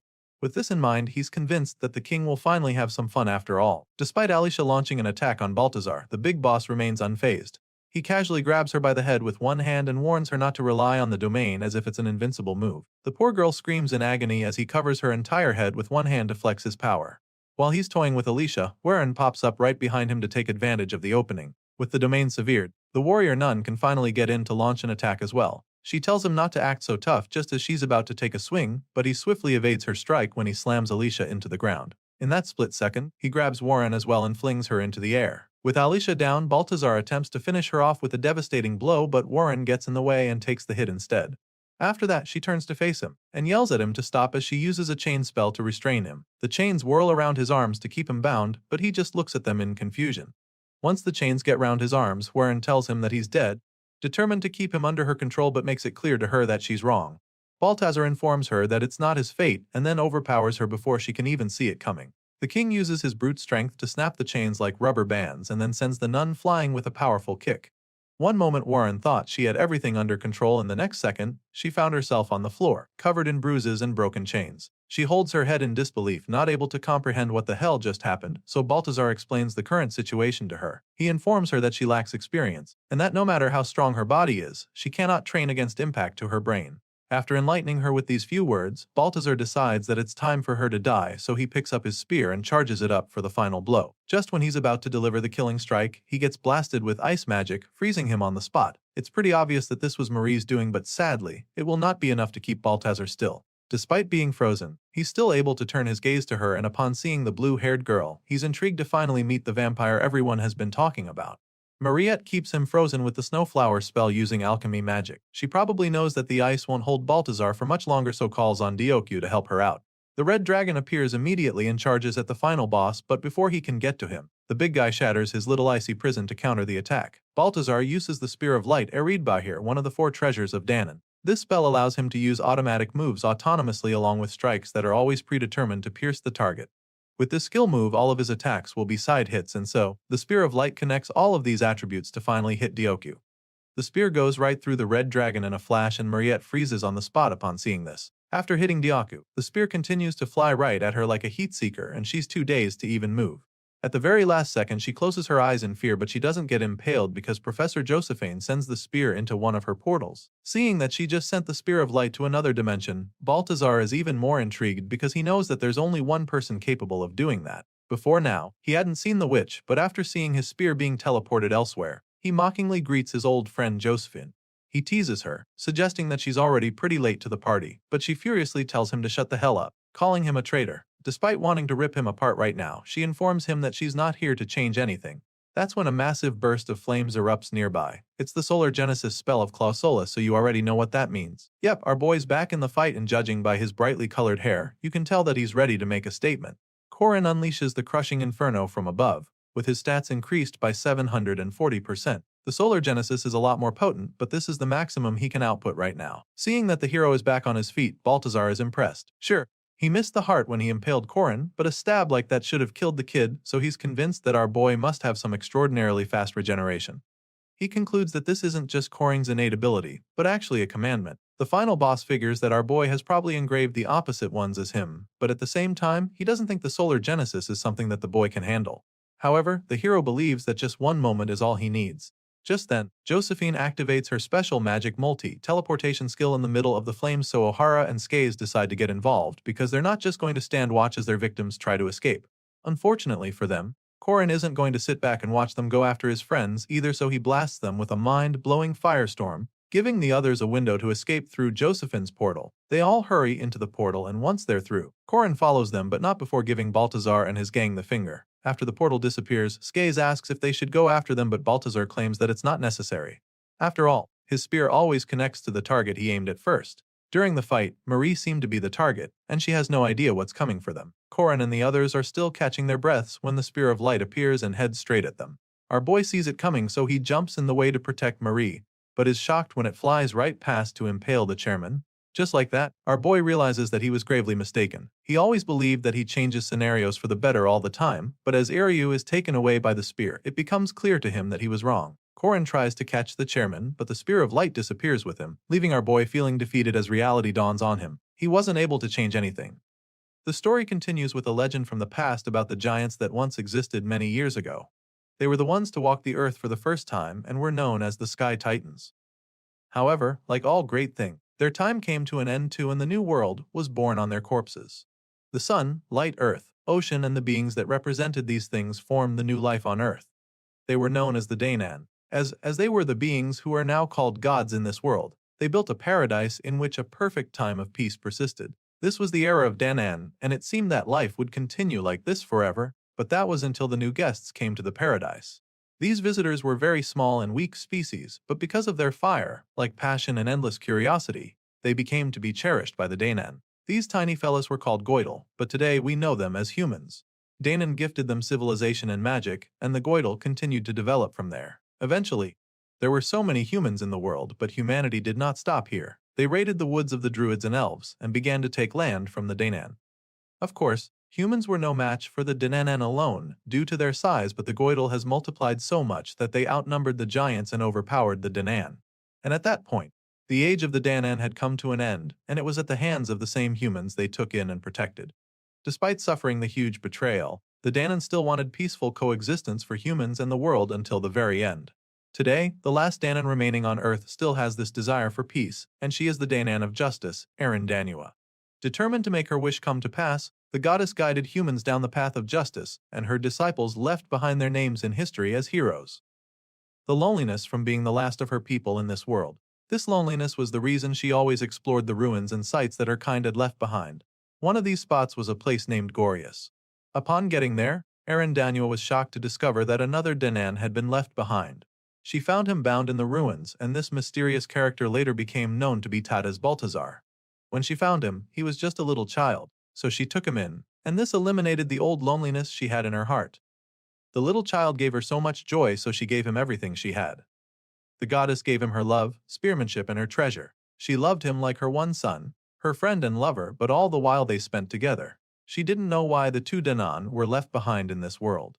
It was only later that she realized that Danan that had wanted coexistence of the humans and the world had left her behind, the Danan of justice. But those who wanted the end of humanity left behind the Danan of revenge, who would bring the coming of paradise. After learning about the world's history and his true identity, Balthazar, the Danan of revenge, tried to eliminate all humans so that he could recreate paradise for the gods. That is why they stopped the coming of paradise 80 years ago and killed the traitor Balthazar. In return, the goddess was injured and sealed away in the Shadow Castle, where she still is now. Erin tells Korin that she thought Taitez Balthazar was dead, but now they know that it's no longer the case. The hero stands before the goddess with sadness laced all over his face, because the words she just said are very familiar to him. He's heard this line before, because this is the cutscene that happens after Danua's avatar is destroyed. And by the end of this scene, the goddess will exit the Shadow Castle and be killed by Balthazar. Korin didn't want to see that happen, so he knew he had to come up with a plan. One thing he finds really strange is the fact that he didn't build a bond with Danua in this life at all. So, he's quite baffled that she's telling him all this when he's not even her disciple. In confusion, he asks if she doesn't know that he's Balthazar's disciple, wondering why she called him here. In response, she simply calls him her disciple, and addresses him as the child from the future who tries to take on all the burdens of the world. As soon as he hears this, a wave of shock hits him because he can't even understand how she knows what happened in Nazria. Remember how the goddess split her consciousness in two? Well, Korin is stunned that this version of Eren knows what happened to the other. Thankfully, he doesn't let himself get worked up over this because that's not what's important right now. Since the goddess knows that he's from the future, then it means he won't have to explain anything. That being said, he urges her to reinforce her security here and warns her not to let anyone in. However, Eren once again reminds him that he doesn't have to take on the burden all by himself just because he knows the future. On the other hand, Korin believes that she must be protected at all costs as she's the only queen of paradise. At this point, the goddess informs him that she's never been a king or queen. As far as she's concerned, she was once a mentor and always a hero. Our boy knows very well that she would sacrifice herself even if she knew of the future, so he goes on his knees and begs her to just not do anything. Korin throws himself at her feet, pleading with her to not come out of the castle. At least not this time. Desperate to save her, he tells her that he can change things, assuring her that he has control. Our boy is ready to change history this time, once again like he has always done. But while he's saying all of this, the goddess just embraces him. She reminds him that they cannot deny their fate just because they've finally been reunited. They care about each other, and for this reason, just like the Aaron Danua from 3 centuries ago and the Aaron from the future, she promises to trust and support him in this present. That being said, she embraces him in a long hug and makes up her mind to protect him because it's her duty and choice. The moment she says this, Korin is just stunned because it's clear now that she's not going to let him save her the way he wants. And so, the harsh reality dawns on him in that moment. Despite knowing everything that would happen, he still couldn't change anything, so he's truly saddened by it. A few days later, we see that our boy is back in the academy and training harder than ever, just so he can deal with the pain. Korin Loch has been training so much that he now looks even more jacked than before with no signs of stopping anytime soon. His 2 classmates watch as he pushes himself to the limit from the sidelines, and it's so captivating that they even get some popcorn to enjoy the show. Jaeger admits that he's glad to even see Korin is doing better now, and the little guy agrees with him.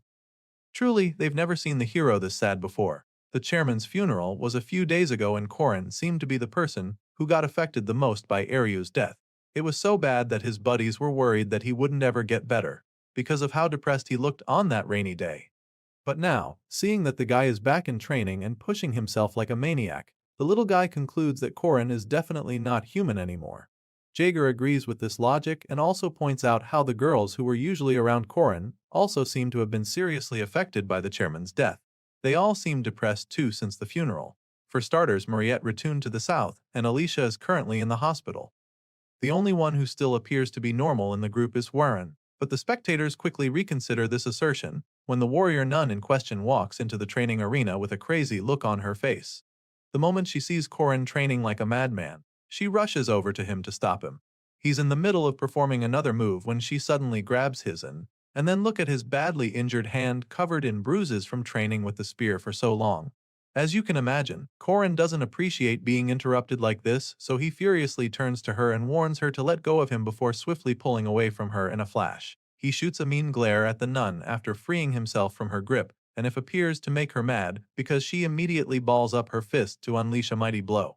Korin is quite confused when he sees her about to throw a haymaker, so he just keeps staring at her, but then she lands the hit, and we see that she was actually aiming for the wall. Her devastating punch breaks down the wall with ease, and once the human-sized hole appears in it, she sternly demands for Korin to follow her outside. Still not sure what the hell is going on, our boy reluctantly follows the nun out where it's pouring.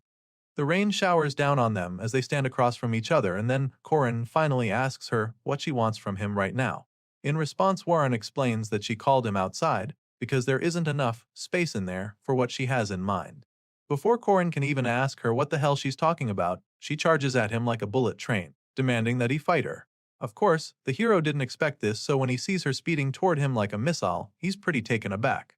Sadly, this time around, she's not aiming for the wall, and knowing what she's capable of, he quickly gets his head in the game and blocks her strike.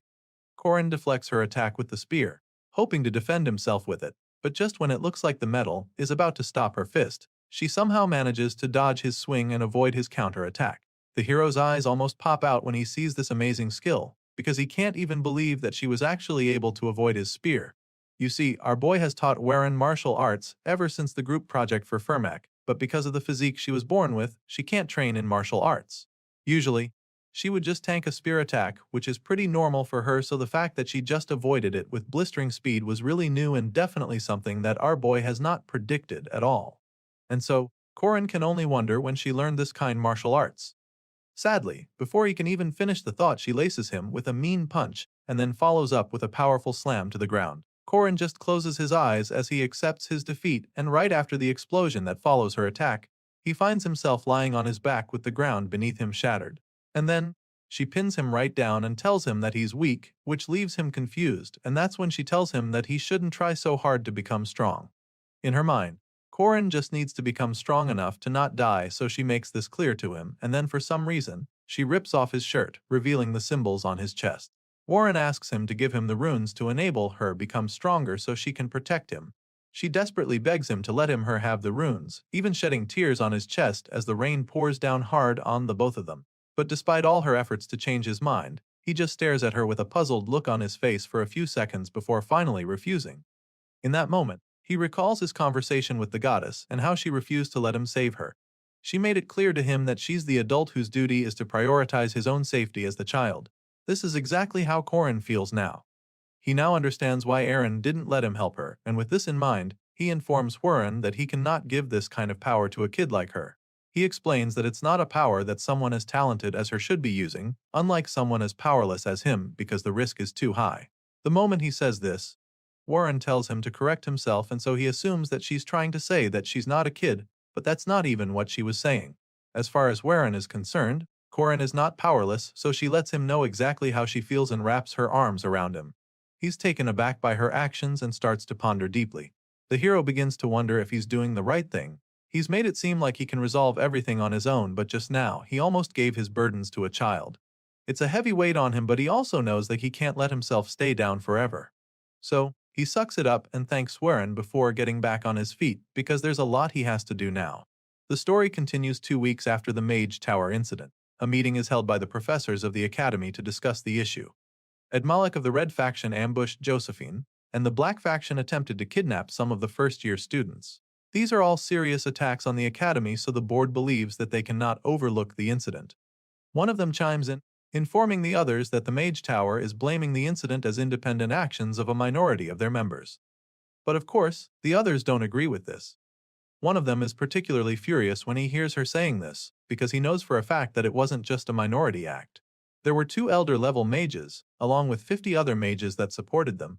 The dark-haired magic professor admits that they understand what the man is trying to say, but even if they try to file a complaint, with Adrian speaking as their representative, they also need someone to put forward as their new chairman. The chairman of Merkaba Academy has traditionally been handled by the Ario family for many years, so the orange-haired professor suggests that they just follow tradition this time around as well. They're still contemplating on the next chairman. One of them reveals that the person they seek has already been selected. They're shocked to hear this and turn to see Josephine, who suddenly walks in through a portal. They ask her if the Ario family will succeed the deceased chairman, but she informs them that that will not be happening. The academy is in chaos right now due to the chairman's assassination, but apparently, the first attack was just the beginning. Another lady next to her reveals that they are facing a fight that stands for the survival of humanity as a species and explains that the academy now has one purpose, which is to train heroes that will save humanity in this war. At this point, the lady introduces herself to the professors as the Danan of Justice and Master of Heroes, Eren Danua. And in order to achieve this new goal, she decides to take up the position of chairman. Later that day, we catch up with the 2 ladies having a chat at the top of the tower. Josephine tells the goddess that she's still against her idea to take over as chairman because Balthazar is still actively targeting her. To make matters worse, unlike 80 years ago, he's no longer acting alone. From the church, the Mage Tower, and the North Kingdom, his forces have grown stronger than before. The goddess agrees with her on this point, admitting that it's true. However, visiting the academy for the first time in a long time makes her very excited. She's so excited that she jumps off the tower smiling like a kid, while Josephine panics because she knows that Eren hasn't recovered enough to start moving like that. The scene shifts to the Merkaba Emergency Hospital, where Alicia is still recovering. The Arden girl is supposed to be resting, but she's desperately asking for her sword because she wants to train. Thankfully, the nurse doesn't give it to her, especially since she shouldn't be behaving this way. At this point, Alicia is overwhelmed by frustration and rigor. She doesn't understand why things had to happen this way. She was so excited about being able to use the domain, but Balthazar quickly made her regret it. She thought that she would be unstoppable with the domain, but the big guy showed her why she shouldn't rely on it. Warren was the one who got beat up, but Alicia is the one who ended up in the hospital, so she is really baffled by the whole thing. Even Korin was impaled by a spear, but he was training in the gym the very next day. And then there's her, stuck in a hospital bed like an invalid. Tears run down her face as the frustration builds up even more because she feels so useless right now. She feels that she's just a worthless person for even being in this situation, and just when it looks like she's about to be consumed by the pain, Korin appears right in front of her. The hero smiles as her, and she's shocked to go see him. He tries to gently massage her cheeks and she just wails all over again because it hurts. Our boy immediately noticed that she's still swollen. Hearing this, she just laments that she doesn't have any absolute defense or regeneration, which is why she's in the hospital all the time. That being said, she admits that she relies on his help and the hero reveals that he's glad to hear this. Alicia is taken aback by his response, so he explains to her. Korin has a vampire, an indestructible girl, and a swordsman who can use the domain on his side. And so, every time, he wonders if he deserves the help all of them offer him, or if he can even be of help to them. Because of this, it makes him feel better to hear that she actually needs him for something. As embarrassing as it all sounds, Korin admits that he also needs them, and this confession gets the girl pretty flustered. One might be able to travel faster alone, but together, they can travel even further, and this is something that Korin strongly believes in. After Korin confesses his feelings to her, she figures that it wouldn't hurt to ask for some of that help he's offering, so she asks him to feed her a honey bomb candy. Of course, the hero doesn't mind feeding her the candy. After all, they've learned together through hardships and helped each other grow. Korin is about to drop the candy in her mouth. A laser shoots it right out of his hand in a flash. Apparently, while some learn how to stand back up, others learn new emotions, like Waran, who is currently radiating with so much jealousy that she has to take the candy out of Korin's hand. After snatching it with her own mouth, Alicia teases her for being jealous, but she just tells the Arden girl to shut up and starts running away. Outside the room, Josephine and Aaron Danua watch, and after seeing how they're all messing around, the professor figures that they're healing pretty well. The goddess claims that she understands Joseph's worries but insists that she can't change her mind, because humanity is facing a bigger crisis than ever. The situation is so bad that she lost her powers to her own student, so it's pretty clear that her duties have stopped. The goddess founded this place, and since then, it's continued to grow the seeds of heroes. With this in mind, she's confident that one of her seeds may blossom into the greatest hero of all time. Because of this, she has the strong belief that they can still win this war, even though Baltazar's forces are even stronger than 80 years ago. As far as she's concerned, this is what Merkaba Academy has existed for all this time. A few days later, Korin and the others decide to have a grand party in celebration of Alicia's recovery. The girl in question is obviously back to full health because she somehow had the energy to carry 2 gigantic baskets of ingredients for the feast. Korin is taken aback by it and wonders how much it must have cost, so she reveals that everything was worth 2 gold coins. Sadly, the others immediately inform her that she was scammed and tease her for spending so much on food all the time. Soon enough, the other guests start arriving, some being goodies with them, while the others are just intrigued to finally be in the famous special dormitory. Just then, everyone turns around when one special guest arrives. It's none other than Lunia, who makes her presence known by greeting her fiancé, Korin. They welcome her, and the first thing she does is request for the alcohol. Before the booze arrives, Lunia goes to have a chat with Korin.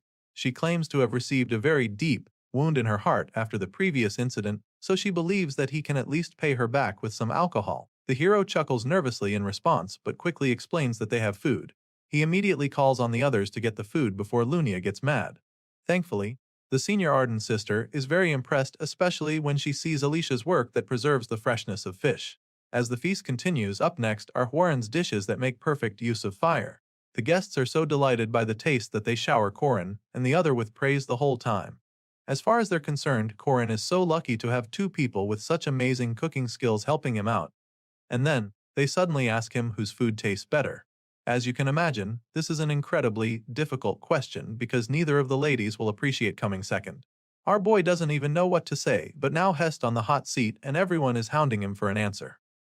Korin knows that he'll probably end up on the table as a dish if he answers, but just when it looks like he can't escape, the Gold Wolf twins arrive. Ron reveals that he brought some chicken so as not to be rude, and so, Korin gladly uses it as a window to escape the difficult question. Without hesitation, he embraces the wolf boy, telling everyone that he loves chicken the most. Jaeger and the shorty just feel sorry for Korin when they see him getting all worked up like this, and they're afraid that he'll get himself killed one day if he keeps this up. Eventually, the others suggest that it's time to focus more on the situation at hand. Lunia also doesn't want to believe that Korin invited this many people just to celebrate her little sister's recovery. At this point, the hero reveals that he brought all of them together to discuss something he calls Korin Guardians. During the feats, our boy shares the information he can concerning the assassination incident, as well as the goals of Baltazar and his cronies. He tells them of Baltazar's desire to raze everything to the ground and build a new world for the gods. At first, everyone thought he was saying nonsense, but as he explained more about it, everyone became more serious. He explained how the Catholic Church and Mage Tower had joined forces under Balthazar, and the Pope of the new church was actually a traitor, but some of the devout believers refused to accept it. However, Lunia calmed the objections and assured them that all Corin is saying is trustworthy information. That being said, she asks him to let them know how he intends to fight against such a large adversary. In response, he praises all of them for being such skilled warriors but also admits that they will not be enough on their own. For this reason, he's come up with the force known as Corin Guardians to make them all stronger. And on this note, he invites Eren into the room.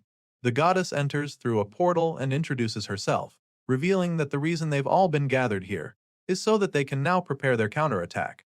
The story continues with our hero revealing his idea of the perfect team. As far as he's concerned, they're already considered strong both within and outside the academy. Sadly, despite having this reputation, there is still a large gap in strength between Balthazar and them. Right now, Corin's guardians are nothing compared to the red-eyed king of the north. It's clear that they're not a match for Balthazar, but on top of that, the enemy is already an expert at utilizing Undri, Riafal, and Aradawa. With all of this being established, it seems that the easiest way to close the gap between them would be to get their hands on weapons that are similar in level. And so, to get weapons of that caliber, they're going to have to rob God's treasure storage. The place is known as the Tribulation Treasure Vault, and they'll have to do this before the end of the summer break, so. What exactly is the Tribulation Treasure Vault? Well, it's a place where they can get legendary and epic class items. As you can imagine, the location of this vault isn't common knowledge. It's a secret, but thankfully, our boy has got someone on his side who knew it and was ready to tell him exactly where it is. This event is usually unlocked after the death of the goddess Erendanyua. It would also normally be unlocked after the destruction of the academy, but neither of this happened in the current scenario. They didn't even need to because Corin was able to unlock the event a year earlier thanks to his mentor trusting him. In other words, Erendanyua already told him where it was. Anyway, the treasure vault is just one aspect of his master plan to defeat Balthazar, because besides getting weapons, they also need a real army. Seated among the other potential members of Corin's guardians is Lunia Arden, the Arden family's first sword pavilion master, and she's the first to respond to this idea. Lunia realizes that he's probably saying that they should organize themselves into an army or something, but she's not even sure what she thinks about this idea. At the same time, Dronwarski, who's also at the table, expresses his own concerns, asking if the reward system has already been established. In response, Corin explains that the Tribulation Treasure Vault is also called the God's Treasure Vault. That being said, he tells them not to be surprised when they see the contract. Hearing this, Dron is still a little skeptical, but states that the Warski mercenaries will simply go with what their employer says. Corin goes on to assure them that they'll be tempted too, as well as the 5 swords, so at this point, Lunia claims that she wants to help, stating that she can do that much for him in return for the acting he did for her. A big smile creeps up on Corin's face when she says this, but it's quickly wiped off when she reveals that there's a condition. She's ready to help him build his army, but putting the lives of her subordinates on the line is a different matter. The Sword Pavilion has a duty to defend the North. That being said, if the Sword Pavilion has to be sacrificed to make Corin's guardian stronger, then she won't be able to commit. As far as she's concerned, she cannot accept Corin's proposal no matter the pay. That brief moment of excitement is quickly summarized with disappointment at the end. Our boy already knew that it was a long shot to get everyone on board. He already knew something like this could happen, but he just had to try. Just when it's looking like the whole thing is about to collapse, Erendanyua chimes in. She states the 3 things they need for this to work, which are weapons, an army, and finally, combat power. On this note, she asks Lunia Arden to consider making her decision after hearing what the young hero has to say about their combat power. The Sword Pavilion Master is taken aback when she suddenly hears the voice behind her. Eren somehow got so close to her without her even noticing, which sends chills down her spine. While she's still trying to wrap her head around the goddess's insane stealth, Eren keeps trying to change her mind. The goddess admits that Lunia and her subordinates are trying very hard to become stronger, but suggests that it's not enough, and this pisses off the black-haired lady.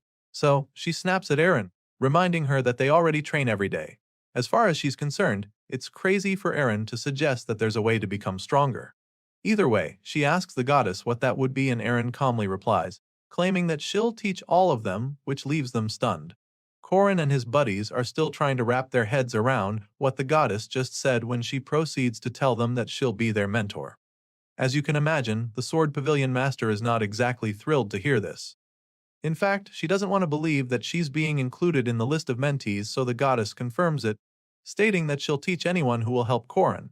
The moment Aaron says this, Lunia decides that she's heard enough.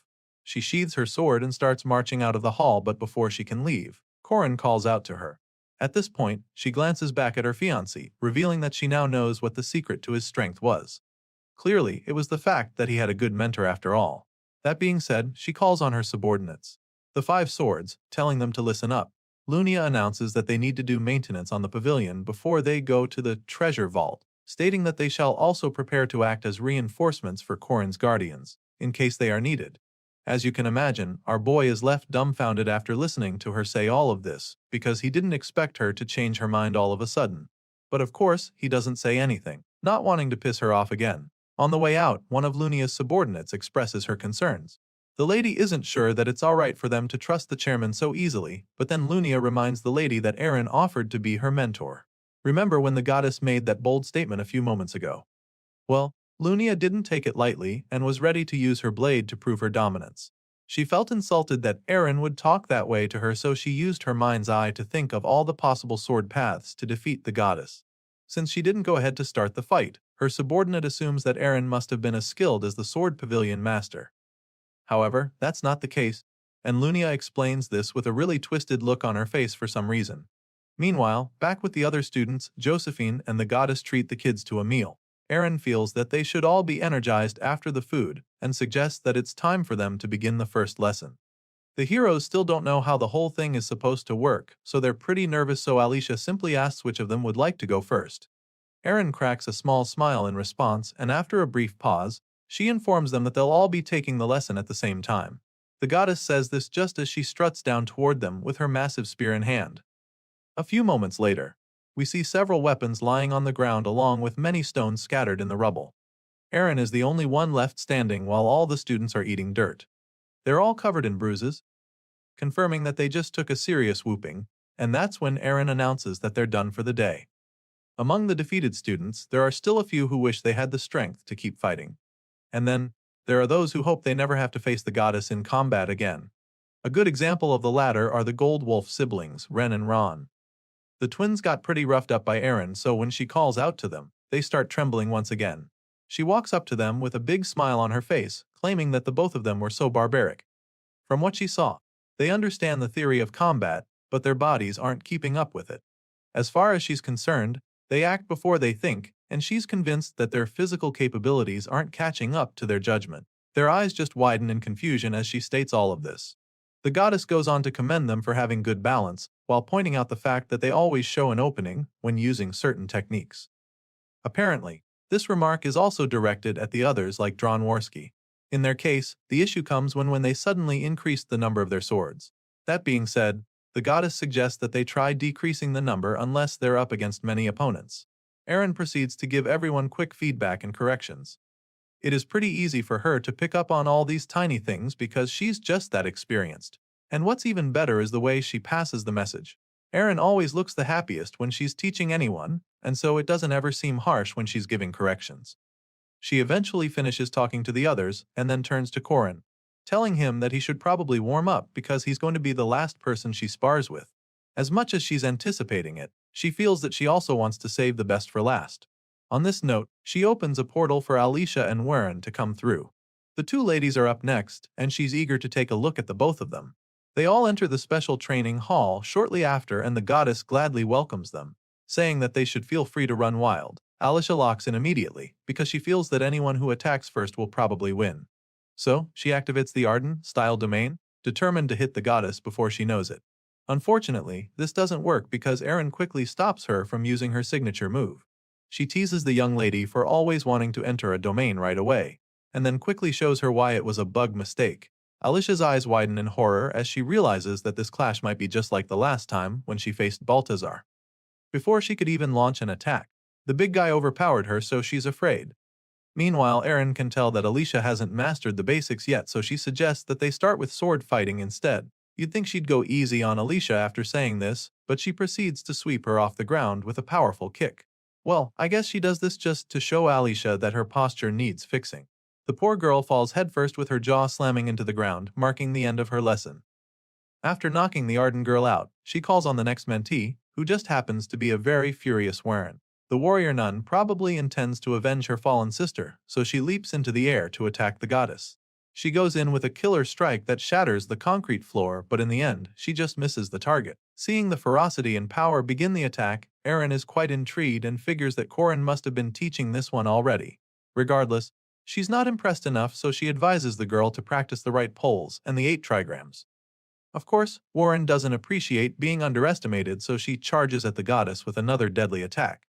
Hoping to land a mean hit this time around, Warren goes in with a blazing strike, and the look in her eyes are definitely murderous, but of course Eren Danua is unfazed. She casually evades the blistering slash and admits that Warren doesn't need more strength. From what she can see, what the warrior nun needs is to get used to the right posture. Despite Warren throwing haymakers, she's unable to land a single hit, and the goddess just keeps taunting her. Eren asks why she's so angry, and that's when we see what's really going on. Apparently, Warren is still pissed about Korin's close relationship with the goddess, and just thinking about it makes her even more furious. It turns out that this is actually Warren's first time being jealous, and it's clear that she doesn't like how it feels. The warrior nun taps into the newly fueled rage to unleash a powerful flaming punch, but this is a move that she's going to regret very quickly. Josephine already knows this, so she tries to warn Warren, but it's too late, because the goddess easily counters this move and uses it to her advantage. Eren unleashes a myriad of strikes on the love-struck girl, and just when she's about to collapse, she catches her. The spear goddess saves her at the last second and tells Warren that she doesn't need to rush herself. She assures the warrior nun that she's already strong enough, and this is pretty strange to the girl. She just stares at the goddess with bright red cheeks as she tries to wrap her head around what is going on. Eren definitely moves like Balthazar, which brings bad memories, but being in her arms right now, the feeling is so similar to being held by Korin Loch. Once Eren is done wiping the floor with the others, our guy pops out nervously and reminds the goddess that it's his turn now. He admits that he's pretty nervous, but he also wants to show her the progress he's made since the last time they trained together. Hearing this, Eren simply informs him that she's been watching him. She told him to stay so that she could open his eyes to a different kind of power within him. As you can imagine, it's a power that he can't control yet, but he has an idea what she's talking about. Korin figures that the goddess is referring to the Sabantia Duke's core, and as soon as he says this, she just smiles. The goddess finds it amusing and admits that she hasn't heard that name in a while. It's true that no one can ever really predict fate, but she never expected that Korin would end up with the Duke's core. It just so happens that Duke was her disciple 800 years ago, and even now, she only has good things to say about his abilities. He was excellent as far as she was concerned, so she feels that it will be difficult for Korin to control his power. With this in mind, she asks our guy if he's confident that he can actually tap into that power and control it. Without any hesitation, the hero assures her that he can do it. It's true that no one can predict fate. Eren ponders on the thought and how all her disciples shined like stars. Some went on to become heroes, and some became their enemies. However, she has never been so certain about any of her disciples as she is now, and so, she makes up her mind to teach Korin everything that she knows to complete him. By doing so, he will become a hero that will save the world, and he'll be stronger than all the other disciples before him, because he will be her very last disciple. While all of this is going on, Balthazar and his followers are equally making plans. Dunskes is currently confused as to why his red-eyed master is not going after their enemies who escaped. In response, Balthazar states that ending the world, which is the commandment imbued unto his body, desires powerful enemies and danger. That being said, he thinks that those women are tied by fate with him and the great adversary. And for this reason, he wants them to be strong enough to be worthy foes. Going after them would be very easy for him because they're currently no match for him, but Balthazar believes that assassination has no honor in it. While explaining all of this, Balthazar calmly summons the goddess using the body of the chairman, who he abducted. Aryu appears all of a sudden with a gaping hole in his chest, telling the big guy that Korin is his great adversary, but the red-eyed villain finds it ridiculous that he'd say that. Balthazar is pretty irritated at the fact that the goddess isn't his nemesis. He didn't imagine that the person yo try and stop him wouldn't be Eren, but her disciple instead. As much as he hates all of this, he has no choice but to go with it because Riafal's fate is absolute. That being said, Balthazar decides that and him and Korin will face each other in the final battle.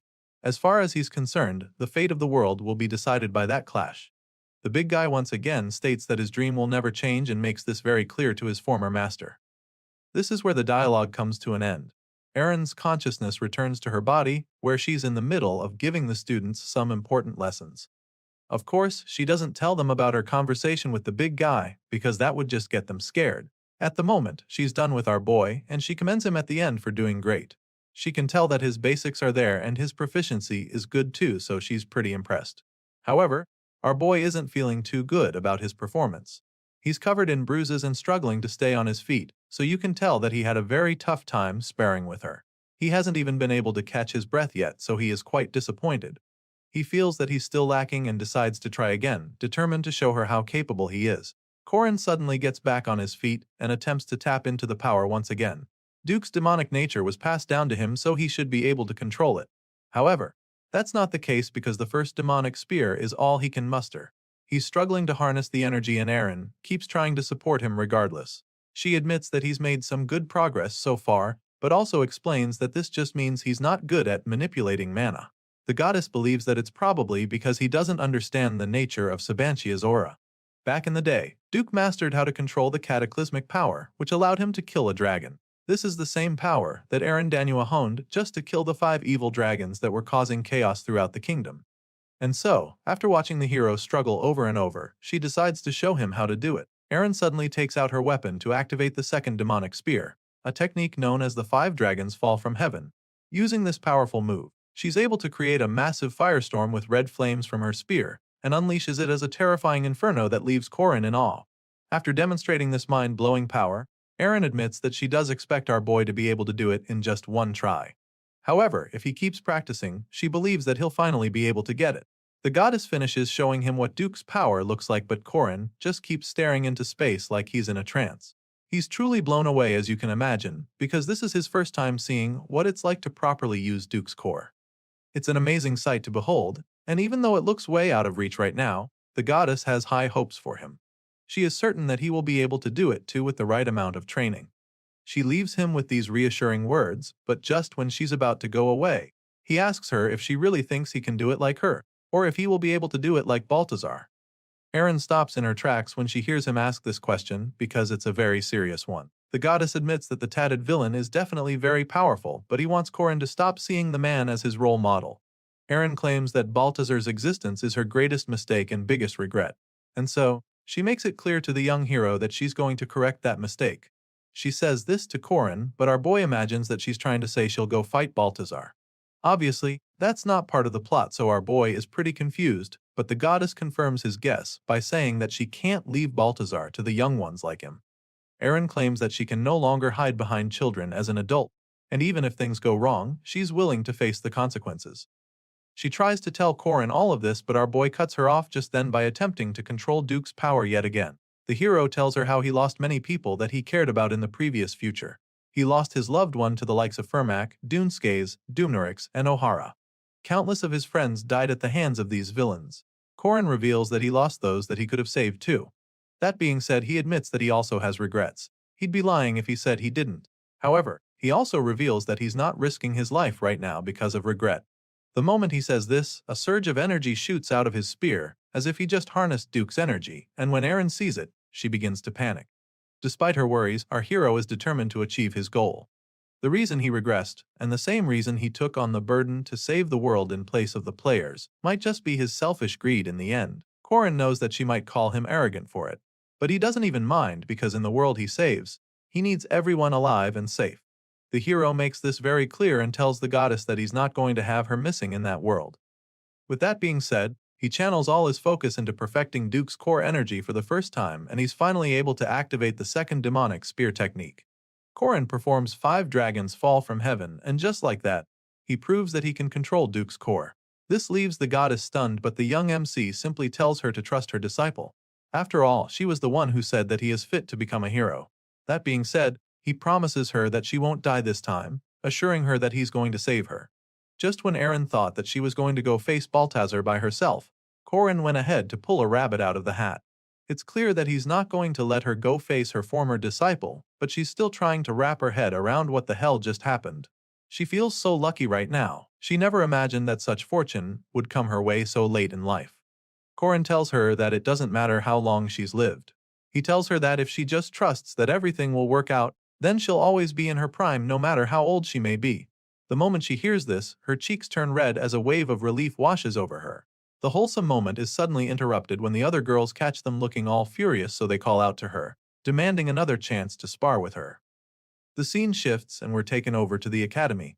There, one of the students are trying to convince his colleagues to go to the Catholic church with him. Sadly, the guy doesn't want to because he only goes to the church where Saintess Estelle is at. But then, it just so happens that it's not the Catholic church but Zeruim. As you already know, this guy here is Jermaine Luther, and he's the first-year Zeruim Catholic Church spy. Right now, he's currently trying to gather intel, but first, he needs to recruit members to his Zeruim church. Corin comes around all of a sudden, not remembering if it's Zeon or Zeruim. Jermaine corrects him despite already being quite pissed, but the clueless hero keeps joking around. Corin reveals that he doesn't really follow religion, but admits that the rosary sure is cool. From what he knows, it represents the integrity and honest poverty of Zeruim. Jermaine is surprised to learn that our boy knows about it. Well, it shouldn't be much of a surprise since Corin Loch is a very rare first-ranked knight after all. The hero does like Zeon's flamboyance too, but Zeruim has maintained old traditions from what he's heard. While our boy is rambling on about the stories, Jermaine quietly observes him. The spy heard that our boy also created Corin's Guardians recently and assumes that it's like a small club. He can sense the consideration for others in the way that the MC speaks, but he has infiltrated the academy under Bishop Li Jinyang's orders. And for this reason, he believes that he needs to get close to people like Corin. He's still plotting on how to get close to the hero when Corin asks that they do a mission together out of the blue. Jermaine is taken aback when he hears this, but the next thing he knows, he's standing in front of a big cave with the hero. Apparently, the mission has something to do with this cave. Corin states that the assignment involves a case of people going missing in a village about 70 kilometers from here.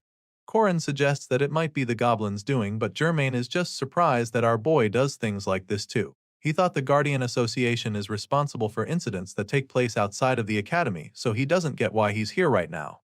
Well, the MC reveals that the Guardians have actually been taking care of the goblins for the past week, but in reality, they're actually just farming for points. So far, John Warski has defeated Mage Fillion, Kranik Luden has defeated the Golem Engineer Drevin, and Yule has prevented Druid Gina's plans. All the rewards are being distributed. On this note, Corin explains that the other Guardians are all out hunting monsters, so he's short on hands. He assures Jermaine that they'll be done before evening prayer and leads the way into the cave. The spy quietly follows him, and even though he's not sure what's going on, he can tell that Corin has an odd charm to him. He's kind and very considerate, so Jermaine feels that he would have been able to trust him like a brother if he had just been a regular student. The spy seems to be warming up to our boy already, but he's definitely not a fan of Corin's friends. He feels that the girls are the worst and Warren is the one he seems to dislike the most. She punches a hole in the cave, startling the boys, and it was all because she was trying to kill a bug. Jermaine doesn't like that at all, and he also doesn't like the fact that she's a Jiangshi, what he considers dirty demon, kind. The Zeon guys treat demons like humans, but that goes against the commandments he believes in. As far as he's concerned, demons are just demons. His little hate session is cut short when a monster pops out right in front of him. The others call him to wake him from his daze, and he's instantly mortified by the sight before him. Luckily for him, the warrior nun quickly decimates the giant worm before it can devour him. After all, she's just making sure that all bugs are dead. She asks the hateful spy if he's okay, and all of a sudden, he forgets how much he despises her kind. Jermaine is so grateful to her for saving his life. Meanwhile, Corin finds it strange that they're coming across a worm that's so abnormally large in a goblin's den. He can tell that something is off, because he knows for a fact that prey and predator so not share a nest together. And just like that, it becomes clear that there's something hidden in this cave. All of a sudden, the floor of the cave begins to change, and then the entire place disappears, revealing that they've been in some kind of lab all along. Apparently, the den was just a poorly designed illusion.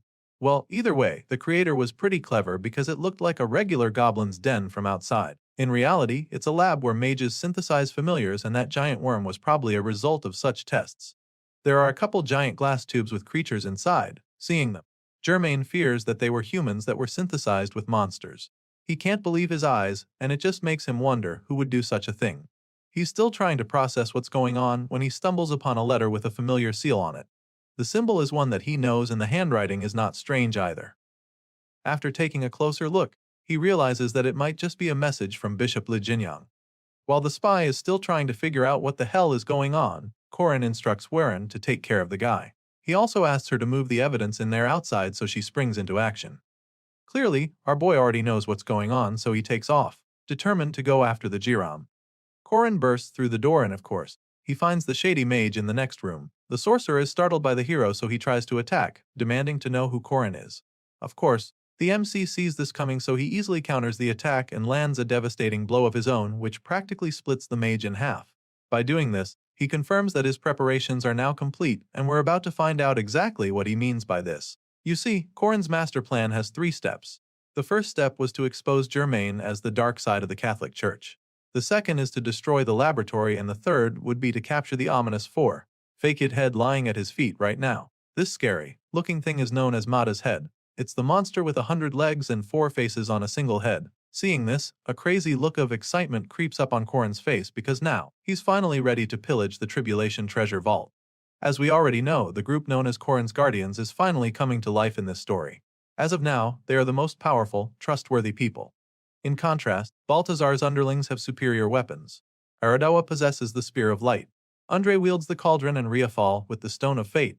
In order to match this imbalance, our boy had made up his mind to raid the treasury of the gods today. This vault is located on Treasure Island, specifically in a place known as Mag Mel. Corrin's master, the Queen of Paradise, is the last officially left Danon of these islands. However, even Erin doesn't know everything about the Danon. Despite her nature, she still had to discover certain things on her own, like Baltazar and the sites she found him at, which were places she had found by herself. Domains, or the hidden map known as the Fragment of Paradise, can only be unlocked through a hidden event. And this place is just like that. The original condition to be able to even reach it is the death of his master, the goddess. However, that's not the case in this timeline. Corrin gets in through the portal created from him, and just as Erin told him, he's going to wait there. Just before he continues on his own, the goddess asks if he's sure he can do this without her help. As you can imagine, she's really worried, so he simply assures her that he can leave it all to her. He's definitely excited about it since he's going in a year early. Besides, he's not even going in all by himself. He'll be going with Alicia and Warren, who have now trained for a few weeks with their master. They're not the only ones helping him since Marie is also joining them. The blue-haired vampire princess flies into the scene at this point, and they're all excited to see each other. Mariette has just returned from the south. Aside from Lunia, who just stayed back, this is practically the strongest part he can fight with. With these 3, there's really nothing to be afraid of as far as he's concerned, so they all match in, and it doesn't take long for him to notice some strange stuff. He's not the only one who sees it since Alcina is all over him, yelling about how spooky it is in there. She never liked this kind of atmosphere since she was young. While she's freaking out and acting all scared, Marie takes the opportunity to wrap herself around Corrin's arms. The ladies usually can't help themselves around our boy, so the whole mission quickly takes a turn. Marie and Alicia lose focus pretty quickly, leaving Huron, but it doesn't take long before she gets all lovey-dovey as well. After all, Ran is just as scared as the other ladies, so she grabs a hold of Corrin's arms to comfort herself. As you can imagine, this becomes a problem, because there are now 3 girls being all touchy when Corrin only has 2 arms. Warren and Marie almost start fighting over his right arm, and just when it looks like they might rip it off, Alicia finally suggests that they just share. Eventually, there is a brief moment of peace, but it doesn't last since there's a chance that ghosts might appear any moment now in this spooky place. However, Corrin explains that it wouldn't be ghosts that would appear. As far as he's concerned, they're going to be approached by gods. This place is one where gods or remnants of past Danans reside. Clearly, he seems to know something about this place pretty well, and Alcina can instantly tell after listening to what he just said. Well, of course he does know quite a bit about the place. He visited this very place in the game back then with Park Sahu. This is a place where the remnants of dead gods reside. By passing their trials, one can obtain treasure, and these trials are divided into stages. Those who fail the first stages are unable to take the subsequent ones. But because of how hard the final trial is, it's essential to ensure all of your party members pass the first and the second ones. The issue is that the difficulty of the first and the second stages are random. Depending on which god is randomly selected, it could be a simple riddle, or it could even be a mission that puts your life on the line. This is the situation they're faced with right now, so it's not helping that the girls are acting all silly behind him. For some reason, they're all scared, and on top of that, it doesn't look like they can see anything ahead of them. The place is extremely foggy and dark, so you can't really blame them though. Regardless, Corrin keeps trying to calm them down, assuring them that everything is alright. To those who have no other idea, the god is known to be selected at random, but in reality, gods can actually be attracted to the players that bring things related to each particular god. Knowing this, our boy came prepared. What he brought is the head of Mata, the 100-foot-tall, 4-headed monster. This very monster was defeated by Dagda, the divine king. With this in mind, the hero is confident that the first god that will appear to test them will be helpful divine King Dagda.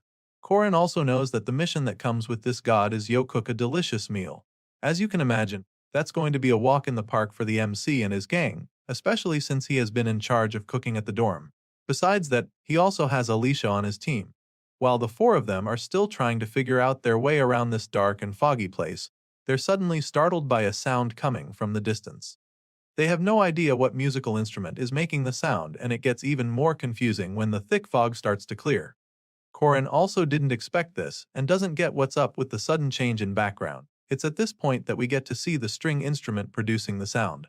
And then, the musician suddenly speaks up, welcoming all the heroes who have come to undergo the trials. Apparently, this god in question is a really good-looking blondie with purple eyes. Bro looks really young with a chiseled body, and Korin definitely doesn't recognize him. Our boy has never seen this god before, so he doesn't even get how it's possible. Korin and his team look up at the celestial being sitting in the tree. He definitely knows about the head, since that's what attracted him. The head of the monster is the spoils of war of his father, and the gift that has been given to them by his father. Hearing this, it becomes clear to our boy that the god in front of him is the son of Dagda. Korin is still trying to process this when the nonchalant blondie admits that everything he just said is just an excuse. In truth, he was more interested in something else that Korin brought here. As you can imagine, the hero is taken aback by this because he has no idea what it could be. And in that moment, he announces that women have fallen in love, leaving them even more confused. The blondie finally introduces himself, revealing his name to be Angus, the god of love. As soon as he makes this announcement, the ladies start to get all drowsy at the same time. It's like someone turns off the lights in a flash, and they start drifting away from him. Seeing this, our boy runs as fast as he can, desperate to save the girls. He calls out to them as loud as he can, hoping to wake them up or something, but that does work because they just get taken away from him with ease. Korin watches helplessly as the god of love takes them away from him and taunts our hero at the end, telling him to have a safe trip. All of a sudden, the voice starts to change, and the next thing he hears is a different voice. It's the voice of Lunia, and in that moment she appears right in front of him. She draws him in for a kiss and whispers something to him. Sadly, a part of the hero knows that this is most likely an illusion, but he doesn't fight it. He lets himself fall for it, telling Lunia that he can't stop her. It turns out that this whole scene is actually what Alicia is watching right now. It's her own special nightmare. She watches as her brother-in-law lives a perfect life with her sister. He's the best companion Lunia could have ever asked for, but she can't shake the awful feeling. Right now, she's hiding in this scenario of Korin and her sister living happily ever after, but she's suddenly interrupted by Angus, who sneaks up behind her. The blondie teases her but then suggests that it's time for her to find love too, feeling that she must be popular at the academy. However, she doesn't seem too interested in that, and the god of love can tell, because he knows that she still has feelings for Korin, her brother-in-law. You see, this nightmare Alicia is forced to endure right now. This is a trial of love. While the girls are facing their fears in another realm, Korin furiously confronts Angus, demanding to know where he took them. In response, the blondie simply explains that the trial has already begun. The three girls are currently being tempted in the special orbs with the person they hold love for. As you already know, that person is him, but he's pretty perplexed to hear this. The trials have been formed from memories the girls share with him, but they are all examples of forbidden love that have not been allowed to come to fruition. Terrible forms of love which could harm the ones they love or even themselves. Angus reveals this, explaining that he only wishes to keep pure forms of love because forbidden love merely dilutes the value of true love. If these girls are able to control their desires, they will have the right to receive the reward, but if not, they will wander the realms of illusions forever. Of course, Korin isn't cool with this so he desperately asks what he needs to do to help the girls get through their trials. Well, the answer is quite simple, and Angus explains it, revealing that the girls just have to give up on him to pass the trial. At this point, the hero decides to take a look at what's going on in their trials. He starts with Alicia, and sure enough, he finds his fiance's sister having a really erotic dream about him. She definitely has no intention of resisting from what he can see. Sadly, the ardent girl fails her trial and her orb shatters immediately. Next up is Warren, and by the time Korin gets there, he finds that the nun has pinned his TK the bed already. He tries to stop her, but she doesn't listen, telling him that this is the north, like he said, where the cranes are. At the last second, it looks like she's about to fight it as tears run down her face. She says it not too late, but just fails at the end. After watching Warren fail her trial too, she angus us truly intrigued. He admits that Korin is truly amazing, and he doesn't even know whether to take it as a compliment because the blondie keeps glaring at him. The god of love is getting really irritated now. He feels that ladies of this day lack any sense of chastity or sense of consideration for the person they love. Regardless, he hopes to see if the last woman will be capable of having pure, mature love. In this scenario, we see Isabelle confessing her feelings for Corin to Marie. It's the scenario where one's friends ask the person one loves before they can. It's a classic and quite twisted, but considering how the previous woman was willing to commit full adultery, he's willing to edit this scenario. And so, he takes control of Isabelle and tells Marie to give up on Corin, but the blue-haired girl simply denies having feelings for him. In order to stop this girl's love, Angus feels that she'll need a greater adversary of love, so he decides to dig through Corin's memory. Here, he hopes to find out more about the one who loved Corin the most around this time and the strongest one. Unfortunately, he's disappointed to learn that there's no end to this. The story continues with a flashback from thousands of years ago. You see, back then, a god fell in love with a woman in his dreams. You'd wonder how this was even possible, but this very woman appeared in his dreams every day, and it eventually led to the god becoming lovesick. He was so in love that he was almost bedridden, as he could never get in touch with this woman. But after what felt like an eternity of searching all of paradise, he finally found that woman. It just so happened that this mystery woman wasn't exactly expecting him to find her. So, as soon as he found her, she was surprised and hid from him by transforming into a swan in a huge flock. As you can imagine, this god was devastated when this happened, but he didn't give up. Despite the setback, he searched for her until he found her using his authority. That's right, the one we're talking about was Angus, the great god of love. He was the one who claimed that love, and this became a myth. Despite using his power to seize the love he so desired all this years ago, in this present timeline, this powerful god of love realizes that he's dealing with a different situation. Of course, he's talking about Marie, who's desperately running away from him. Even if she's called a demi-human, she's still a human, so it should be impossible for her to give up in this way because that's the love of a mortal. Angus hovers over her, forcing her to keep running away from him as fast as she possibly can. The blue-haired girl is totally horrified because she doesn't even understand how any of this could be happening. This nightmare that Angus trapped her in is definitely taking a toll on her, and despite her best attempts to run away from him, she just can't escape. Last time, she just ran into the younger version of Corin on the street, and she was a bit sorry for Isabelle because Junior Corin gladly accepted her invitation to go on a date. Marie was just trying to go out with the young hero, so she doesn't get why Angus is on her case right now. Everything is going upside down, and she's definitely having a hard time dealing with it. At this moment, in this world built with the memories of Corin Loch, the boy who loves the hero the most is none other than Park Sahu, and it just so happens that he's also the strongest. It's pretty clear that the young man is absolutely irritated by Merit Dunarev as well. Enraged by the sight of the girl, he activates his spatial transformation triangle and unleashes a devastating myriad of attacks that knock her down mercilessly. As if that's not enough, Marie loses all memories related to Corin Loch and is left unable to awaken as a vampire. Basically, there was no way for her to win this battle, which made her chances of passing the trial incredibly slim. Park Sahu looms over her as she struggles to even get back on her feet. He teases her at this point, claiming that she's holding on pretty well and then promises to put her in a tank from now on. That way, it would be easier for him to turn her into a blood bag you extract elixirs from. Apparently, that's all he sees her useful for. But still, rather than doing this right away, he decides to give her one last chance first. That being said, Park Sahu spells it out for her, demanding that she forget about Corin and leave the academy immediately. As far as he's concerned, that's what's best for Corin as well, and he makes this very clear to her, but the blue-haired girl is just bewildered by his demands. She is shocked at him when he says this, so he reminds her that the enemy that Corin must face is literally the strongest Danon still alive. In his mind, there's absolutely nothing she can do to be of assistance when the chips are down.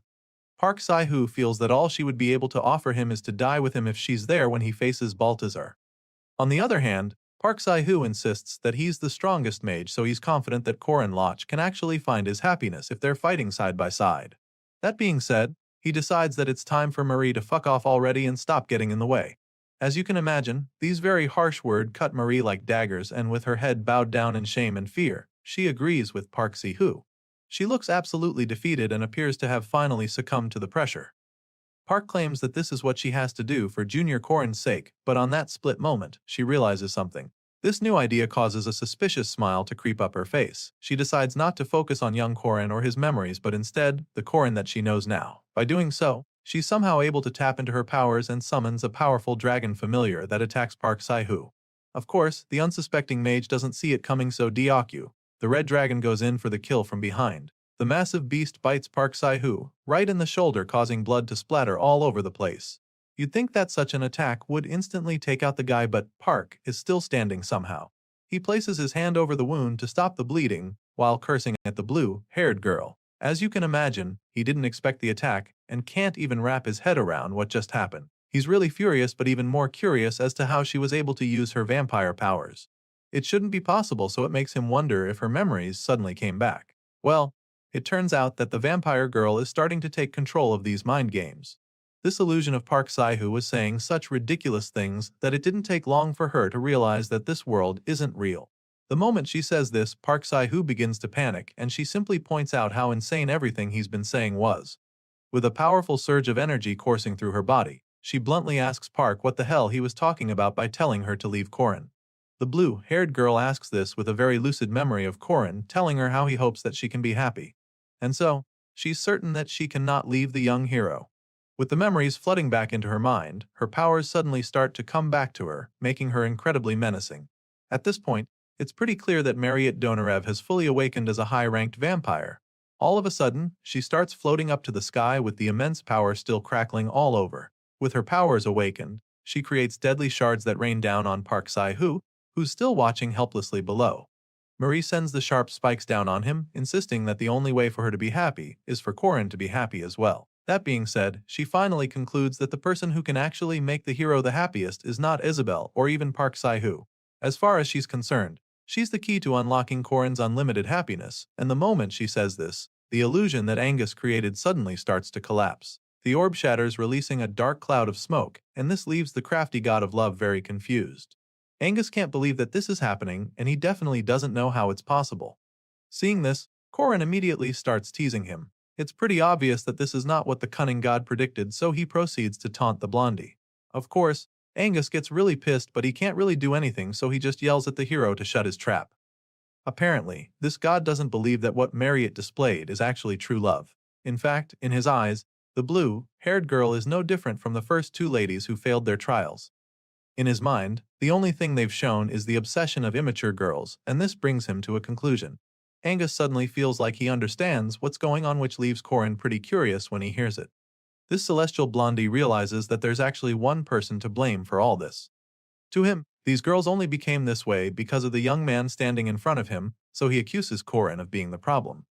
A problem that he intends to take care of.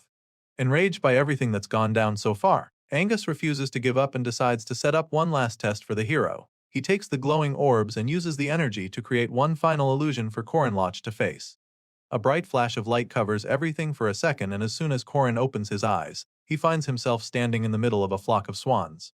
As you already know, this cunning god of love has already faced something like this before. Apparently, this is the trial that allowed him to understand what true love really is thousands of years ago. Angus boasts about how he was able to find the woman in his dreams without hesitating despite her hiding among the swans. Of course, this was no easy task, as the celestial blondie had to sing love songs to the woman all night in order to lure her out. Because of this, he's not sure that Korin will be able to show that level of perseverance.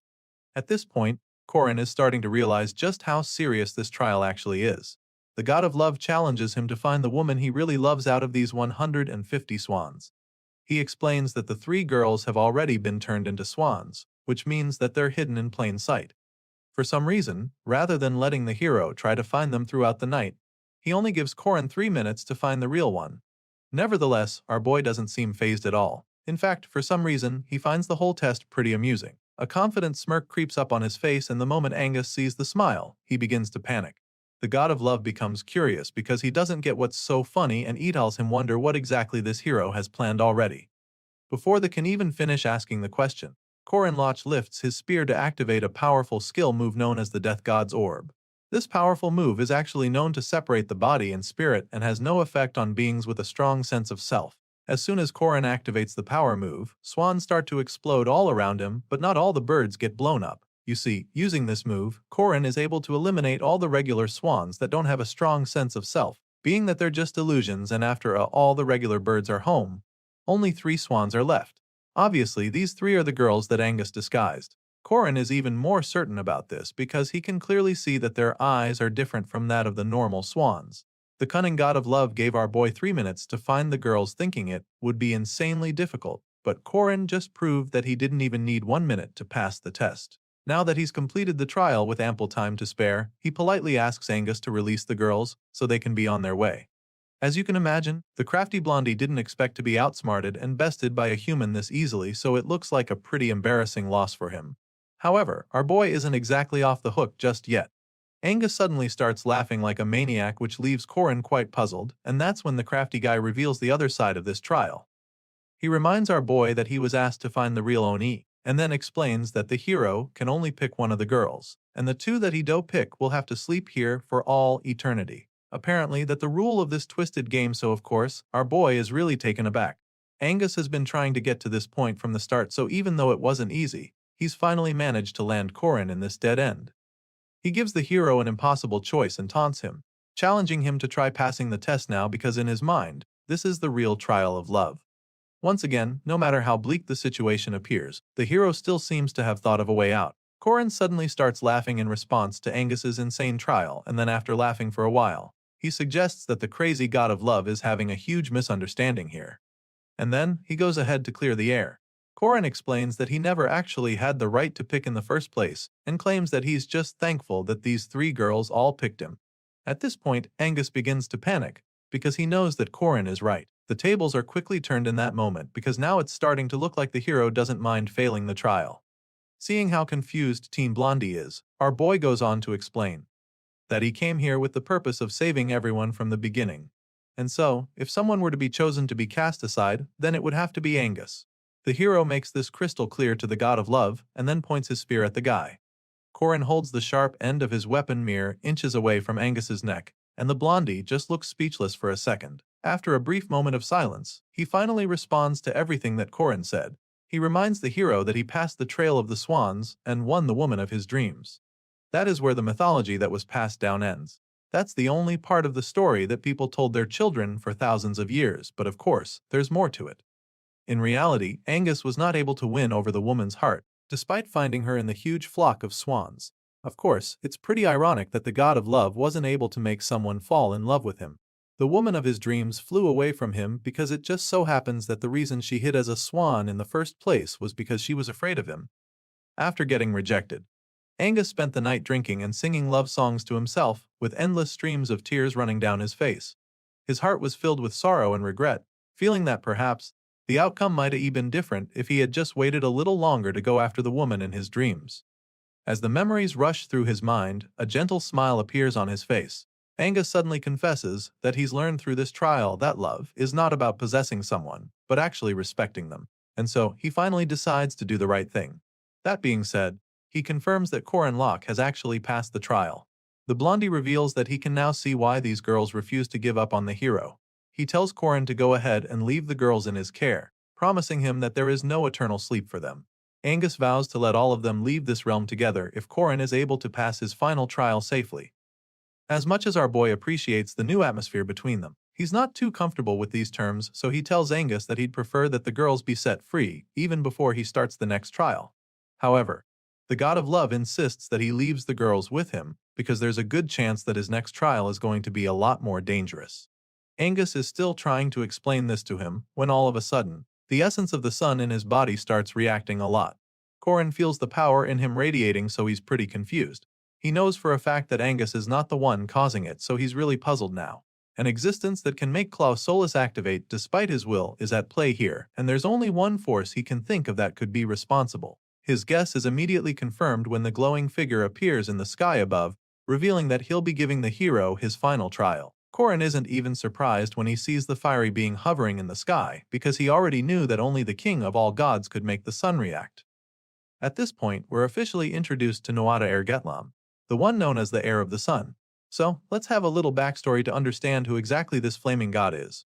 We're already familiar with the four great treasures of the heroic legends of Arhan: Leah F. Il Arid Bahir, Undri, and Klaus Solus. You see, the original owner of Klaus Solus was the king of the gods, who Angus is now passing Corin on to. This king of gods, Noada Ergetlam, is the heir of the sun and arguably the most powerful god in this world. As expected, he's the last one with the final trial that our boy has to face. The first trial was unpredictable, so Corin had prepared the head of the monster Mata and tried to lure Dagda with it. He knew that Dagda gives easier trials, so he wanted that god to appear, but that plan didn't work out because contrary to his expectations, someone weird appeared. And yes, we're talking about Angus. Sure, he's been able to deal with that trial now, but there's another problem. Just as he expected, he's up against the heir of the sun. It's a no-brainer, because he possesses the sun, Claw Solus, and Nuada is the original owner of this power. Even if he had been absolutely sure that he'd have to deal with the limb of all gods, the amount of time to prepare for something like this is limited. He was never going to ever be fully ready for a trial from a god like Nada. It's not even something that a player should have to deal with since you can't even acquire Claw Solus in the game. The odds are not in his favor for sure, but since the last trial has always been completed through force, and he knew this, so he brought the 3 strongest people he could go help with him. Unfortunately, that doesn't really matter anymore since the Dochabag, god of love, turned his fighters into swans and refused to let them help him. Annoyed by this, he just gives Angus the finger one last time as he proceeds to face the final trial alone. The more he thinks about it, the more upset he gets, but getting pissed is not going to help him at all, and Nuada reminds him of this. The sun god notices the hero staring elsewhere and reminds the kid to not let himself get distracted because the trial has already started. He makes this known to our boy, so Korin is immediately forced to get his head in the game despite being overwhelmed. I mean, it's not like he has a choice because the new trial literally starts with him getting attacked by a gigantic opponent with a flaming sword. Thankfully, our boy is able to avoid getting absolutely annihilated with this strike, and that's when Nuada begins to give him a history lecture. The heir of the sun tells him how the first beings to be born on this land were the giants in the past. It was after the giants that the Danan took over and ruled the land. The reign of the Danan ended, and then came the demons, the spawn of the dark and the night. Finally, after the Dark Ages was when the Goidel came alone, otherwise known as the humans. After explaining all of this to Korin, Nuada concludes by telling him that the opponent he must defeat is none other than the great warrior Sreng, a powerful demon. Nuada reveals that the Moitra Plains are remembered for 2 things. It's the place where he defeated the great warrior Sreng, and it's the same place where he lost his arm. After he reveals this, we get to see the metal arm he's sporting, a constant reminder of what happened here. The King of Gods believes that Korin must be aiming for his left arm if he brought Claw Solus here, and then explains that the only way to utilize the sun properly is to possess this somewhat bionic arm. After explaining all of this, the flaming god tells Korin that he must now face the great warrior Sreng and feel the helplessness he bears as a human. Of course, our boy already knows that the odds are against him, but this doesn't deter him. He can't sit there and wait for the gigantic demon to destroy him, so he springs into action with his weapon, determined to give the big guy a pretty hard time as well. Sreng delivers another powerful slash of his sword, but the MC evades the hit by jumping over it. But of course, a powerful opponent like Sreng isn't going to stop there. He charges at Korin once again with blistering speed, and in the blink of an eye, our boy is holding back the demon's sword with all the strength he can muster. This ordeal he's faced with is something called the trial in Mag Mell. It's a trial from the gods meant to help ordinary players to grow. They create stages from their own experiences and teach players lessons through them. It's the same thing that happened with Angus, where the guy forced Korin to find the girls in the flock of swans. Well, he was able to deal with that pretty easily, but this final trial is a completely different ball game, because players can't actually obtain Claw Solus. This is the first time he's seeing Nuada's trial, so he has no idea how to deal with the challenge. However, considering the setting of this world, he can at least infer what intentions lay behind giving such a trial. In order to pass any test, it's best to know exactly what its purpose is, and that's exactly what Korin is trying to figure out right now. The great warrior Sreng is a demon warrior who is so strong that he managed to cut off Nuada's arm. That's already been established, so our boy figures that Nuada gave him this trial, because he's trying to find out how much power he's built up until now. Mind you, this power is not essentially the same thing as strength, it's much deeper than that. Our boy knows this all too well, so he proceeds to activate a couple power moves. He uses the runes he's mastered, Kanaz, Hagalaz, Birkanen, and Solo to attack the powerful demon, and of course, this does quite some damage. The fact that he could even plant those symbols on Sreng's body proves that he's faster than the great warrior in terms of speed. He proceeds to ignite the runes, and what follows is a devastating explosion that sets Sreng on fire. A confident smile appears on Korin's face after this because it's clear that he's got a shot at winning. After repeated training, he's now able to inscribe this runic magic combination this quickly, so he's impressed, because this is literally on the level of advanced fire magic. Korin is confident that the big guy won't be able to escape his flames so easily because of how potent the magic is, but he immediately has a rethink when he sees the great warrior charging at him, again like the flames were nothing. Sreng comes out of the fire without a single scratch, so the young hero is horrified to see that his opponent is completely fine. The great warrior lunges at our boy with another incredible attack, but Korin still manages to avoid getting split in half. He dodges the slash, and that's when he starts to notice how monotonous the demon's techniques are. Since the trial started, Sreng has been coming at him with the same combination of moves, so now, the hero feels he can capitalize on this. Korin immediately activates his ominous serpent spell, which allows him to deliver a blistering strike straight to Sreng's chest. He drives his spear into the demon's chest in a flash, but Sreng's reaction just sends chills down his spine. The demon just stares at the spear like it's a toothpick because he can't even feel any pain. At this point, Korin begins to panic, especially since his spear just got stuck in the great warrior's chest muscles. Rather than trying to pull it out, our boy decides to let go and create some distance between himself and his opponent. After all, that's the wiser thing to do. Despite having a weapon buried in his chest, Sreng charges at Korin once again like the brute he is. As for our boy, he is now at a serious disadvantage. For starters, his rune magic isn't doing anything to the demon, and he's also lost his spear. Ordinary, he'd consider this fight a lost cause, but he's still got a few sticks up his sleeve. You see, our boy hasn't just been the one running around aimlessly while dodging the demon's attacks. The reason Korin was using runes from the start was for a situation like this. We're suddenly taken back to one of his training sessions with the goddess. In this scene, Danua tells him that the training is meant to extend the time he can use the sun, even if it's only by a few seconds. Back then, he didn't even think it was possible to handle the sun on his own, so the goddess told him about the runic spells that had been inscribed over several days in the druid's secret realm. Besides that, she also reminded him of the runes in Nasria that were inscribed over 300 years, just so he can realize that it was indeed possible to use the power of the sun in this manner. Still, Korin felt that the only reason he could use the sun was because Shadow Paradise is filled with mana. He definitely had doubts, but Eren assured him that he had no reason to feel helpless. She urged him to recall it, claiming that she already saw it clearly through Ario's eyes. As far as the goddess was concerned, Korin was more than capable of using the power, because she already witnessed him using it in order to save everyone. This little flashback gives our boy that confidence boost he needs to harness the power of the sun. And just like that, Korin's hair starts to turn white as the surge of energy shoots out of his body in the form of terrifying shockwaves. That's right, the young hero finally activates Claw Solus, the solar convergence. At this moment, it looks like the trial is about to take a drastic turn because Korin is literally about to blow everything in sight. Unfortunately, all the power goes out in a flash. Our boy's hair goes back to normal, and all the power disappeared in the blink of an eye. As you can imagine, he's so confused by this. Korin doesn't understand why the sun suddenly disappeared. He wonders if the activation time has already ended but quickly realizes that it's not the case, because he hadn't even started using it. Just then, the answer is revealed to him. The only one who can control the sun besides him must be responsible, so he turns to look up at the King of Gods, desperately hoping to be wrong. Unfortunately, his fears are confirmed when he sees Noada Erjetlam holding the sun above him. The flaming god looks down at him and reminds him once again not to get distracted. The hero is still trying to wrap his head around this when Sreng goes in with another devastating strike. This time around, our boy doesn't see it coming, so he's unable to avoid getting hit. His eyes widen in horror the moment he realizes what just happened.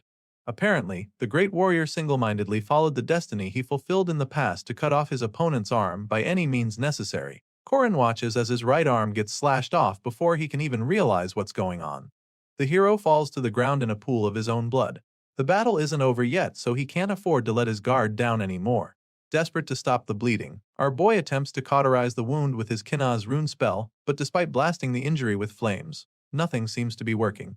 That's when Noada just mocks him for thinking that he could cauterize the wound by burning it. It turns out that the sun does not permit that. Obviously, the flaming god is the one making sure of this, so the wounded hero figures that this must have been Noada's plan from the start. In response, the heir of the sun explains that the throne of the God King, ruler of the Danans through the generations, can only be inherited by one with an unblemished body, and so, not even a single wound is permitted. Noada tells Korin how he had to abdicate the throne when he lost his arm to the great warrior Sreng. It was a big loss for sure, but the God King admits that he was actually happy it happened because he had opened the era of the gods after defeating all the demons.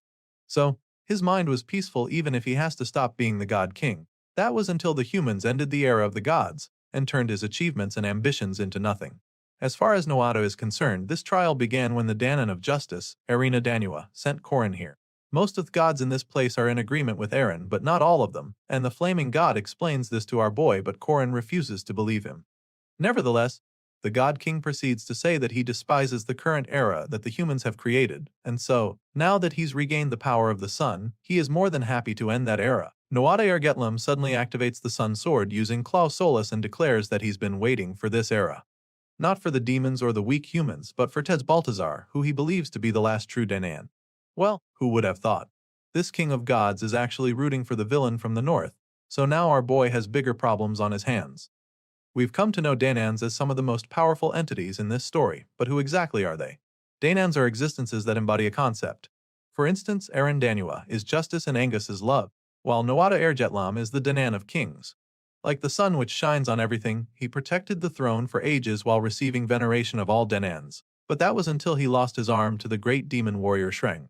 As Noada said earlier, the throne of the God King, ruler of the Danans through the generations, can only be inherited by the one with an unblemished body. The God King knew this all too well, so he abdicated the throne after losing his arm. Despite giving up the throne, his mind was at peace over his lost arm, and even when he stopped being the God King.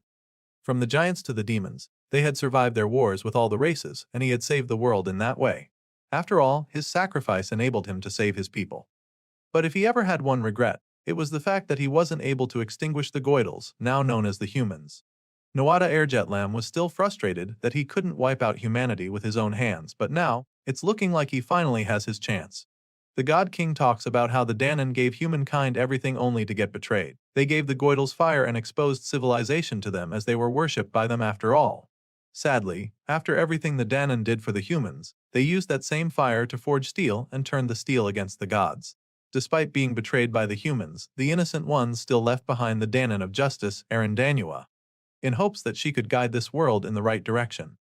But looking back now, Noada Ergetlam no longer believes that it was truly the right thing to do. The furious king of gods clearly harbors a deep hatred for humans, and he intends to act on this emotion. Sadly, our boy is currently the first target, and the God King has no intention of showing mercy. With Claw Solus fully active, he unleashes a powerful sword slash on the hero, but Korin sees it coming, so he runs away from the flames as fast as he can.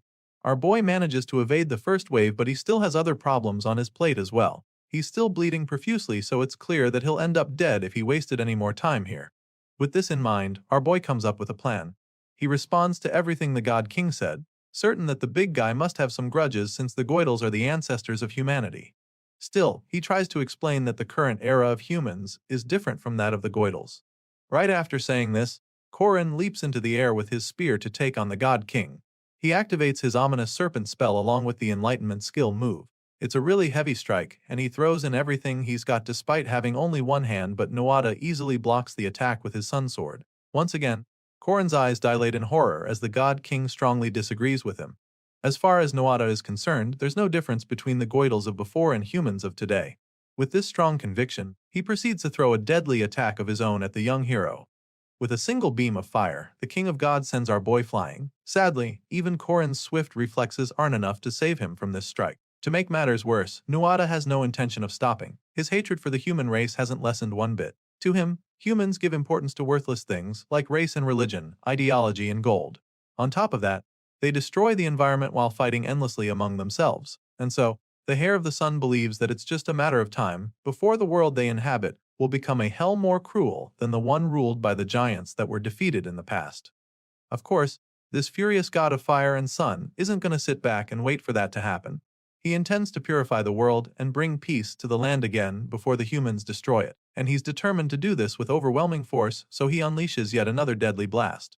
The scene shifts to a past incident in the story. He remembers the Rotion River flood disaster, where hundreds of thousands of people were massacred due to Park Sihu's actions. The helpless civilians were trapped in the water, surrounded by monsters, and all the while, Korin couldn't do anything but watch. Our boy remembers the horrific scenes of people wailing and begging to be saved. The cries of his comrades were loud as they begged to be saved. Miriam was one of them, and in her last moments, she tells Korin that he was her fate and that she realized it too late. Back then, all those people died and our boy couldn't do anything about it. So now, he refuses to give up. Korin decides to fight back and makes up his mind not to die in this place. Seeing the hero's renewed sense of purpose, the God King is pretty surprised because he thought that the kid would have succumbed by now. Despite being burned over and over again, Korin keeps fighting. He musters all the energy he can to get back on his feet, reminding Noada that there are so many people he needs to protect. This is why he cannot give up. Of course, The flaming god is pretty intrigued by our boy's refusal to surrender. But despite the very impressive display that Korin has put on show by staying in the fight, it doesn't make Noada Ergetlam any less eager to destroy humanity. Besides, as far as he's concerned, the boy is still far too weak to stop him from achieving his ultimate goal. The flaming god lifts his spear up and charges up his sun sword for the killing blow. Korin looks up at the blazing sword and he can immediately tell that this is the final stage of Clo Solis, which is capable of maximizing the power of the sun. In this current state, the sun sword in Noada's hands surpasses concentration and manifestation. He knows this for a fact because he's been in this state and has used the sun in this form. Korin identifies this state as the solar compression of Clo Solis.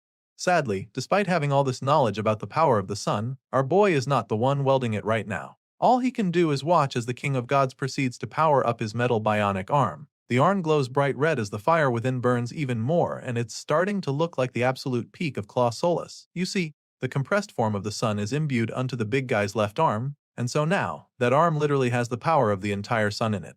This basically suggests that Noada is invincible right now. Our boy eventually gets back on his feet barely, and while he's still trying to catch his breath, the flaming god advises him to just give up right now. In his mind, the boy is nothing more than a weakling. He tells Korin that this is the last mercy he can give him, but of course, this kid is too much of a main character to surrender. So, after listening to everything the God of Kings has to say, he finally responds. Korin agrees with Noada, accepting the fact that he is indeed weak. But the hero feels that he still wouldn't use that strength to create a perfect world of his was actually strong enough. Korin claims that he just wants a world where people are able to live their own lives. That's the only thing Korin is fighting for, and after making it very clear to the God King, he charges at Noada with his spear one more time. The heir of the sun sees the young hero running toward him again, and it becomes very clear that Korin has no intention of taking his advice. Enraged, the God King vows to force the hero down to his knees since he has refused to kneel willingly. Of course, our boy doesn't back down either. He talks about the commandments and how they reflect his actions as thoughts of his enemy. The first commandment is not to turn a blind eye to the misfortune of others. It's a rule that Korin carved into himself in order to grow stronger physically, but while living in this world, he was able to see the expressions of people that he had never seen before. And at the same time, he heard words that he had never heard before. This same power is the power given to him by the people who he is protecting, and so, as long as Noada stands on the side of Baltazar, the commandments have no choice but to give Korin strength. At this moment, our boy activates Sabantia Duke's core. Korin states once again that he can't turn a blind eye to others' misfortune, because of the path he swore. That being said, he proceeds to discharge a powerful blast from Sabantia Duke's core, with an unwavering determination to save this world. After unleashing this insane blast, Korin suddenly falls to the ground and his body slowly turns to dust. Meanwhile, Noada just stares at the young hero lying at his feet. He agrees with Korin, claiming that the boy will indeed save the world.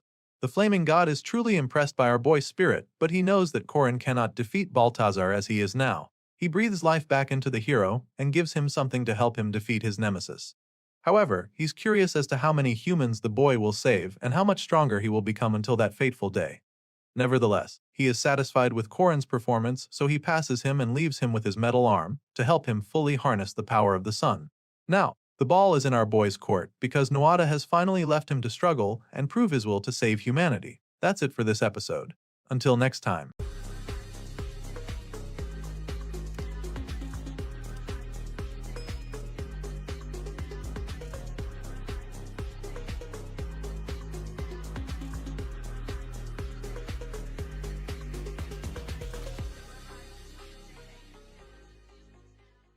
The story continues right after the purple-eyed sicko, Dune Skaze, slashes Estelle's hand with his knife. As you can imagine, the pink-haired lady can't believe her eyes. She's never been injured, so she does understand how this could be possible right now. And while she's trying to wrap her head around what just happened, the monster standing in front of her gloats loudly. He mocks the saintess for thinking that she couldn't get hurt by anything. Besides that fact that she's bleeding profusely right now, she's also truly horrified by the fact that this is the person who came after her. It turns out that she's pretty familiar with this disciple of Baltazar.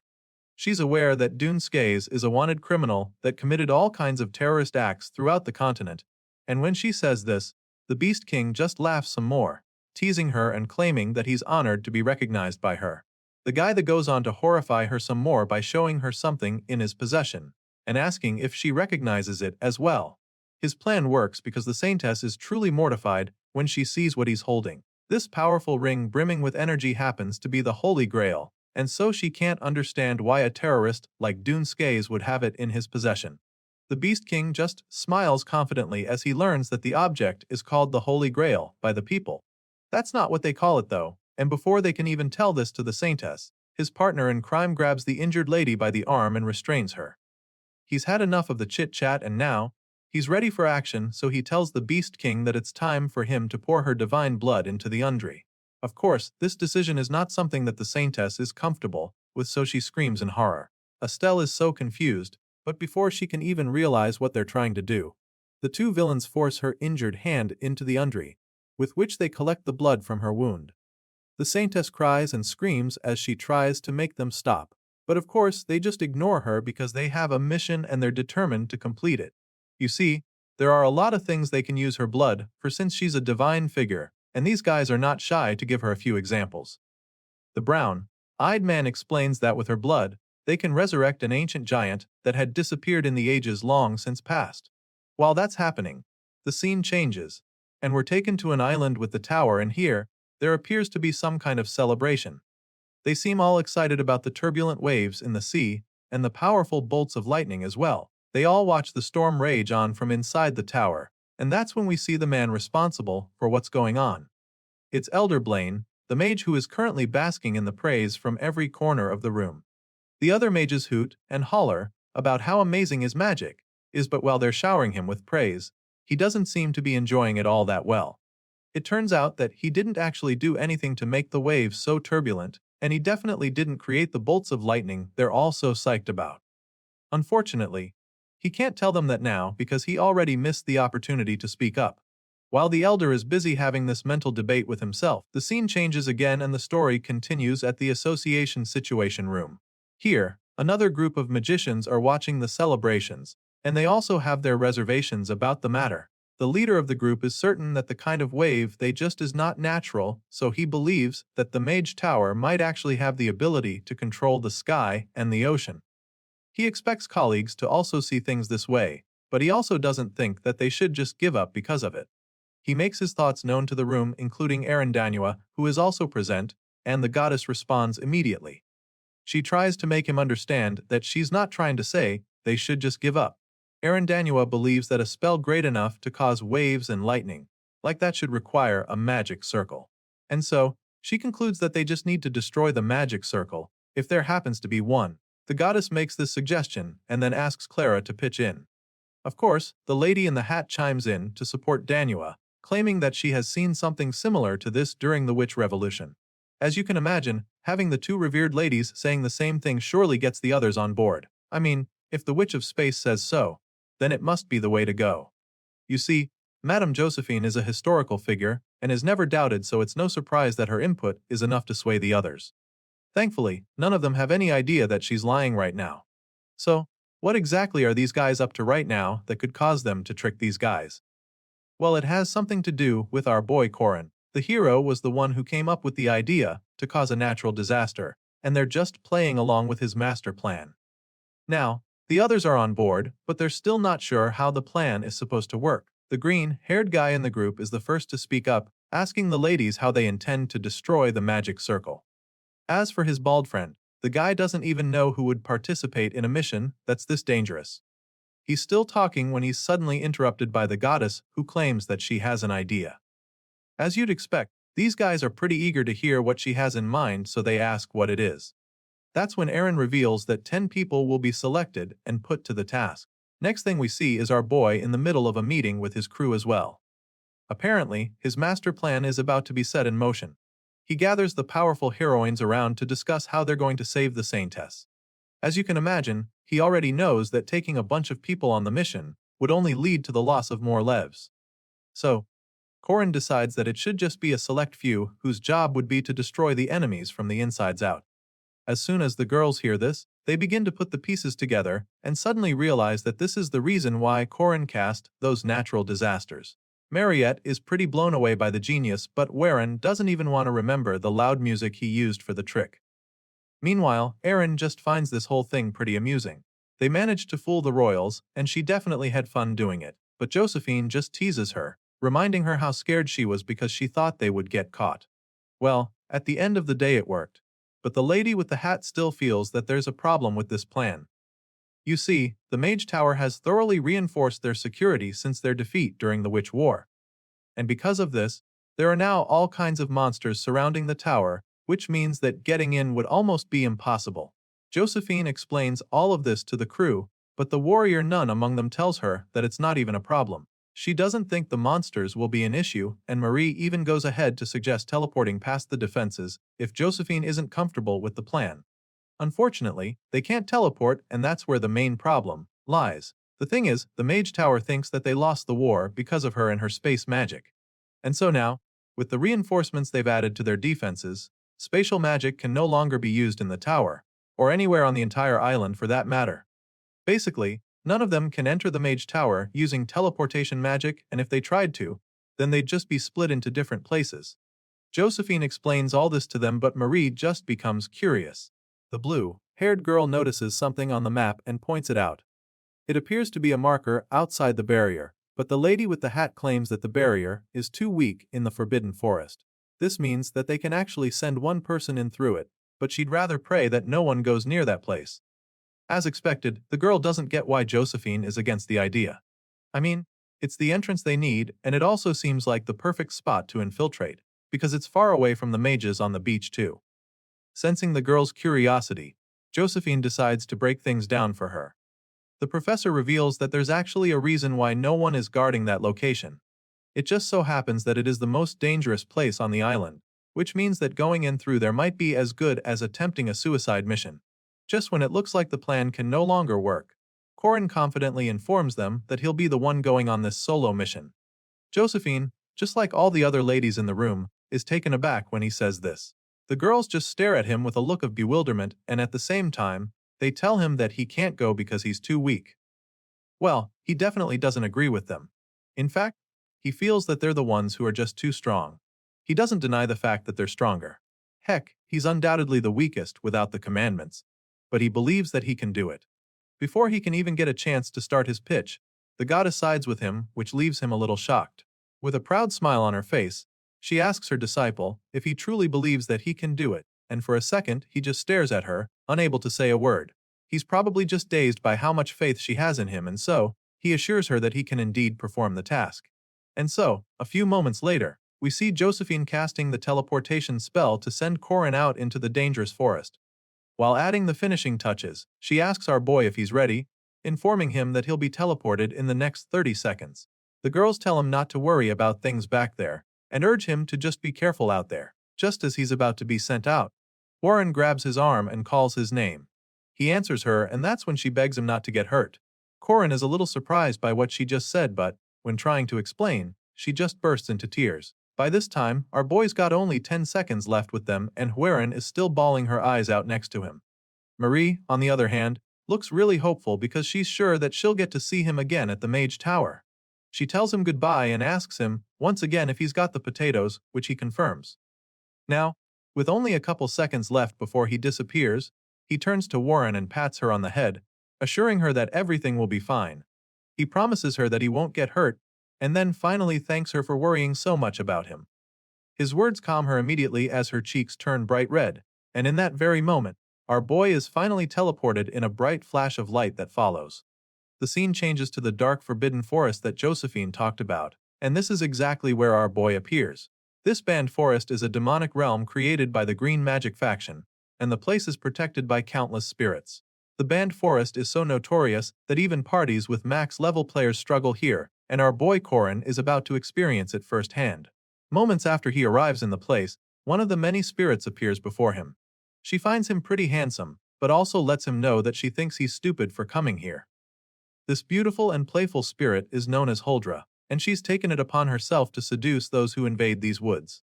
As you can imagine, she has an alluring presence, and this captivates the hero for a moment. Huldra spreads her arms and tells Corin to come to her, which he does. It's almost like our boy forgets his senses when she touches his face, and he wouldn't be the first man to be enchanted by the seductress. Most people who come here are captured by the spirits, and then ripped apart before they can even realize it.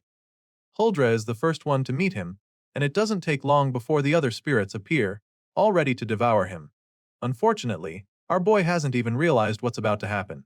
He's still in a trance and the spirits are more than happy to lure him deeper until there's no escape. In his daze, he takes a hike and Huldra takes the opportunity to strike, but when she tries to tear him to pieces, she just phases through him. The spirit is unable to touch him, which leaves her confused, and in her rage, the hero suddenly regains his senses. As soon as he snaps out of the trance, he decides to take a look around the place. The Mage Tower conducts the most amount of research and development in the magic field. Despite being the banned forest, this is also where all kinds of miracle medicines and ingredients are kept. Not long after his little survey begins, he stumbles upon a familiar plant. It's a mandrake and Korin is a bit stunned to see it. You see, there's a reason why there are so many demonic spirits in this place, which is the fact that they act as some kind of guardian. The mandrake is literally glowing, so Korin considers taking it for himself. It's almost like the plant is talking to him at this point. But while he's trying to fight back the urge, another spirit starts speeding toward him. The loud banshee's scream and the Bourbon Smith's seduction are launched at him with blistering speed, but as soon as they reach him, they become powerless. The flame-like spirits watch in confusion, as the human remains unscathed by their attacks. It's like he's invincible, and besides the fact that he doesn't feel anything, it's also as if he can't see them. After much contemplating, he decides to take it and skips along. After all, he can't detect spirits and they can't hurt him.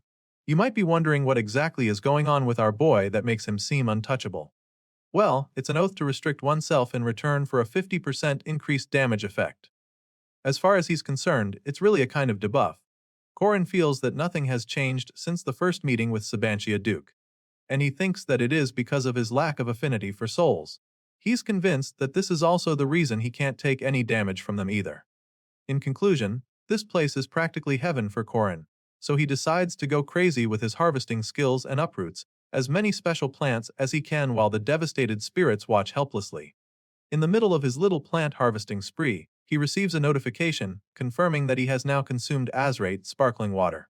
As a result, his aura is increased along with his mana. On top of that, his maximum aura is increased by 2,000 while his maximum mana is increased by 1,500. For consuming the honey of imprisonment, his poison resistance is increased as well. Our boy also manages to consume something called the nest of the blood swallow. As a result, he obtains an artificial nest which gives him the senses of the swallow. Basically, this swallow's senses is a special skill that gives Korin the ability to feel the wind on his skin and become more sensitive to threats that may be around him. Our boy goes crazy as he continues to devour everything in sight. He does this for a while and his stats just keep shooting higher. His aura rank goes up to upper middle class at over 13,000, while his mana rank is just shy of 12,000. As for his abilities, the swallow's senses join the already impressive list with skills like his superhuman strength, regeneration and domain comprehension, not forgetting his rune amplification. Now, his strength is over 200, agility at 165, stamina at 160 while aura and mana stats are tied at 174. These are all extremely impressive figures, and from what he can tell, he's literally as strong as Lunia before she became a vampire. His eyes scan the page erratically as the excitement fills him, and that's when his gaze zooms in on something that shocks him. It's a new notification, and this time, it's not something about his skills. Apparently, our boy has just been approached by a special grade spirit known as the Spirit King, and this creature happens to be the field boss. The gigantic red-eyed beast closes in on him in the blink of an eye and tries to attack him. The moment he sees this, he already knows what's coming next. This creature is definitely not on the same level as the other, which means that it can actually hurt him. Knowing this, Korin grabs his spear and springs into action. He doesn't know why the Spirit King decided to show up now, but what he does know for sure is that he has to take it down right away. Korin knows that beating this thing would mean that he can acquire the treasure with a 1.5% drop rate. The thing is, the miracle herbs in this forest were grown by Elder Dririan, the head of the green magic faction. In the plot of Heroic Legend of Arhan, there are 3 miracle herbs. The first one, bright yellow and shaped like a carrot, is the Goryo ginseng. And that's what our boy acquires after defeating the Spirit King. With the miracle herb now in his possession, he replaces it with some other plants he came with, throwing the green potatoes into the ground as he runs round the forest. Once again, the flame-like spirits are just puzzled by his actions, but all they can do is watch since they can't touch him. As far as our boy is concerned, this is how things should be in the forest. So, what exactly is our boy doing? Well, first of all we need to know how he got these glowing potatoes in the first place. Apparently, Marie made them with the ability she got from Dan and Angus, and then gave them to Corin. This ability she used is known as Maha's Curse, a skill used to create cursed crops. As for the effects, the men in the area of the crops will have a special sensation for 9 days. Of course, the key words here are special sensation. And even though we don't know what this means, the mischievous look on Corin's face leaves room for a good guess. Our crafty hero plants the cursed potatoes all around the forest, leaving the Spirit King and all the other ghosts in tears. Corin can't wait for the crops to grow big and strong, but before they sprout, he needs to finish up here and book it. A few moments later, we see that the hero has successfully infiltrated the magic tower. Currently, our boy is making his way into the underground sewers beneath the magic tower. He dives in through the manhole into the sewage and immediately initiates the next stage of his master plan. According to the plan, this place is the Renda Devis point for the infiltration team, and it's better this way, because they all know that charging at the tower head on would be reckless. The place is pretty dark, so our boy takes out his Rune of Dawn and activates it. This spell bestows vision in the dark, so this allows Corin to see better. Entering from underground and slowly making your way up is the standard strategy route, which is why they're taking this approach. Just then, our boy senses someone near him, so he turns around, and that's when he sees Warren. He's surprised to see the warrior nun there, so he asks her when she got here. I mean, he thought that he would be the first to arrive, since he was teleported to the island. At first, Warren explains that she turned into a crow, but then changes her story in a flash, claiming that she ran all the way here on foot. For some reason, she's still all flustered with her cheeks all pink. As you can imagine, our boy is still pretty confused, especially with the inconsistent story she just gave. At this point, Warren just changes the topic, asking him how the journey was for him up until this point. She heard that there were quite a lot of monsters around here, so she's wondering how he made it. Can't blame her for being all concerned, especially when there are countless monster corpses lying all over the place. Clearly, there were even some over here, so she just concludes that he must have been very lucky to have made it to the Mage Tower in one piece. The duo walk together for a while and eventually make it to the surface. They arrive in some kind of storage room, and since there's no imminent threat, our boy suggests that they stop here and rest for a while. Corin thinks they can wait here for the others, who should arrive in about 2 days' time. Clearly, our boy was already aware of a place like this. He knew that they'd be able to get to the old control room by going up through the tower's underground sewer system. Now that they're here, and will be staying for a while, he figures that they'll also need to clean the place. I mean, that's the only way they'll be able to survive there without falling sick or choking to death with all the dust in the room.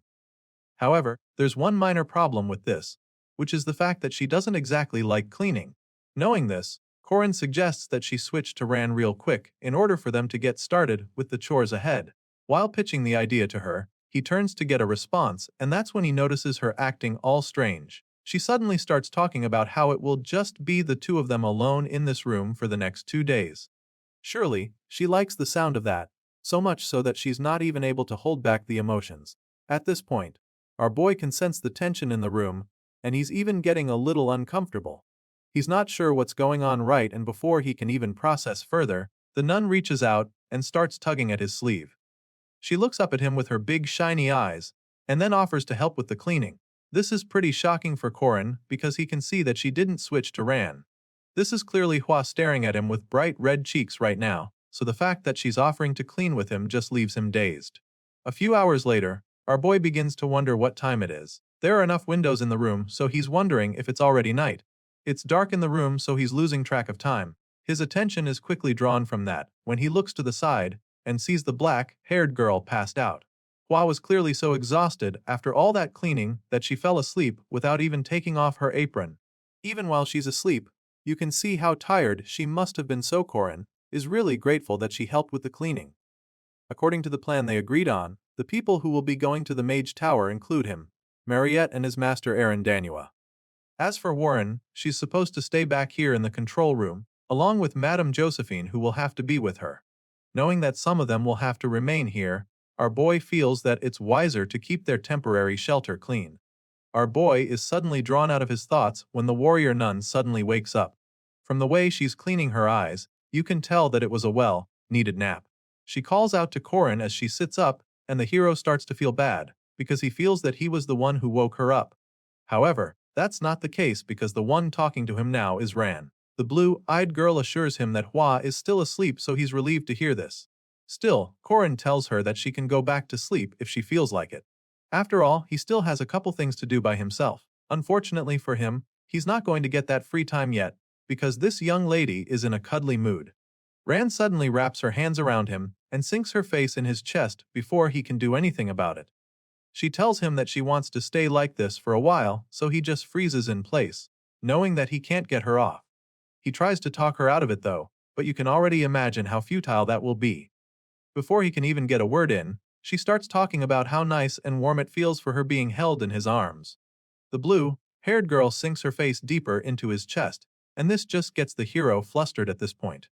Korin doesn't know what to say, so he just sits still as his cheeks get a really pink tint as well. Bro is literally under arrest, but without any handcuffs on him, so he simply accepts fate and allows the blue-eyed girl to fall asleep in his arms. A while later, the duo is joined by another member of the crew. The lady in the blue heels struts into the place, and sure enough, it's Marriott, but she's not alone. The vampire makes her entrance with her big red lizard friend behind her. Apparently, Dyoku was the one who found the way, so she thanks the big guy for his help, because he's the reason they were able to arrive at the Rendevis point so quickly. Our boy exclaims when he sees Marriott, and judging by the flustered look on his face, it seems that he and Ran were in an awkward position when their friends arrived. The blue-haired girl is surprised to see that Korin is even here because she didn't think that he'd arrive before her. Well, he nervously confirms that he did in fact get here first, and that's when the other ladies show themselves. Erin chimes in at this point, expressing how proud she is of the young hero. She knew that he'd make it safely, and it's just the kind of thing she expects from her disciple. Madame Josephine makes her entrance as well, and the moment she sees Korin, she claims that she suspected he was up to something when he chose to pass through the Forbidden Forest. She had a feeling that he cooked up a plan, but then when she saw the rune magic engraved all over the sewers, she was simply impressed by how incredibly precise it was. Well, it turns out that the reason our boy was able to do this was because he has more than 10,000 mana. In just one day, he somehow managed to engrave 40 runes into these underground waterways. While they're all still talking about his magic, Marriott suddenly remembers that Korin took the biggest sack of potatoes. She's really impressed that he was able to plant them all by himself, but no one in the room is even surprised, because they already know that it's just the kind of thing Korin does. At this point, the shy guy just laughs modestly, leaving the ladies to their imaginations, because he knows that potatoes weren't the only things he planted in that forbidden forest. Apparently, our boy tied up all sorts of elixirs and other items in a bundle, and then hid them in the forbidden forest. The flame, like little spirits, must have come across the sacks, but they were probably just confused after seeing them. This is because he left them together with Wanin, which once caused a musical natural disaster. So, what exactly is Wan? Well, it's a legendary grade musical instrument. It's a sacred string instrument of the god Dagda. This thing is a legendary harp that killed 9 giants with a beating. All one has to do with this powerful weapon is to trust it and strike. This golden harp is laced with several skills and attributes. For starters, it grants magical effects to all areas within sound range. Wan also responds to the owner's call anytime and anywhere. It also deals an additional 1,200% damage when slashing giants with it. But that's not even all this overpowered musical instrument has to offer, because with the auto-recall effect, the user can retrieve their bundle anytime. The best part about all this is that there are spirits guarding that place where the harp is, which means that until our boy goes to retrieve his sacks of treasure himself, no one else will be able to get their hands on his stash. Just thinking about all this makes Korin laugh, because he's truly gotten even more than he expected before going into the Forbidden Forest. He's so excited about all of this that he doesn't even realize when a crazy grin creeps up on his face. Anyway, now that everyone is here, he figures that it's time they get started with the next stage of their master plan. Thankfully, everyone is on board, so as soon as he says this, Madame Josephine offers to stay back and prepare to teleport them at any time. As for Hua, who is now awake, she's ready to protect this place at all cost. So, basically, Madame Josephine will prepare for teleportation while Huaren will stand guard just as they planned. Everything is going the way they discussed, so the trio who will be heading to the tower start to make their own preparations. Korin, Marriott, and his master Aaron all put on hoods to disguise themselves as mages. Now, all they need to do is rescue Estelle and head back home. Of course, it's always easier said than done. So, just like that, Operation Rescue the Saintess officially commences. The three of them make it into the mage tower with ease, but shortly after they sneak in, they encounter some students. Marie immediately warns Corin to be careful, because there are a couple students in front of them. Seeing this, the hero is forced to think fast. The students are only a few meters away from them, and if he doesn't play his cards right, their cover might be blown despite just getting in. So, Corin proceeds to show the girls his impressive acting skills. Before the mages in training can even figure out anything, our boy pretends to be a senior. He pats one on the head and commends him for doing great work. Marie immediately follows his lead, not knowing what else to do. Of course, these kids have no idea what they're being praised for, and they don't seem too keen on finding out either, so they just play along. One guy even gets flustered when a pretty blue-haired girl touches his hair. He just smiles in return, not knowing what to see, and so the other students follow and go on with their day feeling lucky and excited because of the compliments. Meanwhile, the three intruders move on with their mission, feeling pretty good about how they just cleared the first hurdle without any issues. Marie is feeling all giddy about how easy that was, but our boy knows that this trick won't work much longer. Apparently, this method only gets them to the 4th floor, because up until that point, they won't need any special clearance. From the 5th floor onward, only associate professors or higher level mages will be allowed to enter, and that's where they're going to have issues, because the tower uses cutting-edge iris scanners for clearance on those floors. Hearing this, the goddess becomes pretty concerned, because she can already foresee some serious problems with such high-level security in place. She asks Corin what they'll do at that point, and the hero assures her that she has nothing to worry about. Our boy had a feeling that this might happen, which is why they had Mariette bring a familiar on the mission. At this point, Aaron assumes that he's talking about the big red guy Diaku, but that's not it. Apparently, this one is a new familiar from a trip they made to the southern region. He reveals this to his master, but she still doesn't know what he's talking about, and that's when we realize that Corin is referring to Elder Admalek, the leader of the former Red faction. Back in the day, the Black faction's leader was taken away by the Saintess Estelle, but the leader of the Red faction was captured and turned into a vampire. Right after Marie summons him, he starts roaring in rage and swearing to never forgive the hero for ruining him. Unfortunately, this little outburst gets him in trouble very quickly, because Marie doesn't appreciate that kind of behavior.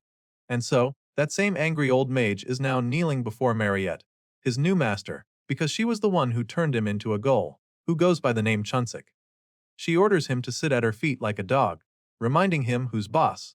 She's definitely pissed at him for baring his fangs without her permission once again, and he can already foresee his punishment, so he immediately starts begging for mercy. Chunsik apologizes for his behavior, but Marie looks like she's about to tear him to pieces. She threatens to send him back to salt production or ceramic production, which has been a living hell for him. Seeing the display on show, it's clear that the dynamics of their relationship have changed drastically from what it once was. It turns out that the Red and Black faction mages who once tried to kidnap Mariette were taken by the Donarev family, who happened to be the rulers of the South. The family considered the most brutal execution methods to deal with the mages, but thanks to Lady Mariette's merciful forgiveness, they were merely sentenced to forced labor. And thanks to their effort, the South's production reportedly increased by 10% in only a short while. Anyway, back to the matter at hand. Now that they have Elder Admalek at Marie's beck and call, they can easily use him to get past all the high security areas.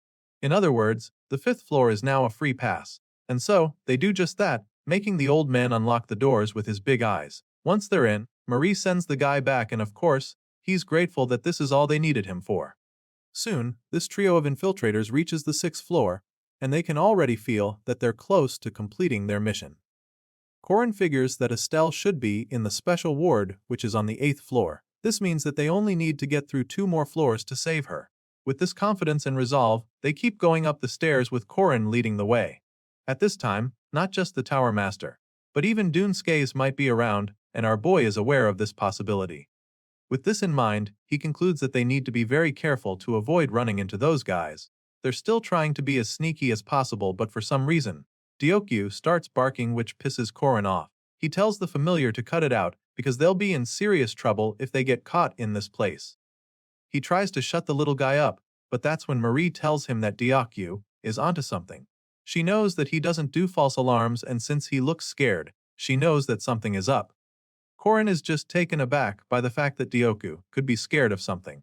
It sounds impossible at first, but then they all look up at the huge door in front of them.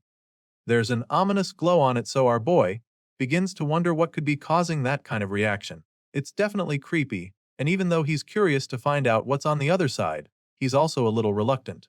Well, they've already come this far, and it's not like they have a choice, so the three of them slowly make their way into the creepy room. This place is quite literally a red room, because there's practically no other color in there. As soon as they enter, they're greeted by a bunch of weird stuff, which makes Marie conclude that this must be the Mage Tower's experiment sector. Seeing everything around, Corin curiously asks his master if she has ever been somewhere like this before. I mean, he definitely hasn't, so he's hoping she has some experience with stuff like this. Unfortunately, she hasn't either. Aaron explains this, claiming that they never showed her any experimental sector when she visited the tower as the Academy's chairman. Hearing all of this, the blue-haired girl begins to panic a little. They look up at the eerie structure above them, and the closer they get, the more horrifying it looks. It starts glowing brighter all of a sudden, so Marie calls out to the hero, while the goddess just struggles to believe what she's looking at. As for our boy, he's just as mortified as they are, because he actually recognizes this being hovering above them. Apparently, this thing sending chills down their spines is the being that first ruled over their world. Corin identifies it as the Key Titan, and that's when we get to see the giant eye looking down at them. Well, the Sky Titan wasn't actually just an eye, but it appears that this is all that's left of it. Marie is absolutely blown away by what she's looking at. As far as she's concerned, the giants they saw on the Sky Island don't even compare to how big this being must have been. Just one eyeball is as big as a giant's body, which is definitely mind-boggling for her. Hearing this, Aaron just agrees with her, but just when she's about to tell Marie who the owner of this eye is, she gets interrupted by the appearance of some unwanted visitors. Unsurprisingly, it's Dunskays and the Tower Master. The Beastkind chimes in, laughing like a maniac, claiming that they'll finally be able to see the Sky Titan very soon. Remember when these guys took Estelle's blood? Well, this is the ritual they were talking about.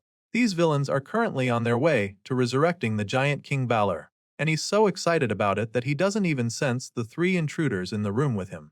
Thankfully, our boy and his buddies didn't get caught, but now, they're staying as still as possible because they could get spotted with the smallest of mistakes. Anyway, Dunskays talks about how he'd rather finish this ritual in one go, because it's such a hassle injecting the sacred blood bit by bit. Corin and the others overhear this and immediately confirm exactly what's going on here.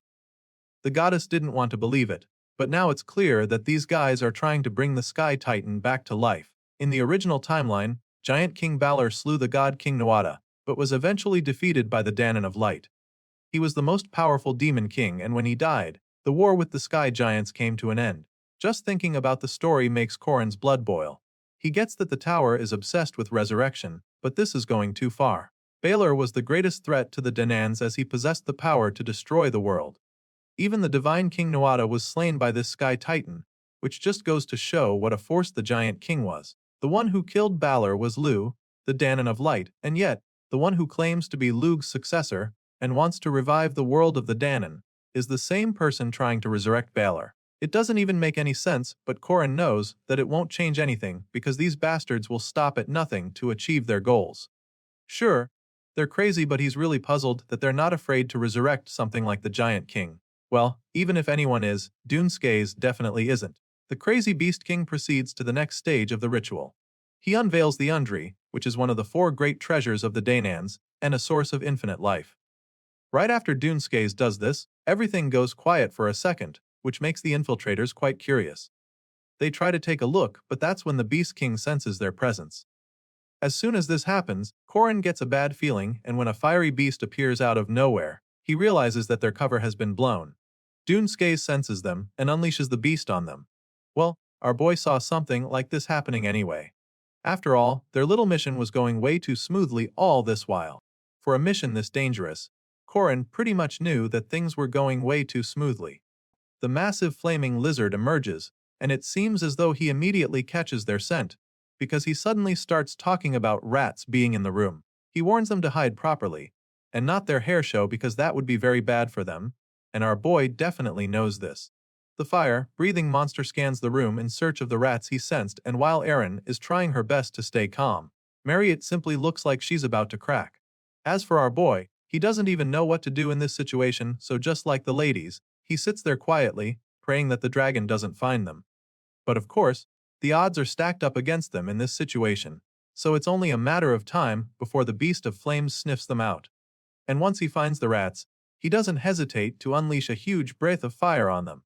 The dragon picks a spot and blasts it without holding back. He continues to unleash the flames and almost turns the place into a hellscape, and that's when all the rodents that have been hiding start to run out to avoid being burnt to death.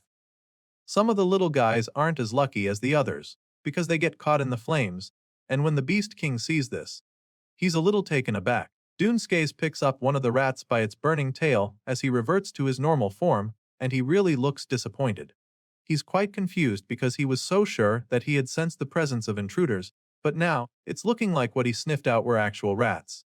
Seeing this, the Tower Master explains that these poor little guys he just tormented are the lab rats used in this facility. He figures that someone must have messed up the containment, which is why Dunskays was able to catch their scent. Anyway, now that they can't find any intruders, the two partners in crime decide to head back out. They've already initiated the next stage of the resurrection ritual, so the Tower Master suggests that they go back, because the standoff with the royal army is still ongoing. Of course, the Beast King agrees with him, so the two of them quickly make their way out of the place. After they leave, the three infiltrators finally start to come out of their hiding places. It's a miracle that they weren't caught, and it's even crazier how they managed to stay out with the terrifying flames that Dunskays unleashed on them. Thankfully, the Beast King's efforts to smoke them out didn't work, so now our boy can have a sigh of relief. He comes out from under the rubble with sweat and dust all over his face, and immediately lets the others know just how close that was right now. The truth is, facing Adrian and Dunskays in the middle of the Mage Tower right now could be suicidal, so the young hero is really glad that they didn't have to engage the villains just yet. He's still catching his breath after that very intense moment when all of a sudden, he hears a voice telling him that he has quite a broad chest. Of course, he's shocked, so he looks down, and that's when he sees Erin burying her face in his chest. The goddess presses herself on him like she's trying to get sucked into his body, and the nervous hero simply starts trying to explain why his chest seems so broad. He gets flustered as well, but he keeps his cool, claiming that the contact area needs to be minimized. Basically, Corin starts talking gibberish because of how nervous he is, so they just change the topic before Marie gets even more jealous than she already is. Once Erin finally lets go of him, he asks the ladies if they know what the new plan is. Well, the giant eye is still hanging over them, so the blue-haired girl concludes that eliminating that thing should be their first course of action. For all they know, it could be some kind of spy, or it might even have some power. Well, as much as Corin would like to get rid of that creepy eyeball hovering over them, he knows that they don't have the luxury of time. So, he explains that they shouldn't drag the infiltration too long. They came here to save the Saintess, and despite the new development, he believes that it should remain their priority if they want to leave this place alive. Corin says this, feeling pretty held back because he'd love to just activate remote rune magic and blow the whole thing up, but then again, that's easier said than done. It's way too risky to attempt something like that, and not just because of the kind of attention it would draw.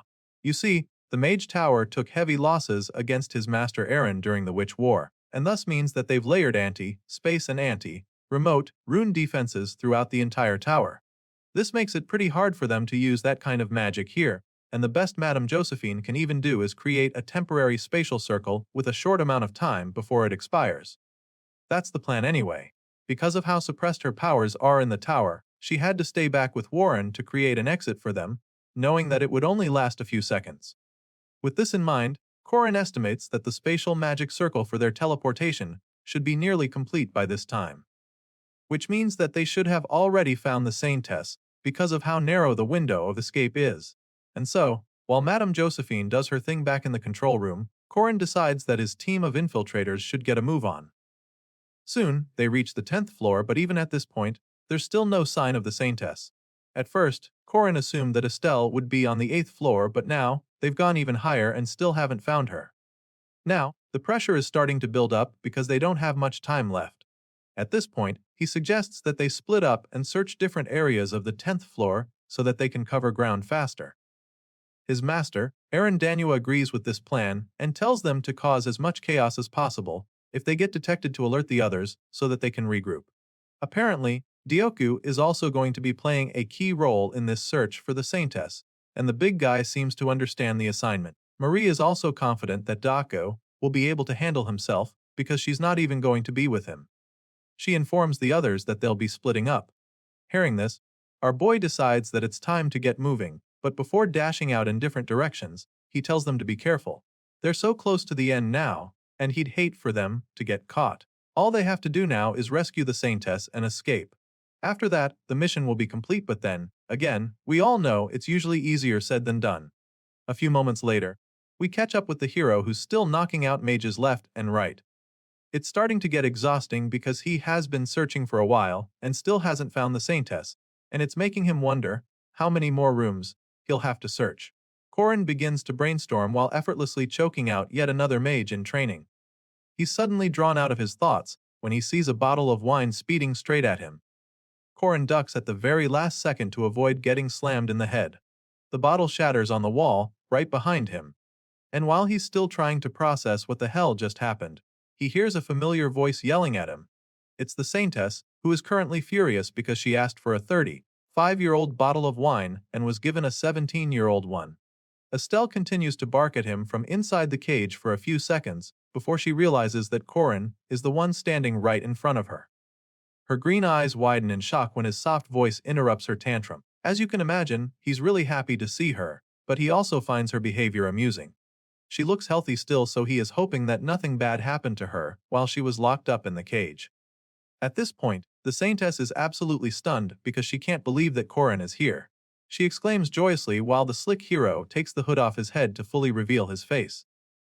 He gives a small smile, glad to see that she's okay.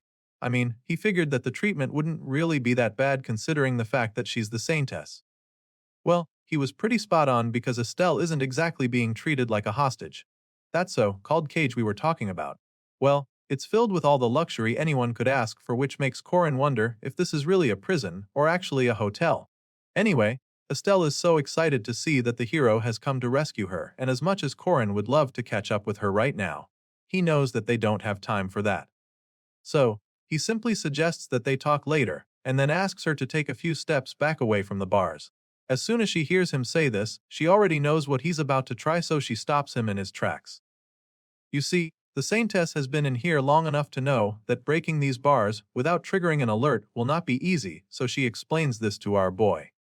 While she's busy saying this, Korin casually takes off his disguise and drops it to the floor. After all, he's got no reason to hide anymore, right? Estelle warns him that the geezers of the tower painstakingly layered their enchantments here, but Korin just tells her that she has nothing to worry about. That being said, he activates his magical energy and begins to conjure up a weapon. In a flashback, we see Manhwa, the child of the sea, presenting a spear to Korin Loch as the disciple of Danua. As you can imagine, this is no ordinary spear, as it is the red spear that disperses magic known as J-Durg. Surely, this weapon is unlike anything that the hero has ever used before, so he's more than happy to try it out now, at a time when he needs all the firepower he can get. This legendary grade weapon, J-Durg, is one of the twin spears of Manhwa.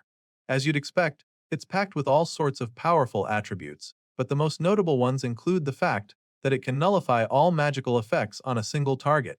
This red spear also deals over 350% additional damage when used to strike beast-type enemies, and beats struck by the spear are afflicted with the curse of the beast, Hunter Red Spear.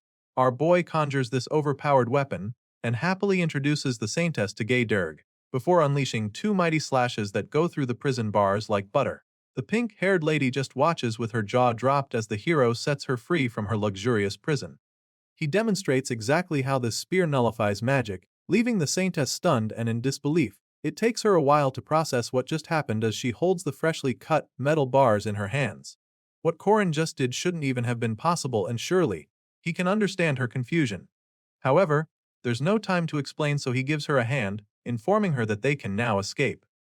Even though they're in a rush, Korin figures that it would be great if the Saintess offered a prayer. As far as he's concerned, a buff would really make their escape easier. Unfortunately, it appears that she won't be able to help with that at the moment. For some reason, her holy power isn't activating, and that is definitely not a good sign. Korin isn't too surprised to see this though, and it's probably the reason he asked if she could offer a prayer. Actually, this is just like in the original story. At this very point, Estelle also wasn't able to use her holy power. The hero has a fair guess as to why this is happening, and we're about to find out as well. As soon as she explains the situation to him, he takes her by the hand and leads the way, telling her that their priority now is regrouping with the others. But then, all of a sudden, the whole room begins to freeze up, ice creeps up the walls and a strong chill fills the air. Korin is alarmed when he senses this because it's a familiar feeling. He knows this sensation, and in that very moment, he turns to see the person responsible standing down the hall. The ominous figure stands there, surrounded by a dark power that gives the hero goosebumps. According to the original plot, the most powerful cryomancer in their world was Elder Slarian, otherwise known as Blue School, and it's starting to look like this angry guy is the first hurdle Korin will have to face on his way out of the Mage Tower. But that's not exactly the case because Elder Slarian is only a problem in the original plot. For some reason, in this timeline, Blue School has been frozen up in a big block of ice like a large tuna by someone else. Someone who we can only believe is the strongest cryomancer in this current timeline. This blue-haired sorcerer turns out to be Mariette Donarev, and it's safe to say, she just went full beast mode on Elder Slarian. Right now, Korin is probably very grateful to have someone like her on his side. The vampire princess is just as surprised when she sees Korin here. She gets all nervous because she wanted to deal with Elder Slarian quietly, but that clearly didn't work out so well. I mean, the whole place is now covered in frost, so that doesn't exactly give the vibe of stealth, but Korin is actually impressed by her magical display. He commends her for the amazing work, even though she caused a scene, and that's about the same time Aaron Danua bursts onto the scene, urging them to get a move on. The goddess knows that the enemies must have heard all the noise, which means that the tower mages will soon be here. And so, she suggests that they hurry the hell out of there.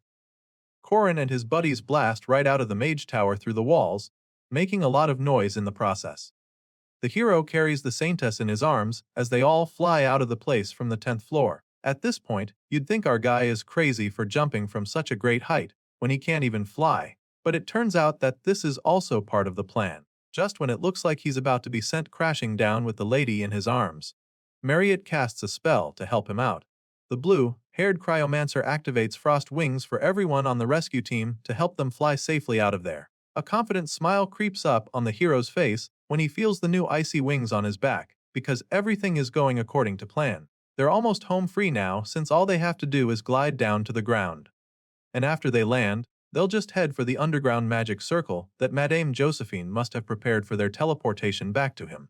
It's all going so smoothly until all of a sudden they're faced with another hurdle. While gliding down, a terrifying cackle cuts through the air which sends chills down Korin's spine. Feeling puzzled, our boy begins to wonder what the hell is going on, and that's when the familiar voice speaks out to him. It's none other than Dunskes, who is currently on their tail. The Beast King is really excited to finally find the rats he's been sensing for a while. So much so that he jumped right out of the tower as well, and is now getting down to catch them. Korin looks up at that moment, and is horrified to see that Dunskes is right above him. As you can imagine, our boy begins to panic just like the Saintess, who has also been traumatized by the Beast King, and for good reason. You see, this team may have taken down Dunskes back on the Sky Island, but among his countless forms, they only managed to slay a mere dark bull and a dragon. Korin remembers this very well because of how long that battle was. As a result, what remains of Dunskes' different fighting forms are two ferocious dragons. And so, when the Beast King gets close, Korin begins to brace himself for the worst. The Saintess panics as well, afraid that Skase might turn into a dragon again to finish them off. But to their surprise, the Beast King simply flies right down past them. Of course, this confuses Crown Loch, making him even more nervous, because now he has no idea what the sick villain is planning. He knows that Dunskes is very powerful, and there's a reason why they still haven't been able to take the guy down for good. Besides the two magic dragon forms, there are also countless creatures that the Beast King could fill an estate with, and yes, he's talking about toads. And so, as soon as the villain flies past them, he summons a swarm of toads and then transforms into his most terrifying dragon form yet. With the Beast King in this form, he's finally ready to finish the intruders off for good. The blue-haired vampire on the team is terrified when she sees the dragon, but this doesn't stop her from blasting the giant lizard with over 200 blood spears. She unleashes the rain of spears with her staff and deals a lot of damage to the swarm of giant toads around them. Toads alone can't overpower a great spell, and once Erin Danua confirms this, she goes all out with a devastating attack of her own. The goddess charges up her spear to cast an even more powerful spell. She activates the Silver Spear Resonance, which releases several shock waves that rock the tower. The inside of the tower is too heavily protected for their spells to get in, but Korin believes that they will be able to activate the rune magic he planted down in the sewers if the waves can get there. Well, that's the plan now, and it actually works, because the waves from Aaron's spell resonate all the way down to the waterways where Korin's runes are activated. This leads to several massive explosions from under the tower, which creates problems for the mages. The flames continue to consume everything in sight, and the heroes keep moving down as fast as they can to avoid getting caught in the inferno. By the time they're about to touch down, they see Madame Josephine calling out to them from the underground magic circle where she's been waiting with Warren. She gives them a heads up, telling them to be ready to leap because they have 10 seconds before the teleportation starts. At this point, the distance remaining to reach the magic circle is 100 meters, and these guys are running as fast as their legs can carry them. Now, it's starting to look like they are already at the end. Korin is confident that they'll make it in time and get home safe. It was definitely a dangerous mission full of variables, but he's glad to see that they made it thanks to everyone's efforts. Mission completed, right? Unfortunately, not just yet, because with only a couple meters between them and the magic circle, Dunskays catches up with the hero. In his terrifying bull form, he swoops in from the side and snatches Korin, along with the saintess they came to rescue. Seeing this, the others are horrified, but all they can do is watch as all their efforts go down the drain in a flash. Later that day, the rest of the rescue team returns to the boat, where Alicia is already excited because she thinks that the mission was a success. It's only after seeing the look of defeat on their faces that she realizes Korin is missing. She keeps asking them where the young hero is, but nobody says anything. Mariette is so broken that she even goes down on her knees with tears dropping from her eyes, which confirms that the Saintess rescue mission was indeed a failure. Understandably, Mariette is absolutely devastated by the fact that they lost Korin.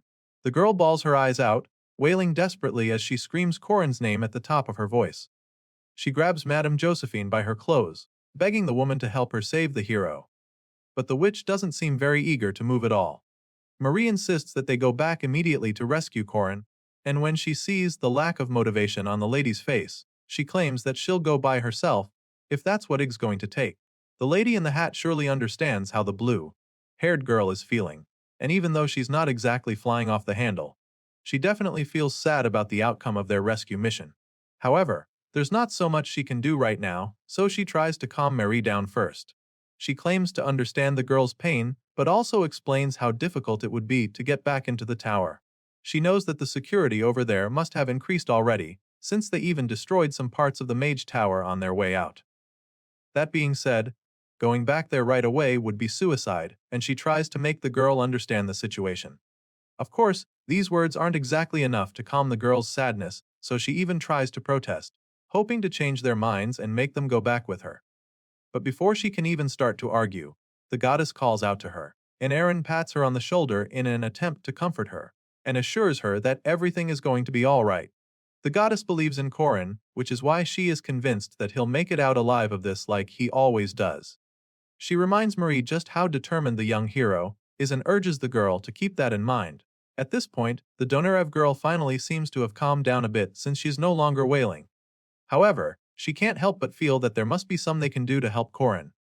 Sure, he's strong and will likely make it back to them, but she doesn't think it's right for them to just sit around and wait for things to play out.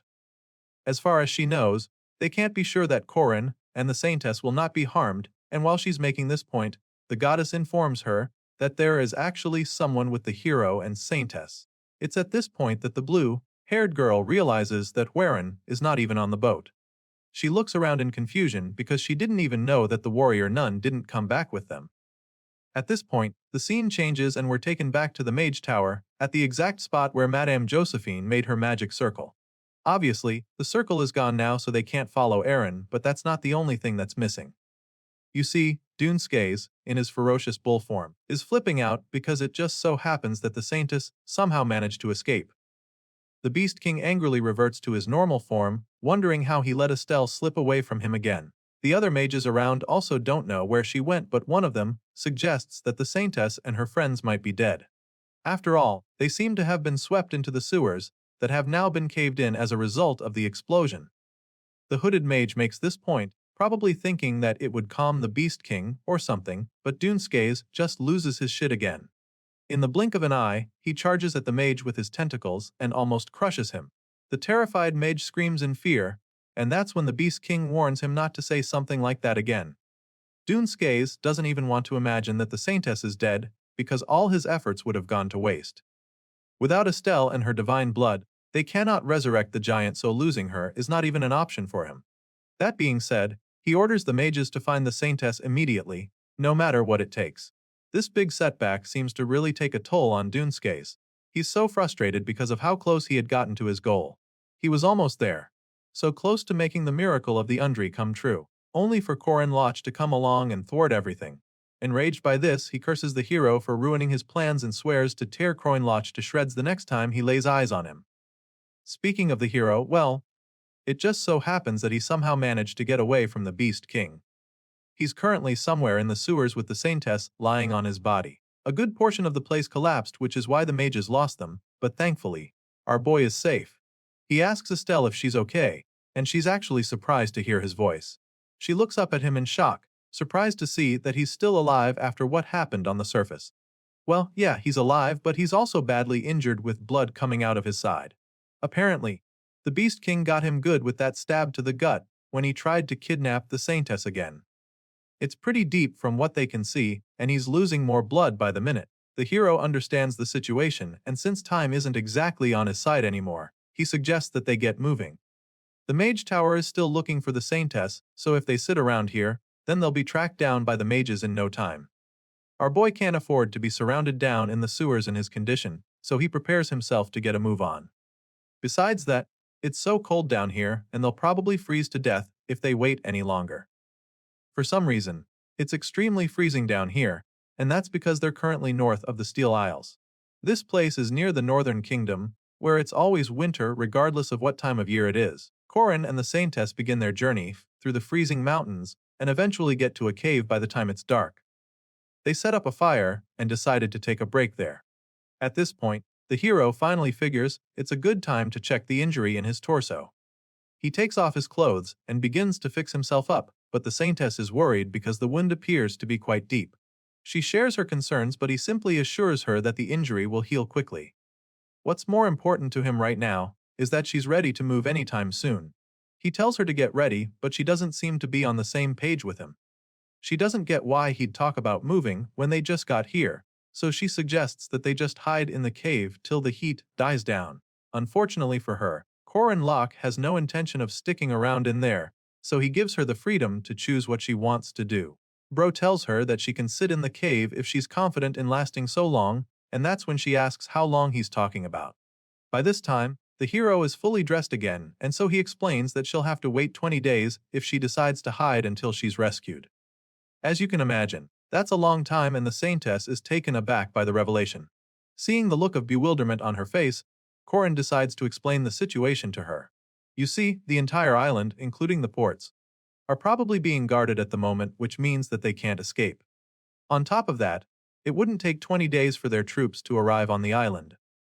After explaining this to her, Corin once again tells her that he has no intention of waiting in a cave for that long, and so he tells her what he has in mind.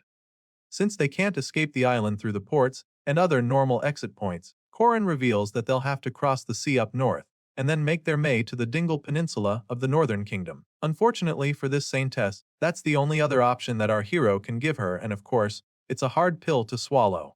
Princess Estelle immediately protests this idea, claiming that it's way too rash, but Corin seems to have made his mind up. Besides, it's frozen all season, which means that they can walk over the ice, so he's pretty comfortable with the idea. After all, it's not like they have much of a choice. They can't escape through the port, and the Saintess can't use her powers for the meantime. Basically, this is their only shot to avoid being tracked down and abducted by the Mage Tower. At this point, Estelle realizes that she has a tough decision to make. So, she starts brainstorming, trying to figure out another way, and after a while, she comes up with an idea. Her face lights up as she reveals this to Corin Loch. As far as she's concerned, her powers should be back anytime now since they were able to escape from the magical prison in the tower. So, she feels that they will be able to break through the enemy lines at the port and escape when her powers return. The hero probably appreciates her creativity, but he bluntly reminds her that it's going to take a while before her powers come back. Sure, they're out of the magical prison now, but they can't be sure if or when her powers will return. Korin points this out to her, asking if she's so certain that she lost her powers because she was trapped in that prison. At this point, the Saintess actually starts to think back to the time when she was kidnapped, and the first time she could no longer use her powers. She remembers Erdrin coming to her, and how helpless she was even then. It wasn't revealed in the scenario exactly how the Mage Tower managed to block Estelle's holy powers, but it's pretty obvious who is behind everything. Korin knows that Adrian must have something to do with it, but he also wants to get the full picture of how everything went down. So, he asks the Saintess if she noticed anything suspicious when she interacted with her allies before the kidnapping. At first, she's not sure where he's going with this, but then suddenly realizes that Korin is trying to say that there's a traitor amongst her men. Well, even though she's finding it really hard to believe that this is possible, Korin Locke is pretty convinced that this is the case. He confirms that there is indeed a traitor among the higher-ups of the order. Despite his conviction, the Saintess isn't ready to believe it. She advises him to watch his words if he values his life, claiming that he would have been executed if he had said these words anywhere else. The hero seems surprised to hear her sounding this way, and then asks her if she's truly never doubted the existence of God. At this point, it's starting to look like he's intentionally crossing the line, so the Saintess decides that she's heard enough and slaps him in the face to shut him up. Estelle scolds him seriously for what he just said. She's pretty disappointed in him and confused as well, because she doesn't understand why he's sounding so blasphemous all of a sudden. Korin doesn't say anything in response. He just turns around and storms out of the cave while the Saintess stays back to process what the hell just happened. In reality, Korin said all those things because he believes that it's the truth of this world. For now, the Saintess is definitely going to hear any more of it, but he knows that a day will come when she will learn the truth as well. Sometime later, we see the Saintess looking all excited as she plays with a cute white bunny. She calls the little guy her bunny friend, feeling that it's like an angel with its shiny white fur. Estelle appears to have fallen in love with the little guy already, because she's already thinking of taking the bunny to live with her. But all her hopes of that happening are instantly dashed when Korin drives his spear into the woodland creature. As you can imagine, the Saintess is horrified by what just happened, but our guy simply snatches his next meal.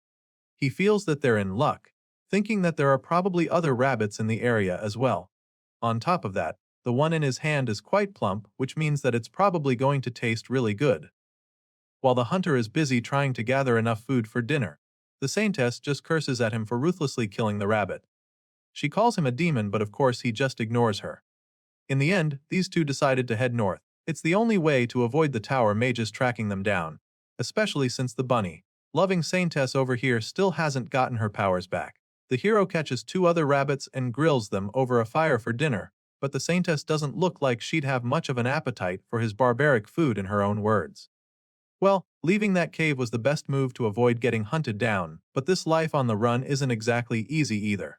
After much protest, Estelle finally caves and joins Korin to eat the barbaric food. She literally finishes the first rabbit, but keeps acting all pissed. Once again, Korin isn't exactly seeking her praise, so he just ignores the attitude and offers her another. For this journey to the north to be successful, these two need to push onwards during the day. They need to keep moving despite the freezing weather. As if that's not bad enough, they're forced to come across a couple blizzards, which make it very difficult to move even a few meters. While doing all of this, the two travelers also have to make sure that they don't get spotted by the trackers. It's crucial that they avoid running into the spy birds, because then they'd just be captured before they can realize it. The Mage Tower really has a tight surveillance line, but they both manage to avoid the trackers each time by passing themselves off as dead animals while hiding in the snow. That's the kind of stuff they have to deal with during the day, and by night, they just dig a snow hole to stay in. Of course, this is definitely an artist task for our boy every night, since he's digging holes with a spear. Anyway, Korin and the Saintess continued to repeat this process every day, which is what kept them off the Mage Tower's radar. But the most important factor in all of this was the time. So far, they've been walking for a week, so the time they have left doing all of this isn't very long. It's only a matter of time before they're finally home free. One night, while hiding in yet another snow hole, Korin notices the Saintess looking more disturbed than usual, so he asks her what's wrong. At this point, she tells him that she just realized how much of a burden she is. Hearing this, the hero just tells her that this is not the time to be feeling down on herself. Still, she can't help the feeling that all of this is her fault. She wonders if he regrets coming on the rescue mission, because now he's suffering here just to save her. So, he cuts her off, assuring her that he doesn't regret any of this. Korin knew misfortune was about to come her way, and so he came to help, because he knew that he had the ability to resolve it. With a genuine smile on his face, he explains this to the Saintess, telling her that this is why he came here. If anything, he would have regretted it if he didn't come to save her. Hearing this, the Saintess finally cracks a smile, feeling a lot better. In her mind, Korin is truly one impressive man if he means what he just said to her. From the blue tint on her cheeks, you can already imagine what's going on in her head right now. If our guy wasn't a heathen, she'd probably have been seeing him in a much better light. The wholesome moment is suddenly interrupted when she notices the hero groaning in pain. He holds his side, wincing and sweating all of a sudden, which really gets Estelle worried. She asks what's wrong with him, but then realizes that his wound is getting worse. Seeing this, she helps him take his shirt off, feeling that the pain got worse because his clothes are wet. So, she helps him take off the clothes, hoping to help him dry off for a bit. But then, as soon as she unveils his body, she's horrified by what she sees. Korin is bleeding through the bandage, which is now already soaked. The injury also seems to be spreading very quickly, which is definitely not a good sign. At this point, the Saintess thinks back to when Dunsuke struck the hero. From all indications, Korin has been struck with the curse of Panbihana, a curse that activates when stabbed by the white ox's horns. Apparently, this wound doesn't heal, which explains why our boy currently looks like he's in critical condition. Korin tried burning the wound shut, but due to the powers of the sun, his body can't be burnt. Bro never imagined that he'd get in his own way like this, but here he is right now, lying helplessly. His body is getting as cold as ice due to the blood loss, and he's probably feeling dizzy already. The Saintess can see this, so she tries to make sure that he stays awake. She gives him her rosary and covers it in his hands as she tries to pray for him. Unfortunately, it's not enough to save him, so now it's looking pretty bleak for him. Estelle bursts into tears at this point, feeling horrible because Korin stayed back to save her despite suffering from such a terrible wound. For the past 7 days, he's been marching on with her even though he's been in so much pain, but now, she can't even help him. She can't use heaven's blessings to save him because her powers are sealed. Knowing this, she decides to make sure that she keeps him from freezing to death. That's the only thing she can do right now. Well, there's no blanket around, so the only approach that comes to mind is using her body to warm him. It's a really drastic effort, but this princess is willing to do it, so she takes off her clothes and wraps her arms around the injured hero. Not long after their grand gesture, our boy opens his eyes and the first thing he notices is how warm it is. As soon as he says this, the Saintess wakes up as well, relieved to see him awake. As you can imagine, our boy is shocked to wake up naked next to the Saintess next to him under a big white blanket. Apparently, this brave lady did have one, but I guess her warmth was needed more in this situation. Anyway, our boy expresses his shock, and she also remembers that she's naked, so she yells at him to look away.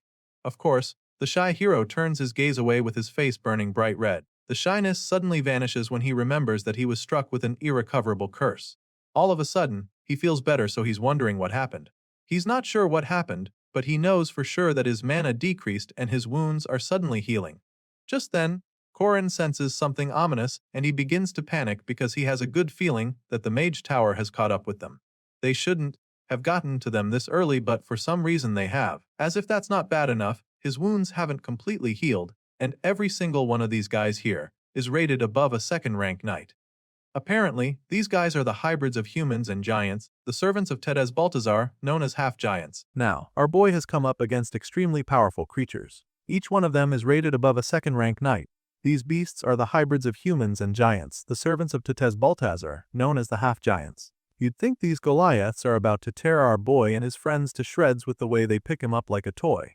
I mean, they're supposed to be the ferocious servants of Tedez Baltazar, so they should be enemies, right? Well, think again. For some reason, these big guys are actually pretty friendly, and rather than pounding Korin down to a bloody pulp, they decide to take him and the Saintess on a joyride. After slaying down the snowy mountains for some time, the MC finally asks the Saintess what the hell is going on here. He doesn't even understand how any of this is happening, and that's when Estelle reveals that the giants are from a tribe that she's familiar with. It turns out that she met them when Berjacker said he was going to the academy. As soon as Korin hears this name, the gears in his head start to turn rapidly.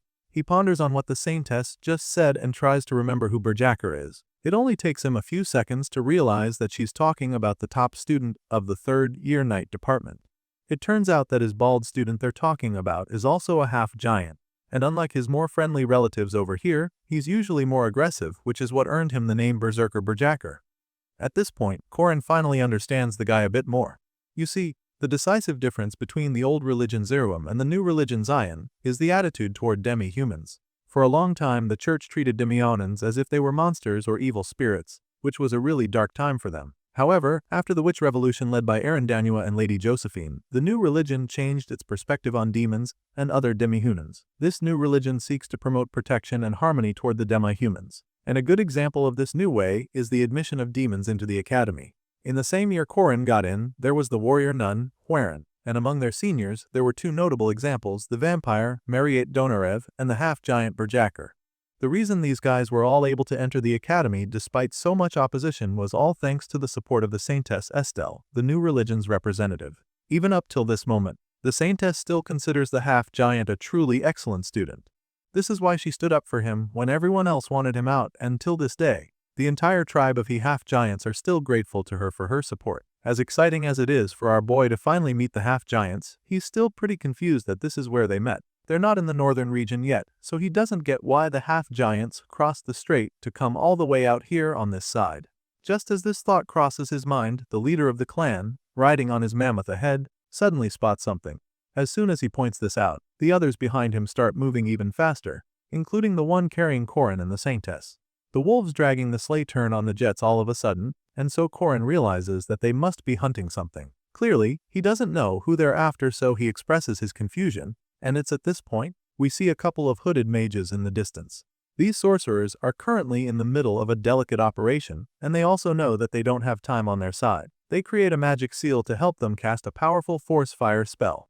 These sorcerers continue to blast the huge block of ice in front of them, trying to melt it down as quietly as possible because they definitely don't want the half-giants to notice their presence. Well, it's already too late for that. To make matters worse, the ice is just too thick, so their flames aren't doing much. While trying to blast the ice down, they suddenly notice something shocking. They realize that their cover has been blown, but by this time, it's already too late because the big guys are already right on top of them. The first half-giant ambushes them, looking absolutely menacing, and for the first time, our boy is going to see just how brutal these guys are. The half-giant is furious to see the Mage Tower scum dared to disturb their ancestors' eternal rest, and for this reason, he vows to kill them. Apparently, these tower mages were blasting away at the graves of the half-giant's ancestors. And as you can imagine, that's something that they're not going to take lightly. Seeing the furious beasts right on top of them, the tower mages begin to panic, so they immediately cast a protective spell using their defensive magic. They quickly create a barrier to protect themselves, but of course, this is not going to hold for long. Out of nowhere, two extremely powerful slashes hit the dome in a flash, and even though it looks like it didn't break the shield, you can tell that this is just the beginning. Korin lands those two brutal strikes and prepares to go in with another lethal attack with G-Durg, the legendary rank weapon. It's one of the twin spears of Manannan Mac-Lir, and we're about to find out exactly what it's capable of. You see, this legendary weapon nullifies all magical effects on a single target. It deals 350% additional damage to beast-type enemies with each strike. Beasts struck by the spear are instantly afflicted with the curse of the beast, Hunter Red Spear. After using the twin spear, Korin is still pretty drained of mana, so he realizes that it's going to take some time before he fully recovers. Just then, he looks up, and that's when he sees the half-giants on their mammoths ready to crush the tower mages in their magic dome. At this point, our boy realizes that these big guys might not even need his help at all. They look pretty capable of handling the situation themselves, so he steps aside for a moment to let them do their thing. The half-giant leader makes his mammoth stump on the magic dome, and the terrifying mages begin to panic even more when they see the cracks forming in their shield. The big guy is clearly having a lot of fun up there, so while the sorcerers are busy shitting themselves, he takes the time to chat with Korin. He commends the young hero for being pretty strong, but our boy acts all modest, claiming that he's not that good. As far as he's concerned, he would have frozen to death by now if it wasn't for the half-giants who came around to save him. According to the original storyline, the half-giants will become subordinates of Tétez Baltazar. But in this scenario, they're attacking the tower mages, which is really baffling for our boy, so he can't help but wonder what the reason for all this is.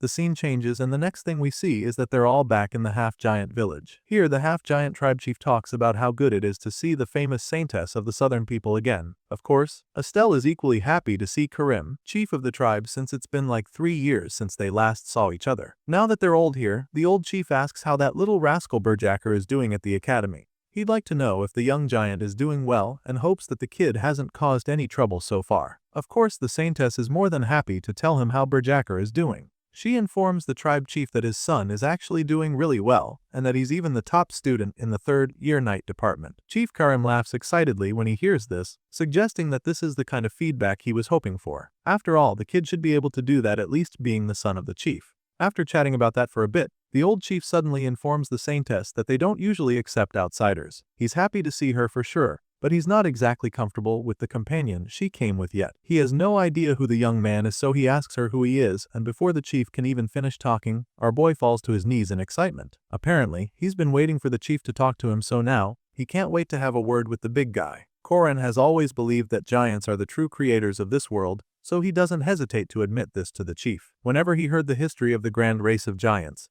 his heart would race as well, and he's always wanted to follow in their footsteps someday. The young hero proceeds to praise the giants, feeling that the chief would enjoy it, but the saintess doesn't seem impressed at all. In fact, while watching Korin's little display, she gets really upset because she thinks that the guy is blaspheming again.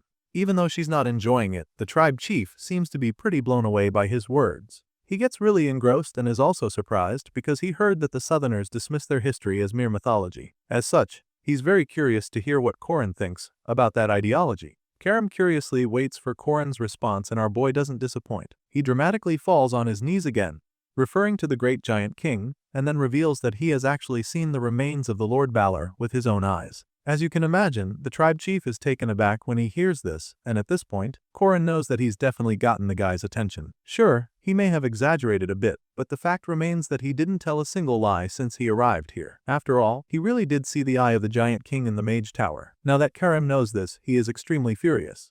The chief still does want to believe what Korin just told him, because that would mean that the tower mages has dared to defile the remains of the king himself, even after they desecrated the remains of their ancestors. Chief Karim curses the tower mages and prepares to go after them, but before he can say anything, Korin stops him. Before the chief does anything drastic, he lets him know that the tower mages have numbers and are quite strong. Of course, they can't compare to the giants, but there's no doubt that the sorcerers possess considerable power. Hearing this, the chief takes a step back, and even though he's already boiling in rage, he calms down and asks our boy what he thinks they should do instead. At this point, Korin simply takes the half-giant's huge hand, holding his big fingers to calm him down, and once Karim finally stops boiling, he tells the chief that he would like to fight on his side. At this point, it's pretty clear that our boy has found favor in the chief's eyes, and so Karim doesn't deny his request. He agrees to let Korin fight with his clan, and orders his warriors to grab their weapons so that their ancestors may rest in peace. On the way out of the chief's house, the saintess finally gets the chance to talk to Korin.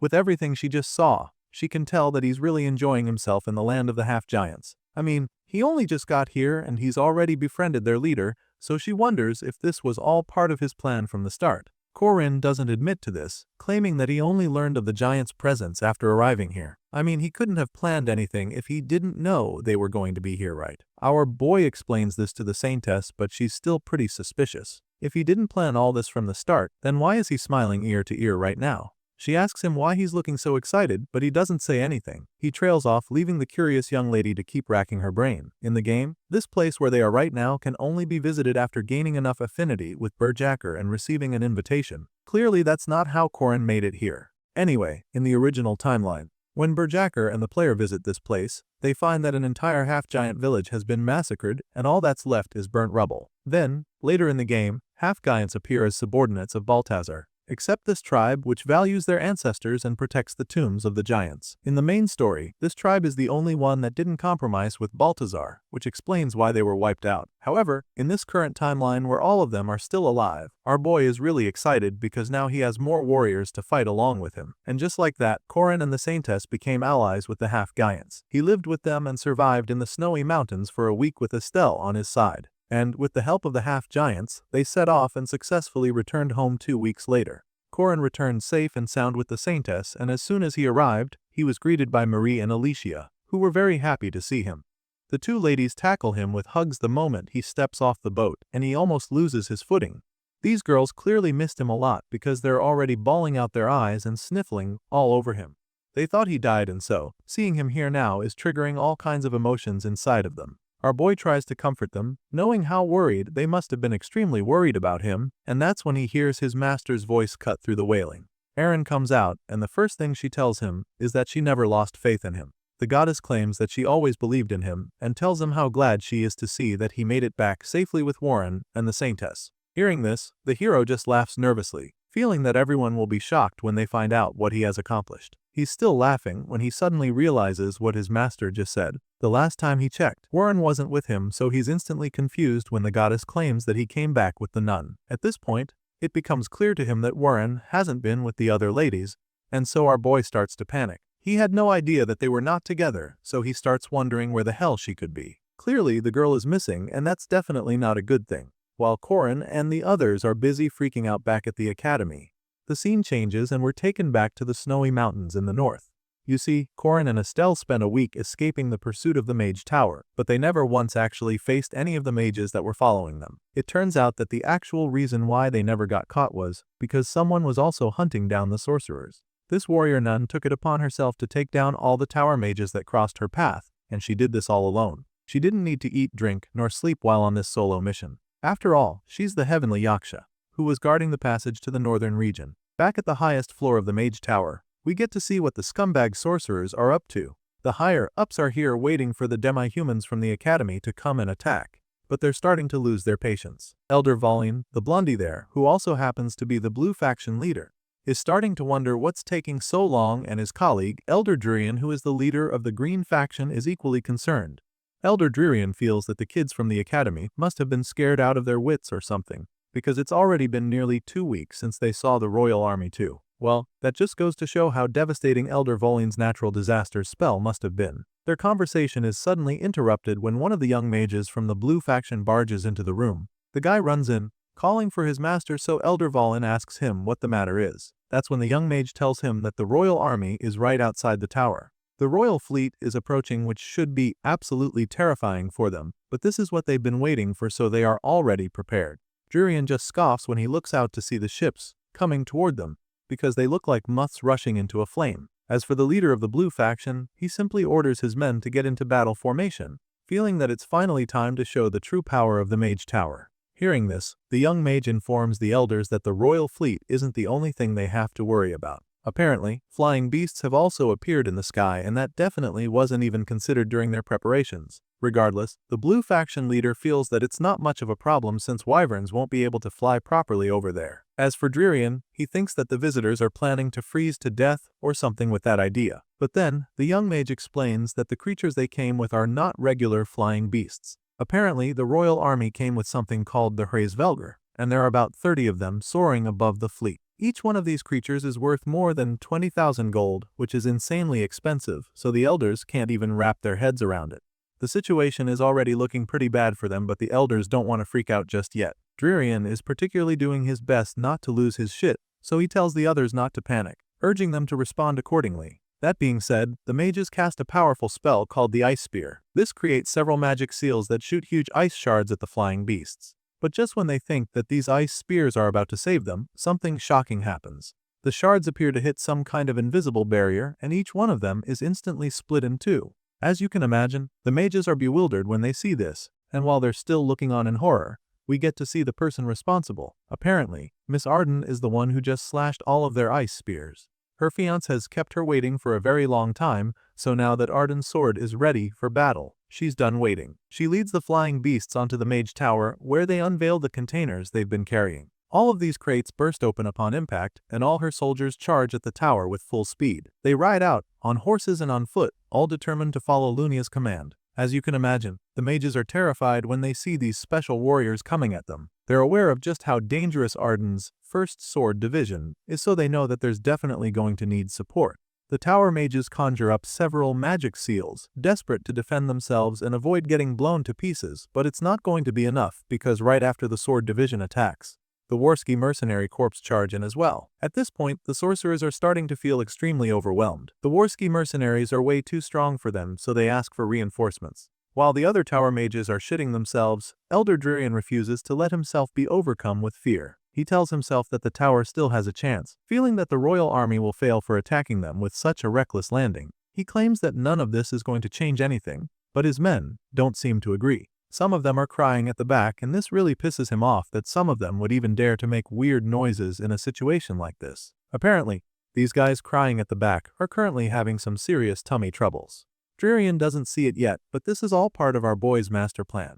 They have no idea what is about to befall them, and Korin is confident that none of them will ever find out either. Remember the time he spent in that forest planting seeds? Well, the seeds of curses, scattered throughout the archipelago, known as the seeds of Krinyuk, have already started to manifest. The vile treasure brought from the land of the gods bears a horrifying curse, and these mages are about to see just how bad it can be. It's the curse of Maha, which takes effect after the seeds sprout in a land. And if this land is invaded, all men living on the land will suffer from labor pains. And so, just as Korin and his army attack the Mage Tower Island, the curse immediately takes effect, and the screams of men can be heard all the way up in the sky where our boy currently is. Korin looks down on the island as the mages scream in agony, and after seeing just how potent the curse is, all he can think about is what an evil scoundrel Angus is for giving him the seeds. Anyway, now that their enemies are occupied with excruciating labor pains, the hero decides that this is the best time for revenge. Meanwhile, back down in the Mage Tower, we see that Adrian and Duneskes have come to learn of the situation. The Beast King is so confused when he sees the mages rolling on the floor and crying like babies. He asks the Tower Master to tell him what the hell is going on, and Adrian simply admits that he didn't even think their enemies were capable of laying a curse this powerful. The Tower Master is just as confused as everyone else, and he's starting to feel really defeated too. From the look of things, the Magic Tower is finished,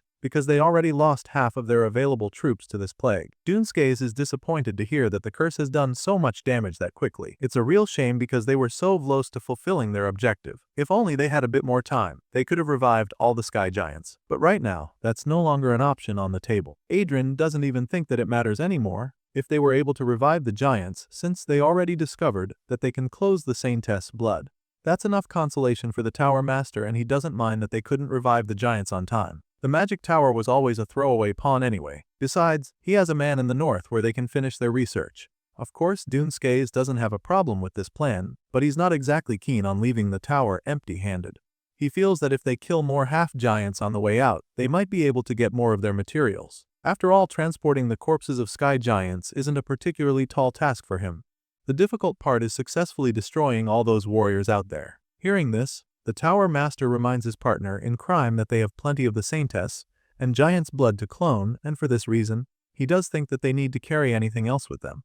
As such, Duneskes starts to wonder if this means that they also have to leave the giant King Balor's eye behind as well. Well, I guess we'll soon find out what they do with the giant eye, because the scene changes all of a sudden. The next thing we see is that we're back at the top floor of the Magic Tower. Here, the mages are still rolling around on the floor with severe tummy aches. They're still pretty exhausted from all the groaning and wincing, but it looks like the pain is subsiding all of a sudden. Elder Dririan sighs in relief as he sits up, feeling very grateful for his magic resistance. Apparently, it is the same thing that saved his colleague Elder Volin, who is still wondering who he would have survived otherwise. Just then, a female mage walks into the room, wondering why all the men are collapsing around the tower. At this point, the stomach ache starts to get worse for the young mages, but they can't even understand why it's happening. Seeing this, the leader of the green faction gets back on his feet and starts marching toward the door.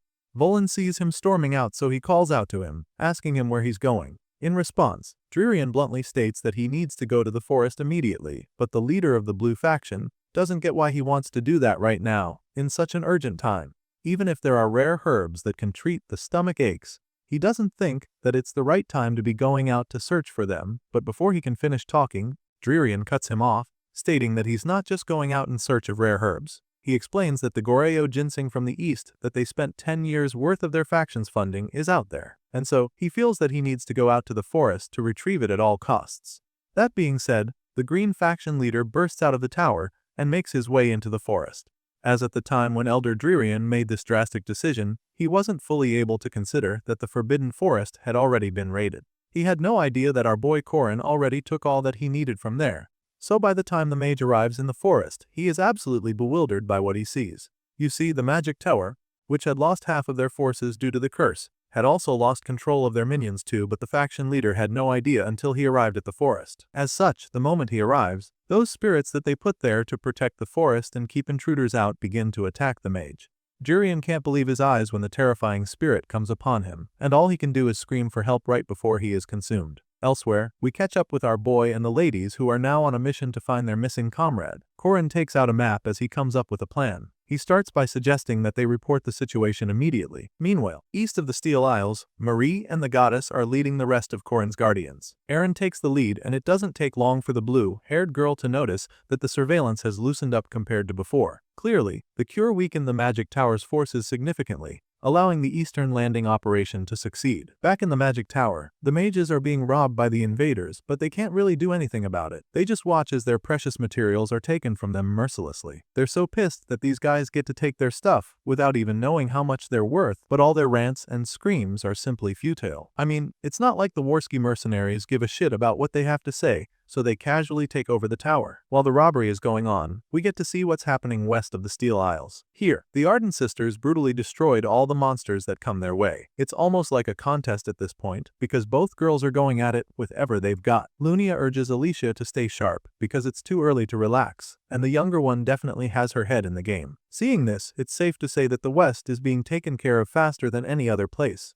thanks to the Ardens. South of the Steel Isles, the Royal Knights appear to be completely in charge. One of the swordsmen comes around to inform the captain that they've surrounded the east-west, and south already, and explains that the mages are running north through the frozen reef as a result. The knight goes on to say that they don't have enough troops to guard the north as well, and so he's afraid that they'll end up losing the mages at this rate. Contrary to this young knight's idea, the captain has been told that they have enough troops to hold the north as well. Apparently, he's referring to the newly recruited captain's guardians led by none other than our boy. This new team basically consists of a couple half-giants fighting alongside Corin Loch.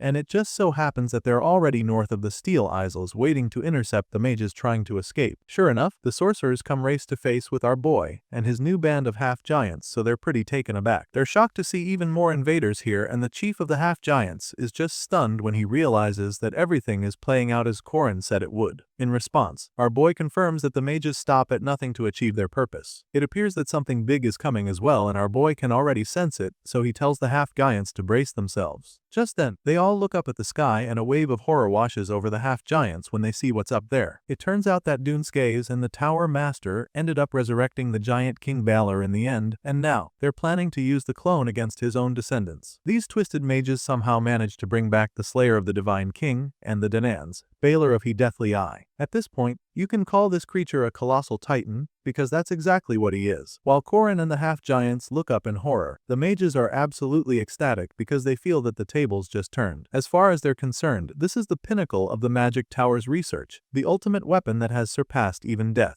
To them, this is the tool that will finally give the Mage Tower the kind of untouchable power they've been seeking. But all of this excitement immediately turns into horror when they see that the colossal beast is about to step on them. At this point, all they feel is fear, so they run for their lives. Apparently, this resurrected giant King Balor doesn't have any favorites here, so he's attacking everyone, including the mages. Seeing this, one of the half-giants begs the chief to retreat with him, but Karim refuses to run away. The old chief claims that this is his son and suddenly begins to weep. He blames himself for letting this happen and concludes that his ancestor, who was forced awake from his peace, has come to punish him. The giant king reaches into the sky as he prepares to slam his gigantic fist into the earth. While everyone else is thinking of how you escape, the chief just stands there with tears in his eyes, feeling sorry for everything happening. His sobbing is suddenly interrupted when our boy assures him that none of this is his son to bear. Corin makes him understand that the person at fault here is the Magic Tower, who made kin kill one another for their selfish goals. At this point, Lady Josephine chimes in, revealing that Balor's corpse is just a puppet moving without a mind of its own. Despite being mindless, she doesn't deny the fact that it has incredible destructive power. Right now, this lady in the hat is the only reason why our boy and his buddies haven't been smashed into the earth.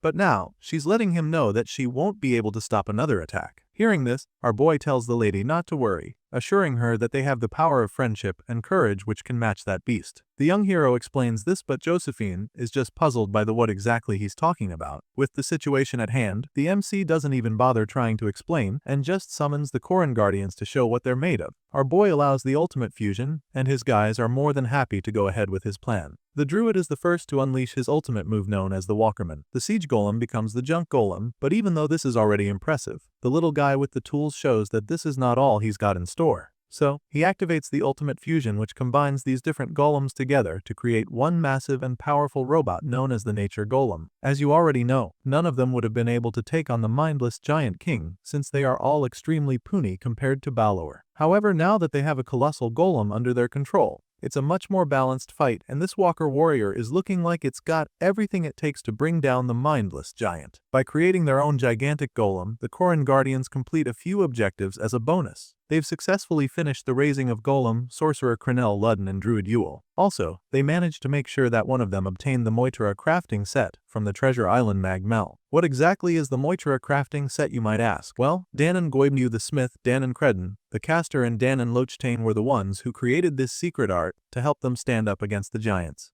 With this powerful golem up and running, Korin's Guardians successfully complete their final form to enable the Walker Warrior have a chance. Just then, the Giant King takes the first swing, but the Walker Warrior sees it coming and immediately evades the strike. The kids controlling the golem laugh in excitement when they see how much faster they are than the Giant King puppet. When the Walker Warrior dodges the first attack, it's time for them to take a swing too, so they give the nature golem a weapon on his own to level the playing field even further. The gigantic mecha robot picks up a giant sword all of a sudden and points it at Balor immediately. The blade of the sword instantly starts brimming with energy as soon as the Walker Warrior wields it, and judging by the intimidating battle stance we're seeing right now, it's pretty clear that this enormous robot is about to be on some Optimus Prime level performance. They activate the Nature Golem Walker Warrior's brave sword, and by this time, we get to see the half-giants on the other side. The chief and his clan suddenly start to look alive again when they see the Walker Warrior, so they even start chanting in support. A few moments ago, the chief thought it was over and that he deserved to be destroyed by the mindless puppet of the Giant King for failing his ancestors.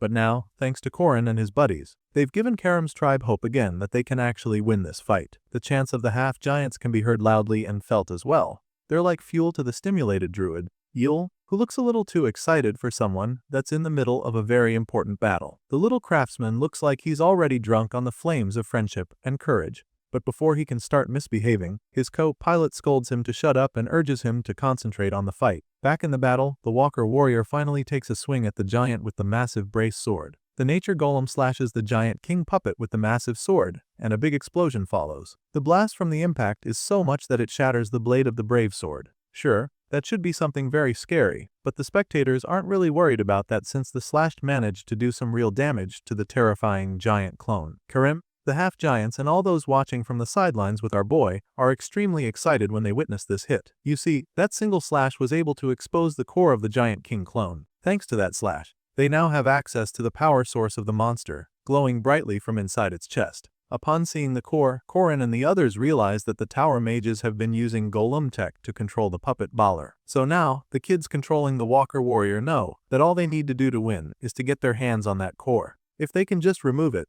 they can shit down the Giant King's clone for good, so that's exactly what they go for. They reach for the core, and when it looks like they're about to grab it, the beast grabs the hand of the Walker Warrior to stop him. All those watching are shocked when they see this, because they literally thought that the fight was about to be won. The Giant King puppet shouldn't have been able to move that swiftly after taking so much damage, but it did, and now it's practically incapacitated the Nature Golem. Just then, for the first time since the start of this battle, the Giant King Balor speaks, telling them that resistance is futile. At this point, that giant eye in the middle of its face can be seen glowing even brighter than before. You can tell that it's charging up for something big, so Korin is really worried when he sees it. He yells at the guys controlling the Nature Golem to watch out and dodge the incoming blast. But in that split moment, the clone unleashes its signature attack on them, called the Deathly Eye. This terrifying blast is instantly activated, and what follows is a fiery death beam of cataclysmic proportions.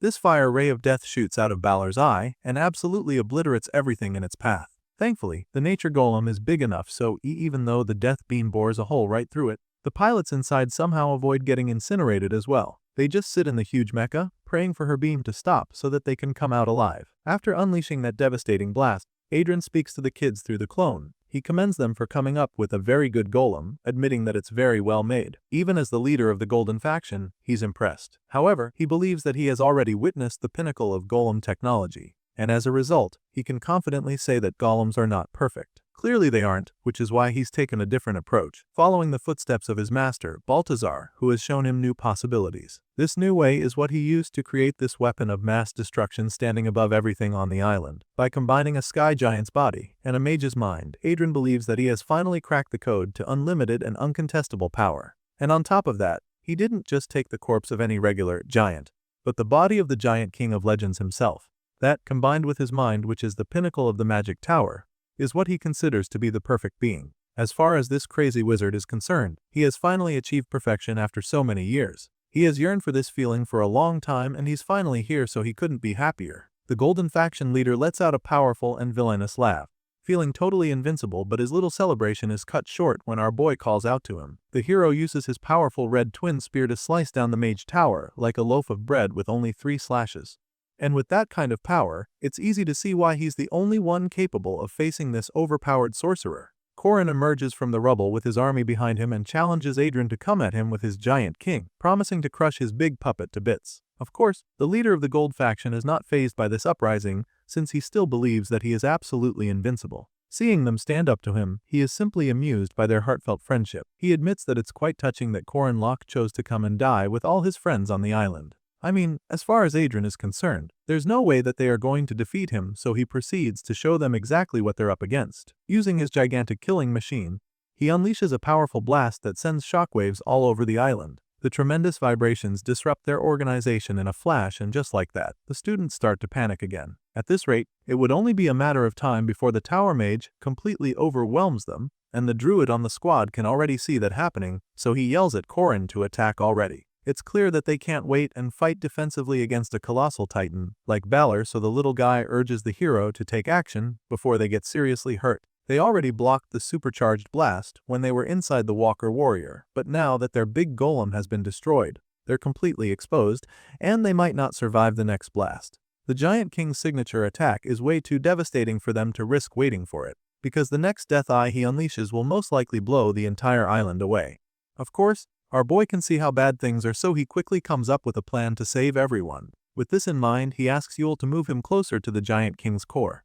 You see, Balor's core will be unscathed without the firepower that rivals a golem, and since they no longer have one on their side, Corrin knows that they're going to have to improvise. Thankfully, the druid can already see where our boy's head is at, so he immediately conjures up vines to lift Corrin up to the Giant King's core. The hero jumps on the ropes and runs up as fast as he can get close enough to Balor's exposed core. Remember, they don't have the kind of firepower that can rival a golem, so Corrin decides that the only option he has is to use the final stage of amplifying the sun's power, known as sun compression. This is basically the kind of move he should use as a last resort for an unbelievable surge of energy, but this situation clearly calls for such a drastic attack, so he activates the sun compression. The moment he does so, the gauntlet on his arm begins to glow like the sun itself and flames form in an instant. The power continues to build up in his fist to the point that his arm starts to look like a meteorite coming from space. For a move this powerful, our boy knows that it's definitely going to take a toll on his body. So, for the 10 seconds that he can keep his ability up, he'll need to get close enough to the core and throw everything he's got into it. For the meantime, he's still running up the vines to get to the Giant King's chest. But he's been spotted, so now he has to avoid getting swatted like a mosquito. Yule wraps the vines around Balor's massive hand, hoping to keep them still enough for our boy to climb up, but the Giant King just uses his free hand to reach for the young hero. Right now, Corrin knows that he can't afford to get caught, so just when Balor is about to grab a hold of him, he jumps off the vines. He only has a couple seconds left at this point, so he blasts himself toward the giant's core like a rocket. Corrin flies to the core, but Balor sees him coming on time and the giant just laughs, finding it funny that he'd be this bold. The giant watches Corrin speed toward him and starts bragging about how he's the slayer of the god King Nuada. With that kind of reputation under his belt, he definitely doesn't imagine that a freshman from the academy would be able to hurt him. Well, he's about to find out exactly what Corrin Locke is capable of. Balor is about to slap our boy out of the air, but then all of a sudden realizes that he can't move because his entire body is being covered in a big block of ice. Turns out Marie is the one responsible for this. She's using all the strength and mana she can muster to freeze the massive giant in place to enable Corrin to get closer without issues. However, she knows that she can't hold it for long, so she urges the hero to move faster. Seeing this, the MC thanks her and becomes even more determined to finish off the giant. His friends are counting on him, not just to defeat the giant and tower master, but to save their lives, because if he fails, they're all done for. The pressure is starting to build up even more at this point, but he remains focused. As for the Giant King, Balor is furious when he realizes that he's being frozen in place. Enraged, he frees his hand and tries to grab Corrin, calling him a rat. Corrin is so focused on getting to the core that he doesn't see the hand coming down on him, but just when it looks like he's about to be smashed, the giant's hand is slashed clean off the wrist. Apparently, the one responsible for this insane sword strike is Alicia. The Arden girl somehow managed to get there undetected, because there was no way she was going to let Balor get his dirty hands on her friend. She takes off the giant's free hand and then immediately urges Corrin to keep running.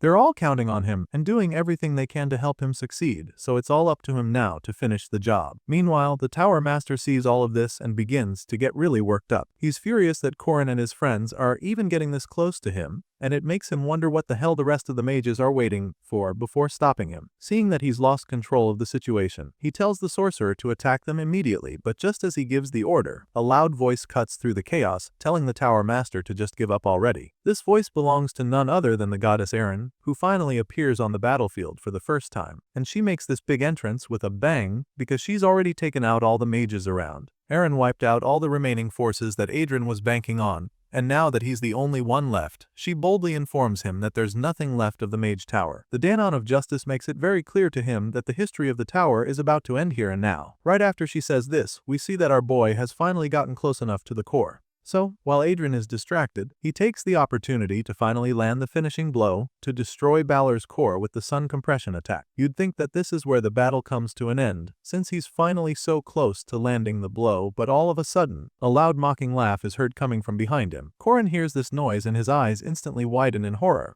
because he knows exactly who this is. Apparently, it's Dunskays, and the guy finds it amusing that the young hero has forgotten about him so soon. As soon as our boy hears the voice, Korin reveals that this is what he has been waiting for. He was wondering when the Beast King would arrive, so now he just has to deal with him. But now, there's a huge dragon that he needs to go through first.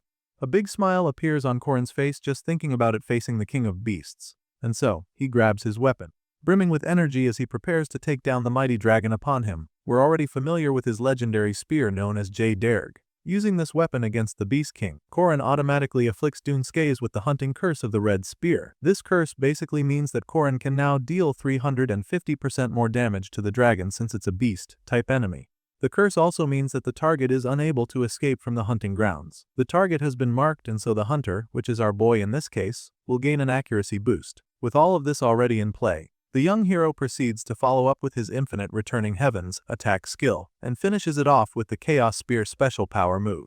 This unleashes a rain of attacks on her dragon, and it's so much that the beast begins to screech in agony. Of course, is what Korin was going for, so when he realizes that the dragon is vulnerable, he delivers yet another devastating blow. This time around, he activates the Sabantia Duke core, and once all that power builds up, he unleashes another mind-boggling strike called the Black Mystery Demonic Spear. But while he's in the middle of this, Dunskays appears right in front of him, looking strangely excited. The Beast King doesn't even look like he's afraid of the attack that Korin is about to use. In fact, he's just intrigued by the fact that the boy appears to have a lot of time on his hands. By the time the hero sees the Beast King, the guy is already right next to him, and just as he's about to finish charging up his attack, something even more shocking happens. He looks back at the giant King Balor as is stunned when he sees the massive eye glowing once again. Now, it's looking like Balor is about to overwhelm them with another Death Eye blast, but Korin's finishing strike isn't ready yet. Just then, he hears the giant king talk again. Balor is starting to think that this must be the return of the legends, and so, he tells our boy, who is the successor of the sun, to kneel before him. As you can imagine, our boy has no intention of doing such a thing. He'd rather go down with the giant king than to kneel before him or the Tower Master. And so, with this desperate will to defeat the enemy, Korin finally uses his ultimate power move. The wave of heat coming from his body can be felt throughout the island, and it's almost as though the sun itself has come down to the earth. What makes the whole thing more terrifying is the fact that the giant king is also about to unleash another Death Eye blast. Just as everything is about to explode, we see Huron entering the scene out of nowhere. The warrior nun appears in the sky right above the giant king and shoots down like an asteroid. She crashes right in the giant king's head from behind, and this destabilizes the massive golem. The force from her attack sends the giant king golem falling to the ground head first, and this collision also causes the Death Eye blast to miss the target. Rather than blowing Korin and his friends into oblivion, the death beam gets pointed at the earth and even hits Balor's leg. Our boy sees this and realizes that the effects of the sun compression blast he's about to unleash could be fatal for Huron if she is too close, so he tells her to dodge it and get away from the field. The warrior nun understands what he's trying to say, so she immediately takes herself as far away as possible. Meanwhile, the frustrated Tower Master is starting to really lose his shit now that his giant golem has been forced down. He curses at Korin and his friends, calling them lowly beings for what they've done, but he refuses to give up as well. Adrian is determined to win this battle since he simply can't imagine losing to a bunch of kids. With this pent-up rage, the Tower Master quickly gets back on his feet, claiming that the fight is far from over, and then reveals that he's going to use the Death Eye one more time. The Gold Faction leader is about to shoot back up with another attack, But that's when he opens his eyes to see something absolutely terrifying. It's Korin Locke, coming at him with the energy of the sun practically concentrated in his fist. By this time, it's just 3 seconds left before he can finally unleash the supercharged attack. Unfortunately, it's not all clear for him just yet, because even though the Tower Master is currently helpless, Doomskaze is still in the picture, and the annoying Beast King is determined to do everything in his power to stop the young hero. At the moment, Doomskaze has taken the form of a massive bull, a beast that Korin is pretty familiar with by now.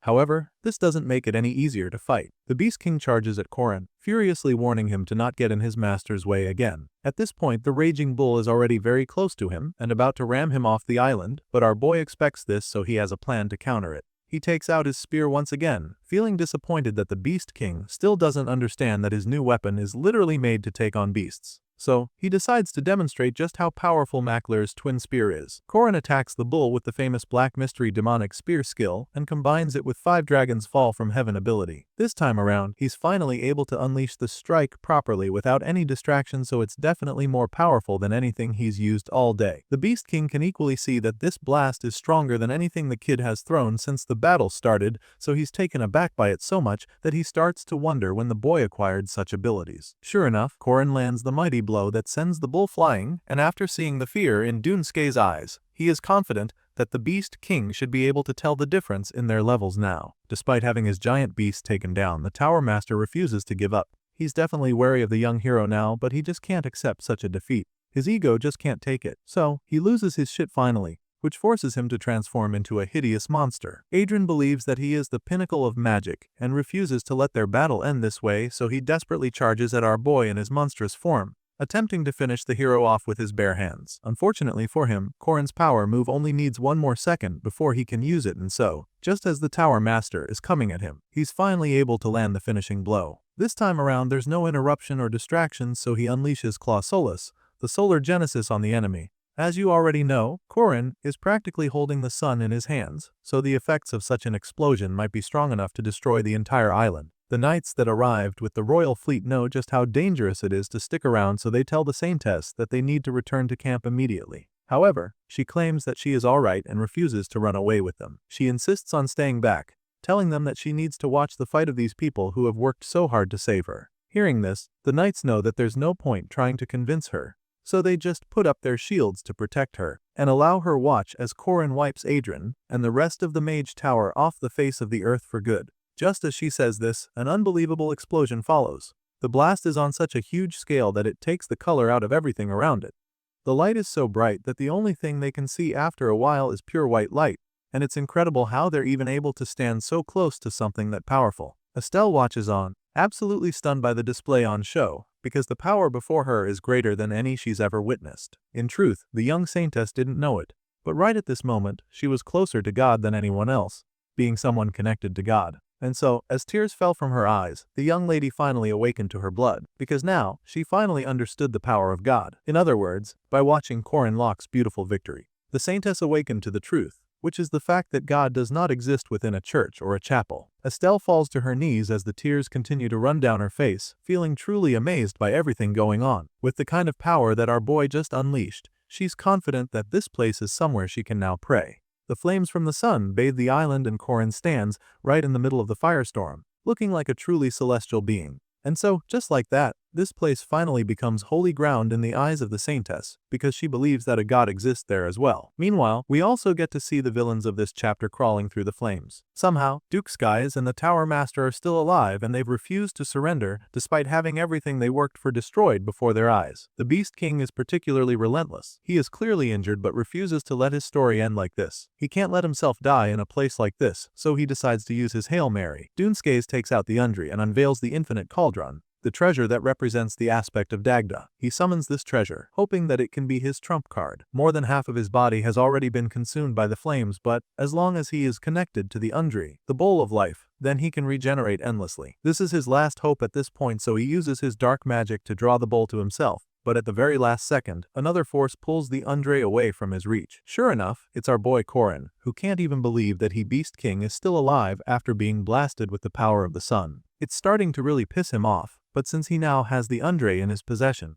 he knows for a fact that this is where Doomskaze's reign of terror will be brought to an end. Korin holds up the bowl and pours a mysterious substance into it, and even though we don't know what it is, the horrified look on Skay's face confirms that it's something very bad for him. Apparently, this strange potion was the treasure given to him by Diantet at Magmel. It's the legendary rank potion known as Vergang's boiling snake venom. It's the snake venom that was found inside the baby with the curse of annihilation. It can only be used once, but it has the power to kill all lifeforms within the Undri it is poured into. The moment our boy pours the venom into the bowl, the bottom half of Dunskay's body is instantly burned away by the flames, and while he continues to scream in agony, the curse continues to eat away the rest of his flesh. In the previous world, so many people died all because the Beast King released this venom into the once. So now, watching the King of Beasts get slowly destroyed in the same manner gives the hero a great sense of satisfaction. Skaze burns away slowly, but with his dying breath, he calls out for his master, Baltazar, right before he is melted away completely. So just like that, with the Beast King's death, 1 month after the Saintess was kidnapped by the Mage Tower, the long fight was finally over, and it was all thanks to Corin Locke and his friends. After the battle, Corin finally gets reunited with Warren,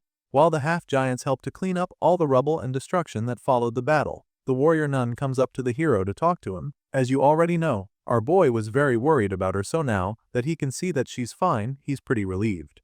Still, he'd like to know where she has been all this while, but when he asks her what happened, she doesn't say anything. She just stares at him quietly with a blank expression on her face, which just makes the hero even more baffled. He holds her, trying to comfort her after seeing the look on her face, but she still doesn't say a word. Nobody would know, but the truth is that, for more than 2 weeks, Warren didn't eat or drink anything. And even in that state, she managed to block the Mage Tower's forces all by herself, making sure that they couldn't hunt down Corin and the Saintess. As incredible as this is, Warren chooses not to tell Corin about it. She keeps the truth to herself even though what she did is something that could become a legend of the North. The role she played was so significant that Estelle and Corin's survival may have been impossible without her. She knows all this but chooses to stay quiet. Corin keeps trying to get her to talk, placing his hands on her shoulder to make her feel at ease, but she gently takes his hands off and simply claims that the only thing that matters is that he's safe now. This leaves the hero a little taken aback, and while he's still trying to wrap his head around this reaction of hers, she goes on to tell him that he doesn't need to know what she's been up to. She insists that it was nothing, hinting that they just talk about something else. Corin is a little worried at this point, because she almost looked like she was mad at him, but she suddenly takes his hand in hers and smiles gently at him with a pink tint on her cheeks. And with these words of hers,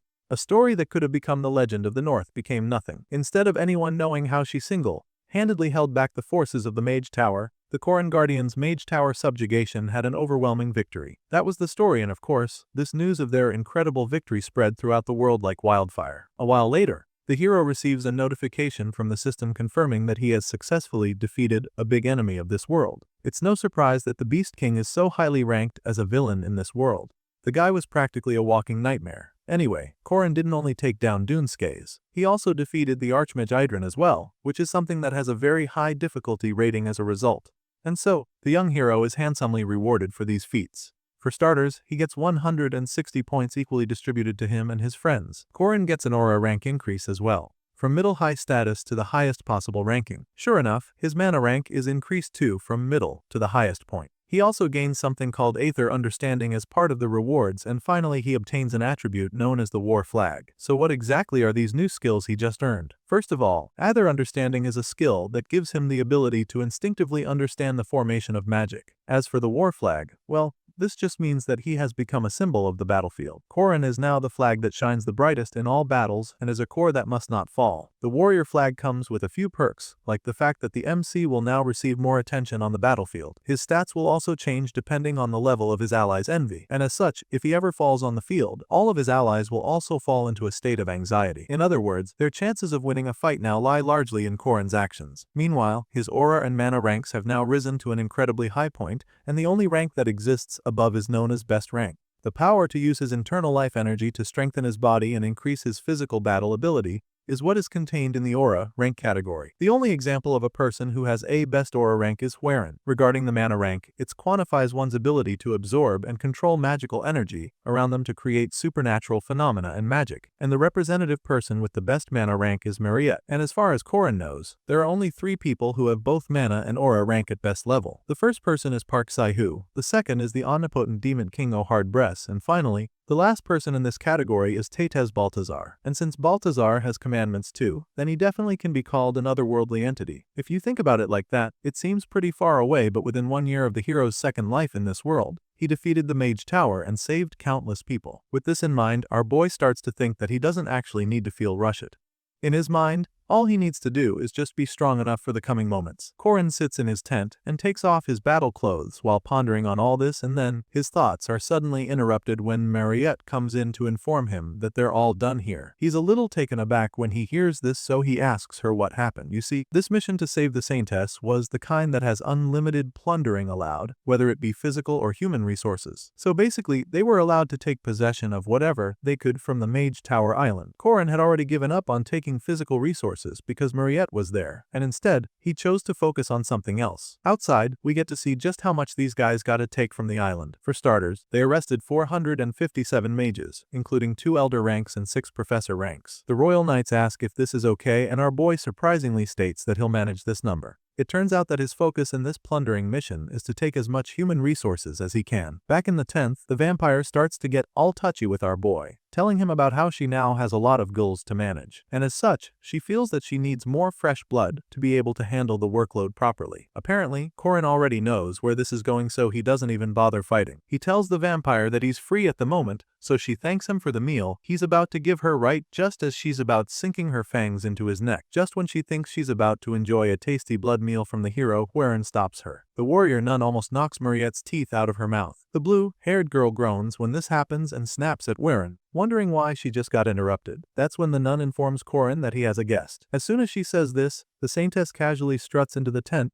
making a big entrance. From the look on her face, you can tell that she's been wanting to see our boy, and she confirms this by immediately asking him if he has time for her now. Once Estelle is inside, Marie is forced to step out and restricted from getting close to the tent by the royal guards. Back in the tent, the Saintess finally has Korin all to herself, so she starts by thanking him for saving her, and when she does, he cockily asks if she's really trying to express her gratitude with just words. At this point, she assures him that the royal family will give him a special reward. However, she also explains that the order is a bit busy right now, which means that he'll receive it a bit late. Korin is shocked to hear that the order is busy, so he expresses his confusion. And this just makes Estelle even more eager to give him something else first. She wants to give him a present in advance, and even though he's confused at the moment, he can already see that it's something that's going to make him nervous. Sure enough, the Saintess leans over to him and kisses him right on the lips, telling him that this is his reward for saving her. She locks lips with him and then pauses so she can tell him to close his eyes. The whole time, all our boy can think about is the scent of peaches at his nose. He's used to it already, but it doesn't make him feel any less nervous. He thinks back to the time when they were trying to escape the Tower Mages, and recalls that this was the scent of a warm heart to share heat in the cold. The longer they kiss, he starts to feel something entering through his lips. He feels it entering through his teeth too as it interlocks with his tongue. The bottom part that is touching his tongue is pretty soft, and the top part is hard, so he's quite confused as to what this could be. I mean, even if this is a French kiss, he shouldn't be feeling something hard on his tongue, so curiosity gets the best of him, and he finally opens his eyes to check what's going on. He knows that there shouldn't be anything hard in his mouth, so he looks, and that's when the Saintess chuckles. The pink-haired girl flashes a mischievous smile at him and calls him a cunning kid.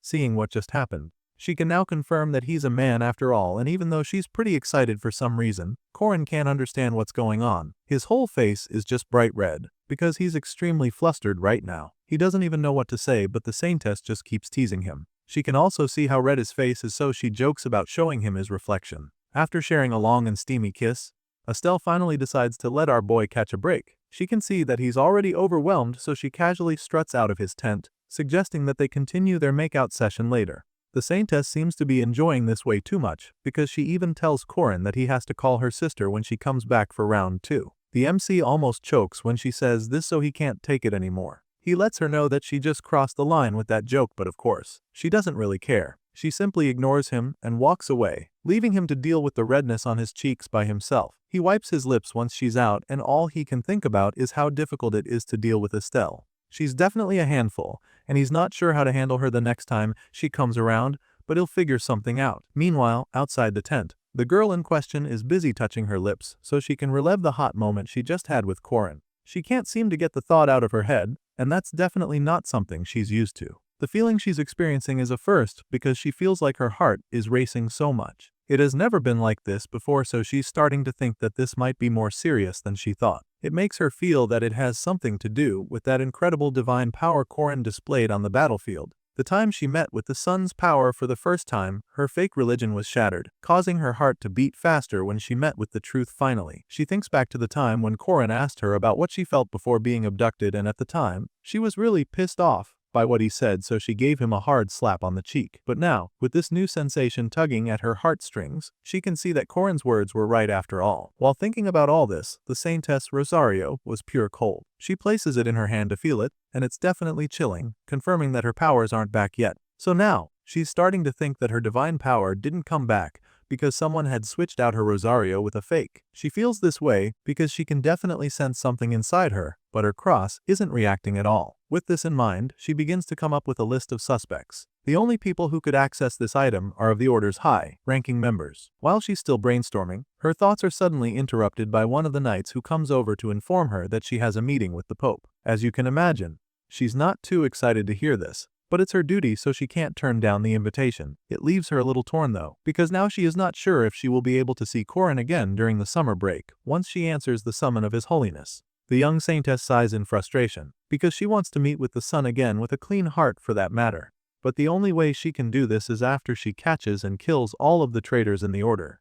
The scene changes at this point, and we're taken to the Duna potato farm. Here, there are a couple buildings in the middle of the large field, and we're about to find out what's bringing us to this place. All of a sudden, the speaker outside starts blaring with the loud voice of someone trying to wake everyone up. All the guys inside are immediately forced to get up due to the loud noise, but they all still look very tired. They didn't even think it was morning yet, but too bad for them, they have to get up right away. They're all brought outside and forced to partake in Donarev's morning exercise. At this point, it's clear that these guys are the mages who have been captured. They all look like soulless zombies, which means that they've been turned into ghouls by Mariette already. The girl continues to order them over the PA system, making them engage in all sorts of physical activities to start their day. During their little exercise, one of them asks Jolin what they'll have for breakfast, and since they're stuck on a potato farm, it's no surprise that they're once again starting the day with boiled potato, roasted potato, or dried potato. Apparently, the guy asking was really hoping that they'd miraculously have something else to eat, so he's really pissed to hear that it's the same menu again. He's so frustrated because at this point,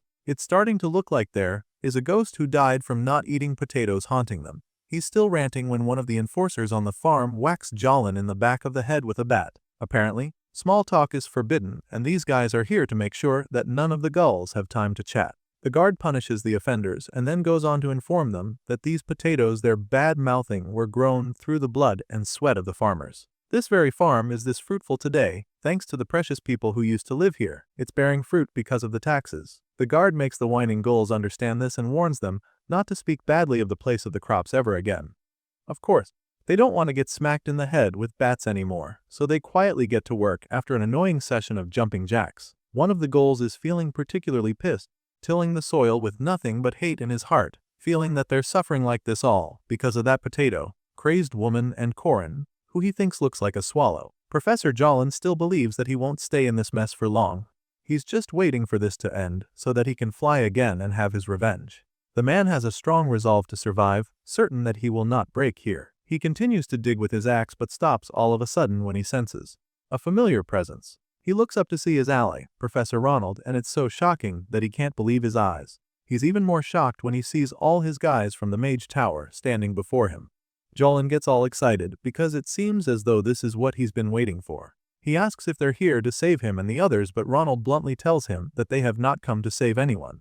That's when we get to see the big metal ball chained to the newcomer's feet. At this point, he reveals that they were captured too, and then he shows Jolin the big cuffs around his wrists. Seeing this, Jolin just bursts into tears again and starts laughing like a maniac. He was so happy a second ago and now he's feeling absolutely devastated again. Truly, hope is simply a mask that is worn by despair. Time passes and a month goes by. By this time, the story continues in the old bar where Korin used to work with his parents. While his old man is cleaning the place, his wife asks him if he saw the letter that came in earlier that morning. But the man is so pissed just thinking about Korin because he feels that the kid is an undutiful child. His dad blames himself, feeling that he's the one who raised him the wrong way. After staying at the academy a bit, he expected the boy to at least come around and see his parents, but it's starting to look like he doesn't even think of them. In the summer break the previous year, he went to the south and in the winter, he chose to go to the east. As far as his old man is concerned, their son must be having way too much fun for them to even cross his mind, so for this reason, he's chosen to beef with his own child. Even though the boy hasn't come home to see them in a long time, his mother isn't that mad at him. She cares more that he's being widely acknowledged lately,